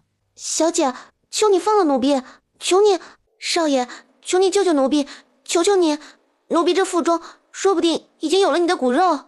陈武反应过来，看到那丫头红肿的脸，还有她说的那些话，心有不忍。真是多情种。陈武，我以前怎么没发现你还有这一面呢？要早知道，我一定叫娇娇离你远远的。将这贱婢给我带回去，亲眼看着她喝下绝丝药，剩下的等我回去处理。元娘，不好意思，家教不严，叫你看笑话了。刚才你说给娇娇赔偿的事，我做主允了。姐，我不准。我准了，你准不准有什么关系？你看看你办的叫什么事儿？都20几岁的人了，做事心里一点成算都没有，难怪在镖局走镖那么多年，还只是个押镖人。别说娇娇不要你，就你这样，连你亲姐我都瞧不上。不知道你这边想怎么个赔偿法？你打算怎么个赔法？虽然小五耽搁了娇娇多年，也与他领过婚书，但娇娇到现在仍旧是清白之身。我清楚，不管怎么说，这事都是小五的错。所以你看这样成不？我陈府赔他一座2进院，外加100两，就当是给他往后再次成亲时的添妆礼。不知道妙妙你说的2进院是哪里的2进院？别是流云县的吧？还有100两，看着多，但在这府城其实也不多。之前娇娇为了跟陈武过来，还把流云县的他爹娘留给他的老宅都卖了。现如今他的户籍在信阳府，他一个姑娘背井离乡，在这人生地不熟地方，也不知道作何营生，那点钱也不知能用多久。娇娇是个长情的人，因为陈武的关系等于2婚女，加上这个年龄，即便还是姑娘身，就算想再嫁人，多半也只能是给人当继室。只是我怕，因为陈武他冷了心，往后准备自己一人孤老终生，所以银钱方面我希望不少于200两。院落我希望是信阳府的，最好位于城东，能靠近我谢家。如此，我们有来府城的话，也能照顾1、2。如果娇娇非得离开我，我可以按你说的补偿。只是有一点，往后她想要再成亲嫁人，得我同意才行。说到底，都是我亏欠她，所以我想亲自替她长眼。有你什么事？娇娇要再嫁人，有她的朋友和家人长眼，用得着你这个伤她的人？行了，给我滚一边去，晚点再找你算账。元娘，你的要求我都答应，你先回去，晚点我会亲自将改好的地契以及银子都送到你府上，到时候劳烦你帮忙转交给娇娇。还有，帮我带句话，我会看好小五的，是我们陈家对不起他，希望他以后能越过越好。我和谢哥会在这府城会耽搁几天，要是一时半会儿没靠近东城，我那附近的宅子的话，晚2天也行。至于银子，方便的话现在就可以给。如此也行，我还有空闲，让人给寻摸一座更好点的宅院。元娘，你稍等一下，我这就去账房取钱。你个蠢货，之前怎么和你说的？你跟我离开这里，等娘的案子一结束，就跟我回京城是不是？结果你倒好，居然直接跑回来，还又被人算计。怎么，你的脑子都是长在脚板上吗？你什么身子自己不知道？你是不是嫌自己命太长，才这般糟践自己？娇娇当初不眠不休地照顾你，费了多少心力，你这样对得起她？哼，也是，人家现在看见你就烦，所以你是活是死，人家也不关心了。元娘，这里有225两，多余的25两，算是我这个没缘分的姐姐给娇娇往后的添妆礼。还有，我之前说的话，劳烦你替我转告一下。另外，小五和他的婚书，你看娇娇这边什么时候方便去一趟衙门？等过段时间吧，放心，不会耽搁陈武再去的。元娘，我不是担心小五再娶的事，只是我爹这个人，算了，子不言父之过，反正尽早吧。那我先回去了，房契劳烦过2天送过来。你的话我也会如实告诉娇娇的。另外，这多余的25两，我先替娇娇谢谢你。那么好的一个弟媳妇就这么没了，是小五自己不争气，没这个福分。不过说来说去，始作俑者都是他爹，这笔账他晚上等他回来再算，问问他是不是真的打算就此不要他们姐弟俩。若是真不要的话，那他不介意带小五改随母姓。娇娇，这里有225两，10两和5两的银子各有15锭，一共是225两，其中200两是陈家赔给你的，25两是妙妙给你往后成亲的天庄礼。除此之外，过2天妙妙会送一座2进院的房契过来，我要求位置在东城，靠近咱们这边。元娘姐，谢谢你。等宅子的房契到手，你收拾一下，回头喊你叔父和婶娘他们搬过来住。2进院大小是够了，加上这些银子，还有之前的那些，也有小400两。你先多囤点粮食，再寻思做点什么买卖。还有，这银子往后是你的依仗，不要全都用光。当然，我也知道你叔父婶娘他们都好，不会贪你这些的。我只是想叫你留点钱，万一有啥事能应个急。元娘姐，谢谢你，真的谢谢你。好了，这事就算接过了。人要朝前看，往后的日子会越来越好。没了这个，下一个会更好。咱会找一个比陈武更好、更优秀的男子。娇娇，我很庆幸你能想开，不然我完全能想到你往后以泪洗脸的日子。陈武他本就不是个良人，这点从他一直让你等到20岁还未与你成亲就看得出来。这世间的男子那么多，优秀的男子比比皆是，咱也没必要在一棵树上吊死。你看，比如我哈，我24岁和离的，带着2个女儿不说，还被诊断不能再生。当时谁能想到我会有如今这番造化？那是因为元娘姐你优秀，所以谢哥才会被你吸引住。那娇娇你可错了，谢哥之所以会被我吸引，不是因为我优秀，而是他那奇差无比的气运。也不知道怎么回事，反正吃了我做的东西才会不倒霉。他最初是为了自己的小命，可不是因为我这个人。谢哥的霉运众所周知，不是1天2天，更不是1年2年。不管他是因为什么原因，总之我认为他就是在等元娘姐你。你们天生就该注定在一起。你嫁到水云村日子过得不好，差点还因此丧命，而谢哥也因此运气越来越差。等你和离碰上谢哥，你们2人在一起，什么都好了。这就说明是上天注定的缘分。你说的有道理，所以有些事有些经历都是上天给的磨难，只要能度过，往后只会越来越好。陈武之于娇娇你，就好比刘东升之于我，只要离开了，才会活出自我。我相信要不了多久，你就会碰上一个比陈武更好更优秀的男子的。你看蔡娘，她在赵家的时候日子也不好过，杨大花根本没拿她当一回事，甚至以为我要死了，就收了刘家的聘礼，准备将她嫁给刘东升当继室。但是她鼓起勇气，孤身一人离开赵家后，你看现在日子过得如何？第2天，他依旧起了个大早，和王老太烙饼出去卖。于他来说，能赚1文是1文，现在能赚，等回头真有灾害的时候，未必就能赚得到。他多赚1文，就可以多买些粮食。元娘姐，你怎么在这？我刚出来，就看见你和奶扶着一个人进了这里。看你们那模样，这是认识？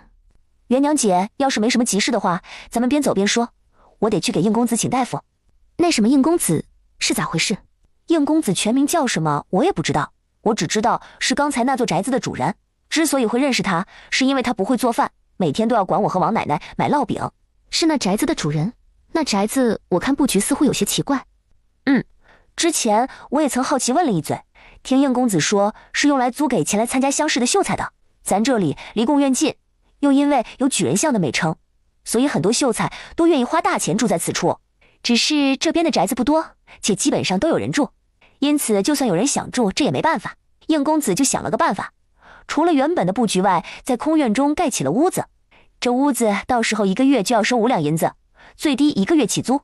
王奶奶一听，就那么小的一间屋子，1个月要5两银子，私下偷偷和我说，谁会钱多烧得慌，花那么多钱住这么小小的一间屋子？听说想要住正经的东厢西厢什么的，1个月10两起步。不过在我看来，只要能中举人，别说是5两了，估计50两人家都愿意。何况他还打出名号说，一旦中举，这租金全部退还。据说每年还真有人考上，所以只是免个别人的租金罢了，其他的还不是照赚不误。到底是读书人，脑子就是活络。嘿嘿，赚一次也就那么2、3个月，就够用3年。这应公子是府城人，家里就他一个人吗？也是有功名的书生吧？是府城人，和谢哥一样有秀才功名。其他的我不太懂，反正刚才我没看见他家人出来。不过他的事，王奶奶应该知道。我之前好像还听王奶奶说，应公子和谢哥也认识。娇娇，人既然不舒服，你们怎么不把人扶去医馆，反倒还扶回去了？我和王奶奶也是走到回来巷子口的时候，发现他不知怎么回事，在那儿大吐特吐，吐的都站不直身子。我们本想扶他去医馆的，结果他说要先回去，还让我们去仁心堂帮他请薛大夫。元娘姐，我刚才回来之前让人帮忙写了一封信送回去了。你说我婶娘他们到的时候会不会骂我？你放心，你婶娘才不会舍得骂你，等着吧。她过来后就算有骂，肯定也是在骂陈武。你信不信，他们要是碰见陈武的话，才不会管对方现在是什么身份，指定对着他一顿破口大骂。奶，咱既然帮忙，不帮到底。不用，方才那个薛大夫是应公子的外祖，他会照顾的。奶，这应公子是咋回事？我怎么看着身子不太好？还有，他多少岁？成亲了吗？就我了解，应公子今年20有4，还没成亲，跟薛大夫是外祖孙关系。至于其他的，我也不清楚。元娘，你要是想知道，回头问少安去。之前听应公子说，他和少安关系不错，不过他往常看着身子也还行，今儿也是不知道咋回事，突然变成这样。谢燕之属于那种，既然娶了媳妇，那自己外出不归的行程以及做了什么事，都得和媳妇汇报。元娘，地方已经找好，只等后天午时之前去放好就行。只是我这边又得到一个消息，说是镇国侯府的3小姐要来新阳府，所以我想先缓缓，看看到时候是什么个情况，再做决定。有些东西咱们该交出的是肯定要交出来，现在咱就是看情况，决定银子和粮食到时候交多少。谢哥，消息可靠吗？他什么时候到？还有，我姨母和苏妹妹现在是什么个情况？跟那3小姐一起回来的？不是，我得到的消息，3小姐自己带着一个马车夫，一个丫头出门的。不过我还得到一个快马加鞭传过来的消息，镇国侯府和右相府闹翻了。而这次镇国侯府之所以能找关系施压，想要不追究钱良辉的事，也是借了右相的势力。镇国侯突然反水，会不会是因为我姨母的关系？那个3小姐突然来这边，又是咋回事？不清楚，咱先静观其变。现在天气越来越暖和，各地要春耕。我这几天还和子冉兄就整个流云河水域分析了一遍，顺带地走了2处有筑坝的水域段，发现问题都不小。钱通判这些年不知道都做了什么，水利管理极差。像元娘你说的，如果一旦有灾害，我是说水灾，只要雨大一点，下的时间稍微长一些，哪怕流云县并不下雨，只是上游不断有大雨，最后可能溃坝冲往下游，整个流云县到时候照样还是会淹。谢哥，你的意思不仅仅是流丰县的堤坝有问题？对，今天回来后，子冉兄又往上递奏折，这时还去彻查。子冉兄说，2年前朝廷为了预防水患，特意往雨水多的府城拨了不少款项，专用于筑坝或者巩固堤坝用的。然而就我所知，流丰县这2年的劳役都是以清河道、修城墙和修官道为主，并未传出筑坝或者巩固堤坝的事。而我们这几天走的地方，那堤坝也不是新的。我们让陈信找附近村落的人问过，得知根本就没有重新筑坝一说。所以既然没重新筑坝，也没叫人巩固堤坝，那么这银子哪去了？之前朝中派来监察人员是谁？回去又是怎么汇报的？这银子他们合谋私吞了吧？要不是因为你和我说的事，我特意和子冉兄提了句，他也不会想去看看。结果这一看，问题可不小。子冉兄说2年前拨得款，想来正知府也参与其中。这下他的乌纱帽是被摘定了，就不知到时候是何人来接任。你说能让孟大人来这做知府吗？不可能，你还是莫要想了。他要是来此做知府，那就被贬，可懂？那你说陈府能不能再动用关系，把陈大人往上提一提，再重新调回新阳府？要是陈大人回新阳府的话，我们李家傲的人就不用去庐阳府了。相信以陈大人的能耐，不管是干旱还是水患，又或者是后来的疫情，他都能处理得很好，老百姓到时候也不会流离失所。陈阳从一个县令跳到同知，这跨越本身就大，这前后才多久？再提为知府，元娘你觉得可能吗？新阳府可是个富庶的地方，现在灾情还未来，是众人眼中的香饽饽，朝中很多人都想在这边能分一杯羹的。那算了，到时候我们李家傲的人还是跟随陈大人吧。现在除了陈大人，其他的人我都不信能处理好这事。尤其新阳府治下的其他几个县令，年前做的那些丧心病狂的事，简直是毁人3观。3观是什么？世界观、人生观和价值观。何谓世界观、人生观和价值观？这是我们天庭的一种理念，所以你只要知道毁人3观是指颠覆大多数人一般看法的人事物就行。那几个县令做的事，确实是颠覆了我对无耻2个字的了解，简直是没有下限。其实不只是他们，便是正知府也是如此。这背后若是没有他的意思，那些人又岂敢如此？谢哥，咱这巷子第5家的主人好像姓应，叫应磊。奶和娇娇都说应公子说你与他相熟。云静是个不错的人。那应公子是何人？我听说他年纪小小就独自一人来此，然后15岁中秀才后又一直没继续科考。对了，他外祖居然还是仁心堂的坐诊大夫。你怎么突然对云静这么好奇？也没什么，只是觉得他挺聪明的。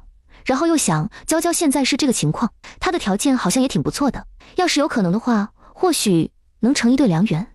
云静，你还是别想了，他的情况有些复杂，我与他相熟，交情却远比不上子冉兄他们，也在于此。情况复杂是指家世，不过他外祖也在此，那么应该不是母族，而是指父族。李渊看他没想继续说下去的意思，便也不好再问。他清楚，能让他知道的，谢燕之一定会告诉他。既然不说，那就是不适合他知道。严姑娘那儿，你暗地里点一下，让他往后不管什么原因，与云静少接触一些。不是说云静这个人不好，相反，她是个极好的人。我说的主要是指她的家世问题。云静一个人太久了，心里其实很孤单，而严姑娘人很不错。若是两人有所接触，我怕时间久了就都伤了心，那才叫坏事。她的富足不是她想断就能断，明白否？行，我知道了。娇娇现在还未走出情伤，我也不用刻意说，到时候点一下云静出身极高，想来她应该明白。这会儿时辰不早，你若是累了就先休息，我出去打一套拳，还得去一下书房。我陪你，你忙你的，我琢磨我的。现在我和菜娘就靠一个摊位赚钱可不行，我还得琢磨一下，看看可有别的赚钱门路。对了，谢哥，我仙府出现第4块地了，地里种的是棉花。棉花？元娘，带我去看看。彼时另一个房间内，王奶奶，咱这巷子里住的都是有功名的人，有举人，有秀才。我想这边的人应该以识字居多。你在这儿认识的人多，能不能找一个人教我识字？当然，我要的是女子，不管是姑娘也好，妇人也罢，只要有空闲有耐心就成。恕休，我也会按私塾里的夫子所收的给，每天只要能抽出1个半时辰来教我就好。你怎么突然想找人教你识字了？王奶奶，你知道我大字不识几个，会写的也只有我自己和他以前在杨家时的名字。我想自己还是多识些字比较好，这样总比当个睁眼瞎来的强。多识字还是好的，娇娇，你别看我年纪大了，但也识些字的。你要是不介意，我先教你，我再给你寻摸寻摸。王奶奶，你识字？对，跟儿孙学的。我不仅会写全家人的名字，连3字经和百家姓我也会背一些。不介意，我怎么可能会介意？王奶奶，谢谢你，谢谢你愿意教我。娇娇，我识字教你这事，你可别往外传，尤其是元娘他们。等过几天你的宅子收拾好了搬过去后，我每天抽空过去教你。行，我不说。不过王奶奶，你既然教我，那这束修你看该怎么给？你可不能说不用的话，不然我就找别人了。那咱的束修就以粮食结算，你看怎样？每个月你给我5斤米就好。王奶奶，我估计给你银子你也不会要，这样我每个月就给你10斤米，然后逢年过节给你置办一身衣裳。若是别人觉得奇怪，我就说感谢你在我最困难的时候收留我开导我，我将你当做亲奶奶一样敬爱。不用衣裳，就1个月10斤米吧。那我1个月给12斤米，然后1年2身衣裳，就这样。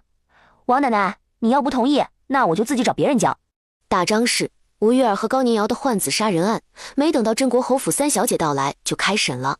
至于大张氏，他只是参与换子且苛待陈武，但念其将对方养大，因此死罪可免，活罪难逃，直接杖50，刑5年。娇娇，这是我赔给你的房契，另外我有点事找你商量，之后答不答应主要在你，我绝不会勉强你的。你说。今天换子案审理，我爹那个糊涂蛋居然说出大张氏不管怎么说都养大小武这话，我想他年纪大了，就该好好颐养天年，而小武他扶不起来，我爹要是躺下，这个家估计也就完了。我想你要是愿意的话，能不能跟小武生一个孩子，不管是男是女都好，从此往后小武不会再有子嗣，陈家也不会再有其他的子嗣，这陈府日后便由你的子嗣继承，当然我会让他从小在你身边长大，不会把他抢离你身边的。很抱歉，你的要求我做不到。娇娇，你先不忙着拒绝，且听我说完话再做决定。咱女人始终是要嫁人的，不是每个人都能嫁给自己所喜欢，他也能喜欢你的人，就算是彼此喜欢，也会因为各种问题而分开。就好比你和小五，你喜欢小五，他也喜欢你，可最后呢？娇娇，这世上不确定的东西太多了，你离开小五，也不能保证往后嫁的人就一定是个好的。倘若你不嫁人，自己决定孤身终老，那何不多个孩子？你若是怕小五与你纠缠，这点你大可放心，我会暗中安排，不会叫他知道人是你就成。你多一个孩子，等于多了陈府的家财，也不用为孩子操心。而于我而言，陈家后代有出息，我也不用跟着操心，可以说是一举两得。你生了子嗣，若是想再嫁也没问题，只要你愿意，孩子就跟在你身边。往后我会固定给你送银子，本身你就是在嫁的身份，所以多一个孩子，只要自己有足够的底气，夫家也不会因此看低了你去。若对方因此而看低你，又或者苛待孩子，那这种人是不值得嫁。娇娇，这世上不如意的婚事很多，其实在我看来，只要自己底气足，夫婿若是不好，和离或者休了对方后，自己一个人也可以过得很好的。女人的价值不一定非得体现在所嫁之人身上，只要你肯生一个陈家子嗣，我愿意扶你起来，往后你自己养几个面首也是可以的。陈小姐，你说的我也觉得有道理，只是我不想再与陈武以及你们陈府有任何关系。我不图钱财，也不会贸然生下一个从小没有父亲关爱的孩子。你的好意我心领了，若是无事，请回吧。陈妙妙没想到自己苦口婆心的劝说，对方态度极为坚定。不过也正是因为如此，她才越发欣赏对方，心里将陈武又给狠狠骂了一顿。真是蠢货，这么好的媳妇儿就这样弄丢了，活该人家不要她。元娘在吗？我找她有点事。我也不知道，我去帮你问问。不好意思，陈小姐，元娘姐出门了，你若是要找她，请改日。老人家你好，我叫陈妙妙。王老太等陈妙妙说完后，陈妙妙是吧？我瞧着你也是个不错的姑娘，怎能说出这种话来？明明你们陈家不好，你弟弟不好，为何非得让娇娇卷进你家的烂摊子里？她自己有叔父，有婶娘，有朋友，也有银子。虽说嫁过人，但还是个黄花大姑娘。只要睁大眼睛，往后可以找个比你弟弟好千百倍的男子。为何要想不开，非得在一棵树上吊死？不说别的，就咱这巷子那家的应公子，都不知道比你弟好多少。人家好歹是个读书人，有秀才功名，马上就要参加乡试，到时候一举高中，可就是个举人。你看你弟可比得过让人家？行了，你要是来就为了说这事儿，那你回去吧，我这不欢迎。陈妙妙只能带着遗憾离开，一边在心里琢磨，还有什么人是适合给他陈家生下一个子嗣的？他对弟媳妇的家庭没什么要求，只要对方人不错，哪怕不喜欢小五也没关系。他陈家只需要一个日后可以扛起陈家家业的子嗣，且孩子的母亲一定要明事理才行。王奶奶，这是刚才陈妙妙亲自给我送过来的房契，你帮我看看具体在哪儿？我怎么看着这宅子好像是前头那条街的，但又好像不是。这要是那条街的，那岂不是说前面还有个铺子，后面是2进院，可以直接住人？这样我都可以不用盘铺子，就能做点吃的直接卖。不是，娇娇你看错了，这房子离咱这里不远，不在靠街的位置。你先将房契收好，我明天带你过去看看。这房契到手，咱也该过去收拾一下。好，谢燕之和李元商量过后，决定这次留下全部的银锭，外加4成米粮，剩余的那些古玩字画以及金银细软全都还回去。谢哥，这时间掐得很不错。是不错，接下来还有更不错的，元娘只管拭目以待。叶哥，你是怎么和孟大人解释那些东西具体在哪儿，又是怎么让他相信的？还有，我们放置的时间与他们到来的时间又是相差如此近，都可以说我们前脚刚走，他们后脚就到。钱府库房一夜被搬空的事，大伙儿其实心知肚明。钱府护卫说什么鬼神，绝大多数人都不会相信。既然不是鬼神，那就是人为。陈鑫跟在子冉兄身边久了，对那天的事本就有所怀疑，但没猜到具体是谁做的，只是觉得可能和我有些关系。当然，我不可能承认是我们做的，但也言明我有认识这方面的能人，此事是他们做的。然后我又说我知道后去找过他们，让他们不要动那些东西。我不知道子冉兄信了几分，只清楚他听到这，再三与我确定我认识的人靠谱，且东西都没动过后，就主动说将东西偷摸还给钱府，如此他们也好找到这些物证。今儿我带你出来之前，还特意去找了几个三教九流的朋友，也是意在于此。或许元娘你都没发现，他们现在也住在这边，只是比咱们晚半个时辰到的。子冉兄人心细，或许会多想，所以为了不引起他们的怀疑，明日咱们会跟我那些朋友一起回城。我与他们说过，让他们走这一趟，回头给他们几两银子买酒吃。至于子冉兄呢，即便会盯着那些人，但也答应过我，不会找那些人问话，更不会揪着不放。还有，他也会守口如瓶，不会将这事给泄露出去的。谢哥，你身上的银子还够用吗？这些你先拿着。不用，我这还剩下一些，应付明天的事绰绰有余。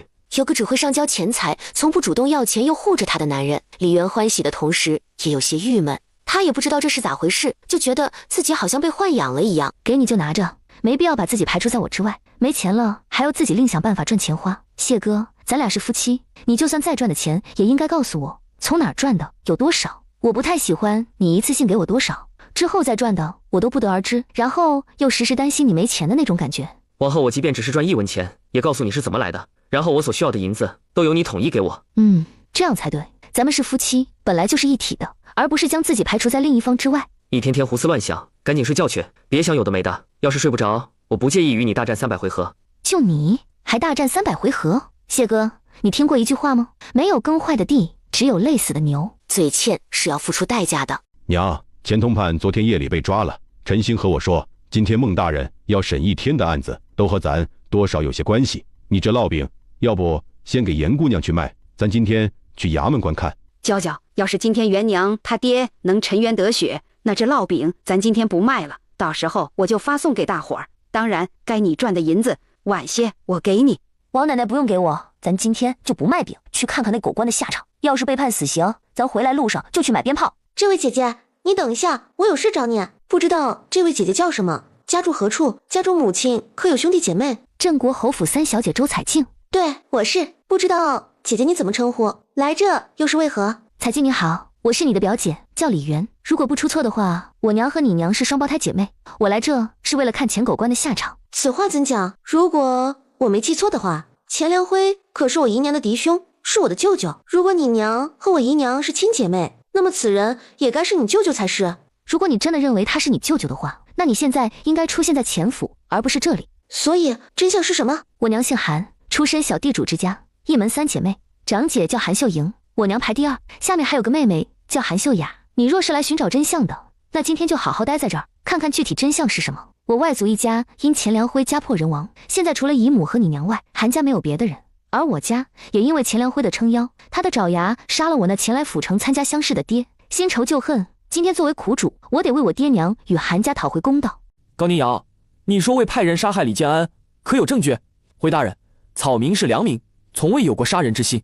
不知大人嘴里所说的证据是什么？又或者要草民提供什么样的证据？草民家大业大，竞争对手极多，他们一心想要扳倒草民，这欲加之罪何患无辞？无论草民说什么，反正大人都不会信。既然如此，即便有证据，大人也会说那是假的。大人对草民误会颇深，草民想，接下来大人为了破案，或许还会对草民屈打成招。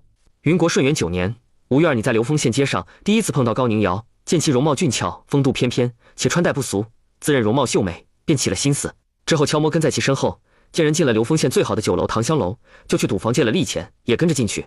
眼看高宁瑶与人吃完饭下楼，你便紧跟在后结账出门。只是不巧的是，在出门时不小心被绊了一下，撞到前面的高宁瑶。你下意识双手紧搂她的腰，借着救命之恩开始往来。无事，可还要我继续念下去？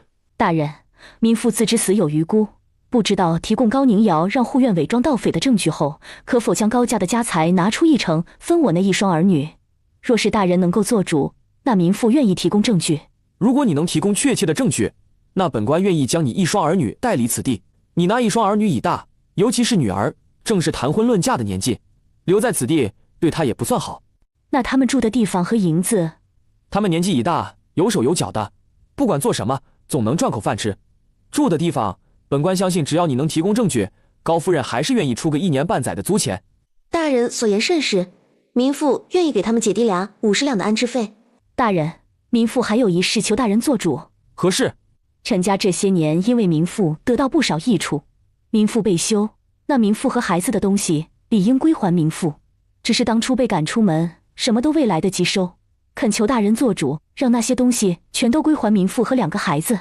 都说清官难断家务事，这是你们自行商议。老爷，娜娜他们喊了你10几年爹，你陈家也是因为我姚郎才会一直对陈家的生意颇有照顾，若非因为我，哪有陈家的今日？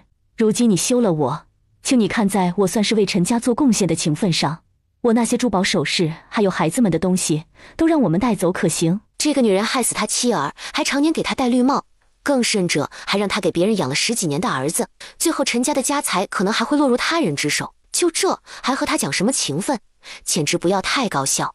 你我之间还有什么情分可言？为我陈家做贡献，做什么？躺在别人床上给我戴绿帽的贡献。当初你来我府上做妾时，是孤身一人来的，你和你那2个野种所有的东西都是用我陈府的银钱买的，你们还想带走？我便是叫人扔了，也不会给你们。姐姐啊，你不是说来看钱通判罪有应得的案子啊？怎么是这个？这个高老爷他是钱良辉的狗爪，我爹就是被他害死的。他这涉及的东西有些多，审人之前先把狗爪砍断不是？等着，这个人身上案子多，等他结束就轮到钱良辉了。彩静，我大伯跪在那作为苦主大哥状告高老爷，你说我是女儿，能上前去替换他吗？元娘莫急，你爹的案子就让你大伯来，等这些结束，韩家的需要你来。奶，这位是我小姨的女儿周彩静，也算是我韩家人，她也一样可以。不成，这事儿还得你来。人家是侯府的小姐，哪能众目睽睽之下上公堂？再说，人家现在到这，情况明白吗？我今儿才到新阳府，什么情况都不懂。甚至在我看来，钱良辉这个通判才是我的舅舅。现在姐姐你贸然说是我表姐，还说我姨娘是韩家人，且一点证据都没有。就这，你要我作为苦主去状告我舅舅？我这脸不就是最好的证据？要不我带你去苏府，让收留姨母多年的苏夫人给你讲一讲姨母这些年是怎么过来的，当年又是遭受了什么苦难。对了，苏府还有姨母的画像，还是过年期间画的，你要不要也看看？或许你还不知道，钱良辉的身边有个能人，他能让人没了以前的记忆，然后编造一个新的身份。我姨娘说她和我姨母是双胞胎，互相之间有感应。不知道我姨母现在可是在这府城，10几年前又发生了何事啊？13年前我爹来这府城赶考，被那高老爷给杀了。不知道我小姨有没有和你说，我娘的性子绵软，她特别依赖我爹。突然得知我爹没了，一时间受不了，就伤心过度，每日都在哭。如果小姨有什么反应，或许是因为我爹没了，我娘心痛。那我能去看看姨母吗？我姨娘说姨母长得和她很像，只是性格不同。我娘8年前病死了。姨母没了那天，是不是元国大历4年9月初6？具体时辰在酉时末。对，就是那一天，那个时辰。虽然我心里已经相信你应当就是我的亲表姐，但这种事还是慎重点比较好。我不会贸然认下你，也不会贸然去否定钱良辉便是我舅舅。当然，不管他是不是我娘的嫡兄，他的事我以及侯府都不会去插手的。天子犯法与庶民同罪，更何况是区区一个通判。那如果你确定自己姨娘就是韩家人，是不是可以帮忙踩一脚？这是自然。如果我姨娘是韩家人，那我要她钱家永无翻身之日。姨娘说是及笄那年被送到京城的，等于她被钱良辉利用了整整20几年，可以说占据了她人生的大半辈子。她会与人为妾，会在府中做所谓的二夫人，也皆是因为被催眠的结果。这样着实可恨。横竖现在你已经到这了，也不急一时半会儿，要不你先去休息，有啥事咱回头再说。你这2天也可以好好查一查钱府的那些人。不过我觉得你最好做好心理准备，钱通判让大师给你姨娘换了记忆，想来也可以给别人增加一些莫须有的，只是他催眠得了1个2个，催眠不了所有人。到时候要你自己多听听，然后好好判断。我心里有数。那你先忙，我回去休息了。现在是什么个情况？吴氏提供了证据，当年护院假扮盗匪的人里有个是他的爱慕者，也是他娘家的一个远亲表兄。那人当初并未死，而是在被所谓的剿匪之前就得到消息，以家里有事率先脱身离开。吴氏说这几年2人还有联系，且那人手上也有证据，所以大人派人去抓人了。那人家里住哪里？要是在其他县，那这案子又得等人抓回来候审。没，都说最危险的地方就是最安全的地方，那人就在府城。他躲了2、3年后，在吴氏的帮助下，现在在高家的铺子里做活。吴玉儿换子杀原配夫人和嫡子，外加隐瞒高宁瑶罪名，处死刑，择日问斩。陈老夫人参与换子谋害儿媳和孙子，本意要重判，但有陈老爷这个苦主的谅解，外加年岁已大，因此只判了3年。高宁瑶数罪并罚，最终判令隔日5时城外斩立决。奶，大伯，你们明天等高宁瑶斩首后就回去，还是直接留在这儿？到时候让三叔他们过来。我这活还没做完，大概还要1个半月，就先不回去了。元娘，你大伯就先留在这儿，奶这些天生意也不错，等几天吧。你呢？你什么时候回去？到时候奶和你一起回家。喊上娇娇，她应该也是要回去一趟的。我这边差不多等案子结束就得回去。君子和征子快科考了，奶，你年纪不小，接下来年景不好，我觉得你还是别来回奔波的好。像你现在挺好的，自己种点菜，养起只鸡，再做些烙饼卖，不是挺好的？我身子还利索着，不碍事。我得看看君子和征子的红榜。娇娇，我知道你在里面，也听得见我说话的声音，我知道自己错了，今天前来负荆请罪，求你原谅我这一回，我保证不会再犯。停，你就站在那儿，别过来，有话就说，说完赶紧滚。娇娇，咱们是夫妻，是两口子，没必要这么生疏。谁和你是两口子？我已经给你休书了，别告诉我你没看见。旁边刚好有那考了多年乡试但又一直没中举的迂腐秀才，开始批评言娇。我之前是招赘上门的，所以不满意他背着我和别的女的搅和在一起，给休书有什么不可以？娇娇，我一直对你都是一片真心，求你别这样和我说话。我知道你心头有气，但之前那些事也不是我故意的，我可以用自己的命发誓，一辈子都对你好。娇娇，你原谅我好不好？咱这2天就可以跟姐一起去京城。这位娘子，都说夫妻俩床头打架床尾和，你之前能招他做上门女婿，应该也是极喜欢他才是。既然这样，何不给他一次机会？是啊，人非圣贤，孰能无过？既然他已知道错，给他一个机会吧。他一个大男人，众目睽睽之下下跪，诚意已是满满，你就原谅他这一回。程武，我本不想给你休书，想着和离就好。我替我写休书的人说，和离书中有这么一段话：情出自愿，事过无悔，不负遇见，不谈亏欠，一别两宽，各自安好。这也是我现在的想法，所以你别让我后悔，我只盼着从此往后天涯陌路，后会无期。娇娇，不要这样对我，你这样对我不公平。不管我和诗雨发生了什么，都不是我自愿的。娇娇，心里装的是你，你应该知道，只要我们离开这里，离开以后，我们好好过日子好不好？我去找个男人与他发生关系，然后告诉你我不是自愿的，你能接受吗？这能一样吗？有什么不一样啊？他是人，我就不是。他是男人，可以3妻4妾，你是女人，不可以。所以你看不起女人吗？你娘不是女人吗？你媳妇儿不是女人吗？你既然看不起女人，又为何让女人生你？没有女人，哪来的你？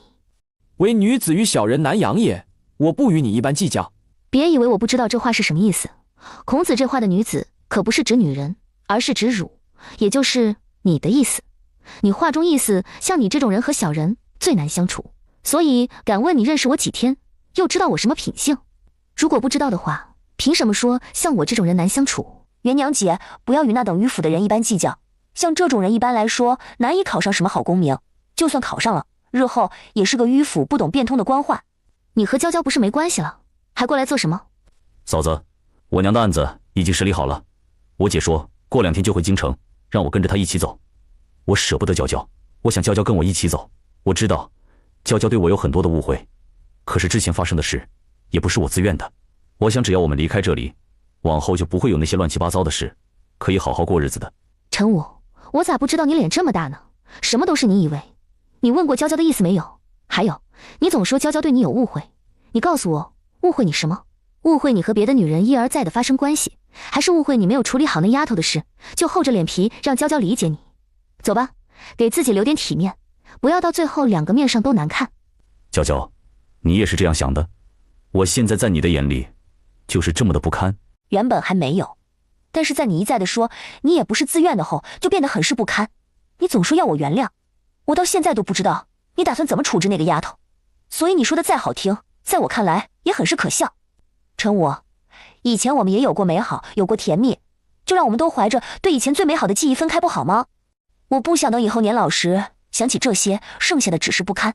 所以咱们体体面面的分开，莫要纠缠。你富贵我不慕，你落魄与我无关。你走吧，娇娇有我们，你也不必挂念。以前的你那样，她都可以过得很好，更何况是没有你的以后。陈武直到现在才真正意义上觉得自己从此以后都失去了言娇。他在他生命中转身的那一刻，就再也没想回头过。是他错了，是他丢了这个曾一心一意陪在他身边的女人，是他伤了他的心，是他亲手将她弄丢的。娇娇，诗雨她是活气丫头，我不能将人杖毙。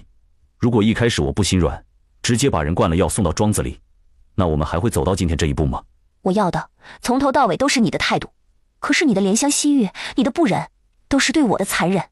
你看他不忍的目光，就像拿刀在活剐我的心头肉。我曾想，如果当初换成那个人是我跟别人，你又是什么想法？就这样吧，五哥，这也是我最后叫你一声五哥，往后珍重。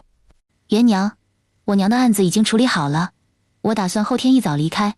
这包裹里面的衣服是我接小五回府城后让秀娘给娇娇做的，虽然没那个缘分叫她继续当我的弟妹，但衣服是新的，也是专门给她做的，希望她不要嫌弃。要不你自己进去送给她？不了，我没那个脸见她。元娘，你就帮我给她吧，她要是不要，丢了也好，当了也罢，都随她。还有，替我跟她说对不起，往后有机会到京城的话，多联络。好，日后有机会多联络。娇娇，这是妙妙送来的，她说是你们刚到府城的时候，她让秀娘做的，她今日送来，你到时候是留还是丢，都随你。还有，她让我替她跟你说一声对不起。留着吧，这算是我作为陈家媳妇的第一身衣服，即便用不上，留着也行。陈府有钱，作为儿媳妇做衣服的布料想来也不会便宜，哪天我要是没钱了，还能拿去当了。谢燕之是在子时前一刻回来的。谢哥，大伯一早出去打听了，说衙门今天不开堂，咋回事？昨天临关城门之前，不知怎么回事，又接到800里加急送来的旨意，说钱正两人需押回京城，交由刑部审理，还有钱府别庄搜查到的东西，也得一并运送到京城。我昨晚便是因为那些东西当中缺少银子的事，在与子冉兄商议。谢哥，孟大人是钦差，不就是可以先斩后奏？他能当没接到旨意，今天先开审，把人斩了。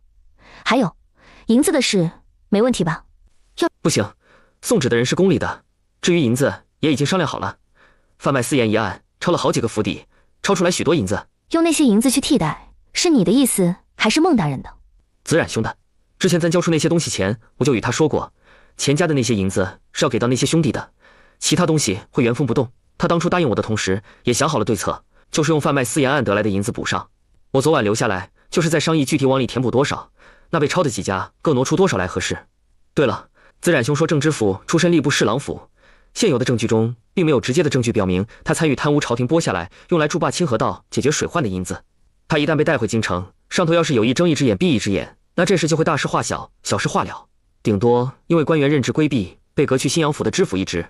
毕竟凡事都要讲究证据，府城官员各司其职，水利粮运都是通判在掌管，他完全可以说自己政务繁忙，也曾多次派人去巡查，得到的回复都是没问题。所以到时候硬要扣帽子，他推出一个替死鬼后，自己顶多也就落个失职之罪。但因为线下还没有出现问题，所以这罪名不痛不痒。不管怎么说，总比贪污那些钱来得轻。元娘别想了，这事其实主要看上头的意思。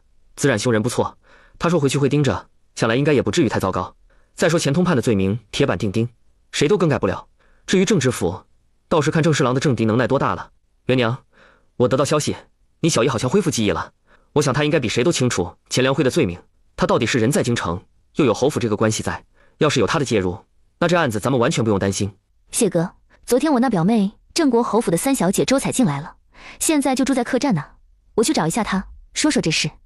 对了，你的早饭就在锅里热着。好。彩静，我得到消息，小姨好像恢复记忆了，然后钱通判和郑知府要被押送回京城审理，你要不要回去跟进一下？我姨娘恢复记忆了？不可能，按你说的，如果我姨娘是被催眠的话，那是怎么恢复记忆的？我也不知道具体怎么回事，我知道的是姨母当初在知道侯府插手钱通判的案子后，气得独自一人去了京城，后来苏府的小姐苏明山跟着去了，或许是因为姨母的关系也说不定。对了，你这边一个晚上过去了，查得如何？不如何，只是没打听到有一对双胞胎庶妹。我昨天才奔波到这儿，今天还会缓过来，现在就要我启程回去，也不大现实。不过我可以写信加急，叫信差帮忙送回去，让嫡兄帮我盯着点此事。能行吗？能行，大哥人很不错，我姨娘这些年一直很敬重母亲，对大哥也好，所以拜托他应当是没问题的。那也行，你接下来有什么打算？是留在这儿等休息好了回去，还是想到处走走看看？你就住在府城？我想等这边去临丰县得到确切消息的人回来再做决定。如果确认我姨娘就是韩家人，那我想也去你那儿看看。这样也行。我夫家在府城有家宅，就在有举人巷之称的那个巷子里。进去后第一个岔口往右拐第7家。不过我们这2天就得回流云县。我夫家和娘家都在流云县，娘家在流云县的李家坳，夫家就在县城里。你随意找个人问一下，都能知道谢秀才家在哪儿。不过我在县城里摆面摊，叫好运面摊也很好找，你到时候找人一问就知道。另外我还有个弟弟叫李军，他比你大，你得叫表兄，去年年底刚成亲。姐姐，你生了几个子嗣？家中都有什么人啊？万一我去的话，送什么比较好？不用送，你人来就行。我们那没成亲的人上门做客不用送礼，没这规矩。那不行，你那儿有你的规矩，我这也有我的规矩。既然你不愿说，那我回头自己看着办。等李元回到举人巷时，还没到家，就见他家奶正站在门外破口大骂：我孙女好得很，用得着你们管？一个个咸吃萝卜淡操心，呸！自古以来就是男尊女卑，男人可以3妻4妾，女人不可以。我好心和你说，你家孙女的想法要不得，你不领情就算了，还说我多管闲事。行，是我多管闲事了，以后都不会再说。我倒要看看你孙女这样，往后日子能过得有多好。谢秀才真是可怜，怎么就娶了这么一个泼妇？泼妇也好过被人欺负死都不敢吱声来得好。再说，他哪句话不对？难道男人就该看不起女人？男人就不要女人生？所以你在家就是被自己男人还有儿子和孙子看不起吗？这样的话，你家全是不孝子啦。奶，这会儿时辰也不早了，我们早点吃完饭去城外看高宁瑶被斩首。本来还被王老太气得不行的老妇人，见到李元面无表情地说出这种话，心里莫名有些害怕。那可是斩首，有什么好看的？眼前这女的又泼辣又心狠，往后他们还是少接触点好，省得儿媳孙女都被带坏。元娘，斩首毕竟不是啥好看的事，有奶亲自去看着就行，你别去了，省得回来做噩梦。元娘，你和奶都别去，由我亲自定制就行。我得去，我要亲眼看着那贼人的人头落地。元娘别去，一会儿过50两刻，你就让李老弟放鞭炮，这事儿就这么说定了。这一天中午，嫂子，娇娇姐，素姐，你怎么过来了？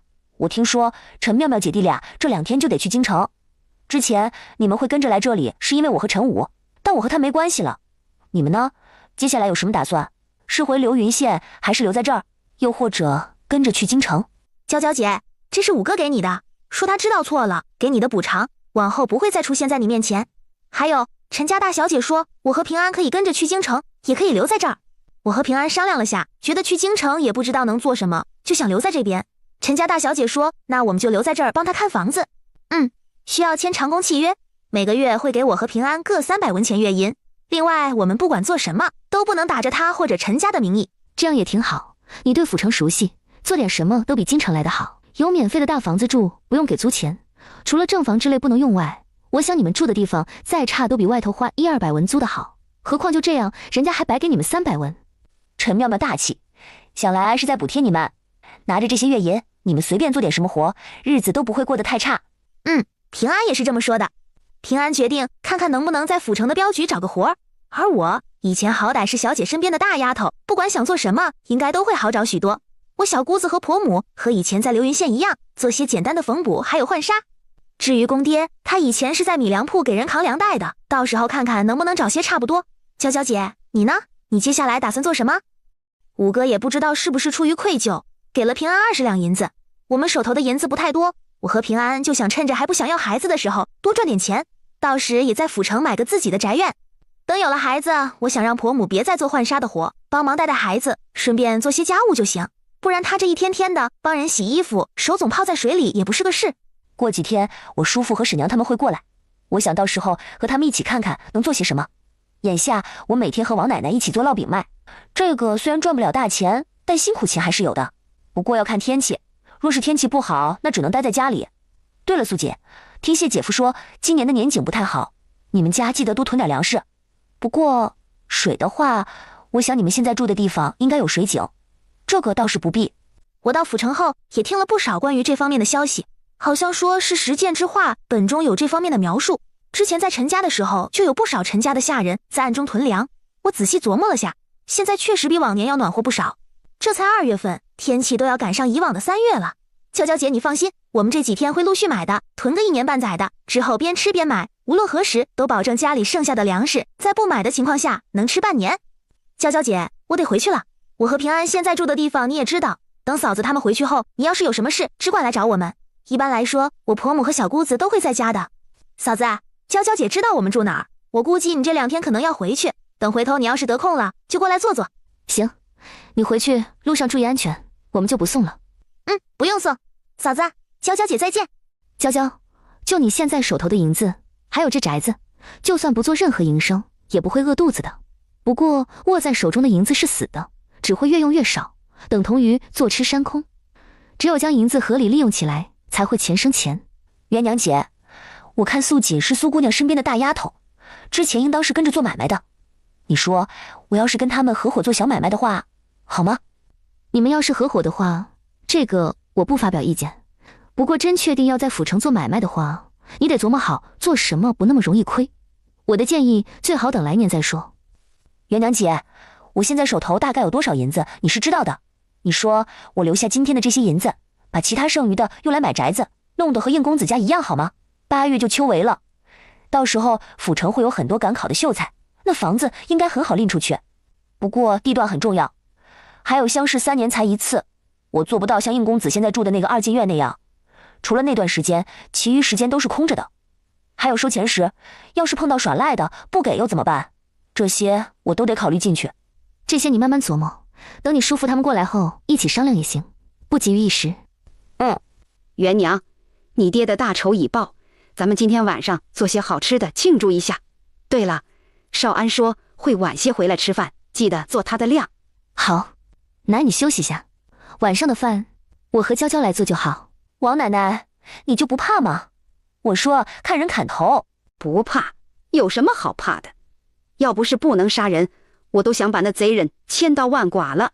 彼时的流云县，老白，你看咱谢贤弟的能耐可真不小，这才去府城多久，居然把郑知府和钱通判都弄倒了。幸好咱们没直接被他对上，也幸好咱们不算太得罪他，不然我怕这县令的位置都没坐热，就被人赶下去了。大人，那原定的计划在春耕这些天，先找借口不让人耕种的事，先停一停，等这几天县事过后再看。咱也不一定非得揪着春耕这个收钱，总归是还有别的办法。大人，那柔姨娘呢，是不是不好交代？有什么不好交代的？本官说什么就是什么，到底是本官做官，还是他做官？对了，老白，你找人放出话，说本官想给柔姨娘租个院子，也不用多大，1进院就行了。她不想住后衙，那就自己住吧。1进院够她和她的丫头住了，其他人都接回后衙，让他们尽快各司其职，免得事事都要思宁亲力亲为。许崇光嘴里的思宁全名叫韩思宁，是冯青莲的新名字。大人，那客栈那边需要结账的银子，谁住的找谁要。本官现在都住后衙，他一个丫头出身的人，有什么不能住的？难不成他比本官还娇贵不成？大人，这种事我也不太好传达，不然你亲自走一趟。还有，你收了一个丫头的事，是不是得和柔姨娘说一声？老白，你这话是什么意思？我收丫头的事，为什么要和一个姨娘说？大人可别忘了，柔姨娘的娘可是在你本家老夫人跟前伺候的。要是柔姨娘不高兴，给她娘捎封信，说一些大人的不是，到时候大人怕是会被训斥。所以你的意思，我堂堂一个许家人，还有举人的功名，又是一个县令，得向一个丫头低头？没有，我只是觉得多一事不如少一事，不然柔姨娘要是知道，肯定要闹的。她一闹，大人你的日子会不好过。许崇光眼睛滴溜溜转一圈，都不用冯青莲，不是韩思宁出手，他就决定让柔姨娘水土不服。只要柔姨娘身子不适，需卧病在床，那就没这些事了。他堂堂一个县令，自己的姨娘成天住客栈，实在是不像话。不知宇元兄现在过来，所谓何事？也不是什么大事。这不是大人刚从府城传来消息，钱通判和郑知府已被羁押，不日就押送回京城刑部受审。另外高宁瑶今日午时斩首，吴玉儿则是在3月后。我想这些你们应该会想知道，所以一得知消息就赶紧过来告知一声。当真？君子哥，晚上留白事夜吃饭，我这就做饭，很快的。宇元兄若是不嫌弃，就留下吃个粗茶便饭。三婶，喜事，大喜事！什么喜事？蔡娘，什么大喜事？三婶，白师爷说姓高的今天被斩首了，还有另外2个人要押送到京城去审。三婶，咱的仇报了，可不就是大喜事？对了，我让君子哥留白师爷吃饭。三婶，你看看咱家有什么，晚上全做出来。白师爷在吃完饭离开之前，还很隐晦地告诉2人，他记住了他们的字迹，只要考得不是特别糟糕，县试的那4、5场他们一定会过的。宇元兄，科举向来凭实力，若我兄弟俩没那真实才学，那便作罢。你千万不要为我们做些不该做的事。你只要发挥稳定，想来应当是能过，就是名次不大好。大人说今年咱县的县试录取66人，这多录取的作数吗？没问题。去年除了咱们流云县，其他县死伤不少人，这其中包括不少读书人。今年其他县参考人少，也不可能报考了就录取，因此上面让流云县今年多录取点人，总额数不超过70即可。最后大人琢磨了下，决定就录取66人。行了，你们不用送了，回去吧。这些事你们自己清楚就好，莫要往外传。新阳府中，那这次钱通判和郑知府被带到京城刑部审理，我小姨知道吗？知道，秀雅姨知道我忙，要回来就让我告诉你，不要急，她会看着解决的。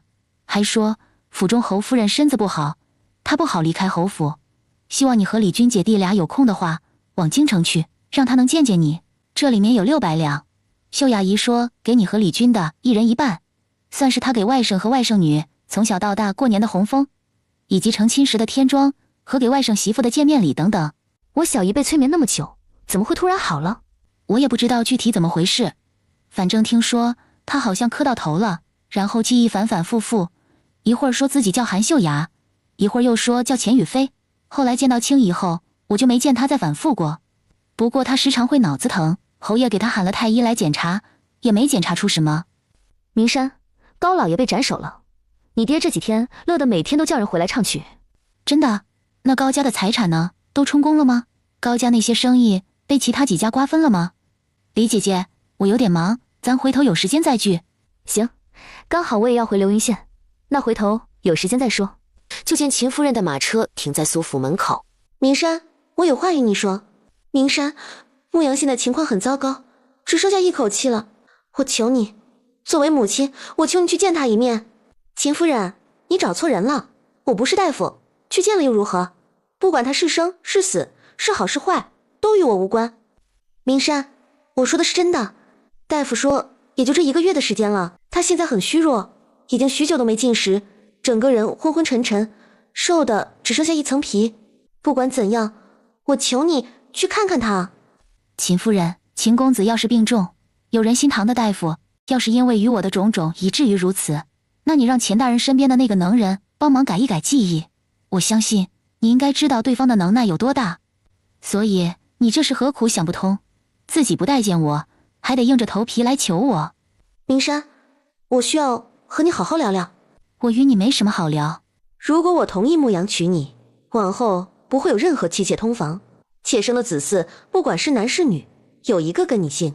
很抱歉，是我不能答应你。另外，秦公子要是病真的重，那去仁心堂请大夫，再不济那不是还有保命丸吗？想来除了我娘的已经用了外，剩下的人手里的应该还在。秦府不差钱，多出点，我想应该还是有人愿意卖。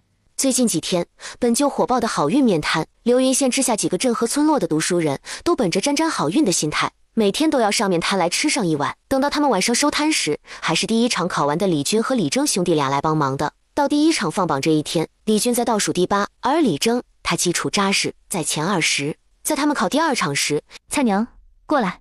彩静，这位叫王灿，是君子的媳妇，也是你表嫂。蔡娘，这位是彩静，是咱小姨的女儿。彩静说小姨只生了一个她。表妹，这是怎么了？是不是哪里不舒服？要不要帮忙请大夫？不用不用，表嫂，是我身子不争气，夜里睡觉的时候不小心受了惊。你们2个陪表姨说说话，娘和舅娘去收拾下屋子行不行？李渊一边麻利地收拾屋子，一边与王灿说起了研究的事。难怪我这几天听说林婶子全家要去府城，幸亏发现的算早，这要是娇娇姐生了孩子，发现是这样，到时候还不定会变成什么样。现在分开也好，至少不用过那么糟心的日子。或许有人会因为她嫁过人的身份指指点点，但只要自己不介意，其实也没什么，说不定还能和姐你一样，找个像姐夫一样好的。便又简单的说了下前府库房搬来的东西，现在都剩下什么，以及府城那些案子。他拿出苏明山带回来的钱袋，打开，从中拿出300两递给他。这银子你收好，等君子今天考完，你自己和他说。还有，小姨已经恢复记忆，姨母身子不大好，现在就在京城。等她考完后，咱们先不去府城，不过你们要去也行，反正奶和大伯还在那边。娇娇眼下也没想好做什么，你们可以一起商量着来。我暂时性应该是不会去府城了，咱这边的面摊你看着安排，是按原先说的给三婶他们做，还是如何？姐，你不去府城，面摊又给三婶，那你呢？我空间里的地现在一共有32块，小的2分，大的4分，产量高且快，加上我手头的银子也够去京城买宅子。面摊继不继续关系不大，三婶与我们不一样，他们急需这份钱，咱还是按照之前说的，先给他们做。而我歇下来这段时间，可以好好陪一陪2个孩子，顺带时不时回一下李家坳，看看情况。另外，小姨给了咱各300两，咱也不能拿了钱就当没这回事，怎么着也得回个礼。但是小姨想来应该什么都不缺，我就想亲手给她和姨母各做一身好点的衣服。也行，那等君资格考完，面摊就直接给三婶他们做。娘，你看，这是表姨给的，好看吗？姐，这东西不值几个钱，让孩子们带着玩。另外，这里面的东西是我送你和表哥他们的见面礼。屋子已经收拾好了，你先过去，我去给你打一盆水，你洗漱下，先歇会儿，晚些做了饭我再喊你。至于你的丫头和马车夫，晚点我让人带他们去客栈。行，我都与他们交代好了，这些天他们就住客栈里，5天后过来找我。5天？你5天后要回去？我得回去看看姨娘的情况，另外看看大姨母。姐，你明天带我去给二姨母上炷香吧，顺便看看你们以前住的地方。等回了京城，我也好与姨娘说这些。行，娘，你看这银子是你这段时间赚的？是我过年到现在卖的所有银子，有绢花，有烙子，还有帕子。娘，我让舅娘帮我买布，自己做了帕子送到绣铺去卖。虽然手艺一般，加上一小块布，一张帕子才1文钱，但也是赚钱了。另外，我绢花做得好，掌柜的按2朵3文钱收的，烙子都是小的，3个烙子2文钱，我都是当练手用的，能换成钱我就都换了。娘，我已经开始赚钱了，虽然赚的不多，等我以后会越赚越多。到那时候，我给你和爹做新衣裳，给你们养老。爹？本来我和莎莎早就该改口了。是该改口的。你们虽然和娘姓，但是你们记住，自己是谢家女，吃的是谢家饭，为你们遮风挡雨的是谢家。我知道。等爹从衙门回来，我和莎莎都会改口。怎么会突然愿意改口？之前我看你没那个意思，所以也没强求。就是突然觉得我已经长大，该懂事了。娘，你嫁给爹，我和莎莎吃的、喝的、用的，还有庇佑我们的，都是爹，我们不该与他生分。你们爹听到后会很高兴的。走，陪娘睡会儿。对了，娘这次回来匆忙，没买什么礼物，就先给你们各1钱银子，自己留着买东西。谢谢娘。谢胭脂怎么都没想到，她刚从衙门回来，采薇和青纱站在门口齐刷刷地看着她。爹，你抱抱我。哎，爹在。采薇可是有什么想要的，爹给你买。爹，我现在做绢花的布头没了，这天我也不想出门，你要是有出门的话，去布庄帮我买2袋布头行不？爹，莎莎要饴糖。好，爹都给买。不过采薇，你只要布头。对，用其他布做了浪费，且成本太高。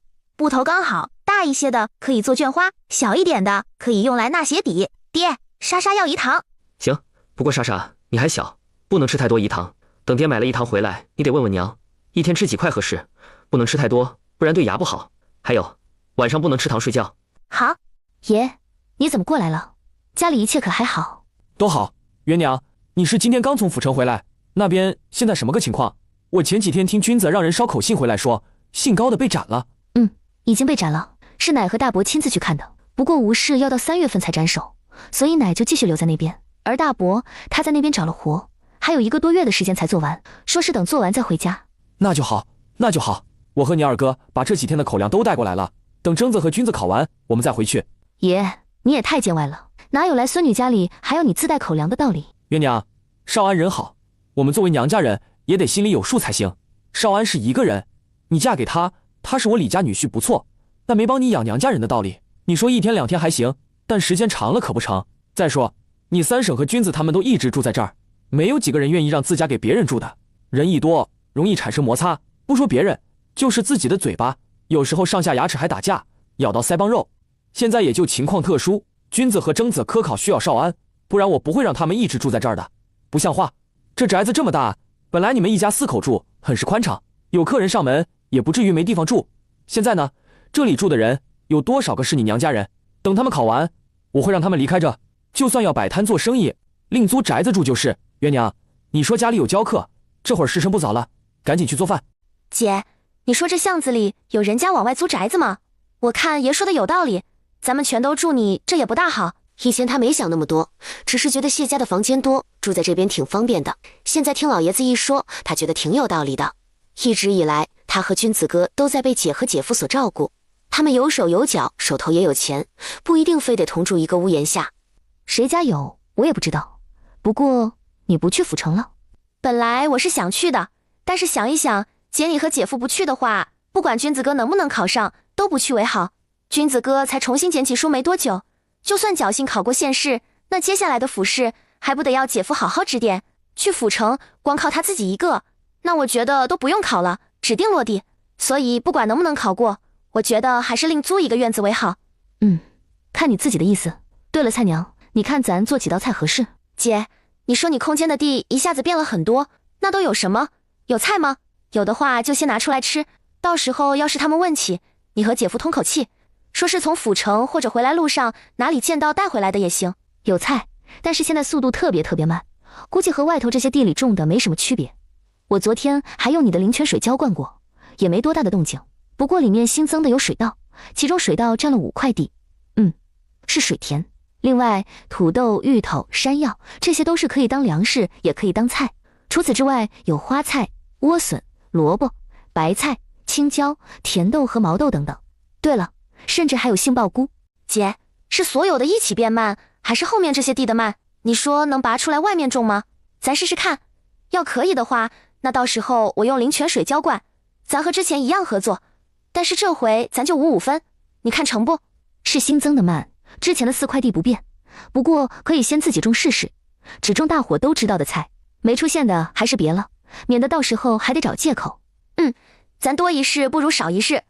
既然咱决定把面摊给三婶，那要不就一起回李家坳，到时候先种到院子里看看，要能行留种，让族人都种上，多多少少赚点，回头搬迁时也省得手头拮据，日子不好过。再看吧，咱们先顾着自己，其他再做打算。你要是回去也行，就是君子读书怎么办？每天白天让他过来，然后傍晚回去。饭后带周彩晶一起出去走走消食的李媛，并没能如愿将银票还给对方。姐，你和表哥他们日子过得艰难，爷爷家也艰难，就留着吧。我从小到大银钱方面从未缺过，这些银子或许在你们看来多，但对我而言着实不算什么。彩晶，这个我真的不能收。菜娘也是这个意思。不管怎么说，我小姨她终究是个妾，她当初是在那样的情况下被送到京城，指定没嫁妆的。你们娘俩在那高门府邸，处处要花钱，即便说是不缺，但银子哪有嫌多的道理？你还是自己留着吧。都说有钱能使鬼推磨，只有自己手头宽裕，日子才不会艰难。姐，如果你是担心我拿出这些以后手头不宽裕的话，那你大可以放心。母亲身子常年不大好，府中的庶务都是我姨娘在打理。她这人在做生意这块很有头脑，所以这些年侯府虽然在仕途上走下坡路，但银钱却越来越多。若不是姨娘和母亲都觉得父亲此人不堪大任，早就用银子疏通了，哪至于叫人看笑话。不过这事父亲不清楚，府中账面上一直都显得有些紧张，他要知道的话肯定会花钱瞎折腾的。再过1年就好了，明年大哥春闱过后，府上会越来越好的。而我从8岁开始就跟着姨娘学，到10岁后就开始打理自己的第一个庄子。这8年下来，我用庄子赚的钱再钱生钱，其实暗地里也攒了不少。今儿给你的都是我自己的私房，你只管放心大胆的用。你的银子是你的，你还没成亲，哪有这样给我们送厚礼的道理？这银子你还是收回去。姐，这银子既然你不要，那就扔了。我今儿还是乏得很，就先回去休息了。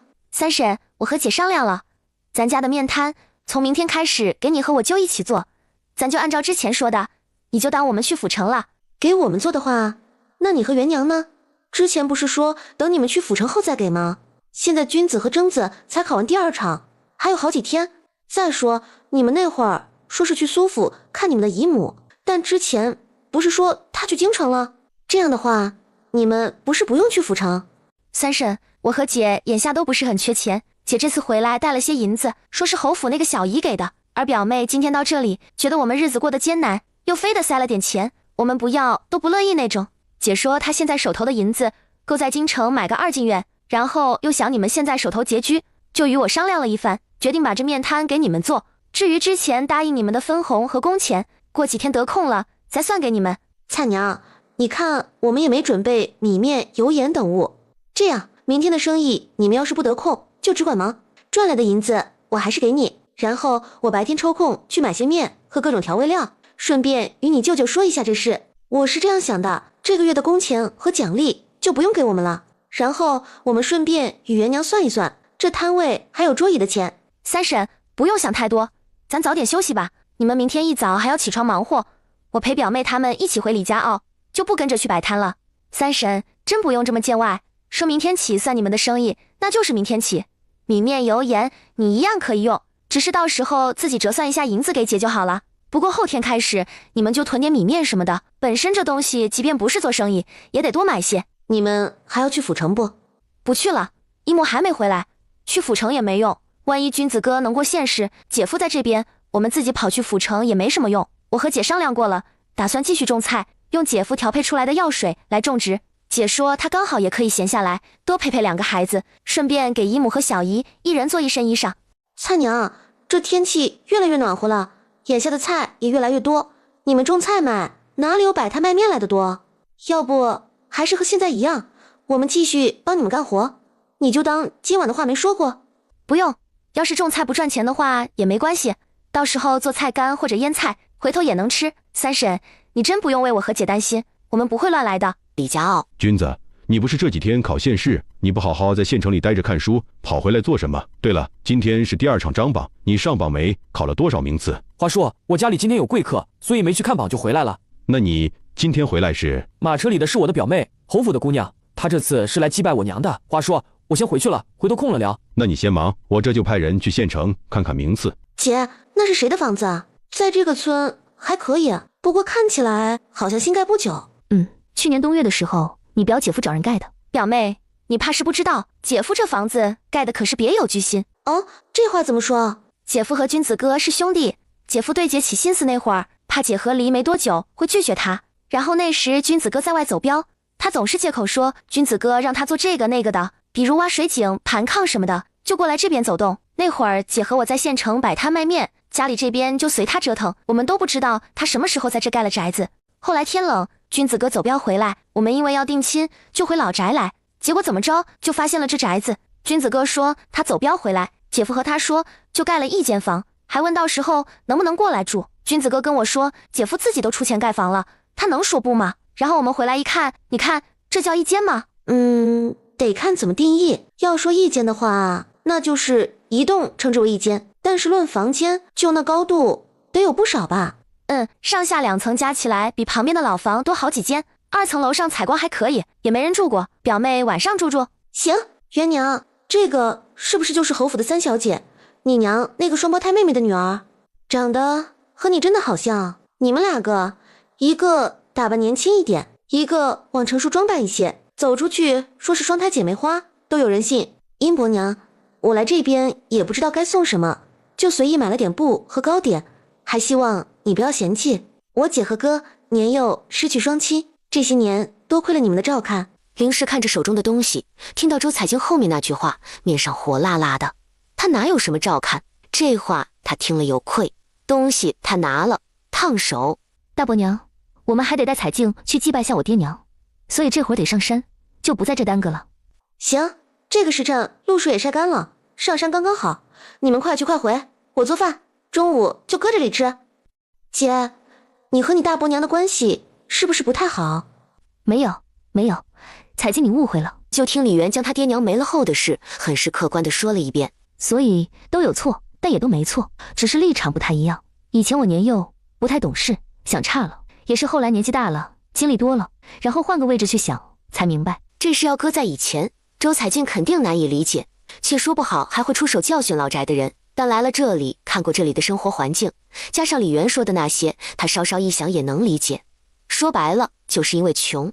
要是不穷，他表哥不会辍学；要是不穷，族人也会呵护他们母子仨；要是不穷，老宅人肯定会像后来有钱了帮忙还债、帮忙置办婚礼席面、帮忙给置办嫁妆家事什么的一样。所以这一切若是真的要细究源头，说到底还是因为他那二姨夫的死。他二姨夫若是没死，现在怎么都得是个举人了吧？他还在，那他二姨母又怎么会死？又怎么可能让自己的儿子失去读书的机会，让自己的女儿所嫁非人？而那个源头，说到底都是因为钱良辉这个人。周彩静决定晚点写封信回去，好生交代一下嫡兄，让他务必想办法，让那个姓钱的生不如死，祸害了他外祖一家，祸害了他姨娘一生，还间接让他表哥表姐年幼失去双亲，吃尽苦头。要不是他表姐心性好，和离后嫁给现在的姐夫又还行，现在搞不好也没命了。李军和李征有谢燕之的教导，因此两人这次的名次都还可以。婶子、嫂子，你们家的2位白衣修士又考上了，且考得比上一场还好，一个在29，一个在第8，恭喜恭喜！真的都考上了，名字还这样好，多谢小哥。这点银子你拿着喝杯茶。周彩晶离开流云县的时候，李征和李军刚考完县试，好歹都过了。雪娇，林娘分家了没？之前我成亲前，她和叔娘过来给我添妆时，说回去要分家来着。后来呢？二姐分家了，我姐还没有。娘刚才和我说，姐想来面摊做活，问我同不同意，还说她婆家那边没分家，但先分了地。不分家，估摸是想着合在一起，回头服劳役的时候只出一个人就行。要是分了家，得缺2个人，不划算。咱老宅这边现在的情况，也等于是分开住，不分家。虽然没明确分出田地什么的，但都在等征子考上秀才，到时候哪怕是分地分开住，也是不分家。如此能免赋税，免徭役。李媛的生活平静了下来，这一空闲下来，他就想找点事，比如去看望刘东升。我来是为了告诉你，我有爹，不要你了。我是你爹，不是你说不要就不要的。你身上流的是我的血，你想不要，那你把血放干了还我。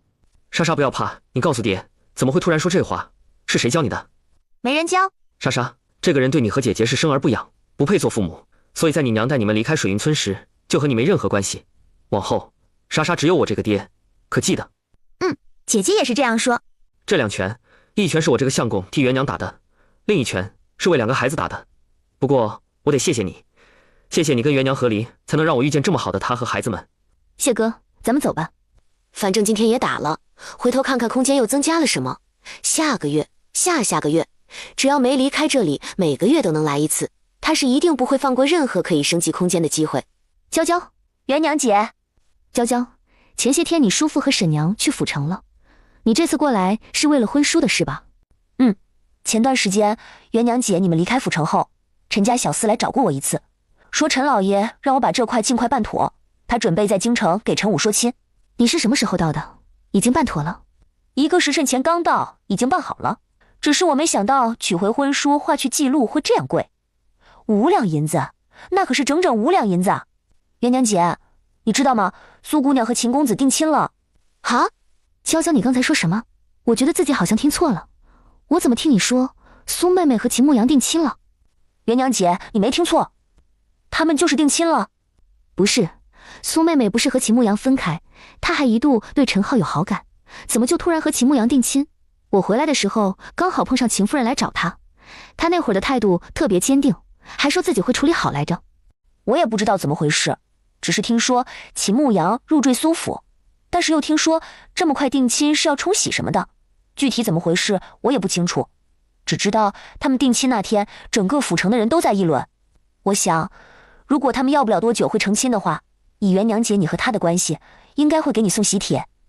苏妹妹愿意招赘秦牧阳，应该是有她的考量，只是我没想到秦府会愿意让秦牧阳入赘，我以为他们宁愿秦牧阳死，也不会做出这种事。这年头，但凡不是家里兄弟多，日子实在过不下去的，没有几个人愿意上门入赘。陈武之前会答应入赘我严家，也不过是怕被大张氏缠上的暂缓之计。后来你看，知道自己是陈家的子嗣，一回陈家后，可不就没坚持，直接给改名叫陈武了吗？之前还说君子救了他，还救命之恩，就跟着你们姓李什么的，简直就是屁话。所以啊，就秦府因为姻亲关系的特殊存在，哪怕郑知府和钱通判出事，都没能怎么撼动得了他们。我还以为他们最是要脸，不会让秦府成为别人饭后的谈资，会趁着秦牧阳还活着的时候多找几个女的，看看能不能留个子嗣。如果秦公子的身子真的不好到需要冲洗的地步，秦府要是不顾他的死活，给多找几个女的话，怕是子嗣没留下，秦公子就先死了。他们秦家好几代单传，想来就算是丢大脸，还是会想秦公子活着。我估计元娘姐，我自己猜测的哈，他们会同意秦公子入赘，应该是觉得苏府有什么秘药，就是那种能够起死回生之类的。娇娇，你这次回来打算待多久？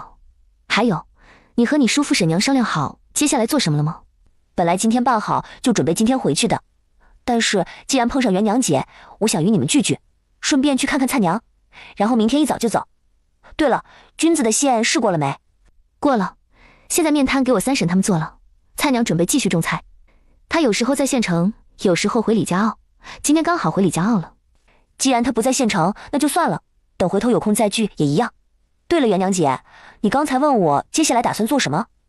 对，你想好了？这次叔父一家连带堂妹两口子也带着孩子一起到府城了。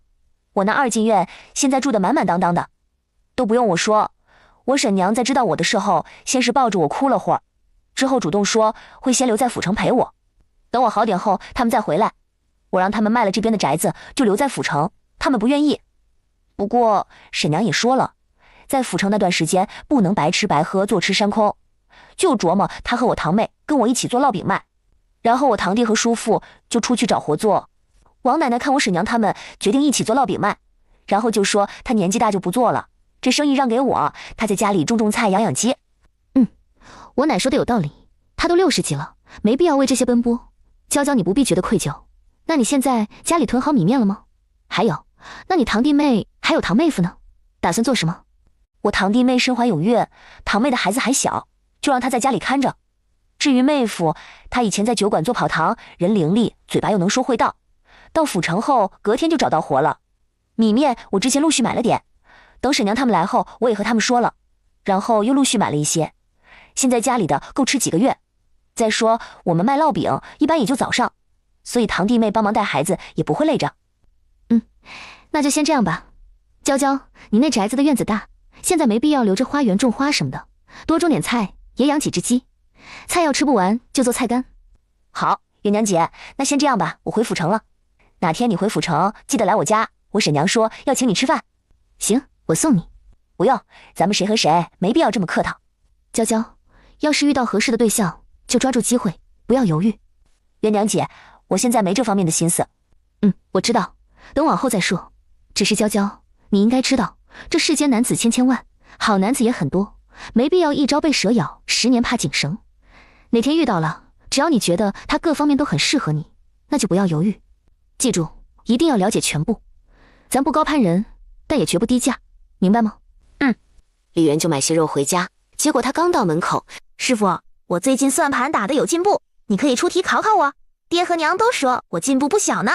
李媛没想到，先前和颜娇在说苏明山，这会儿回家就见到他。怎么有空过来？是路过还是？是特意来的。李姐姐，我和秦牧阳定亲了，今儿特意过来，是特意为了神医保命水来的。我今天出门的时候，刚好碰上娇娇，她是回来处理婚书的。她与我说，听说你和秦牧阳定亲了，但具体怎么回事不知道，只清楚是秦牧阳入赘你们苏府。是，牧阳入赘我苏府，但其实也不算是入赘，我们不过是合作关系。牧阳的情况确实不大好，外人都以为他是因为我的缘故，但实则不然。他是那段时间借酒消愁，之后被人暗中下手，如今身中剧毒，秦家不知道用了多少好药才勉强拖着。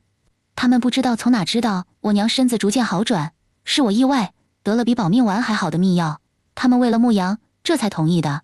不过他们对外说牧阳现在这样是为情所困导致，当然最初的时候牧阳借酒消愁那段时间确实如此，且秦家也为了他找那个大师想要消除他的记忆，但结果李姐姐你应该也知道，正是因为如此才给了别人机会。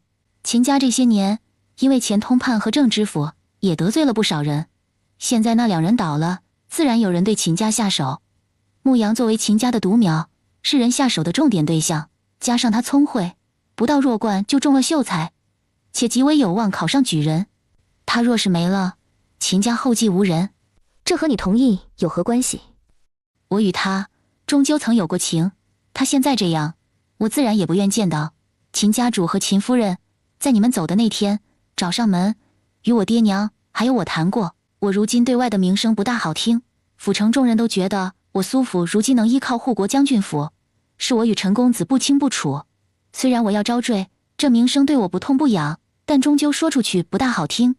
秦家主知道我只招赘不嫁人，就说让牧羊上门，而我苏府需治好他。你同意了？他们提的条件让人很心动。苏秦两府联姻，对外是牧羊入赘，但为了顾及颜面，定亲在府邸，成亲会设在酒楼中，没有谁赢谁一说。这也是为了日后做准备。婚书上是我嫁给牧羊，而不是他入赘。如此等他好了，不会因为变成商户不能继续科考。等成亲后，我们不住苏府，也不住秦府，而是单独出去住。两家商议过，府邸就叫苏秦府，双方长辈不过问我们的任何事情。等生了孩子，第一个儿子姓秦，剩余的可以全部跟我姓苏。倘若有朝一日牧羊对不起我，不管是纳妾也好，有外事也罢，只要我发现且证据确凿，他就可以净身离府。府上的所有家财归我不说，跟他姓秦的孩子，我也可以改回来跟我姓。还有，我要是生了几个子嗣不想再生了，可以一碗药教他绝嗣。就这些？说白了，只是你们成亲，保证他不会有其他女人，然后长辈不干涉，没别的了？当然不止。秦府答应，等成亲后一开府，就将秦府70%的家财给到苏秦府，另外他们那些人脉随我苏府用，还有高府散出去的那些产业，有60%都被秦府找人以各种名义捏在手中，那些成亲当天都可以给到我。李姐姐你也知道，商人重利，我出身苏家，自幼耳濡目染，一心想壮大苏府，加上我本也不打算嫁人，如今秦府开出来的条件对我来说诱惑颇大，有跟我姓的子嗣，可以保证男人不会乱来，且他心仪我，我不说对他有旧情，但也曾喜欢过。要是有朝一日牧羊他考上举人乃至进士，我不方便以我们的府邸的名义做生意，但还可以用苏家的，要他因此变心，我也不至于人财两空，至少还有孩子和钱财。这与我最初只想要一个孩子屈父留子是一样的。但还有一点，我是真的会绝了他的子嗣，他从此往后只有我生的孩子，这样不管他以后爬得多高，也得为我的孩子铺路。那你现在过来是？李姐姐，我来是想问问你可还有神医保命水？我知道这东西稀罕，我也不要求多，只想你这边要有的话，可否能卖我1瓶？不管多少银子，你只管开口。要是没有，那能不能告诉我那神医叫什么？你们当初是在哪碰到的？我让人找找。苏妹妹，我手头眼下是没神医保命水了，这东西是谢哥得来的，年前陈武伤成那样，给了2瓶。后来我和谢哥去府城，怕家里万一出事，就给了菜娘5瓶，然后听他说自己用了1瓶，给了你3瓶，就连仅剩的1瓶，年后你和陈浩来的时候也给你了。而我那天怕你们去追我姨母出意外，又给了素雪1瓶以防万一，这前前后后去了8瓶，其中5瓶都是和你有关。没有了吗？半瓶都没。之前我听王灿说他用了点，那1瓶应该没用完吧？我可以出银子买100两，买他用过剩下的那瓶可以吗？这个我还需要问问。这样，你一路奔波到这儿，想来也累得不轻，就先搁这歇歇。我现在回李家坳一趟，帮你问问。行，那我等你的好消息。苏妹妹，你打算何时成亲？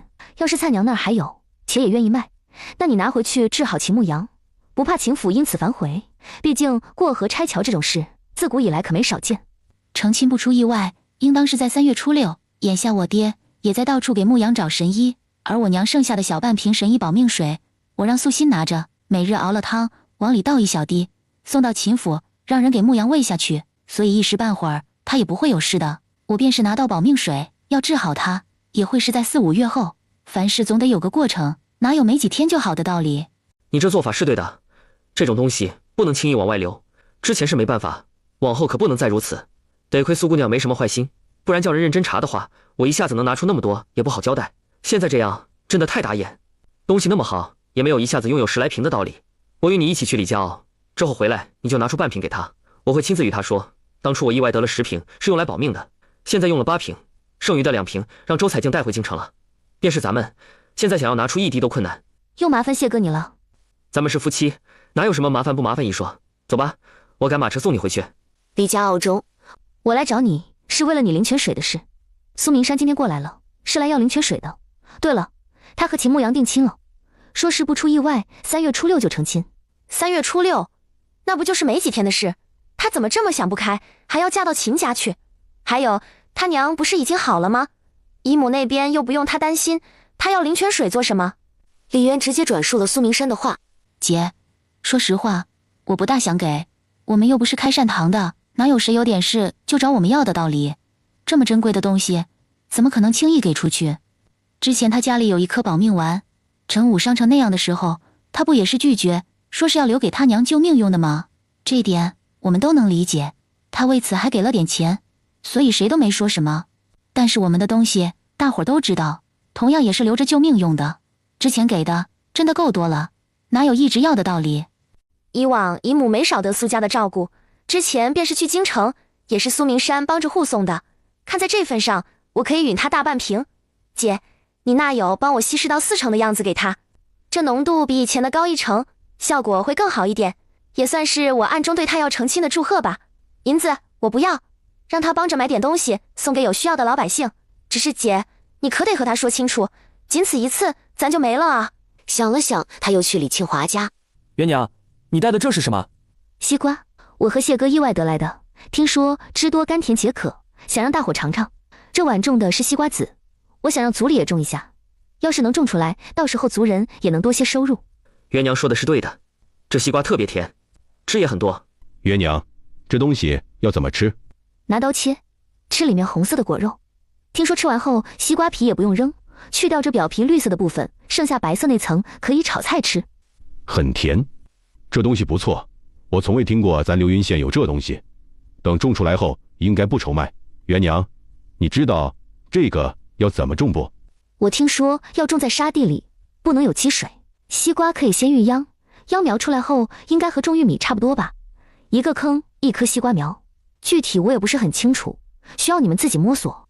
对了，华叔，每一颗西瓜结果，不管结了多少个，最后记得摘掉一些，留下1、2个。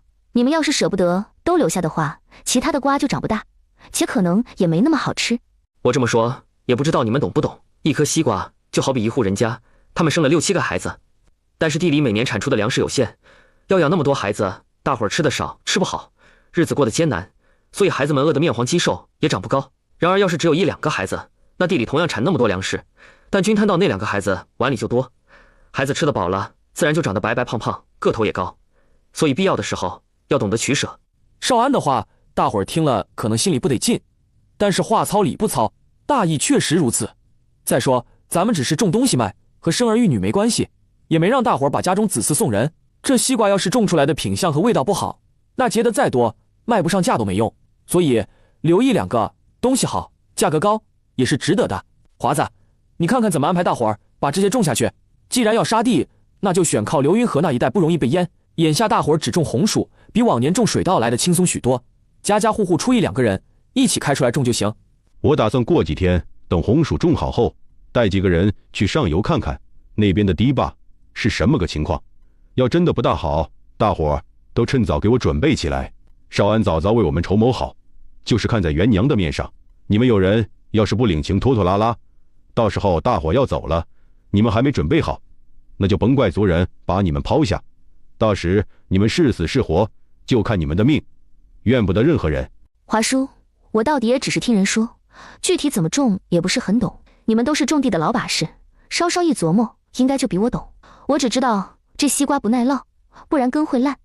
这碗中的水是谢哥冬日配来种菜的东西，你把刚才那2个西瓜的籽放进来泡着，等地开好后，西瓜籽种下去了，水别随便倒地上，回头倒到池塘里去就成。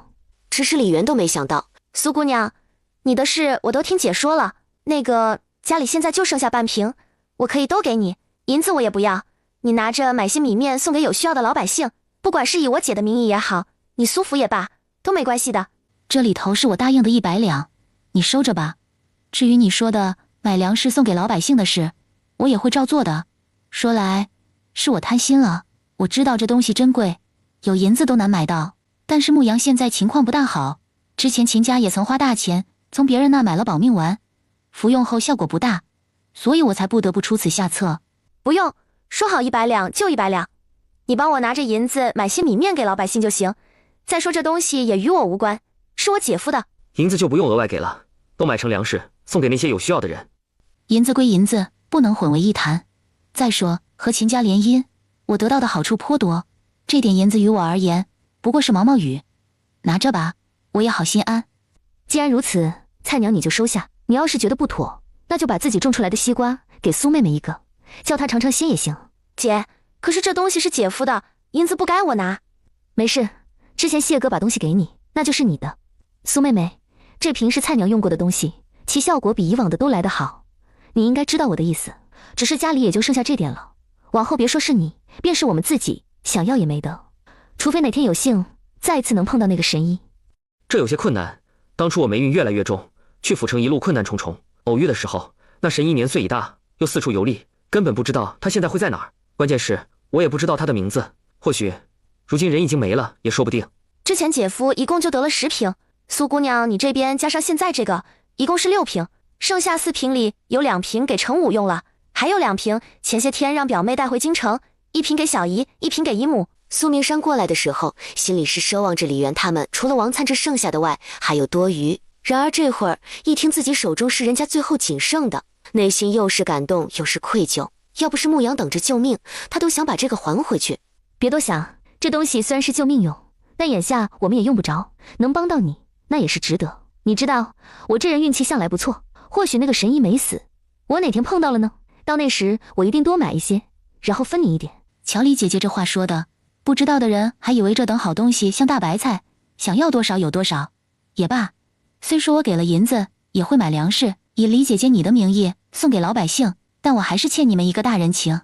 往后李姐姐你和菜娘有什么事，只管来找我，只要我能做到，一定会帮忙的。另外，我成亲的时间是下个月初6，也没几天了。你们若是得空，请务必要来。李姐姐，因为要成亲，婚期比较赶，所以我也不好在这耽搁，得连夜赶回去。李姐姐，因为要成亲，婚期比较赶，所以我也不好在这耽搁，得连夜赶回去。等等，菜娘，你去把自己种的西瓜拿来给苏妹妹。好。李姐姐，这东西是菜娘种出来的，不多，一共就结了几个果，今儿刚摘下来，除了给族里送2个外，就你这一个。另外之前我们吃了一个，你带回去吧，吃个稀罕。苏姑娘要是不着急，就等一下，我厨房里还有打开的，去给你切一块。菜娘，你也别见外的喊我苏姑娘，直接喊我明山吧。这东西是你种出来，那你还能种更多吗？只要你这边种出来，我就按高价收，具体价格回头我得空过来，咱们细聊。行，等你得空再聊。若是我姐有空去府城，那到时候让她带去找你也行。好，那就这么说定了。苏妹妹，这西瓜已经熟透，不能磕了碰了，不然得裂开。还有，我李氏一族的人已经开始种，不出意外5月份应该能熟，最慢也不会超过6月。好，那我尽量在4月中下旬过来一趟。你的婚礼我怕是不能过去，不过礼物我会准备的。等回头君子和征子去参加府试，到时你若是在府城，咱们再去。李姐姐，你也知道这果子稀罕，就我所知，目前整个新阳府都没出现过，云国其他地方有没有还不知道。回头我拿着种子叫人种行不行？行。从空间的冰箱中拿出为数不多的奶油草莓。菜娘，你尝尝这个草莓，不过在尝之前，先把中间这个颗粒挑出来，这是草莓籽。姐，这个草莓和山炮挺像的，不过个头比山炮大很多，而且闻起来很香。认真观察的话，又看得出来区别还是挺大的。味道和口感都比山炮好吃，且吃了满嘴留香。不过也不是说山炮不好，而是看个人喜好。这是元娘仙府中的东西，目前凡间还没得卖。弟妹，你若是种出来，定然能卖高价。仙府中还有多少？我晚上抽时间用针把这个种子挑出来，到时候试试看能不能种出来。就这些，我不知道要怎么种，你自己看着来。等种出来后就找曹爷全卖给他。这东西比西瓜更不好运送。好。彼时，元娘，快看，空间没有时辰之分，如他所盼那样，确实出现了河流，不，应该是说小溪流。元娘，你来看看这脚印。谢哥，这是鸭子或者野鸭的脚印，咱们找找看，这草丛里有没有野鸭或野鸭蛋。只想着刘东升的伤势快点好，到时候再去揍他一顿。或许野鸭、野鸡、野猪什么都出现也不一定。这么想着，两人将地逛了一圈，发现因为李家傲的人开始扦插红薯藤，地里的作物增加的速度比之前快了一些。如果说西瓜藤原本只有2指长，那么现在已然开花结果。见小猪仔也长大了不少，最奇怪的是鸡圈里面居然混入了2大1小3只鸭子。谢哥，你看看我是不是眼花了？我怎么看见鸡圈里窝着3只鸭子？元娘，这2只都是母鸡，咱试试能不能把外头的鸡蛋带进来，让它们孵。可以，就是不知道这样孵出来的算不算洞府原本有的。如果不能，想要和原本有的一样快速成长，怕是不能。无妨，总归要试试。还有，既然溪水是活的，咱们截一段来养鱼虾，回头想吃了就直接捞。可以，不过这些我不会，你琢磨看看都要准备什么东西，到时候你自己折腾。成。转眼已然进入3月，王老太恰好从府城回来。奶，你怎么了？元娘，年后这段时间，咱们这边下雨了吗？我在府城住了那么久，除了3月初下了一场连地都没打湿的毛毛雨外，是一直晴天。府城里到处都在传，今年的年景不好，会闹旱，大伙儿都可劲儿的囤粮食囤水。没有，一滴雨都没下。且今年3月的气温，除了早晚外，中午那会儿热的都赶上夏天了。大伙儿一到中午就穿夏衣，不然指定热得狂冒汗。我把面摊的生意给3婶他们了，3婶说这天热，生意跟着受不少影响。后来他把面改成煮好后过水的凉面，又把汤改成浸在井里的绿豆汤外，生意才好了许多。元娘，现在外头的情况是这样，我看等到4、5月会更糟。只是干旱咱还不怕，怕就怕你说的暴雨溃坝。这都3月中旬了，族里可是有人去查看过流丰县的河坝。我在府城听娇娇说，咱流云县的县令挺能听得进劝谏的。大伙儿本以为他会是个贪官，但没想到他居然和陈大人一样，是个一心为民的好官。既然如此，少安可是有和他说这事，让他去上游看看，顺便和那边的县令说说这事儿。现在许大人被谢哥给说动，已经决定做个好官，然后就在前天被谢哥和曹哥等人护送着去流丰县了。那如果流丰县的县令安排人去修补堤坝，是不是咱就可以不用搬？奶，不要想的那么简单。许大人终究是流云县的县令，他就算是去流丰县，奶也顶多是带流丰县的县令去河坝那边看看，具体怎么做得看人家县令。再说便是没有溃坝，咱流云县地势低洼，本就该搬迁。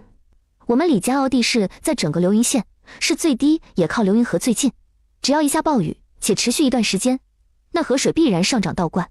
以前又不是没有被倒灌过，只是那之前下的暴雨持续时间不久，所以河水最后倒退的也快罢了。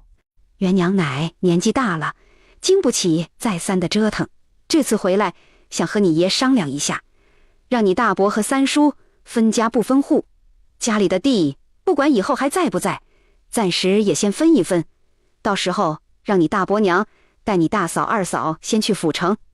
我这次回来之前，你大伯已经租好了宅子，离娇娇家不是很远，但没他那大，不过要住你大伯一家还是可以的。奶，你不去的话，就我大伯娘和2个嫂子，能行吗？这也是奶今天想和你说的。君子和征子4月要府试，想来也要提早去府城，到时候我想让他们跟你们一起去。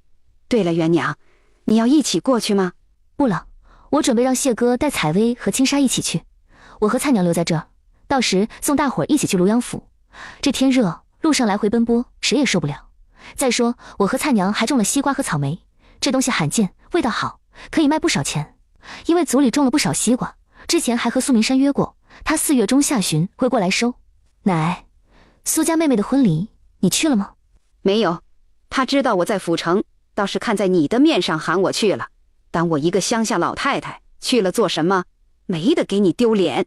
不过我听说他的婚事在酒楼中办得不是很顺利，好像是拜堂的时候，秦家那个小子突然晕了，然后秦家人着急之下说了不大好听的话，紧接着有个俊俏公子哥骑马过来，拉着他就要走。对了，我听说那公子姓陈，元娘，你说会不会是过年那会儿来咱家里的陈公子？就是和苏家丫头一起过来的那个什么将军府的？或许是吧。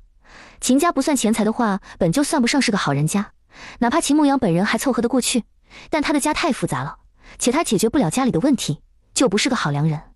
之前苏家妹妹说要嫁给他的时候，我下意识就觉得不好，但作为外人也没资格说什么。如果他就此和秦家彻底断绝关系，也挺不错的。苏家自己本身也有钱，何至于为了钱搭上自己的后半辈子？个人有个人的想法，钱财没人会嫌多，这种事单就苏家丫头一个人答应是没用的，指定他爹娘也是同意了，所以人家全家都同意的事，别人说什么都没用。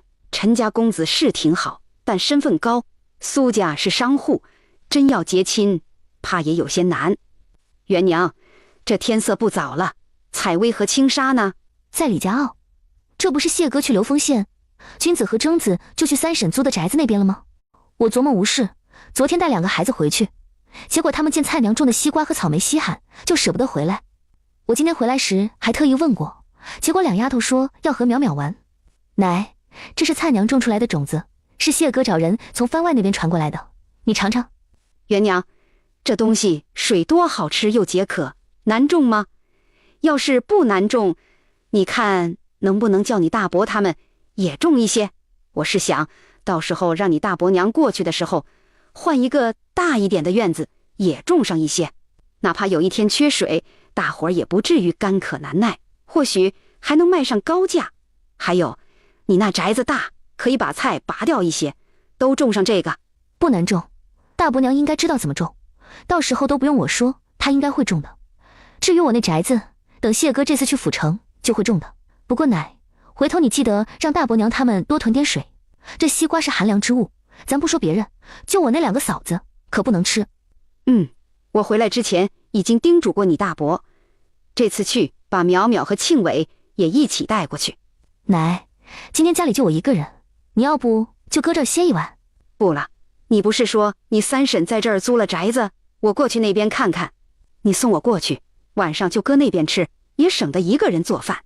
门口就传来敲门声。秀才娘子，我家主子晚上在府邸设宴，特意命我来请你过去。不知道你家主子是哪一位？我今儿有事不得空，着实抱歉。我家主子是许大人从京城带来的柔姨娘，我们柔姨娘的娘可是在三皇子母家徐府老夫人跟前伺候，且说话颇有分量。你一个秀才娘子，成日闲在家，能有什么事啊？我家柔姨娘明日生辰，今儿准备提前庆祝，喊你那还是给你脸，你别给脸不要脸。区区一个婢妾，连个良人都不是，有什么好得意的？什么叫给脸不要脸？你回去告诉你家姨娘，一个婢妾还是京城远道而来的，都没多久，脚跟还没站稳，别太嚣张了。什么老子娘是在老夫人跟前伺候，那还不是个下人？做下人就要有做下人的样子，你摆姿态给谁看？说了不得空就是不得空，你以为谁都和你家姨娘一样，闲着没事做，成日想些有的没的？我都不认识她，她一个姨娘过生辰，喊我做什么？想要我送生辰礼？你既然知道我家的事，想来也知道我是乡下人，按照我们乡下的规矩，过生辰吃个蛋就好。你等着，我去给你拿2个蛋，麻烦你见到你们姨娘的时候，替我说句生辰快乐。元娘你也真是那种人，给什么蛋？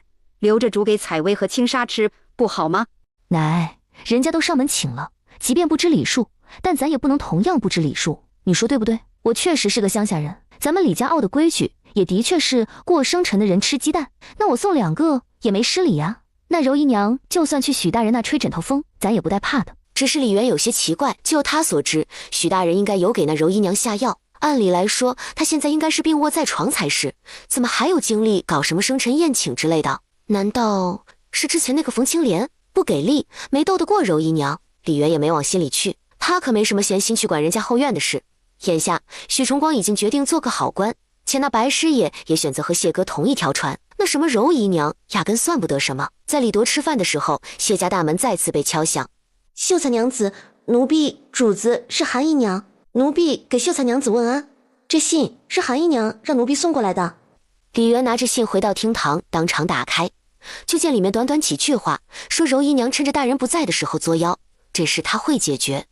还有，别去柔姨娘所谓的宴会，别花钱送礼，更别怕她会吹枕头风，只要当做这事没发生即可。许大人这两个姨娘可真有意思，暗地里斗到明面上了。这正妻都没来，小妾就斗成这样，也就还没生孩子，这要生了，还不定会如何。这就是女人多的麻烦，不然哪有这些破事？铎子，乃可告诉你，往后即便是再有钱，也不许纳妾。家中除了明媒正娶的媳妇外，不能有乱七八糟的人。你要是敢乱来，我打断你的腿。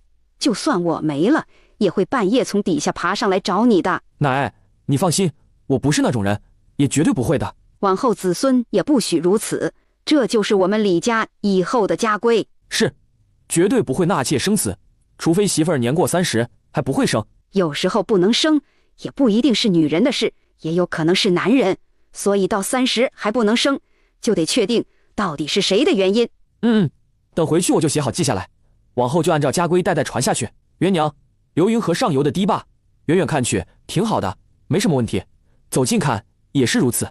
本来华叔他们都觉得或许是我们杞人忧天，但想还是仔细一些为好，所以我们几人分成2波，上上下下来回检查好几天，终于在中间的位置发现了细小的裂缝，那缝不起眼，不仔细看根本就看不出来。缝隙很大，我的意思就是很长。很长，还是竖着的。一旦接连下暴雨，河水暴涨，那处肯定会裂开。咱们李家坳的地势低洼，别说溃坝一下子把我们淹没，就是河水倒灌，我们可能一夕之间连家都没了。华叔说，等地里的红薯收了，我们就去庐阳府。要是最后没下暴雨，没被淹，我们的家和地都还在，那等来年再回来。要是淹了，以后庐阳府那边就是我们的家。那你今天过来是为了说这事？是，也不是。华叔让我们来通知大家回去，明日全村人，包括近10年出嫁的姑娘，都回去说这事。溃坝不是小事，得告知他们，并且说我们决定离开的事。他们要是想一起走，那就趁这2个多月早做准备；不走，那我们也尽到告知的责任。事后是生是死，都怨不得族人。大哥，那到时候露营怎么办？我是说，假如有人愿意跟着一起离开，就好比大妞姐他们。这个华叔没说，我想明天应该会一起商讨。李家这一次分家很是顺利，谁也没眼红，更没不舒服。王老太这次回来并没有带太多银子，之前他走时带走了李家大部分的银钱，只是这些现如今叫他陆陆续续囤了粮食放在谢家，之后又扯了透气的上等棉布，做了2身衣裳4双鞋子，同样留在谢家给李军和李征。他希望2个孙儿穿着他做的衣服和鞋子，能带着他的祝福一举通过府试，成为童生。眼下回来，他手头的银子扣除车费外，仅剩下4两8钱，加上李老头这边剩下的1两3钱，他们只留了2两，将剩余的4两1钱都递给李征。君子，这银子都是大房和你们3房赚的，既然分家这么安排，你拿着就是，用不着胡思乱想。再说，我如今虽然不赚钱，家中也没有田地，但家底比你们都多。不说我姨母和小姨对我的帮衬，便是之前的彩静表妹给的，也够我和灿灿吃香喝辣。君子，你这边当初分家的时候，宅子是单独找人给你们盖的，并没有随便拿破烂茅草房打发你们。另外水田和旱地都是均分给你们的，又考虑到你们娘要吃药，家中的银钱还给了你们一半，加上分家已久，所以这次就没想给你赶考盘缠。爷，我晓得，这些银子你便是分出一半给我，我也是不会要的。你放心，我心里都有数呢。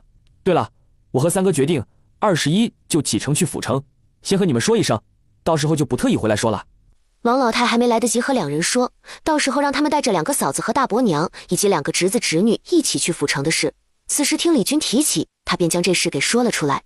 姐夫不知道什么时候能赶回来，我们知道地址，可以先过去。灿灿昨天晚上说，这次他想先带采薇和青纱跟着一起，姐就先留在这边，到时候亲自送你们去庐阳府。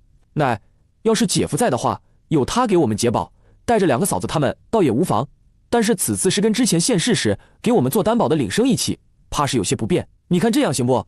我让3哥跟着他们一起走，我留下来慢慢护送大伯娘和2个嫂子。老头子，你看是让铎子跟着去，然后换他爹回来，还是让元娘跟着走一趟好？虽然有灿娘，我也放心，但是吧，灿娘终究没出过远门，要平时我倒没什么不放心的，但现在不是有2个身怀6甲的人吗？铎子就不用去了，让老大2口子留在那边比较好。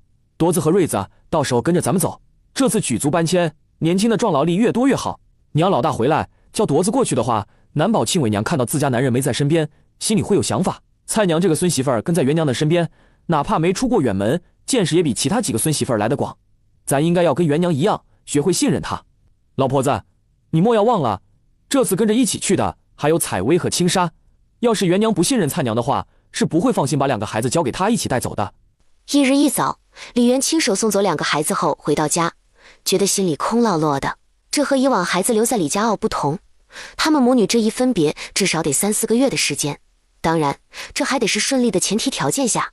这要是不顺利，还不知道要耽搁到什么时候。元娘，你不知道，我们和许大人穿着便衣，一到流丰县后都没去那衙门，而是找人问了路，过去查看了，发现堤坝有一条很长的裂缝，这才去流丰县县衙找刘大人。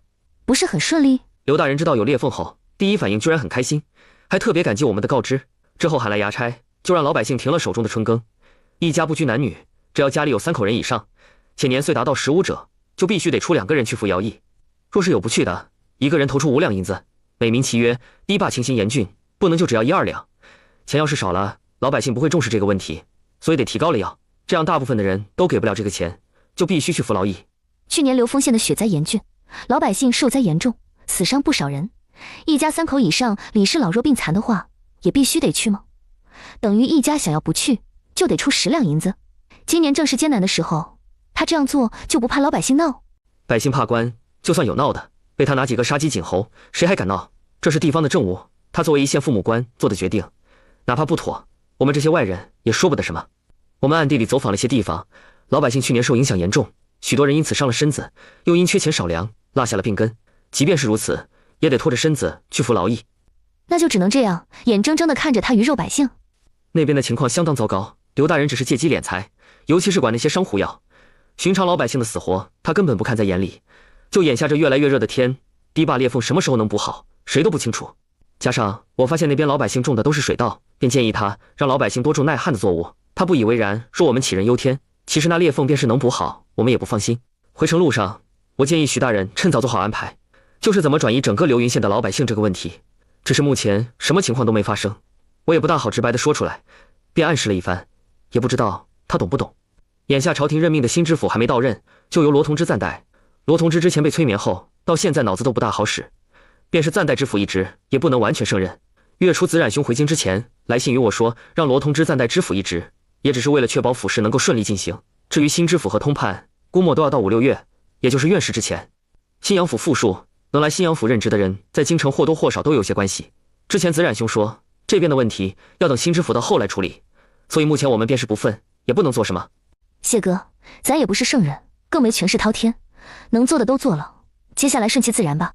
只是你们去一趟，苦了流丰县的老百姓，不过也给了那些老百姓警惕，知道堤坝不好，应该会提前做准备。同时，流云县这边老百姓心里也有数，情况再糟糕，也比一无所知道事情真发生了来得强。君子他们启程了。对，奶这次回来把家也给分了，就是分家不分户。大伯娘带着2个嫂子一起去府城，我让蔡娘也带着采薇和青纱去了。谢哥，你这边是等休息好了再去，还是？今天24，你县府中的西瓜不是还没卖？线下曹哥回来了，我晚点去找他一趟。元娘，你现在回李家傲，到时候我带他去过。等你把这些卖了，我明日一早就启程。这个月本来说要好好训练一下君子和征子，君子还好说，主要是征子，结果因为这些事给耽搁了。我明日一早启程，等到后我找几个人单独给征子训练下。咱家的马车呢？你是明天自己赶车去，还是把车留在这边，到时候再买？回来的时候，马车是张聪在赶，这会儿估计在衙门，我晚点赶回来给你。明日一早去车行坐车，刚好趁机休息下。这马车就留给你，府城咱家到贡院近，便是走路去也要不了多久。元娘，接下来我要准备丧事，家里这边要辛苦你了。你放心，采薇和青纱我都会照顾好的，我也会尽最大的努力让征子和君子考个功名，即便考不上秀才，那至少也得是个童生。咱们一起为将来努力。李渊到李家傲的时候，把空间里的西瓜和草莓都放出来后，这才拿水壶稀释了些灵泉水，用来浇灌地里的草莓和西瓜。曹哥和许大人还有白师爷来了。谢哥，西瓜都放在新房子那里，门没关，你去挑2个过来，打开叫大伙尝尝鲜。元娘，那么多马车是做什么用的？装西瓜和草莓的。爷，你们刚好也过来看看这2样瓜果的价格。这2样不知道弟妹怎么卖？曹哥能给到什么价位？刚才碗里装的那个酸酸甜甜中还带着香的果子，虽是好吃，但一看就不好运送，1斤我给200文。另外这个瓜论个卖，小的一律500文，大的800文，弟妹觉得如何？曹哥，便宜了，这可是云国头一份。不算便宜，这2样中那个刚才装在碗里的果子极难运送，我得将折损算在里面。另外这个瓜好吃且可不错，但之前你送到我那儿的，我试着用手稍稍使力一拍就裂了，所以运送到别的地方，路上只要有颠簸，那些瓜互相碰撞下必然会裂开，这折损咱也得算进去。话是这么说，但是曹哥可以一层稻草一层西瓜，就我目前看来，这些东西想来曹哥都不用运送出去，咱流云县内就能卖得完。像是冥府之类的人多，1-2个瓜子能行。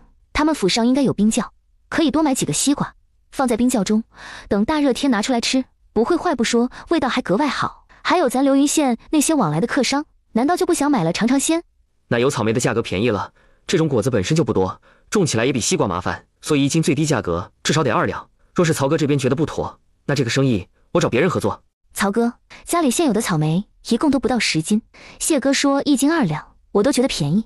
依我的意思，1斤没有5两银子都不划算。虽说这东西贵，但贵有贵的道理。我相信这要是种在京城的话，说不好会是贡品。就这香味口感，想来宫里的贵人们应该会喜欢。既然如此难种又如此稀少，那这价格便照1斤2两收。至于这个叫西瓜的，弟妹心底的真实价格是多少？曹哥，你也知道这东西稀罕，虽说不大方便运送，但办法总是人想出来的。陆运怕颠簸，那可以从流丰县走河运不是？这西瓜我不按个买，只按斤，1斤100文。我相信曹哥，你运到其他地方，这价格可以翻几番。头1年嘛，吃个稀罕，何况说我这瓜果是番外才有的品种，味道也是真的好。许大人，许家中想来也有专门做生意的旁支，不知道你这边是否有兴趣吃下这些？这西瓜只要不颠簸摔坏，相对草莓来说还是很容易保存的。你这边着人走水路，一路运回京城，应当能借此大赚一笔。我这西瓜不多，目前不会超过200个，按照1个10斤来算，也就2000斤，最多不会超过3000。而你叫人运送回京城，可以专门卖给那些不缺钱的达官贵人。京城有钱人多，别说1斤500文，就是1-2两，我想都会有人买。这刨除各种成本，你这利润至少在成本的基础上翻几番。对啊，我怎么就没想到呢？虽然一批批看起来钱少，但只要卖得多，那不就是积少成多？这个本官要了，1斤就按照你说的100文，你称一下，看看具体有多少，本官这就叫人运送回京城。许大人，我这可不赊欠，一手交钱一手交货。许崇光从京城来此上任时就没带多少银子出来，且多数还在柔姨娘那儿。他是为敛财而来，所以对那些小钱压根没在意。只是如今他转了志向，一心搞政绩，故而打从正月上任到现在，流云县往来客商孝敬的银子是有，然而到底不如特意敛财的多。那些他除了少部分自己留着外，剩下的都给韩姨娘了。知道白师爷比他还穷，而曹志，他自从第1次来这儿被修理一顿后，哪里敢管他要或者借。许大人，你看这样成不？这批西瓜我这边本意是和曹哥合作，今儿曹哥将马车都赶过来了，而我这西瓜是完全熟透的，也不方便远运，这次就卖给曹哥。等过段时间，我这边还有一批成熟的，会在彻底熟透之前摘下，到时候你这边银钱什么都准备好了，我再卖你，如此你也好方便运送到京城，而不怕熟透半途中烂掉。许崇光即便想赚这个钱，奈何现在没银钱，这让他不禁有些气闷。只是李元的话也有道理，这西瓜目前他也不知道什么个情况，万一买来因为太熟了，运送到一半开始烂了怎么办？如此也只能等下次。既然如此，那等下次，到时还请弟妹务必提早告知，免得本官又没带银子出门。一定一定。既然大人说1斤100文，那便100文，弟妹这里有多少，我都要了。这一天对李家傲的人来说，心情是前所未有的激动。在看到地里的西瓜时，就像是在看金子一样。光是卖这些瓜果，李元一次性赚了254两。这笔钱对李家傲常年在地里刨食的人来说，简直就是天文数字。元娘，我走了，你自己一个人多保重，我和孩子们在府城等你。谢哥，肉干和豆子还有灵泉水，别忘了带上。还有，我等你的好消息。等再见面，到时候你就是举人夫人。元娘，我走了，家里若是有什么事，记得去找曹哥和张聪他们，那我叮嘱过。好。已经3月底了，这次是李瑞来城里接他的。等他看到空荡荡的谢家，元娘，你把东西都寄到府城去了，连那床和桌椅都一起？没有，大部分的东西都寄过去了，但像是旧桌椅之类的，就送给了左邻右舍。我琢磨这些李家傲都有，而到时候路上也不好带走，就顺手给送了。眼下我除了1辆马车外，也就之前谢哥买的那些油布，还有一些被褥和一个简单的包袱。那到时候路上吃的米面等物呢？你之前也没少买，都寄走了？我一个人吃不了多少，加上谢哥给做了安排，我们一路从这里去庐阳，到特定的地方就会有专门的物资供应。谢哥话中意思，带的东西多，太过打眼不好。咱们人多，想不打眼都不行。不过也正是因为人多，那些别有心思的人想要做什么也得掂量一番。那李家傲家里可有口粮？算了，你回去也是一个人吃饭，干脆就过来跟我们一起吃。老宅这别的不多，粮食倒是陆续买了不少，总归不会饿着你。李元在李家傲住到4月初10的时候，李庆华带着族人们回来了。我们这次去上游查看，发现情况比之前还来得糟糕。因为刘丰县服劳役，我们没法走近查看，所以只能远远地看着。然而就算这样，我们也看得清清楚楚，那堤坝是什么个情况？最初堤坝只有一条竖着的裂缝，等于是存在溃坝的隐患。但这次我们发现，居然有好几个地方都缺了一个大口。不知道各位有没有注意到，眼下流云河水位上涨，那便是从上游那些个缺口流出的。目前看起来是好事，至少我们下游的人短时间内不会缺水。然而老祖宗们说过，大旱之后可能会出现蝗灾、大涝或地冻，不管是哪种，咱们都承受不起。咱李家傲的人挨着流云河，又一辈子在地里刨食，地冻咱跑不了，大涝、上游溃坝、河水倒灌咱跑不了，而蝗灾那过后是寸草不生。这涉及的不仅仅是咱李家傲，那可是整个流云县。这段时间我仔细琢磨过，地冻的可能性很低，蝗灾也不高，所以极有可能就是少安说的洪涝。而那句老话，大旱之后必有大涝，大涝之后必有大疫，也不是说笑的。现在咱既然已经看清楚上游是什么个光景，那就早点做好准备。从明日起，大伙儿开始编蓑衣和斗笠，甭管家里有几个，是新是旧，全都给我做。山上有竹子，砍竹子来做斗笠，顺便多做些竹冠，务必做到离开时，不管男女老幼，人手得有2个。记住，竹子不能全部都砍了，咱这不管最终会不会被淹，总得为后人留一些。咱李家傲去年因为烧炭，日子过得宽裕一些，但就算是如此，也不是家家户户都有牛驴这些牲口，人口多，以走路为主，所以这鞋子要尽可能多做一些，家家户户每人至少得准备3双以上的草鞋。路上兴许会不好做饭菜，家里有手小的媳妇们想办法多做一些经得住放的口粮，到时候饿了打开就能吃那种。每家须得准备2辆板车，独轮车路上要是下雨泥泞不好推，且还费劲。不会坐板车的，跟着会的人学，给打下手。留给我们的时间不多了，大家一起齐心协力。元娘，族里7岁以下的孩子有13个，现在身怀6甲的也有5个，你看这边能不能想办法先将他们送过去？你放心，这银子族里会出。华叔，族里7岁以下的娃儿先走倒是可以，镖局是闵家开的，主要给银子。又有录影的话，让他们现在就护送着去庐阳府都行。只是单就孩子们去吗？不另外派人过去照顾他们？还有，到了那边他们住哪儿？吃喝用怎么办？户籍册怎么落户？陈大人3月才到庐阳上任，现在估计还没站稳脚跟，想帮我们还要再等一等。至于身怀6甲的嫂子弟妹们，我真不敢保证，这万一路上有个什么，那我便是罪人。元娘，那可以先把孩子和有孕的人送到府城吗？族里会派2个人过去照看，等我们到庐阳府安顿好了，再派人过来接也一样。可以是可以，但是那么多人到府城的话，住哪儿是个问题。孩子们还好另宅子，这要生产的妇人可能不大妥当。每个地方的风俗不同，府城那边可能会有所顾忌。之前我2个堂嫂离开之前，堂兄为了以防万一，还管我借了银子买宅子，说好8月谢哥中举后归还。元娘，你前段时日卖了那些瓜果的银子，能够借？元娘2口子对族人真的够可以了，是他们在得寸进尺。可是没办法，眼下能帮到大伙儿的也只有这2人。族里大伙儿的银子基本上都是用来买米面了，手头剩余的不多，便是凑一凑都凑不出那么多来。华叔，我留下到时候带大伙儿去庐阳府，所以银子不方便留那么多。之前谢哥走时，多数都是给他带走了。如今我院子里的瓜果还未熟，也没卖出去，所以手头满打满算只有50两，那还是谢哥留给我，以防万一的。我晓得族里的艰难，这样我把50两都借给族里。华叔，你再让大伙凑一凑，实在不行回娘家借也行，等族里卖了西瓜再还回去便是。到时候嫂子弟妹们生了孩子，去庐阳府之前再将府城买来的宅子卖了即可。这是我身上所有的银子，你们数一数，够50两了，剩余的还我便成。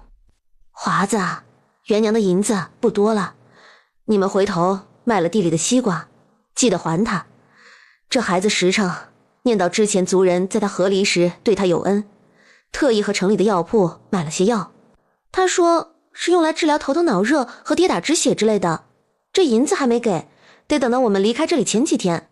除此之外，为了大伙又出钱去县城聘了那个刘大夫跟随，他允诺人家跟着出去一趟，一路管吃管喝，还会给20两的回报。这些少安也是知道，只是到时候都得从地里的那些瓜果里出。一定，肯定会还。等卖了西瓜，马上就还。元娘，我替大伙儿谢谢你。华叔，你们都是我的族人，只有你们好了，我才能好。我有能力又有钱的话，花点让大伙都能好，那不是很好吗？我是小辈，您这样可真是折煞我了。华叔，咱既然要离开这里，你看咱葬在这边的祖辈怎么安置？就还留在这边吧，到时候家家户户带着牌位走就行，或许这边不会被淹，都还好好的呢。爷，那顺便把我娘名字给改回来吧，就是族谱这边的名字。行，族谱这里改成李韩氏，下面的婉柔改成秀云。府城，姐夫，大伯娘这2日应该要回去，我想到时候跟着一起走。你这边有没有什么是需要我带的？这2天就回去，你不等君子他们府试结束出榜了再走？不了，我相信君子哥。之前姐夫你说他的字不行，这1、2个月他只要空下来就一直在苦练。虽然时间短，我也看不出字的好与差，但我相信他进步了。何况从去年冬月开始，姐夫你又一直在教他，加上今年参加府试的人要比往年的人少，而录取的人数和往年一样，他要不中都要对不起这运道。你什么时候走？我有信要给元娘，明日一早给你，可来得及？来得及，我和大伯娘最早应该是明天辰时候。行，那我晚上写好，明日一早给你。好，就是我和大伯娘走后，在君子哥和三哥考完之前，2个嫂子可能还要姐夫你费点心。都是自家人，这是应当的。你既然决定要回去，那早点休息。可以的话，给君子留封信。我估摸你回去后，多半是想跟元娘一起送族人去庐阳府。你们这一别可是好几个月，莫要叫君子挂心。好，我会的。那姐夫，我先回去了。随着时间进入4月中下旬，李家坳中，现在外头乱得很，一路过来，各县衙门要过路费，说是给大人的兵境。除此之外，还有不少日子过得艰难的人起了心思，将人拦下要过路费。我遇到蔡娘和大伯娘时，他们已经被人拦下有1、2日了。那些人要银子，他们拿不出，行李被抢走了不说，身上的衣裳也被扒走了。好在那些人只是要钱，没起什么龌龊心思，更没抢走马。2人还在马车里给他们留了颜面。王老太没想到会是这样，一想到儿媳妇和孙媳妇的遭遇，衙门自己都打劫呢，还会管这事？说不好还是联合起来的。他们抢了后，往衙门孝敬多少？苏妹妹，你这一路过来，在半道上可有碰到5辆一起走，有镖局护送的马车？有，我因带的护院和马车多，所以走得不快，在云阳县地界碰到了。当时马车里传来许多孩子啼哭声，镖师们正在和那些拦截的人打斗。我不知是怎么回事，见他们拦着，又看镖局插的旗子是流云县的，就让护院帮了一把。李姐姐，你这么问，莫不是认识马车上的孩子们？该不会马车里的孩子是李家坳的吧？对，现在是什么个光景？苏妹妹你知道，加上流云县的地形，还有你知道的应该比我更多一些，清楚这河上游是什么个情况。我也不瞒你，我李家坳的人过段时间会离开这里到庐阳府，路引什么都办好了，只是孩子们还太小，不适合奔波。除此之外，还有那些身怀6甲的人也一样，我们只能派人先将他们送到府城去安顿，等大伙儿到庐阳府安顿好了，再派人过去接。谢谢你苏妹妹，要不是你心善帮一把，都还不定会怎样。这有什么？李姐姐你帮我的还少吗？你们离开也好，现在府城没知府，罗大人这个暂代的知府什么都管不了，乱得很。有什么需要我帮忙的地方，你只管开口，只要我能帮，一定帮。等堂屋中只剩下2人后，李元指了指苏明山还梳着姑娘的发髻，不说一下是怎么回事吗？我记得你之前说回去就成亲来着。我和秦牧阳彻底没可能了，目前他的身子骨已经好转，我将曾经买给他做后路的庄子也送给他了，他强硬了一回，直接将秦家接收了高家的那些产业都给了我。除此之外，还额外送我5000两救命钱。我与他从此往后便是陌路人。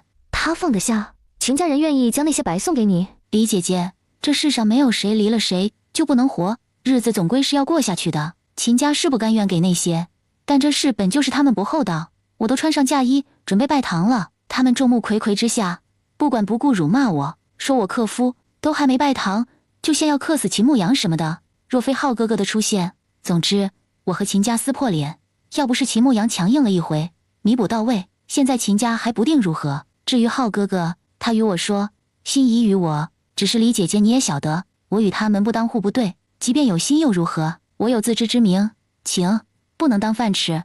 我认为再深的感情都会逐渐平淡，变成亲情。我不能用此束缚了他，他也不可用此折断我的羽翼。他有他的家族责任，我同样也有我的责任要承担。有些事明白就好，纠缠就没意义。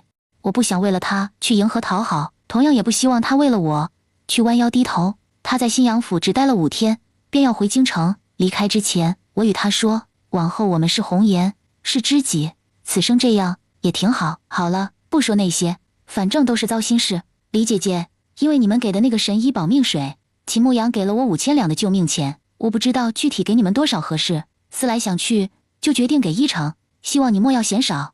不用，你之前花钱买，咱们算是银货两讫，秦家给你多少都是你该得的，与我们无关。何况你之前不仅给了银子，还答应额外用100两买粮食送给老百姓。这次过来路上帮了我们族里的那些孩子们不说，又救了灿娘和大伯娘。你歇着吧，我稍后把绿豆汤端过来。小姐，没给出去？没有，李姐姐不要，说之前就银货两讫了。另外，我们在云阳县地界帮的，居然还是李氏族人年幼的孩子们，这大抵就是缘分。若非上次小姐过来求药，走之前李娘子他们送了西瓜给小姐尝鲜，这次小姐也不会带这么多人过来。小姐若是不过来，也就没有后面这些顺手帮人的事。我次次都得李姐姐他们的帮衬，不拘是钱财还是其他，因为那神医保命水，我娘好了不说，我又因秦牧阳身体好转，得了许多好处。李姐姐既然不要这银子，那咱们就想着给到她。素雪，你去打探一下，看看李氏族人能卖多少西瓜，还有多少时日才熟，我们将这银子折算到里头给他们。方才李姐姐说他们李氏一族的人要离开这里去庐阳府，要不是现在情况特殊，我倒是想派人护着他们。既然帮不了，那咱们就在银钱上多给一点，把价格抬高一些。灿娘别怕，不要怕，有姐在呢。你忘了吗？姐可是比你还得老天爷的厚爱。来，喝点垫垫肚子，再休息下，晚点我就给你做凉皮。姐，咱这次多少人跟着一起走？咱族里7岁以下的孩子都被送到府城了，还有那些身怀6甲的人。除此之外，全部人都跟着，村里其他姓氏的人都一起，另外出嫁的姑娘，还有族里媳妇的娘家人，林林总总加在一起有800多人。姐，你有没有想过去问问刘东林？上辈子就是他带着我们到河东郡的，他的能力挺好的，有他在的话，应该会好很多。他要是愿意跟着，肯定要跟刘氏族人一起，还有水云村的那些人。咱们这800多人已经很多了，再加上他们，你想想那是什么光景？蔡娘，咱们这次去庐阳府打的是什么名义？你应该清楚。开荒茶园需要那么多人。蔡娘，刘东林既然有能力，上辈子能带你们平安无事的到河东郡，这辈子也会的。我们缺了他并不会如何，但要是多他，矛盾会不少。咱俩都是水云村出来的，不说别人，就杨大花，你能受得了到时候跟他一路？刘东升虽然被刘氏一族给除族了，但采薇和青纱身上到底还有一半姓刘的血脉，眼下的情况越来越不好。你说到时候他们会不会后延又把名加上去，然后打着是2个孩子长辈的名义，要我这样那样？姐，别说了，不跟他们一起走，就咱们这些人够了。咱华叔也是里长，同样挺不错的。蔡娘，你该信他，也该信我，还有咱爷。要是华叔没那能耐，他不会做里长，又做咱李氏一族的族长。谢哥更不会让他带着那么多人离开的。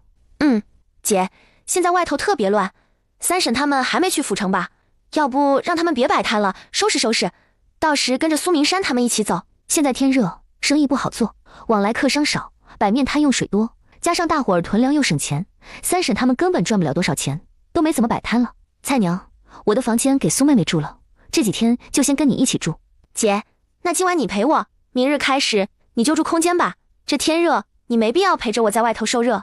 我空间有溪流，那里的水很凉快，要不我提那个水冰冻了，搁在房间里。姐，不用，咱家里都是女的，我也没什么好顾忌的，打算夜里睡到堂屋去。姐，你让大伙儿准备艾草了吗？这天热，眼下正是艾草长得旺盛时，得多准备点，免得回头下雨，蚊虫多被叮咬后生病。都准备了，你放心。组里让大伙儿做斗笠、编蓑衣，还有草鞋什么的。像除蚊虫的就准备了艾草，家家户户都准备了。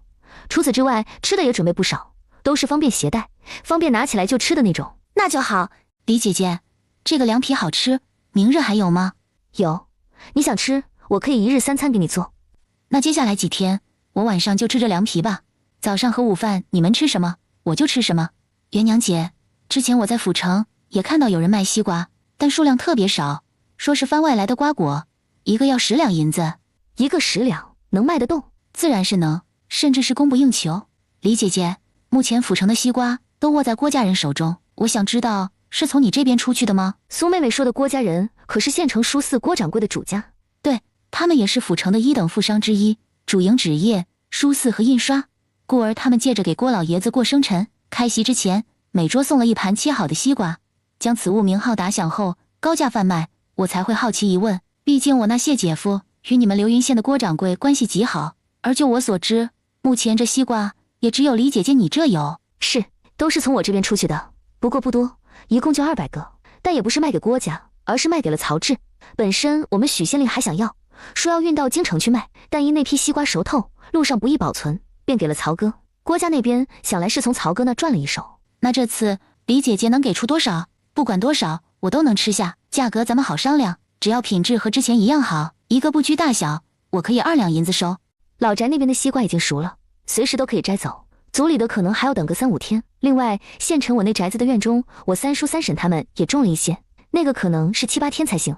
这些可以都给你。当然，苏妹妹你要是着急回去卖的话，那我三叔他们种的那些，到时候还是给曹哥。那院子里的这些呢？想来苏妹妹也看得出来，个头还小，需要的时间更长一些。苏妹妹怕是等不了那么长时间。不知道李姐姐的西瓜，除了你刚才说的那些外，其他地方还种得多吗？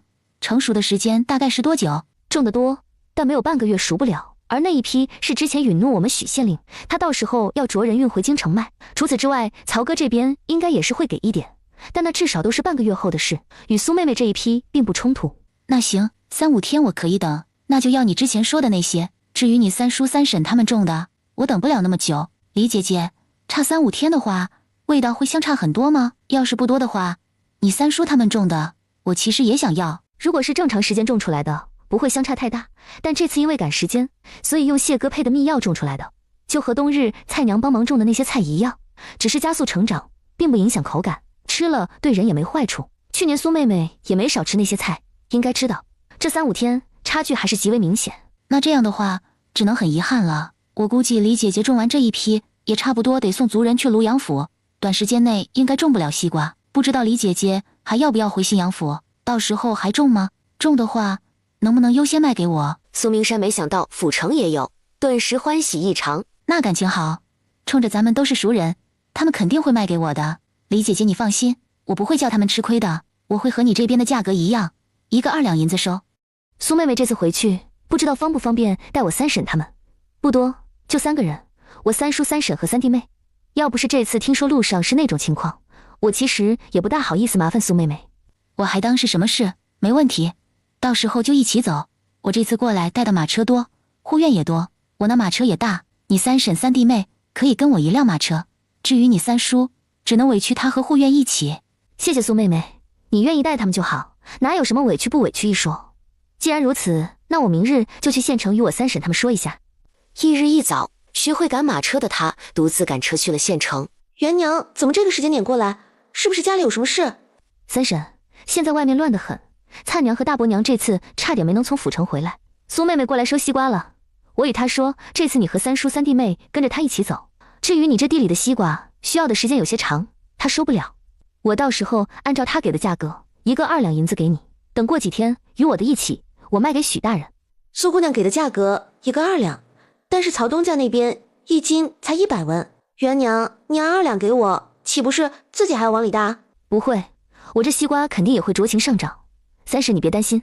行，那过2、3天我和你3弟妹回去，这里就交给你。李元没瞒着他们，将王灿从严娇那得知的事给说了，甚至还说了他们回来路上被人拦着要过路费的事。3弟妹，我记得你娘家人不愿意跟着一起走，你看现在外头情况不大好，大伯娘的娘家人也不愿意走，为此还特意跑回来。你要不要也回去劝劝你娘家人？总不能留下等死吧？不劝了，他们说不走，还说许大人是个好官，真要如我说的那样，许大人也不会不管大伙儿的，到时候大不了跟大家一起走。那成吧，反正我把话带到了。对了，三婶，你们既然决定要跟着一起走，现在就可以收拾了，那些粮食还有家里什么的，我稍后去马车行问问，到时候能不能雇一辆跟着苏姑娘他们一起走，这样也会安全一些。元娘，今儿已经25，府试的榜应该也出了吧？你这边知道征子他们考得如何不？不知道，我这些天一直都没来县城。府试的榜，要不我去衙门问问？衙门中，嫂子今儿过来是西瓜熟了。你们的西瓜还要半个月后，我保证到时不下于500个，你们只要准备好银子就行。今日我过来是为了府试的事，不知道白师爷知道这次府试咱们流云县过了几个人？府试榜单出来了，但上边的消息没传过来，加上县学这次去府试的人都没回来，所以暂时还不得而知。嫂子要是想知道，不妨过2日再来，到时我估摸。大人，好消息，特大好消息！这次府试咱们流云县66人参加，一共中了11人。弟妹来了，刚好有好消息，你娘家2个弟弟府试都上榜，现在成同生了，一个在倒数第3，一个在中间，名单还在这。弟妹要是不信，自己看。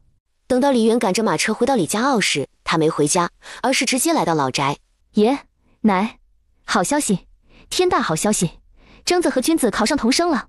冤娘，你刚才说什么？我们没听错吧？征子和君子都考上同生了，你确定？确定，都考上了。我今天和三弟妹一起去衙门看的，三弟妹也看见了的。冤娘，你刚才说的都是真的？真的，晚点三婶和三弟妹都会回来。蔡娘，征子和君子都考中同生了，我买了些肉什么回来，晚上老宅那边置办宴席，咱俩晚点过去帮忙。真的？姐，君子哥真的是同生了？真的，我和你三嫂都看见了，千真万确，我们俩都没眼花。我就知道，君子哥一定可以的，他那么努力，老天爷是不会让努力的人失望的。姐，我好开心，真的太开心了。对了，还得谢谢姐夫，要不是有姐夫，君子哥怕是连县试都过不去。谢谢姐夫，谢谢姐夫。我那会儿在衙门看到榜单的时候，一高兴之下还给了1两银子的喜钱。1两银子也不算多，这要是我，可能身上有多少都会给出去。姐，君子哥这次能考上同生，说不定秀才也是可以的。现在4月底了，还有1个多月院试，他再努力，或许有这个可能。不过蔡娘，我得和你说一下，关于君子考上秀才这事，你别抱太大希望，毕竟他重新捡起书的时间短，能考上同生已经很可以了。何况这次他在倒数第3。姐，我都知道，虽然说抱着希望，但都明白他能考上同生已经很可以了。别人寒窗苦读10年，君子哥前后才多久？我晓得，都晓得。姐，你别怕，到时候因为君子哥考不上，我就跟他置气什么的，我不是那种人。我知道，只是怕你抱太大希望，到时候就会失望。行了，你把这些肉都抬回去，我把马车赶到后边的林子去。好。5月初2，李渊带着王灿去县城谢家，把西瓜和草莓全都收了。许大人，弟妹今日怎么有空过来？民妇今儿是为了西瓜来的，大人还要吗？要，自然是要。弟妹，咱都是自己人，你不用那么拘谨。你那边有多少西瓜？现在又是什么价位？我现如今手头的银子有限，若是太多的话，可能吃不下，能不能赊欠一部分？想来大人也知道我与府城苏家的关系良好，之前苏家大小姐过来买我李氏一族的西瓜，是按个来卖的，1个2两。不过凭大人与我们谢哥的关系，这银子自然是不能这么算，我还是按照之前给曹哥的，给大人1斤100文。不知道大人要多少？我那边粮不少，若是大人吃不下，剩下的我便给曹哥。他如今和郭掌柜还有闵家主都没离开，便是还在等我这边的西瓜。有6000斤，不，5000斤吗？我这边要5000斤。有，都在谢家。大人是今日就运走还是？今日。老白，你跟弟妹走一趟，我去一趟镖局。之前和闵卫中谈过，这批西瓜他帮我运到流丰县的码头。是。李渊这一次拿出来的西瓜多，他也没趁机提高价格。不管是曹志还是许崇光，1斤皆是按照100文卖的。等宅子里的西瓜全被运走后，他空间里多了1000多两。姐，他们现在都不要草莓，咱那些该怎么办？等冬日到京城再卖？反正放空间不会坏，等到冬日新鲜瓜果少，咱这草莓和西瓜再拿出来，定然能卖上个高价。姐，你现在空间的西瓜长得还很快吗？等到冬日，岂不是空间里全要堆满？还有粮食，姐，你攒多少了？粮食我也不知道具体有多少，反正很多，我估计养咱整个李家傲的人2-3年都不成问题。不过你应该知道，我这粮食是各种掺合在一起的。还有，自从上次组里7岁以下的孩子跟那些身怀6甲的人走后，我那增长的速度就慢了下来。等三叔三婶他们走后，速度再次慢了一些。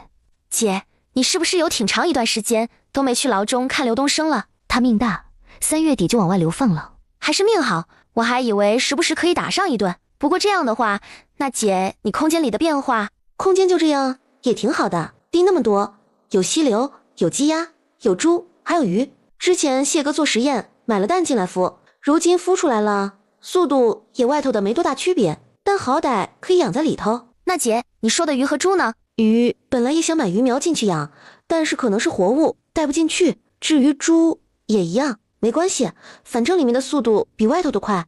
咱李家傲的人养猪，一头猪都是年初抓小猪仔，一直养到年底才杀了卖。鱼也是要养好几个月，有的甚至是1-2年。而空间里头的这2样的时间可以缩短一半，里头自带的鸡鸭更是连一半都不用，还能自行下蛋什么的。除非我想杀，否则就那几只一直养下去。不过好在外头带进去孵出来的鸡鸭也可以养，就是速度慢了些。姐，我们都是老天爷厚爱的人，我有灵泉水，可以让自己和身边的人拥有健康的身子，甚至还能缩短许多东西的种植时间。而你什么都不用做，就有一辈子吃不完的米面肉菜。是啊，老天爷厚爱咱们，你可以用灵泉水种植作物卖，而我空间里的东西不仅能自己吃，也能卖。像是那些稀罕的瓜果，卖一次的银子是许多人世世代代都赚不到的。既然是老天爷赠予咱们的东西，肯定是想咱们也能在别人有难的时候能够搭一把手。所以菜娘，我想日后谢哥做官有能力时，借着他的手多帮衬一些困苦的百姓。好，姐，到时候你也喊上我，我想尽自己所能的帮忙。谢哥说他想做一方父母官，那我想他治下的老百姓都能衣食无忧。可以的话，我想盖收容所，让那些流离失所、无父无母以及一些老无所依的人都有个栖身之地。当然，授人以鱼不如授人以渔，在收容所起来后，因地制宜，弄个可以创收的产业，让那些人有事做，有钱赚。不过那都是以后的事了，目前咱还是先考虑当下的问题。姐，这才开始，接下来一天比一天热，白天大伙儿都不敢出门，水也越来越少，这情况还得持续1个多月。这期间还有很多人热死渴死，不过今年应该不至于有人渴死。流云河现在还有水，且之前家家户户应该都囤了不少，我就担心下大暴雨，一直持续地下，上游溃坝，流云河倒灌，山洪爆发，那些不过是眨眼间的事。如今许大人是个好官，他不像你记忆中那样，我相信我们走后没多久，他肯定也会带着人离开的。只要大家都离开流云县，人都还活着，那就比什么都强。好了，咱们不说这些沉重的话题，只要想着大家都会平安无事就好。姐，我们离开的时候是赶马车吗？我们自己赶车还是让别人赶？这次800多人，咱马车里是不是也得再载几个人？这样的话，咱的特殊之处是不是会暴露？就用马车不会暴露。晚点回去我就把空间的药草拿出来，载着回去。等过段时间离开，马车里除了装咱们的东西外，就是药草和油布等物。咱这马车厢是特意往大了打造，但是带那么多东西，到时顶多也就坐2个人。何况我说一路去庐阳府，还有其他的物资，咱得去运。这马车只能咱们自己用，若有老弱想搭载，那也只能坐车圆上。咱仔细一点，不会有事的。实在不行，就载咱奶。我想以他的性子，便是发现有不对，也会护着咱。当然，这是下策，不到万不得已，咱不载任何人。何况你的牛车，到时候都要让出去，给组里安排别人用。那等下回去后，先和爷奶还有华叔他们知会一声，把牛车让出去给族人用，咱就用马车。咱的马车上还要装药材什么的，不方便搭载任何人。至于姐你请的刘大夫，就让组里安排。之前三婶他们去府城，牛车也留下了，到时候应该也是要让给组里安排的。等于我们爷这一房一下子让出2辆牛车，真的是够可以了。姐，之前三婶他们离开的时候，你一共给了多少银子？60两。60两？不是姐，咱这院子里的西瓜可不少，怎么就60两？且还不说，这还有草莓呢。60两，还是他们商量过后觉得后言要下的。三婶甚至说，她和三弟妹的手艺也是我们这边学去的，只要有手艺在，往后不管在哪儿都不会饿肚子什么的。不管我好说歹说都没用。到最后，三叔甚至放话，我要是算那么多清，那就把谢哥买给征子的书籍以及历年真题等等都算清楚，还有我这宅子的租赁以及交给他们肉酱、辣酱之类的做法，都要以秘方价格算给我。三叔三婶他们挺实在的，不是那等贪心之人。姐，我很庆幸能嫁给君子哥，像其他家可没咱们这么和睦，哪怕分家了也是如此。长辈永远都是端着长辈的架子，要是知道你有钱，都恨不得趴在你身上吸血。咱家不说以前如何，就说我嫁到这儿，纵然早已经分家，但他们帮君子哥还债，帮着摆宴席，还给姐你置办那些家事当嫁妆。眼下三婶他们不贪，走了。大伯娘他们也是勤勤恳恳之人，家里就剩下大哥二哥跟爷奶，他们明知道咱俩家里有粮食，但是每次做饭必然会加咱们的，因天热还叫我们不要过去，一日三餐都让大哥二哥送来。姐，你不知道，茂才舅舅总说我命好，才能嫁给君子哥享福。菜娘，这次卖的西瓜多，咱俩的都混在一起，加上第一次卖的西瓜和草莓，你看我给你800两，可行？不用那么多，之前种的时候就和姐你说过对半分，如今草莓都没卖，第一次卖的时候据说连20两都不到，你给我那么多干啥？姐，我心里有数着呢，你给我500两就好。菜娘，等谢哥中举后，你确定到时候和君子要跟我们一起进京？确定，这事我和君子哥的意见是一致的，不管姐你和姐夫在哪儿，我们就在哪儿。君子哥说有姐的地方就有家，不过姐你放心，我们不会厚颜跟你们挤在一起的，我们会努力赚钱，然后到时买宅子时就连在一起，咱们当邻居。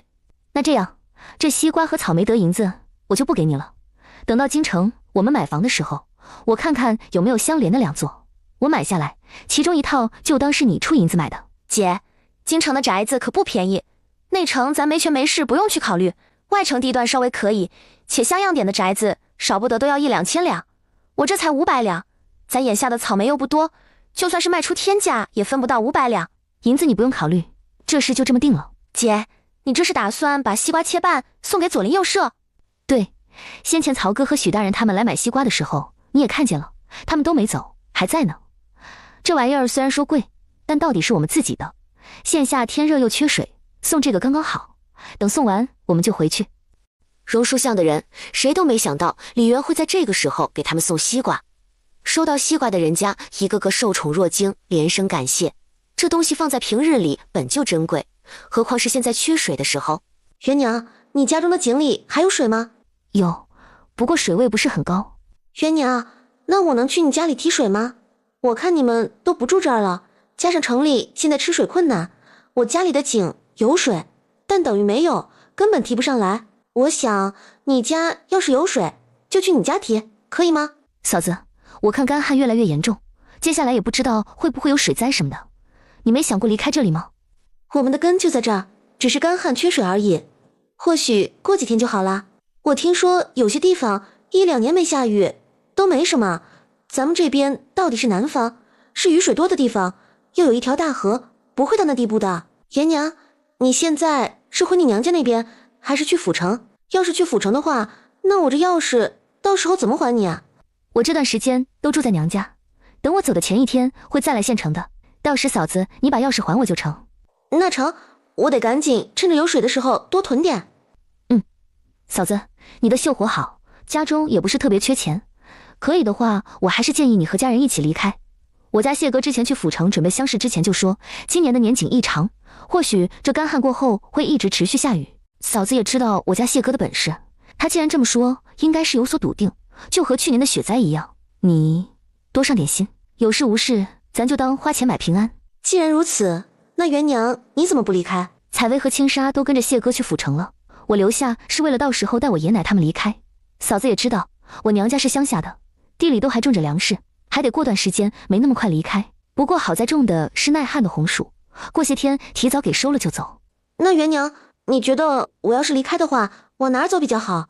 我娘家和夫家都在这边，外头没亲戚之类的可以投奔。什么地方我也不好说，之前摆面摊的时候听那些往来的客商说，咱信阳府许多地方都是如此，所以可以的话，嫂子离开信阳府比较好。当然要是能在府城也行，毕竟那是府城，情况再差再糟糕也比咱县里强。我之前听说咱许大人说外头比较乱，让人离开时结伴一起走，还让大伙儿去投奔远房亲戚啥的。皇嫂你看，咱许大人可是县令，他是咱们的父母官，如果百姓无缘无故大量离开，那是他的失责，要被上头问罪的。可就算如此，他还是放大家离开。你想，这背后是什么意思？嫂子，你想想之前咱县的繁华，再看看眼下街道外又是什么个光景，就能明白。行，这事我记住了。元娘，你说到时候要带你爷奶他们离开，那如果我们也要离开的话，能跟着一起吗？还有，你们什么时候离开？我想，要是可以的话，也准备准备。嫂子，实不相瞒，我这次要带着不仅仅是我爷奶，还有我李氏一族的人。他们离开后，大概是不会再回来了。这次去的地方是庐阳府那边，也就是之前的县令陈大人所管辖的范围内。那么远，还不回来了吗？对，陆隐是之前办好的，是整个族的人都走。不过也不仅仅是因为闹灾的缘故，而是谢哥认识了一个京城来的大商户，他想在庐阳府的蓝霞城外买2座大山开茶园，他那边想雇人做活，而我想给族人找个出路，便合计了一下，就决定让族人去那边谋生计，顺便学个手艺。要是族人花个3-5年学会种茶、采茶和炒茶什么的，那日后自己也想开个茶园什么的，也是不错的。嫂子应该知道，自古以来盐、茶行业都很暴利，我们李氏一族的人不可能只当个普普通通的茶农，所以需要的时间长一点，便想着干脆在那边定居落户。既然如此，那就算了。不过元娘你说的话，我会好好合计合计的。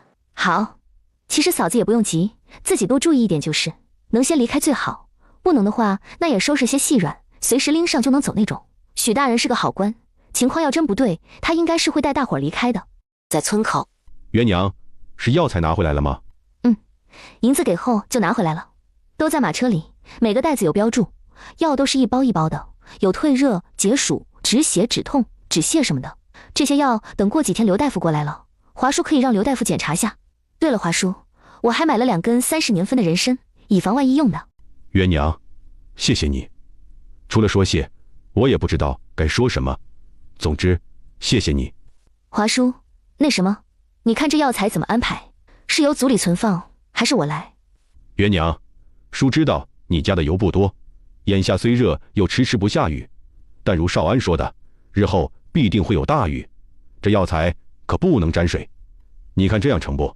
这药材一分为2，一部分由族里来存放，一部分放你那儿。这人参珍贵，还是你来存放比较好，我们也都安心。元娘，人参现在用不着，你收起来吧。这药材一半由族里收，之前族里也买了些油布，倒是不必担心日后会淋湿。只是鸡蛋没有放一个篮子的道理，咱还是各分一半存放比较保险。华叔，我知道族里可以用的牛马驴少，眼下我家中除了这辆马车外，还有1辆牛车，到时候牛车就给族里用。这马车希望华叔到时候不要安排人，我这马车除了要运送药材，还有一些我和蔡娘的包袱细软外，还得运粮食，以及每到一个地方要赶着进城运送物资用，不太方便到时搭载别人。在场的人都不等李庆华这个族长同意，就纷纷帮忙应了下来。大伙儿都不傻，知道李元是真心为他们好。既然他提出这个要求，那就是真的不方便。他们李氏一族能有此女，是莫大的福气，没必要因为他的马车大，就得叫他多带几个人而将人往外推。元娘，二哥给你赶车。元娘，这药你打算放哪里？我帮你搬。还有，你马车坐2个人的事，我和大哥还有爷奶他们在家商量过。药材先放马车里，回头我自己存放。不过二哥你说家里商量过，那你们的意思是？爷说族里能用的牛车驴车少，线下800多人一起离开，这车子主要是给那些身子弱的人，以及年纪大还有年纪10岁以下的娃儿坐的。还说咱家3婶留下的马车也给族里用，回头大哥赶牛车载爷，加上我们的家当，另外看看族里有谁需要的，到时候跟着挤一挤。而你的马车除了你那些外，奶也跟着一起。至于我，就给你们赶马车，也省得你们到时风吹日晒。就在刚才华叔家也改了主意，说你和4弟妹是做大事的人，这马车就你和4弟妹一起用就好，奶不用跟着一起。爷说，元娘你马车到时要是有空隙的话，能不能帮咱家运送些粮食，这样我们的牛车到时也能腾些地方出来。当然不管怎样，我都得给你们赶车。元娘，是你要先让人把粮食运送到庐阳府吗？所以二哥，你问问其他族人有没有也想要我提前帮忙运送的。我相信家家户户都囤了不少，他们带着一路走，惹眼不说，还很不方便。如果有的话，你让他们留足路上吃的口粮，剩余的都送到我这边来。我得趁着咱离开之前去县城找闵家主和曹哥。好，元娘，谢谢你。客气什么？你们不是我的家人就是族人，只有你们好了，我跟谢哥才会好。二哥，这事你得趁早落实，今儿可是18了。行，有要你提前运送走的，到时候都会过秤，让组里记录。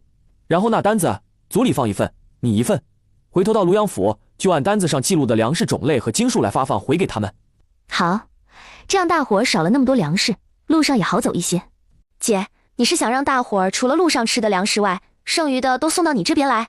对，再娘，你也知道外头的光景，你回来时还是4月底，外头就乱成那样，现在已经5月中下旬，外头的情况怕是更加严峻，外头人缺粮少水，咱走的时候人虽然多，但粮食更多，你说那些人能不眼红？粮食都放姐，你这也挺好的，到时候走时让大伙儿穿的破一些，就当做是逃难出来的就成。这个组里应该会考虑好的，咱们不用担心。天越来越热，流云河中的水蒸发得格外快。此时已是6月初3。华叔，这几天让大伙儿抓紧将红薯都收了，白天太热不好出门，那就白天休息，晚上收。咱得走了，最迟初10之前就得离开。好，咱们人多，出行车辆少，靠大伙儿双脚走，速度又慢，是该离开了。不然，万一开始下大雨，咱们都还没走出流云县的地界。今儿初3，收红薯给大伙3天时间，然后他们家里再收拾3天时间，差不多咱初9、初10走。只是这天太热，地又烫得很，到时候让大伙晚上走。好，不过元娘，咱李家熬的红薯用的是你给的那个品种，我这2天挖了看，结得多，个头还大，这一收怕是不老少，不好运。你这边能不能和上次一样，让大伙留些路上当口粮吃，剩余的你想办法帮忙先运走，当然不会叫你白帮忙，到时候我和他们说清楚，让他们给你多少算是你的辛苦费。我知道大伙给的或许还不如你出的运费。行，那华叔你让大伙抓紧点，我今儿再抽空进城一趟。这2天你把挨家挨户的红薯斤两记好。对了，新挖上来的红薯比较重，还有多少带些土，到时候这斤两要适当的减一些。这个华叔你得和大伙说清楚，免得到时候扯皮子说不清。好，我会的，到时候我记录的时候会和他们说减多少斤，给你的单子上都是减轻过后的，回头你按照那单子发给大伙就成。华叔，你这边称好后，让人和上次一样，用筐或者麻袋装好，送到上次那个地方。我到时候会带闵家主和曹哥的人去那边运送。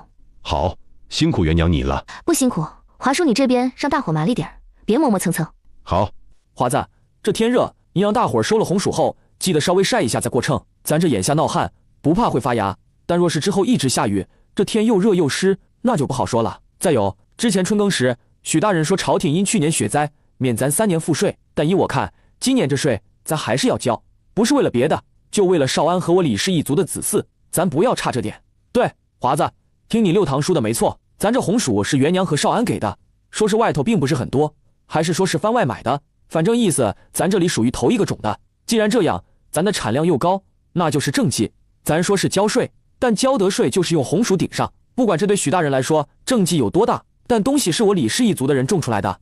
目前整个流云县也就我们这才高产，东西是我们先种出来的，只要普及开，天下百姓都会记住我们。眼下虽然看起来没什么，咱也不指望上头能给咱什么赏赐之类的，但等少安中举、中进士、中状元，京城的那些人就会知道元娘这个状元娘子，日后知道元娘是我李氏一族的姑娘，自然对少安也有好处。咱这上交的红薯可以当种子，可以说利国利民。咱和许大人好好商量一下，再由族里写个详细的种植还有亩产。横竖他们李家傲的人早早听从谢彦之2口子的安排，囤了不少粮食。如今这红薯也不过是他们额外的粮食罢了，缺少一些并不会如何。这红薯种子算是他们李氏一族的人借元娘的，种出来后要归还多少，他们得了元娘2口子的益处，那也是该反哺他们。只有少安越来越好，他们李氏一族作为元娘的娘家族人也能跟着沾光。行，那就这么办，晚点和族人说清楚后，让人进城和许大人说一下这事。咱的红薯高产，哪怕今年不用缴税，还给缴，想来许大人也知道是什么意思。之前听说他在京城的本家人脉好，对他来说这可是一大政绩，他本家那边应该也乐意看到这些。要是不放心，那咱把红薯收好后，拿出一份详细的数据，还有怎么耕种的法子，寄到府城去给少安。少安人脉广，在京城同样认识不少能人。不说别的，就之前那个陈公子，他是那个护国将军府的，再不济也可以寄给元娘的小姨，他是镇国侯府的人，想来也愿意向上传达这种利国利民又能讨圣上欢喜的事物。好，眼下许大人是咱们的父母官，这事也得问过他。他和少安的关系不错，直接越过他，怕是他会觉得咱们不知事，回头因咱与少安生怨。正当许崇光愁的连饭都吃不下时，李元来了。弟妹这大热天的过来，不知道有什么事？对大人来说是好事。许大人，我们李家傲的红薯打算从今儿晚上开始收。乡亲们知道衙门因咱云国免税困难，就决定还是和以往一样交税，只是这税就用红薯交，不知道能不能行。还有，我们的红薯用的是番外来的种，产量极高。当真？亩产量可是能达到以往的双倍？应该是能的，具体还得许大人亲自带人过去看了才晓得。另外，这红薯产量高，个头也比我云国所有的红薯品种大，不知大人对这有没有什么想法？比如写奏折回京奏明此事。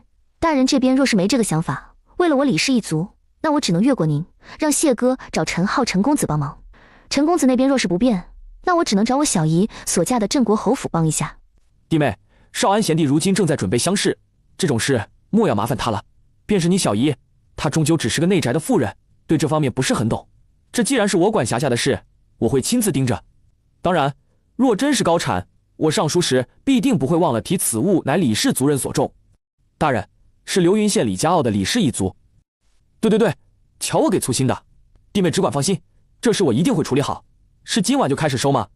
不知道弟妹什么时候回去，我准备，稍后就过去。是，今天开始收，我还有点事，要明日一早才回去。大人晚点直接带人过去即可。那弟妹你忙，我这就叫人去准备。大人，之前你督促春耕的时候，想来也知道，同样的东西在不同的地方种植，亩产多少会有点区别。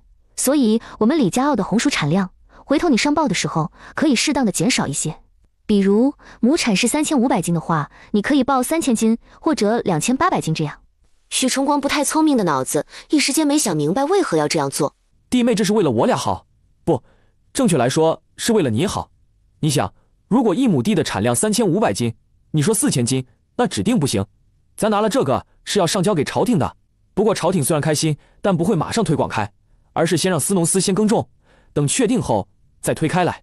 如此情况下，你报多了，种出来的产量不足，那必定是你的过；而你报少了，上头不会有这想法，只是知道真实情况后会更加高兴。老白，我去吃点东西换身衣服，你去喊人。曾知府可能是大皇子的人，咱得趁他还没到任之前，将这些东西和信件600里加急寄出去，不然他一到任，咱还得从他那儿走一道弯。等真送到京城，那都不知道是猴年马月了。这白给人送政绩的事，我才不干。老白，这奏折你来写，记得写好一点，然后把你说的李家傲的李氏族人写清楚。此外就是，我也明白这天老百姓耕种不易，李氏族人看在少安贤弟的面上卖我个好，那我也不能没有表示。你那边家里卖西瓜的银子寄过来了吗？要是寄过来了，那先给我拿100两，到时候给李氏族人，就当是本官送他们的路费。已经寄来了，就在先前我才拿到。老许，之前运回京城的5000斤西瓜，不是咱又商量了拿2成给我家人卖吗？我收到信，如今京城的西瓜一个叫卖到50两还没得卖，我家里这边1000斤约莫是80-90个，一个按照30两卖的，一共得了2600两，一个还真卖50两啊！我们当初只是在说笑，怎么就应验了呢？那这是吃西瓜还是吃银子？老许你也知道，太后娘娘年年苦夏，三皇子拿到西瓜后，趁着太后没去避暑，就往宫里送了10个，其中太后那儿就给了3个。太后这一吃，就当场夸了句：“这西瓜汁多香甜，实乃解暑圣品。”这话被传出去后，皇上在与那些大臣议事时，又让贴己的大监切了2个西瓜。这不，连皇上都夸此物好，那些人可不就跟着追捧吗？天公不作美，不然本官可以凭借这西瓜与红薯，既可以狠狠赚上一笔，也能做出耀眼的政绩。可惜如今李氏族人要千里，而西瓜我们今年也只有这一波，想要再有，怎么都得等到来年。好在李氏族人看在少安的面上，临走之前特意告知红薯高产的消息，还主动表示要上税。倘若他们有私心的话，大可以带到庐阳府去种，到时候再说此事。不过到那时，这政绩可就与我没丁点关系。可不是，李氏族人不错，挺厚道的，不愧是少安贤弟看中的七族。老许，那2000多两给了你家800两，我家500两，剩下1300两都给咱寄过来了，其中300两银锭，1000两银票。你是想给银票还是银子？我如今的银子都搁你这儿，要银子要银票又有什么区别？这样，韩姨娘那边你给100两家用，剩余的你拿出一部分来做县衙的库银。这当下徐大人和赵大人还有那个3班6房都还坚守着没离开，咱也不能亏待了他们。每个人发一份兵镜，不拘多少，就当是本官的心意，大仁大义。李元一回到家，姐，我快热死了，先吹吹，缓缓，我再给你水。好，姐，我也就有你这电风扇，且马上要跟着族人离开。要是没有电风扇，也不离开李家坳的话，我指定找人帮忙挖个大地窖，然后住到下面去。这样总归没有上头热，咱在这享福。不知道君子哥和姐夫还有我舅舅他们怎么样了？府城也不知下雨了没有，天有没有这么热？姐，你说君子哥他们院试的时候不会有事吧？我怕他们到时候会中暑。我现在也不指望他能考上什么秀才，能中童生对我来说其实都算意外之喜了。有多少人考了一辈子连个童生都考不上？想来君子哥考上童生的时候，我茂才舅舅应该很开心。别说你舅舅，便是爷奶，你看他们那天笑成什么样。菜娘，我去空间看看有什么适合吃的，你先洗，我晚点再出来。姐，幸好叫我遇到了你，不然这种天气我哪能过得这般舒坦？这水冰冰凉凉的，实在是太舒服了。府城，曹哥，现在县城那边的情况如何？很糟糕，井水干了，河水又很浅，要不是流丰县那边的堤坝乱搞，现在只怕是连河都干了。不管是白天还是黑夜，都没什么人在外走动，哪里像府城，我连进城都要排队。元娘那边的情况呢？弟妹情况挺好的，与我说，你若是问起她，就说她和族里一切安好，让你莫要担心，安心准备乡试就行。这些东西麻烦曹哥了。咱们是兄弟，我反正也是要到府城来，不过是顺手的事，哪里用得着这般客气？贤弟这么看我，是不是有什么需要我帮忙的？你说，只要你曹哥我能做到，就一定帮。我这还真有一事需要曹哥你帮忙。贤弟只管说。曹哥，我要去庐阳府，以购置元娘嫁妆的名义买2座大山，陈大人那边什么都安排好了，就等我的银子过去即可。这世道因天灾有些乱，我眼下走不开，不管叫谁去都不放心，唯独曹哥你是有真本事，且兄弟们也多，我想请你走一趟。没问题，就不知道贤弟这边想什么时候启程？还有，买2座山是想做什么？可有合适的人帮忙打理？若是没有的话，贤弟你看你兄弟我如何？启程的时间自然是越早越好，只是曹哥今儿才到府城，要不就先休息2日再说。至于那2座大山，那边气候适合种茶，我想开出来做茶园，帮忙打理的人暂时还没找到，需要到时陈大人那边帮忙找。另外那2座大山虽是以元娘的嫁妆名义买的，但到时我乡试中举的话，他得跟着进京。曹哥本事大，买卖也做得大，其这边千里迢迢去庐阳府帮我管理2座山，未免有些大材小用。小地方出身，又打小在市井中摸爬打滚的人，本事再大也是在那1亩3分地，如今到这府城什么都不是。贤弟能耐大，我想替贤弟做事，还望贤弟给个机会。我可以让曹哥你帮我去庐阳府，也可以让你暂时性的帮忙打理那2座山，但等元娘到后，你能不能取得他的认同，以及用不用你，决定权皆在他手中，我不会过问。贤弟是做大事的人，这等小事用不着麻烦贤弟。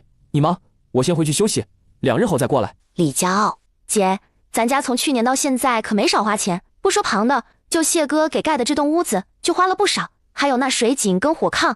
菜娘，我们去找华叔，看看那些牛车都谁坐，还有什么时辰出发定好了没？虽说是初时出发，但一到子时就是初时，只要收拾妥当，可以提早走，没必要干耗。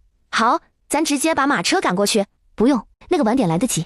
好，华叔，走之前将这些丑话先和大伙说好，免得事后不认账还闹腾。现在外头真的很糟糕。李二哥，你们族人准备好了吗？准备好了，等太阳西斜就出发。白眼，你这马车是给元娘用的？对，不过这马车不是我陈府准备的，而是郑国侯府。我从京城出发之前，郑国侯夫人得知新阳府闹旱，而非姨娘的外甥和外甥女又在此地，便有心将人接到京城。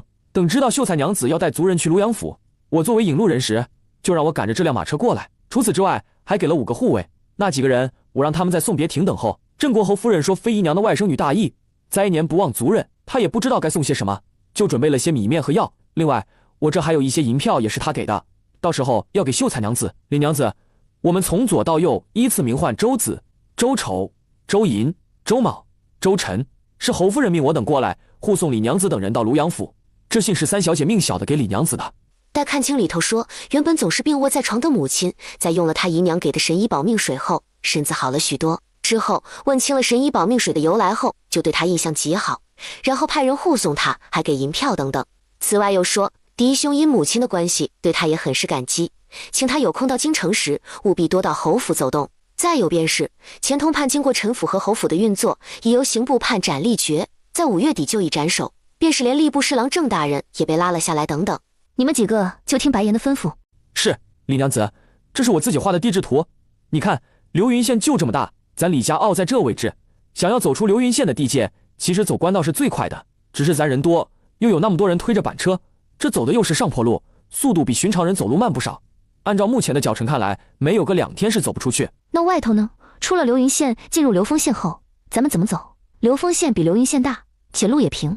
就我得知的消息，外头官道两边很乱。官道不能走。实话与你说，因去年暴雪寒潮，流云县没怎么受灾。如今这边是那些人眼中的香饽饽，若不是流云县地界边缘，你们的张捕头带人在那边守着，那些人早已冲入流云县。虽说新阳府许多地方闹旱，众人会往不缺水的地方走，但其实旱情也不算特别糟糕。靠近大云河的地方，水源还是很充足的。尤其是流丰县这边，他们缺的是粮食和银子。既然他们靠近大云河有水，那就可以种粮食，怎么可能还缺粮要去抢？不是所有的地方都靠近河，所以很多地方还是缺水，想挑水浇灌是不大可能。加上之前流丰县的县太爷命人服劳役，死伤许多人，堤坝没筑好不说，直到5月初才放众人归家。那时候正是春耕之时，家里缺少壮劳力，地里的活怎么可能做得完？本就因去年遭灾的他们，如今地里没粮食，上头又不救济，还想方设法管他们要兵进，可不就将人逼上绝路？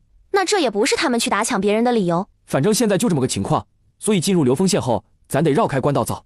白日大伙休息，我和周子他们会分头去探路，晚上赶路。你让大伙打起精神来，顺利的话，5、6日就能走出流丰县的地界。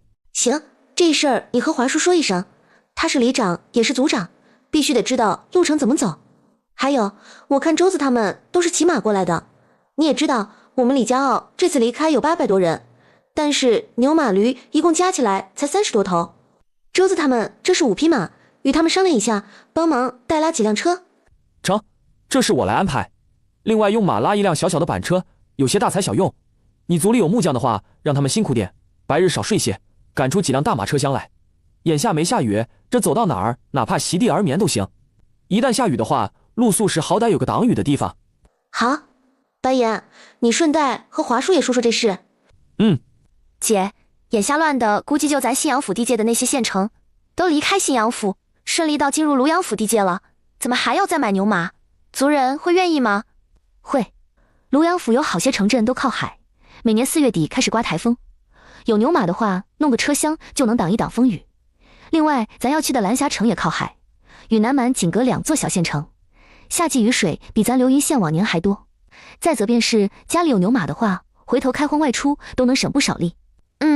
他们要是不买，那我就花点银子也买一辆马车。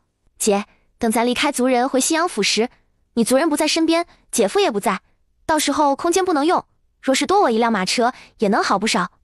你不用花钱买，咱回来时不是还有镇国侯府的马车吗？姐，不一样的，那马车最后还是要赶回京城的，而我买的就是我自己的。再者说，等姐夫中举，咱不是还得去京城？君子哥和采薇、莎莎他们都不知道姐你的空间，有些东西你拿取不是很方便，到时就让采薇和青纱与我们一辆马车。我会与他们说，姐夫要为来年的会试温习，需要安静，有姐夫在，到时让李老汉赶车，姐你就不用那么拘束。再则，姐夫不是可以进空间，你让他在空间里温书，也不用怕一路颠簸到京城，以至于精神不济。到时候再看，现在说这些都言之过早。好。与李家傲人的团结一心不同，许崇光这边并不是很顺利。大伙儿走时准备的不充分，又因人多，男女老幼都有，因此问题层出不穷。玉元，你刚才说的谢贤弟管闵卫中借了船，这是什么时候的事？本官怎么都不晓得？还不是谢贤弟料事如神，又晓得等灾害真的发生时，老许你会忙不过来，然后特意叮嘱的我。谢贤弟说，老许你是一方父母官，老百姓受灾，你心里定然不好受，就让我们这些人多为你分分忧，别什么都压在你身上。谢贤弟真的是大才之人，莫怪乎之前陈阳在此上任政绩那么好。不过这次的事也亏谢贤弟，若是没有他，我都不知道该怎么办事好。老白，之前咱还在京城时，谢贤弟写的那2本书，其中的内容你还记得吗？我怎么记得好像就是有遇到这种灾情的时候，大伙儿应该怎么做。只是你也知道我这人，那些话本一看完，转头没过2天就能忘得差不多。记得。且谢贤弟走之前也特意找过我，与我说了到时候该怎么处理，说这种小事别再给老许你添负担。其实不仅是我，便是徐大人、赵大人等人也都被谢贤弟叮嘱过。谢贤弟说，我们都是老许你的左右臂膀，关键时刻不能给你扯后腿，还要事事都让你来吩咐，让你操碎心。这一刻，许崇光觉得没有人比谢延之更叫他可心了，也就他现在不在这儿，不然他指定得好生感激一番才行。不过这样的人才不为三皇子所用，着实太可惜。要不然他写封信回本家，为他举荐一番。老白，谢贤弟如此聪慧，以他的才识，要考上一个区区举人，定然不在话下。便是连进士，我也觉得是应当的。你说他一个寒门孤子，来年考上进士，后头没人，也不大好，是不是？那老许，你的意思是，你看三皇子现在缺人，本家命我来此上任是为了钱财，眼下我那西瓜什么的都是托了谢贤弟的福，你觉得我将他举荐给本家如何？如此也不枉费他对我掏心挖肺一番。老许，你应该知道，这世上有一种人很纯粹，他们不在乎功名利禄，也不在乎世人的眼光，只想做自己想做的事。谢贤弟他就是这种人。我之前听说他想有朝一日若是能考上进士，就选个贫苦之地，然后造福一方老百姓。老白，你会不会太夸张了？我觉得应该不至于。至于，老许，你应该知道站在高位的人不知道百姓的苦，他们只看到自己看到的东西，所以他们会觉得西瓜贵，就认为李氏一族的人赚了钱。然而事实是怎样，没人比你我更清楚。敢问兄台，许大人可是在这辆马车内？是。我们大人因为心系老百姓，在暴雨来临之时没顾得上自己，不幸被冰雹砸中，受了点伤。这会儿他躺在里头起不来身。不知你是？我叫白岩，主家公子是护国将军府的陈浩，此次奉公子的命令前来护送李娘子与其族人去庐阳府。今儿一早起来，李娘子看天色不对，又恐徐大人心系老百姓，将蓑衣斗笠等物都赠予老百姓，自己什么都没，便让我送了几件他早之前准备好的油布雨衣。不知道李娘子他们走到哪儿了？大家可都还好？快到与流丰县的交界处了，大家都还好。李娘子挂心你们这边，又想着我们离得不远，就特意让我送东西过来。行了，既然东西送到，那我先走了。你让许大人多休息休息，你们能做的事就尽量别叫他操心。好，替我们大人与李娘子说一声谢谢，还有一路平安。会的。等白岩一走，白师爷便将东西拖进车厢内。等他把东西从筐子里拿出来后，发现里头夹着一张纸，纸上写着这东西叫油布雨衣，一共送来多少件，都给何人，还有怎么穿。谢贤弟两口子都是大好人，这东西着实好。若是人人都戴着大斗笠，又穿着蓑衣，都不用畏惧这冰雹和风雨了。咱们的斗笠又大又厚，冰雹只要不是迎面砸下来，压根伤不到人，就算伤到，也比直接把人砸死或是砸得头破血流来得好。可惜我们斗笠不多，油布也没多少。二柱兄弟，既然回去的话，那我也回去好了。我们的物资没被冲走，但是之前被元娘寄走的，不知道现在能不能再匀一匀，都还我们。我也不要别的，只要红薯。等回头洪水退去后，我们就种红薯填腹。我不想往后客死他乡，就算要死，也得死在流云县。那我也回去。秀才娘子那的口粮好似有多，我们先管他要，等他们走到临丰县时，拿到物资后，再让他往流云县寄回给我们就好。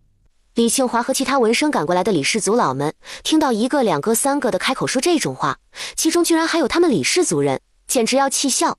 你们当真确定了要回去？要知道这一回去，日子可能不好过，且也没地方能够收容得了你们。确定，我们有口粮，有御寒衣物，还有之前准备的油布草垫什么，只要能找到许大人，那我们就有落脚之处。再说县城里的人是匆忙之下离开的，肯定准备的不充足，我们带着口粮回去，相信许大人会愿意接纳我们。你们也确定？哪怕这一离开，就等于脱离咱李氏一族，从此往后与咱再也没关系，也要离开。族长，现在流云县有难，我们不该这么自私离开的。我们有口粮，有那么多的红薯，要是带回去的话，可以救很多人。虽说现在雨水大，县城又被淹了，我们没法子回去，但是这里不是可以一直住吗？等到雨水变小后，我们就可以想办法。再说我们都带了砍柴刀什么的，完全可以砍树做船。你可真是伟大，也好本事。我们李家傲只种了一次红薯，除了交税的那些外，余下的也只够我们自己吃到来年夏收。你说咱这些口粮拿出来救人，你告诉我，你知道县城现在还有多少人活着？他们一天要吃多少口粮？就咱们这些，够他们吃多久？要是吃没了，你说接下来咱们怎么办？还有坐船，我咋不知道你什么时候会这手艺了？行，你们要走就走，不过要求不是你们提出的那些，得我们说了算。秀才娘子，我们打算回去跟流云县一起同甘共苦。你之前帮我们运走的口粮，不知道现在能不能还我们？还有，现在不能的话，等你到那流丰县拿到物资后，能不能给我们寄过来？对，秀才娘子，我们什么也不要，你折算成红薯给我们就好。元娘，他们说要回去，但会先住在这岩洞中。你那有多少口粮？现在带人去流丰县的话，能拿到吗？我们去上口村等你，等你拿到物资后，我们算给他们。要是不够的话，那就先这样，咱们直接折算银子给他们。本来之前帮忙运送粮食的时候，就没收他们任何银子，凭什么要因为他们想跟着走就跟着走，想离开就离开而折腾？这来回的路费什么的，谁出？华叔，我那的粮食刨出白岩他们的，只够赔2家人，只是赔红薯肯定不行。我那是以大米为主，他们当初让我帮忙运走的，应该是以糙粮为主，咱就按照灾前市面上的价格换算回给他们。行，那你先回去整理，我让人过去扛。你们确定要就此分开，那就得按照我们的方式来处理。现在你们有2个选择：一，根据之前的记录，你们在元娘那儿让帮忙运走的粮食，咱们换算成银子给你们；二，你们的那些口粮折算成大米还你们。若是有差的，像你们说的，我们找族人借一借，总归是能还的。但是要红薯，抱歉，不可能。从中拿出账册与户籍册，还有银子，之后又让人去李元马车那抬粮食。等他们这边真把东西都弄到大岩洞时，张聪等人过来了。都给我闭嘴！这天气还有心情吵？我看你们就是吃饱撑着。李组长，这是怎么回事？张捕头，这些人看到县城淹了，想留下回去跟县城共进退。这不，他们之前有粮食是让元娘帮忙先一步运到庐阳府，现在就喊着叫元娘这边赔。胡闹！外头是什么光景？你们眼睛是瞎的不成？就你们回去能做什么？走走，都给我走！不想离开的，那就留在这山洞。什么时候水退了，你们还想回去就回去。张捕头，也不是我们故意这样的。一是此去庐阳路途遥远，我们得靠双脚走，那得走到什么时候？二是秀才娘子那么多出的马车，凭什么我们这些外姓人就不配分到？这么不公平，到时候我们在庐阳岂能好？要是之前他们愿意分匹马给我们家，我们的板车也不至于被冲走。对，二柱说的不错。张捕头，现在雨那么大，外头淹成那样，你们就算想回去也没办法，倒不如跟我们一起留在这儿。我们留下的人当中有高产的红薯，回头种了卖，那可都是钱。这遭过灾的地方，前几年应该是免税的吧？你们真是想屁吃！李组长，一样米养百样人，你这800多人里什么人都有。既然他们要离开，那你就果断一些，该断则断，不然回头也只是给自己添麻烦。我不管你们留下来具体是什么心思，想要跟我一起离开，这是不可能的事。我们自己都不好回去，更别说带你们。李兴华也很速度，当即按着记录册上的粮食种类与价格折算了一下后，就开始还给那嚷嚷着要回去的人。我们明日一早就离开，你们的家事自己解决。今儿闹着要留下的，现在我们跟你家已经清算好了，就算你到时候想跟着一起离开都不成。像张捕头说的，一样米养百样人，我怕回头路上给我出幺蛾子，我得为我李氏一族还有李家坳其他姓氏的人跟信任我们的那些亲家们负责。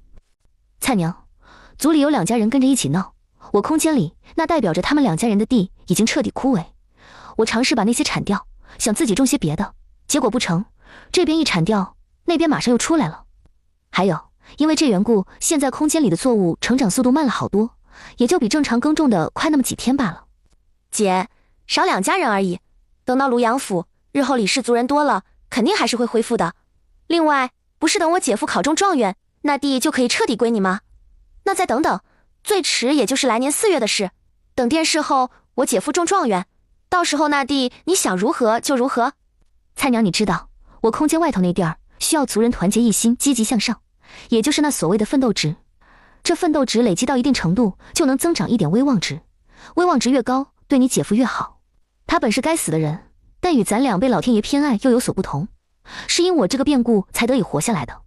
他每多活1天，就要倒迁一点气运值，所以才会那么倒霉。威望值下降，于他是大大的不利。如今我少了2块地，威望值却下降了1个点，我这心莫名有些慌，总感觉有些不踏实。姐，那怎么办？这都6月中旬了，姐夫8月就要乡试，若这中间还有族人跟着出幺蛾子，姐夫岂不是很危险？我也不知道，我之前做了不少炒花生豆子之类的给你姐夫，但愿那些吃的还有用。要是效果不大，那就多吃些，1日3餐都吃。蔡娘，我这几天时不时会抽空进空间做点零嘴，到时找地方给你姐夫寄过去。你在马车里头警惕点，别叫人知道我不在。若有什么需要我的地方，你喊就是，我能听得见。你在马车里头警惕点，别叫人知道我不在。若有什么需要我的地方，你喊就是，我能听得见。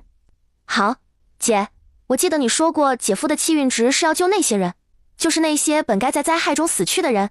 你说新阳府现在不是干旱就是暴雨，那他之前写的书应该也是起作用了吧？不知道为什么还没有，要是起效果的话，我也不愁刚才降低的那一点威望值了。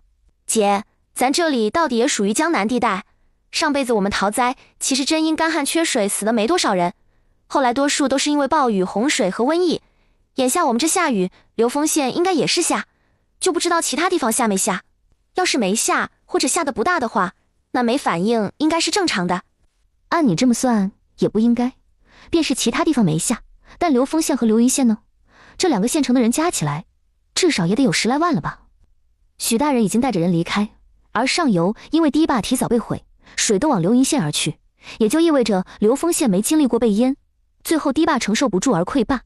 如此一来，不就是等于2县的人结局都比你上辈子好不是？县下都已经6月中旬了，一天欠1个点，累积起来加上去年欠的，都200以上了吧？以前他只是气运越来越少，就那么倒霉，现在道歉如此之多，我难以想象他会不会一下子就……咱都不缺钱和粮食，这一路去庐阳府要经过许多地方，咱们看到那些灾民，能帮的就帮吧。红薯这事估计还得等等。许大人虽然应该把我们李氏族人种出高产的作物上报给朝廷了，但我觉得应该没那么快。姐，我们都离开了，到时候上头只记住流云县李家傲的李氏一族，却忘了蓝霞城那边的李家傲李氏一族，那咱们岂不是白忙活一场？姐，那水稻呢？咱水稻的种子不往外拿？不了，都说事不过3，粮食有2样，水果有2样就成，再多估摸得引人怀疑。哪有别人买不到的东西，你这边却一再买到？咱虽然对外说是番外来的东西，但是菜娘你想，能接触到番外东西的又不只是你姐夫，若有人刨根究底，咱会很被动。按我原本的意思，玉米来年再说。不过这事等到庐阳府后，我抽空找华叔还有爷商量一下。就咱这没有任何底蕴的小家族，太出风头容易出事。姐，既然这样的话，那咱今年不种西瓜了吧？我的意思，西瓜和草莓都不要对外卖了，哪怕到京城也一样。要是缺钱，咱可以继续种菜。至于那些瓜果，到时候送些处得好的人家即可。还有买房子的事，我和君子哥也不用姐你买，到时候我们俩看着在你家附近买一个就是。其实也不一定，非得就住在隔壁。张聪此人聪明，他做了捕头那么多年，不好糊弄。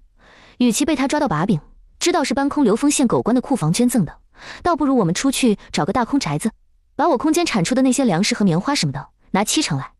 至于药材，我准备的比较多，比族人看到的都多。我虽不知咱流云县还剩下多少人，但拿出来的东西会包括钱良辉当初那粮仓中所余下的粮食，只要人数不超过2万人，想来至少也是够他们撑上3个月。有这个缓冲，大伙儿会好过很多。若是超过人数，只要他们省着点，也能撑段时间。另外，咱让张聪告诉那些人，这些都是谢哥算出天气会不好，县里会遭灾，千方百计给大伙儿弄回来的。只要大伙儿对他心生感激，到时候威望值一增加，我地里作物的速度也会跟着增快。所以咱们口粮方面压根不用愁。如此一来，我也算是为流云县的老百姓尽了自己的一份力。至于搬空流丰县狗官的私库这事，就按你说的，等族里过了流丰县，咱再找机会杀回来弄走就是。就是没你姐夫的帮忙，难度有些大，咱需从长计议。彼时的新阳府，老爷，今儿雨太大，贡院可能会延迟开，要不小的去买些药油，你先涂抹一下。不用，我不碍事。这些伤在去年这个时候，对他来说都算是小打小闹，压根不值得大惊小怪。也就是在碰到元娘后，他才过上了安生的日子。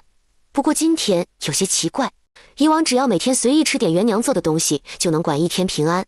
今儿个不应该说，方才临出门之前，却在游廊抄手处莫名其妙给摔了。还有1个多月就要参加乡试了，他的脸只要不破相都能考。而若是双手出了岔子，那他拿什么考？第一反应是元娘做的吃的东西失灵了，可是这种可能性极小。他想，或许是个巧合。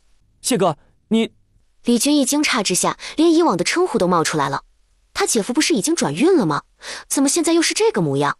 难道说今天没吃他姐给准备的东西？意外，出门时不小心踩到水给打滑了。两人一边默写试题，一边说好色的事。姐夫，我觉得自己的运气挺好的，或许这次也能考个末尾榜。若是没有这次的大雨，那么多人在最后一天出岔子，兴许我这次就止步在童生。我总觉得自己这次一定能够考得上。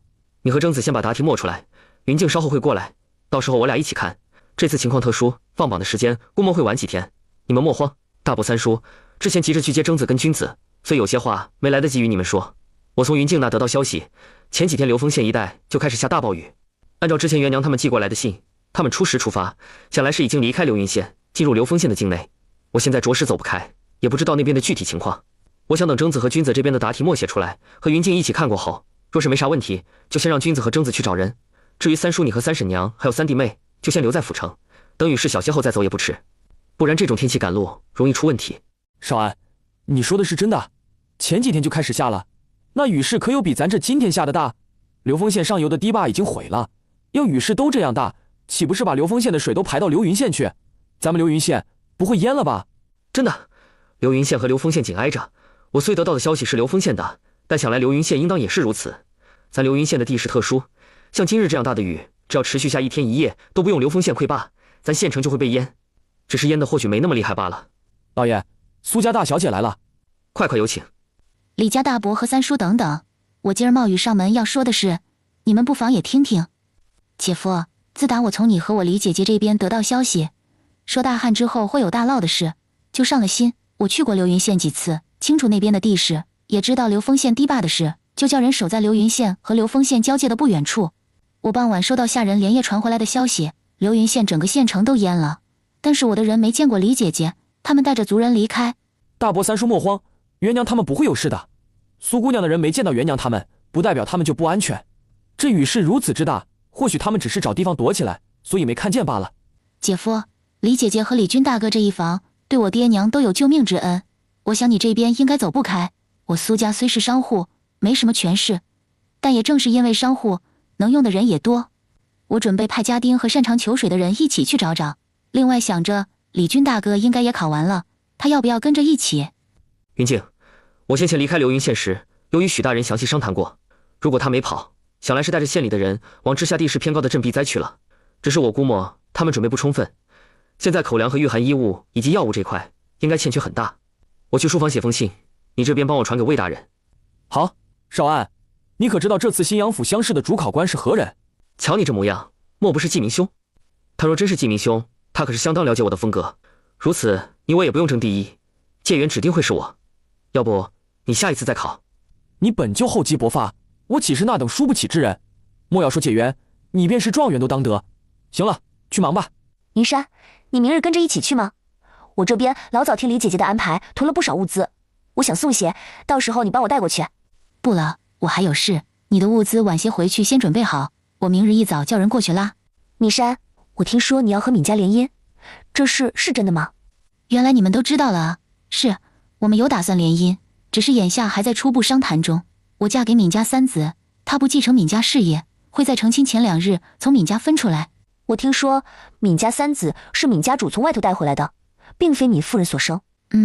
不过他并非闵家主所生，他的亲娘是闵家主的嫡亲妹妹，嫁给了闵夫人的嫡亲弟弟。这事儿好说不好听，好似在换亲一样，但实则不是。闵家主的妹妹身子骨不好，生了魏希婷后，没到2年就撒手归去。闵夫人的弟弟不到1年又续弦娶了一个，只是气势度量小，眼里容不下人。自打他有了身孕，生了个儿子后，就越发的苛待魏希婷。本来魏希婷有姑姑和舅舅撑腰，倒也还好。他那个后娘不看僧面也得看佛面，但是人心难测，后娘看他越来越大，人也越聪慧，又有闵家庇佑，就怕他夺家产，就设计叫他大冬天跌落冰塘中。若非当初有下人路过，或许他那条小命就交代在那。纵然闵家主和闵夫人心疼他，有意要魏家重罚那个毒妇，奈何那毒妇是算计好的，他刚好又有了身孕，这事儿最后被轻拿轻放，没办法，只能就把他带回闵家来养。对外便说是闵家的三子，或许幼时对他的影响颇大。他这人向来沉默寡言，我初次见到他的时候是我7岁那年，他明明比我大3岁，然而看起来和我一般大，也就是说10岁的他看起来像7岁。那时候他被人抢了吃的，还被人打得头破血流，都不知道吭声，我帮他赶跑了人，又给了他2块糕点，没想到他至今都还记得。那米山，你正是中意他，他的家那样你不介意？娇娇姐，我这个人不说别的，就是适应力挺好的，也知道自己一直要的是什么。我跟秦牧阳没丁点关系了，这事你知道，和陈浩更是如此。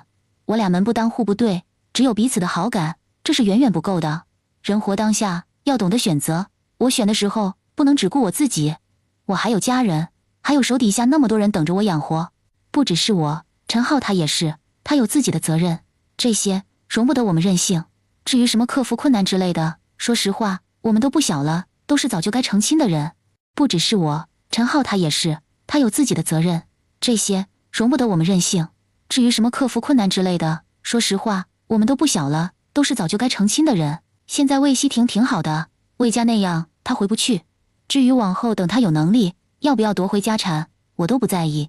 闵家的家产和他没丁点关系，愿意分给他，那都是人后的人家。重点是魏希婷对我有情，我不讨厌他，加上和他成亲，闵家的人脉关系我用得上。除此之外，魏希婷说生了孩子都可以随我，姓苏，这个到时候白纸黑字也会写下来。当然，成亲之前，我们虽说是从闵家分出来，但是还会住到闵家去。等三朝回门，往后就住我苏府。娇娇姐，我要的从头到尾都挺简单的，有个敬重我的夫君，我不用他有多大的能耐，只要不生外心即可，然后生个继承我苏府的子嗣。当然，若是夫君能够满心满眼都装着我，而我对他也不讨厌，那更好。如此不说，相濡以沫到老，那也能相敬如宾一辈子。人是长情的动物，只要不讨厌，处着处着就会有感情的。就好比你养只猫狗，时间长了照常有感情，不是？那真的这样了？不出意外的话，是的，大概中秋过后会走定亲礼，过年前会成亲。李姐姐是我的福星，到时她应该会在的吧？我希望我定亲和成亲她都能在，也能得到她的祝福。不管怎么说，闵家三公子总归是魏家人，只要族谱上有他的名，这点是跑不掉的。他的继母那么难缠，家里又那样，往后你们要是成亲的话，岂不是要拿长辈身份在你头上作威作福？不会，这个我爹娘都有考虑到了，之前说这事的时候也都提过，闵家主和闵夫人都说他们会解决，这事不解决，我们是不会成亲的。我知道闵家主和闵夫人是心疼这个外甥和侄儿，才想着他跟我在一起。我苏家这半年来家业越做越大，丝毫不受灾情的影响，他们都清楚，只要魏希婷没外心，那苏家也等于是他家，最后的产业也会是他孩子的，不管孩子最终姓什么，都是他的，不是？何况我也才知道，原来这些年魏希婷她一直心仪于我。娇娇姐，说实话，我总觉得与其嫁给一个我喜欢，他不够喜欢我的，倒不如嫁给一个我不讨厌，但他却爱我的。我觉得那样我会更幸福一些。魏希婷她是聪明人，她说这些年一直默默注意我，也知道我的为人。对于外人说我和秦牧阳和陈浩的风言风语，她不在意，反过来安慰我说是因为我够优秀，才会被另外2个优秀的男人所注意到。不管怎么说，我最后在几人之中选了他，那就够了。而且他相信我，知道我不是那种随便的人，所以我觉得自己这次的选择不会有错。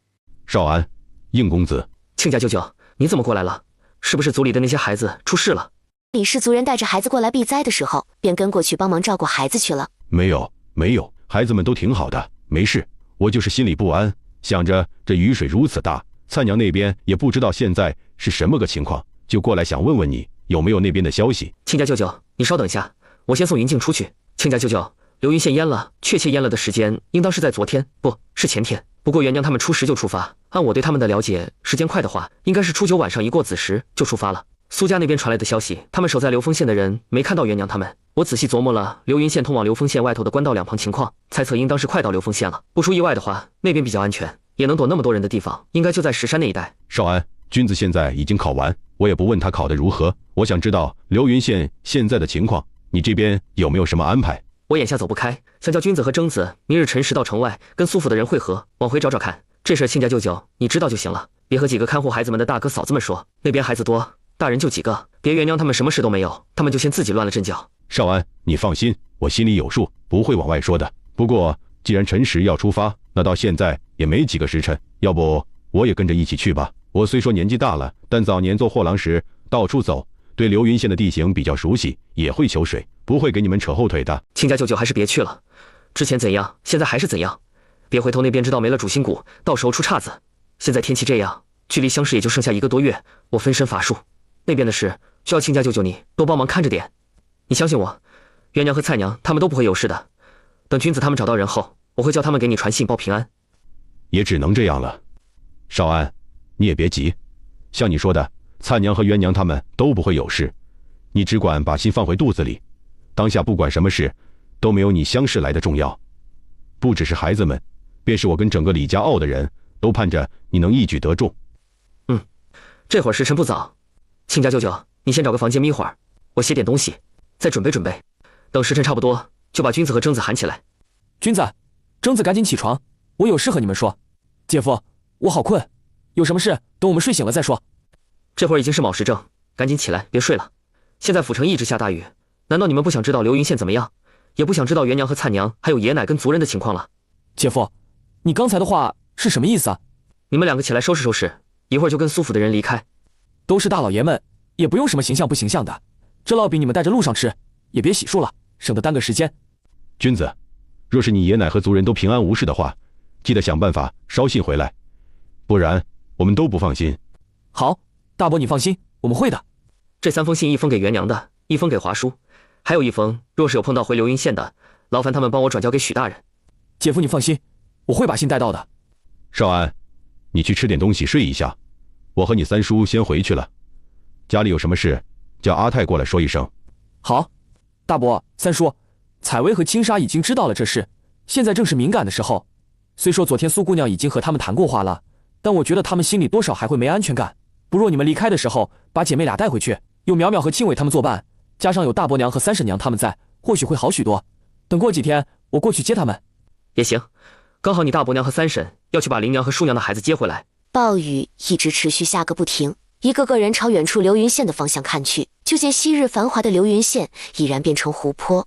来人可是流云县李家傲的人。方叔，是我们。李娘子，能看见你们没事，真的太好了。之前小姐让老奴在这边守着，老奴察觉到流云县被淹，而你们迟迟没进入流丰县，可把老奴给吓得不行，还连夜叫人送信回苏府。什么时候的事？那苏妹妹岂不是以为我们出什么事了？前天的事，算了算时间，小姐昨天应该知道了。不过没事，老奴这就再写封信回去，说你们平安无事即可。来，跟老奴走。方叔，你是什么时候到这边的？苏妹妹只是让你们过来，有没有说什么？回李娘子话，老奴是在初5那天到这儿的。小姐说，眼下她要忙终身大事，不得空。知道李娘子你们初时启程去庐阳府，自认帮不了忙，便让老奴带人运送一批米面过来。方叔，苏妹妹让你带了多少米面？还有，她这终身大事又是怎么回事？回李娘子话，米面有5车，小姐说是她替青梅送给李家傲众人的，东西不多，还希望众人莫要嫌少。另外，小姐这次准备和闵家联姻。闵家李元还是知道的，流云县的闵家家主是闵卫忠，他是府城闵家的旁支，想来苏明山要联姻的对象应该是嫡系。方叔可知道我姨母现在身子如何了？另外，你可见过苏妹妹要联姻的对象？对方多大？人如何？李娘子，老奴从小姐那边得到的消息，青梅姐现在身子好许多了，不过回府城的话，可能还要等几个月。至于新姑爷，要老奴说去掏心窝的话，那可比秦家少爷强多了。新姑爷虽说是闵家三子，又比小姐大3岁，上头还有2个兄长，但胜在人出息。老奴听说他从15岁开始跟人走镖，还专走远路的那种。他自己走了2年，熟悉路线后，就找闵家主借了1000两白银，说3年还清。靠着那笔钱，他低买高卖的倒货，不到2年把银子还了不说，还积攒了不少下来。老奴还听说他在河东郡有一家酒馆，一家染布坊，还有一家胭脂铺。据说酒馆里卖的酒供不应求不说，且都是自酿的，秘方就握在姑爷的手中，但凡喝过的人都说好。还有染布坊也有专门合作的人，听说能在布上染花都不用人绣上去，还不会褪色。不过具体真假老奴也没见过，所以并不清楚。另外胭脂铺这个老奴倒是不清楚。李娘子，老奴这次带来的人和米面都在那里。方叔，谢谢你。方叔不在意的摆摆手，便回道：李娘子客气了，老奴只是做了自己该做的。李娘子，单口村的人去年死的死，伤的伤，活下来的没多少人，加上今年的年景不好，这里又地势高，能活下来都挺不容易的。如今偌大的一个村，还剩下5个无父无母的孩童，这段时间吃住都跟我们住在一起。只是老奴这边等到你，把东西给你们也算是了事，得回府城。单口村的人就留在这，这里是流丰县，你们要去庐阳府，不说别的，单就路引他们都没有。他们要不想留在这儿，又不知道该去哪儿，那就跟我回流云县。我流云县到时候肯定要重新统计人口，回头也好操作。单口村与我们终究不是一个县的，属于2个管辖地。方兄弟，你心善我晓得，但要我们带走是万万不能。你看这样成不？等我们走的时候，会拿出1个月的口粮给他们。那我替那几个孩子，多谢各位。因为李元等人已经到了山口村，又有了粮食的补充，张聪等人便决定回流云县。按照李元之前和王灿的计划，他得找地方从空间里拿出大量米面，让张聪等人带回去。只是现下他们才到，这计划暂时无法实施。张哥，你等等。张哥，借一步说话。弟妹，是有什么事？是有很重要的事需要和张哥你商量。弟妹，你说。张哥，你也知道我家谢哥的能耐，加上他之前写话本赚了些钱，谢哥猜到我们流云县会有这一劫，所以很早之前就给做了准备。他在流丰县藏了一批物资，有粮食，还有御寒衣物和药，刚好张哥你在，也好运送回去。只是东西可能有些多，眼下你们回去都困难，就不知道那批东西。要，弟妹，我们要。既然是谢贤弟准备的，我们肯定要。弟妹不用怕我们运送不回去，你放心，我这次带的人里就有会坐船的，我这就让人找你们村里人借工具。这里山多树多，我让他们去造船，我跟弟妹你去看物资。张捕头，我姐夫只是和我们说了藏物资的地方，具体还要我们去看过，确定了再回来与你说。你看这样成不？现在时间也不早了，你们好生休息一下，我和我姐先去看过地方，再回来与你说。至于船也不用多复杂，只要能运送东西就行。流云县现在那光景，光靠你们脚走也不现实，游回去的话更不可能。那行，你们先忙，我这就找人去坐船。我记得流丰县内有不少竹林，就让人做竹排，那个做起来快，也能运送米面。姐，那咱现在出发找地方放物资？就咱俩自己，不能带白岩他们。稍后咱回去和爷还有华叔说一声，反正他们知道就行，也不用大肆宣扬。等知会他们后，咱赶车找个空旷无人住的院落，把东西放出来。记住，一定得确保没人才行。我晓得。姐，你赶车比我好，你来赶车，我来找地方。好。与此同时，远在流云县安平镇阮家坑的许崇光，那日子过得可谓是焦头烂额。你刚才是说老白出事昏迷不醒？老爷没出现幻听，妾身说的是真的。老爷应该知道，每个地方都有自己的地头蛇。白师爷他并不是老爷，在有些人眼里就代表不了老爷。这不，张捕头他们不在，安平镇有几个刺儿头就借机挑事。他们想要来这里避难的人，每个人每天给他们上缴1斤粮食。狗娘养的，要粮食都要到老子头上来。老爷，妾身知道你心系百姓，怕你知道后会不顾自己的身子，才一直瞒着没说。胡闹，这种事怎能不说？若是我早一天知道，老百姓也能早一天免受迫害。老爷，妾身带的米面不多，你身子不好，妾身不敢轻易乱用。如今妾身和老百姓只有你了，要是你有个啥，妾身只怕又要和以前一样孤苦无依，任人欺凌。思宁，现在外头是什么个情况？你说的地头蛇有几个人？都住哪里？还有安平镇的亭长在何处？老爷，外头的雨依旧很大，水已经淹了很多地方，不说流云县，便是安平镇都已淹没。咱现在就在阮家坑，这里地势高，安平镇和咱从县里带来的人都挤在这边。陈亭长也在这儿，不过他昨天受凉发热，也躺下了。老爷现在要出去吗？妾身记得之前谢秀才写给老爷的东西，好似有说过靠山吃山。这阮家坑是一大片群山，眼下咱人多，水一时半会儿也淹不上来。老爷可以组织这里的人带大伙打猎也好，采摘野果野菜也罢，总之先填饱肚子再说。之前许崇光压根不去想这些烦心事，但是现在白师爷已经倒下，他觉得自己好不容易走到这一步了，不能功亏一篑。只要撑过这段时间，到时候朝廷论功行赏，他的政绩指定是最突出的那一个。要，本官是父母官，没有因为一点小伤就躲着的道理。思宁，你与本官说说，如果是你遇到这情况，会怎么做？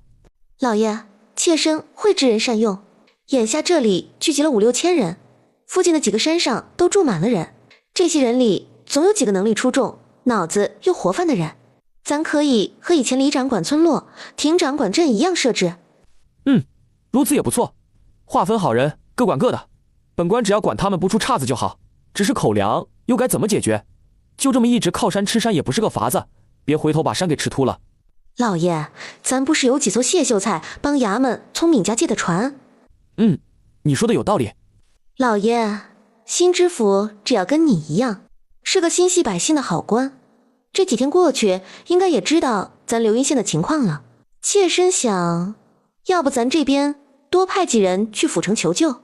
妾身虽然不清楚别的县情况如何，但咱流云县应该是最糟糕的一个，所有的水全都往县里汇集。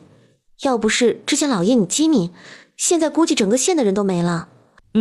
那本官现在出去，等安顿好这边的百姓，就派人出去找张聪等人，顺带去一趟府城。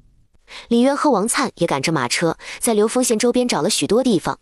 姐，要不就这里？我看庄头应该是怕雨水太大，河水会涨过来，才匆忙之下落跑的。想来短时间内应该不会再回来。那就这。蔡娘，你先休息，晚点赶车回去带张哥他们过来，我在这里等。好。李渊和王灿找的庄子其实离善口村也不是特别远。等王灿和马休息好回去，再见到张聪时，王娘子，怎么样？可是找到了？找到了，地方有点远，离大云河有些近。李组长，按白天说的，先把你们的马车和牛车都借我。我和大伙儿说过，你这边要随时给你腾出来。不过张捕头，你就算把东西都运回来，又要怎么从这里运回流云县去？既然那边离大云河近，干脆就到那边去坐船。反正现在堤坝已毁，流云县的淹成那样，倒也不怕水有落差。现在从河道回去，反倒比官道要快许多。如此，牛马车也就不用了。我现在就去叫兄弟们，劳烦王娘子辛苦点，稍后带我等过去。只要不让我赶车的话，随时都可以。王娘子放心，马车我来赶。这一天晚上他带人走的时候，还带了不少东西，有米面粗粮，有御寒的衣物，还有野菜。这些都是李家傲的人知道他要离开，从自己现有的东西中挤出来的。在李家傲的人看来，流云县是他们的故乡，自己就算再没吃的，也比那些遭了灾的人强。他们少吃一口，别人就能多喝一点。他们一路要去庐阳府，带的东西不多，现在能帮多少帮多少。因这份情谊，张聪等30来个大老爷们走时眼眶泛红。李渊和张聪的物资交接还算顺利。姐，我怎么感觉你给出来的东西比咱之前说的70%还要多？流云县的灾情严重，朝廷的赈灾物资也不知道什么时候能到，老百姓们不容易，咱能多帮点就帮点。我有空间在，就算里面的作物长得再慢，也有长成的一天。而我多拿出1斤米，就能多救一个人。现在那些是我能给出去的极限。蔡娘，我问心无愧，也尽力了。李家傲的人并没有在丹口村多做停留，李庆华按照之前规划好的，给山口村那5个人留了1个月的口粮，便又重新带着众人上路。华叔，那些人是怎么回事？这些都是流丰县的人，说是去年冬日遭了灾，家里都没缓过来。开春后，家里的壮劳力又被刘大人争取服劳役，因为春耕不及时，加上久久不下雨，他们的田地又离大云河有些远，得不到灌溉，最后没什么收成。现在也不是青黄不接之时，就算地里的收成少，那地里总有菜；就算自己没种，那野菜呢？这天气，他们不在自己家里，跑出来做什么？不是他们不愿意留在家里，而是留不得。他们的说法和去年雪灾一样，是被赶出来的。只是去年让人去咱流云县，要有人不愿意去，还会用牛车拉。而这次流云县淹了，他们没地方去，只能自己找地方。不可能，流丰县的刘大人就算再贪财，再没脑子，也不可能在这当下把人赶出来。新知府已经上任了，都说新官上任3把火，除非他不怕被砍头。这大雨天把人赶出来，对他有什么好处？那就不知道了。这些话都是那些人说的。元娘，这些与咱们无关，也不该咱们管，咱也不去查具体怎么回事，咱歇歇，稍后就启程继续走。华叔，咱还是多注意一下这些人，他们要是一路跟随，也不是个办法。咱不怕1万，就怕万一。有些人到了穷途末路，什么事都做得出来。眼下咱是他们眼中的大肥羊，晚些咱找地方休息。你把壮劳力们分成几队，夜里加以巡逻。好。善人，求求你给我孩子一条活路，只要你留下他，来世我做牛做马报答你。谁的孩子谁养，你自己都不养，还能指望别人？别说什么来世报答的事，今生都没过完，说来世又有什么意义？善人，我已经没有活路了，孩子跟着我也是死路一条。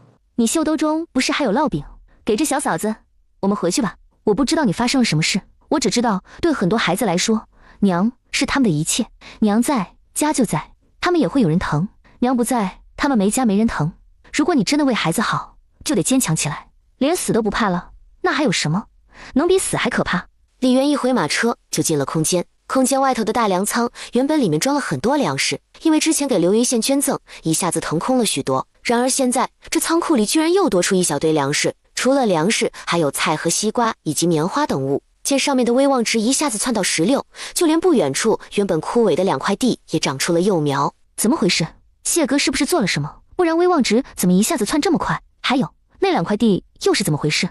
地里作物的增长速度恢复到了之前，猪仔又增加了1只，其余的保持不变。姐，我刚才去解手的时候不大放心那个小嫂子的情况，又绕过去偷偷看了一眼，她已经没哭了。咱给的烙饼她吃了半块，又给孩子喂了点。菜娘，这事就这样，你不要再过多去关注。姐，我知道，往后也莫要这样了。咱这一路去庐阳，肯定还会碰到类似情况，你根本帮不过来。还有，菜娘，你记住一句话，不管任何时候，靠人不如靠己。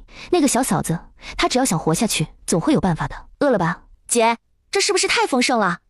咱庆祝一下空间的耕种速度恢复，还有地也可以用了。另外，又多了1头猪仔。真的吗？那真是太好了。真的，我怎么可能拿这种事骗你？刚好之前空间里的东西都没了，现在恢复耕种速度也好，咱粮食越多越好，如此也才不会心慌。菜娘，按照这进度，要不了多久，空间那头猪就可以杀了。到时候咱找个机会出去，等回来就运回来，分给大伙儿打牙祭。姐，咱李家傲的人有你，真的好幸运，也好幸福。吃吧，吃饱了喝点热水暖暖身子。等醒来后，咱去给爷奶还有林娘他们送点烤野猪肉。好，姐，家猪肉比野猪肉香，我还是喜欢吃家猪肉。奶，这肉给你和爷打牙祭。林娘和叔娘在给你爷他们做饭，稍后就过来了。奶，什么叫给爷他们做饭？你和爷分开吃？咱李家傲这次去庐阳府，到底人多车少，哪怕车厢打得再大，能搭载的人也有限。大伙儿总是不停地走，这大下雨天着实叫人受不住。这不，昨天夜里又有几个身子弱的人病倒，加上之前不是好些人受伤，族里用车紧张。你爷昨天夜里就和林娘他们商量，让咱女的1辆车，男的1辆车，这样挤一挤也能多载几个人。现在我和林娘、叔娘带着4个孩子，车辕里睡你大哥、二哥和林娘的男人，你爷带着叔娘的男人，外加几个族里昨天病了的人。奶，他们看过大夫没有？要紧吗？刘大夫怎么说的？那些病了的都在1辆车上，还是分开来了？奶，你们可得记住我说的话，喝水一定要喝烧开的。还有何爷他们说茅坑什么的，我们走之前最好用草木灰撒过后再埋起来。都看过大夫了，刘大夫说是受凉导致，他们分成2辆车，1辆是林娘他们的，另1辆则是你尤大娘家的。至于你说的烧开的水，什么我们都有，记住刘大夫也交代过，元娘你只管放心。行了，没什么事你赶紧回去，这外头到处湿哒哒的，你别瞎溜达。菜娘，奶说村里昨天夜里有人得了风寒，我记得昨儿给你熬了不少驱寒的药，剩下的你搁哪儿了？王灿多默契，一听就知道什么意思，马上指着马车厢说，在炕桌的右下角那个坛子里。那我全端走了。成，端走吧，反正我也没什么事。我去给奶送肉，听说你们现在分开来住，牛车上现在有人得风寒病了，我琢磨自己昨天熬了挺多驱寒药，这不就赶紧给送些过来。可能是我熬的药太受欢迎了，大伙得知坛子里的是驱寒药，有自认不太舒服的就纷纷开口要1碗。大姐，你回去吧，我和二姐收拾收拾，晚些该启程了。行，那我走了，晚点再熬点药给尤大娘的马车送去。你们自己也多注意一些，要有情况不对就赶紧找刘大夫看看去，毕竟你们可不止1个人，还有4个孩子在。晓得了。元娘，我听说你这边也熬了驱寒汤药，不知道还有没有多余的。尤大娘，你这是？也不知道是不是被那几个找了风寒的人给传染了，一早起来浑身发冷，灌了热水也不顶事，没办法就喝了些驱寒药，可好像还是不大管用，喝完后反而没多久就开始发热，伴随的还有浑身疼和拉稀。李渊不懂医术，但始终记得王灿说的瘟疫，眼下听尤大娘这话，怎么感觉那么像瘟疫初期的症状？可是不应该才是。他们李家傲的人，吃喝用的水都是烧开的，粮食也是自带的，便是连野菜都会煮熟后才吃。这一路他们都没怎么接触过外人。尤大娘，是你自己这样，还是同个车厢里的人都是如此？我那些驱寒的汤药已经没了，不过你要的话，我这就回去给你熬。我觉得你这样直接来找我要汤药也不成，最好还是去刘大夫那边看看。我那车厢里的人今天全都不舒服。大娘，你看这样成不？你不舒服，先回车厢里别乱跑。至于汤药什么的，我们来熬。你们不舒服就先躺着，我和华叔商量下看看，能不能在这耽搁会儿。等你们好些了，咱再启程。好好，元娘、大娘谢谢你。那大娘回去了。蔡娘，情况不太妙，尤大娘他们病了。我听着症状挺像苏家的府医说的瘟疫。这样，你先用灵泉水熬药，我去找刘大夫。姐，不要去找刘大夫，咱们跟他本就是银钱关系，他要是知道是瘟疫，说不好会闹着离开。对，蔡娘，你说的对，大伙儿最怕的就是瘟疫，要是传开，那指定不得了。咱有灵泉水，什么都不怕。元娘怎么来了？手里抱的是什么？华叔，这是我在府城时找仁心堂的大夫特意配的驱寒汤药。我之前去找我奶他们，听说昨天夜里有几个人都得了风寒，我怀疑是瘟疫。元娘，这话可不能乱说。你说那几人得风寒这事我知道，刘大夫说是着凉了，我觉得也是。那几个得了风寒的都是身子骨偏弱的，这天气大雨一直下个不停，众人又是脚踩冷水中走，确实叫人遭受不住。华叔，我的话不是没来由的。我从我爷奶的马车中回去，路上碰到了尤大娘，她问我还有没有驱寒的汤药。我看她面色不对，就问了句，她说她那车厢里的人今天全都不舒服。我问了症状，和我在府城时问那苏家府医说的瘟疫症状是一样的。咱不怕一万就怕万一，总归预防这点不会有错。那元娘你的意思？我有些汤药包，熬了让大伙都喝一小碗，可以起到预防和抑制的作用。华叔，我的意思，今天不忙着走，把药熬好后，让大伙都先喝些，看情况再做决定。至于源头，我怀疑是跟着咱们的那些人。怎么传染的？我琢磨了许久，在想有没有可能是茅厕那边。华叔，你找人查一查，看看那些人是不是也用咱们挖的茅厕。行，这个好查。华叔，我这坛子里的汤药便是我说的那个，你们都先喝一碗，剩下的分出去。蔡娘那边又在熬了。还有这事，别嚷嚷出去，不然大伙儿怕是会惶恐。至于刘大夫那边，咱也不用刻意说，他若是没发现就别说了。就算是发现，我估计到时候咱李家傲的人也好的差不多，他应该也不会想离开。咱这队伍有个大夫在，还是能安抚不少人的心。成，元娘你放心，叔心里有数。不过你那药是否能拿出来？我安排人去熬，不然那么多人，光靠你们也熬不过来。华叔，我先和你说清楚，我那汤药包不能被外人见到，不然先不说大伙儿会不会多想，便是刘大夫那就说不过去。这样，我先回去处理，半个时辰后你安排人过来拿药。你放心，苏家的府医教过我怎么处理，到时候浸泡过后和驱寒的汤药合在一起，大伙儿也分不出来。便是刘大夫，我估计他单看汤药也辨别不出来的。行，那元娘你去忙，半个时辰后我安排人过去拿药。好，华叔，你们记得喝药，还有剩余的就先分给那些病情严重或是身子比较虚的人。李渊这一走，李清华立即打开坛子，大伙儿轮着都喝了一些。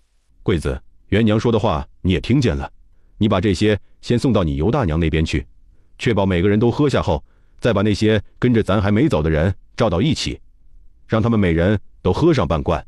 做这些的时候，你套一下话，问问他们都在哪儿解手，不管是不是在咱挖的茅坑，你带人收些炭灰和草木灰撒上去埋了，咱开新的用。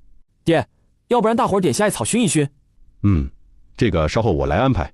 对了，你给那些人汤药的时候，就说是现在天气冷，咱村里看他们淋了许久的雨，就特意给熬的驱寒汤药，别的就不用多说，一定要确保每个人都喝了才行。好，会不会是元娘想多了？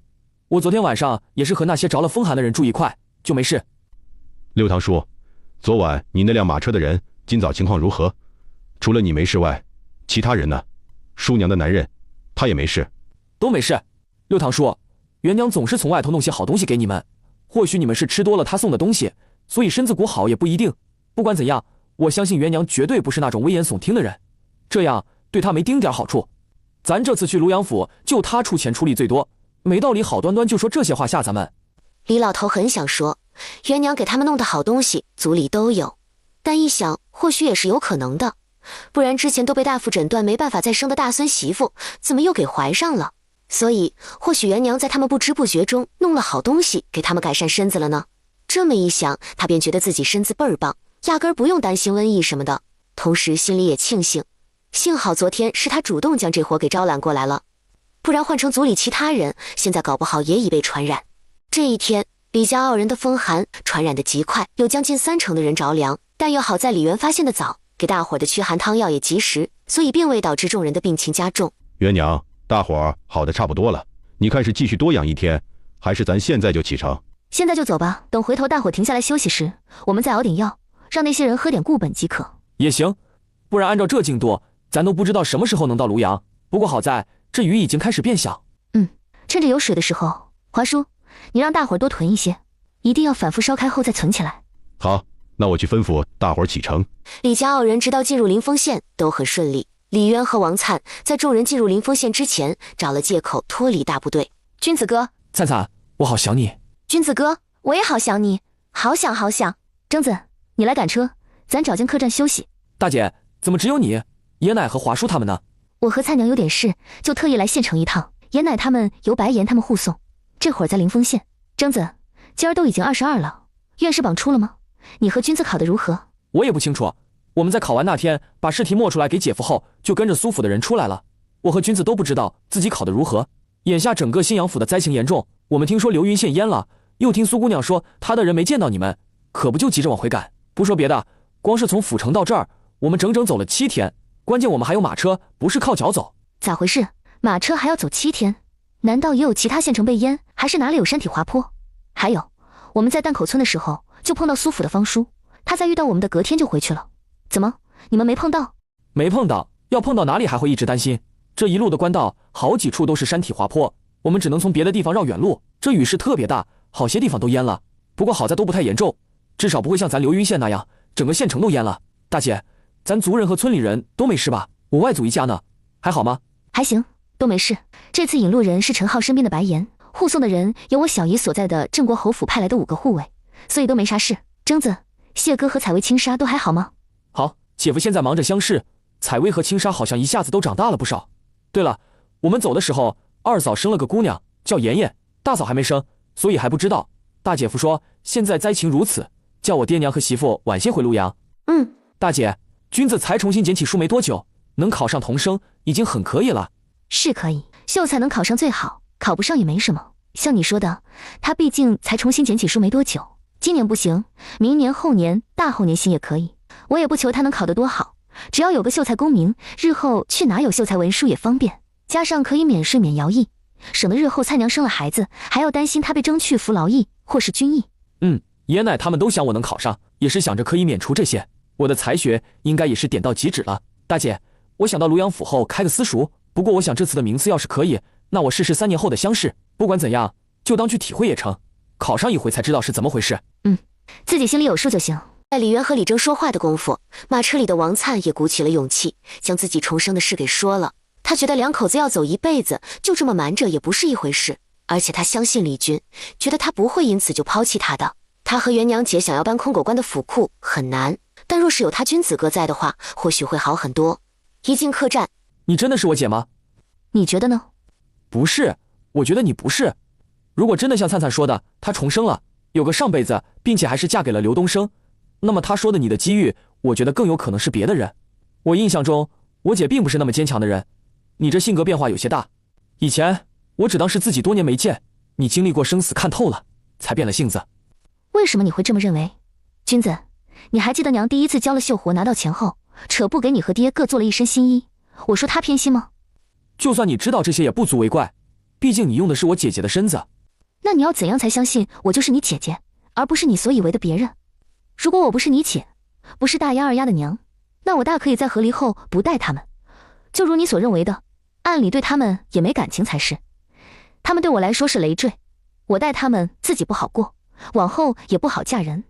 想当初和离时，奶还劝我，让我把2个孩子留在刘家来着。有没有一种可能，你是用了我姐的身子，因心善，为了报答我姐，就决定替她养活2个孩子？采薇和青纱是我生的孩子，一直都是我自己在带。如果我不是你姐，你觉得他们会察觉不出来？采薇多早慧，青纱以前有多敏感，你不是不知道。倘若我不是，2个孩子能与我这般亲近？君子，你会怀疑也正常，毕竟你才知道我有特殊机遇。联想起我以前和现在的性子，会觉得被换了人也在常理之中。只是你要知道，我是你姐，这点做不得假。想来蔡娘告诉你，我有老天爷给的空间了吧？我有这等仙气，要不是你姐，要不是李氏一族的人，我在从蔡娘那知道接下来的各种灾害后，老早就落跑了。谁还管得了那么多不相干的人？正是因为我是李氏一族的人，在知道这些后，就想尽办法让族人避开这些，让大伙儿都能不因此受大影响。君子，我所有的出发点不仅仅是为了自己，更多的是为了咱们李氏一族，你明白吗？我想爹要是还活着，他也会这么做的。姐，对不起，我不该怀疑你。那什么，你真的拥有那什么空间？我能看看是什么样吗？还有，你和蔡娘突然来这边，是想做什么？我的空间除了你姐夫，谁也进不去。至于什么样，不知道蔡娘有没有跟你说，就是个随身的房子，大概有咱家那么大，就是布局不同。然后房子的外面有地有河，还有个超级大粮仓，以及养了鸡鸭猪。地里产各种东西，水稻、红薯、玉米、棉花，还有高粱和菜等等。这流丰县的狗官只知道敛财，根本不顾老百姓的死活。我想他的府库应该有很多东西，粮仓中的粮食更是不少。我准备搬空后，回头找机会救济灾民。姐，你到底知不知道自己在做什么啊？知道。知道你还说这些离谱的话？离谱？你觉得这样很离谱是不对的。其实挺好的，老天爷既然给了你这等东西，便是想叫姐你做些有意义的事。刘狗官确实不仁义，既然如此，那就莫要怪咱不客气。姐，这流丰县我以前没少来，比你要熟悉。你等着，先不要着急，等我的安排。行，不过咱没多少时间在这耽搁，你快点。我办事，姐你放心，这事就灿灿和咱姐弟俩知道，便是三哥都不能叫他知道。对了姐，关于你和灿灿的特殊机遇，往后莫要再往外传了，我和姐夫知道即可，其他人万万不能。灿灿那边我会交代的，采薇和青纱那，你切勿漏了口风。姐，你和灿灿先去吃点东西，不用管我和三哥，我要出去一趟，今晚应该不会早回来，等我消息。姐，君子哥怎么说？没怎么说，他见到我就怀疑我不是他姐，后来解释了好久，才半信半疑。现下虽然嘴里说相信了，但我看还存着丝怀疑。也罢，随他怎么想，反正与我不痛不痒的。对不起姐，我应该和你商量后才说的，是我冲动了。不要多想。姐，刚才君子哥说明日启程去凌风府，是你怎么回事？你没和他说咱们要搬空刘狗官府库的事吗？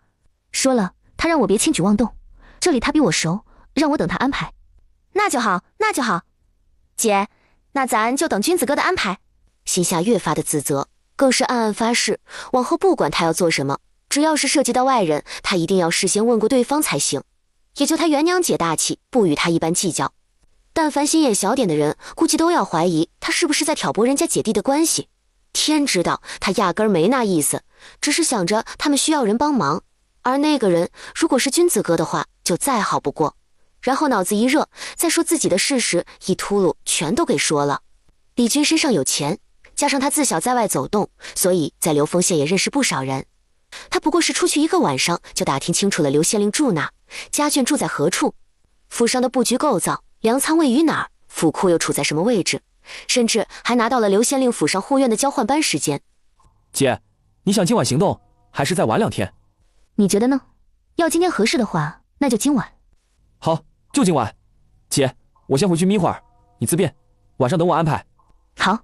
这天夜里，彼时李渊在李军的带领下，顺利避开巡逻的护院，来到刘府的最大库房，来到一条无人的暗巷。姐，刘府的主粮仓建在城外码头那边，听说前段时间刘县令怕码头被淹，就叫人冒雨暗中转移，如今我也不知道具体转到何处了。你要去那边看看吗？还有个主粮仓。对，就我所知，他府上这个是对外公开的，在码头那边的主粮仓则是一个庄园。好，不过现在城门已关，咱先悄悄回去睡觉，等明日一早城门开了就出城。天刚一亮，姐弟俩就起床退房走人。君子，你说刘府人起了吗？咱把粮仓和府库都搬空了，怎么刘府丁点动静都没有？应该还没起，这会儿还早，雨又下个不停。对刘府的人来说，整个县城没有哪里比刘府还安全的，所以他们压根就没想过会有人偷上门。胡说什么？我们那能叫偷吗？咱这叫拿，还是帮老百姓拿。苏府的人说，临丰县的情况也不大好，之前虽然闹旱，但他们水源还可以，所以水稻灌溉没问题，只是他们地里的粮食还没收，水灾就来了。之前的雨可不小，据说是豆大的雨滴，这一下到现在都没停，地里的粮食便是冒雨连夜收回来，也没法子晾晒，这一捂可不就得发芽，哪里还能吃？得亏咱李家傲人都听姐你和姐夫的话，给早早种了耐旱粮食，不然现在只怕是更加糟糕。好在去年遭灾，朝廷下令免了大伙3年税。姐，你别看这里离大云河有点距离，好似水会淹过来，但实则很安全，地势还是偏高的。君子，如果这里就是刘家的主粮仓的话，那咱就不用进去了。我来过这里，还是在这，把囤下来的物资以你姐夫的名义捐给了流云县的人，让张聪等人运送回去的。姐，你确定是这里？没记错？没有，不过那是好几天前的事，不知道张捕头他们还在不在这儿？你要不要去敲门看看？只是很不巧，张聪等人早在李元他们离开的当天便碰到孔大人他们，连造船都省了，直接让人带着回了流云县。看来人走了，那君子，咱也走吧。这里我之前来时是空荡荡的，一个人都没有，更别说是一粒米了。想来应该被他叫人搬走了。按照目前的情况看来，咱等不到打听清楚这些粮食在何处，有昨天夜里搬的那些也可以了。姐，昨天刘府粮仓里很多粮食。对啊，有5000多石，以精米细面为主。怎么可能？那粮仓都没府库的。怎么，姐，你昨儿在粮仓那儿之所以花那么久时间，不会是还有地窖之类的吧？对，上面那一层确实没多少粮食，但地窖下头那是一麻袋一麻袋的垒在一起。金子，你说有没有可能他这主粮仓里的粮食其实就搬回家里去了？不然你说谁家没事粮仓弄那么大，还分上下层，又囤那么多食？说来也奇怪，按照刘狗官的性子，他断然是不会吃粗粮粗面的，但我收走的那些里有3成是粗粮粗面。应该就是了，哈哈，姐，咱这算是误打误撞。好啊，非常好，姐，咱快点追上爷奶他们的。跟在李家傲人后的刘丰县人，因为没有路引不能进城，他们便就被滞留了下来。李渊看着那个抱着孩子的妇人也在其中，终究还是动了恻隐之心。姐，啥事儿？这县城你有认识的人吗？有，刘丰县的县学好，我曾来过这里，后来在这边的码头待过一段时间。你找个心善的人家，帮我多照顾下他，也不用照顾多久，只要过了这段时间就行。行，这个没问题。不过姐，你该知道，这世上没有白帮忙的道理，尤其是在这当下。不管对方要银子也好，要粮食也罢，咱们都可以给。好，稍后进城，咱们找家客栈休息，我出去一趟。姐，找好人家了。我看那妇人只身带着孩子，怕去有男人的家会遭人诟病，就找了个守寡的大嫂帮的忙。能行吗？可以，邓大嫂人能干且泼辣，一般人在她手里讨不了好。不过她人很好，邓大哥还在时，我那会儿还年幼，就没少得到他们2口子的照顾。那他要银子还是粮食？粮食。他家里4个孩子，老大老小都是姑娘，一个13岁，一个6岁，中间2个是儿子，一个10岁，一个8岁，都在上私塾。原本邓大哥在的时候，2口子能干也过得去，后来邓大哥没了，才艰难起来。尤其是从去年开始遭灾后，他家日子就越发难过。姐，我找邓大嫂其实也有私心，想借这个机会多帮帮他。以前我得了他家恩惠，但自己还欠一屁股债，就算是想帮忙，也是有心无力。如今既然到了这边，看他日子不好过，就想帮一把。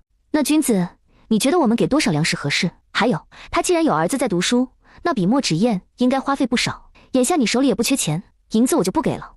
不过我空间有棉花，还有之前买的布，你明日过去的时候也一并送些过去，就说是我这个做姐姐的，感谢他们对你的照顾。姐，日常粮食就给2担粗粮吧，精米细面有个5斤就行，棉花可以给，布就算了，银子的话我自己看着给点。好。进入庐阳府地界时已是7月中下旬，彼时李军和李征也知道了自己的府试成绩，李征榜上有名，排在39，而李军纯粹是靠运气占了最后1名。姐，咱找个地方，你把那所谓帮大伙儿运送的粮食放出来，然后就回新阳府吧。现在天气已经好了，你自己回去的话，速度也会快一些。我想姐夫应该会想在相识之前见到你。是啊，姐，这里已经是庐阳府了，陈大人也认识君子哥，有他和3哥在，你只管放心。行，那咱就找第一个地方把粮食放出来，然后剩下的就交给君子你。彼时的新阳府城东谢家老爷，门外有人求见，自称叫许崇光，是流云县的县令，也是老爷你的故交。话说之前，许崇光因为信任谢燕之，就听他的话，一直带着老百姓坚守在流云县，哪怕被淹了，但先有谢燕之捐赠的物资，接着是孔大人他们送的，所以不管是他还是流云县所剩下的那些老百姓，日子都过得还可以。如今雨停了，洪水退去，又因谢燕之写的那书里的防疫问题，加上还有药，可以说流云县的损失被减到了最小，结果就被魏知府招来了。他不知道魏知府找他做什么，但心里隐隐猜测，应该是和重新建成有关。不知许兄莅临，谢某有失远迎，还望许兄多多海涵。谢贤弟这话可就外道了，是为兄未先下帖就贸然造访。谢贤弟，实践之，我的恩公，这次你可得帮帮我才行。你要是不帮我，我就真的完了。老许，咱还是进府说话吧。你这样不进去，在外面熬，不知道的人还以为出啥事了，你让人怎么想？谢贤弟，对，老白你说的对，咱进去说话。谢贤弟，为兄不能在外多耽搁，只能匆匆来说几句，稍后就得去一趟府衙，咱长话短说。谢贤弟，为兄真是多亏听了你的话，不然这次不说项上人头会不会被砍，就头上那顶乌纱帽指定保不住。不过我今儿来呢，一是为了感谢你，二呢就想让你给出个主意。不知许兄想让我出什么主意？这不是谢贤弟你聪慧，脑子灵活，又心里装着天下老百姓，所以为兄就想问问你，有没有办法能叫我流云县和上游那个流丰县合并？要是能合在一起的话，那我就不用想着重新建成的事了，到时候只要把人带到流丰县那边去安置就行。许兄何出此言？这两县合并之事，谢某可做不得主。哎，谢贤弟，为兄可不是让你做主，只是问你有没有办法能够做到。你看，现在流云县的老百姓折损了不少，加上县城也没了，而流丰县呢，交通便利，老百姓日子一直生活在水深火热之中。县下没个县令，我这不是想着能顺便帮忙管一管吗？为兄可是在回给本家的信里夸下了海口，一定会再做一个大政绩出来的。许兄，纵观史书，两县合并一县这事也不是无迹可循，不过你也知道，我只是区区一个秀才，这些事我是真的做不了主。依我看，大人你在此次灾害中绝功甚伟，可以与魏大人提议。当然，这事便是魏大人也做不得主，必然是要上书朝廷，最后由朝廷拿主意。老许，我觉得谢贤弟说的话有道理，稍后知府大人若是问你建成的事，你就提一提这事。当然，如果魏大人模棱两可的表示要考虑，那就你可以往本家那边写信。我相信许家和三皇子都会想见到你管一个偌大的城的。你眼下是三皇子的助力，可不是以前那种敛财的工具。谢贤弟，你即将乡试，为兄知道你有大才，来年定然能金榜题名。你不管是中举也好，中状元也罢，都是为兄我治下的人，你的功名便是为兄我的政绩。如今我也没什么好送你的，这枚玉佩是此次三皇子得知我立功后，特命本家送给我的。许兄客气了，如此贵重之物，我不能要。此物若是不用的话，也不过是一件寻常的配饰。谢贤弟你可以收下，我与老许都相信你这次必然能中举，来年你定然要上京参加会试的。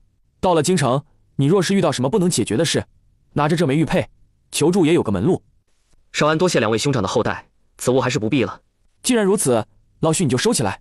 本身这东西就是三皇子送你的，我想谢贤弟定然是知道你一旦送出，回头不说三皇子知道了会作何感想，便是嫂子和几个侄儿那边都不好交代，这才给拒绝的。不是，老白，你这变得也太快了，谢贤弟都没说这些，你咋就知道他是怎么想的？老许，你这话问的也太没水平了。老白，别以为我听不出来你是在说我笨。老许，你这话过了，我可没这个意思，不过我说的是事实。谢贤弟脑子那么灵活，又那么心善，在听到你说这玉佩是不久前三皇子给的，他哪好意思要？走吧，谢贤弟的好意咱心领就行，待日后再找机会报答就是。正往回赶的李元赶紧赶慢回到新阳府时，已是8月初7傍晚。林婶，元娘，你能把马车赶到别的地方吗？婶儿有事想问你，行不行啊？成。元娘，我看那个应公子和谢秀才走得很近，你知道他是什么来路吗？不知道林婶子打听应公子的消息是为何？元娘，你也知道我家娇娇的情况，她到底是个2嫁之身，虽说还是清白的，但终究是嫁过人。应公子他是秀才，马上又要秋闱，说实话，在世人的眼中，我家娇娇是配不上他的。对不起啊，元娘，我是在说娇娇，没有说你的意思啊。你和谢秀才不同，以前谢秀才那是随时可能会没命，你是大难不死后自带后福，能够辅照他。元娘，我和你言叔这辈子对娇娇也没别的要求，就想着他能找个好后生。可他现在和应公子走得那么近，我和你言叔怎么说都不听劝。你说人家应公子要是高中了，他一个2嫁之身的人，还想嫁给一个举人不成？林婶，你别激动，先喝口茶。元娘，不是我这个做婶娘的贬低他，是事实就是这样。他自己都不识几个字，找个举人能做什么？他是能陪人家谈论诗词，还是咋的？总不能叫人家一个举人成天跟他说些柴米油盐、东家长西家短的事吧？林婶，说实话，我不知道应公子的具体身份，我只知道他外祖是仁心堂的薛大夫，还听谢哥说他家世有些复杂，主要是指父祖。曾经谢哥让我暗地里点一下娇娇，让他少和应公子接触，那意思似乎是不管怎样，他们是注定不会有结果的。今日耽搁元娘你了，我下楼结账，先行一步。还有，今天这事我不会告诉娇娇的，元娘你也当做没发生过就好。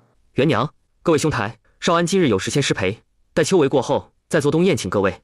元娘，我好想你。我也想你，很想。你什么时候回来的？怎么来这里了？就你自己一个人？我才回来，都还没回家，在巷子口碰上娇娇的婶娘，她才刚走。谢哥，你没看见她？没注意，不过你怎么和她在一块？我赶车回来，在巷子口碰到她，她就问我能不能找个安静的地方，然后我俩就来这儿了。不过谢哥，我刚才看到应公子了，他今天一直都跟你在一起。对，后天就开考。魏大人今日带大伙儿去拜孔庙，严姑娘和云静的事你莫要去管，该说的都说了，怎么选择是人家的事。采薇和青纱都很想你。谢哥，我大嫂生了吧？如愿生了个小子，但因为出生时大雨一直下个不停，大伯他们又担心李家坳的众人，说是叫李雨婷，后来可能觉得一直雨婷也就是没水闹旱，又改成李雨萍。老爷，严家姑娘听说夫人回来了，这会儿正在会客厅。元娘姐，我和应公子真的不合适吗？我已经在努力学识字了，现在也能认很多字，门当户对就真的那么重要？苏明山说他和陈公子就是因为门不当户不对，所以只能很遗憾，然后又劝我，让我趁着只是有好感时尽快抽离，不要一头陷进去。可是元娘姐，不知道为什么我总是不甘心。不甘心什么？元娘姐，你年纪比我大，何离还带着2个孩子，如此都可以嫁给姐夫，我觉得自己的条件比你好，应该也可以嫁给应公子的吧？娇娇，这事可比不得。谢哥无父无母，又没任何亲眷，加上他只是一个寻常的老百姓，又恰好有功名罢了。但应公子不是，他先不说功名，便是家世。我问你，你知道多少？我以前和你说过，他家世复杂，他一个人常年在这居住，不代表就是真的没有家人。娇娇，你会知道我回来，想来是应公子告诉你的吧？我也不怕你生气，实话告诉你，我昨天回来时在巷子口碰到了你婶娘，之所以会去茶楼，会碰见应公子，也是你婶娘所央求。元娘姐，我知道该怎么做了。他想，明日就是秋闱，或许他可以趁这段时间去庐阳府蓝霞城，那里有李氏族人，他跟叔父婶娘他们去那边也不怕没人照应。他虽然成亲过，但还是清白之身，换个地方还可以重新开始。到时候他就和苏明山一样，找个喜欢自己的，相敬如宾过一辈子。明日就是初9。元娘，6月中旬那会儿，你那边是不是出什么事？我那天傍晚在游廊处莫名踩到水摔了一跤，自打那之后接连好些天，我每日都要多吃一些你做的吃食，才能平安无事。从6月下旬开始，我的运气又莫名变好，好的有些离谱。离谱到什么地步呢？就是向来只会掉钱袋的我，从6月底到现在，我已经捡到6回钱袋了，其中有一次捡的还是魏大人的。你说奇怪不？最为离谱的是，7月底我居然在咱家西瓜地中捡到了一块金子。元娘你看，这块金子可不小，我捡到的时候正埋西瓜地的角落里。只是元娘你也清楚，咱家西瓜地不说几个孩子日常在照看，便是之前大伯三叔和李老伯也没少往那边去。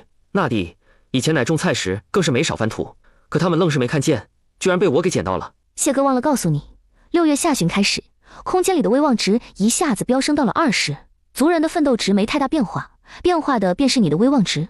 我看不见气运值，想来和你的叔还有许大人那边有关系。或许你的气运值现在是正数，并且很高。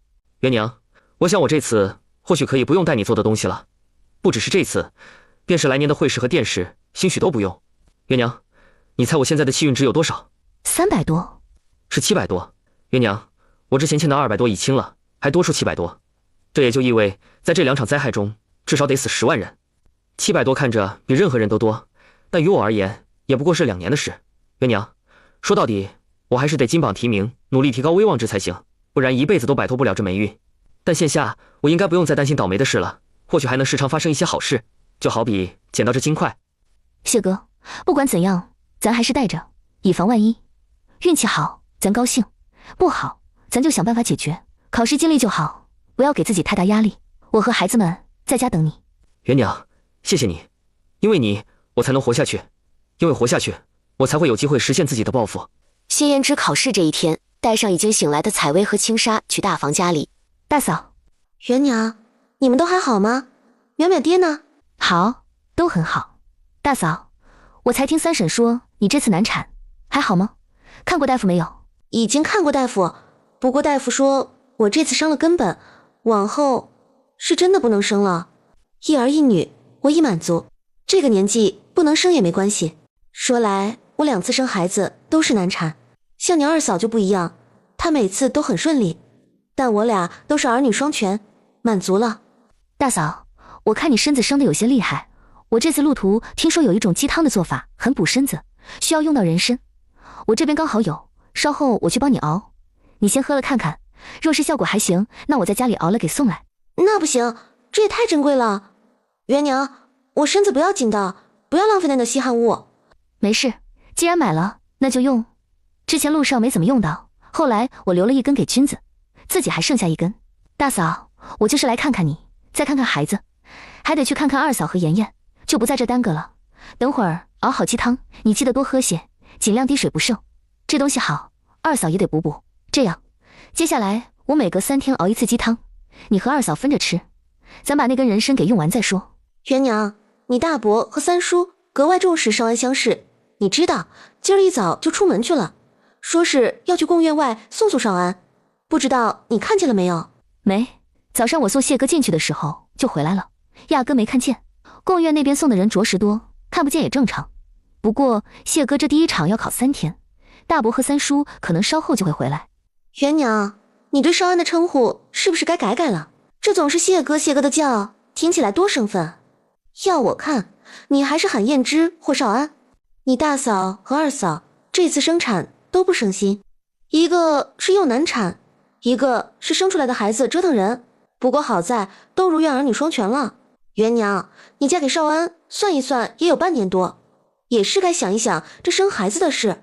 大家都说少安这次必然能中举，他一个容貌俊俏又身负功名的举人，加上家财也还过得去，要找什么样的姑娘没有？大伯娘说句难听的，你可能不爱听，但事实就是少安长得好，有功名，来年可能还是进士，上面没有双亲要照顾，中间也没有小叔子、小姑子这些乱七八糟的，他想要找什么样的女的没有？元娘，你终究是2嫁之身，还带着采薇和青纱2个姑娘，便是为了他们，你也该想想和少安再生一个的事。以前刘云信的大夫说你不能生，但这也不是一定的事。就像你大嫂，以前生淼淼难产，还不是说不能生了，这次可不就是又生了吗？要不然大伯娘明日抽个时间陪你去仁心堂看看，咱争取在少安参加会试之前给怀上。元娘，大伯娘说的话可能不大中听，但你得往心里去。我听人说京城有些官员就喜欢绑下捉婿，少安条件不错，那些人应该会喜欢他这种。至于你这个原配，反正是个和离妇，又不会生育，人家才不放在眼里。就算你小姨是侯府的人又如何？说到底还不是一个妾的外甥女。大伯娘你放心，我知道该怎么做。我既然已经和谢哥成亲了，那断然不会让自己成为下堂的糟糠之妻的，就算真有那么一日，我也不会委屈自己。元娘，如果你真的不能再生了，去了京城，少安又嫌弃你不能生而不要你，那你别吵别闹，咱回家来。不管是我还有你奶，又或是你三婶，只要有口饭吃，就不会饿着你们母女仨。你千万不要委屈自己。大伯娘我知道，不过你放心，应当不会有那么一天的。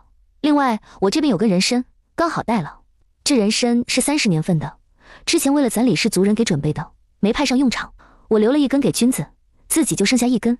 大伯娘，我今日也是临出门时脑子一热给带了，没想到可以派上用场。稍后我切点熬鸡汤，你让大嫂和二嫂多喝点，补补身子，尤其是大嫂，她这次可得好生补一下。元娘，这东西珍贵，你自己留着用，你大嫂这边有我，不会亏了她的。少安马上就要成为举人了，你拿回去调养好身子，先给生个孩子再说。现在什么事都没有你给少安生个孩子来的重要。对，娘说的对，元娘，不管好赖，你先给妹夫生个孩子，哪怕是个闺女也成。有了孩子，等去京城，就算是和离父在家，别人也不会说你什么的。对了，你身子骨现在如何？要不我明日下午陪你去仁心堂看看？不用了，二嫂，我和谢哥成亲后一直在调理身子。那会儿我姨母还在，她也很关心，所以帮我找苏家的府医看过了，身子骨没问题。既然没问题，那怎么到现在都没生孩子？难道是妹夫的问题？有时候女人不能生，也不一定是女人的问题，还有可能是男人的。难怪少安到20几都不成亲，还对采薇和青纱那么好，感情他是不能生啊。那这样咱好像不用担心了。不是，谢哥没问题。我们之所以没要，一是君子争子要参加县试、府试和院试，谢哥得指点他们，所以不得空。加上我不是想着接下来会有灾害，然后要送爷奶他们去庐阳府，如果有孕，这还咋送？再来便是谢哥又要参加乡试，我本来是打算等他乡试后再说的。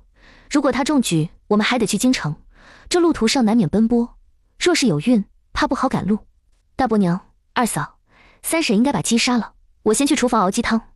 元娘这孩子话都没说完，怎么就跑了？铎子娘，元娘这急匆匆的，连饭都不吃，是干啥去？还能是啥？我不过是和他说，让他抓紧时间给少安生个孩子，然后他就这样。本来我说的也是事实，少安的才华是大家都知道的事，这次中举也是肯定的事。人家陈大人都说他考个进士都不是问题。这要是去了京城，元娘又是和离的人，还不能生，那些有心的人可不就想拉拢他吗？少安的条件不错，确实有这个可能。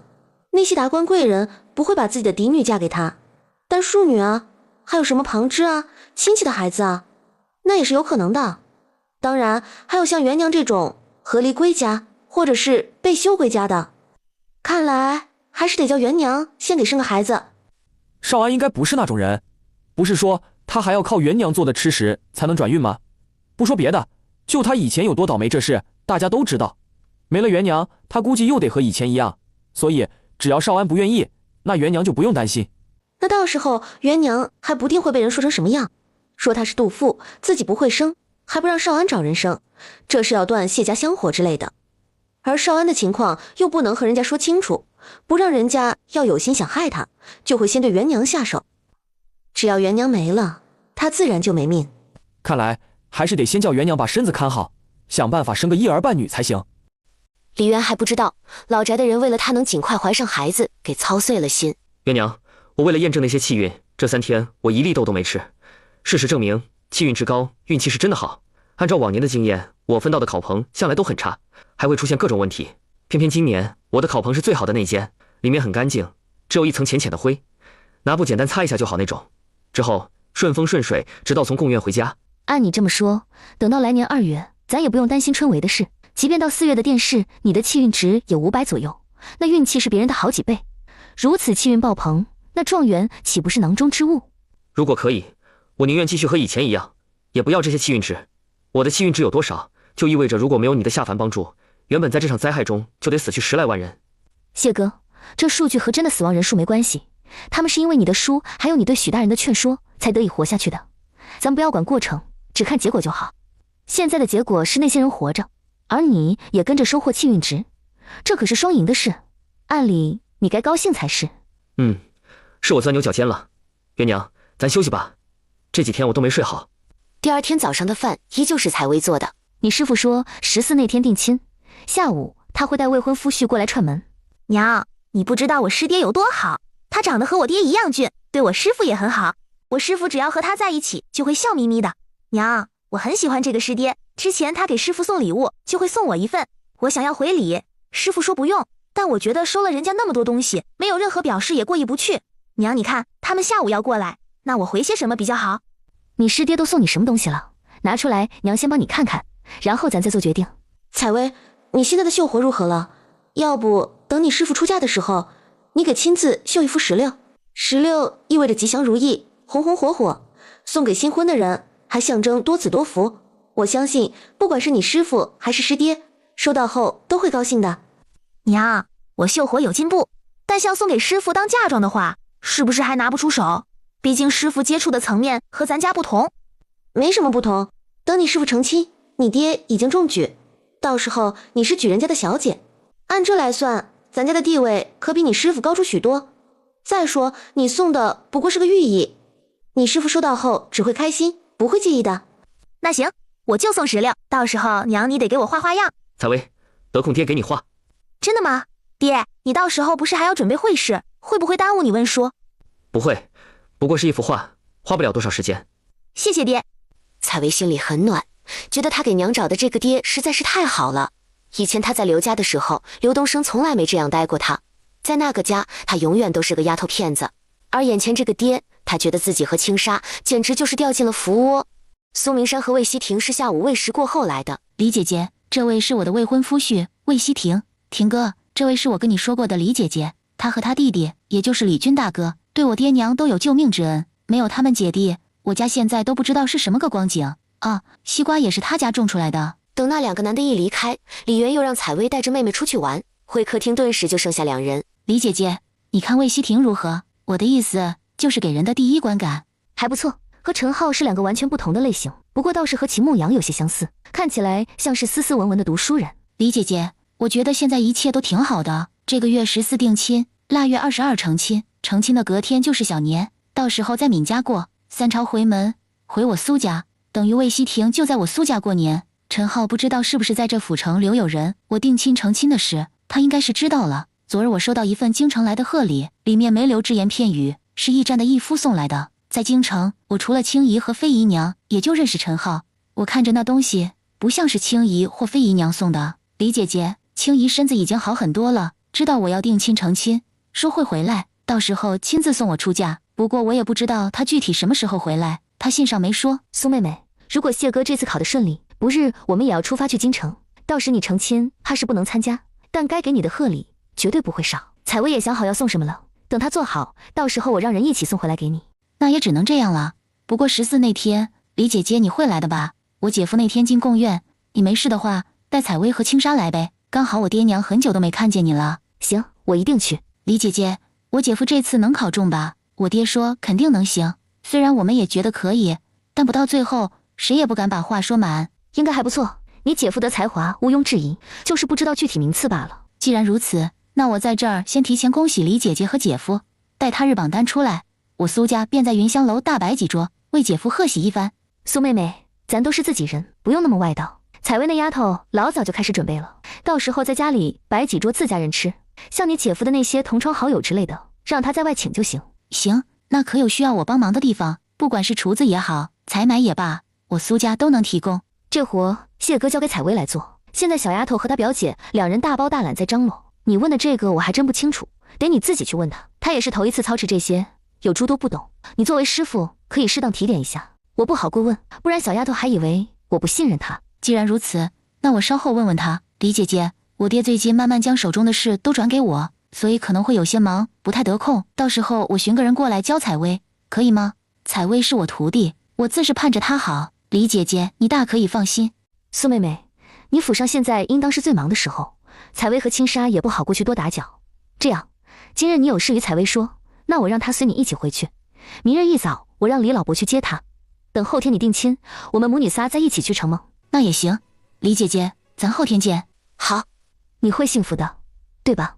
李姐姐，我一直都清楚自己要什么，我觉得现在挺好的。婷哥人好，对我也好，他是我最好的选择。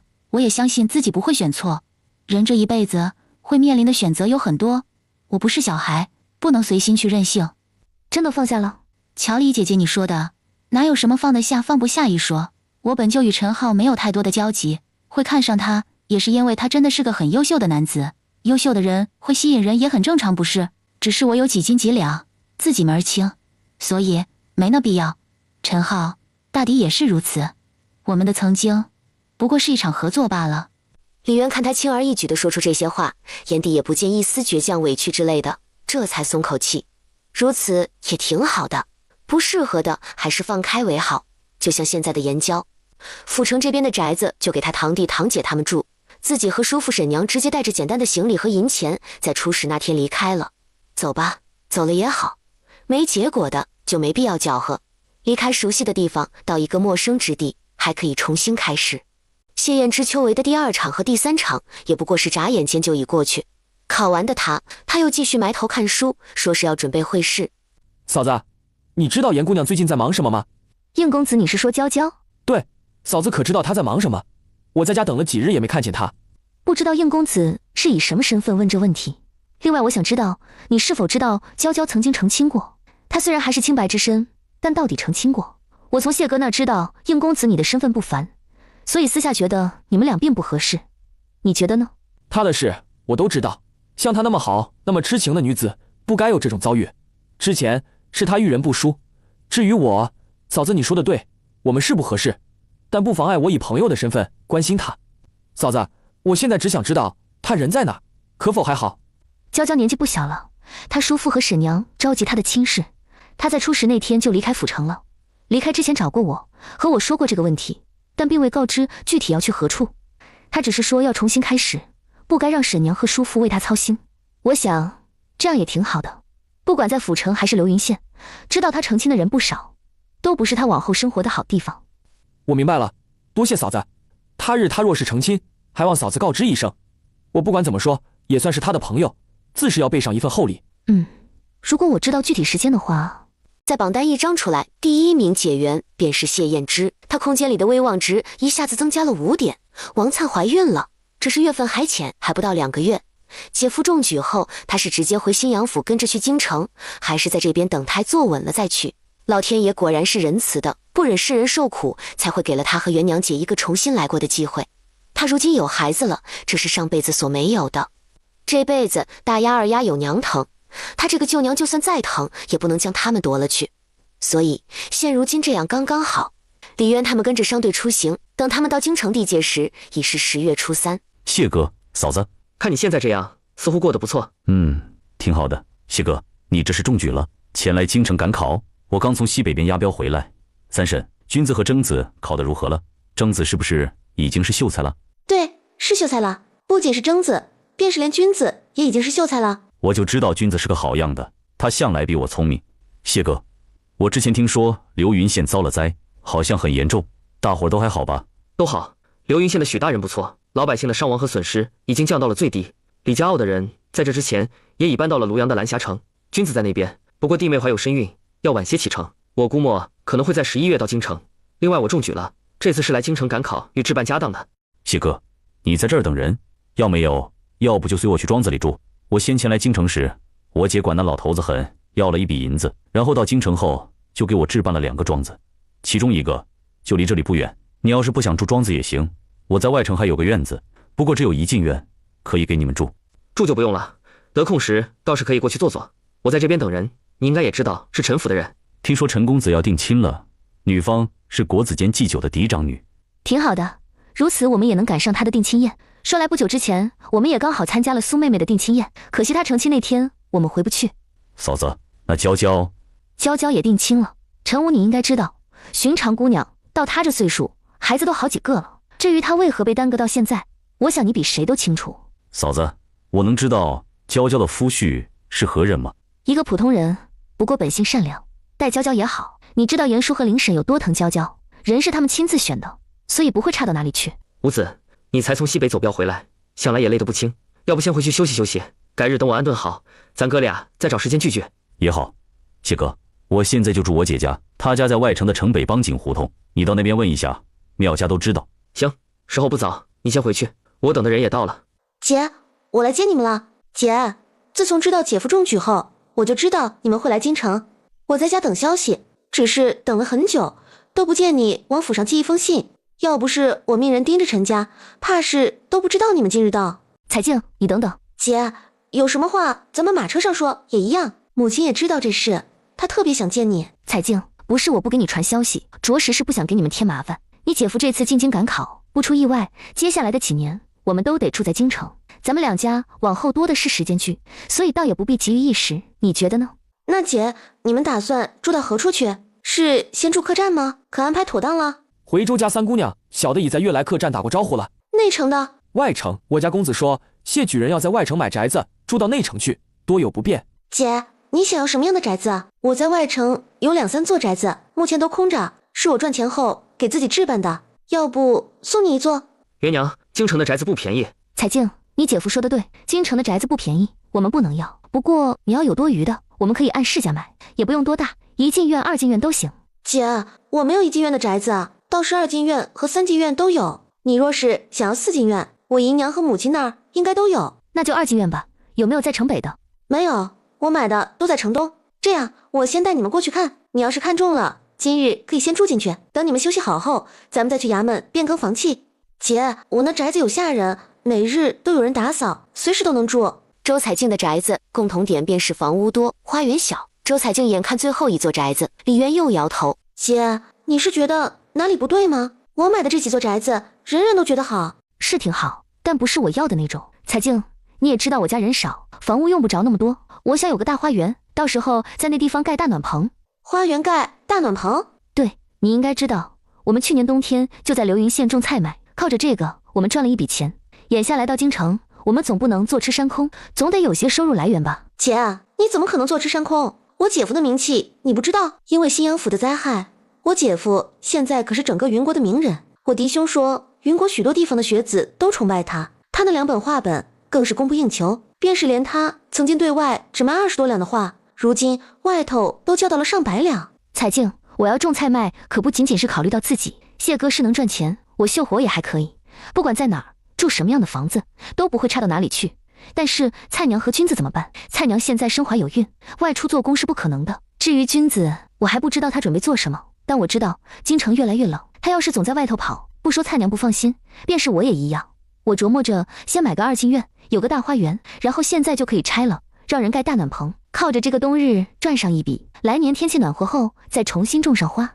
等你姐夫中进士后，家里不好继续种菜，到那时我们手头也能宽裕一些，回头就在郊外买个庄子。我3叔3婶年龄虽然算不上大，但也不算小，我打算等买了庄子，和我3叔商量一下，给他多少成，让他去打理这些。我李家坳种出高产的红薯，你知道的，还有西瓜，来年我们在庄子上全都给种上。姐，你想得对，不管怎样，咱女人得自己会赚钱才行，男人就算再可靠，也不能去依赖。比如我父亲，堂堂一个侯爷，不知道的人还以为家财万贯，权势滔天，靠谱得很，实则如何，只有自家人晓得。我姨娘和母亲要是靠他，县下的坟头草都不知道长多高了。侯府要是靠他，早就成了破落户。再说，姐你靠绣活赚钱，那绣霞眼睛也赚不了多少。姐，我虽不知道冬日种菜能赚多少，但夏天的西瓜我晓得。去年咱京城的西瓜，一个喊到50两银子，咱不说50两，等你们种出来后，一个就算卖5两，应该也能赚不少。这样，这宅子你先买，不用愁庄子的事。我在郊外有庄子，冬日除了萝卜白菜也是空着的，先借你用。你要是觉得借不好，那你就给我另钱也成。我要是另的话，庄子里不能有别人，且我得用到来年天气转暖。当然，我不会动你的耕地，顶多也就是在空地上盖些大暖棚。姐，你看这样成不？我也不要另钱，庄子给你用，下人我也可以先叫走，让他们到别的庄子里过冬。你暖棚里的产出须得给我1成盈利。至于盖暖棚这事儿，也不用你来，你只要告诉我要怎么做即可。往后每年10月后，你都可以在庄子里种菜，你只要种得出来，品相也不差，我就能帮你卖出去。那咱们长期合作？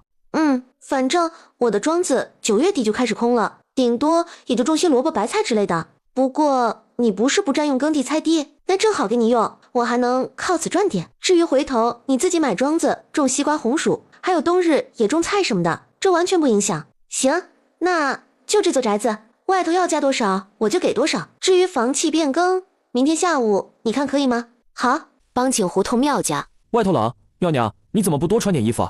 生哥，今日季大人居然主动请你们吃酒，这其中是不是有什么事？不是你想的那样，季大人今日除了我之外，翰林院中就没叫别的人。说来他之所以会叫我，还是托了你的福。谢燕之谢举人你认识吧？或者说你认识他的妻室？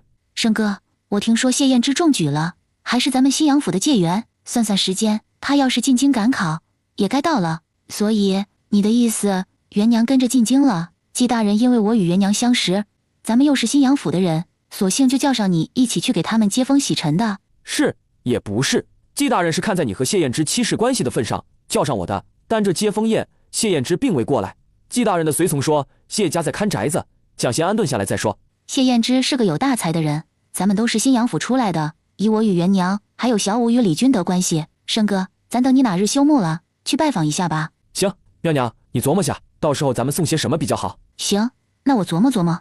姐，你在哪儿啊？姐，你说娇娇在新阳府很好，每天都忙着卖烙饼赚钱，可是你没告诉我，她相看了人，且快成亲了。你是怎么知道的？所以姐，这是真的吗？娇娇她真的嫁给别人，不要我了？小五，你是个大男人，娇娇会嫁给别人这事早就注定了的，往后你不要去想她，姐再给你找个媳妇。不过日后成了亲，你就有自己的日子要过，可不能再像以前伤娇娇的心那样去伤弟妹，不然你娶多少个都得离开。姐，我不另娶，我只要娇娇。要娇娇？你到现在还好意思说要娇娇？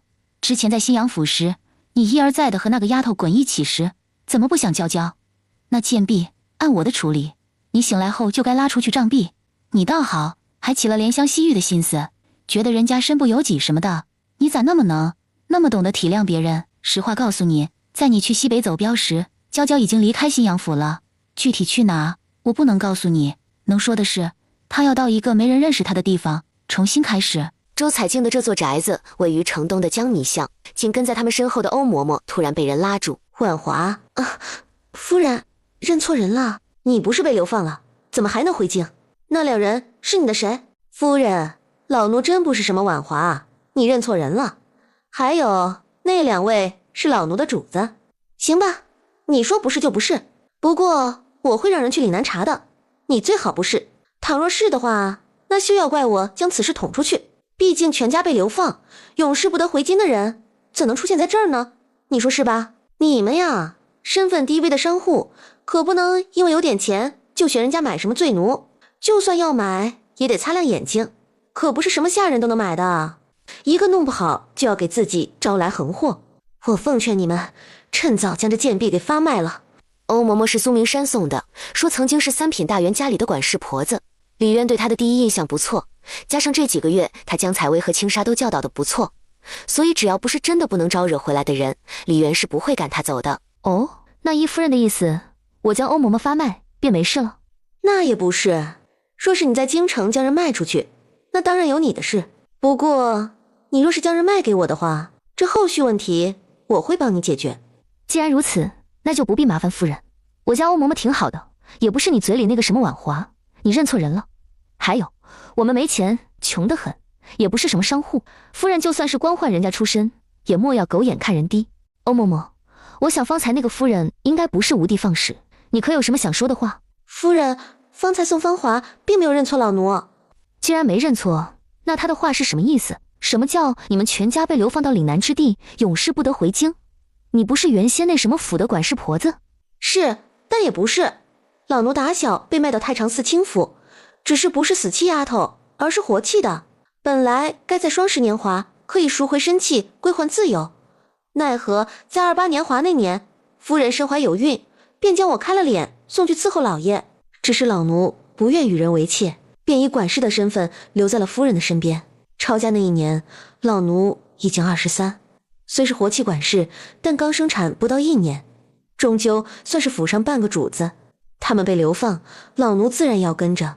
然而关键之时，老爷和夫人拿出我的卖身契，说我不是妾，而是府上的活气管事，所以最后我才能得以逃脱。本来我可以用贴几银子赎回卖身契，不用被转卖的。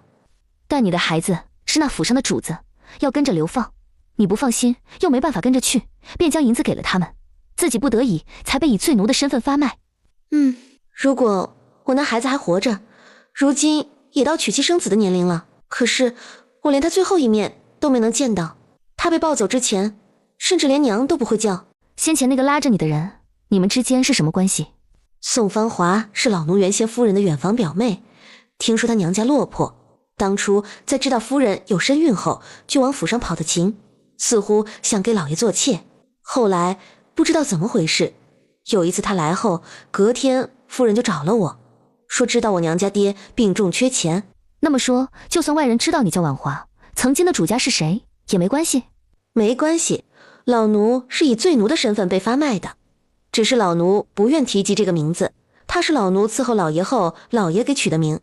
老奴5岁进府之前名唤美牙，进府后老夫人给取名唤夏莲。不过比起这些，老奴更愿意叫欧雅，也更喜欢大伙儿唤老奴欧嬷嬷。行，这事儿我知道了。回头咱家若是再碰到那个宋芳华，你就理直气壮一些，直接回一句关你屁事。他要是不依不饶，咱也不用怕，直接对簿公堂就好。什么咱都能吃，就不能吃亏，晓得不？老奴知道。欧嬷嬷，你和曾经的主家这些年可还有联系？有，夫人和老爷都是厚道人，他们曾经待老奴不薄，老奴这些年赚的银子皆是换成东西寄到岭南给他们了。我听闻岭南有些地方的茶叶特别好，不知道你曾经的主家被流放到哪一带，可是认识那边的制茶好手？回夫人，老奴旧主如今待在巴宁府，听说那边多山多水，有些地方还靠海，官道多为狭小山道，便是马车都不好走。老奴也曾写信告知旧主欧家所在何处，但得到的回信寥寥无几，便是有，也是劝老奴少与他们往来，免得被他们带累。至于是否认识制茶好手，这个老奴还真不知道。元娘，此事不急，我曾与曹哥说过，人他会帮忙寻的。姐，这制茶师傅，你着急要吗？若是着急，我回府问问母亲，她手中应该有此类能人。不急，我这边让人慢慢寻摸就成，不用麻烦侯夫人。彩静，这是暖棚的图纸，你先看看有没有哪里不明白。还有，现在天气越来越冷了，这暖棚得尽早盖起来才行。姐，咱现在去把房契过户了，我回去找泥瓦匠过来。这图纸我看出个大概没用，得他们明白才行。好，刚好暖棚这个我三叔应该也懂，到时候这事就让他盯着。李三海这一房人拎着一堆东西回来时，三叔，你可有空？我有事与你说。有空，不知道少安你找我做什么？三叔，元娘这边想要在她表妹的庄子里盖暖棚，你也知道，我要准备来年的会试不得空，君子和征子都没到，咱家也就你比较懂这些，我想请你帮忙。行，要我怎么帮你只管说。三叔，我现在需要你帮忙，到时候去庄子里盯着点。另外，元娘与我商量，地里的活你懂得多，到时候三叔你帮忙种，咱家地里产出的收益回头分你一成，你看可以不？三叔，去年元娘和蔡娘靠着小打小闹，在流云县就赚了几百两。你想这里是京城，暖棚不仅是咱家里盖，同时还有庄子那边，这盖得大，产量高，京城的菜价肯定要比流云县高。一个冬日下来，我估摸最少得有1-2千两，一成便是100-200两。少安，这也太多了。不多，反正给一成，到时候该是多少就多少。三叔，这是我与元娘商定好的，你看看如何？少安你放心，三叔到时候一定把暖棚给你管好。还有，你三婶和三弟妹也会一起帮忙的，咱家这院落是不是也要盖暖棚？少安你放心，这里的活交给你三婶来就行，回头我们就住到庄子里去，每天让你三婶过来帮忙打理，我们都是自家人，不该说的话一定不会说的。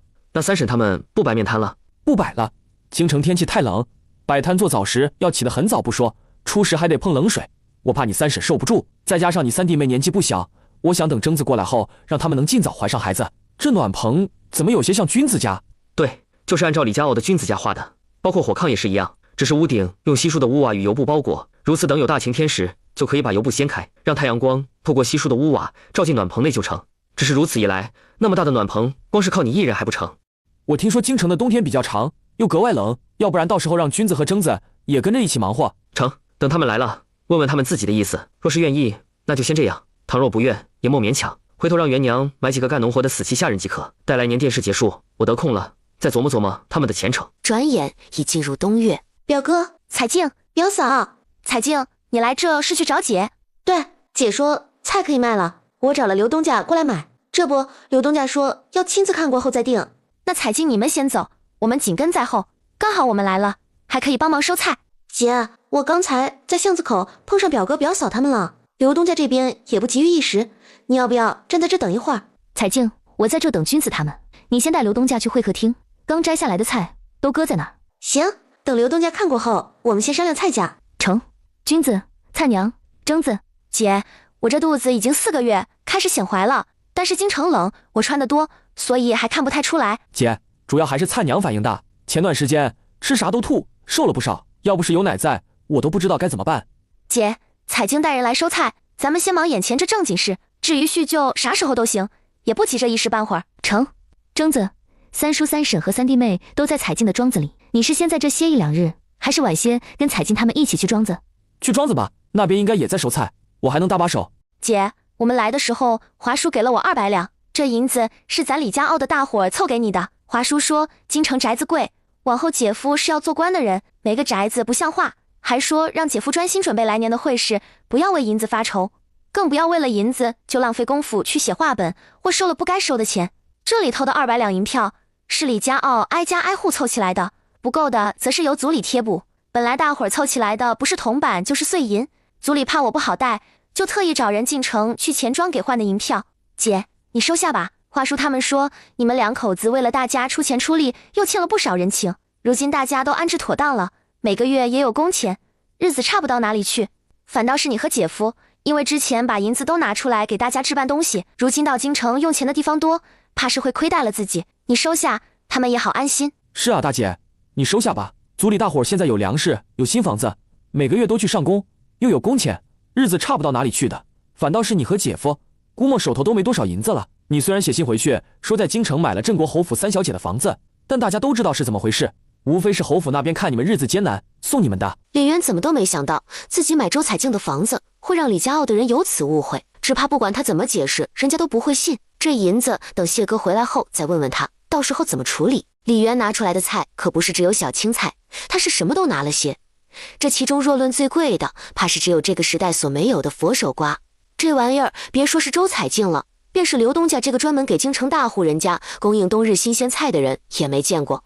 他给佛手瓜开出来的价格1斤100文。李娘子，我会给这个价格是因我没见过这种菜，我估摸整个云国也只有你这出现，我还不知道这菜怎么做，做出来后味道如何。我想你现在是否方便叫下人将这菜做出来，叫我尝一下。姐，我和君子哥还有三哥一路赶到这还没吃饭，要不我去做饭，正好也叫这位刘东家尝尝味道。行，刚好家里还有馒头，你们也不用焖饭，直接炒几个菜就行。这菜叫佛手瓜，也可以叫羊丝瓜，可以切片炒肉，也可以切丝凉拌，更可以用油爆过的虾皮来炒，总之味道相当不错。不过我种的不多，庄子那边的暖棚没种，不能大量供应。这菜种是我意外得来的，目前除了我这儿哪都没有。1斤100文，我觉得价格还可以再高一些。刘东家觉得呢？李娘子，1斤100文不便宜了，外头的牛肉就算是有卖，1斤都到不了50文。刘东家，话可不是你这样说。我听说西瓜没出现之前，京城卖的最贵的水果乃是岭南巴宁府那边快马加鞭送来的荔枝，据说1斤荔枝能卖到10几20两银子，寻常人根本吃不到不说，且和牛肉一样供不应求。然而西瓜出现后，据说一个能卖到30-50两。虽然西瓜重，真正按斤论肯定没荔枝高，但同样也是这个道理，因为只有一个，打开了便得吃完，不然放着坏的可是比荔枝还要快。所以按我来说，终究还是西瓜卖得贵，因为只有一个，而荔枝1斤可是有很多个。至于西瓜为何会如此昂贵，不外乎是物以稀为贵。如今我这佛手瓜也和西瓜一样，让人吃个稀罕。加上这大冬天，别说是这等稀罕的佛手瓜了，除了萝卜白菜这些外，其他的菜想要吃，价格都是寻常时的几10倍。所以1斤少于200文，我宁愿留着自己吃，也不会卖的。行，只要味道真的不错，200文就200文。不过你得保证，除了你这里之外，别处都没有。当然，至少在我没大面积种植之前，别人都不会有。你要不信，咱可以白纸黑字写下来，到时候该怎么赔偿就怎么赔偿，回头这些契约上都会写清楚。刘东家，你在这稍坐片刻，我去厨房那边看看。彩静，你去过流云县，应该知道我有教人种草莓对吧？是，只是姐，你问这个做什么啊？莫不是这次也种出来了，然后想透过我这边的关系卖出去？对，不过到时候可不是从我那边拿走，而是你那边。我不想过于引人注目，你也知道，匹夫无罪，怀璧其罪。我家无权无势，容易被人盯上。我琢磨着由我这边种，到时候彩静找人以你侯府的名义帮我卖了如何？借口什么你自己找，我分你30%利。姐，你老实告诉我，这些你都是从哪儿得来的？还有你家这菜为何种得那么好，且又长得那么快？姐，我要听实话，不想听任何谎言。彩静，你应该知道你姐夫脑子聪明吧？我们家之所以种菜快，乃是他看多了书籍，不知道怎么弄的，给配了秘药。这坛子里的便是秘药水，用此水兑些普通水种菜、种花、种树，都能使其加速生长。曾经我们也怕这样的菜种出来后吃了对人身体有害，所以一开始便没种来卖。到后来发现和普通的菜没什么区别，甚至口感还更好，这才放心大胆别往外卖。其实除了西瓜和佛手瓜，还有奶油草莓外，我这边还有西红柿，这次种的特别少，所以没拿出来。因西红柿颜色好，生吃、煮熟吃都行，所以我准备等腊月后再往外卖。姐，你那西红柿现在熟了吗？我可以看看不？还有这些东西你都是从哪儿来的？最好处处能查得出来。要知道西瓜当初在京城可是引起了不小的轰动。这什么佛手瓜只是一个普通的菜，没出现过，量也不多，所以出现就出现了，倒也没什么。但是姐，你一下子拿出太多别人没见过的东西了。像你说的，匹夫无罪，怀璧其罪，想不引人注意，想不引起别人的觊觎都难。便是我能帮你卖草莓，那你的西红柿到时候又该如何解释？你李家傲的人本来种出高产的红薯，在圣上那边挂了毫的。这西红柿可以这样生吃，也可以拌糖吃，还可以炒菜做汤，哦，还能做成番茄酱蘸着土豆做成的薯条吃。总之做法不少。那要不草莓还是不卖了，等过2年再说，回头直接卖西红柿吧。至于菜的出处我也不大清楚，是你姐夫给我的。据他的说法，前些年他越来越倒霉，然后就让人帮他到处搜索些东西，这其中就包括之前给你们的神医保命水。姐，你这草莓我可以帮你卖高价，甚至卖出和荔枝一样的价格，但是我不建议你现在就拿出来，毕竟你们种的成本应该不高，而卖得高容易引人眼红。至于这西红柿倒是可以，只是价格也不要太离谱。这样，这佛手瓜就先不卖了，用西红柿来代替，刚好西红柿颜色喜庆，在这年底卖还能图个吉利。我想这两者必须只能选一个的话，刘东家会更倾向西红柿的。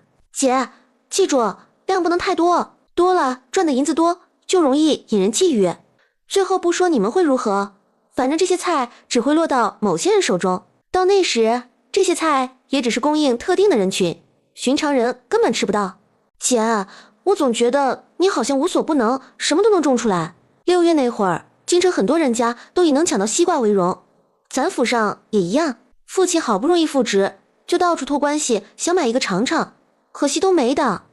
姐，你这可有？若是有的话，我估摸着大冷天，我们侯府这个可是头一份。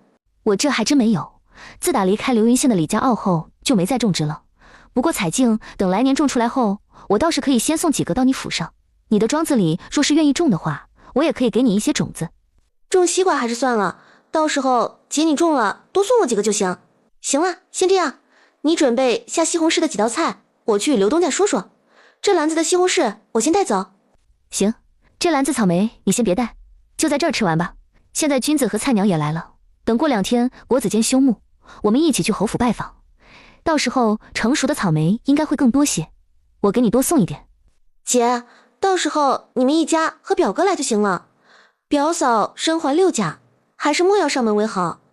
姐，京城这边身怀6甲的人不宜去别人家串门，当然主家是高兴的，毕竟与主家无碍，但有种说法便是走亲串门对身怀有孕的人不好，容易冲撞胎神，加上表嫂从蓝霞城到京城一路奔波都没休息好。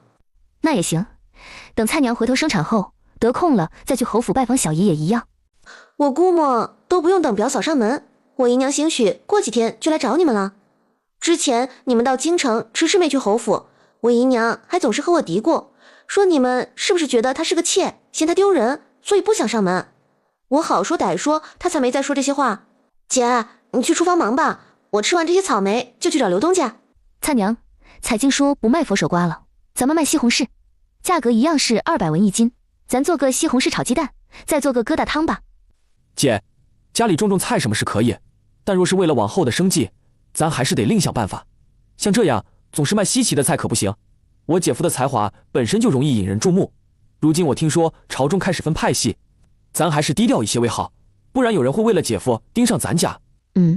那君子，你说咱们该怎么办？如今你要卖西红柿，那就卖，但是其他的就不要拿出来了，也不要往多了卖。至于那个佛手瓜，自家吃也不卖了。西瓜来年咱少种一些，让族人多种点没关系。有红薯，有西瓜，每个月开茶商还有工钱呢。往后的日子过得可比以前不知道要好多少。这些都是仰赖谁来的，他们心里有数的很。再说，他们只顾着自己收的粮食多了，怎么不想想这样会给姐夫带来什么样的麻烦？只有姐夫好了，他们才能跟着好。姐，你放心，华叔和咱爷他们都是明白人，只要把事给他们说明白，他们就知道该怎么做。若说这世上谁最盼着姐夫能好，我估摸除了自家人外，也就咱李氏一族的人了。不，应该说是李家傲的人。君子哥，那姐和我们接下来该做些什么？姐夫走仕途，怕是没空闲写话本，家里的开销往后光靠他的俸禄是远远不够。我琢磨，咱先买个庄子，来年庄子里全中增产的红薯，等司农司这边确定是高产作物后，咱可以把红薯当种子往外卖。除此之外，西瓜也是可以的，但西瓜咱们不能多种，咱可以趁今年冬天和来年秋收之前快速累积财富，等手头赢钱活饭后再做点别的。君子，你说的这个做点别的是指什么？实话与你说，蓝霞城李家傲的那2座要开茶园的大山，便是你姐夫置办的。只是茶园要建起来，前期投入要大，且不是1年2年就能行的。等到真正盈利，至少得5年后。姐，茶和盐虽然税高，但是暴利行业，姐夫一旦做官，这些可不能涉及。放心吧，你姐夫叫曹哥买的时候，契书写的可是我的名，说是我的嫁妆。他内心很是复杂。谢哥真的图的就是他姐这个人，不，或许说是换了的那个人，和以前那个没任何关系。心里不知道该说难受还是庆幸的李军将这想法压下。姐，咱姨母不是化妆容的手艺好，还能自制一些你们女人家涂涂抹抹的东西，我觉得咱可以和姨母合作，到时候加大生产，咱开作坊，也买铺子卖这些东西，你觉得如何？我觉得挺好的，不过这事要姨母同意，刚好她也在京城，我到京城还没去拜访过小姨，你现在也到了，咱们就一道过去。方才我也就这些事和彩静说过，她的意思，蔡娘你身怀6甲，怕冲撞胎神，回头伤了2家和气。好，那姐你们去就行，我就搁家里看暖棚就好，等回头我生了孩子再去拜访小姨他们也行。诚如李元所料，李娘子，这西红柿味道不错，不知你每日能提供多少？除了方才我吃过的2种做法外，可还有其他的？有西红柿鸡蛋汤、西红柿烧茄子、西红柿炖土豆、西红柿炖牛腩等等。总之做法有很多种，你们可以自行琢磨。至于每日能给你提供多少，这个我也不确定。这东西我种的并不多，只能是我这边熟多少，你收多少。姐，这价格已经商定，今天就可以收菜。我现在和刘东家去庄子，等回城再过来拉可行。到时候银钱的结算，我与刘东家就按契约里的走，我与你半个月结一次。谢燕之回家后，之后听李元说，3天时间菜就卖了将近2000斤。元娘，这会不会太夸张了些？不会，庄子那边的暖棚大，都是实打实种出来的，与我空间的东西没任何关系。而我空间给出来的，也只是一点一点往外拿，不会一下子很夸张的给很多。谢哥，这才刚开始，等过几天，这菜的斤数会相应增加的。咱家今年的进账，除了你画本的那些分红外，可就靠这个了。对了，你还没吃饭吧？赶紧洗洗，我去给你做。元娘，前些天国子监里举行了一场比试，我侥幸得了头名，这是比试时得的奖励所剩下的。我本想给你买根小点的金簪，但又想想还是先用来做家用。首饰这东西，待我年底结算了画本的分红，再带你去银楼。谢哥，你们国子监比试还有银钱奖励？好家伙，居然是1张20两的银票，还是他家谢哥说剩下的。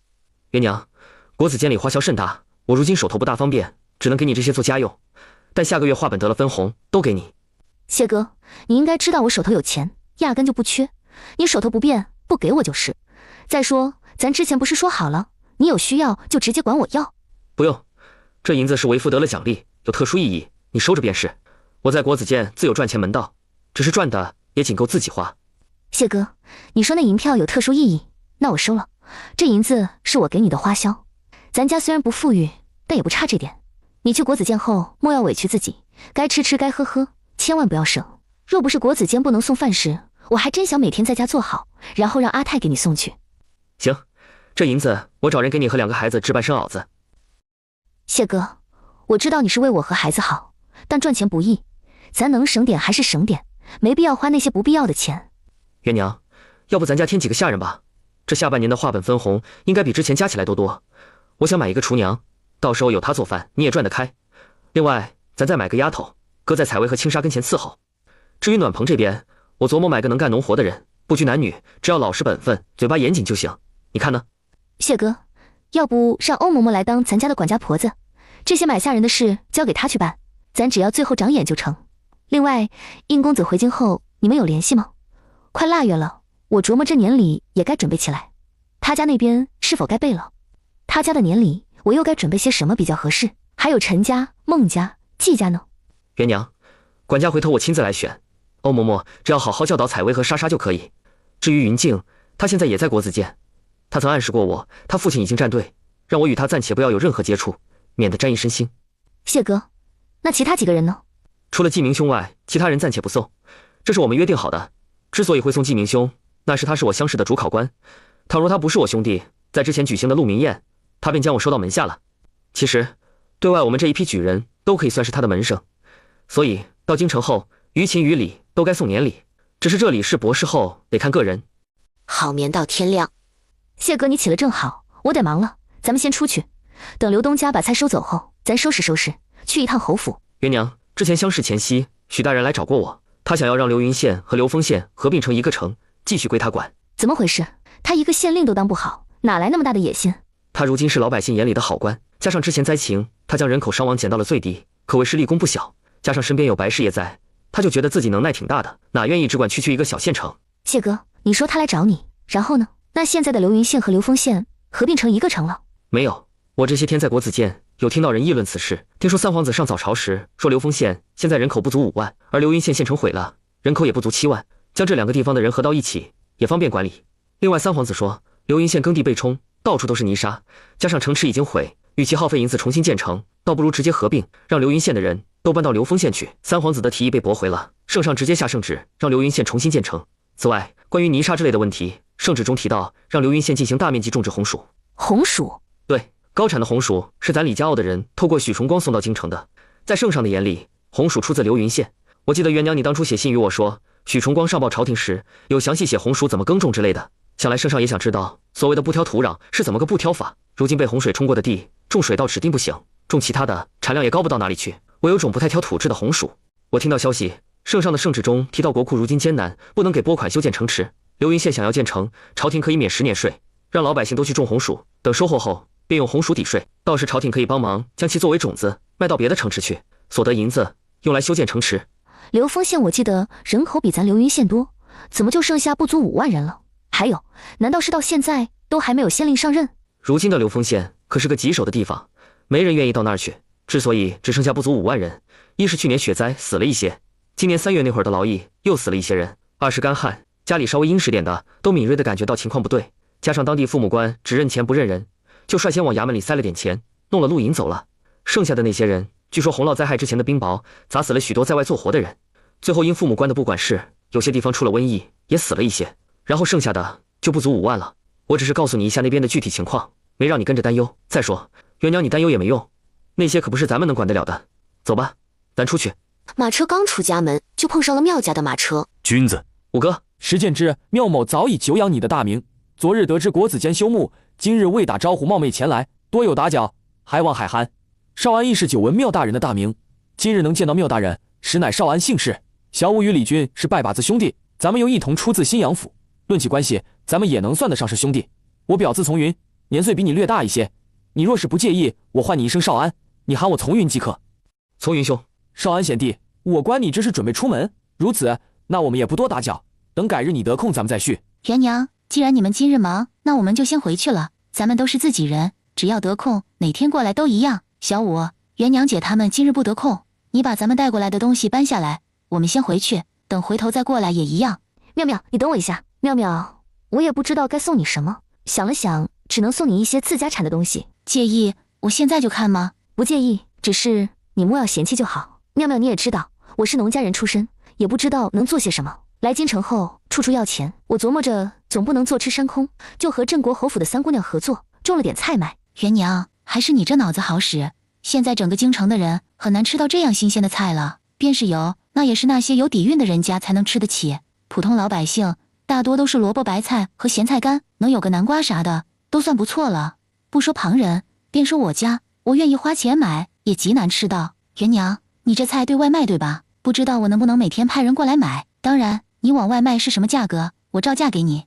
行，只要是自家吃，要的不多没问题，你随时都可以派人过来。不过妙妙，咱得先说好，我这菜价可不便宜，你别回头说我诓你。这是自然，京城现在除了萝卜白菜外，都没其他菜卖，就算是有，那价格也高到离谱，还不一定能抢得到。妙妙，这个叫草莓，是我无意中得到的种子，想自己试着种种，这不2、3年了，我才种出来，结的果子着实不多，能分给你的也只有这么点，叫你尝个鲜。生哥，你尝尝。能直接吃？我还未吃过，就有些不好意思，人家花几年才种出来，且结的果不多，连谢燕枝都没吃过，就先送给他们了。这得是多看重他们，才能赠送此物。之前听人说那西瓜有多美味，我没吃过，所以不好表态。但现在依我看来，这草莓应该比那西瓜还好吃。妙娘，你说咱管李园买草莓种子？生哥，打住，你可不要有这想法啊！便是种出来，只供自己家吃也不成。妙娘，既然这草莓咱们已经吃完，就算过了。往后你莫要往外说草莓的事，咱只当不知道这东西。我知道。生哥你放心，今年李家坳因为红薯糕产出了风头，谢举人也因为画本，导致朝野上下都知道他。如今他们到京城后那么低调，无非是不想惹人眼。眼下京城这局势，他们的做法才是明智之举。生哥，来年要不你寻个机会，咱们往外放吧。有合适机会的话。镇国侯府，不知道几位可是新阳府来的贵客？有一位还是来京城赶考的谢举人。是，小的是新阳府临丰县人，知道这次临丰县的百姓能安然度过灾难，是托了石建之的福。小的如今家人平安，无以为报，请受小的一拜。一辆装扮极为奢华的马车快速朝这边而来。瞎了你的狗眼，敢将马车拦在门前，知道我家小姐是何人吗？清雪姑娘，这几位是三小姐的贵客，三小姐和大公子都叮嘱过，让他们走大门，不是有意停在这儿耽搁方大小姐的。君子，既然要咱们走大门，那走吧。沁雪，你打听一下，方才那辆车的人是什么来头？凭什么能走大门？她可是侯夫人的娘家侄女，来侯府都没能走正门，别人凭什么？回方大小姐的话，方才那一行人是韩姨娘的娘家亲戚，从新阳府来的。此时她听到一个姨娘的亲戚能走大门，而她这个侯夫人的亲戚，未来的侯府少夫人却不能，心里很是不满。就在她准备命人去正门，他们打算也从大门进去时，刚才那一行人中有一个是石建之，他这次中举还得了解元，是进京赶考来的。大公子也在准备来年的会试，就有意与他走近。方大小姐一听，脸上的不满消失殆尽，甚至有些后悔自己刚才为什么要端着架子。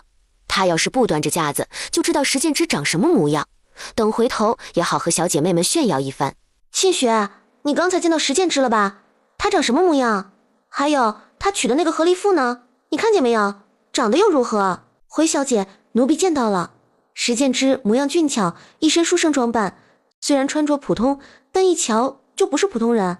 至于那个和离妇，长得不怎么样，一把年纪不说，一看就是个上门打秋风的穷亲戚。如此，真是委屈了石建之。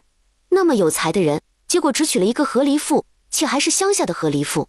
也不知道当初他是不是被算计给威逼的，他就觉得自己有必要帮一把他。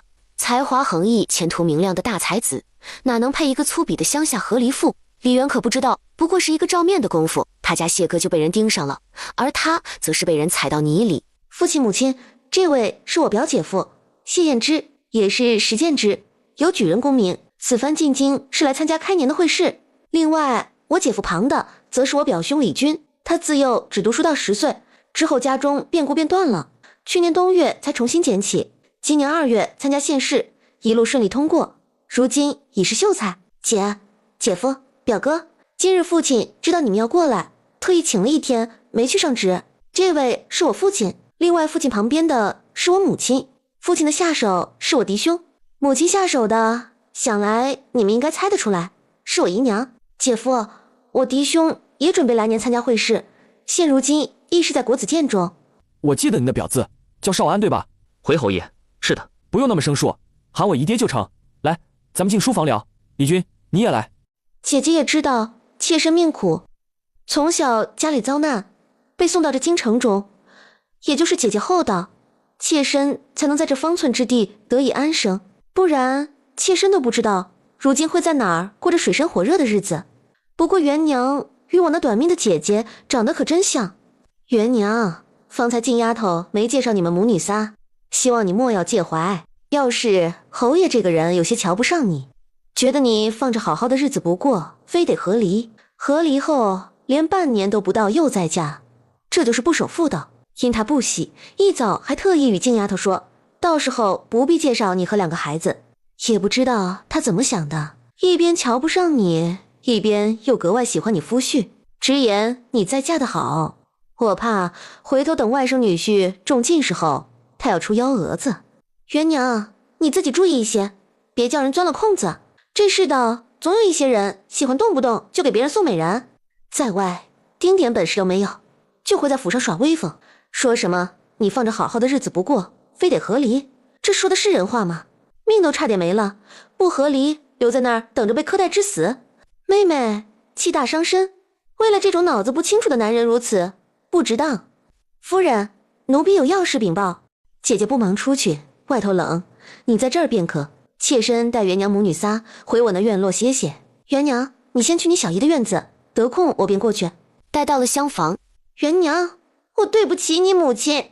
小姨，生死有命，过去的事就过去了，以后不要再提。再说，你也没有什么对不起我娘，相反，我还要感谢你那么为她着想。小姨，我姨母呢？我今儿过来其实也有事要与她商量。长姐说申丫头年前要成亲，她得回去，这不前天就跟商队走了。我还想着姨母回去时帮我给苏妹妹的贺礼捎带回去。元娘，这是你姨母回去之前让我给你的，发现是脂粉的制作方法。小姨，这……元娘，你外祖家除了我与你姨母外没人了，我如今只是个妾，你姨母在府上住了不到1年，很是不自在。我琢磨，如果你们不介意的话，能不能接你姨母去府上住？没问题，小姨，我如今那2进院房间多，只要姨母想来，我随时都可以去接人。元娘，你可能没明白小姨的意思，小姨是想你和君子往后跟你姨母养老送终。当然，若是有银钱方面的顾虑，那你大可以放心，小姨不会亏了你们的。姐，我如今还没嫁人，给姨母养老送终这种话我不敢做保证，但我能保证的是，我姨娘这些年攒下的贴己，我可以分文不要，到时候你和表哥一起分就行。娘，姨婆往后都跟我们住一起好不好？你要是缺钱，我可以把银子都给你，等我以后长大了，娘你帮我立个女户，我自己带着姨婆在外住就行。采薇，你知道什么叫女户吗？这是谁告诉你的？为什么你会这么想？还有，你说自己带姨婆出去住，你是觉得在家里娘和你爹都亏待你了，所以才会想离开？娘没有，你和爹都很好，非常非常的好。那你为什么会有离开出去住的想法？娘，我只是未雨绸缪，以防万一用。我本来就和爹不是一个姓，大家都知道我和莎莎是娘你和离后带进谢家门的。爹非常好，也很疼我，但我听说做官也是有风险的，可能会突然被抄家，所以我想自己立女户搬出去住，这样我攒多多的银子，万一哪天……好孩子啊，小姨婆知道你是为了你爹娘好，但咱不能太悲观，等你爹中进士后做了官，你就知道其中的利害关系了。采薇，娘要听实话。娘，都说一个徒弟半个儿，作为师父唯一的徒弟，在师父没有子嗣的情况下，是要给师父养老送终的。姨婆虽然不是我的师父，但其实和师父没什么差别，我们只是差一个称呼而已。再说我的师父是姨婆从小带到大的，师父要成亲，以后事情也多，姨婆肯定不想在苏府养老。我琢磨，不管是作为师父的唯一徒弟也好，姨婆的亲眷子孙也罢，于情于理，我都该给他养老送终的。何况他与我也有教导的恩情。往后不管有什么话，都可以直接和娘说，不要在心里憋着。还有，立女户的事可不要再提了，知道吗？我知道。小静，这天越来越冷，信阳府到底是江南之地，你表姐一家初来京城，许是会不大适应。姨娘记得前段时日下头的人送了几张白色皮毛，你去姨娘的库房找找，给2个孩子带回去做身厚实的御寒衣物。你再找找看那些布，有适合你表姐的也带过来。小姨，其实不用的，信阳府以往虽然暖和，但去年却是格外冷。我给采薇和青纱都置办了厚衣服，之前都是往长了做，现在只要把裤脚和袖脚放出来就行。我来京城之前还买了不少棉花，来的时候马车中装了不少，不信你问2个孩子就知道。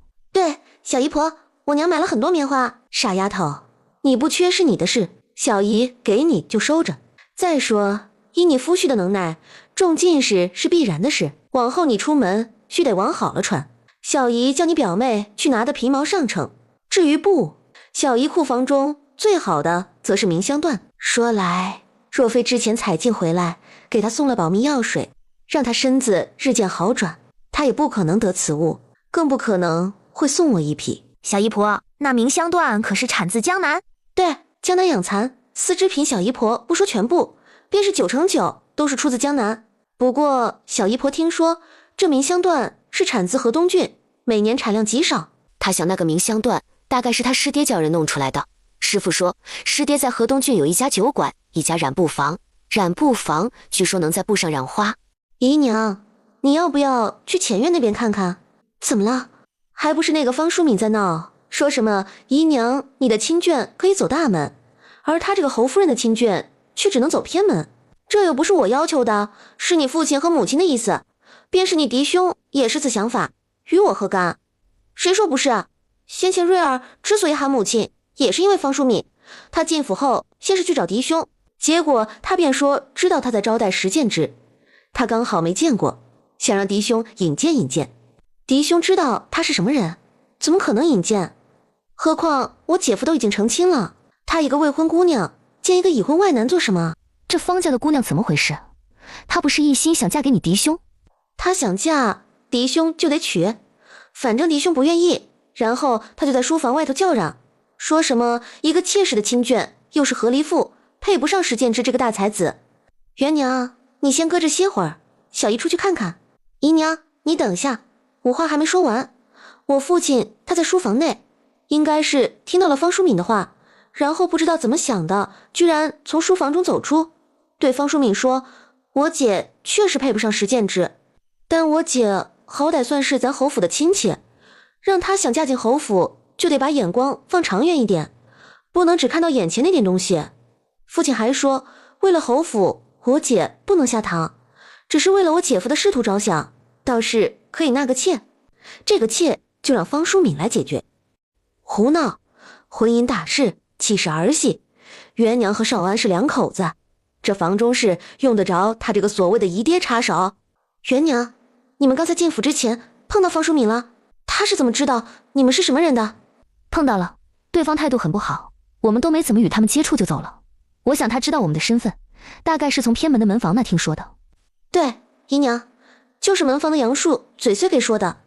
志玲这边一得之后，便告知嫡兄，后来母亲一到，就喊人将杨树打了板子给发卖了。李媛这一趟虽然看到小姨很开心，但碰上这种事确实感觉很糟心。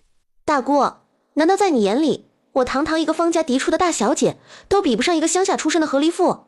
何况我又没错，你为什么要赶我走？一个粗鄙的和离妇，哪里能配得上石建之？石建之进入官场后，他帮不了，为什么不能自请下堂？再说姑父也没错，他还让那和离妇做正妻，只是让我帮忙做个娘家适合做妾的官宦子女罢了。不知道大姑你为什么会这么激动？金子，眼下即将腊月，接下来府上也忙，我与夫人不得空，你们年前就不必过来了。若是得空，小姨和你彩晶表妹会去看你们的。小柏，你去送送你表姐夫他们。好。石建之，我之前说的话你应该也听到了吧？我都是为你好，现在为了你还被我大姑打了一巴掌，难道你就没有话想对我说？你的话我确实听到了，但是你被打和我有什么关系？你说为我好，就是瞧不上我媳妇闺女，摆高姿态，口口声声和离妇，和离妇，怎么我家元娘是和离妇，她吃你家大米，喝你家的水了吗？关你什么事？用得着你来瞧不起？你所瞧不起的人，是我费尽心思娶回家，捧在手里呵护的家人，你知道不？说什么为了我的仕途要娶个官宦之女，简直笑死人！我谢燕之要是靠女人，那成什么了？你一个无权无势又无根基的人，在京城若是娶，不对，是那个官宦子女，日后仕途有岳家的相助，定然要……侯爷怎么不说岳家若是有事，我还会被牵连呢？再说我可以凭自己的本事，为什么要靠所谓的岳家？我要真纳了那样的姑娘进门，将元娘置于何地？我就不明白，侯爷是真为我好，还是看我不顺眼，故意坑我？我真纳了那样的姑娘就进门，她是官宦子女，岂会愿意屈居他人之下？后宅不宁，我又怎能安心做自己的事？都说修身齐家，治国平天下，家不平，何以平天下？再说，我要靠一个妾室，那岂不是要我与元娘都去捧着她？若是叫他一个不愿意回娘家说坏话，又如何是好？我这人生平最恨的是抛弃糟糠妻一辈，此生只盼着与妻室一生一世一双人。至于什么妾室，我从未想过，以前没有，以后也不会有。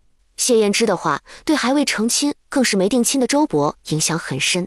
元娘，往后这侯府少来，咱们只是亲戚，也不用求谁，没必要来此被人看不起。好，不过谢哥，我打算今儿回去后闭门谢客，你看如何？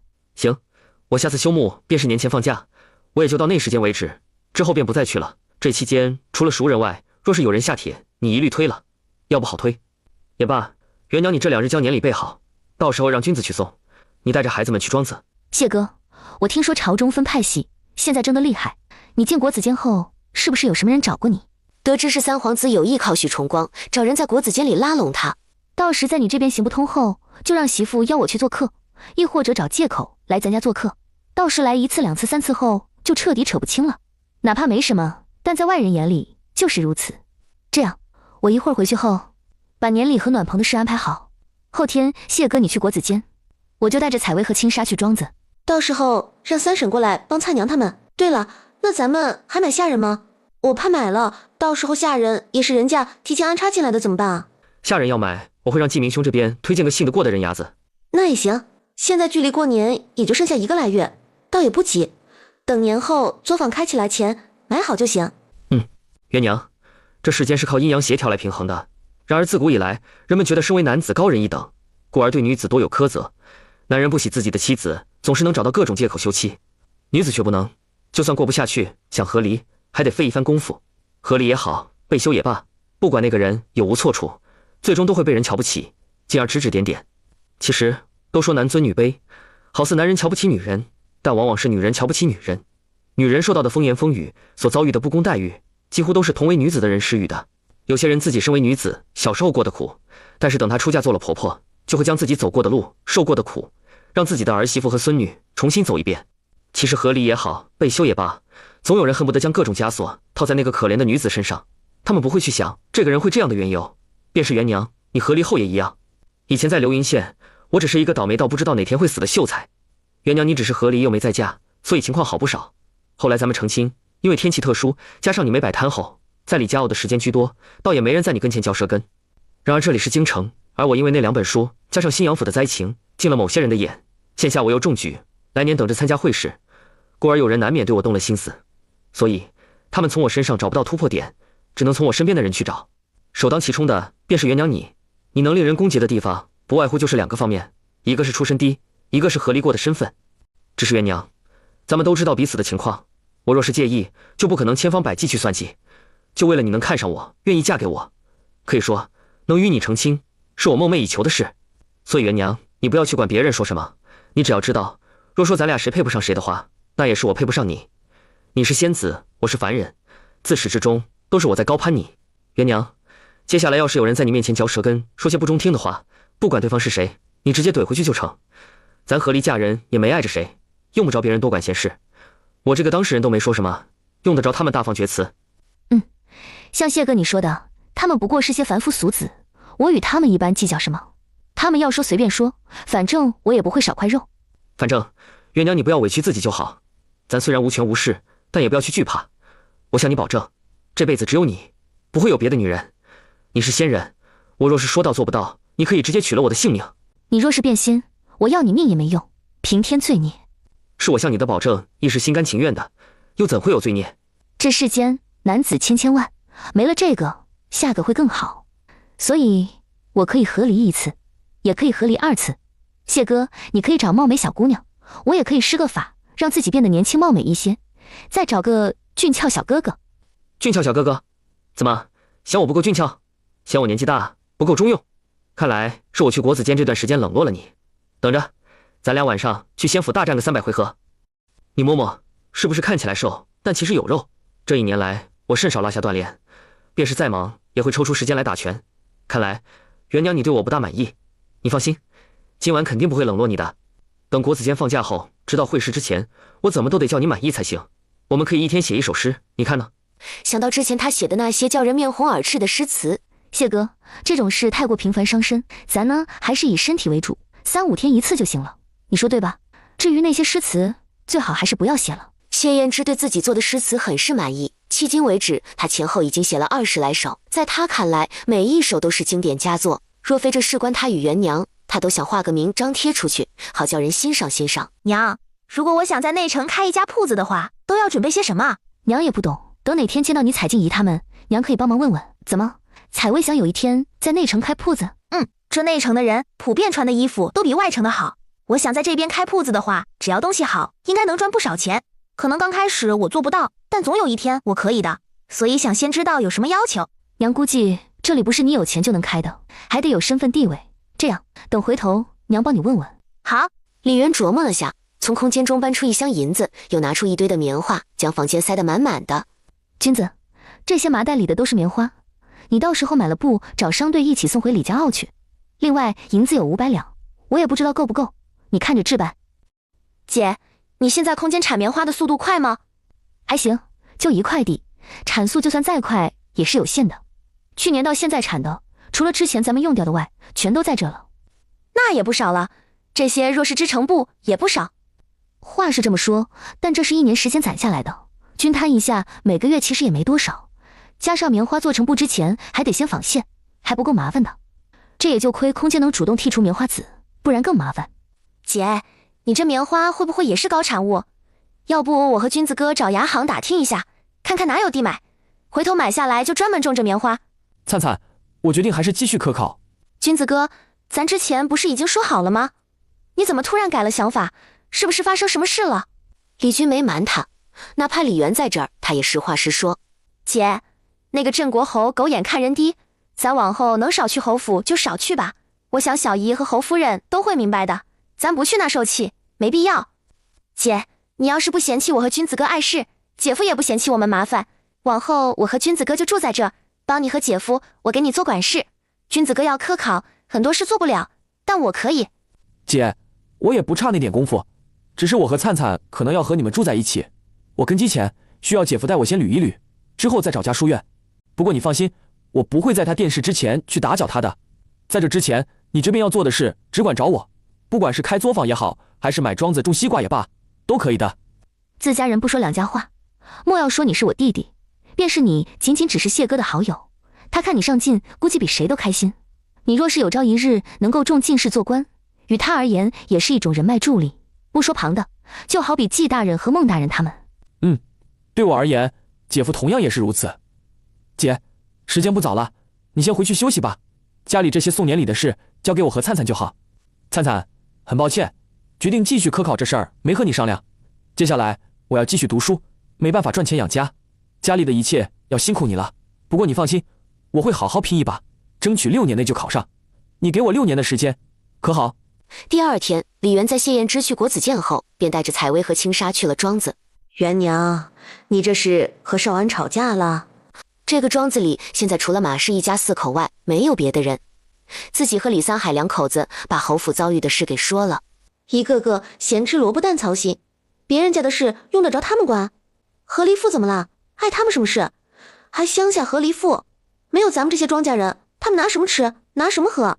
狗屁侯爷，一把年纪尽是不干人事，和个傻子一样，把和自家有点关系的外甥女婿往别人那边推。也是，他自己没本事才会这样，但凡有点本事，那还不凭元娘你与韩姨娘的关系，将少安紧紧圈到自己的势力范围，这样往后少安好了，还不得感激他？元娘，少安以前那么倒霉，可是因为你运气才好转的，咱们跟着他吃苦过来，算是那个糟糠之妻。对，糟糠之妻，所以不能叫他纳妾。你也别傻傻的听人说什么就是什么，男人这玩意儿，有时候嘴里说不要，心里却是想的。哪怕一开始没那个想法，也挡不住那么多送上门的女人。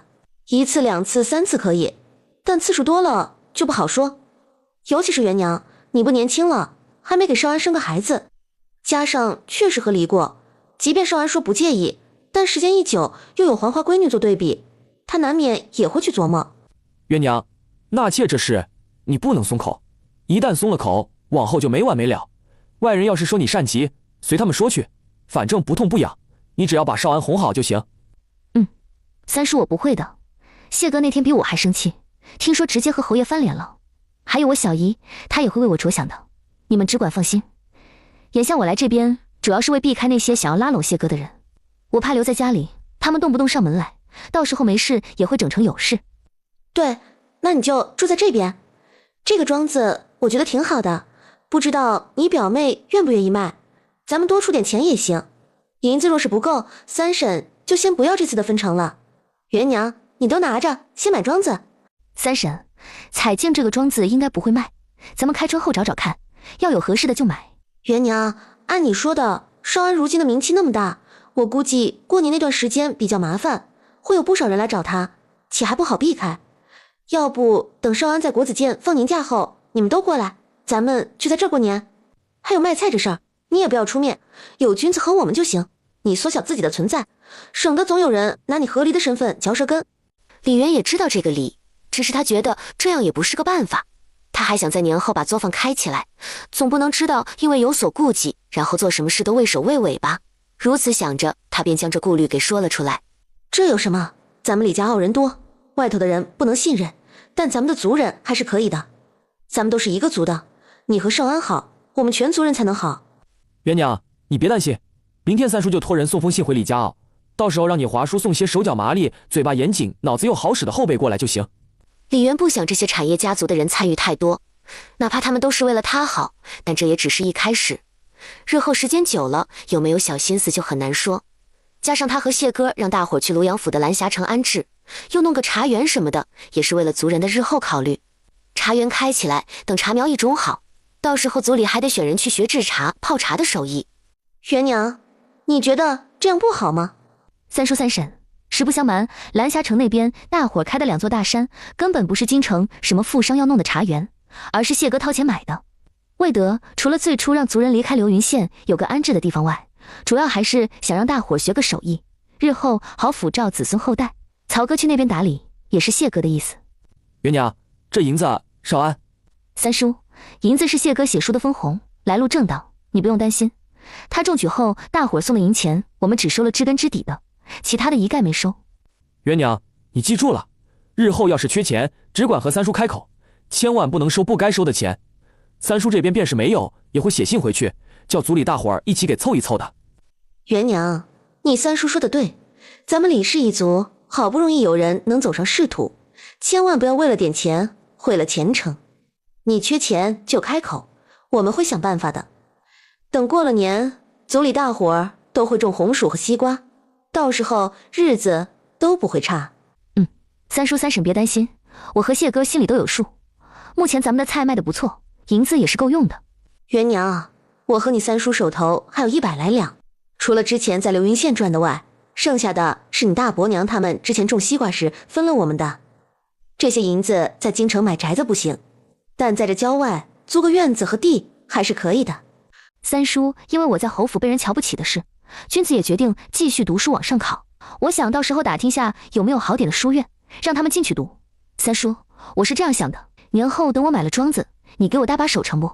咱还是按照现在合作一样，我会给你算分红，具体该给多少，我们合计合计。你也知道，君子和征子要读书，谢哥不出意外，等殿试后就进翰林院。地里的事，日后我也不好亲力亲为，外人我又不信任。元娘，作为亲人，你不便的时候，我们给你搭把手是应该的。你也别说什么给分红的事。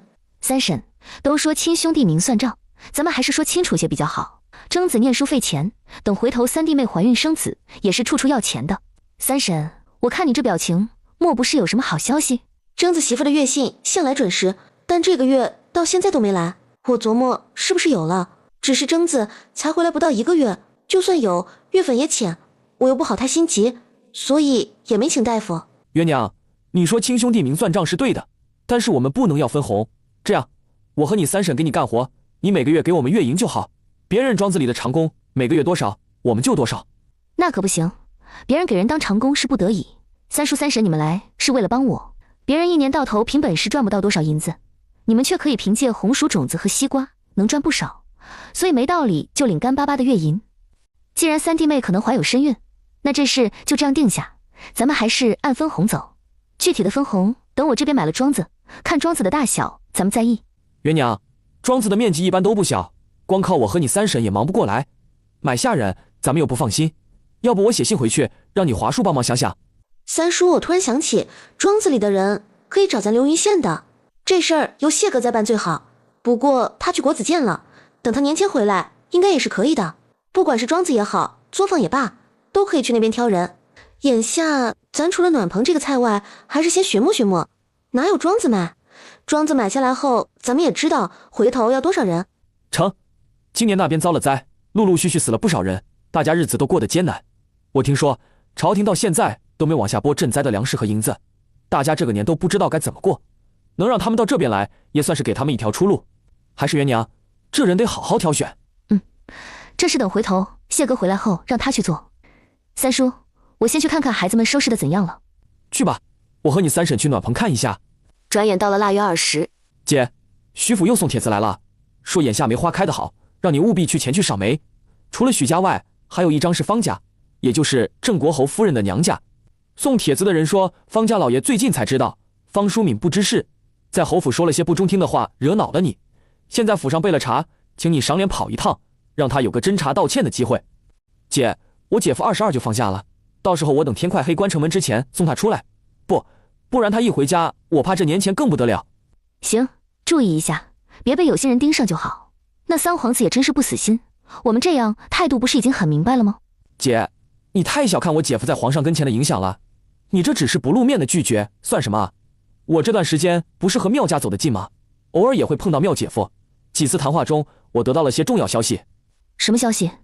妙姐夫在翰林院，因为姐夫的关系和纪大人走得近，听纪大人说，皇上一直很欣赏姐夫，有意重用他，只是一直没动作，就是等姐夫会试结果要看过文章。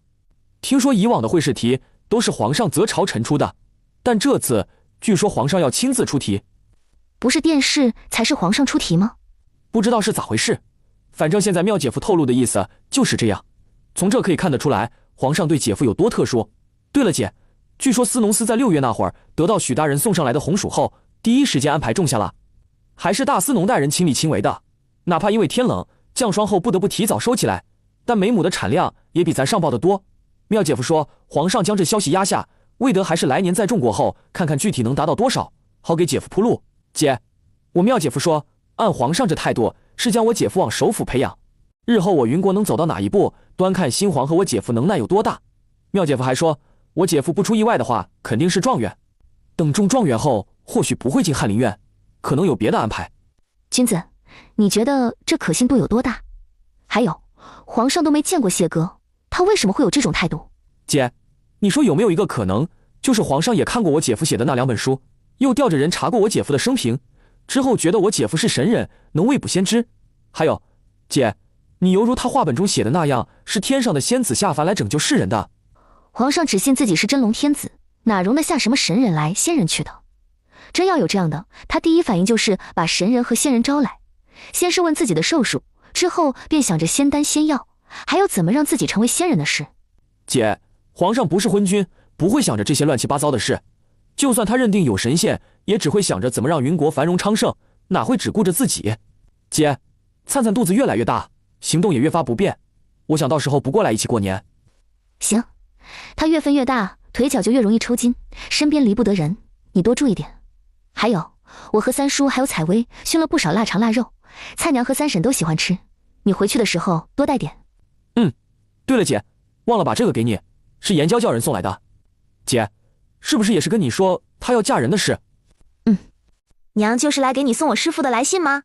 他有没有说喜欢我绣的石榴画？不是，你师父年前特别忙，加上还要成亲，只会更忙，就算收到东西也没那么快回信。你就过来给的是你严娇姨的信，说她要成亲了。这么快？娘，严娇姨会不会太匆忙了点？她才到蓝霞城没多久，不会被骗吧？你严娇姨冬月那会儿和她婶娘外出上香时，救了一个倒在路边的妇人，他们把人送到医馆后，帮忙付了钱就离开了。后来那妇人感恩，根据医馆人的描述，到处找恩人。后来她找到我严娇姨，然后知道我严娇姨没成亲，就给她介绍人。不过她介绍的人不是别人，而是她的儿子。据说她夫家殷实，有2个儿子。你严娇姨要嫁的是小儿子，今年18岁。竟然是比严娇姨还小3岁吗？女大3抱金砖，或许是这么想的吧。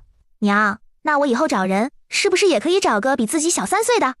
李元，这孩子从哪得出的结论？就因为女大三抱金砖这话。娘，那咱是该给严娇姨送贺礼了吧？我需要送吗？不用，你严娇姨和你师傅不一样，咱家就送一份。你若是真想送，直接送条并提莲喜帕就行。不过现在绣来不及，等你绣好送出去又太迟，加上想在娘年前送，你买的话又没诚意，所以还是算了。还有，等你以后长大想嫁人，只要对方人品和家风都不错的话，不管他大你3岁也好，小3岁也罢，娘都祝福你。娘，你真好。今年咱就在这过年，你舅舅说到时候你爹放假了就来这边，咱得多准备些过年的东西。好。腊月22，郭子健放假。元娘，我想饭吃点带热汤的，家里有吗？没有的话，那给我煮碗鸡蛋汤也行。有，那你进去洗澡，我锅里熬有骨头汤，给你用这汤煮面。好。元娘，一个里头装的是契书，另一个则是银票，这里剩下1000两。元娘此次划本分红，共有5500多两，郭东家给凑了个整数，5600两。这个银子是基于新阳府受灾的缘故，才在整个云国热卖的。往后便是再有，也不会像这次这么多。再有便是那4600两，有2000两叫我给买了庄子，同样写的是你的名，以嫁妆的名义置办的。还有2000两让我找人寄到蓝霞城，给曹哥打理庄园。谢哥，你买得到庄子？我一直让君子找牙行的人留意，结果不是位置特别偏，地不好，便是价格高得太过离谱。买到了，让子冉兄帮忙的。咱庄子在这不远处，一共有160亩地，外加一个不小的柿子林。元娘，明儿你若是不忙的话，咱们去看看庄头。明天过小年，后天吧。行。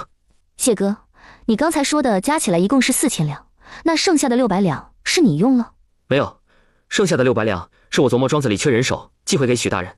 500两用于援助流云县重建城池，另外100两是给他和白羽原的辛苦费。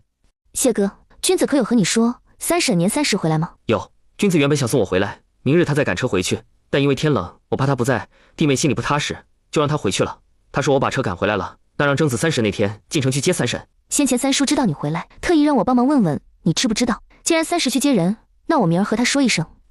谢哥，这庄子你怎么想写我的名？不会还是以嫁妆的名义吧？以你的名义，是想跟你保障，世人都是以有色眼光看人，他们不知道你是仙人，知道你是个乡下的和离妇，话里话外都是挤兑你，只有我清楚具体是怎么回事。咱们家的宅子、庄子、往后的铺子什么的都是你的命，若是还有人说你配不上我，元娘你可以直接回，是你一直在养着我，我不怕世人说我骨头软，只怕世人看低你。谢哥，你就不怕什么都置办成我的嫁妆，有朝一日咱俩过不下去和离了，你人财两空？不怕，我相信这世间不会有人能比我待你还好。谢哥，咱这庄子也得找人管吧，等过完年是不是就得将人招齐，不然开春后耕种怎么办？如果三叔愿意的话，这3年咱这庄子先由他们一家管理，如果不愿，那我再找人管。还有咱们家的管家，我也让季明兄这边推荐合适的人选，不出意外会试之前就能找到。另外就是年后菜娘你这边还有作坊要开起来，我琢磨等我会试过了就问问曹哥，我想将这些事务交给他打理，也就是让他做大管事的意思。谢哥，能行吗？能行，之前在新阳府的时候和曹哥谈过，他觉得与其在小地方缩着，不如跟着我，于他日后的子孙有助益。当然这前提是我中进士做官。谢哥，我能知道你怎么给曹哥算银子的吗？是月银还是？现阶段每个月给他10两月银，等茶园盈利后分他2/5，不再拿月银。我之所以给他2/5，是制茶大师还有日后的茶叶售卖等问题都由他这边解决，同时也会从李氏族人中选个伶俐的人带在身边。这个过程若是有需要，我又刚好能解决的话，那就我来。谢哥，这个2/5是日后一直都这样，还是有个期限？有，以盈利后的10年为限，等茶园建好后会以契书的形式签订，到时候元娘你来和他签。大年30这天晚上，元娘，你可不知道，自打23开始，你家有多热闹。不是这家来下帖，那边那家上门求见，简直和赶集似的。三婶，你没夸张吧？谢哥不在，他们要是一开始不知道就算了，但都那么多天过去了，没道理他们还不知道。我夸张做什么？谁写的那些人是真不知道，还是假不知道？反正25那天，君子带着一个看起来很富贵的人进了家，那人这里看看，那里看看，家里每一个房间他都看过，就连少安的书房和采薇莎莎的闺房都被打开过。君子让你这段时间都不要回去了，你家附近有人盯梢。元娘，蔡娘让你放心，家里有欧妹妹在，她有生产经验。还有你小姨那边知道蔡娘怀的是双胎后，说应该会提早生产，然后帮忙请了稳婆，现如今也住在家里。初5过后，陈妙妙打着上香的名义让陈武赶车，与缪立生一起出城。到庄子接了谢燕之，便进城回了缪家。姐夫，这2张帖子，一张是大皇子府，一张是三皇子府。大皇子府话里话外的意思，姐夫你一个小小的举人，还什么都算不上，就如此不识抬举。就算是入了他父皇的眼，他也有法子叫你一辈子止步于举人。三皇子府那边则是说姐夫你有什么事，大可不必舍近求远，直接找徐府帮忙会更方便一些。还说过几天会送批下人过来。少安贤弟，三皇子这舍近求远，又说徐府送下人的话，是何意思？我姐买了个庄子，开春后需要人耕作。去年流云县遭灾，朝廷不往下拨放银子和救济粮，老百姓过得不容易。我姐夫就想让许大人挑选一些人出来，到我姐的庄子上干活。这是好事，也算是给大伙儿一条出路。我姐的意思不是要他们卖身为奴，只是雇佣关系。当然，也确保他们到庄子后，只要手脚勤快，绝对能吃饱喝足，一年下来还能积攒一点。至于下人，是家里比较忙，之后又想忙作坊的事，所以得买几个。君子，徐府若是以三皇子的名义送下人来的话，你照收不误。稍后我写封信，君子你拿着，等徐府下人送来后，你当着那送人的管事跟前念其中内容即可。姐夫，我能知道你具体打算怎么处置吗？我没亲人，元娘的亲人便是我的。咱李家傲的人都还在蓝霞城那边开茶园，爷奶年纪大了，作为晚辈应该要孝顺。那些下人既然是送我的，那我用来孝顺爷奶也是应该。他们去了李家傲后，该种地就种地，该开荒就开荒，该洗手做羹汤就洗手做羹汤，再不济还能帮忙洗洗衣服。反正那边缺人手不是？还缺人手，只是如此一来，徐府和三皇子那边怕是要吐血，且还指责不了姐夫你什么。送下人不就是送来伺候人的吗？他姐夫孝顺长辈，让这些下人去伺候长辈也没错。说破天，谁也指责不了他谢姐夫的不是。谢哥，你家总是那么多人去，如果都得知你这边缺下人的话，是不是也会跟风送？这样每一家都送，你要来后都送到李家傲去，那岂不是茶园的开荒速度会更快一些？小五，你别乱出馊主意，现下是你谢哥的关键时候，这段时间你就在府上，哪儿都别去。镖局那边姐会去帮你知会一声。好。李元带着2个孩子是在谢燕之会试的前一天回来的。姐，我姐夫进场的时辰在明日卯时出，我估计今晚他们都睡不着，你现在直接过去吧。我把彩薇和莎莎送回来，马上就去。蔡娘，君子今晚得跟着我一道过去，不知道什么时候会回来，你自己多注意一点。元娘，前几天子冉兄过来的时候，送来了一封密旨，皇上说我这次会试若是能够拔得头筹，那么状元之位便是我的。皇上说待我中了状元，就会力排众议破例，允许我不进翰林，直接外放。那谢哥自己可以选地方吗？是否有户籍顾忌？都已经破例到这地步了，怎么可能还能叫我自己选地方？我估计皇上可能真把我当未卜先知的神人了，到时候地点不会太好。不过密旨上也说，待我做出政绩，便直接调回京城，官从正4品起跳。谢哥，地方不好咱不怕，你想想我的本事，还愁没政绩？元娘，日后少不得要辛苦你。李渊很想告诉他灵泉水不是他的，只是顾虑到王粲，便任由他误会，同时也打算等回去后把这事和王粲说一声。他莫名有种自己的使命完成一大半的错觉，也不知何故。莫不是他穿书是为了来完成使命，之后还能回去不成？到那时真能回去的话，他可以带人吗？他想带他家谢哥回去，叫他看看他所在的仙界是什么模样。想来他一定会很震惊吧。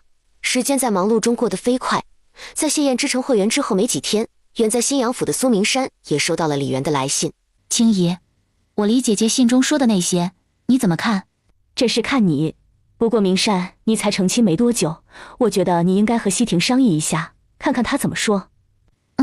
青姨，要不你先不着急，再等2天。庭哥他要后天才能到家，我等他回来后问问他，若是没问题，那我与你一道进京。行。时间已是3月底。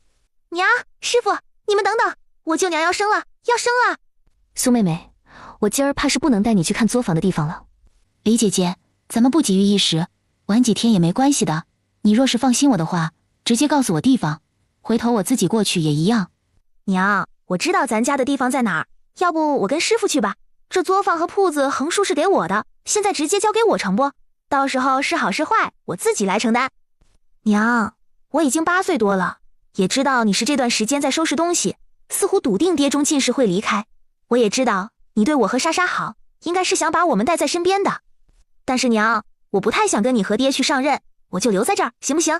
舅娘才生孩子，3舅娘也身怀6甲，2个舅舅都要去书院念书，家里的长辈除了3爷爷3奶奶，也没别的人。采薇，你是觉得家里没什么可用的人，所以想留下来？娘，你觉得我留下不好吗？我早已不是小孩，如今识字也越来越多，但因为容貌的顾虑，总是畏首畏尾。难得师傅来了，我想留下，也想改变现状。师傅，你会在京城待多久？少则半年，多则3年，视情况而定。李姐姐，如果我姐夫真的要外放的话，要不你就随了采薇，让他留在这儿。采薇，莎莎喜欢跟在你身边，那我到时候只带莎莎走。娘，我觉得你带莎莎离开比较好，但是莎莎也有自己的主见，要不还是问问她吧。她要是愿意留在京城，那到时候你和爹去上任就好。这里的一切我都会看着的，你无需担心。他要趁着爹娘不在的时候快速成长起来，这样日后才能给他们依靠。如果他一直生活在爹娘的身边，不管什么事，爹娘都会为他考虑的。纵然他们什么都尊重他，由着他选择，但他觉得远没有比离开他们自己成长来得快。王灿生产，2个孩子生产都很顺利，都是弟弟。灿灿，谢谢你。君子哥，你把娃儿抱出去，先叫姐夫抱一下，然后再给姨母和小姨看看。姨母，你这是怎么了？元娘，你可知道这2个孩子叫什么？元娘，君子说这2个孩子，一个姓韩，一个姓李，老大跟你们李家姓，老幺跟我们韩家姓。在小名叫豆包和菜包的双胞胎刚好满10天时，谢燕之开始了他的电视。诚如众人所料那样，状元花落江米巷，谢家琼林宴士康景帝先是将谢燕之包养了一番。谢燕之有大才，与其留在翰林院里做些不算多紧要的事，倒不如到地方去做实事，造福一方老百姓。状元进翰林官拜从6品，因谢燕之的才干以及曾写的话本，对西阳府的功绩破例提为5品，特命他为东凤府同知，择日上任。这东凤府还是整个云国最穷最落后的地方。元娘，少安有没有说具体什么时候上任？你们要是得空闲的话，早点启程去那东凤府，到时候若是能路过蓝霞城李家坳的话，回去看看吧。三叔，谢哥这几天累得不轻，等明儿我问问他，要是时间宽裕的话，会回去一趟的。之前大哥来信就说，盼着谢哥中进士后得空时能回去一趟。那就行，元娘，这里的一切三叔会给你看好的，你只管放心跟少安去上任。元娘，之前你们说红薯的事，说皇上会在此基础上给少安铺路，那你们要去东凤府了，这事怎么办？三叔，说实话我也不知道，这种事我不敢乱猜。这样，我回头一起问问谢哥，不管还给不给谢哥铺路，但我想该我李氏一族的功劳是不会被轻易抹去的。等你们走的时候，我和你三婶他们过来送你们。李姐姐，我有一事想要与你商议。李姐姐，我先前知道姐夫上任的地方后，和廷哥商量过了，我留在京城3年，协助灿娘帮你打理这边的事。廷哥，到时候去我姐夫上任的地方行商。李姐姐应该知道，一个地方想要富庶起来，就得把买卖做起来，可能路途会不大方便，但很多事都是事在人为。我们琢磨过，你们到那边后，到时候肯定也是需要有钱，还能推动那边买卖的商户的。如今我苏家因为高家的那几成产业，可比以往好许多，家财不说在新阳府数1数2，但也比以前要好许多。加上廷哥自己积攒下来的财富，我们愿意拼一把。苏妹妹，这事我知道了，具体如何得问过谢哥，若是他觉得可以的话，可能到时候需要和你跟妹夫详细商谈。好，那李姐姐，我先回去了，你这边有结果就与我说一声。还有，你这府中若是要买下人的话，我也可以帮忙。采薇年纪大了，又要跟着我学打理作坊和铺子，身边得有个丫头才行。我和谢哥走之前，这些都会安排好的。你回去吧，路上注意安全。元娘，我感觉自己身上的枷锁没了，我真的逆天转运，从此往后再也不用担心自己随时会死，自己会无缘无故的倒霉了。元娘，谢谢你。元娘，往后这里将彻彻底底属于你，不用再受约束了，对吗？李渊一直注意着空间的变化，早在谢燕之被皇上亲口所封为状元时，他就发现了，即便是自己一个人出门在外，也不用担心空间不能用。李渊就把他三叔和苏明山说的那些全都说了。中状元后，按理是1个月的探亲假，我父祖母族虽然都没人，但我还有个妻族，按理这个假也是该得的。虽说现在不到5月，但1个月探亲假也就将近到6月份，而从京城启程到东凤府，就算是坐船，怎么也得留出1个月。故而不出意外，这个择日上任应当是7月初。之前红薯的事，皇上压着，到7月，我估摸今年新产量也该出来了。谢哥，你的意思，皇上可能还会在同知的基础上让你继续往上升，那岂不是知府？那现如今的东凤府的知府呢？皇上若是有意让你担任的话，他是不是调回京或者去别的地方？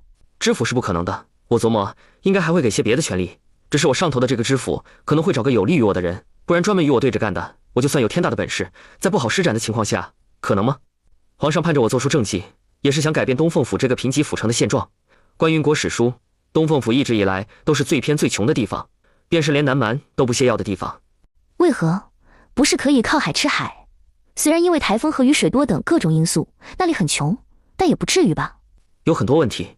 其一，淡水少，海水多；其二，土壤贫瘠，耕种产量不高；其三，一年四季虽然天气暖和，也正是因为如此，疾病传播速度快；其四，交通不便；其五，当地百姓虽说不如流放的多，但势力大，盘踞各个地方；其六，那边多瘴气。元娘，那边艰苦，要不你留在京城，等过几年我就回来了。不，我跟你一起去。再苦，能有我在流云县的水云村食苦。那时候做得多，吃得少，每天还有人骂。那边是什么个光景，我心里也没底。元娘，等到那边后，你别让自己委屈。要是有人找事，你就反击回去，凡事由我给你兜着。我知道，有些人你越是忍让，他们就越得寸进尺。有时候上门找事只是一种试探，所以谢哥你别担心我知道该怎么做。元娘，要不我和季明兄或子冉兄跟你要个会拳脚功夫的婢女？可以，我明日去一趟郑国侯府，问问侯夫人愿不愿意割爱。若是愿意的话，我想管他们买下周子周丑那几个，这样有他们跟在谢哥你身边，我也不担心你的安危。不用，朝廷不可能就让我一个人去上任的。不说别的，周子等人咱们完全可以信任，朝廷给的能不能信任是问题，就算能信任，护卫多一点，咱的安危也多一层保证。行，你看着安排，我明日出去一趟，不出意外，过几天咱们就得启程去蓝霞城，之后在那边耽搁几天，然后从那去东凤府。眼下我部的时间与魏西庭他们商议，你告诉他们去东凤府可以，但是得等我上任半年后，不然那边的情况咱们自己都没摸清楚，他们过去也无用。好，一日一早，侯夫人，许久不见，近来可是安好？托你的福，我很好。元娘，你如今总算是熬出来了，多谢侯夫人记挂。今儿个我过来是有事拜托您。傻孩子，你是韩妹妹的外甥女，那便是我的，自家人不说二家话，你有什么事只管和姨说。我小姨总说夫人您人好，待她形同姐妹，如今你让我喊一声姨，那我便厚颜喊了啊。方姨，是这样的，我和夫君不是要去东凤府上任吗？那边什么情况我们都不知道，心想着贵府的几个侍卫不错，就想来问问是否愿意割爱。不过是几个家侍卫而已，元娘你要，那直接带走便是。李元没白拿人家卖身契，当即就按照市价将银子给了侯夫人。转眼已进入5月。元娘，东凤府的知府定下来了，人你也认识，这次去任职的人是云静兄，只是他不是以自己的名义。谢哥，你这话是什么意思？你们不会乱来吧？云静回去后情况不太好，他家中有个兄长，之前在户部任员外郎，他那兄长前段时间纳了个美妾，那妾出身花楼，花样多，之后马上封死在那妾身上，这事不光彩，加上应家舍不得户部员外郎这个位置，他们还想过个2年将人往上推一推，到时候做户部侍郎，之后便是户部尚书。总之，应家对这个子嗣格外看重。谢哥，应公子他到底出身什么府？安陵王府，也就是咱云国目前为止仅剩的一姓王府。云静他年纪虽不大，但却是嫡出的，而死去的那个则是个庶长子，那庶长子的姨娘据说就是害死云静母亲的凶手。那之后安陵王便没再娶妻，王府的一切吃穿用度由那妾把持着。云静前头还有个长姐，不过在7岁那年就夭折了，而庶长子算起来在府中行2，他比云静年长3岁。谢哥，你先不说这些，就直接告诉我这到底怎么回事？刚才听你的话，应公子是要代替他那什么兄长去东凤府上任，且还是知府，对吗？对。那他做了别人，自己呢？还有这事就不怕被揭穿？他又怎么会甘愿？这事说来有些复杂，但皇上是知道的，也是皇上和安陵王商议的结果。而云静会同意的缘由，便是安陵王同意将他母亲的尸骨从应家祖坟中迁出。谢哥，那应公子是不是连他那兄长的妻妾儿女都得接手？他还能再娶妻生子吗？那他自己原先的身份呢？总不能对外是他死了吧？安陵王妻妾众多，但只生了2子，且这兄弟俩长相颇为相似。如今他身子早已被掏空，2个儿子没了1个，只剩下1个不被待见的。他们又想要确保王府日后的繁荣，你说他们会做出什么选择？我觉得有些荒谬，皇上居然还同意，更是荒谬。这事是安陵王进宫和皇上商议的，据说进宫的时候还带了一块免死金牌。至于接手兄长的妻妾子女这事，也只是对外。这次云静启程，就带了一个外族以及他母亲的骨灰和一个老仆。谢哥，你说皇上他为何会同意这荒谬的行径？难道就仅仅为了那块免死金牌？当然不，子冉兄说皇上不满安陵王许久，只是碍于有那块免死金牌在，才没如何。眼下安陵王府出了这事，仅剩的儿子又与他们不亲，还被他们为了所谓的荣华富贵逼到这地步，你觉得这王府日后能如何？或许他们还沾沾自喜，觉得云静顶着那个身份就必须孝顺他们，不然就是不孝等等。兴许还施舍似的，告诉他他现有的一切都是他们给予的，他们能给他也能收回，然后倒打一耙。谢哥，这事是你们谋划的吗？我想知道这顶替身份的事，那安陵王为何会同意？他想不明白这其中的关系。不知道元娘可还记得当初钱良辉身边那个大师？谢哥，人在你们手里。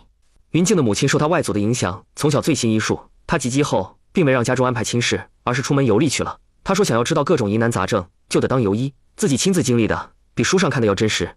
据说她去西北游历时，一次在采药的途中救了安陵王。比我年幼时写的话本还狗血的是，安陵王那会儿还在打仗，不知道怎么着，独自一人倒在密林中，等被救醒就失忆了。云静娘把人带回去后，安陵王在养伤期间受她吸引，而本着救命之恩以身相许的想法，就娶了她。如此相安无事，到云静的嫡长姐出生，突然有人找上门，云静娘才知道对方的身份。且安陵王原本在京城就有个未过门的媳妇，也就是如今安陵王府当家的那个小妾。此番云静以他那所谓的兄长身份去东凤府，确实有我等的手笔，但也仅仅是将人借给他罢了。至于帮他的人是二皇子，就子冉兄所言，那小妾便是二皇子给安排的。元娘，安陵王府占的是三皇子，云静先前在国子监时叫我莫要与他多接触，也是怕被牵扯到这些。至于他为何占二皇子，我没问，他也未说，本身这就不是什么好聊的事。我与子冉兄、季明兄以及陈浩等人只忠君，谁是君，我们便忠于谁。此番去东凤府上任，除了是皇上自己的意思外，也有作为天子近臣的季明兄的功劳。忠君好，咱不站队。不过谢哥，应公子他往后顶着他兄长的身份一辈子，他会甘愿？要知道，对外他可是他仇人的儿子。自是不可能，云静自有安排。而安陵王哪怕在女色上有些荒唐，但到底是个王爷，曾经也是在战场上厮杀过来的人。此次带着大师动手的对象是那个小妾，至于安陵王会同意，则是小妾自己去劝说的。安陵王让云静顶替身份，也只是暂时性的，他不会任由对他心中有恨的人壮大。就好比这次对外要云静时一样，他明摆的和云静说，等从东凤府回来后，会将他往上推，但是王府的一切与他无关，日后王府的一切则是他侄儿继承。应公子到底是他儿子还是嫡出的？至于如此苛待吗？他当初把人带回京城，可见也是有感情的。后来那一方行为算是宠妾灭妻吧？朝中就没人参他一本？这我就不得而知了，不过想来应该还是有的。至于为何无事，我琢磨可能和那个免死金牌有关。谢哥，那应公子现在叫什么名？他什么时候启程？他明日直接启程去东凤府。元娘，你不用管他叫什么名，就当不认识的人。本身而言，就他顶替的身份，我们也是不认识，不是吗？元娘，你往后碰到了，喊一声应大人就是。还有前几天我可以给你请封诰命了，不出意外的话，明后天就能下来。等你诰命的旨意一到，咱们就启程去蓝霞城。谢哥，你五品，那我到时候是怎么称呼？我云国的诰命是与官位对等的，1、2品是夫人，3品是淑人，4品则是宫人，5品仪人，6品安人。那我以前称呼这个夫人那个夫人，岂不是都错了？不能随意称呼，也亏在地方没那么计较，不然真较真起来，那便是你的过。那什么，我要是应公子的娘，自己就算是死，也得一包药将那些人全都带走。元娘这想法有些危险，幸好她从没想过要除了她以外的女子，不然她怕是时时都得担心自己的小命。蓝霞城李家傲，娇娇，你醒啦？饿不饿？婶娘熬了鸡汤，你喝点。娇娇这场病来得急，原本都要准备成亲了，但她出门一趟，回来后当天傍晚就病倒了。不管他们找了多少大夫，不管去哪里看都没用，她如今只剩下一口气。婶子，你们家元娘什么时候回来？娇娇她病重，快不行了，感觉就这几天的事。娇娇她婶娘，你放心，我这就带族里的年轻小伙子过去，帮娇娇讨公道。不管怎么说，娇娇是元娘的异性姐妹，也算我老人家的一个孙女，我必然不会让她受委屈的。婶子，你误会了，娇娇没被人欺负，不用讨公道。我今儿过来是因为娇娇要不行了，我瞧着她似乎在想元娘和灿娘他们。林氏，你可别畏惧强权，然后就骗我。咱都是流云县出来的，也都在这边安身落户。你若是有什么，直接找过来就是，能帮的，我李氏一族都会帮。少安已经中状元了，过不了几天就会回来一趟。你要是现在不说，那等他们回来了再说也行。现在我跟你回去一趟，看看娇娇到底是什么个情况。对了，她已经接回来了，没在夫家吧？婶子，娇娇没嫁人，一直都在家里。她这病是出嫁前几天得的，婚事因此给耽搁了。那边看她病越来越重，就带着媒人上门来退亲，还额外赔了银子。我本想带他去新阳府或者去京城看的，但是他的身子不好，大夫说不能奔波。这人参娇娇能用吗？若是可以，你用来熬鸡汤一起喂给他呢。可以，婶子，这人参就当是我家管你买的，等回头我手头宽松后会还你的。你这丫头，让奶说你什么是好？你还这么年轻，往后的路那么长，怎么就舍得放下？元娘的男人中状元了，他们很快就会回来，你好歹多撑一撑，撑到他回来见一见你。你说你个丫头片子，当初在新阳府的时候是怎么和奶说的？老婆子我一把年纪都舍不得放下这尘世的一切，你怎么就这么狠得下心？你醒来看看奶好不好？醒来咱们祖孙俩继续做烙饼去卖，到时候咱们3-7分，你7，奶3。娇娇，你是不是受了什么委屈？你只管说，奶给你做主。奶要是做不了主，元娘也会的。娇娇，你醒了。娇娇，少安已经中状元了，顾墨再过几天就会带着元娘一起回来，到时候咱们一起去迎接他们好不好？对了，李家傲外已经找人立了碑，往后李家傲就改名叫状元女婿村。族里说这么称呼是让人知道我们李氏女有望夫命。已经进入庐阳府的李渊不知道为何莫名的心神不宁。怎么了？我也不知道，就是莫名有些难受，心里憋得慌，好像有什么不好的事要发生一样。你说的这不好的事是指京城还是李家傲那边？我也不知道，不过我想应该不是京城，毕竟咱俩都走了，且谢哥你这一上任什么时候能回京，对他们来说都是未知的，所以短期内那些人不会再将主意打到咱们家来。那就是李家傲或是新阳府大伯那边。周晨，家里有点急事，你把马车速度赶快点，晚上不在镇里休息，咱们连夜赶路。他莫名觉得自己会这样，应该是有什么事要发生，且还和他有点关系。一日刚过辰时，也到了蓝霞城境内。弟妹，你之前托我照看的严姑娘剩余时日不多。曹哥，你的话是什么意思？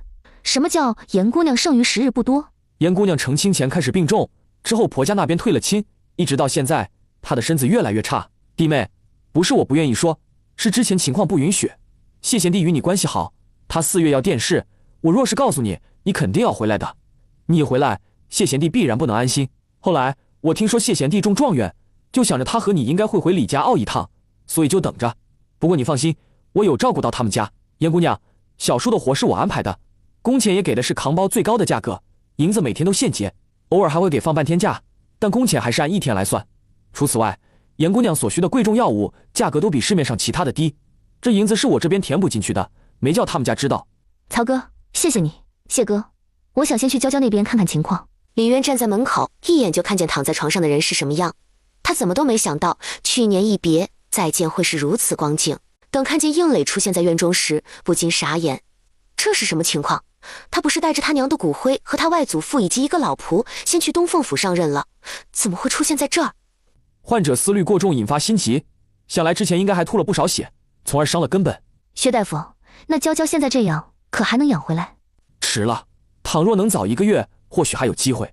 但现在她自己没了声誉不说，且已油尽灯枯，最多也就这3-5天。他方才明明已经给喂了点灵泉水了，娇娇的面色也好看了些许，怎么就3-5天了呢？难道他不喂的话，他连3-5天都活不下去，可能今天就这么死了？外祖父，真的没办法了吗？没有，现在每多活1日，对他来说都是煎熬，他早已不想活了。应磊眼眸低垂，之后无所顾忌，直接坐在床沿上，执起严娇的手，就这么痴痴地看了他好一会儿。外祖父，我想娶娇娇。婶子，我想娶娇娇为妻。应公子，娇娇她……我知道，正是因为知道，所以才不能叫她，也叫我自己留下任何遗憾。脑海中回忆的是他们俩曾在举人巷认识、相处，以及最后一面的点点滴滴。他知道自己对他有好感，而他亦是。只是当初迫于家事，又因他性子不适合在那种环境下生活，这才不得不装作不在乎，就此分开。然而他万万想不到，自己因在王府是个死人，从此以后只能顶替别人的身份过日子，便想正式上任之前过来看看他，就当是个告别。谁知来了会是这么个结果。既然他要死，那他便娶，就以他应磊的身份娶，谁都不要留遗憾。谢哥，你刚才和应公子说啥去了？也不是什么要紧的事。云静如今是什么身份，你知道的。她上任的时间比我紧，按理她现在不该出现在这儿。更不该在此耽搁。那你们因为这事吵了？怎么可能？云静也是提早走的，只是他们连夜赶路，先去了一趟新阳府，在那边找地方将他娘给葬了，之后特意绕到这边来的。云静说，她本想来看一眼人，就当是给自己的告别，不曾想会碰到这情况。不过她不想给自己留遗憾，所以自私一回，3日后成亲。但是她可能会在这耽搁一段时间。东凤府的事要我先接手，至于吏部给的上任时间，他会上书回去交代的。东凤府的知府事务由我暂代，等他解决好这边的事，到东凤府后会全权协助我。他或许怕我不答应，便说有朝一日他解决了安陵王府的事，就脱去如今的身份给我做门客。很快马车就靠近李家坳。元娘，你去看娇娇了？她今天如何？奶本来想下午去看她的，结果听周丑说你和少儿已经回来了，奶就没去。不好，奶，应公子和他外祖父薛大夫来了。薛大夫说娇娇就这3、5天的事，然后应公子说要娶娇娇。方才谢哥说应公子说3日后成亲。这都叫什么事啊？娇娇还那么年轻，怎么突然就这样？大夫说她思虑过重，还说之前应该吐过血，伤了根本。会不会和她之前要成亲的对象有关？怎么回事？奶，你是不是知道什么？我这几天在城里找人打听娇娇之前要成亲的对象，然后得知她已经成亲了。娇娇从10几岁一直喜欢着陈武，到变成老姑娘，这毅力不是一般人能有。可以说她在感情上很固执，说是一根筋也不为过。所以当初陈武和丫头那样，她居然狠得下心离开。我其实也觉得奇怪，但也为她庆幸。一直以来我开导她，陪着她，以为这事儿随着时间就过去了。那男子现在的媳妇，我听说和他认识了很多年，我又特意去打听过那个女的，听说2人从小认识，是同个村子的。只是女的家里不好，所以男的家里不同意。对了，那男的家里是村里的，发家后每个月也会回去一趟。奶，你的意思娇娇在成亲前知道这事，又联想到自己和陈武，才思虑过重给病了？我觉得这个可能性很大。娇娇她婶娘说，男的家里退亲后，娇娇笑得很开心。她看重感情，或许是觉得自己不成亲，他们有情人能够在一起，所以才笑得开心。对了，林氏还说娇娇曾在成亲前外出过，回来当天晚上就病了，之后就变成现在这样。奶，我和谢哥这次回来，本来可以多待些时间的，但事情有变，我们应该待不了几天就得走。对了，你收到信了吗？蔡娘生了2个儿子，一个姓李，一个姓韩。收到了，你爷和祖李不是很高兴，他们都觉得你们这一房脑子聪明，日后子嗣应该适合读书。不过这事他们做父母的已经定下了，祖李就有意见也说不得什么。对了，元娘，祖李商量过，你和少安这次去东凤府上任，君子他们都没跟在身边，身旁没个人不行，外人咱不放心。祖李选了2个机灵的人，想到时候给你跑跑腿。奶，不用了，我们去那边人生地不熟的，带着人过去也麻烦。至于使唤的人，眼下有周子他们，都是可以信任的。元娘，你现在可是官夫人，总不能事事都自己做，这洗衣做饭什么的总得有人做。你别说出去买，这刚买的下人你哪知道对方什么样？你听奶的，就带那2个人去，一个是咱村你黄姓嫂子，她虽然不是咱族人，但都是一个村的，知根知底，人也老实本分。还有一个是耳根，虽然年龄不大，但人机灵，也读过2年书。你华叔希望他能跟着出去见见世面。奶，耳根就算了，谢哥的身边有阿泰在，家里也有周子、周丑等人。族里真想我们把人带在身边的话，那就让淼淼跟着。他已经11、12，再过几年就及笄，跟在我身边，日后婚事上也会容易点。对了，奶，谢哥给我请封了，我现在是5品的诰命夫人，圣旨我都带回来了，晚点是给你，还是咱直接送到祠堂去供着？诰命夫人还有圣旨？元娘，你成诰命夫人了，圣旨在哪？走，咱们送到祠堂去。李氏一族的人，不应该说李家坳的人，本以为有谢彦之这个状元女婿已足够荣耀，哪曾想李元居然年纪轻轻成了诰命夫人。少安，我听说咱云国要成诰命夫人，是有条件的，得夫婿或是儿子立了大功，是不是？对，我给元娘请封。朝廷之所以同意，一是我曾写的书让新阳府的百姓伤亡以及财产损失都减少到了最低，另外一个便是咱李氏一族种出了高产的红薯。去年司农司拿着咱寄过去的红薯种了，虽然种的时间不够长，但产量比咱们上报的高一些。今年据说为了做对比，找了好几个不同地方耕种，不出意外，结果会很喜人。皇上一直很关注这事，所以司农司那边每个月都会给汇报。这次我算着给元娘请封诰命，也有打探的意思，结果前后没多久就下来了。想来皇上对红薯产量心里有数，给元娘诰命也是变相的赏赐咱李氏一族人的意思。也不用担心，咱李家傲人的赏赐不会少，但是实物奖励应该不多，可能奖励村里一个称号，比如说什么五谷村、仁义村之类的。那田税这块呢，会不会减免一些？这个我不知，得看皇上的意思。再有咱们之前算是新阳府流云县的人，因受灾免税3年，加上咱们搬到这后开荒地耕种也会免税3年，就不知朝廷会不会叠加。如果叠加的话，一下子免6年也是可以的。6年也是不错了。对了，少安，那你中状元也回来了，这族田挂名的事，族田已经买好了吗？若是买好了，明日我随你们走一趟衙门。元娘姐，娇娇，我来看你了。娇娇，之前谢哥给陈武用的神医保命水，我这还剩下1瓶，是最后1瓶，为的是留给我爷奶以防万一用的。之前苏妹妹为了她娘来和我高价买，我都没给，骗她说没有了。后来是我曾给灿娘的，她剩下大半瓶卖给了苏妹妹，我手头仅剩的这瓶，便是连灿娘都不知道。不要，娇娇你不要什么？不要神医保命水？为什么不要？娇娇，你还年轻，往后还有大好的人生，你叔父和婶娘多疼你，你是知道的。你忍心看他们白发人送黑发人，忍心看他们为了你肝肠寸断？娇娇，实话与你说，薛大夫来了，他是应公子的外祖父，医术有多高明你是知道的。他昨天替你诊断过，说就这几天的事。你若是不用这个，到时候熬不过去怎么办？难道你不想和应公子成亲？又或是你想应公子和你成亲后马上就变成官夫？娇娇，你现在眼睛看不见，说话都费劲，就算是真的不想活了，也得喝点，有力气交代后事不是？娇娇，咱们就喝一点，好歹说话也利索点，与应公子也有个交代不是？你不知道应公子有多可怜，他才刚考中进士，家里就对外宣称他死了。娇娇，咱们喝点好不？不说喝了就一定好，但至少身子能好一点，咱们说话能利索点。燕娇嘴巴微张，她顺势直接给灌下。我就这么1瓶神医保命水，这会儿都给你了。总之，多活1日算1日。好了，你歇着，我得先回去。今天李家傲那边给你姐夫办状元酒，我必须在场。明日我再过来。对了，我和你婶娘说，到时候你成亲的妆容我来画。还有，灿娘生了2个儿子，一个像爹，一个像娘。林婶别担心，娇娇不会有事的，等她睡醒就会好很多。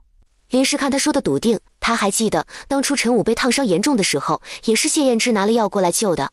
或许这2口子手里有点好东西，如今看娇娇这样，便拿出来了。不过这样的东西应该很少，用过就没了那种，人家愿意拿出来，也是待娇娇亲如姐妹才如此，不然谁会吃饱撑着把好东西拿出来送人？回头娇娇要是真的好转，有人问起是怎么回事时，他就说是得偿所愿才好的。元娘，之前华叔问我说爷奶有没有跟我说到时候上任时带几个族人的事？谢哥你怎么回的？昨儿奶有跟我说，只是我不想要耳根，又觉得如果非得带一个人在身边的话，那就让淼淼跟着吧。这世道的人总是认家世，认自幼，长在哪儿？我琢磨淼淼这岁数，若是跟我身边，要比她在李家傲好嫁人，也能嫁个更好的对象。她要是在李家傲，我估摸嫁得再好也是有限的。我直接回绝了华叔。元娘，你若是想带淼淼，那你2个堂妹家的孩子是不是也得带着？再有就是2哥家的庆伟呢，不然只带一个，难免被人说厚此薄彼。君子本身就不笨，他要是下定决心读书的话，我觉得顶多也就6年9年，一定能考上举人。老宅那边不能什么都指望咱们。带淼淼是因为他年纪最大，且时下的人定亲早，成亲也早，李家傲人也没什么根基，才想帮一把。而庆伟读书，到时候就跟在他2个叔叔身边就成。至于林娘和叔娘的女儿，比采薇都小，到时候咱们也有说辞。何况我连自己的孩子都没带在身边。那边在的王老太和大房的人也在说这事。太婆，我不去。为什么不去？淼淼，你要知道，你大姑现在可是诰命夫人，你大姑父本事大，过几年官位会越来越高，你跟在他们身边只有好处没坏处。奶，你说的我都知道，我大姑提议我跟在她身边是为我好，但我也得为她着想。她这次跟大姑父去东凤府上任，连彩薇和青纱都没带，那带我算咋回事？再说了，有我这里开了头，那以后咱们家呢？等妍妍长大，是不是也得跟着？还有二姑三姑家的几个表妹呢？要大姑不同意，他们心里会不会不舒服？觉得大姑瞧不上他们？你这孩子想那么多有的没的干啥？让你去你就去，明日娘就给你收拾收拾，让你爹去一趟衙门，给你办好路引，到时你乖乖跟着。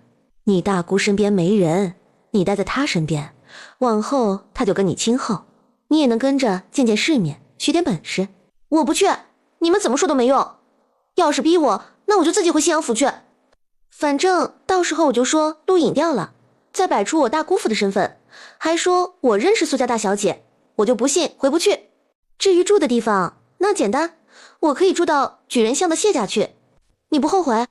太婆，我知道过了这个村就没这家店，但我不后悔，我在这也很好，咱们族里以后也会越来越好的。我不想大姑家好一点，咱们总是打着为她好的名义要求这样那样的。我大姑这样有要求，她会自己提。在场可以说都是30岁以上的人，被李淼这番话说得面上火辣。他们确实是这样，每次有什么要求时，也觉得是为了元娘好。现在淼淼一说，这让他们觉得自己有些过分，手也伸得太长了。也就少安疼元娘，爱屋及乌才没如何。若是他们过分，或许还会闹得两口子离心。本来就是这样，要不是因为我大姑父，我3叔4叔又怎么能考得上秀才，还能在京城读书？还有咱们家，咱们李家能有现在这么好？咱们做人得知足，不能光是想着自己，然后又打着为你好的名义提要求。太婆、奶还有娘，你们知道自己的行为叫什么不？这叫贪得无厌。都说人心不足蛇吞象，你们可知道是什么意思啊？不多时，房屋里就剩下王老太和李老头。老婆子，淼淼说的对，这事就这样，往后咱们不要再提这些有的没的。先头在华子家，华子问起这事，少安拒绝得很干脆。我不清楚元娘到底有没有和他说，但从少安的态度可以看出他是不愿的。咱们如果非要塞人，或许看在元娘的面上，他会同意，但若是真为元娘好，就不该这样。翌日，谢哥，曹哥呢？你的状元酒，就连陈大人和他媳妇都从庐阳特意赶来了，他没道理不来。我让曹哥带人先一步去东凤府了。啥？这是什么时候事？谢哥，你不是说让他帮咱们管那些事吗？去东凤府那能行？他也乐意？没什么不愿意的，端看他觉得值不值。李园空间里有灵泉水，且还不少，都是王灿攒给他的。但此次去东凤府，他也不知道具体要待几年，到时候又要用到多少。加上京城与东凤府相隔甚远，往来不便，便决定省着点。燕娇的婚事不对外公开，也就简单的举办个仪式。元娘，娇娇真的好很多了。现在她虽然还不能走路，但精神很好，说话也能利索了，就连眼睛都隐隐能看得见。一早薛大夫过来时就让她检查过了，她也觉得惊奇。元娘，娇娇好得太快。薛大夫问我是不是给娇娇吃了什么，我什么都没说，只是说了句娇娇是心急，现在能如愿嫁给心上人，自然是好得快。林婶，我给娇娇的东西已经没了，那是我给我爷奶他们留着的，但娇娇那样，我不能眼睁睁看着她死掉，所以……元娘，婶子谢谢你，娇娇能有你这样的姐妹，是上辈子修来的福气。婶子要谢，也应该谢蔡娘。元娘姐，你来啦。元娘姐，云静和我说了她现在的处境。那你成亲后有什么打算？我想先留在这养身子，等好些了去找你，可以吗？那边的情况短时间内好不起来，你若是去，应公子，不是应大人能放心吗？他给出2个选择，一，我到时候帮外祖父捣药、抓药、熬药什么的，这样以后就住在外祖父那儿。元娘姐，你也知道他现在的身份，外祖父是不可能与他住一起的。他现在的身份是妾生子，可以说和他应该有仇。元娘姐，对不起，还有，谢谢你。什么？谢谢你，还有对不起，谢谢你一直拿我将亲姐妹对待，也谢谢你一心一意为我着想。对不起，我总是不自觉拿自己和你比，对不起，让你们担心了。娇娇，日子是自己过的，不用和别人比。还有，往后要幸福。你先靠坐会儿，我出去看看，给你弄点吃的来。这一天，燕娇和应磊的成亲仪式办得简单而又温馨。时光匆匆，转眼进入6月中旬，明日就是他们启程的日子。元娘，曹哥叫人快马加鞭送回了那边的消息。这几日我查看了很多书，又特意去找陈大人探讨了下，得出以下解决的办法。东凤府有2大家族，陈家和叶家，他们是姻亲，把持着整个东凤府的商户。叶家是盐商，整个东凤府的海盐生产都握在他手中。除此之外，还有很重要的一点，香料。东凤府算是海岛，附近往来的其他国家船只会经由此地补给，而东凤府的香料是出了名的好，这香料的生意也是握在叶家的手中。至于陈家，则是体现在出行和粮食的产出这块，不仅是陆路的出行，还有海上，尤其是船只的制造都握在陈家手中。除此之外，他们陈家与东凤府主要居住的其他民族关系极好，也得到他们的支持。那你们去了，要先和这2家人打交道，若是他们抱团排外，那谢哥你和应大人会很为难。曹哥传回来的消息，他带人分散开去查，发现那边的老百姓绝大多数都过得苦，因靠海，很多地都是咸的，种不了粮食，而粮食能种的都是远离海边，线下这些多数握在其他民族人手中。如今靠海那里的老百姓是以盐农为主，他们日复一日的晒盐，每年都要给朝廷缴纳大量的盐，而剩下的才是他们自己的。至于给朝廷多少，又卖什么价位，都是叶家说了算。你明白这其中的意思吗？谢哥，需要我怎么做？元娘，那边淡水少，海水又不能喝，不然对人身体不好。你是天上的仙子，懂得比我多，可有办法解决这事？加热海水可以产生水蒸气，水蒸气凝结就变成了淡水。这个方法虽然有些麻烦，但确实可行。我举个类似的例子，你把锅洗干净后放入水，盖起锅盖烧开，时间久了，锅里冷却后掀开已经冷下来的锅盖，上面凝结的一层水就是蒸馏水，可以喝。海水可以用此法子提取淡水，就是麻烦了些。麻烦不怕，只要能喝得上水，总比下雨天靠接雨水来得好，也比每天花1-2个时辰跑到其他地方，就为了运些可以用的水来的方便。元娘，要不你先留在这儿，等过段时间研究好了，你再跟着他一起过去。根据曹哥传来的消息，那边现在真的不太好，我到了那边后会很忙，可能无暇顾及到你。谢哥，你认真的？不想我现在跟着一起去？那边的情况复杂，纵然你是仙子，我可以放心，但我又哪里真放心得下？曹哥的原话是，叶家和陈家盘踞的势力比信阳府的秦家还麻烦。元娘，我带周子、周筹和阿泰等人过去，敢大胆放手去处理一些事，但你在，我会有所顾忌。谢哥，我有仙府。我知道，但那不能被外人知道，被知道会有多麻烦，不是你可以想象得到。元娘，你留在这可好？也不用多久，给我1年的时间，1年后你再去好吗？到那时，就算再麻烦，也比现在好。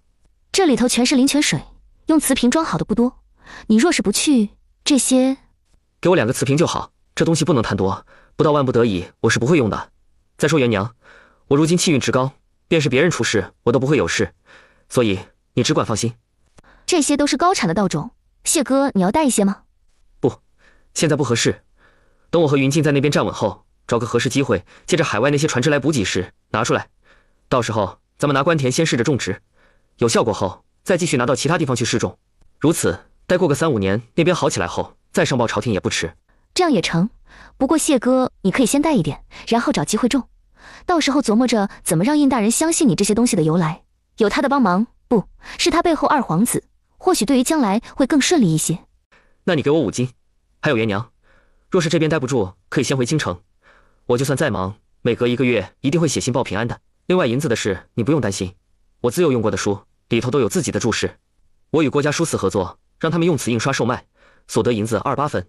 李渊醒来时已是日晒3竿，而谢燕之带着李泰和周子、周筹等人早已离开。老太太觉得是因为自家的原因使他们2口子闹矛盾，以至于原本说要一起上任的2人，最后却只有少安去，而元娘被留了下来。现下元娘都没给少安生个孩子，2口子又闹成这样，元娘若是带着淼淼和庆伟回京，那就是公然和少安对着干。回头少安要是在东凤府那边为了气元娘就纳个妾，那这个家哪还有元娘的立足之地？奶，你想多了，我们真的没吵架，让庆伟和淼淼去京城也是为了他们好。再说这和去东凤府不同。没吵架，没吵架，你不跟着去东凤府？没吵架你能起得那么晚？没吵架你早上起来的时候眼眶怎么有点红？还有少安，他看起来一夜没睡的样子，走时沉着一张脸，还心事重重。李渊知道这下误会大了，他总不可能和他奶说他们两口子是做某些和谐的事闹得快天明吧？奶，你看这样行不？淼淼和庆伟先跟我回京，然后等过2个月谢哥给我写信了，我让他往这边寄一封信，解释一下我们并没有吵架。不成，少安是个孝顺的，到那时庆伟和淼淼都在京城了，他就算是写信，估计也是为了怕我们担心，其实心里还不定怎么想。就这样，淼淼和庆伟都留在这儿，咱李家傲这边的私塾要不了多久就能盖好，夫子也是少安在县学那边找关系帮忙给请的，想来夫子的学问也很不错。至于淼淼，奈心里琢磨过，兴许没有直接跟在你身边来得好，但作为你的侄女，想必也差不到哪里去。等回头咱高产红薯的赏赐下来，日后我李家女都差不到哪里去。太婆，我相信我大姑，她不会拿自己的家开玩笑。她说没和我大姑父吵架，那就一定是没吵。当然，我知道蓝霞城不错，以后我们这边也会很好。但是比起来，在不影响我大姑的前提下，我更是希望自己能去京城。我就留在这边，四叔那么多年都没读书，之后重新捡起，在那么短的时间内都能考上秀才，我相信自己也不会太差。何况之前三叔四叔去京城之前还给我留了些书，上头有很多注释，据说我大姑父那边抄来的。大姑，你回京城帮我问问三叔四叔，若是有碰到适合我的书籍，能不能帮我买或者抄一份？你放心，这银子该是多少就是多少，回头我爹娘会补上的。隔日，元娘姐，之前蔡娘生孩子，我病重，没来得及给孩子们准备东西，这几天我婶娘帮我备了，到时候你回京帮我捎过去，成不？成，你先好好养身子，不出意外，明年6月我到这边跟你一起去东凤府。等他们到京城已是7月底。娘，你不是6月底就出发了，怎么现在才到？娘还没逛过我们云国的大好江山，这次从蓝霞城回来，并不比之前跟你爹过去的时候，可以说时间非常宽裕，所以娘就跟着商队这里去一下，那里去一下的，就当在游玩了。娘，中秋各府的节礼，钱管家根据去年咱们府上送的那些，酌情增减了一些后送过去了。不过在送之前，给我舅舅和师傅都看过。你舅娘呢？不在家。还有莎莎呢？也不在。娘，你和爹离开后，这里天热，舅娘带着菜包和豆包去庄子了，只有舅舅从书院回来，他们才会回来。淼淼，你跟着采薇，大姑累，要先去眯会儿。淼淼姐，我娘是不是哪里不舒服？我怎么看她感觉不对劲？我没有觉得。怎么了？你觉得哪不对？我娘很不对劲。不成，我得叫人去请个大夫。采薇，大姑这一路能吃能喝能睡，我瞧挺好的，你怎么好端端给请大夫啊？这是京城，看大夫要不少银子吧？我娘的面色看起来很累，然后我又看了看你，再想想你们一路回来花了多少天，就觉得不应该如此。她应该是哪儿不舒服，又不喜欢看病，所以就忍着不说。我师父和姨婆都说，有病要及时看，不能拖着耗着，不然要成大病。刚好我娘现在去休息了，一会儿女大夫来后，我让她悄悄去号个脉看看。至于银子，不怕，我现在会赚钱。李渊可不知道采薇做的这些，等他一觉醒来，娘，你还好吗？感觉怎么样？还行，感觉挺好的。怎么了这是？娘，姐姐请了女大夫过来给你看了，说你肚子里有弟弟妹妹。什么？娘，我会赚钱，赚很多的钱，养你和弟弟妹妹们的。采薇、莎莎，娘就算再生孩子，你们也是娘最疼的孩子，娘不会因为腹中这个孩子是你们爹的，就有失偏颇。娘，你才起来，肚子应该也饿了吧？你想吃什么？我去给你做。姐，钱管家让人去庄子通知我，说你回来了，我还有些不信，没想到是真的。我刚到家，就听人说姐你有了。身为当事人，我也是才知道。姐，咱家庄子里的红薯都卖了，账册我都记得好好的，回头给你送来。还有西瓜，之前分成2批种的，第1批已经卖完了，是郑国侯夫人亲自找过来的，卖给谁由她决定。我们和以前一样，只按个来卖，一个是10两银子。第2批，侯夫人说打算在8月初10往外卖，价格是一样的。同时，侯夫人和小姨都说了，今年给这么高是因为稀少，来年卖不了这个价。能卖10两已经很不错了，可以说是意外之喜。毕竟咱可不比三皇子。对了，没让人知道西瓜是从我们家的庄子出来的吧？没有，这些都是彩静表妹一手包办的。还有高产的红薯也是卖给了郑国侯府，小姨说侯夫人的嫁妆多，侯府的庄子也多，所以那些分一分也勉强够。今年卖给他们的价格是按照朝廷的双倍。姐，7月皇上给李家傲人的赏赐已经下去了，你那时候在路上应该还不知道吧？李家傲人种出了高产的红薯，因此赐予李家傲为仁义村，是仁义村被减免了10年的赋税。只是没想到，除了圣旨和牌匾，居然什么都没有。这康景帝还真不是一般的抠门。姐，现在你回来刚好，咱的庄子是不是也得准备一下，把暖棚盖起来？这里虽然还没过中秋，但早晚的寒意已经很明显。我琢磨等盖出来也得花些时间，到时候咱们早些种菜，也能多赚一些。行，这个我已经交给三叔了，你回头和他商量。对了，菜鸟，我这边有个想法，还不太成熟，我说说你听听。你姐夫说东凤府那边的百姓日子艰难，不管是渔民还是盐农，这盐农涉及到盐务，我管不了也帮不了，但是渔民这边我兴许能帮上一二。盐贵，尤其是离海越远越贵，听说西北一带盐1斤能卖到40-50文，有时候甚至还70-80文，而那边的人常常吃不起盐。我是这样想的，你姐夫说东凤府很多渔民捞的鱼不是卖不出去，就是卖的极为低廉，可以说很多人靠此食不果腹。我想问问陈武，他走镖跑西北，对那了解多少？与那边的人相处到什么程度？有没有可能让东凤府的渔民把卖不出去的鱼晒干保存起来，到时候带到西北去卖？那些都是咸鱼干，价格比盐便宜多了。姐，你想要做这个生意？只是我姐夫是那边的同知，你做这个可能是解决了两方老百姓的困扰，但你就不怕朝廷有人弹劾姐夫，说你们借机搜刮民脂民膏，或者说你们与百姓夺利？这个我不出面，只是有这么个想法，具体要怎么做，由谁来做，还得仔细琢磨。真要确定做了，还得写信与你姐夫说清楚这些，前期要投入多少银子都得准备出来。西北、东凤府以及镖局、商队什么的，三者沟通必不可缺。姐，要不回头你问问苏明山，他苏家做生意，我想只要能赚钱，加上有姐夫在东凤府那边帮忙，他们肯定会同意的。等苏明山他们和姐夫联络上后，这些事你就不要管了，眼下你要做的事就是好好养胎，平安生子。对了，这事还得写信和姐夫说一声，让他高兴高兴。爷奶那边也得说，省得他们总是瞎担心。菜娘，娇娇给豆包他们准备了东西，晚些我拿给你。行。对了姐，娇娇成亲后如何了？她那小她3岁的相公你见了没？人如何？对她好不好？那个退亲了，我回去的时候娇娇都要死了，愣是被我灌了东西，留了一口气。李渊看到他眼底的着急，便3言2语简单带过。菜娘，这灵泉水以后可不能再拿给人用了，用的人越多就越容易暴露。目前已经涉及到太多人，陈武、娇娇、欧奎、姨母、侯夫人，这些里有几个虽然没涉及到性命，但也差不了多少。姐，我知道了，你放心，我往后除了给你，谁都不会给。这一年9月，谢延之也知道自己当爹了。对他来说，元娘愿意给他生孩子，那也就意味着不会轻易离开他。回天庭的可能性很低，至少在他有生之年，他应该是不会回去的。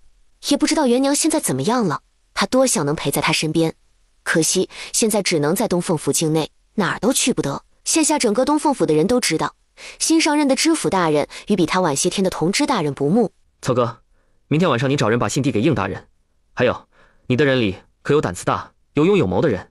若是有，你派人到京城去，我再写一封信，你让人带去给元娘，她看过后就知道怎么做。大人看犬子如何？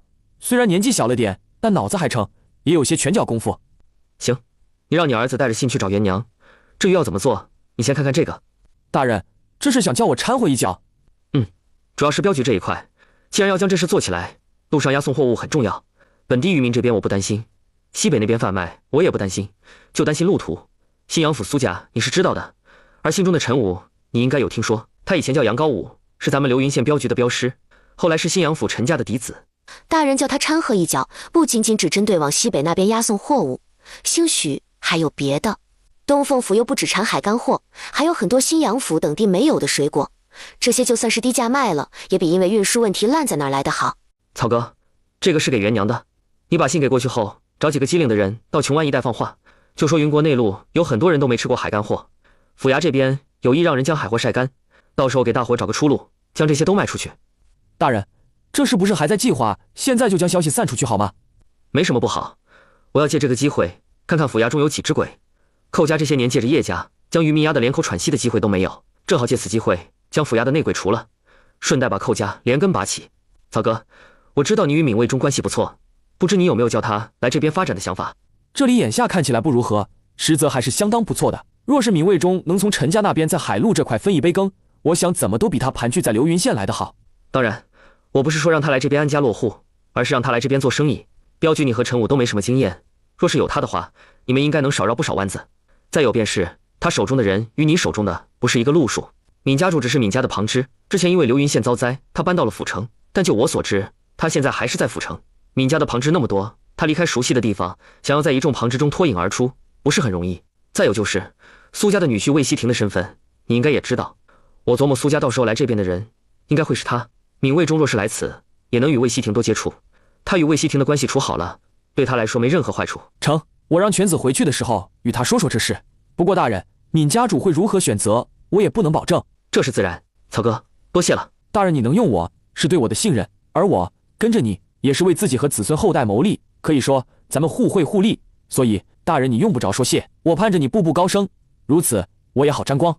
躺在产房中的李媛，整个脑袋都疼懵了。等3个孩子都出来时，已是子时。老大儿子，老二姑娘，老三儿子，远在东凤府的谢燕之。奇怪，我怎么莫名心跳有些快，人还没来由的觉得高兴？总不会是因为嫂子生了吧？这好像也不是不可能。就他所知，双胎一般都会早生，足月生的极少。云静，我可能真的当爹了，兴许孩子就是今日生。不容易，终于当爹了，恭喜恭喜！如此的话，嫂夫人大概今年是到不了咱们这边。是安兄，你可有想过几时解决好这边的事回京？快则3年，慢则5年，咱们就回京。2月的京城，先头三奶奶问弟弟妹妹们的名字取好了没？采薇，你和莎莎一起看，喜欢什么弟弟妹妹就叫什么。娘，你让我和莎莎决定。对，你是他们的长姐，莎莎是二姐。我想弟弟妹妹们也会很喜欢你们选的名字的。爷娘，采薇才9岁，莎莎也才5岁，什么都还不懂，你让他们决定名字，会不会草率了点啊？不会，那些名字都是谢哥和我自己想出来的，不管叫什么，我们都喜欢。再说，我现在一下子生了3个，接下来的精力难免会放在几个小的身上，我怕如此一来，采薇和莎莎会因为我有时候的忽视，觉得失落。与其叫姐妹俩觉得我生了弟弟妹妹后就不疼他们，倒不如叫他们参与进来，觉得自己身为姐姐也是被弟弟妹妹们需要的，说不定倒是比我这个当娘的更疼他们。对了，莎莎，娘交给我们一个大任务，娘说弟弟妹妹的名字让我们来决定，爹取了好多名字，我们喜欢哪个就定哪个。来，咱们一起看。姐姐都在这儿吗？咱们就从中挑选。妹妹的名字就叫谢清宁或者谢令仪，你觉得呢？姐姐，我觉得谢意、谢葵好听，2个弟弟可以这么叫。若是觉得2个字不妥，可以加一个定字，就叫谢定义和谢定葵，这样别人一看就知道他们是亲兄弟。妹妹可以叫谢佳琪或谢东陵。莎莎，姐姐觉得谢萧然、谢长然挺好的，2个弟弟就叫这个。至于妹妹的名字，就用你取的好不好？不行，姐姐，要不2个弟弟叫我选的名，谢意、谢葵，然后妹妹叫你选的那个谢令仪，怎么样？怎么了这是？师傅，娘让我们决定弟弟妹妹的名字，我觉得自己选的好，莎莎非得觉得是她的。现在我俩比赛，看谁输了就用谁的。那你们先暂停一下，把自己选好的名字说来，让师傅看看。要师傅说的话都挺好的，但若是非要师傅在这里面选的话，你们2个弟弟的名字，师傅喜欢莎莎选的，但妹妹的，师傅更喜欢采薇你的。那就按照莎莎你说的吧，弟弟叫谢意、谢葵，妹妹叫令仪。谢谢姐姐。其实莎莎也觉得姐姐选的名字很好听，就是比莎莎的要少那么一点点。不过姐姐，莎莎就算是有弟弟妹妹，最喜欢的还是你。在云国，一下子生3胎且顺利生下来的，可以说极少数。在京城，更是几10年都不见一个。在孩子喜3那天，宫里甚至有大太监得了康景帝的旨意，谢家这3胎的顺利出生，那便是云国昌盛的征兆。若不是知道孩子们的名字都取好了，圣上都想给孩子赐名。姐，你试试孩子能不能带进空间，若是可以，再过半个来月，你就带着孩子们回李家坳，或者去东凤府吧。侯夫人看今天情况不对，离开时特意让我和你说，你和孩子们最好别留在京城。刚才季家嫂子走之前也和我说过类似的话。这几个孩子是你和姐夫的孩子，看来是可以。既然这样，接下来你每天多喝点灵泉水，也烧开后给孩子喂点。半个月后你悄悄离开，不过你身上的秘密就我和君子哥知道。你一下子带着3个孩子离开，身边也没个人，我估计三婶和采薇他们会不愿意。这样，我这边安排下，让彩静表妹帮我看着点。姐，杂货铺子里的东西我稍作调整，之后我和君子哥送你去。到时候今晚我就和君子哥说，让他和书院请假，说要回去祭拜爹娘。行，那我就直接去东凤府，家里这边就要劳累你了。王彩有些开心，又有些难过。姐才生孩子，按理应该好好坐月子的。在没什么背景的情况下，圣恩圣宠这些东西有时候太打眼，就是弊大于利。转眼李媛坐了20来天的月子，便化了妆容，改了容貌后，在季明和孟鹏的安排下，悄悄出了京城。大人，是不是弟妹在京城发生什么事了？如果我没算错的话，元娘现在正带着孩子们来这边了。大人，要不我去迎一迎弟妹？行，劳烦曹哥你帮忙跑一趟。已是4月初，三胞胎已出生1个多月。谢哥，姐夫，你这是？云静在里头。谢哥，是不是发生什么事了？云静这次在盐务这块下了狠手整治，惹得叶家不满。昨天他带人去查看盐田，在回来的路上遭人暗算，要不是我让闵卫中派人跟着，估计现在已丧命。是叶家的人做的？有证据吗？他现在在这，那你们所谓不睦的关系，岂不是不攻自破？没有，已经安排好了，回头我与你细说。你一路奔波过来，想必也累，先去休息。对了，你们这是打从哪儿过来的？路上可有看到曹哥？没见到。云静原本打算我回京后假死换个身份跟我走，往后给我当谋士。但是前段时日，安陵王府的那个女人以她嫡姐的尸骨做要挟，要她把那庶长子的妻儿接到这边来。不是云静不要她嫡姐的尸骨，她之前走的时候只带走了她母亲的，也万万没想过安陵王会同意让那个女人拿自己孩子的尸骨做要挟。她去年在蓝霞城和燕郊成了亲，又怎么可能把别人的妻儿弄过来？那是在恶心她自己，还是恶心燕郊？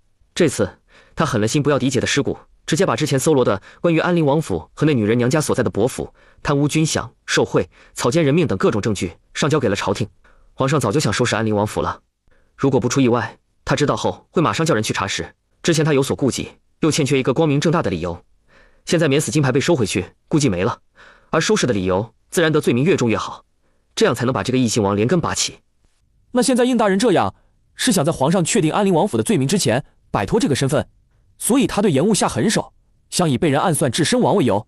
对，之前我们计划好，等他捅了叶家的马蜂窝，马蜂追着他跑后，我去接手蜂窝，所以也是提早做好了准备。他这边拖一拖，我与季明兄和子冉兄那边协商一下，等他死了，我上去顶替知府位置，然后让妙丽生过来当同知。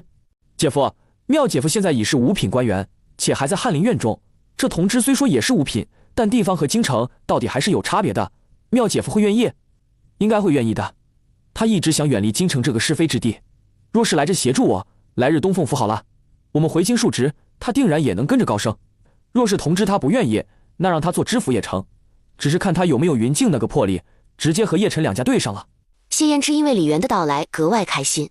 在英知府按计划死后不到1个月，英勇伯府和安陵王府被抄了，全府上下男丁一律被斩，女人一律流放。时间一眨眼便是5年过去，原本人人都不愿意来的东凤府，在谢燕之和妙丽生的治理下，已变得繁华富庶起来。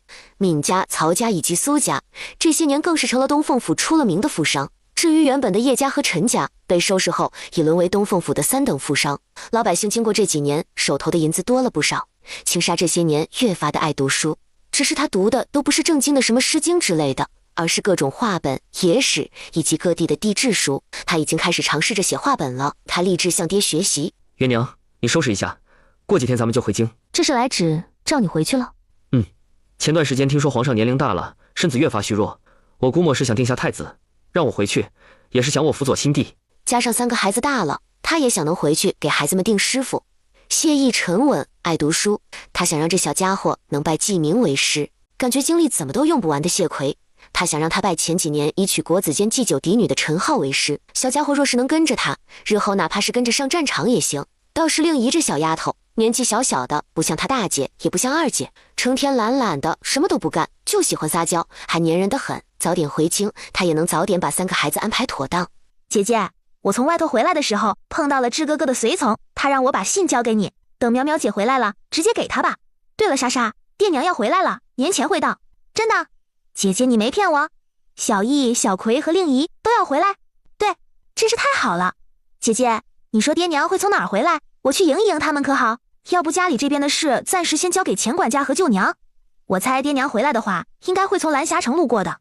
到时候可以在李家不对，是仁义村那边待2天再回来。不行，舅娘又有身孕了，舅舅今年刚中举，还要准备来年的会试，不会放心让他操劳这些的。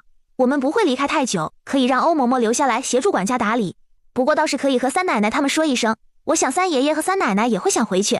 还有苗苗姐，她虽然不愿意被人催成亲的事，但她心里应该也是想的。莎莎，你去叫钱管家和欧嬷嬷过来一趟，然后安排下马车，咱们稍后就去庄子。这几天咱们安排好这些就回去。好，至于薛云平和颜娇，自然也是跟着一起。这2口子在应知府一死，如今也有一个女儿。李征同样也是在今年考上举人的，决定不再继续科考，在外谋了个主簿的官位，如今带着妻女上任去了。而李军因为要给姐姐撑腰，决定继续考下去。他姐夫站得越高，他就越不能给姐姐丢脸。谢哥，应磊他和二皇子那边还有接触吗？二皇子帮了他不少忙，如今他的身份也是二皇子给的。倘若是二皇子上位，或许他可以不用继续在我身边当谋士，应该能在这庐阳府参加乡试，再一路考上去。还能这样？只要他坐上那个位置，他是君，他想那便能行。云静他有大才，这些年在我身边待着，见不得光，着实委屈了他。元娘你应该清楚，如今的东凤府能有这番成绩，他在其中出了不少力。如果二皇子人不错的话，或许他上位也挺好的。对，云静当初在京城考的时候，关注他的人并不多，加上这些年过去，他又特意蓄了胡须，所以我想没几个人能认得出来。何况这是新帝的意思，又有几个敢去扒他的底细？娘，谢谢你，谢谢你一直没抛弃我和莎莎，谢谢你对我和莎莎的疼爱，还有谢谢你对我李氏一族人的照顾，他们能这样好，都是托了你的福。你是不是知道了什么？我知道，娘，早在几年之前我就知道你不是他了。我从小跟着我娘，她什么性子我知道。我最初也没反应过来，是后来时间越长后，我才惊觉不对。原本想一辈子都瞒着这事，想不告诉你的。但是回来看到这里的一切，又在回来这的前一晚，我梦见了一些不大好的事，所以在看到你后，我一时间有些忍不住。娘，谢谢你，不管怎样，你都是我娘，一辈子的娘。我和莎莎都是你生的。你这丫头说的什么傻话？你和莎莎本来就是我的孩子，也本来就是我生的，我待你和莎莎好是应当的。娘，我有没有告诉你，我很喜欢你，很喜欢很喜欢。娘知道。还有，娘也很爱你和青纱，你们和那3个小的一样，都是娘的心头肉。他如今攒了很多很多的钱，也给自己买了庄子和铺子，便是连外城的宅子也买了一座怡进院。往后就算爹不靠谱，他也可以给娘依仗。谢衍之赶紧赶慢到京城时已是腊月，皇上便下了3道圣旨，立二皇子为太子，封其他皇子或为亲王，或为君王，并赐封地，命其即日离京，往后无诏，不得回京。恩准内阁几位年岁已大的阁老告老还乡，对谢彦之和纪明是夸了又夸，尤其是谢彦之，他已不到35的年龄任首辅，而纪明任次辅。这3道圣旨一出，整个朝野上下炸开了锅。元娘姐，你什么时候去京城？我打算带叔父婶娘还有孩子跟你一起去。我昨天接到云平的信，说他要参加2月的会试。参加会试？以薛云平的身份，那是哪里的举人？可有文书？能行吗？我也不知道具体怎么回事。云平写信回来是这么说的，之前他和谢姐夫走时还与我说，顺利的话过3年他会以蓝霞成人的身份参加科考，他打算3年后一步到位。可谁想到这次写信回来居然说要参加会试。我听采薇说蔡娘有身孕了，君子2月也要参加会试，所以我打算初4就启程。你若是想去，那初4在城外等我，咱们到时候会合一起走。好。李元这次回京，在他们刚出庐阳府进入河东郡的一个小县城时，突然就听到康景帝驾崩的消息，他干脆带着人回了新阳府，谁知在这碰到了齐牧阳。你如今是这里的县令？下官与首辅大人同科，只是当初首辅大人是状元，下官不才，只捞了个末尾的进士。宜人若是回去见到明山，劳烦替下官代问一声好。不知秦大人这些年可以成亲，又是否有子嗣？齐牧阳彻底沉默，他身边女人好几个，儿女加上如今在腹中的也有5、6个。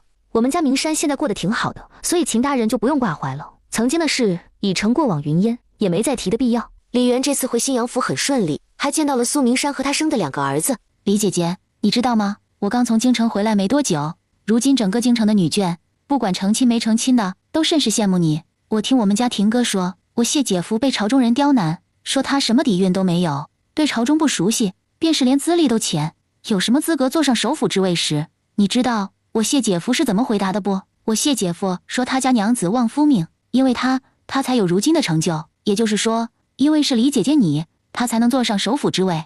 这话可把京城后宅的那些女眷给羡慕的不行，然后把朝堂上的那些老匹夫给气得够呛。合着别人都是靠自身的努力，一步一脚印的爬上去，而他谢燕之则是靠着媳妇的旺夫命，什么都不用做就能做到首辅了。就问气不气人？多少人勤勤恳恳一辈子，日也盼夜也盼的，就想着自己什么时候能够往上升一升。结果这家伙可好，站着说话不腰疼，还直接一句因为媳妇旺夫命来敷衍大伙。不过他李姐姐确实有福，他家如今靠着李姐姐在新阳府稳坐1等富商首位，他和廷哥靠着他李姐姐两口子，财富累积可谓是翻了好几番。李渊这次回来是悄悄来的，等他知道之前的许崇光因为护民建成有功，被调到府城做知事。谢哥之前和他说，白师爷在帮了许崇光3年后，便回京城参加会试，如今出现在这儿，又任县令一职，这里的百姓有他，日后也会越过越好的。元娘，这身衣服怎样？好看，穿上去整个人看起来比以前更俊了。如今皇上赐了新的府邸，他身处高位，能给予妻儿庇佑。君子也过了会试，就等着接下来的殿试。采薇不用再担心容貌的问题，而他也不用担心有生之年元娘会回天庭。如此甚好，欲一人，念一人，执一人，忠一人，